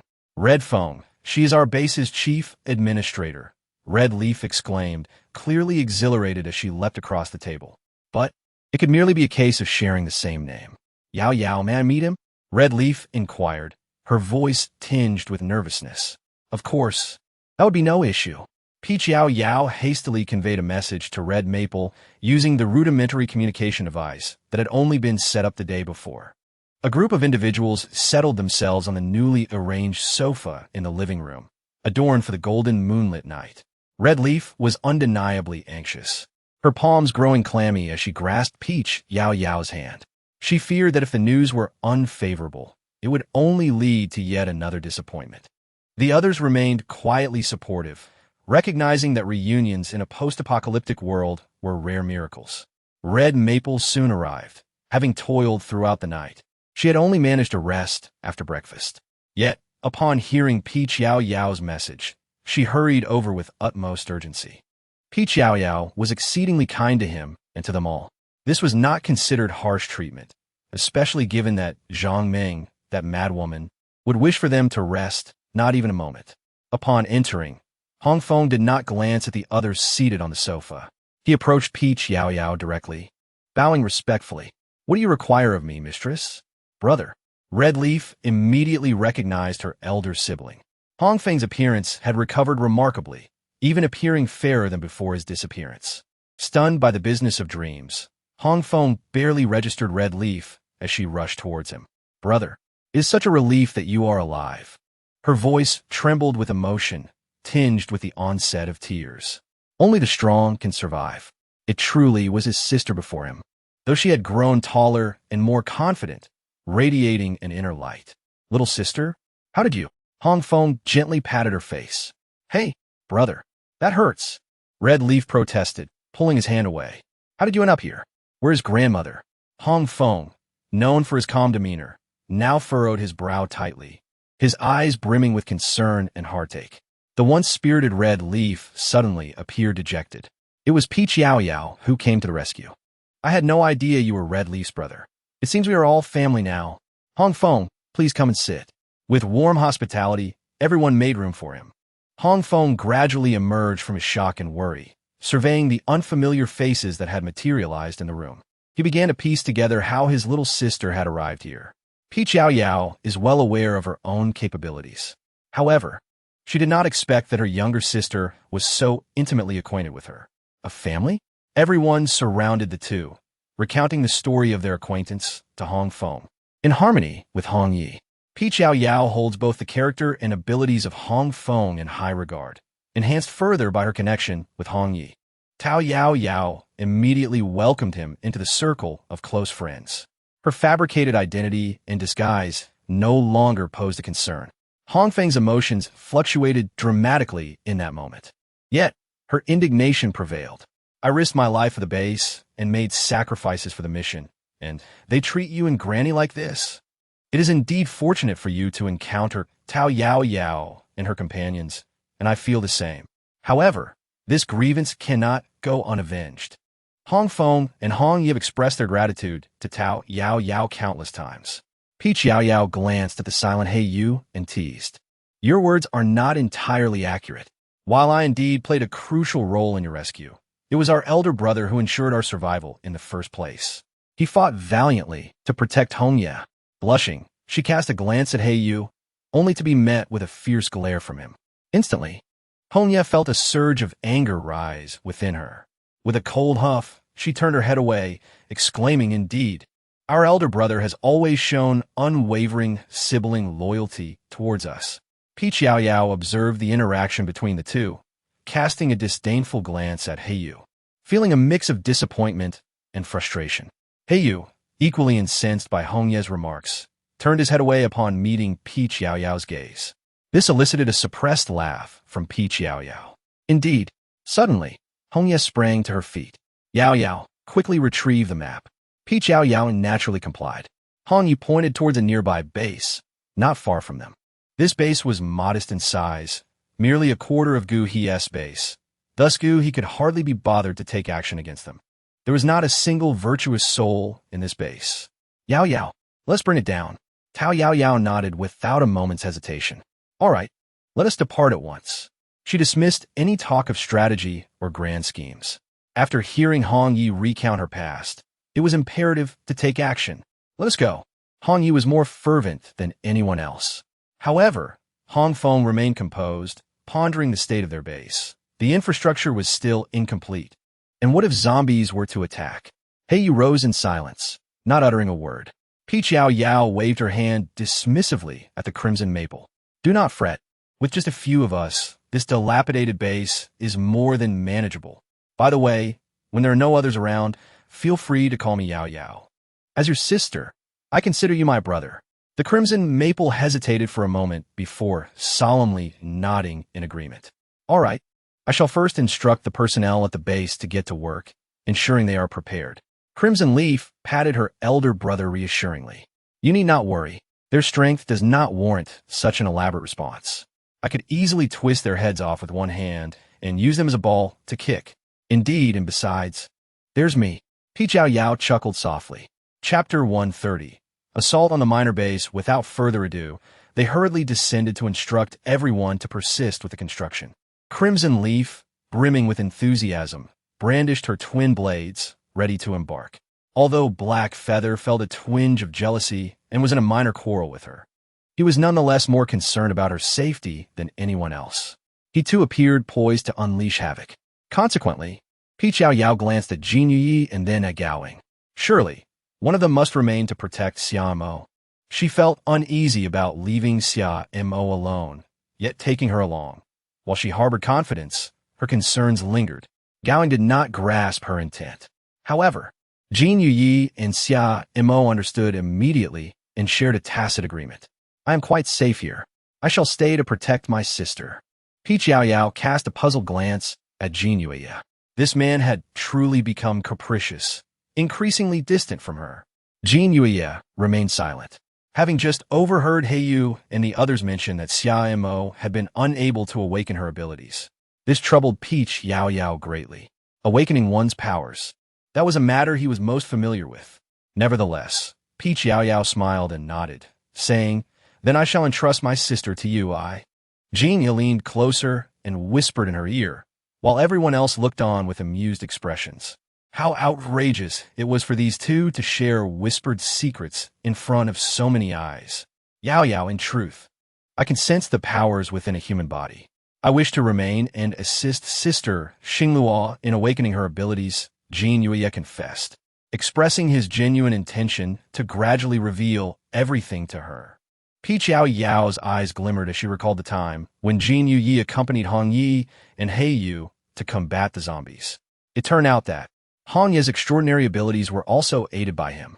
Back then, he was so attached to her, yet he was acutely aware that his greatest fear was the vulnerability of those around him. Thus, he chose to assist Hong Yi and their companions. Peach Yao Yao, without making a sound, gently lifted Jin Yuye's face and bestowed a tender kiss upon it. Here, a reward for Yi. Red leaf, black feather. And Summer Mo exclaimed, "Who will come and blind me?" Gao Ying remarked, "I ought to be beneath the car." Peach Yao Yao smiled sweetly, and the warmth in Jin Yu's heart was palpable. He had triumphed once more in his gamble. Yao Yao was aware of his concealed prowess and held no resentment towards him. Perhaps, before long, he would be able to reveal all of himself to her. Peach Yao Yao gathered everyone in a line, and in the blink of an eye, they were transported to the entrance of the target base. This was the first time Hong Feng experienced such high-speed abilities, and upon opening his eyes, he found himself utterly dazed. The expressions on Heiyu and Gao Ying's faces were dark enough to spill ink. The powers in their hands surged forth instantaneously. In a moment, the two men who had been tormenting the weak found themselves decapitated. The surviving accomplices nearby were instantly thrown into a panic. "Who are you?" Hong Yi brandished a large blade, its sharp glint reflecting the sunlight, rendering it too blinding to behold. "Huh, what a coincidence. It's you scoundrel. Take a good look." "It's me. You nearly bound me to play with back then, yet you kicked my poor grandmother to death." In this world, being in the base meant one was already of a higher caliber.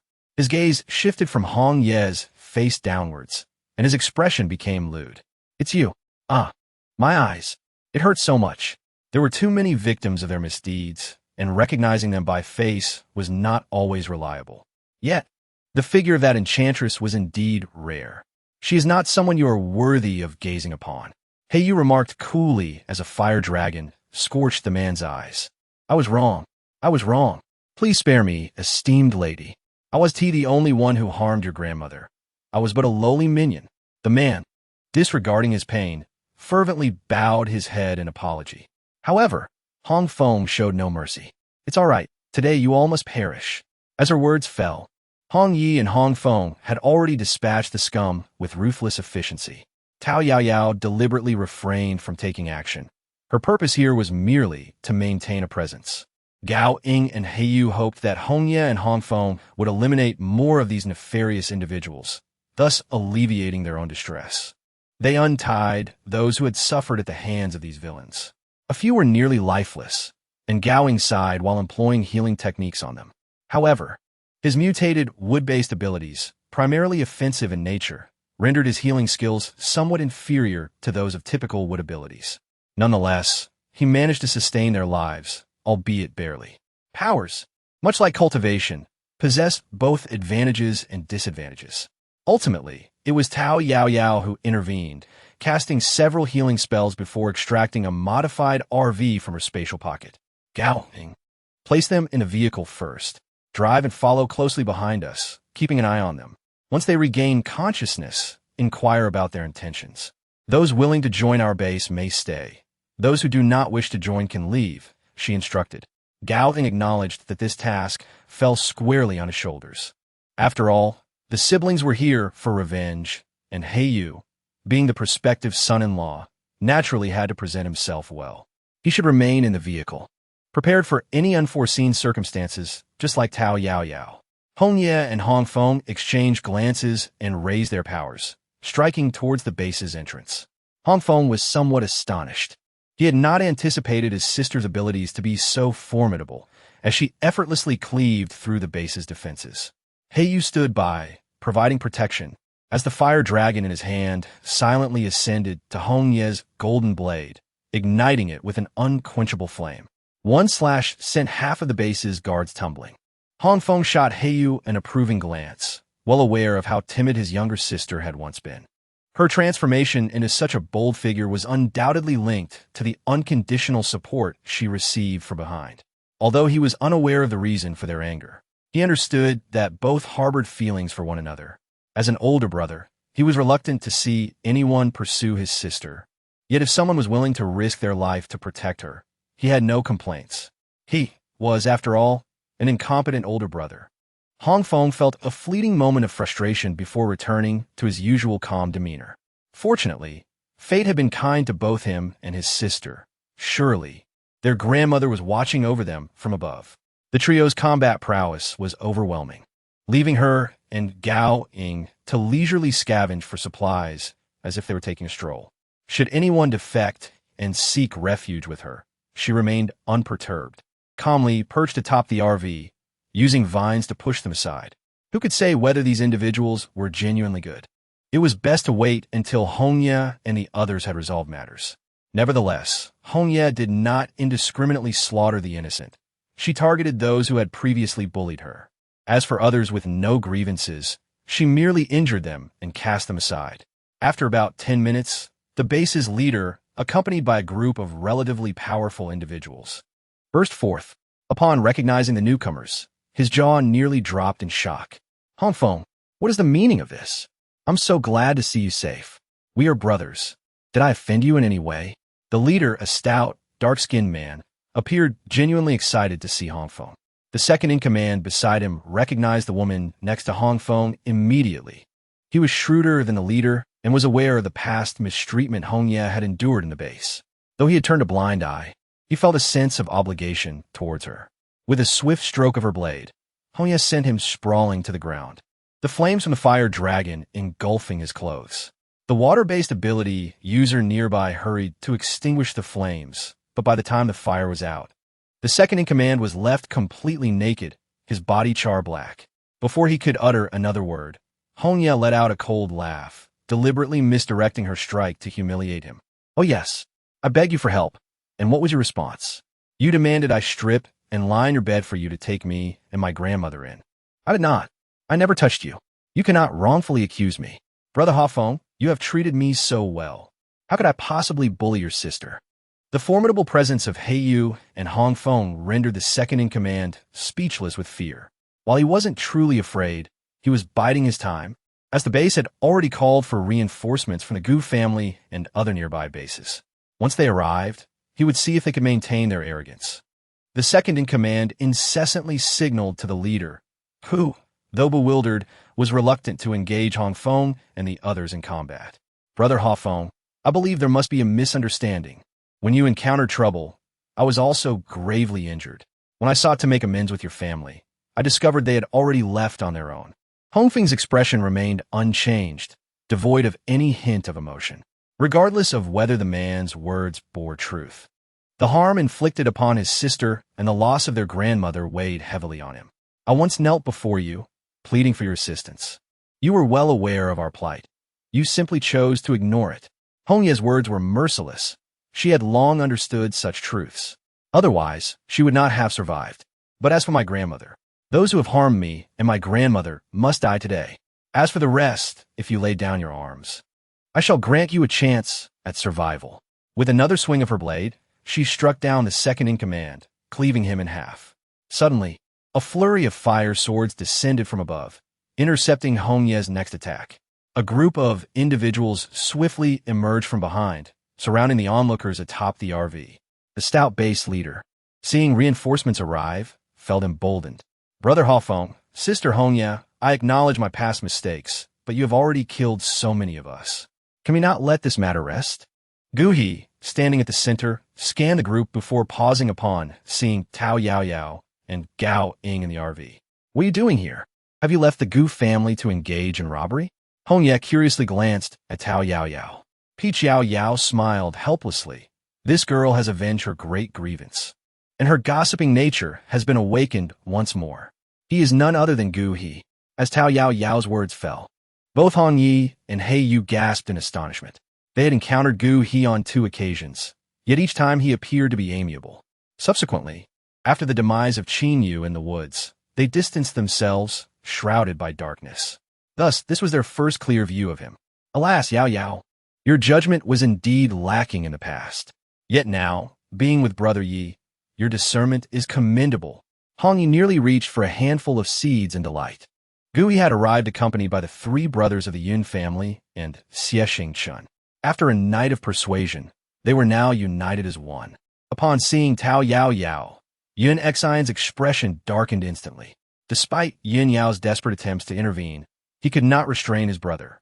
You are truly terrifying, Yao. In this apocalyptic era, when unity is paramount to fend off the zombies, you have strayed from the governance of the Gu brothers and resorted to acts of robbery. You possess no moral compass. As a scourge to humanity, you are indeed the enemy of all. Yun Xian's rebuke was more ferocious than that directed at the recently mocked Gu He, prompting a change in the countenance of Hong Yi and the others. However, Yao Yao remained unperturbed, for she was one to express her anger candidly. Channeling her supernatural abilities, an enigmatic force enveloped Yun Xian, lifting him effortlessly into the air.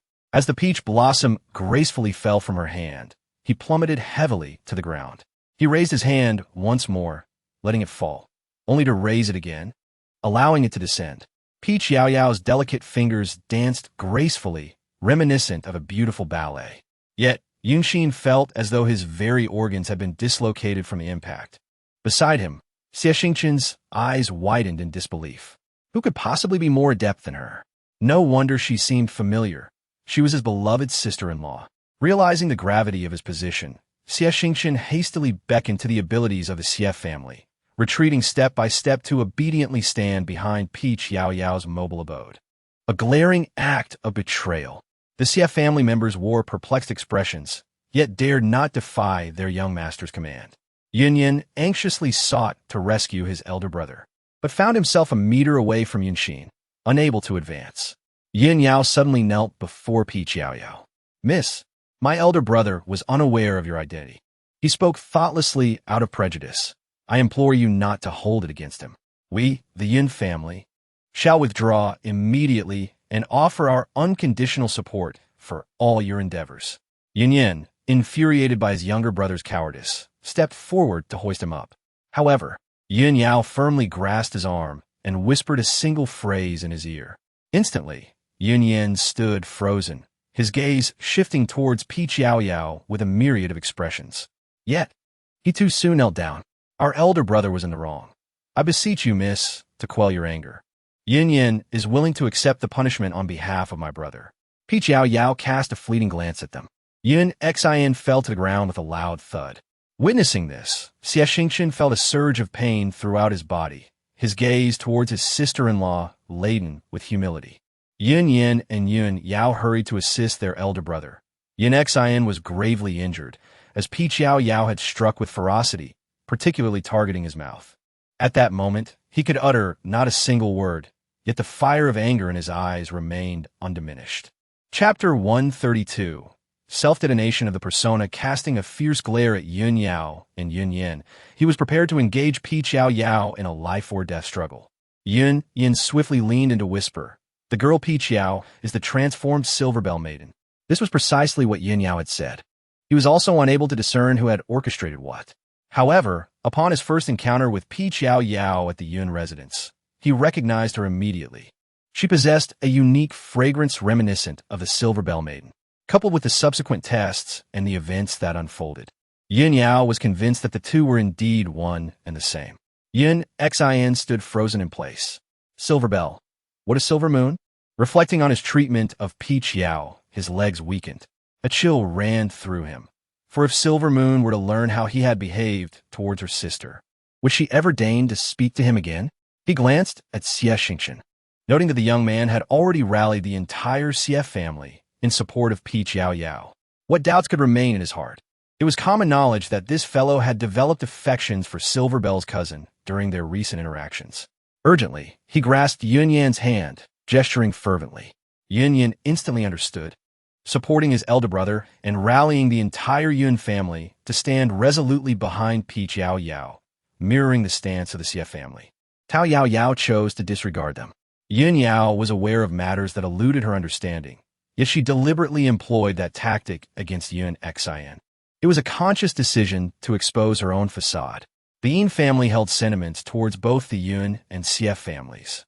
and she could easily dismantle them along with Gu He. However, such actions would only fortify the bond between the Yun family, the Xie family, and Gu He. Moreover, it was likely that Gu He would soon recognize the unique abilities of Hong Yi and He Yu. Even though their powers had indeed intensified and undergone a qualitative transformation, Gu He's nature would surely lead him to suspicion. The theft of Ling Xin's essence would likely be an impossible secret to maintain. She no longer felt fear, perhaps driven by her own ulterior motives. A confrontation with Gu He was inevitable. First, she aimed to sever the ties between the Yun family, the Xie family, and the Gu family. Observing the betrayal of the Yun and Xie families left the other small bases, who had followed them, in bewilderment. What was happening? Who was that astonishingly beautiful woman sitting atop the RV? Her every expression captivating. Even in the midst of conflict, her beauty remained striking. Gu He furrowed his brow tighter. How had Yao Yao's strength increased once more? That was Yun Xin, the most formidable heir of the Yun family. How could he be so easily subdued?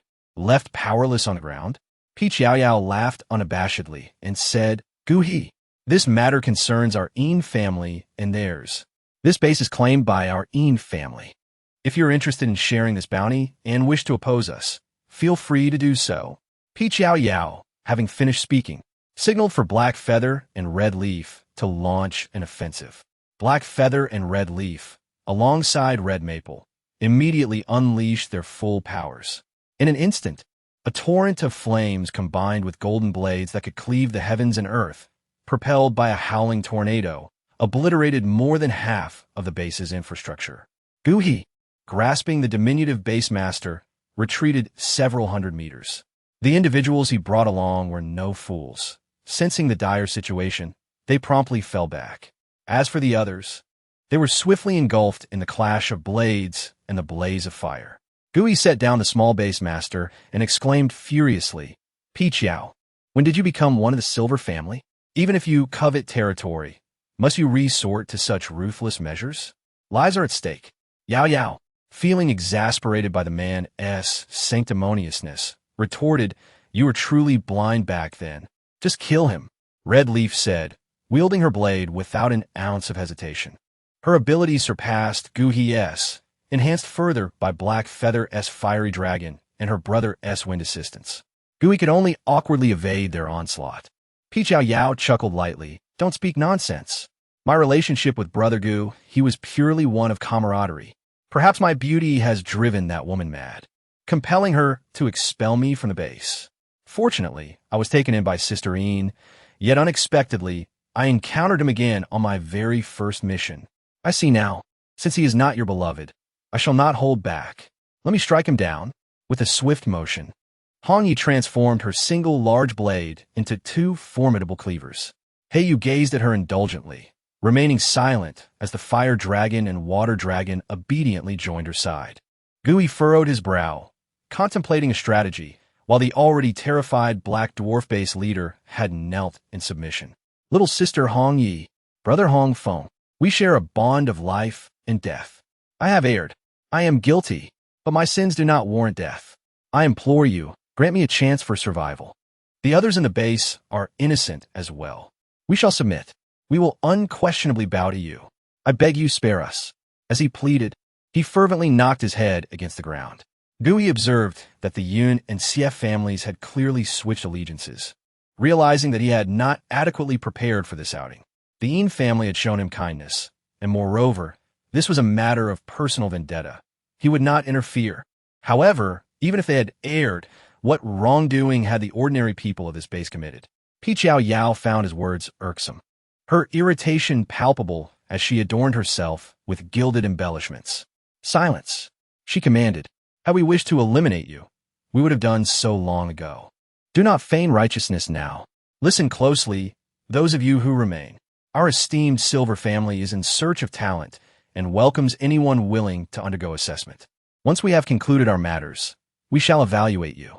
Those unwilling to join us may leave at once. You have 1 hour to gather your belongings. Take what you will, but remember, no fighting or scrambling. Violators shall have their legs broken and be cast out. A collective sigh of relief emanated from those who trailed behind her. The woman perched atop the caravan was breathtakingly beautiful, her voice sweet as honey, and it was evident that her words commanded their absolute obedience. In this world, who does not revere the strong? Furthermore, the Silver family is not solely interested in supernatural beings. We embrace anyone capable of contributing through labor. Those excelling in physical labor or agriculture may bring their families along. We lack warriors, yet seek diligent workers, offering generous remuneration. Our criteria for assessment is character. Scoundrels need not apply. Yao Yao added with finality. The remaining members of Hong Ye's group were predominantly devoid of abilities. After all, the nefarious had largely congregated together. Once a culture of bullying takes root, few virtuous souls manage to escape its grasp. Those who refuse to succumb to corruption often find themselves ostracized. At times, many are caught in circumstances beyond their control. Yet, being beyond one's control is no excuse. Actions taken are actions accounted for. Yao Yao is not the type to be a mere do-gooder, and Hong Yi certainly will not forgive them. However, the barren land behind her base requires cultivation, so the absence of abilities is not a significant concern. Moreover, she has Jin Yi by her side. In the future, acquiring those with extraordinary powers will not be a challenge at all. As Yao Yao finished her words, Gu He's expression darkened considerably. He gazed at the woman who had, just the day before, tenderly called him Brother Gu He. Just a short while ago, she had been devoid of any abilities, gently imploring him for protection. Chapter 133. Does he secretly love you? Yao Yao, how have you transformed in this manner? Gu He's voice brimmed with disappointment. Gu He, where's Yuan at this moment? Despite her threats, you have endured. Haven to you? I suppose you will continue to let her assume the role of your primary wife? Gu He was momentarily rendered speechless. Indeed, he had ultimately relinquished any punishment he had considered for Yuan and had temporarily reconciled with her to maintain stability. However, the notion of her being the primary wife, that foolish woman, was out of the question. Although Yao Yao had mentioned Yuan, he was not naive enough to believe she was merely envious on his behalf. Yao Yao's gaze swept over the few supernatural beings from the Gu family. Gu He instantly understood. These individuals were associated with Yuan. A wave of anger surged within him, yet he could not express it in front of Yao Yao. The woman before him, wielding dual blades, seemed eager for a command from Yao Yao to strike. Currently, Gu He was not a match for them. He was adept at assessing the situation. His eyes, directed at Hong Ye and Heiyu, glinted with venom. He was familiar with their abilities. Yao Yao, having pledged allegiance to the Yin family, was now an ally of the Gu family. There was no need for such heated words. Since this was a matter concerning the Yin family, the Gu family would refrain from intervening. With that, Gu He departed. As he passed by the Yun and Xie families, he paused to inquire. He felt compelled to at least offer an apology. The wood element, supernatural being from the Yun family, was tending to his injuries. No matter the circumstances, he was determined to cling to his sister-in-law's support. Even if it meant enduring pain, he would not let go. Yun Xin observed his actions. Although her wounds were not yet healed, she could manage to speak. Gu He could not fathom why they were so eager to please Yao Yao. However, he couldn't bear to linger and listen any longer. His eyes were shrouded in depth. If those two were indeed the thieves of Lingxin, then the Yin family was the mastermind behind it all, explaining the woman's formidable strength. The abilities of the man and woman had also become unfathomably powerful. Fortunately, he had received news from the Qin family's useless member the previous night. There was still time. As long as he grew strong enough, the Yin family was but a minor obstacle. The outcome of the struggle remained uncertain. Furthermore, they possessed numerous substances to control zombies. Yin family, how many assaults from the undead can you withstand? Gu He walked away, leaving the ordinary survivors to gather their belongings. Those who wished to escape began to flee, while others prepared to seek refuge with the Yin family, lining up behind the RVs. It was no jest. The Gu Yun and Xie families were entities they all sought to curry favor with. In terms of strength, only by following the powerful could they hope to thrive. They were not foolish. The squat, dark-skinned base master continued to hammer away. Hong Feng refrained from taking action. After all, These were individuals she had once genuinely cared for, and at this moment, sorrow outweighed her anger. They had just slaughtered many, and their vendetta had nearly dissipated. Hongye's attention had shifted to Gu He. Such a petty individual was hardly worthy of her concern. Gripping her dual blades of water and fire, she anxiously gazed at Yao Yao. Yao Yao, that scoundrel will soon be far away. Yao Yao was amused by her antics. All right, for the time being, there is no need to engage with so many individuals. We simply lack the capacity to accommodate them all. I beseech you, I implore you, the man continued, bowing his head in supplication. Red Leaf, indifferent to his pleas, delivered a swift kick that sent him sprawling.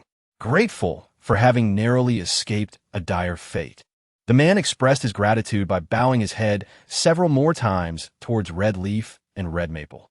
He was not inherently malevolent. Rather, he had become ensnared in the indulgences afforded by his peculiar abilities, allowing others to handle the affairs of the base while he merely held the title of a nominal leader, ultimately betraying the genuine loyalty of those who truly cared for him. Yao Yao was utterly indifferent to such trivial matters.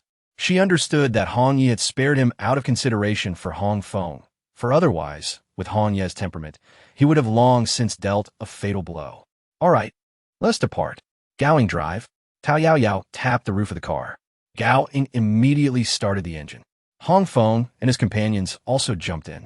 Standing beside Yao Yao, observing the astonished expressions of the crowd, Yao Yao continued, "You have 1 hour to gather your belongings.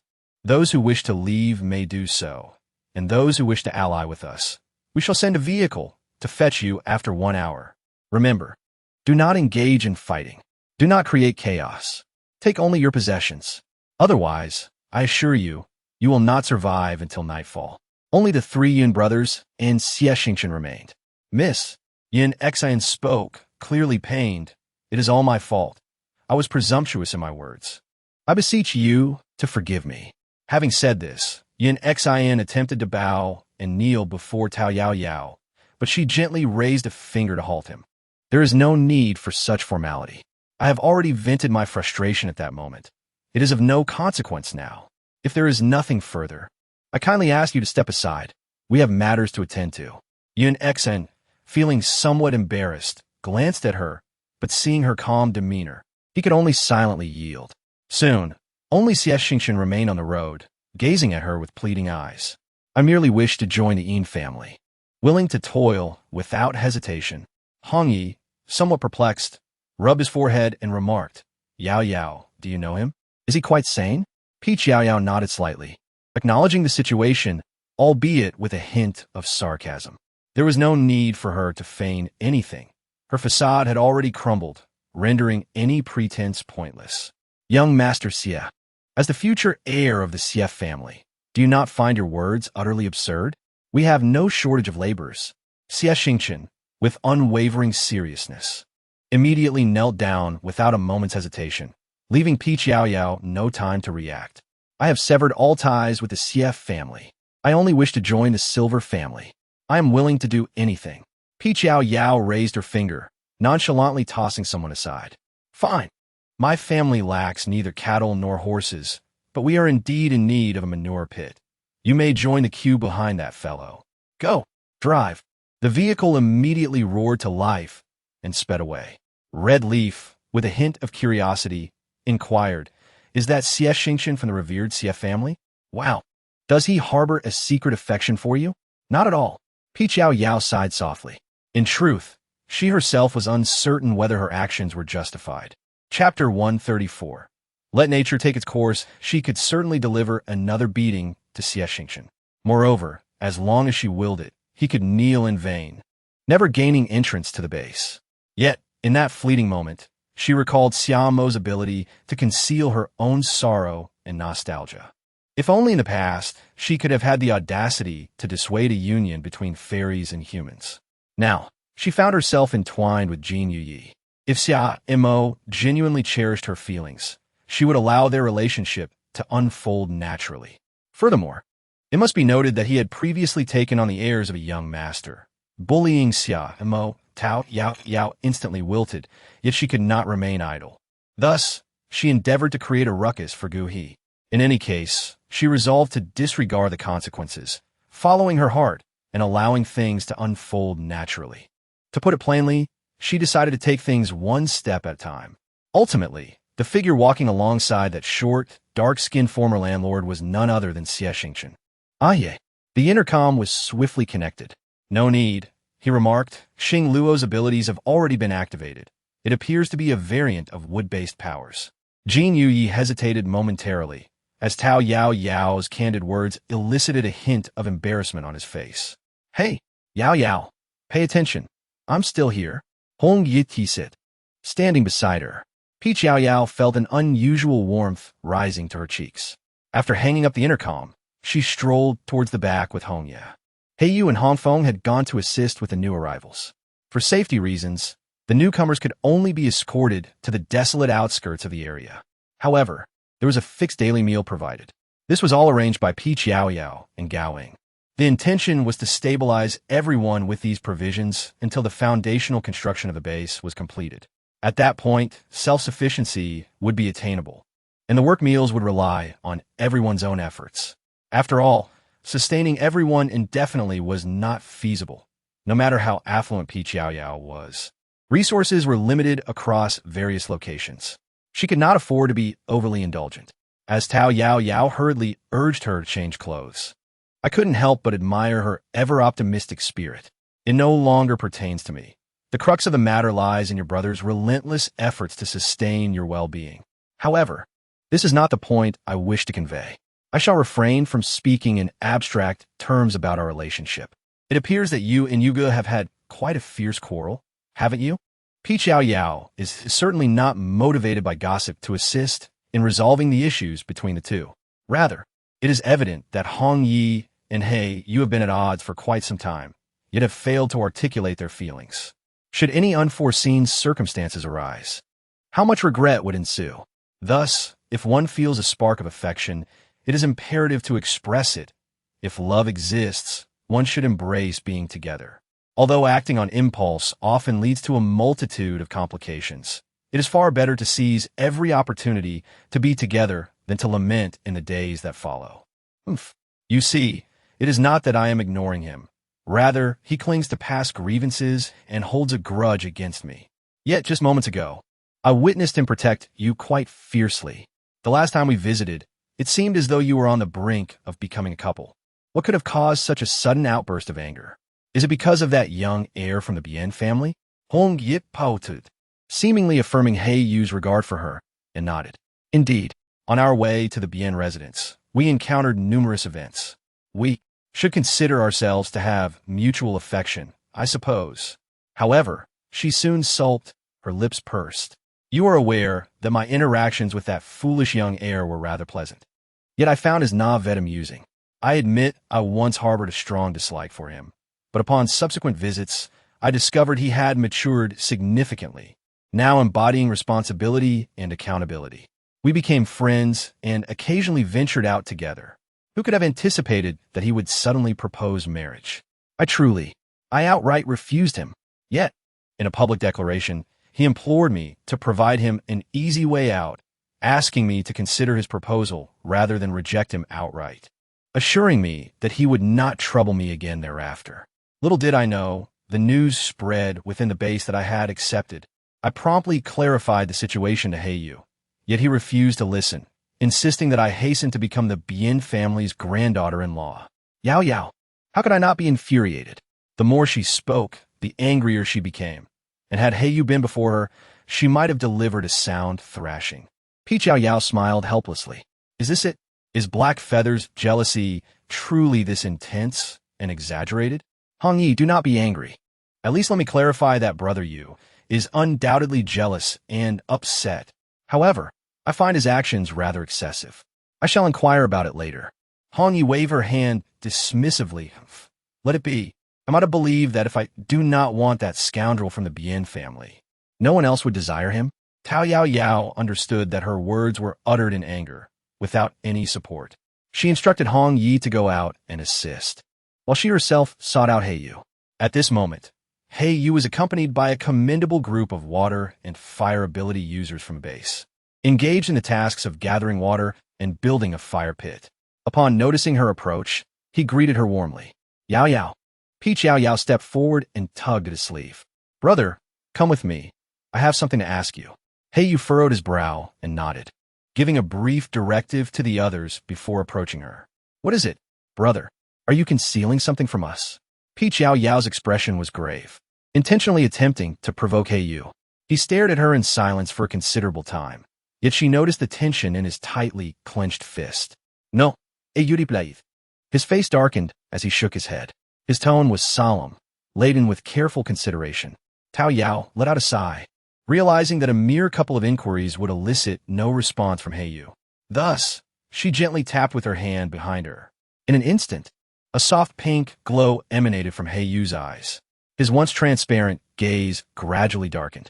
It seems that in critical moments, a touch of magic proves to be the most effective means of resolution. Chapter 135. An incident on the night of the golden moon. Tao Yao, with a heavy heart, sighed as she sat alone on the swing in the garden after her encounter with Heiyu. Her gaze fell upon the massive vine beside the swing, transformed into a heart shape by the golden moonlit night, echoing her own melancholy. The complexities of Heiyu's past weighed heavily on her mind. Yet, due to her probing inquiries, he had inadvertently stirred the very essence of his consciousness. It dawned upon her that he was none other than the emperor of the human realm. What a twist of fate! Heiyu stood as her formidable rival. It appeared that once this chapter concluded, he too would depart from this place. But what are the crimson leaves? Tao Yao Yao, feeling irritable, tossed her head in frustration. How could the heir of the human realm fall to such depths? She exclaimed. This individual has run away from home. He is the next heir of the Yu family, a name synonymous with the prestigious lineage of cultivators, much like the Yun family. A long-hidden clan, they emerged after the apocalypse to protect a region's populace. The only stipulation is that they do not govern outsiders, establishing formidable defenses that render even zombies incapable of breaching their domain. In the book she read, he was ultimately conquered by Gu He, as his prowess was undeniable. Eventually, Gu He and his companions developed a cure for the zombie plague, restoring peace to the world. Heiyu, it is no wonder he chose such a name for himself. What a rebellious spirit he possesses. Heiyu's jealousy primarily stemmed from the esteemed background of the Bian family's young heir, coupled with his fears that Hong Yi might favor or despise him. Ultimately, it was his own insecurities manifesting as needless jealousy. Of course, this also included a sense of inferiority, as he felt incapable of providing Hong Yi with a life akin to that of the Bian heir. The Yu family had been discreetly dispatching individuals to locate him, but he had evaded them each time. Fortunately, the Yu family's closed-off management meant that their efforts to find him were somewhat limited. Tao Yao Yao inadvertently touched upon his true essence of consciousness, nearly causing her fright. She did not delve into the intricacies of his grievances with the Yu family. However, she now finds herself in a quandary, particularly since she is expected to facilitate a connection between the two. The crux of the matter is that this connection is not one she orchestrated. It is certainly not a result of her boredom while awaiting the arrival of the Golden Moon Night that prompted her to inquire. Who could have anticipated such a sensational revelation would emerge so suddenly? Tao Yao Yao irritably shook her head, declaring, I won't care anymore. I refuse to meddle. The development of their relationships was entirely up to them. She certainly would not interfere. As for this pair or that pair, let them evolve as they wish. Yao Yao, help, help. Suddenly, the voice of Xia Mo crackled through the intercom. Peach's heart sank instantly. Where are you?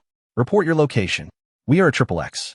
Under the moonlit night, Jean unexpectedly lost consciousness, his body starting to darken. Hurry! Xia Mo's voice trembled with fear.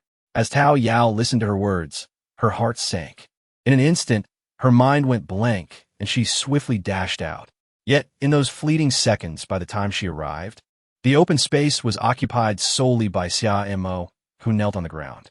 Before her lay a multitude of dark crimson liquid, resembling blood, yet somehow appearing different. Tao Yao Yao could scarcely hear her own voice.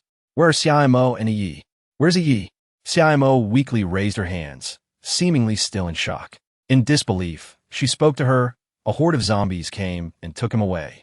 Zombies? Zombies can actually speak. Yao Yao. Yao Yao. Unbelievably, zombies have begun to articulate words. Peach Yao Yao endeavored to steady her trembling hands. She gently lifted Xiao Mo, softly patting her. Xiao Mo, do not panic, do not fear, I am here. With her hand imbued with spiritual energy, she slowly brushed over Xiao Mo's body. Gradually, Xiao Mo's trembling subsided. Yao Yao, I am fine now. Hurry and save Jin Yu Yi. After a moment, he collapsed straight down, black blood beginning to seep from his body. I was truly terrified, and soon a multitude of zombies surrounded us. While I fended off the zombies, I called for your help. Then, emerging from the horde was a figure. A man who resembled both a zombie and a machine. Astonishingly, he spoke. He demanded that we surrender the person to him, or else Jin Yu would perish. I'm so sorry, Yao Yao. I was frozen in fear. In the blink of an eye, they evaded my vines and took Jin Yu away. I'm so sorry, so sorry. Xiao Mo's voice was heavy with guilt, laced with a profound sob. She understood how much Jin Yu meant to Peach Yao Yao. Tao Yao Yao may appear carefree and indifferent, yet she is profoundly sentimental. She seldom forms friendships, but once she identifies someone as significant, she will go to great lengths to protect them, especially if that person is her officially acknowledged boyfriend. Peach Yao Yao infused some spiritual energy and cast a slumber spell on Xia Mo, leaving behind a note for everyone. I shall seek out Jin Yu. You must not follow me, for it is perilous. I alone am sufficient. You simply need to safeguard our base. With that, she found herself amidst the horde of zombies. Spiritual energy swirled around her as a faint golden powder of consciousness emanated from her brow. A trickle of blood escaped her lips, yet she remained oblivious. She swiftly advanced in the direction indicated by her consciousness. Her man, should anyone dare to harm him, she would obliterate them without hesitation. What a ridiculous world this was. If necessary, she would slay the heavens and start anew. Fortunately, she had long fortified her awareness. The heavens could not hear her thoughts. Otherwise, they would surely be infuriated, exclaiming, "It was your man who courted death. Why blame him? He did nothing at all." Tao Yao Yao had scarcely taken a few steps before she found herself encircled by a horde of zombies. These were no ordinary undead. As she gently closed her eyes, a vivid image formed before her. She was surrounded by countless zombies. Indeed, she was drawing perilously close to the very heart of their stronghold. Peach Yao Yao remained calm as she pinpointed the location of Jin Yu, swiftly navigating through the throngs of zombies. However, the scene that greeted her upon landing left her utterly astonished. Transparent storage cabinets sprawled across the ground, each containing individuals submerged within. Some had already begun to mutate, resembling grotesque specimens. Jin Yu lay within the largest transparent chamber before her, his complexion ashen, his body marred by dark veins. His eyes were wide open, yet they glowed a fierce crimson, angrily pounding against the glass barrier ahead. Chapter 136. Still unable to find a way upon catching sight of Peach Yao Yao. His gaze dimmed, the sorrowful depths of his red-black eyes filled with despair, and his previously agitated movements gradually ceased. His mouth opened wide as if attempting to shout something, but the glass, specially crafted and immeasurably thick, rendered his voice inaudible to her. Yet, she could sense his profound anguish. Tears involuntarily cascaded down her cheeks. Channeling her spiritual energy into her hands, she resolved to rescue Jin Yu. Do not move. If you leave this place, you will fully succumb to becoming a zombie. A mechanical voice echoed from behind her. The tendrils in Tao Yao Yao's hands swiftly ensnared the approaching figures, suspending them in midair. Concerning the matter of Jin Yu, she found herself unable to maintain her composure, nor would she take any risks. She would not grant anyone the opportunity to act against Jin Yu in her presence. Your temper is quite fierce, my dear. Perhaps that is precisely what our leader finds appealing? The man's expressionless visage emitted a voice that was distinctly mechanical.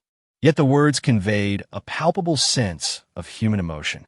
Peach Yao Yao furrowed her brows slightly. Peach Yao Yao felt considerably calmer. It was not I, but another brother who had just received the news, stating that you had entered alone to confront the situation. He has gone to rescue you. Clearly, you do not require assistance. Might you first set me down?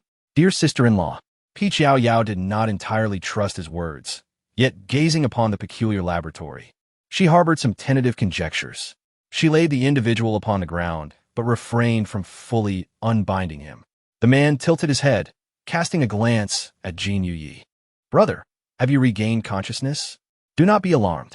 Sister-in-law harbors no disdain for you. Jin Yuyi's lips parted and closed several times, and soon his eyes transformed into a deep crimson hue. His entire being trembled uncontrollably. Sister-in-law, brother is reluctant for you to witness his current state. Perhaps we should converse over there. Yao Yao tenderly reached out to touch Jin Yuyi's head through the glass. Then, her extraordinary ability permeated the thick barrier. Jin Yuyi gradually succumbed to unconsciousness. She employed both a healing spell and a sleep enchantment. Sister-in-law, let's proceed over there. The man, his body rigid, struggled to leap sideways. Yao Yao confirmed that she and Jin Yuyi were allies, thus releasing him from his restraints. Thank you, sister-in-law. The pair exited the laboratory, traversing several other similar rooms before finally arriving at a modest office. The space contained 4 devices resembling computers, accompanied by 4 desks, 4 stools, and 2 sofas. The man gestured for Yao Yao to take a seat on the sofa. He anxiously paced around the room, seemingly pondering what refreshments he could offer her, but soon realized they had nothing available. Although there were some items in the warehouse, they were likely past their expiration date. What is your relationship with Jin Yuyi? Yao Yao inquired directly. The man froze momentarily, as if his system had malfunctioned, struggling to find words. You need not feel so uneasy. Even if you were a zombie and Jin Yuyi is a zombie, I would not hold that against him. I merely wish to understand the circumstances that led to your current state, and how Jin Yuyi suddenly became this way. Gradually, the man began to regain his composure. He then respectfully bowed to Yao Yao. Boss, I, along with the other 3 conscious survivors and those from the experimental chamber, were all captured as test subjects. The objective was to instigate this apocalyptic scenario. Before fully succumbing to zombification, our leader saved the 4 of us. The man's narrative was rather lengthy. Yao Yao felt an increasing ache in her heart, mourning for those innocents who had become mere subjects of experimentation, for those who had been forcibly transformed into zombies, and for all the blameless souls who perished in this apocalyptic world. Yet, her deepest sorrow was reserved for Jin Yuyi. Was it true that the zombie virus within Jin Yuyi had suddenly manifested? And was it different from yours? After all this time, you have yet to discover any remedy that could cure you? The man nodded. This could temporarily suppress the zombie virus within him. Those individuals lying inside, once released, would instantly become zombies. Thus, we had no choice but to keep them confined. Yao Yao's heart had plunged to the depths of despair. Though she was perpetually perplexed by the presence of energy-infused zombie cores and the shared abilities of the supernatural beings, everything felt exceedingly bizarre. Nevertheless, she acquiesced to this method of ascension, as she had accepted the grim rule that zombies were meant to perish. Thus, she exhibited no hesitation in slaying them. While utilizing her spiritual heart, she sensed the lingering resentment within, yet she employed it for her own sake. She acknowledged that she was not a paragon of virtue. Rather, her desire was to care for herself and her friends. However, if all of this was predicated upon the suffering of others, could she truly find peace of mind? Consequently, the individuals we encountered in the underground palace were the very experts who had previously studied you. That foolish Jin Yuyi, in a bid to conceal his identity, he unhesitatingly eradicated others. Indeed, if the boss awakens and learns that you, dear sister-in-law, bear no disdain, he will likely be overjoyed. This was never your fault. Where is Zhang Ming? Have you gleaned any information? The man shook his head, stating that she refused to speak. They had employed every form of torture, yet she seemed to have lost her sanity, utterly indifferent. Take me to her. Yes. The man complied with all her commands, his body rigid, yet his mind remained lucid, rendering him genuinely moved. The woman chosen by the boss was indeed extraordinary. As they journeyed, the man appeared to recall something, stating, "By the way, sister-in-law, the boss's sudden ailment may have another cause." Yao Yao's steps faltered for a moment. However, this is merely speculation. The leader has never truly relied on this energy for survival, so I am merely conjecturing. Do not worry. Rest assured that the lightning ability user will no longer pose a threat to you. Yao Yao spoke softly, revealing her affection for all that is associated with the one she cherishes. The man stared in confusion, momentarily taken aback. Seeing that Yao Yao had fallen silent, he presumed that his elder sister-in-law intended to assist them in dealing with that individual. He refrained from further inquiries, recognizing the formidable abilities of his sister-in-law. Just moments ago, had she not been quick to speak, her hesitation might have led to a disastrous outcome.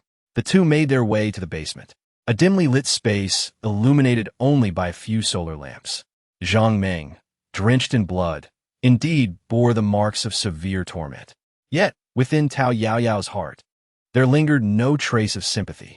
Setting aside the heinous acts Zhang Meng had committed against innocent souls, the atrocities she and her accomplices inflicted upon Jin Ye and his companions were enough to warrant a fate far more dreadful for her, especially considering the countless lives lost in this apocalyptic world. Yao Yao wielded a healing spell in her hands. The men executed their actions with precision, showing no intent to take her life. Consequently, she experienced excruciating pain, yet death remained a distant specter. After several healing spells, all the wounds on Zhang Meng's face were entirely mended. She emerged from her stupor, gazing at the breathtaking woman before her, and screamed frantically, "I shall never speak. Abandon all hope, for you are doomed to fail." Ha ha ha! Yao Yao disregarded her madness, and with a subtle flick of her hand, conjured an illusory mirror for her. Zhang Meng gazed into the reflection, the visage she had long dreamt of transforming into, and could hardly believe her eyes as she reached out to touch it. The red patches and brown pits on her face appeared to have truly smoothed out. You, Zhang Meng exclaimed, overwhelmed with emotion and rendered speechless. "How do you find this look?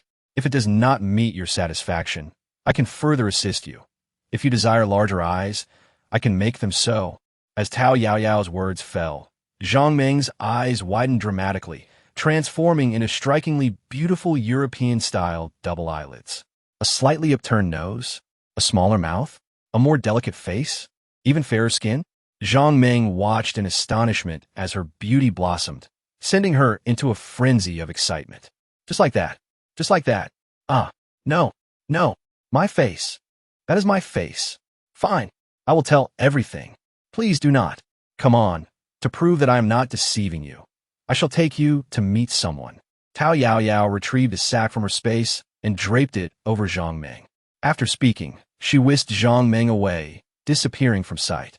Upon removing the sack from Zhang Meng, she found Xiao and the others gathered, waiting for her. They were equally startled by the scene. Xie Xingqian was also present, and Yao Yao cast a cold glance in his direction, choosing not to speak. Zhang Meng was not well acquainted with many of these individuals, but she recognized Hong Feng. Hong Feng furrowed her brow, having discerned Zhang Meng's voice, and looked at Yao Yao with a hint of confusion. This woman has changed as well? Hong Feng nodded, taking Zhang Meng by the hand as they exited. Yao Yao's visage was remarkably grim, not only for herself but for all present, as none had ever witnessed such an expression of barely contained rage on her face. Xiao, feeling a twinge of concern, extricated herself from Xie Xingqian's embrace. "Yao Yao, are you all right? What about Jinyuai?" "Yes, I'm fine, and so is Jinyuai. Please, take good care of the base. I will come to seek your assistance soon." Xiaomo's countenance turned pale. She had known Yao Yao for centuries. Yao Yao has always worn a carefree smile, and even when she occasionally adopts a serious demeanor, it is imbued with a rare sense of whimsicality. At present, her eyes are filled with an unmistakable intent to kill, a sentiment that cannot be concealed. However, she understands that unless she vocalizes her need for assistance, they would be unable to offer their help, no matter how willing they might be. With a nod, they affirm, "Very well. We shall certainly ensure that the base is well prepared, always ready for your summons." Yao Yao took a deep breath, striving to soothe her tumultuous emotions before addressing the group. She reassured them, urging them not to worry excessively about her. The events of the Golden Moon night were indeed grave, and the prospect of an impending apocalypse loomed ominously. Yet, perhaps everything would eventually revert to normal. She herself was uncertain about what lay ahead. Thus, she implored everyone to cherish their present lives, for even if the world were to perish tomorrow, as long as one harbored no regrets today, it would suffice. Her words left the others somewhat bewildered, yet they nodded in agreement, acknowledging that in a post-apocalyptic world, each day was a precious game. Only Xia Imo nearly bit her lip in contemplation. In that fleeting moment, she found herself at a loss, reluctant to part with this ravaged world. Most of humanity languished in hunger and oppression, seemingly devoid of anything to hold dear. Yet, she felt a fleeting glimmer of hope that perhaps a brighter future awaited.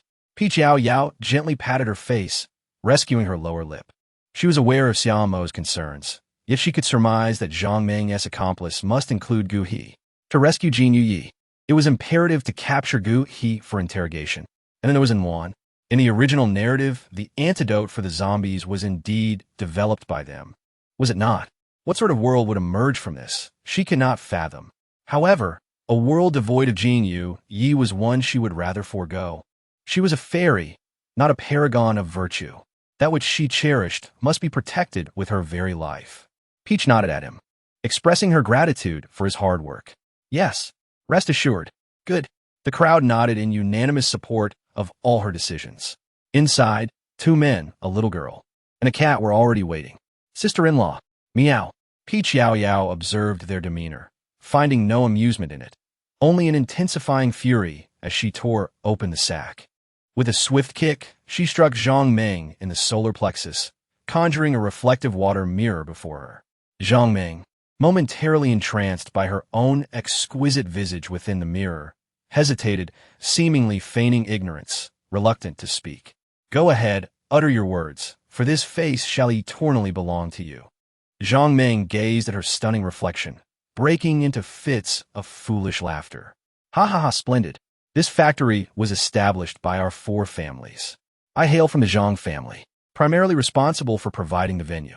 The Qin family oversees the technical aspects, the Zhao family manages the connections with the Z government, and, of course, the Gu family orchestrates it all. Chapter 138.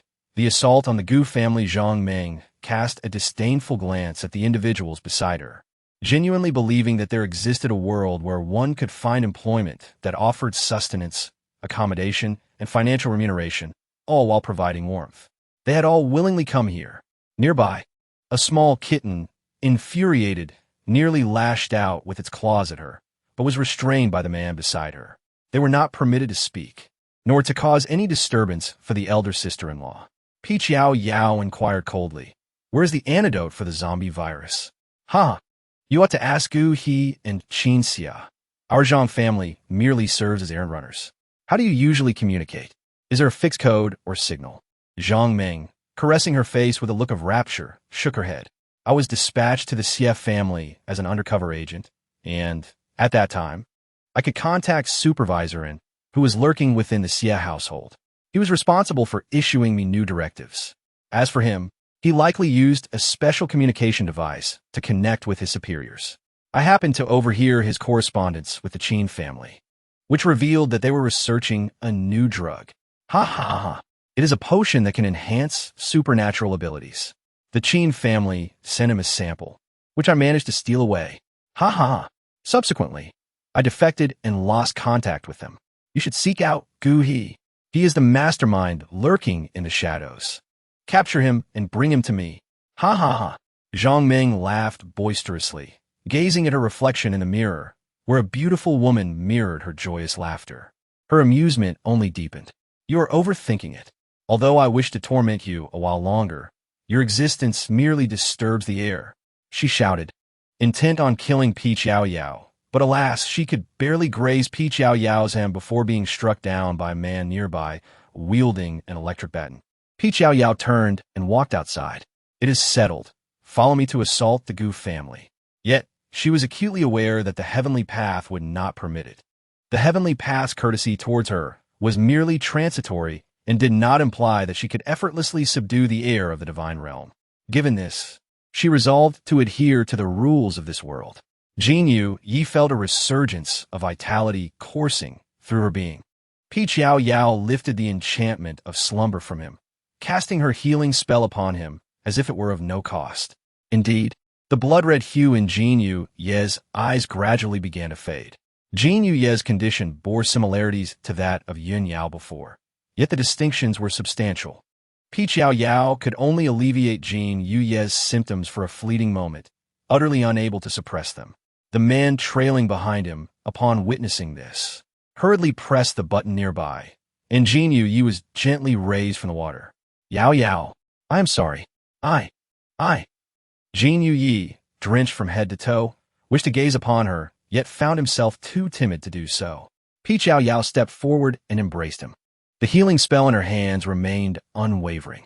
She hoped that Jin Yi would awaken and listen to her forthcoming words.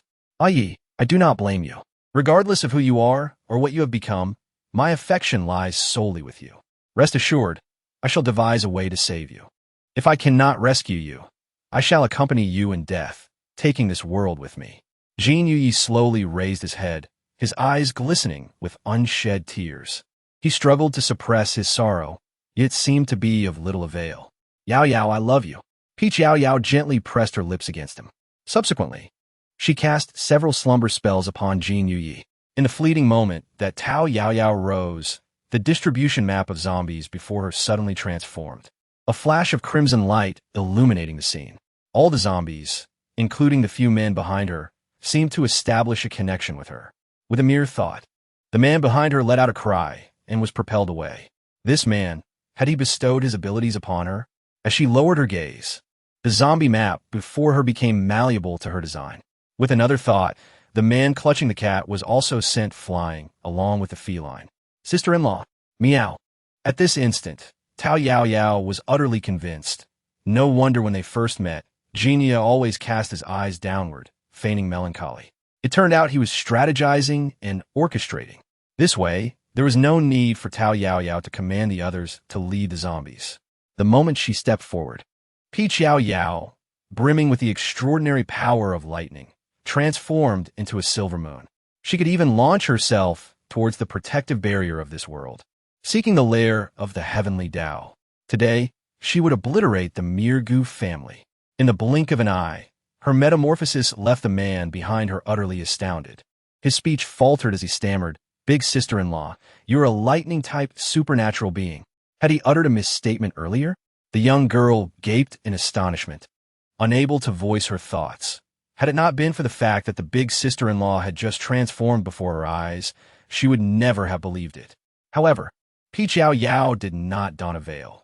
Her visage was strikingly similar to her original form, albeit with altered eye color, hair hue, and silver patterns adorning her face. The essence of her radiant beauty remained intact, undeniably captivating. Yao Yao refrained from further idle chatter.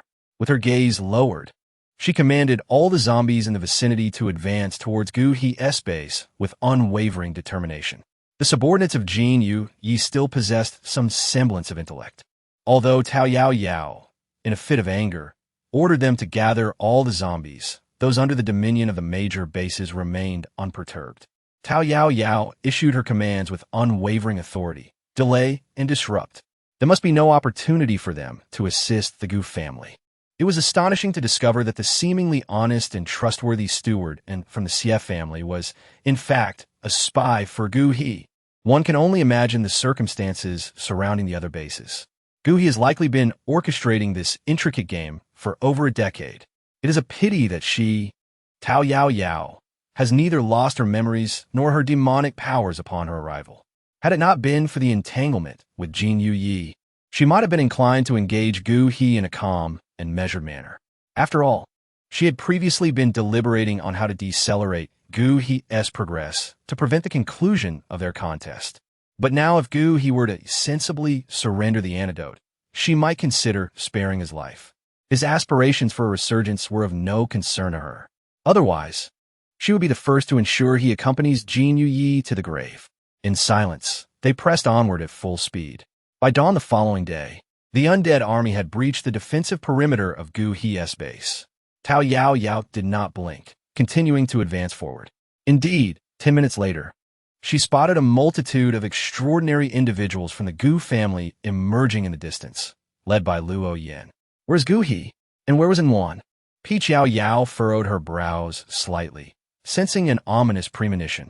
Luo Yin gazed at the dense horde of zombies marching towards them in an orderly fashion, fear welling up within her. How could there be so many zombies? Peach Yao Yao lowered her gaze, commanding the zombies to carry her to the forefront. Luo Yin, where's Gu He? In chapter 139, flattening Gu He's base, Luo Yin gazed at the woman before him, who seemed to have descended from the heavens. Why did her face appear somewhat familiar? A guard beside him suddenly recognized her and exclaimed, Silver, Lady Silver Moon? He had seen Silver Moon enter during his previous shift and was astounded by her beauty. He had not anticipated that the visage beneath her veil was so exquisite.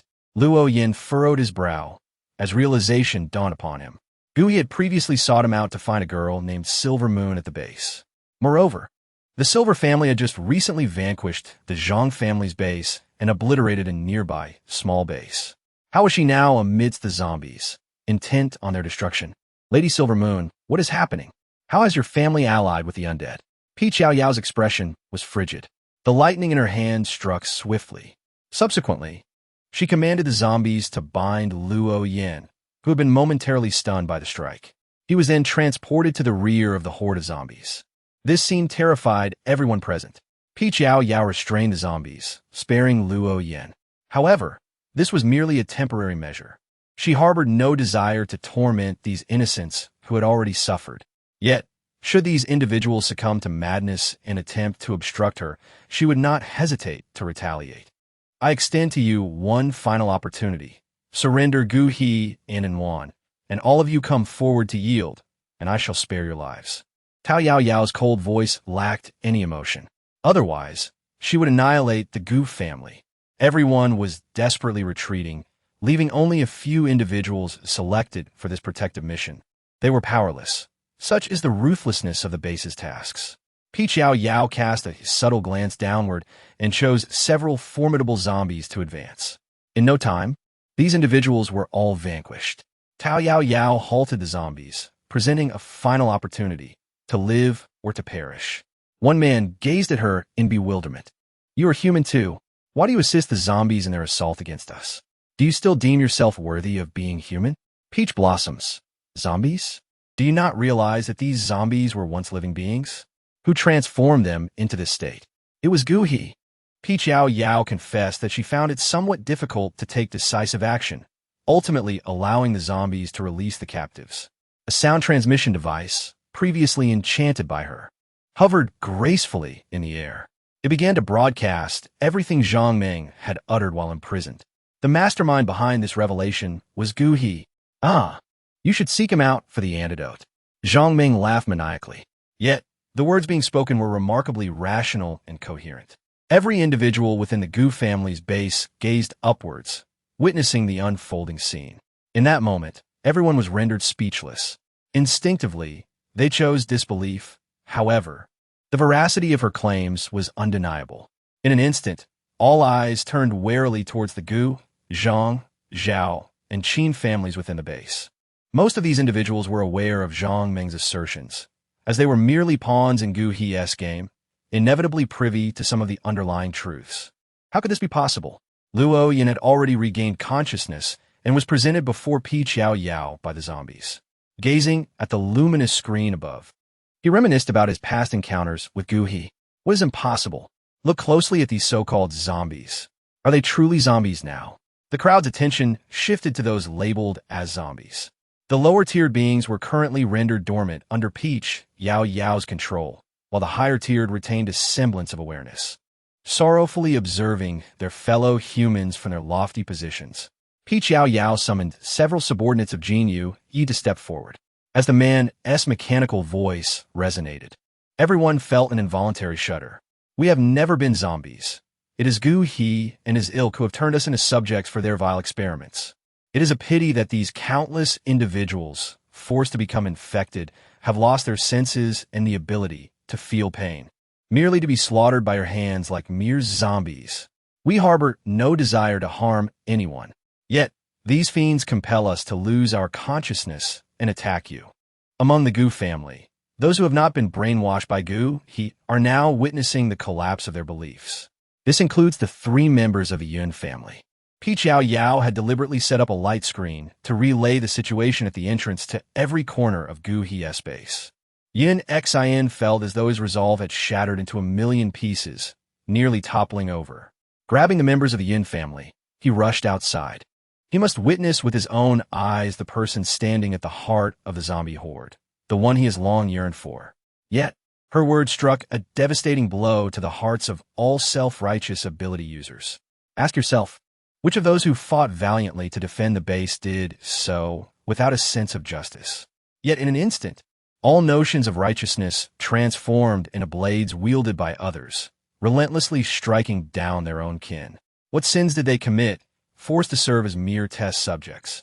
Coerced into infection and labeled as zombies? Their only transgression was entering this hellish realm. Of course, there are still those within the base who cling to their justifications. They are the infected. Even if they were once human, they must not be spared, for we are not in the wrong. Perhaps notions of good and evil are subjective. However, perhaps there are still those who aspire to embody kindness. Silver Moon, young lady. Yin Xin stumbled forward. Is all of this truly real? Tears welled in the corners of his eyes as he beheld the dormant zombies, still resembling living beings. Yin Xin, you need not be so distressed. You have heard Zhang Meng's words. Each base harbors Gu He's agents. The moment the zombie virus erupted, he had already prepared to mislead all of humanity. He is the architect of this calamity. Therefore, hand over Gu He. I demand the antidote for the zombie virus. Yao Yao furrowed her brows slightly. Despite the commotion, Gu He had yet to appear. He was either frightened and had slipped away through another route or was simply not present at the Gu family base. By the way, Yun Yao, the poison you were afflicted with earlier was also administered by Gu He. It is a novel strain of virus. Of course, believe it or not, my objective does not concern you. Yao Yao raised her voice, determined to ensure her words reached every corner of the Gu He base. A person of great significance to me has been infected with the zombie virus. I must obtain the antidote. This is for the sake of all humanity. Once the zombie virus is eradicated, the world will return to its former state. I demand Gu He and Wan, along with every member of the Gu, Zhao, Qin, Zhang, and in families residing in this base. I shall not harm the rest of you. Hurry, gather your belongings and leave this place. At this moment, the zombies will not attack you. You are free to seek refuge in any other base. If Gu He is not found, I will inspect every single brick of this Gu family base. Of course, this is in consideration of our shared humanity. Should you refuse to cooperate and choose to align yourselves with those who have created the zombie virus, I assure you, you will all become the very zombies you speak of. The countdown begins now. 12,000 seconds. Chapter 140. Betrayed by all Luo, Yin stood up despondently and took the initiative to bow to Yao Yao. Miss Silver Moon, I shall assist you. Yao nodded. Luo Yin's distinctive voice echoed throughout the Gu family base. 11999, 11998. 10,000, 9999. Yin Xin bowed to Silver Moon, Miss Silver Moon. The Yin family pledges to assist you in locating Gu He and the others. Having said this, he departed with his family, while also notifying other bases to conduct a thorough investigation for traitors. They would fully cooperate with Silver Moon and the infected humanity to develop an antidote. As Luo Yan's voice resonated, chaos erupted within the Gu family base. Some individuals seized members of the Gu family and the Zhang family, sending them away, while others frantically retreated. In that moment, driven by various intentions, people made a multitude of choices. Yao Yao, with a serene gaze, momentarily subdued the zombies of the Yun family and directed the encircled undead from various clans toward her vicinity. The conflict between the zombies and humanity could be paused for the time being, as long as the infected individuals refrained from initiating attacks against humans. Any provocation would be even more welcome, offering a feast for the zombies. However, such a fragile tranquility could not be sustained for long. Without a fresh source of energy, the zombies would inevitably descend into madness. After all, the power she wielded was derived from the night of the golden moon. Her ability to command the undead was merely transient. This semblance of peace would last at most 3 days. After 3 days, Yao Yao was disinclined to ponder the outcome, whether the zombies would prevail or humanity would triumph. What mattered most was that her golden moon night must not falter. Time ticked away, each second dragging on, as the inhabitants of the Gu family base hurriedly gathered their belongings under the weight of an overwhelming sense of dread. In the face of such undeniable might, no one would willingly choose to perish alongside an entire city. Moreover, the Guhi base was still relatively new, and the bonds among its members were not yet deeply forged. As Luo Yan's words echoed, the world descended into a profound silence, as if cloaked in ashes. One of Jin Yuye's subordinates urged her, elder sister, all those who wish to survive are retreating. As the peach blossoms whispered their farewell, she cast a subtle glance downward, commanding the zombies to surge into the towering stronghold of the Gu family. The high walls, structures, and wooden edifices were, in an instant, reduced to nothingness. Peach Yao Yao was reluctant to witness the destruction of humanity's creations, feeling a twinge of discomfort within her heart. However, she could only exert control over these zombies for 3 days. Should the virus from the Golden Moon Night worsen, how would she navigate her own existence? She acknowledged her selfishness. If given a choice, she would undoubtedly select the Golden Moon Night. Peach Yao, what are you doing? A deep, thunderous voice reverberated throughout the sky. In an instant, flames engulfed and incinerated the majority of the zombies within the base. As the luminous points on the zombies' neural map before Peach Yao Yao faded away, Guhi emerged from the blaze, clad in a fitted black outfit. Accompanying him was Yuan, draped in a flowing white gown. Are you two performing a black and white duo? It appears you truly have a death wish. The voice of Yao Yao was chilling, and the lightning ability in her hand had already been unleashed. Guhi had delivered himself right to her doorstep, which was fortuitous. Regardless of whether he was a prince of the celestial realm or a favored child of destiny, it mattered not. Is it you? Guhi questioned, perplexed as he evaded her. What are you doing, Miss Silvermoon? Your family has just seized several bases, and now you ally with zombies to encroach upon mine? Guhi was genuinely taken aback. The Qin family's useless scion had not perished. Instead, he had extracted energy from numerous ability users, producing a force twice as formidable as the Lingxin. After experiencing setbacks with Yao Yao, he urgently contacted the 4 families of their alliance. The emergence of the Silver family and the rapid evolution of the zombies instilled a sense of urgency in them. Guhi, now the most powerful ability user in the world, might be their final chance to dominate it. More critically, the presence of the Silver family caused them considerable trepidation. Their strength surpassed all expectations, leaving the others feeling hopeless. If this continued, they would be forever ensnared in their plight. Thus, Guhi did not hesitate. He directly absorbed the Qin family's newly prepared Lingxin, also preparing a smaller portion for Yuan. The Yin family was not originally part of their alliance, yet Yuan was easily manipulated and utilized. Unbeknownst to her, many members of her family were already working for Guhi. However, the Gu, Zhang, Qin, and Zhao families were the initial alliance. If Yuan had been sufficiently obedient and useful, Guhi had no intentions of acting against her. Yet, her previous actions had led him to perceive her as exceedingly foolish. Thus, he had the Qin family tamper with the Lingxin he provided to Yuan. Though she remained oblivious to this fact, Guhi did not wish for her demise. He merely sought a compliant tool. Yao Yao did not spare him a glance. The assault in her hands continued unabated. Gui's strength had astonishingly surged overnight. The clash between her and Gu had escalated to a point where bystanders could no longer intervene. Silver Moon, though you possess great power, it is not everlasting. I advise you to surrender promptly and sever your ties with the undead. Out of consideration for our past, I can spare your life. Guhi, you may still be unaware of what has transpired, am I right? Peach Yao Yao, momentarily unable to contend with him, decided to hold back for the time being and focus on stalling Guhi. Observing her pause, Guhi shifted his tone. His extraordinary abilities had recently surged significantly, yet they remained unstable. As for Yuan, she could hardly be expected to provide him with substantial support. Thus, despite her considerable strength compared to most ability users. She found herself unable to even make a move before Yao Yao. Brother He, what is there to discuss with this woman? Let's swiftly join forces to vanquish her. Gui shot her a slight glare. If he could indeed eliminate her, there would be no need for Nwan's incessant chatter. Nwan, after all, Missing saved us previously, even though she currently associates with the undead and wreaks havoc upon humanity. I'm still inclined to offer her an opportunity to explain if she is being coerced. Gui's seemingly righteous words failed to amuse Yao Yao, but instead incensed the nearby ability users of moderate strength.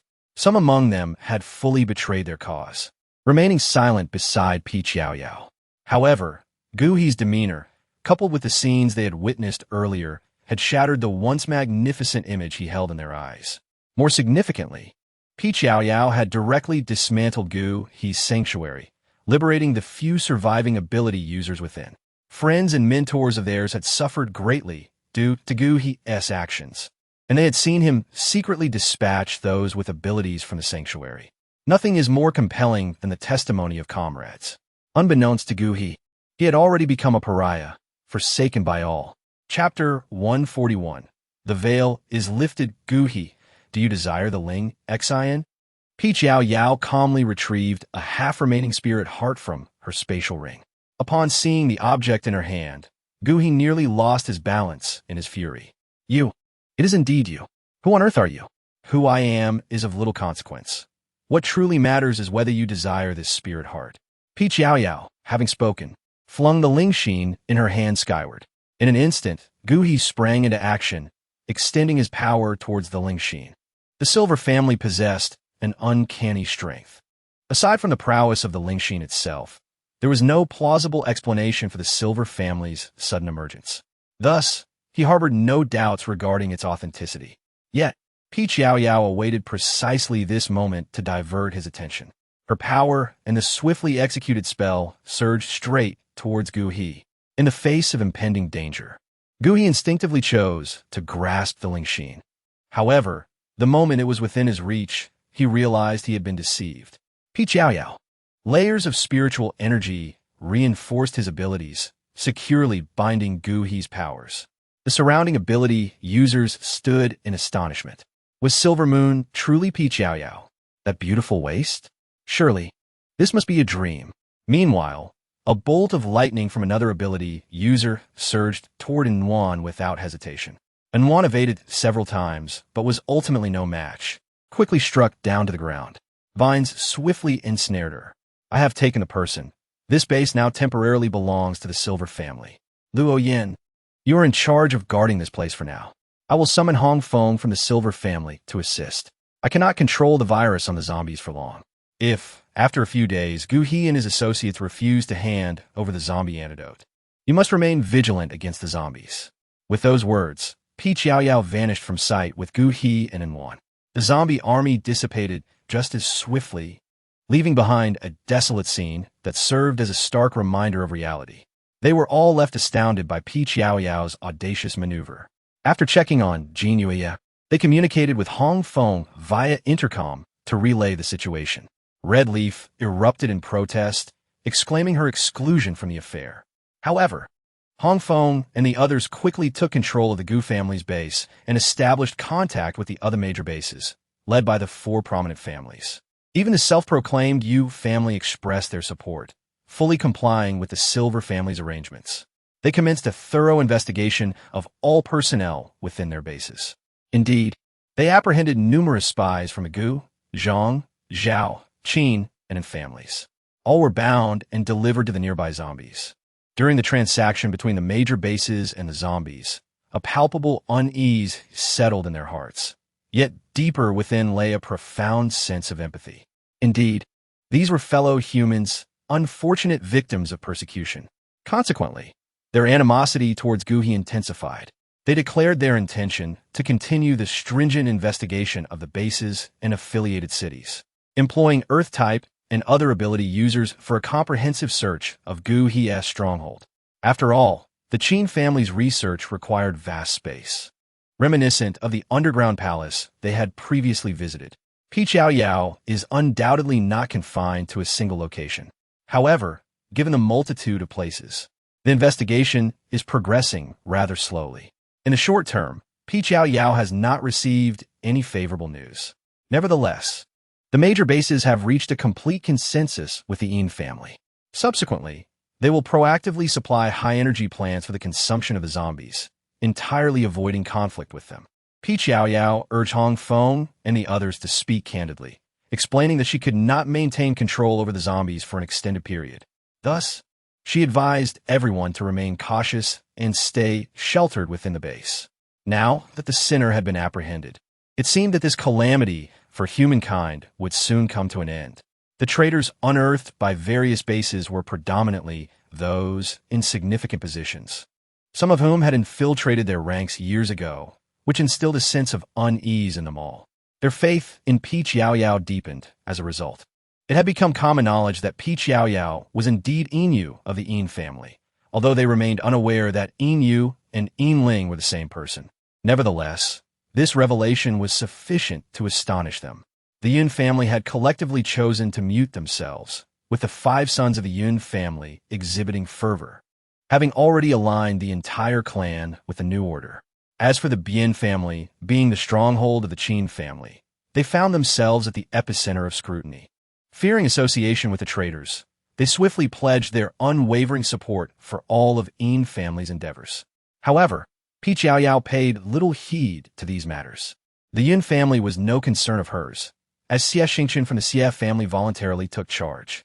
In the Bien family, Hongye assumed responsibility, while Heiyu candidly communicated with Hongye, relaying messages through the auspices of the Yin family and the head of the Yu family, subsequently taking full control of the Yu family. Everything progressed rapidly. Standing in the interrogation room, Yao Yao held the intercom, listening to the reports alongside Gu Hian and Enwan. Gu Hi's eyes glowed with a crimson hue, his gaze fixed on her with a palpable hunger, as if he wished to consume her whole. Enwan, in despair, lay to one side, utterly unaware of the depths of Gu Hi's machinations, including when he had colluded with her relatives to serve him. She was oblivious to it all. Furthermore, Yao Yao showed no mercy, as the mechanical minions of Jin Yuanye had subjected them to severe tortures multiple times. Yet, Gu Hi remained obstinately silent. Enwan wept, pleading, "Brother He, please just say something. I truly cannot endure this. Peach, oh Peach, I was wrong, I was truly wrong. Please spare me. I will never compete with you for Gu Hi again. I have not competed with you for Gu Hi, have I? Isn't your brother He right beside you? Hanging in the balance?" Yao Yao's voice was cold and seemingly calm. However, beneath the surface, she was quite anxious, for Gu Hi was not one to speak easily. Yet, she found herself unable to identify Gu Hi's vulnerabilities, or rather, it seemed she had severed them all. Gu Hi was inherently a meticulous egotist. His only weakness lay in his superficial vanity and his lofty dreams of unifying the world. That moment, too, was likely approaching swiftly. I hope you possess enough foresight to bring those wretched beings and surrender the antidote without delay. I can assure you, I will grant you a new identity, allowing you to reign as the sole ruler of the world you so fervently desire. Upon hearing her words, Gu Hi erupted into laughter. Ha ha ha, Yao. Silver Moon, Silver Bell, you are truly remarkable. When did you awaken your powers, and how did you manage to seize the Ling Xian? Chapter 142. The Wordless Heavenly Book. Is this what has been troubling you? That can only imply that my fate is slightly more favorable than yours. I have been able to accomplish everything ahead of you. Yao Yao was whimsically spinning tales. You speak nonsense. You cannot possibly be Yao. Gu Hi's eyes were crimson, as if he had finally grasped the truth. This woman possesses the ability to change her visage. He had been deceived by her. Yao Yao calmly applauded him. So what? You mistakenly believe yourself to be a master manipulator, yet remain oblivious to the fact that you are but a pitiable mantis. Observing Gu Hi's increasingly prominent eyes, Yao Yao serenely cast her healing spell upon him. There is no need for such anger. I never intended to unify the world, nor did I aspire to be a ruler. If that were my goal, I would have eliminated you long ago. So why would I bother to play this game? What I seek is merely the antidote to the zombie virus. You need not worry, with the Silver family's current influence. Soon you shall effortlessly take control of this world. Is that not a favorable outcome, dear Guhi? As the pain in his body subsided slightly, Guhi found himself somewhat calmed by her words. He did not trust Peach Yao Yao, but did he have any other options? The answer was undoubtedly no. Who would have thought that the taciturn Jinyu Yi you kept by your side is the demon referred to by the Qin family? Haha, I cannot believe I left you all at the base. Gu He's gaze shifted from one of obsession to one of darkness. You still dare to deceive me with a pleasant demeanor, knowing that without me, you could torment everyone to death and still not obtain the antidote, correct? Peach blossoms bloom with a subtle smile. Perhaps not, for I extend this opportunity based on our acquaintance. After all, what if I am not deceiving you? As for your assertion of exclusivity, do you believe that once they arrive, they would willingly be misled by me? Guhi remained silent for a considerable time. Tao Yao Yao spoke the truth. Although those individuals displayed unwavering loyalty to him, what loyalty remains in the present circumstances? Very well, I shall collaborate with you to create the antidote. But first, you must release me and grant me the same ability to alter my appearance as you possess. Tao Yao Yao nodded in agreement, sending someone to lower Gu He and push him out. Unfortunately, it seemed as though Gu He had not heard a word. Tao Yao let out a faint sigh. She cast those useless 4 family members into the medicinal cauldron, along with herself. Then she turned her gaze towards Gu He. Within 7 days, without the antidote, you shall all transform into new zombies. Gui shrugged nonchalantly. He was utterly unafraid of this. If the world were to perish, so be it. After all, the Gu family's meticulous plans spanning centuries had culminated in such utter failure. What difference did it make to him how he met his end? The only reason I am treating you with such courtesy, Guhi remarked, is solely because I do not wish to squander any more time. The ethereal energy in Tao Yao Yao's hands surged towards him. With a graceful wave, she conjured a water mirror, allowing him to choose his appearance, while promising the ability to switch at will. Guhi raised an eyebrow at the handsome visage reflected back at him. Surprisingly, he felt no trace of urgency. The incessant scheming against others had suddenly dissipated. Did the young woman truly intend to lead the world to its demise? You need not concern yourself with that. I shall ensure your demise, she declared. As for the antidote to this virus, I possess ample time to develop it on my own. Tao Yao Yao retrieved a crystal core from her spatial realm and tossed it to Gu He. Hold this, close your eyes, and concentrate on controlling your face with your mind, and you shall be able to switch it. Gu He, filled with skepticism, gently closed his eyes. To his astonishment, he genuinely sensed the presence of his own consciousness. Upon reopening his eyes, he beheld the 2 faces seamlessly alternating in the water mirror. Silver Maiden, is this truly a supernatural ability? He inquired. I shall grant you one day, regardless of whether it involves deception or persuasion, produce the antidote for me. Should you require any assistance, do not hesitate to ask.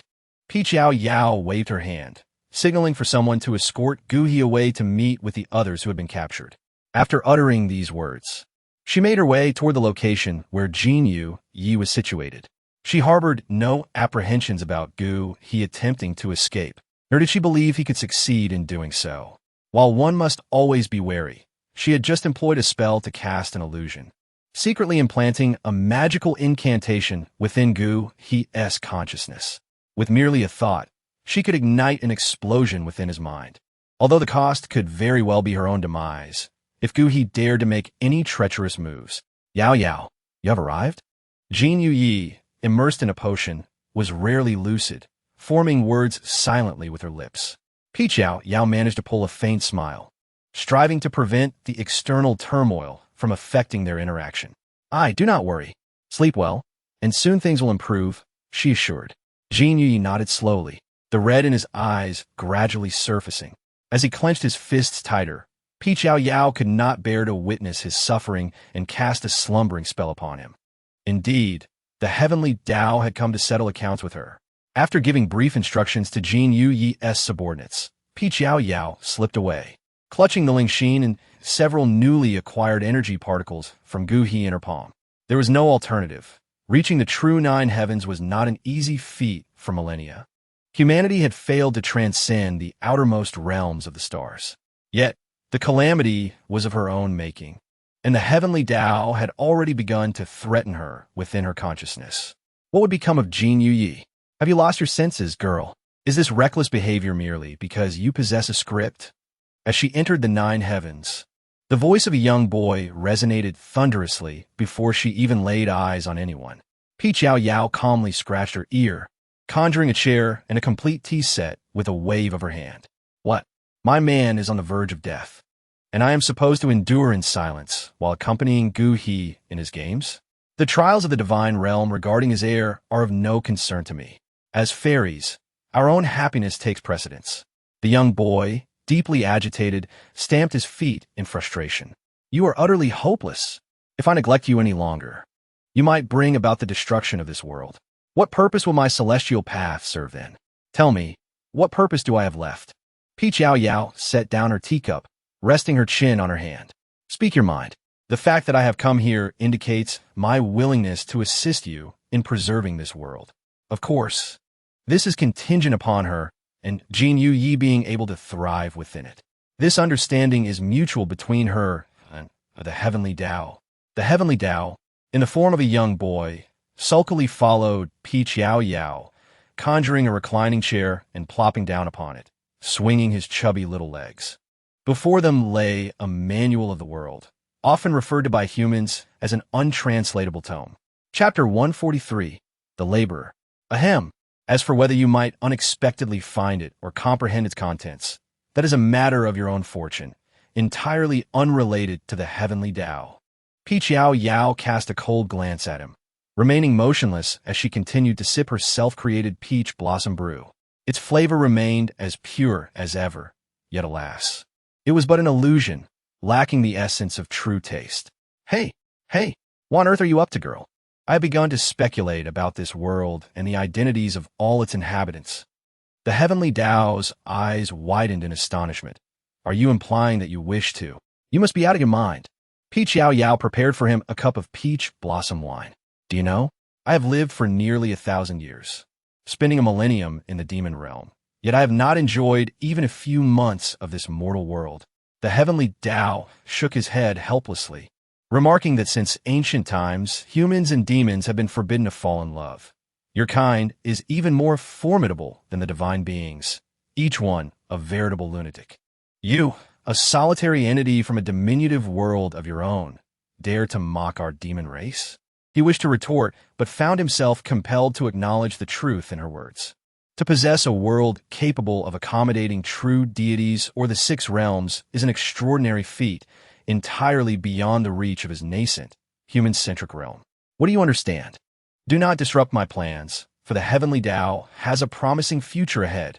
The young boy, brimming with bravado, managed to lighten Yao Yao's somber mood just a tad. Very well, I shall not trouble you further. At the very least, you should recognize that our goals now align. We both seek to preserve your little world. The boy lowered his head and fell silent for a moment. And Yao Yao made no effort to urge him. The abilities you have been suppressing are, in fact, concealed within certain corners of this world. The tone of the heavenly Tao grew somewhat somber. In an instant, Yao Yao comprehended the situation. Her beautiful eyes narrowed slightly, as if to say, I understand now. Please drink. With that, she moved towards the direction indicated by the young boy, which resembled celestial script. Heaven sighed, reclining on his lounge chair, savoring the peach blossom brew in his hand. In this game, they were all mere pawns. Perhaps it would be beneficial for that impudent girl to turn the tables. Following the deliberately revealed path by heaven, Yao Yao arrived at a place suffused with resplendent hues. Everything behind and before her seemed to fade away, leaving only a sky awash in vibrant colors, shimmering faintly with a divine radiance. Yao Yao has come to terms with the divine power bestowed upon her by the evolution of the thunderbolt Interdan. However, this almost pure divine strength presents a fleeting sense of discomfort for her as a fairy. Yet before long, this ethereal energy, akin to an eager reunion with a long-lost master, fervently burrows into her being. Yao Yao hastily reinforced her inner core's protective barrier, for this was no trifling matter. The previous incident, where she inadvertently brushed against the spirit heart, had imparted a harrowing lesson about the perils of inattention. She would not repeat such a misstep. Nevertheless, her hands remained in motion, swiftly inscribing a magical array before her. Dividing her divine energy into 4 parts, she began to converge them towards each of the cardinal directions. As the radiant light dispersed, one could behold a golden, translucent scroll floating gracefully in the air not far away. The scroll bore an overall aquamarine hue, its edges shimmering with a delicate golden luminescence. Peach Yao Yao reached out her hand to grasp, but her palm passed directly through the scroll, merely brushing against a waft of air. Could it truly be unattainable? Peach blossoms furrowed their brows and began to survey their surroundings. Aside from the vibrant hues of the twilight and the endless expanse of ethereal white light, there existed nothing but the transparent scroll suspended in the air. Yao Yao, lacking the patience to conduct a slow exploration, summoned her magical powers with fervor.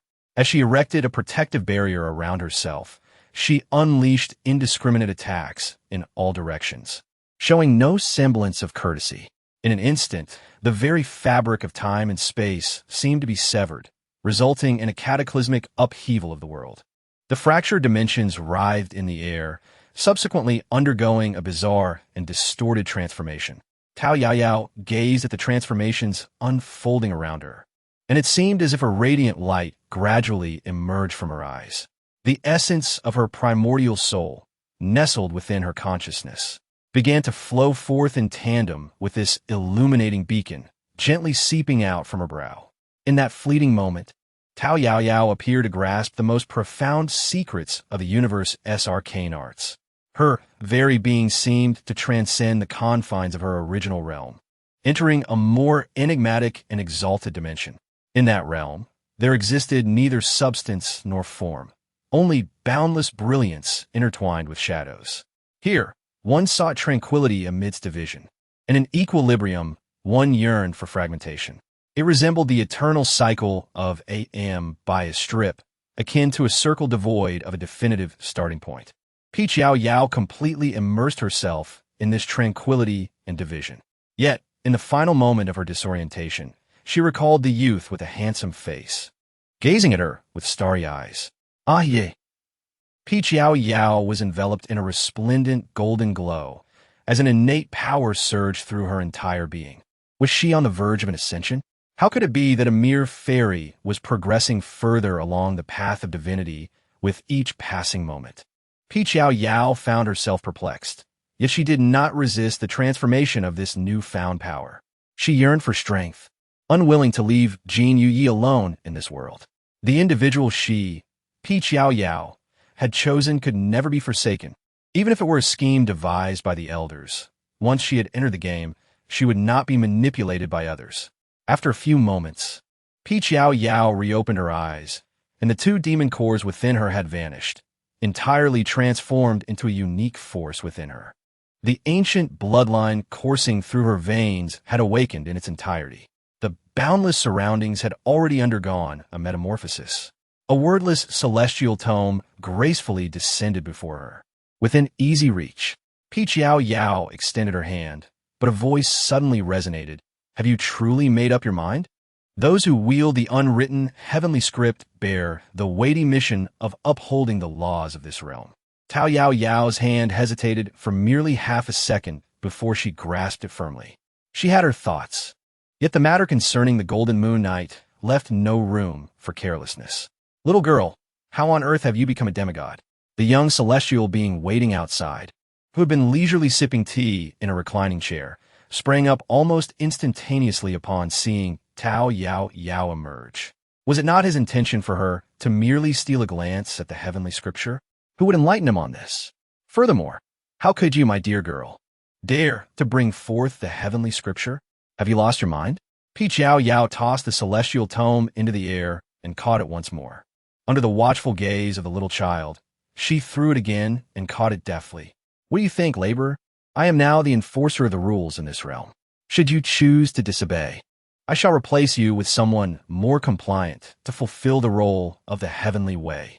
The voice of Yao Yao was gentle and soft, as she casually played with the celestial scriptures.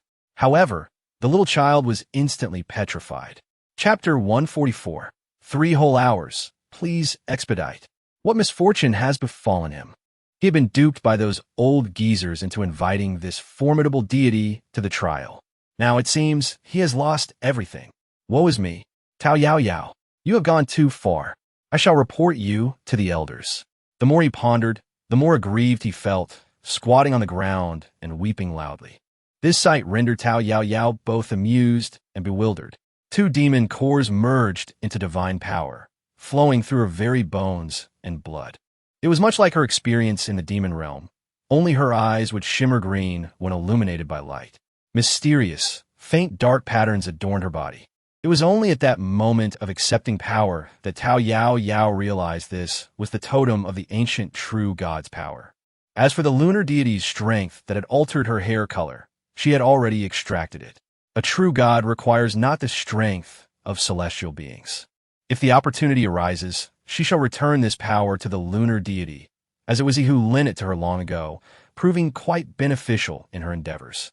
Without the lunar deity's strength, it would have been exceedingly difficult for her to harness the divine power through the punishment of heavenly lightning.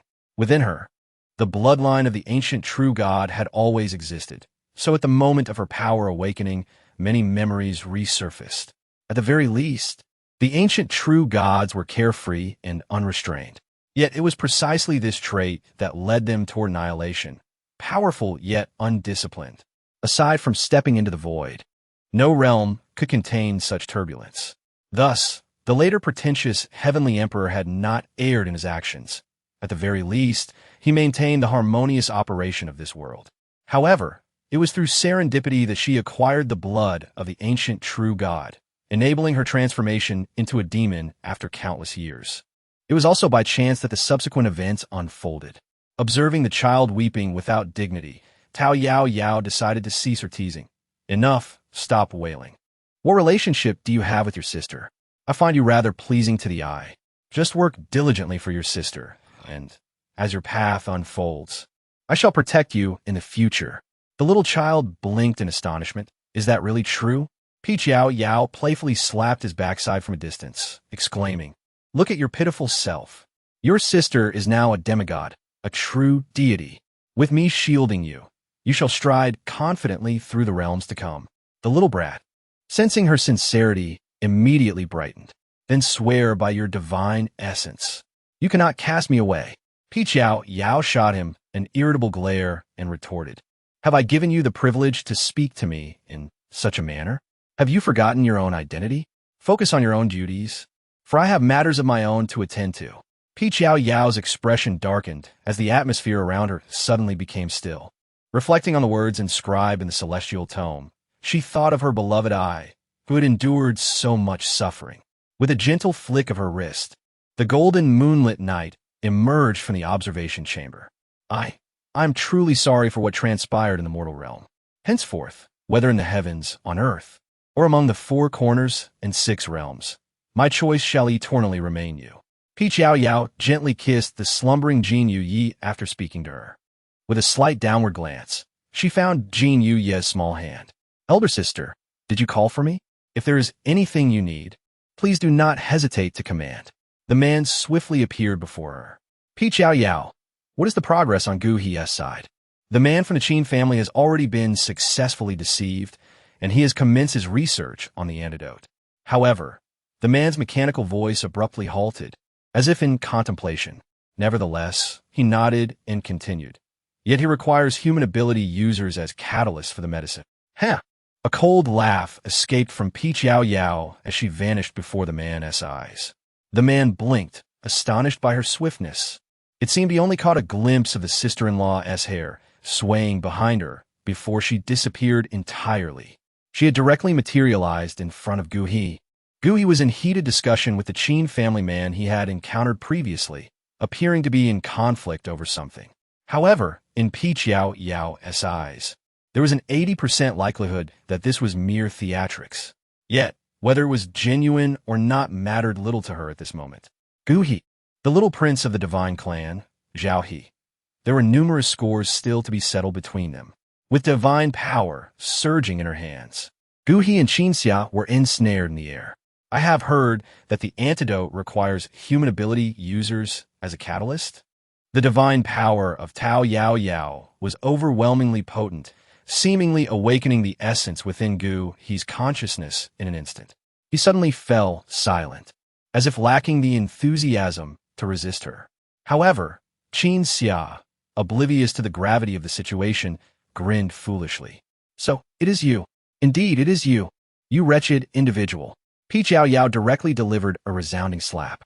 I will answer your questions as they come. Otherwise, even if you desire death, you shall find it elusive. Yao Yao gently twisted in the palm of her hand, causing Qin Xia's internal organs to churn as if subjected to the relentless whir of a blender, resulting in excruciating pain. Yet, he gritted his teeth and continued to glare fiercely at Yao Yao. Yao Yao let out a light laugh, her palm turning over. It withered away. The pain, stemming from his nerves, caused him to collapse instantaneously. As he gazed at Yao Yao, his eyes were finally filled with dread. How had this woman suddenly become so formidable? Before her, he felt as insignificant as an ant attempting to shake a tree. Yao Yao offered him little respite, her palm flipping once more. Qin Xia felt as though his entire nervous system were being pierced by countless needles, the agony rendering him utterly voiceless. Just as Yao Yao prepared to strike again, Qin Xia hastily exclaimed, "Indeed, to obtain the antidote, one must employ a supernatural being as a catalyst. For the genesis of both is rooted in the same principle. Those who succumb to toxicity become zombies, while those who endure and develop antibodies can transform into supernatural beings." Yao Yao's lips curled into a slight smile. "Is that so? Truly?" "It is indeed," Qin Xia shouted vehemently. He dared not defy Yao Yao even a single word further. "In that case, it shall be simple. Bring forth the extraordinary individuals from the Qin and Gu families to serve as the medicinal catalyst." Qin Xia, "I grant you 3 hours to provide me with a satisfactory explanation. Otherwise, I shall render you in a state of living despair and dying agony. What you have experienced thus far was merely the beginning. There are myriad forms of suffering yet to come. Do you wish to sample them?" "What? At the side?" Gui widened his eyes in disbelief, then cast a venomous glare at Yao Yao. "This woman has truly lost her mind." Yao Yao chuckled once more, declaring, "I only desire the antidote. I do not wish for the annihilation of your 4 wretched families from this world. Thus, hasten to produce the antidote for me. From this moment forth, you have 3 hours. After 3 hours, I assure you every single one of you from your 4 clans shall endure relentless agony every minute and every second. Oh, I nearly forgot to let you sample the appetizer. No need to rush. Perhaps you might inquire about Qin Xia's sentiments. He may be quite inclined to delay until 3 hours have passed, allowing you to partake as well." Chapter 145. Thank you.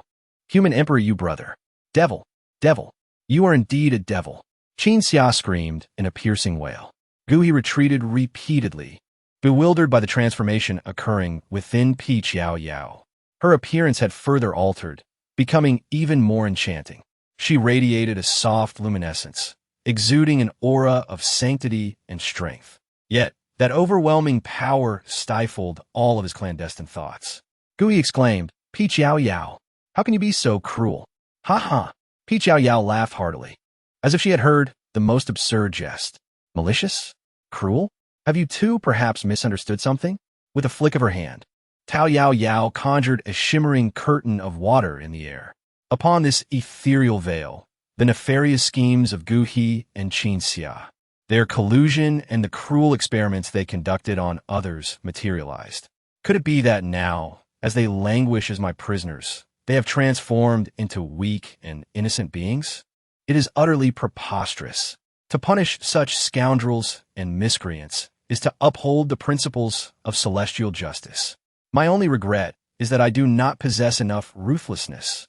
Having ascended to the realm of semi-deity, she bore divine attributes and wielded the power of judgment, yet she could not bring herself to inflict true suffering upon the two. Such actions would tarnish her divine essence and be of no benefit to the celestial order she sought to maintain. Nevertheless, there is no need for her to expound this to these two wretches. And as for Gu He, once you provide me with the antidote, I shall settle the score with you. This little prince of the divine realm is nothing short of laughable. In this contest, the divine realm has suffered a complete and utter defeat.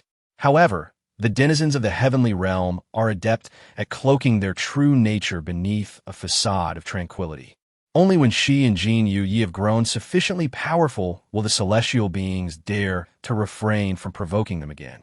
After all, that world is the one she has inhabited for millennia. Though the demon clan may be somewhat antiquated, they have treated her with a degree of respect. Despite her anger, she would not turn against that world. Whether the demon clan chooses to remain there or migrate to this world for survival, she would impose no demands. Together with Jin Yu Yi, she would diligently safeguard this world in the future. 3 hours is not an insignificant amount of time. Peach Yao Yao, following the guidance of the silent celestial tome, first discovered the treasures of the golden moonlit night and subsequently unearthed that which belonged to her. She then proceeded to behold Black Feather and Red Leaf, with hands intertwined, gazed upon her transformed self. The visage that had long been concealed now emerged in its entirety, illuminated by divine radiance, which inevitably cast an air of aloofness about her. Brother Yu, there are matters I wish to discuss with you. Peach Yao Yao ultimately resolved to reveal her true identity to him. Deep down, she harbored a selfish desire for Heiyu to forsake the imperial throne of the previous world and remain for the sake of Hongya. Thus, she embarked on this journey. According to the celestial scriptures, once they reached their conclusion, the trial would come to an end. All traces of their existence in this world would vanish, and only the victor would retain their memories. The memories of others would be rewritten, erasing their most cherished recollections of this realm.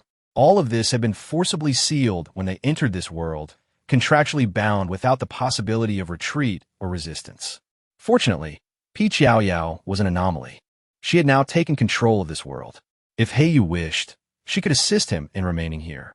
Heiyu, bewildered, found himself transported in the blink of an eye to an endless expanse of white clouds. Just as he was about to inquire, a beam of light emanated from her fingertip, piercing his forehead. A sharp pain surged through him as he watched a figure resembling himself, clad in a dragon robe, emerge from his brow. Soon after, another wave of pain struck, flooding his mind with memories from another world. When he turned to Peach Yao Yao again, his gaze was fraught with complexity and anguish. It was you, the peach blossom demon who nearly brought destruction to the human realm. Peach Yao Yao gently bit her lip, acknowledging the truth in Heiyu's words. Indeed, she and Jin Yu Yi had been ensnared by Zhao He's treachery, which led to their unintended harm to the human realm. Yet, the reality of those events remains unaltered. With a tone of remorse, she recounted the past, projecting the events that transpired in the human world upon the shimmering water surface from a third-person perspective. Heiyu observed silently, his expression inscrutable. Peach Yao Yao sighed, pondering that in this contest, the victor would inevitably be you. In that future world, humanity shall reign supreme, and the divine realm will no longer have the opportunity to intrude upon human existence. Is this your form of compensation? Heiyu's tone was flat, devoid of any elation. Hardly, for the ambition of those in the divine realm is far too vast. If we allow them to seize control, they may deplete the spiritual energy of the world and eventually seek to escape, leaving behind only the pitiful remnants of humanity to clean up the chaos. What the demon realm and the devil realm? Heiyu inquired. Yi and I will remain here. As for the demon realm, I shall endeavor to persuade them to relocate. Should they refuse, fret not. The demon realm is antiquated, with strict regulations that will prevent them from causing further troubles for humanity. Heiyu gazed at her in astonishment, seemingly unable to believe her words. The mere address of brother, you made his heart waver. Indeed, the memories of those imperial days felt as if they were from yesterday. Yet deep down, he never truly desired to be that emperor. Otherwise, he would not have fled from the Yu family. According to the script of discord, he should have been embroiled in conflict with the Yu family and Gu He, but he chose his own path. Moreover, there was still Hong Yi, that foolish girl. If she were to discover that he was once the emperor of the human race, she would undoubtedly be left in shock. Yao Yao, that world feels as though it belongs to a past life for me. My recent bitterness towards you and ye stem from memories that burden my heart. I apologize. He returned to his usual self. Though his expression was dark, his gaze towards Peach Yao Yao was filled with kindness and understanding. Peach Yao Yao's eyes glistened with unshed tears. Dear Yuge. She was certain that her Yuge would never covet the so-called throne and power. It was indeed my fault back then. Both Yi and I were willful, and I owe an apology. That is all in the past. Do you recall the compensation you just mentioned? I have accepted this compensation on behalf of the human race, and thus, all past grievances are hereby resolved. Peach Yao Yao sincerely bowed to Black Feather. Thank you, Your Majesty. Thank you, Brother Yu. Black Feather assisted her to her feet. Peach smiled and nodded, of course. I am quite formidable now. Once I drive away those pesky individuals, we can live here happily without any worries. Chapter 146, The Grand Finale, Part 1. At that time, Yi and I will also reside with you, and Hong Yi. Yu nodded in agreement. Then let us venture outside. Otherwise, Hong Yi will start to fret again. Peach Yao Yao chuckled playfully, waving her hand as she led Yu out of her cosmic realm. Within this cosmic space, the laws of time operated differently, with the flow being 1,000 times slower than that of the outside world. Thus, when they emerged, everything outside remained suspended in the moments that followed their entry. Hong Yi blinked and witnessed Yu vanish and then reappear.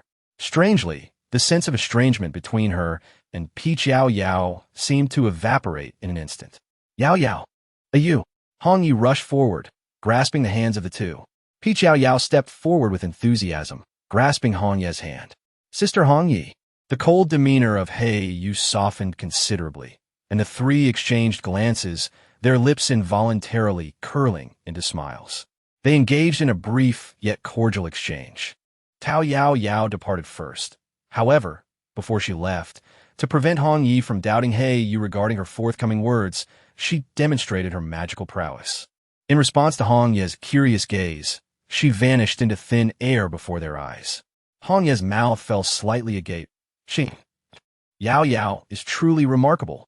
Yu cast a gentle glance at the adorable woman nestled in his embrace, his eyes brimming with tenderness. Xiao Yi, in truth. Yu continued. It was only today that Yao Yao forcibly awakened all the memories from another world within me. What? You are the human emperor? Yao Yao is an ancient fairy? That rascal Jin Yu Yi is a demon god. Hong Yi felt her mind buzzing with disbelief. And that infuriating Gu, he is the prince of the divine realm? The future heavenly emperor of the immortal realm?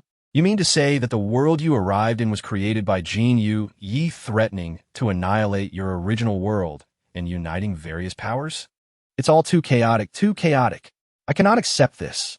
In her agitation, Hong Yi leaped out of Yu's embrace, bouncing around in the open space.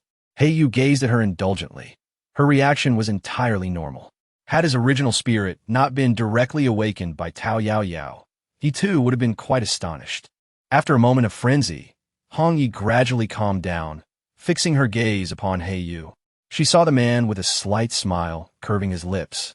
His eyes filled with affection for her, sparkling like water. She leaped into his arms, tightly embracing his sturdy waist. I don't care about anything else. As long as you promise to be with me forever. Yu gently stroked the girl's thick black hair. I will always be with you. This world, much like the one Yao Yao had previously inhabited, comprises continents and oceans, forming a beautiful planet. After all, the creation of this world was not without the contributions of various powers from their realm. Some similarities were inevitable. However, Peach Yao Yao, with her delicate and charming brows, furrowed slightly. Perhaps it is the cursed apocalyptic setting. The state of this world is far from optimistic. Damn Guhi, and that unreliable little brat of the heavenly Tao. Peach Yao Yao muttered under her breath. She had now taken control of the world's fortunes. To realize her desire of living sweetly alongside Jin Yu Yi in this realm, she needed to improve the ecological environment of the world. Otherwise, lacking power, she risked being engulfed by other worlds. Moreover, after driving out those detestable beings from the divine realm, she remained skeptical that the divine realm would not retaliate, even if the divine realm chose not to act. Guhi had suffered considerable indignities at her hands. When he ascended as the heavenly emperor, It was inevitable that he would seek vengeance. However, at present, her strength was insufficient. Given her treatment of Guhi, he should soon be able to develop a cure for the zombies. Even if he failed to do so, it was of no consequence. Once she excavated the treasures of power for herself, Jin Yu Yi and He Yu, as dictated by the heavenly scriptures, the three of them would possess ample strength. This treasure of power was the spiritual energy contributed by various realms, serving as both an entry ticket and a stake in the game. Ultimately, the spoils would belong to the victor. Among them, Jin Yu Yi had contributed the most, having devoted all his magical power to this cause. The eyes of Yao Yao glistened with a hint of moisture. Indeed, Yi cherished her deeply. To secure the chance for this fateful encounter, he willingly fragmented his entire magical essence, granting others from the three realms the opportunity to vanquish him. Thus, he sought this contest. Fortunately, she had fallen for him once more. This time, she exhibited greater courage than her former self from centuries past and possessed a clearer understanding of her desires. As for her ticket to enter, it was bestowed upon her by the elders of the demon clan. Naturally, they subsequently facilitated Xiao Mo's entrance as well, providing another ticket in the process. And then there was He Yu. Yao Yao felt even more fortunate that this time there was no misunderstanding between them.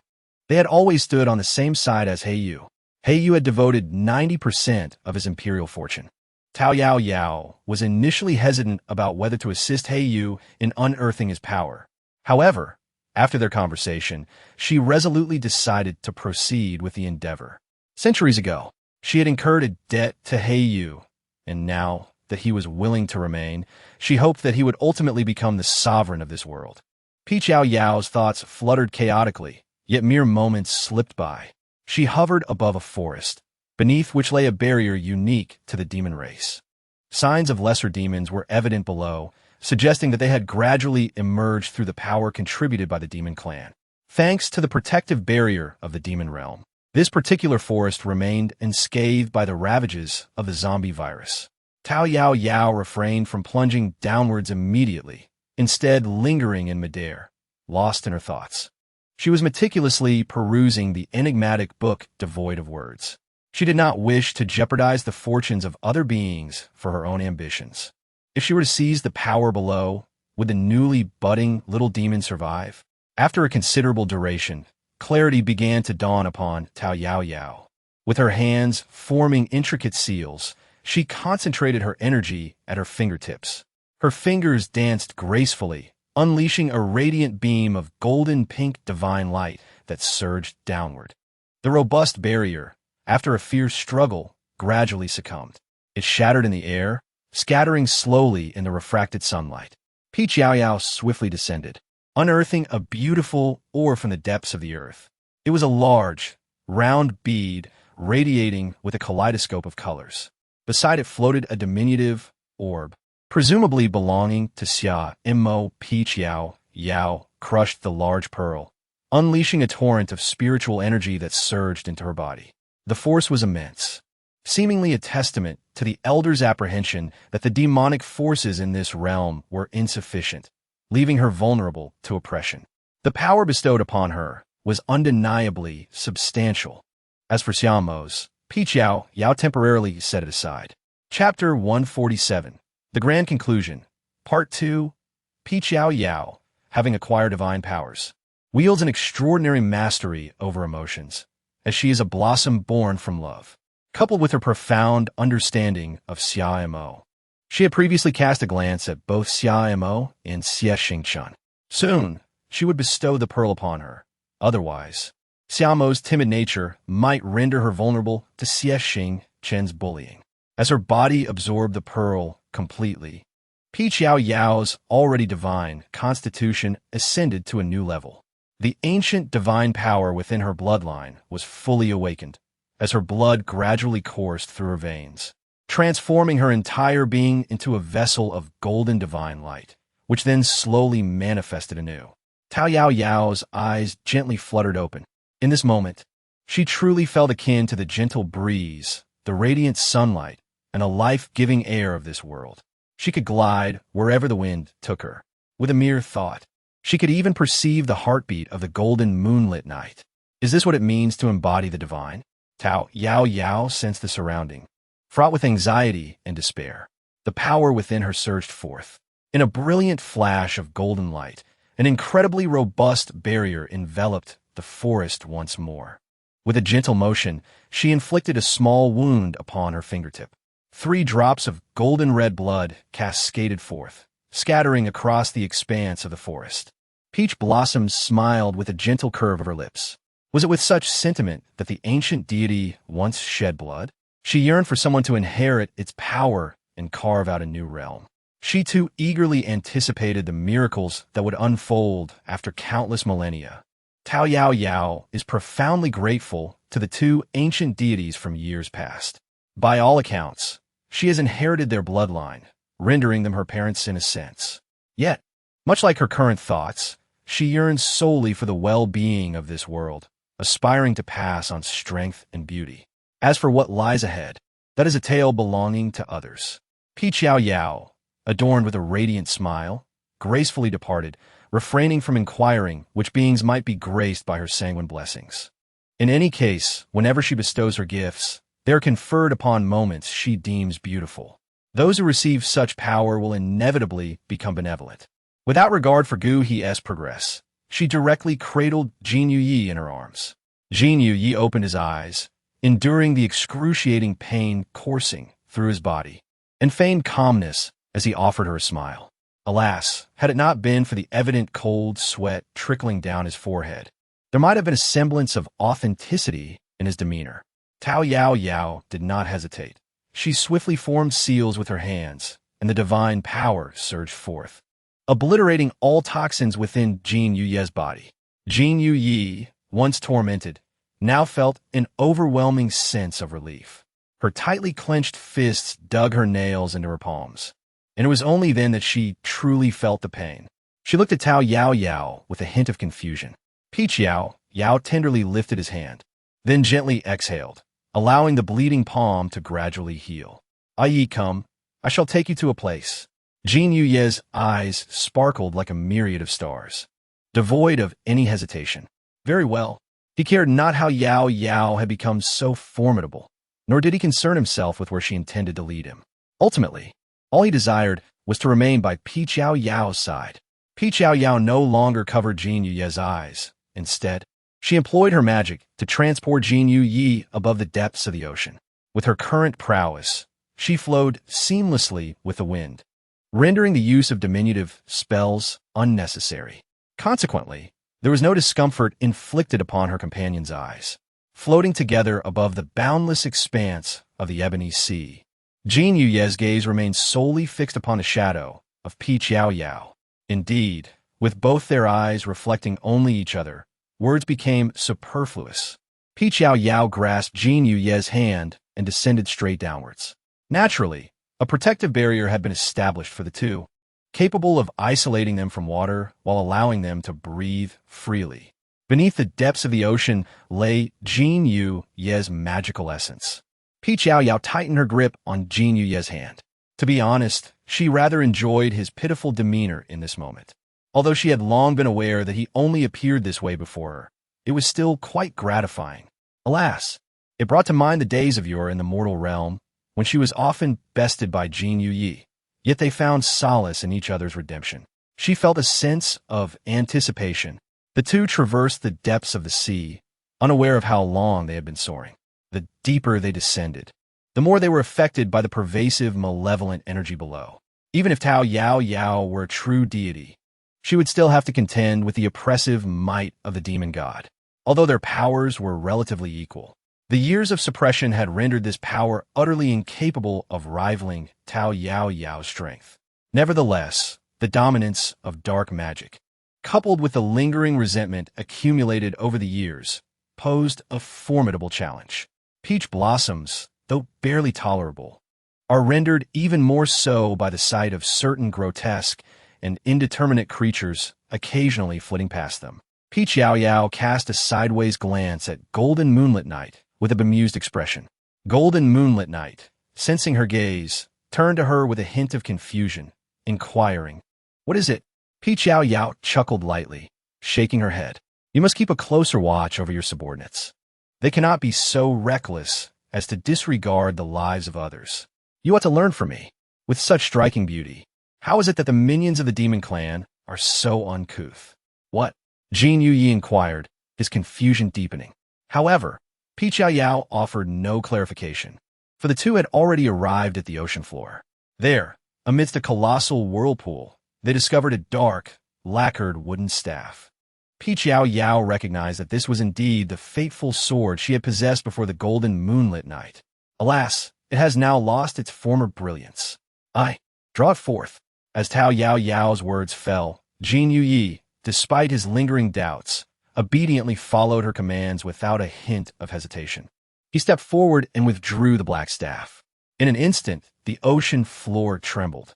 A surge of black magic enveloped him, swirling into his very being, encasing him entirely. Yao Yao, standing nearby, took a few steps back, witnessing within the dark vortex a flicker of crimson light growing ever brighter. Yao Yao, I have finally awaited your arrival. This time, I shall never let go. With the full restoration of the demon god's powers, Jin Yuyi's once handsome visage transformed into one of rugged strength. His pure, innocent gaze was now imbued with profound allure. He seized Yao Yao's hands, raising them above her head, pinning her against a tree in a picturesque forest. Yao gazed at the man before her with a smile. She understood, foolish eye. Although Jin Yuyi possessed formidable power, she had long transcended the diminutive fairy she had been for centuries. Nevertheless, she was more than willing to indulge him. After all, one should cherish their own partner. The two exchanged smiles, allowing the hardships and tribulations of their journey to dissipate within that moment of joy. At last, he achieved his heart's desire, and so did she. Jin Yuyi gently pressed his lips to hers and then enveloped her in his embrace. Shall we seek out Heiyu? Regardless, this contest has reached its conclusion. Jin Yuyi was eager to cast aside those bothersome matters, for otherwise, a sense of dissatisfaction lingered in his heart. Chapter 148. The Grand Finale, Part 3. With the strength they currently possessed, they swiftly arrived before Heiyu and Hongyi. Heiyu was evidently awaiting their arrival. Hongyi felt as though it had been an eternity since she last beheld Jin Yuyi. Now, seeing him, she sensed he had transformed entirely. His face bore some resemblance to the past, yet he seemed considerably taller and more mature, exuding an immense aura of authority. Wow, is this the demon god? Xiaoyi, you truly excel. Jin Yuyi offered a faint smile. Hongyi, all right. Hongyi listened in silence. Yet she tugged at Yao Yao's sleeve with a hint of inner turmoil. Yao Yao gently patted her head. Come on, as per our usual practice. Let us embark together. With that, she grasped Hongyi's hand with one and Jin Yuyi's with the other. Jin Yuyi and Heiyu immediately understood. The hands of the four once again entwined, reminiscent of the past. Moments later, they arrived before a volcano, where molten lava occasionally billowed with steam. The sweltering heat was palpable, making one feel scorched merely by looking at it. Hongyi swallowed hard, although she had become quite a formidable ability user in this world. Entering a volcano was evidently tantamount to seeking death. Nevertheless, her trust in Heiyu and Yao Yao alleviated her fears. Yao Yao gently patted her hand, reassuring everyone not to worry, as she would cast a barrier to protect them all. As she spoke, a shimmering golden-pink light emanated from her hand. She then exchanged a glance with Jin Yuyi, who took hold of Hongyi, while Jin Yuyi grasped Heiyu, following closely behind. The four of them plunged straight into the molten lava. Beneath the thick layer of lava lay a connected heart. In the very center of the earth hovered a golden shield. Without hesitation, Heiyu advanced and grasped the shield in his palm. Instantly, waves of flames engulfed Heiyu. Hongyi, feeling anxious, tightened her grip on Yao Yao's hand. Although she knew that Heiyu would be safe, the tension remained. Amidst the blazing fire, golden light radiated brilliantly, and, as the golden glow subsided, Heiyu emerged clad in a black and gold dragon robe. His handsome visage remained unchanged, yet the overwhelming aura of royalty enhanced the majesty of his cold demeanor. Yao Yao silently lamented that even after several centuries, Heiyu remained unchanged.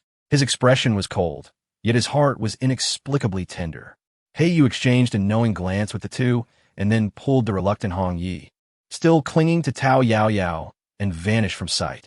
Yao Yao and Golden Moonlit Night found a secluded forest to await the return of their companions, while also engaging in activities they cherished. After a while, Heiyu sent out a signal to them. The four reunited, and Yao Yao greeted the others with a smile. Upon meeting the Emperor and Empress, Hong Yi blushed and shot a glare at Yao Yao. Previously, Heiyu had informed her that the Emperor could share his royal power with his Empress, thereby wielding immense strength together. However, she had not anticipated it would be in such a manner. Hong Yi glared once more at Heiyu, who wore a gentle, ingratiating smile, completely shedding his previously cold demeanor. Yao Yao shook her head in resignation. Love is truly terrifying. Jin Yuya smiled and bestowed blessings upon the two, wishing them a century of harmony and an early arrival of precious children. Hong Yi. Heiyu, thank you, my brother. The four of them shared laughter for a while, and Yao Yao took a moment to deliver her energy orbs to Xiaomo. Those elders were truly excessive. They sent Xiaomo here, yet the majority of the power utilized was her own demon energy. Unable to restrain herself, she gave Xie Xingqian a few hard slaps. Let him deceive Xiaomo, whom she had grown up alongside. Xiaomo did not intervene. The fact that Yao Yao came to her with a smile indicated that she was no longer angry. After dealing with him, she reminded them to stay safe. In their eyes, they were now utterly worthless. Gu He observed the transformed demeanor of the four and the palpable pressure surrounding them. He felt utterly despondent, defeated, completely defeated. Thus, he did not engage in any further antics and handed over the antidote. Yao Yao held the antidote in her hand. Gu He, there is no need for you to react this way. It was you who erred during our time in the mortal realm. Gu He gazed at her in a daze. What? A faint smile graced Yao Yao's lips. It's nothing. Just listen for now, and soon you shall comprehend. However, by that time, I shall never wish to see you again. Gu He furrowed his brows, vaguely grasping certain aspects, yet remaining utterly perplexed. Yao Yao had no intention of acknowledging him, and resolved to activate the antidote to bring an end to this calamity. However, Heiyu stepped forward to obstruct her. Wait, I have only forgiven you and Jin Yu Yi for the events of that year, but this fellow I cannot absolve.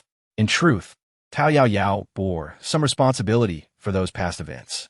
Nevertheless, her intrinsic nature was not malevolent, and the subsequent interactions only reinforced Heiyu's reluctance to hold any resentment against her. Yet, upon seeing Gu He and recalling the innocent souls lost in the human realm and the precious resources devastated, he felt an overwhelming urge to bury him in molten lava. Brother, you please don't kill him. Do not worry, Heiyu replied, clenching his fist before delivering a powerful blow to Gu He's abdomen. I will ensure he receives treatment. Yao Yao poulet, Vinyuye and Hongye, retreating repeatedly. Hong Yi observed Gu He, who had been mercilessly battered and subsequently healed, only to be broken again. She felt no sympathy in her heart. She had learned of their prior entanglements. And this man was indeed quite wicked. He deserved to be punished. As Gu He lay on the ground, incapacitated from pain after his treatment, Heiyu slowly rose, casting a spell upon himself, and addressed Yao Yao, declaring that it was time. Yao Yao gave him a thumbs up, exclaiming, "You're amazing, Yuga." She then opened the antidote, channeling her magical prowess to navigate it through this realm. Wherever the antidote traveled, the zombies within the factory began to gradually regain their consciousness. As the zombies vanished, the abilities of the waiting supernatural beings began to fade as well. This was Yao Yao seizing the opportunity to wield the power of the heavenly way. She needed to ensure the mundanity of the human realm. Otherwise, her strength would be insufficient to maintain the equilibrium of this world, leading to instability. However, she would later devise a method to infuse spiritual energy, allowing humanity to cultivate magical arts. Furthermore, she would bestow divinity upon Hong Feng and Xie Xingqian, thereby re-establishing a new pantheon in this world. In the future, Humans, gods, demons, and monsters would all be under her dominion. The stability of this world was hardly a concern for her. Imagining the carefree and blissful days ahead with a Yi, Peach Yao Yao couldn't help but smile with joy. Indeed, a happy life is a collective endeavor. Chapter 149. The grand finale. The supernatural beings watched as their powers gradually dissipated, yet their physical injuries slowly healed.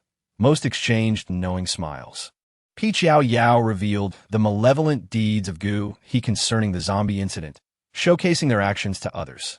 They all ascended by stepping upon the crystalline cores of their kind. Presently, there exists a means to restore those afflicted by the virus and the disease itself. How splendid! Yet, there are also the extremists, those who wield their extraordinary abilities for wickedness, as well as individuals seeking to exploit the chaos of the apocalypse for personal gain. They scream in despair, yet they constitute merely a small fraction of the populace, largely ignored by others. Those who harbor intentions of harm are swiftly subdued. Their collective aspiration now lies in uniting to restore this world to its state before the apocalypse. Xie Xingqian lamentingly rested his head upon Xiao Mo's, exclaiming, "Wife, you mustn't despise me, nor abandon me." Xiao Mo chuckled as she gently nudged his head away. "Then you must treat me kindly, otherwise I shall." Xie Xingqian executed a successful ambush, his heart brimming with joy. He would ensure his wife had no opportunity to flee. The individuals who had transformed back from zombies exchanged incredulous glances, having lost all awareness during their time as the undead. Only a few subordinates of Jin Yuye retained their memories upon restoration, as the zombie virus had not invaded their brains. Yao Yao, without a moment's hesitation, declared, "Yugu, the task is accomplished. Our competition will soon come to a close. We must act swiftly." Yu nodded, assuring her, "Rest easy. I will ensure the human realm is well managed." "Much appreciated." With that, Yao Yao seized Jin Yuye and soared into the heavens, heading directly for the little rascal's lair. The heavenly Tao brat glared at her with evident irritation. "What a nuisance. Your competition has concluded, and you are already aware of the outcome. Why do you seek me, the former heavenly Tao, who was forced to abdicate?" Peach Yao Yao smiled as she drew forth a transparent, multicolored halo from her heart. She then tossed it onto the young boy's forehead. "You shall continue to assume the position of the heavenly Tao. Initially, I hesitated to allow you to proceed, fearing you might disrupt the order. Am I not a true deity? Can I truly seize a mere fragment of your small world as heavenly Tao?" "Oomph." The young boy let out a soft huff, unable to suppress his pride. "I am the heavenly Tao, and you are the mother of the heavenly Tao. After all, I am merely your subordinate." Peach Yao Yao retorted, feigning to take action. The young boy quickly donned a sycophantic smile. "Yao Yao is the best. This heavenly Tao shall unconditionally support Yao Yao." Peach Yao Yao disregarded his antics and turned to serious matters.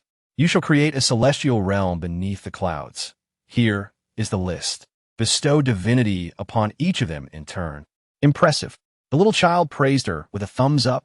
Once completed, Peach Yao Yao, Jin Yuanya, and Yu, along with Gu He and all others from various realms, found themselves enveloped in radiant light. Jin Yuanya stepped forward and grasped Peach Yao Yao's hand, and together they were transported by the luminous energy.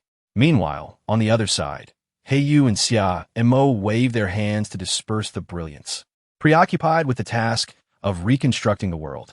Those matters were best left to Peach Yao Yao to resolve. With a gaze filled with cold intensity, they observed her. The place where they descended was the Yao Qi of the celestial realm, where beings from all realms awaited, ready to celebrate the victors. The divine realm brimmed with confidence. Having expended immense effort, they had nearly exhausted their resources to send forth such a multitude. The current human emperor sat helplessly aside, aware that regardless of the outcome, it would not favor the human realm. The elder of the demon clan wore a grim expression, having learned that the divine realm had meddled in the affairs of that world, injecting it with numerous imposed consciousnesses. However, when a colossal scroll descended alongside several individuals and ultimately landed in Peach Yao Yao's hands, the entire demon realm erupted in fervor. They had triumphed. Yet, Peach Yao Yao did not engage in much conversation with them. Instead, she absorbed the scroll into her being, assimilating all the power that the divine realm had infused. The celestial emperor was nearly apoplectic with rage. He could hardly believe that, despite the divine realm's tremendous exertion, his favored son had met with defeat. Jean Yunye had once gambled his life to secure the participation of others. Should he lose, it would mean annihilation. How could it be that nothing had transpired? The golden powder of divine power overflowed from Tao Yao Yao's hands. The ancient true God. The ancient true God? The ancient true God. As a myriad of emotions, astonishment, confusion, and shock, swirled in the air, all present lowered their heads in reverence to Tao Yao Yao. We pay homage to the true God. Rise, Tao Yao Yao said softly, her fingers weaving a divine decree that resonated among them, succinctly conveying the matter at hand. Instantly, the expressions of the crowd shifted dramatically. The brooding Gu he averted his gaze, unwilling to meet anyone's eyes. He knew he could not afford to clash with Tao Yao Yao, for this woman possessed the potential to obliterate him. He was no fool. After all, these two would soon depart, and this world would ultimately remain his. Peach Yao Yao cast him a fleeting glance. He was indeed wise to recognize the moment. A cluster of silver light gathered in her palm, which she then infused into the body of the moon deity. Though the past was a mere recollection, I'm still grateful for what I borrowed from you back then. From this point onward, the moon deity's prowess will be significantly enhanced. As for the position of the crown prince, I hope Gu doesn't grow too complacent. The moon deity wished to articulate something, yet found himself relegated to gazing up at Peach Yao Yao. He no longer possessed the standing to speak with her, so he simply closed his mouth, uttering a soft thanks to the true deity. Peach Yao Yao did not hear. She departed from the divine realm, accompanied by the Emperor of Humanity and several elders from the demon realm. A precious sword was bestowed upon the Emperor, imbued with the combined essence of her, Jin Yu Yi, and Hei Yu's powers. It could be said that this gift would ensure the eternal survival of the human realm. However, she chose not to elaborate further. Should a day arise when someone from the human realm is truly capable of wielding this sword, it would be a matter of fate. The Emperor expressed his gratitude and took his leave. The human realm has changed significantly. He, as the president, had no desire to engage with these enigmatic beings. Alas, such is the burden of duty. Sighing, the Emperor tightened his grip on the sword, resolute in his efforts. Tao Yao Yao gazed at the several astonished elders. Before Tao Yao Yao's arrival, she had already contemplated her plans. The demon clan in her world was still quite feeble, and she wished to relocate the demon realm from this place. Fortunately, the demon realm had sealed itself, making it easier to move. However, she would certainly not impose her will upon others. It would ultimately depend on the opinions of the elders. Oh dear, Yao Yao, the elders have been so kind to you. Now that you have flourished, you must not forsake us. She did not insist that all demons must enter. After all, this opportunity belonged to everyone. Who knows? The little demons left behind might become formidable ones in the future. Yet, to her astonishment, not a single demon was left behind. Thus, in this world, the demon clan ceased to exist. The once stable 3 realms transformed into 2. The heavenly path of this world could not help but intervene and halt Tao Yao Yao. Little girl, you are truly lacking in righteousness. Peach Yao Yao was unsurprisingly captivated, surveying the celestial order of this world, embodied by a figure of enchanting grace. Well, when it comes to beauty, she found herself endowed with a touch more patience and amiability. Can you blame me? When the demon realm was vanquished, I did not see you in a hurry. The lady, although the 4 corners are stable, the 3 realms are also secure. She simply did not wish to exert herself unduly.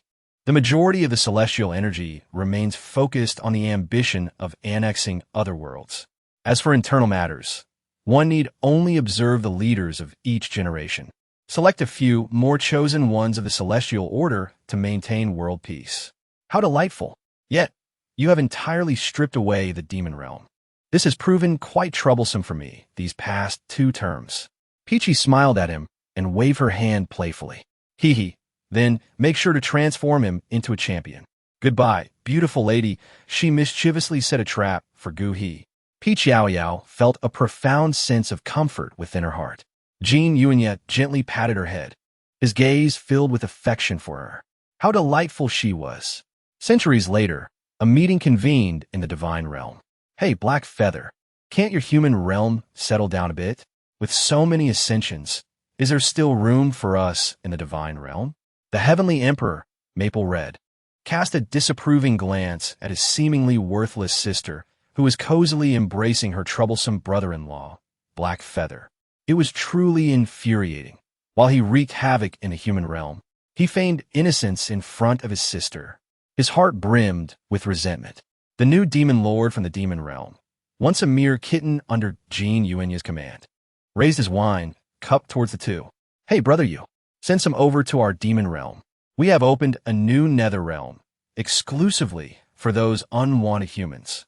To this, Black Feather and Maple Red retorted in unison, get lost. The demon god, Xiao munched on grapes handed to her by Xie Xingchen, diverting the conversation. Why is Yao Yao late again? In this world, alongside the original inhabitants, humans, immortals, demons, and spirits, new realms of the nether and divine had emerged. However, the nether realm was merely an extension of the demon realm, while the divine realm served as a minor superior to the immortal realm. Thus, a semblance of harmony existed among the six realms, though their inhabitants still exhibited their unique traits. In the divine realm, Peach Yao Yao and Jean Yuanya shared a moment. Shall we do it again? No, i.e., it's too late. They might get angry, right? Jean Yuanya replied with a hint of grievance. All right. Their anger is inconsequential. You are what matters most, i.e. Peach Yao Yao reached out and entwined her arm around Jean Yunya's neck. The end.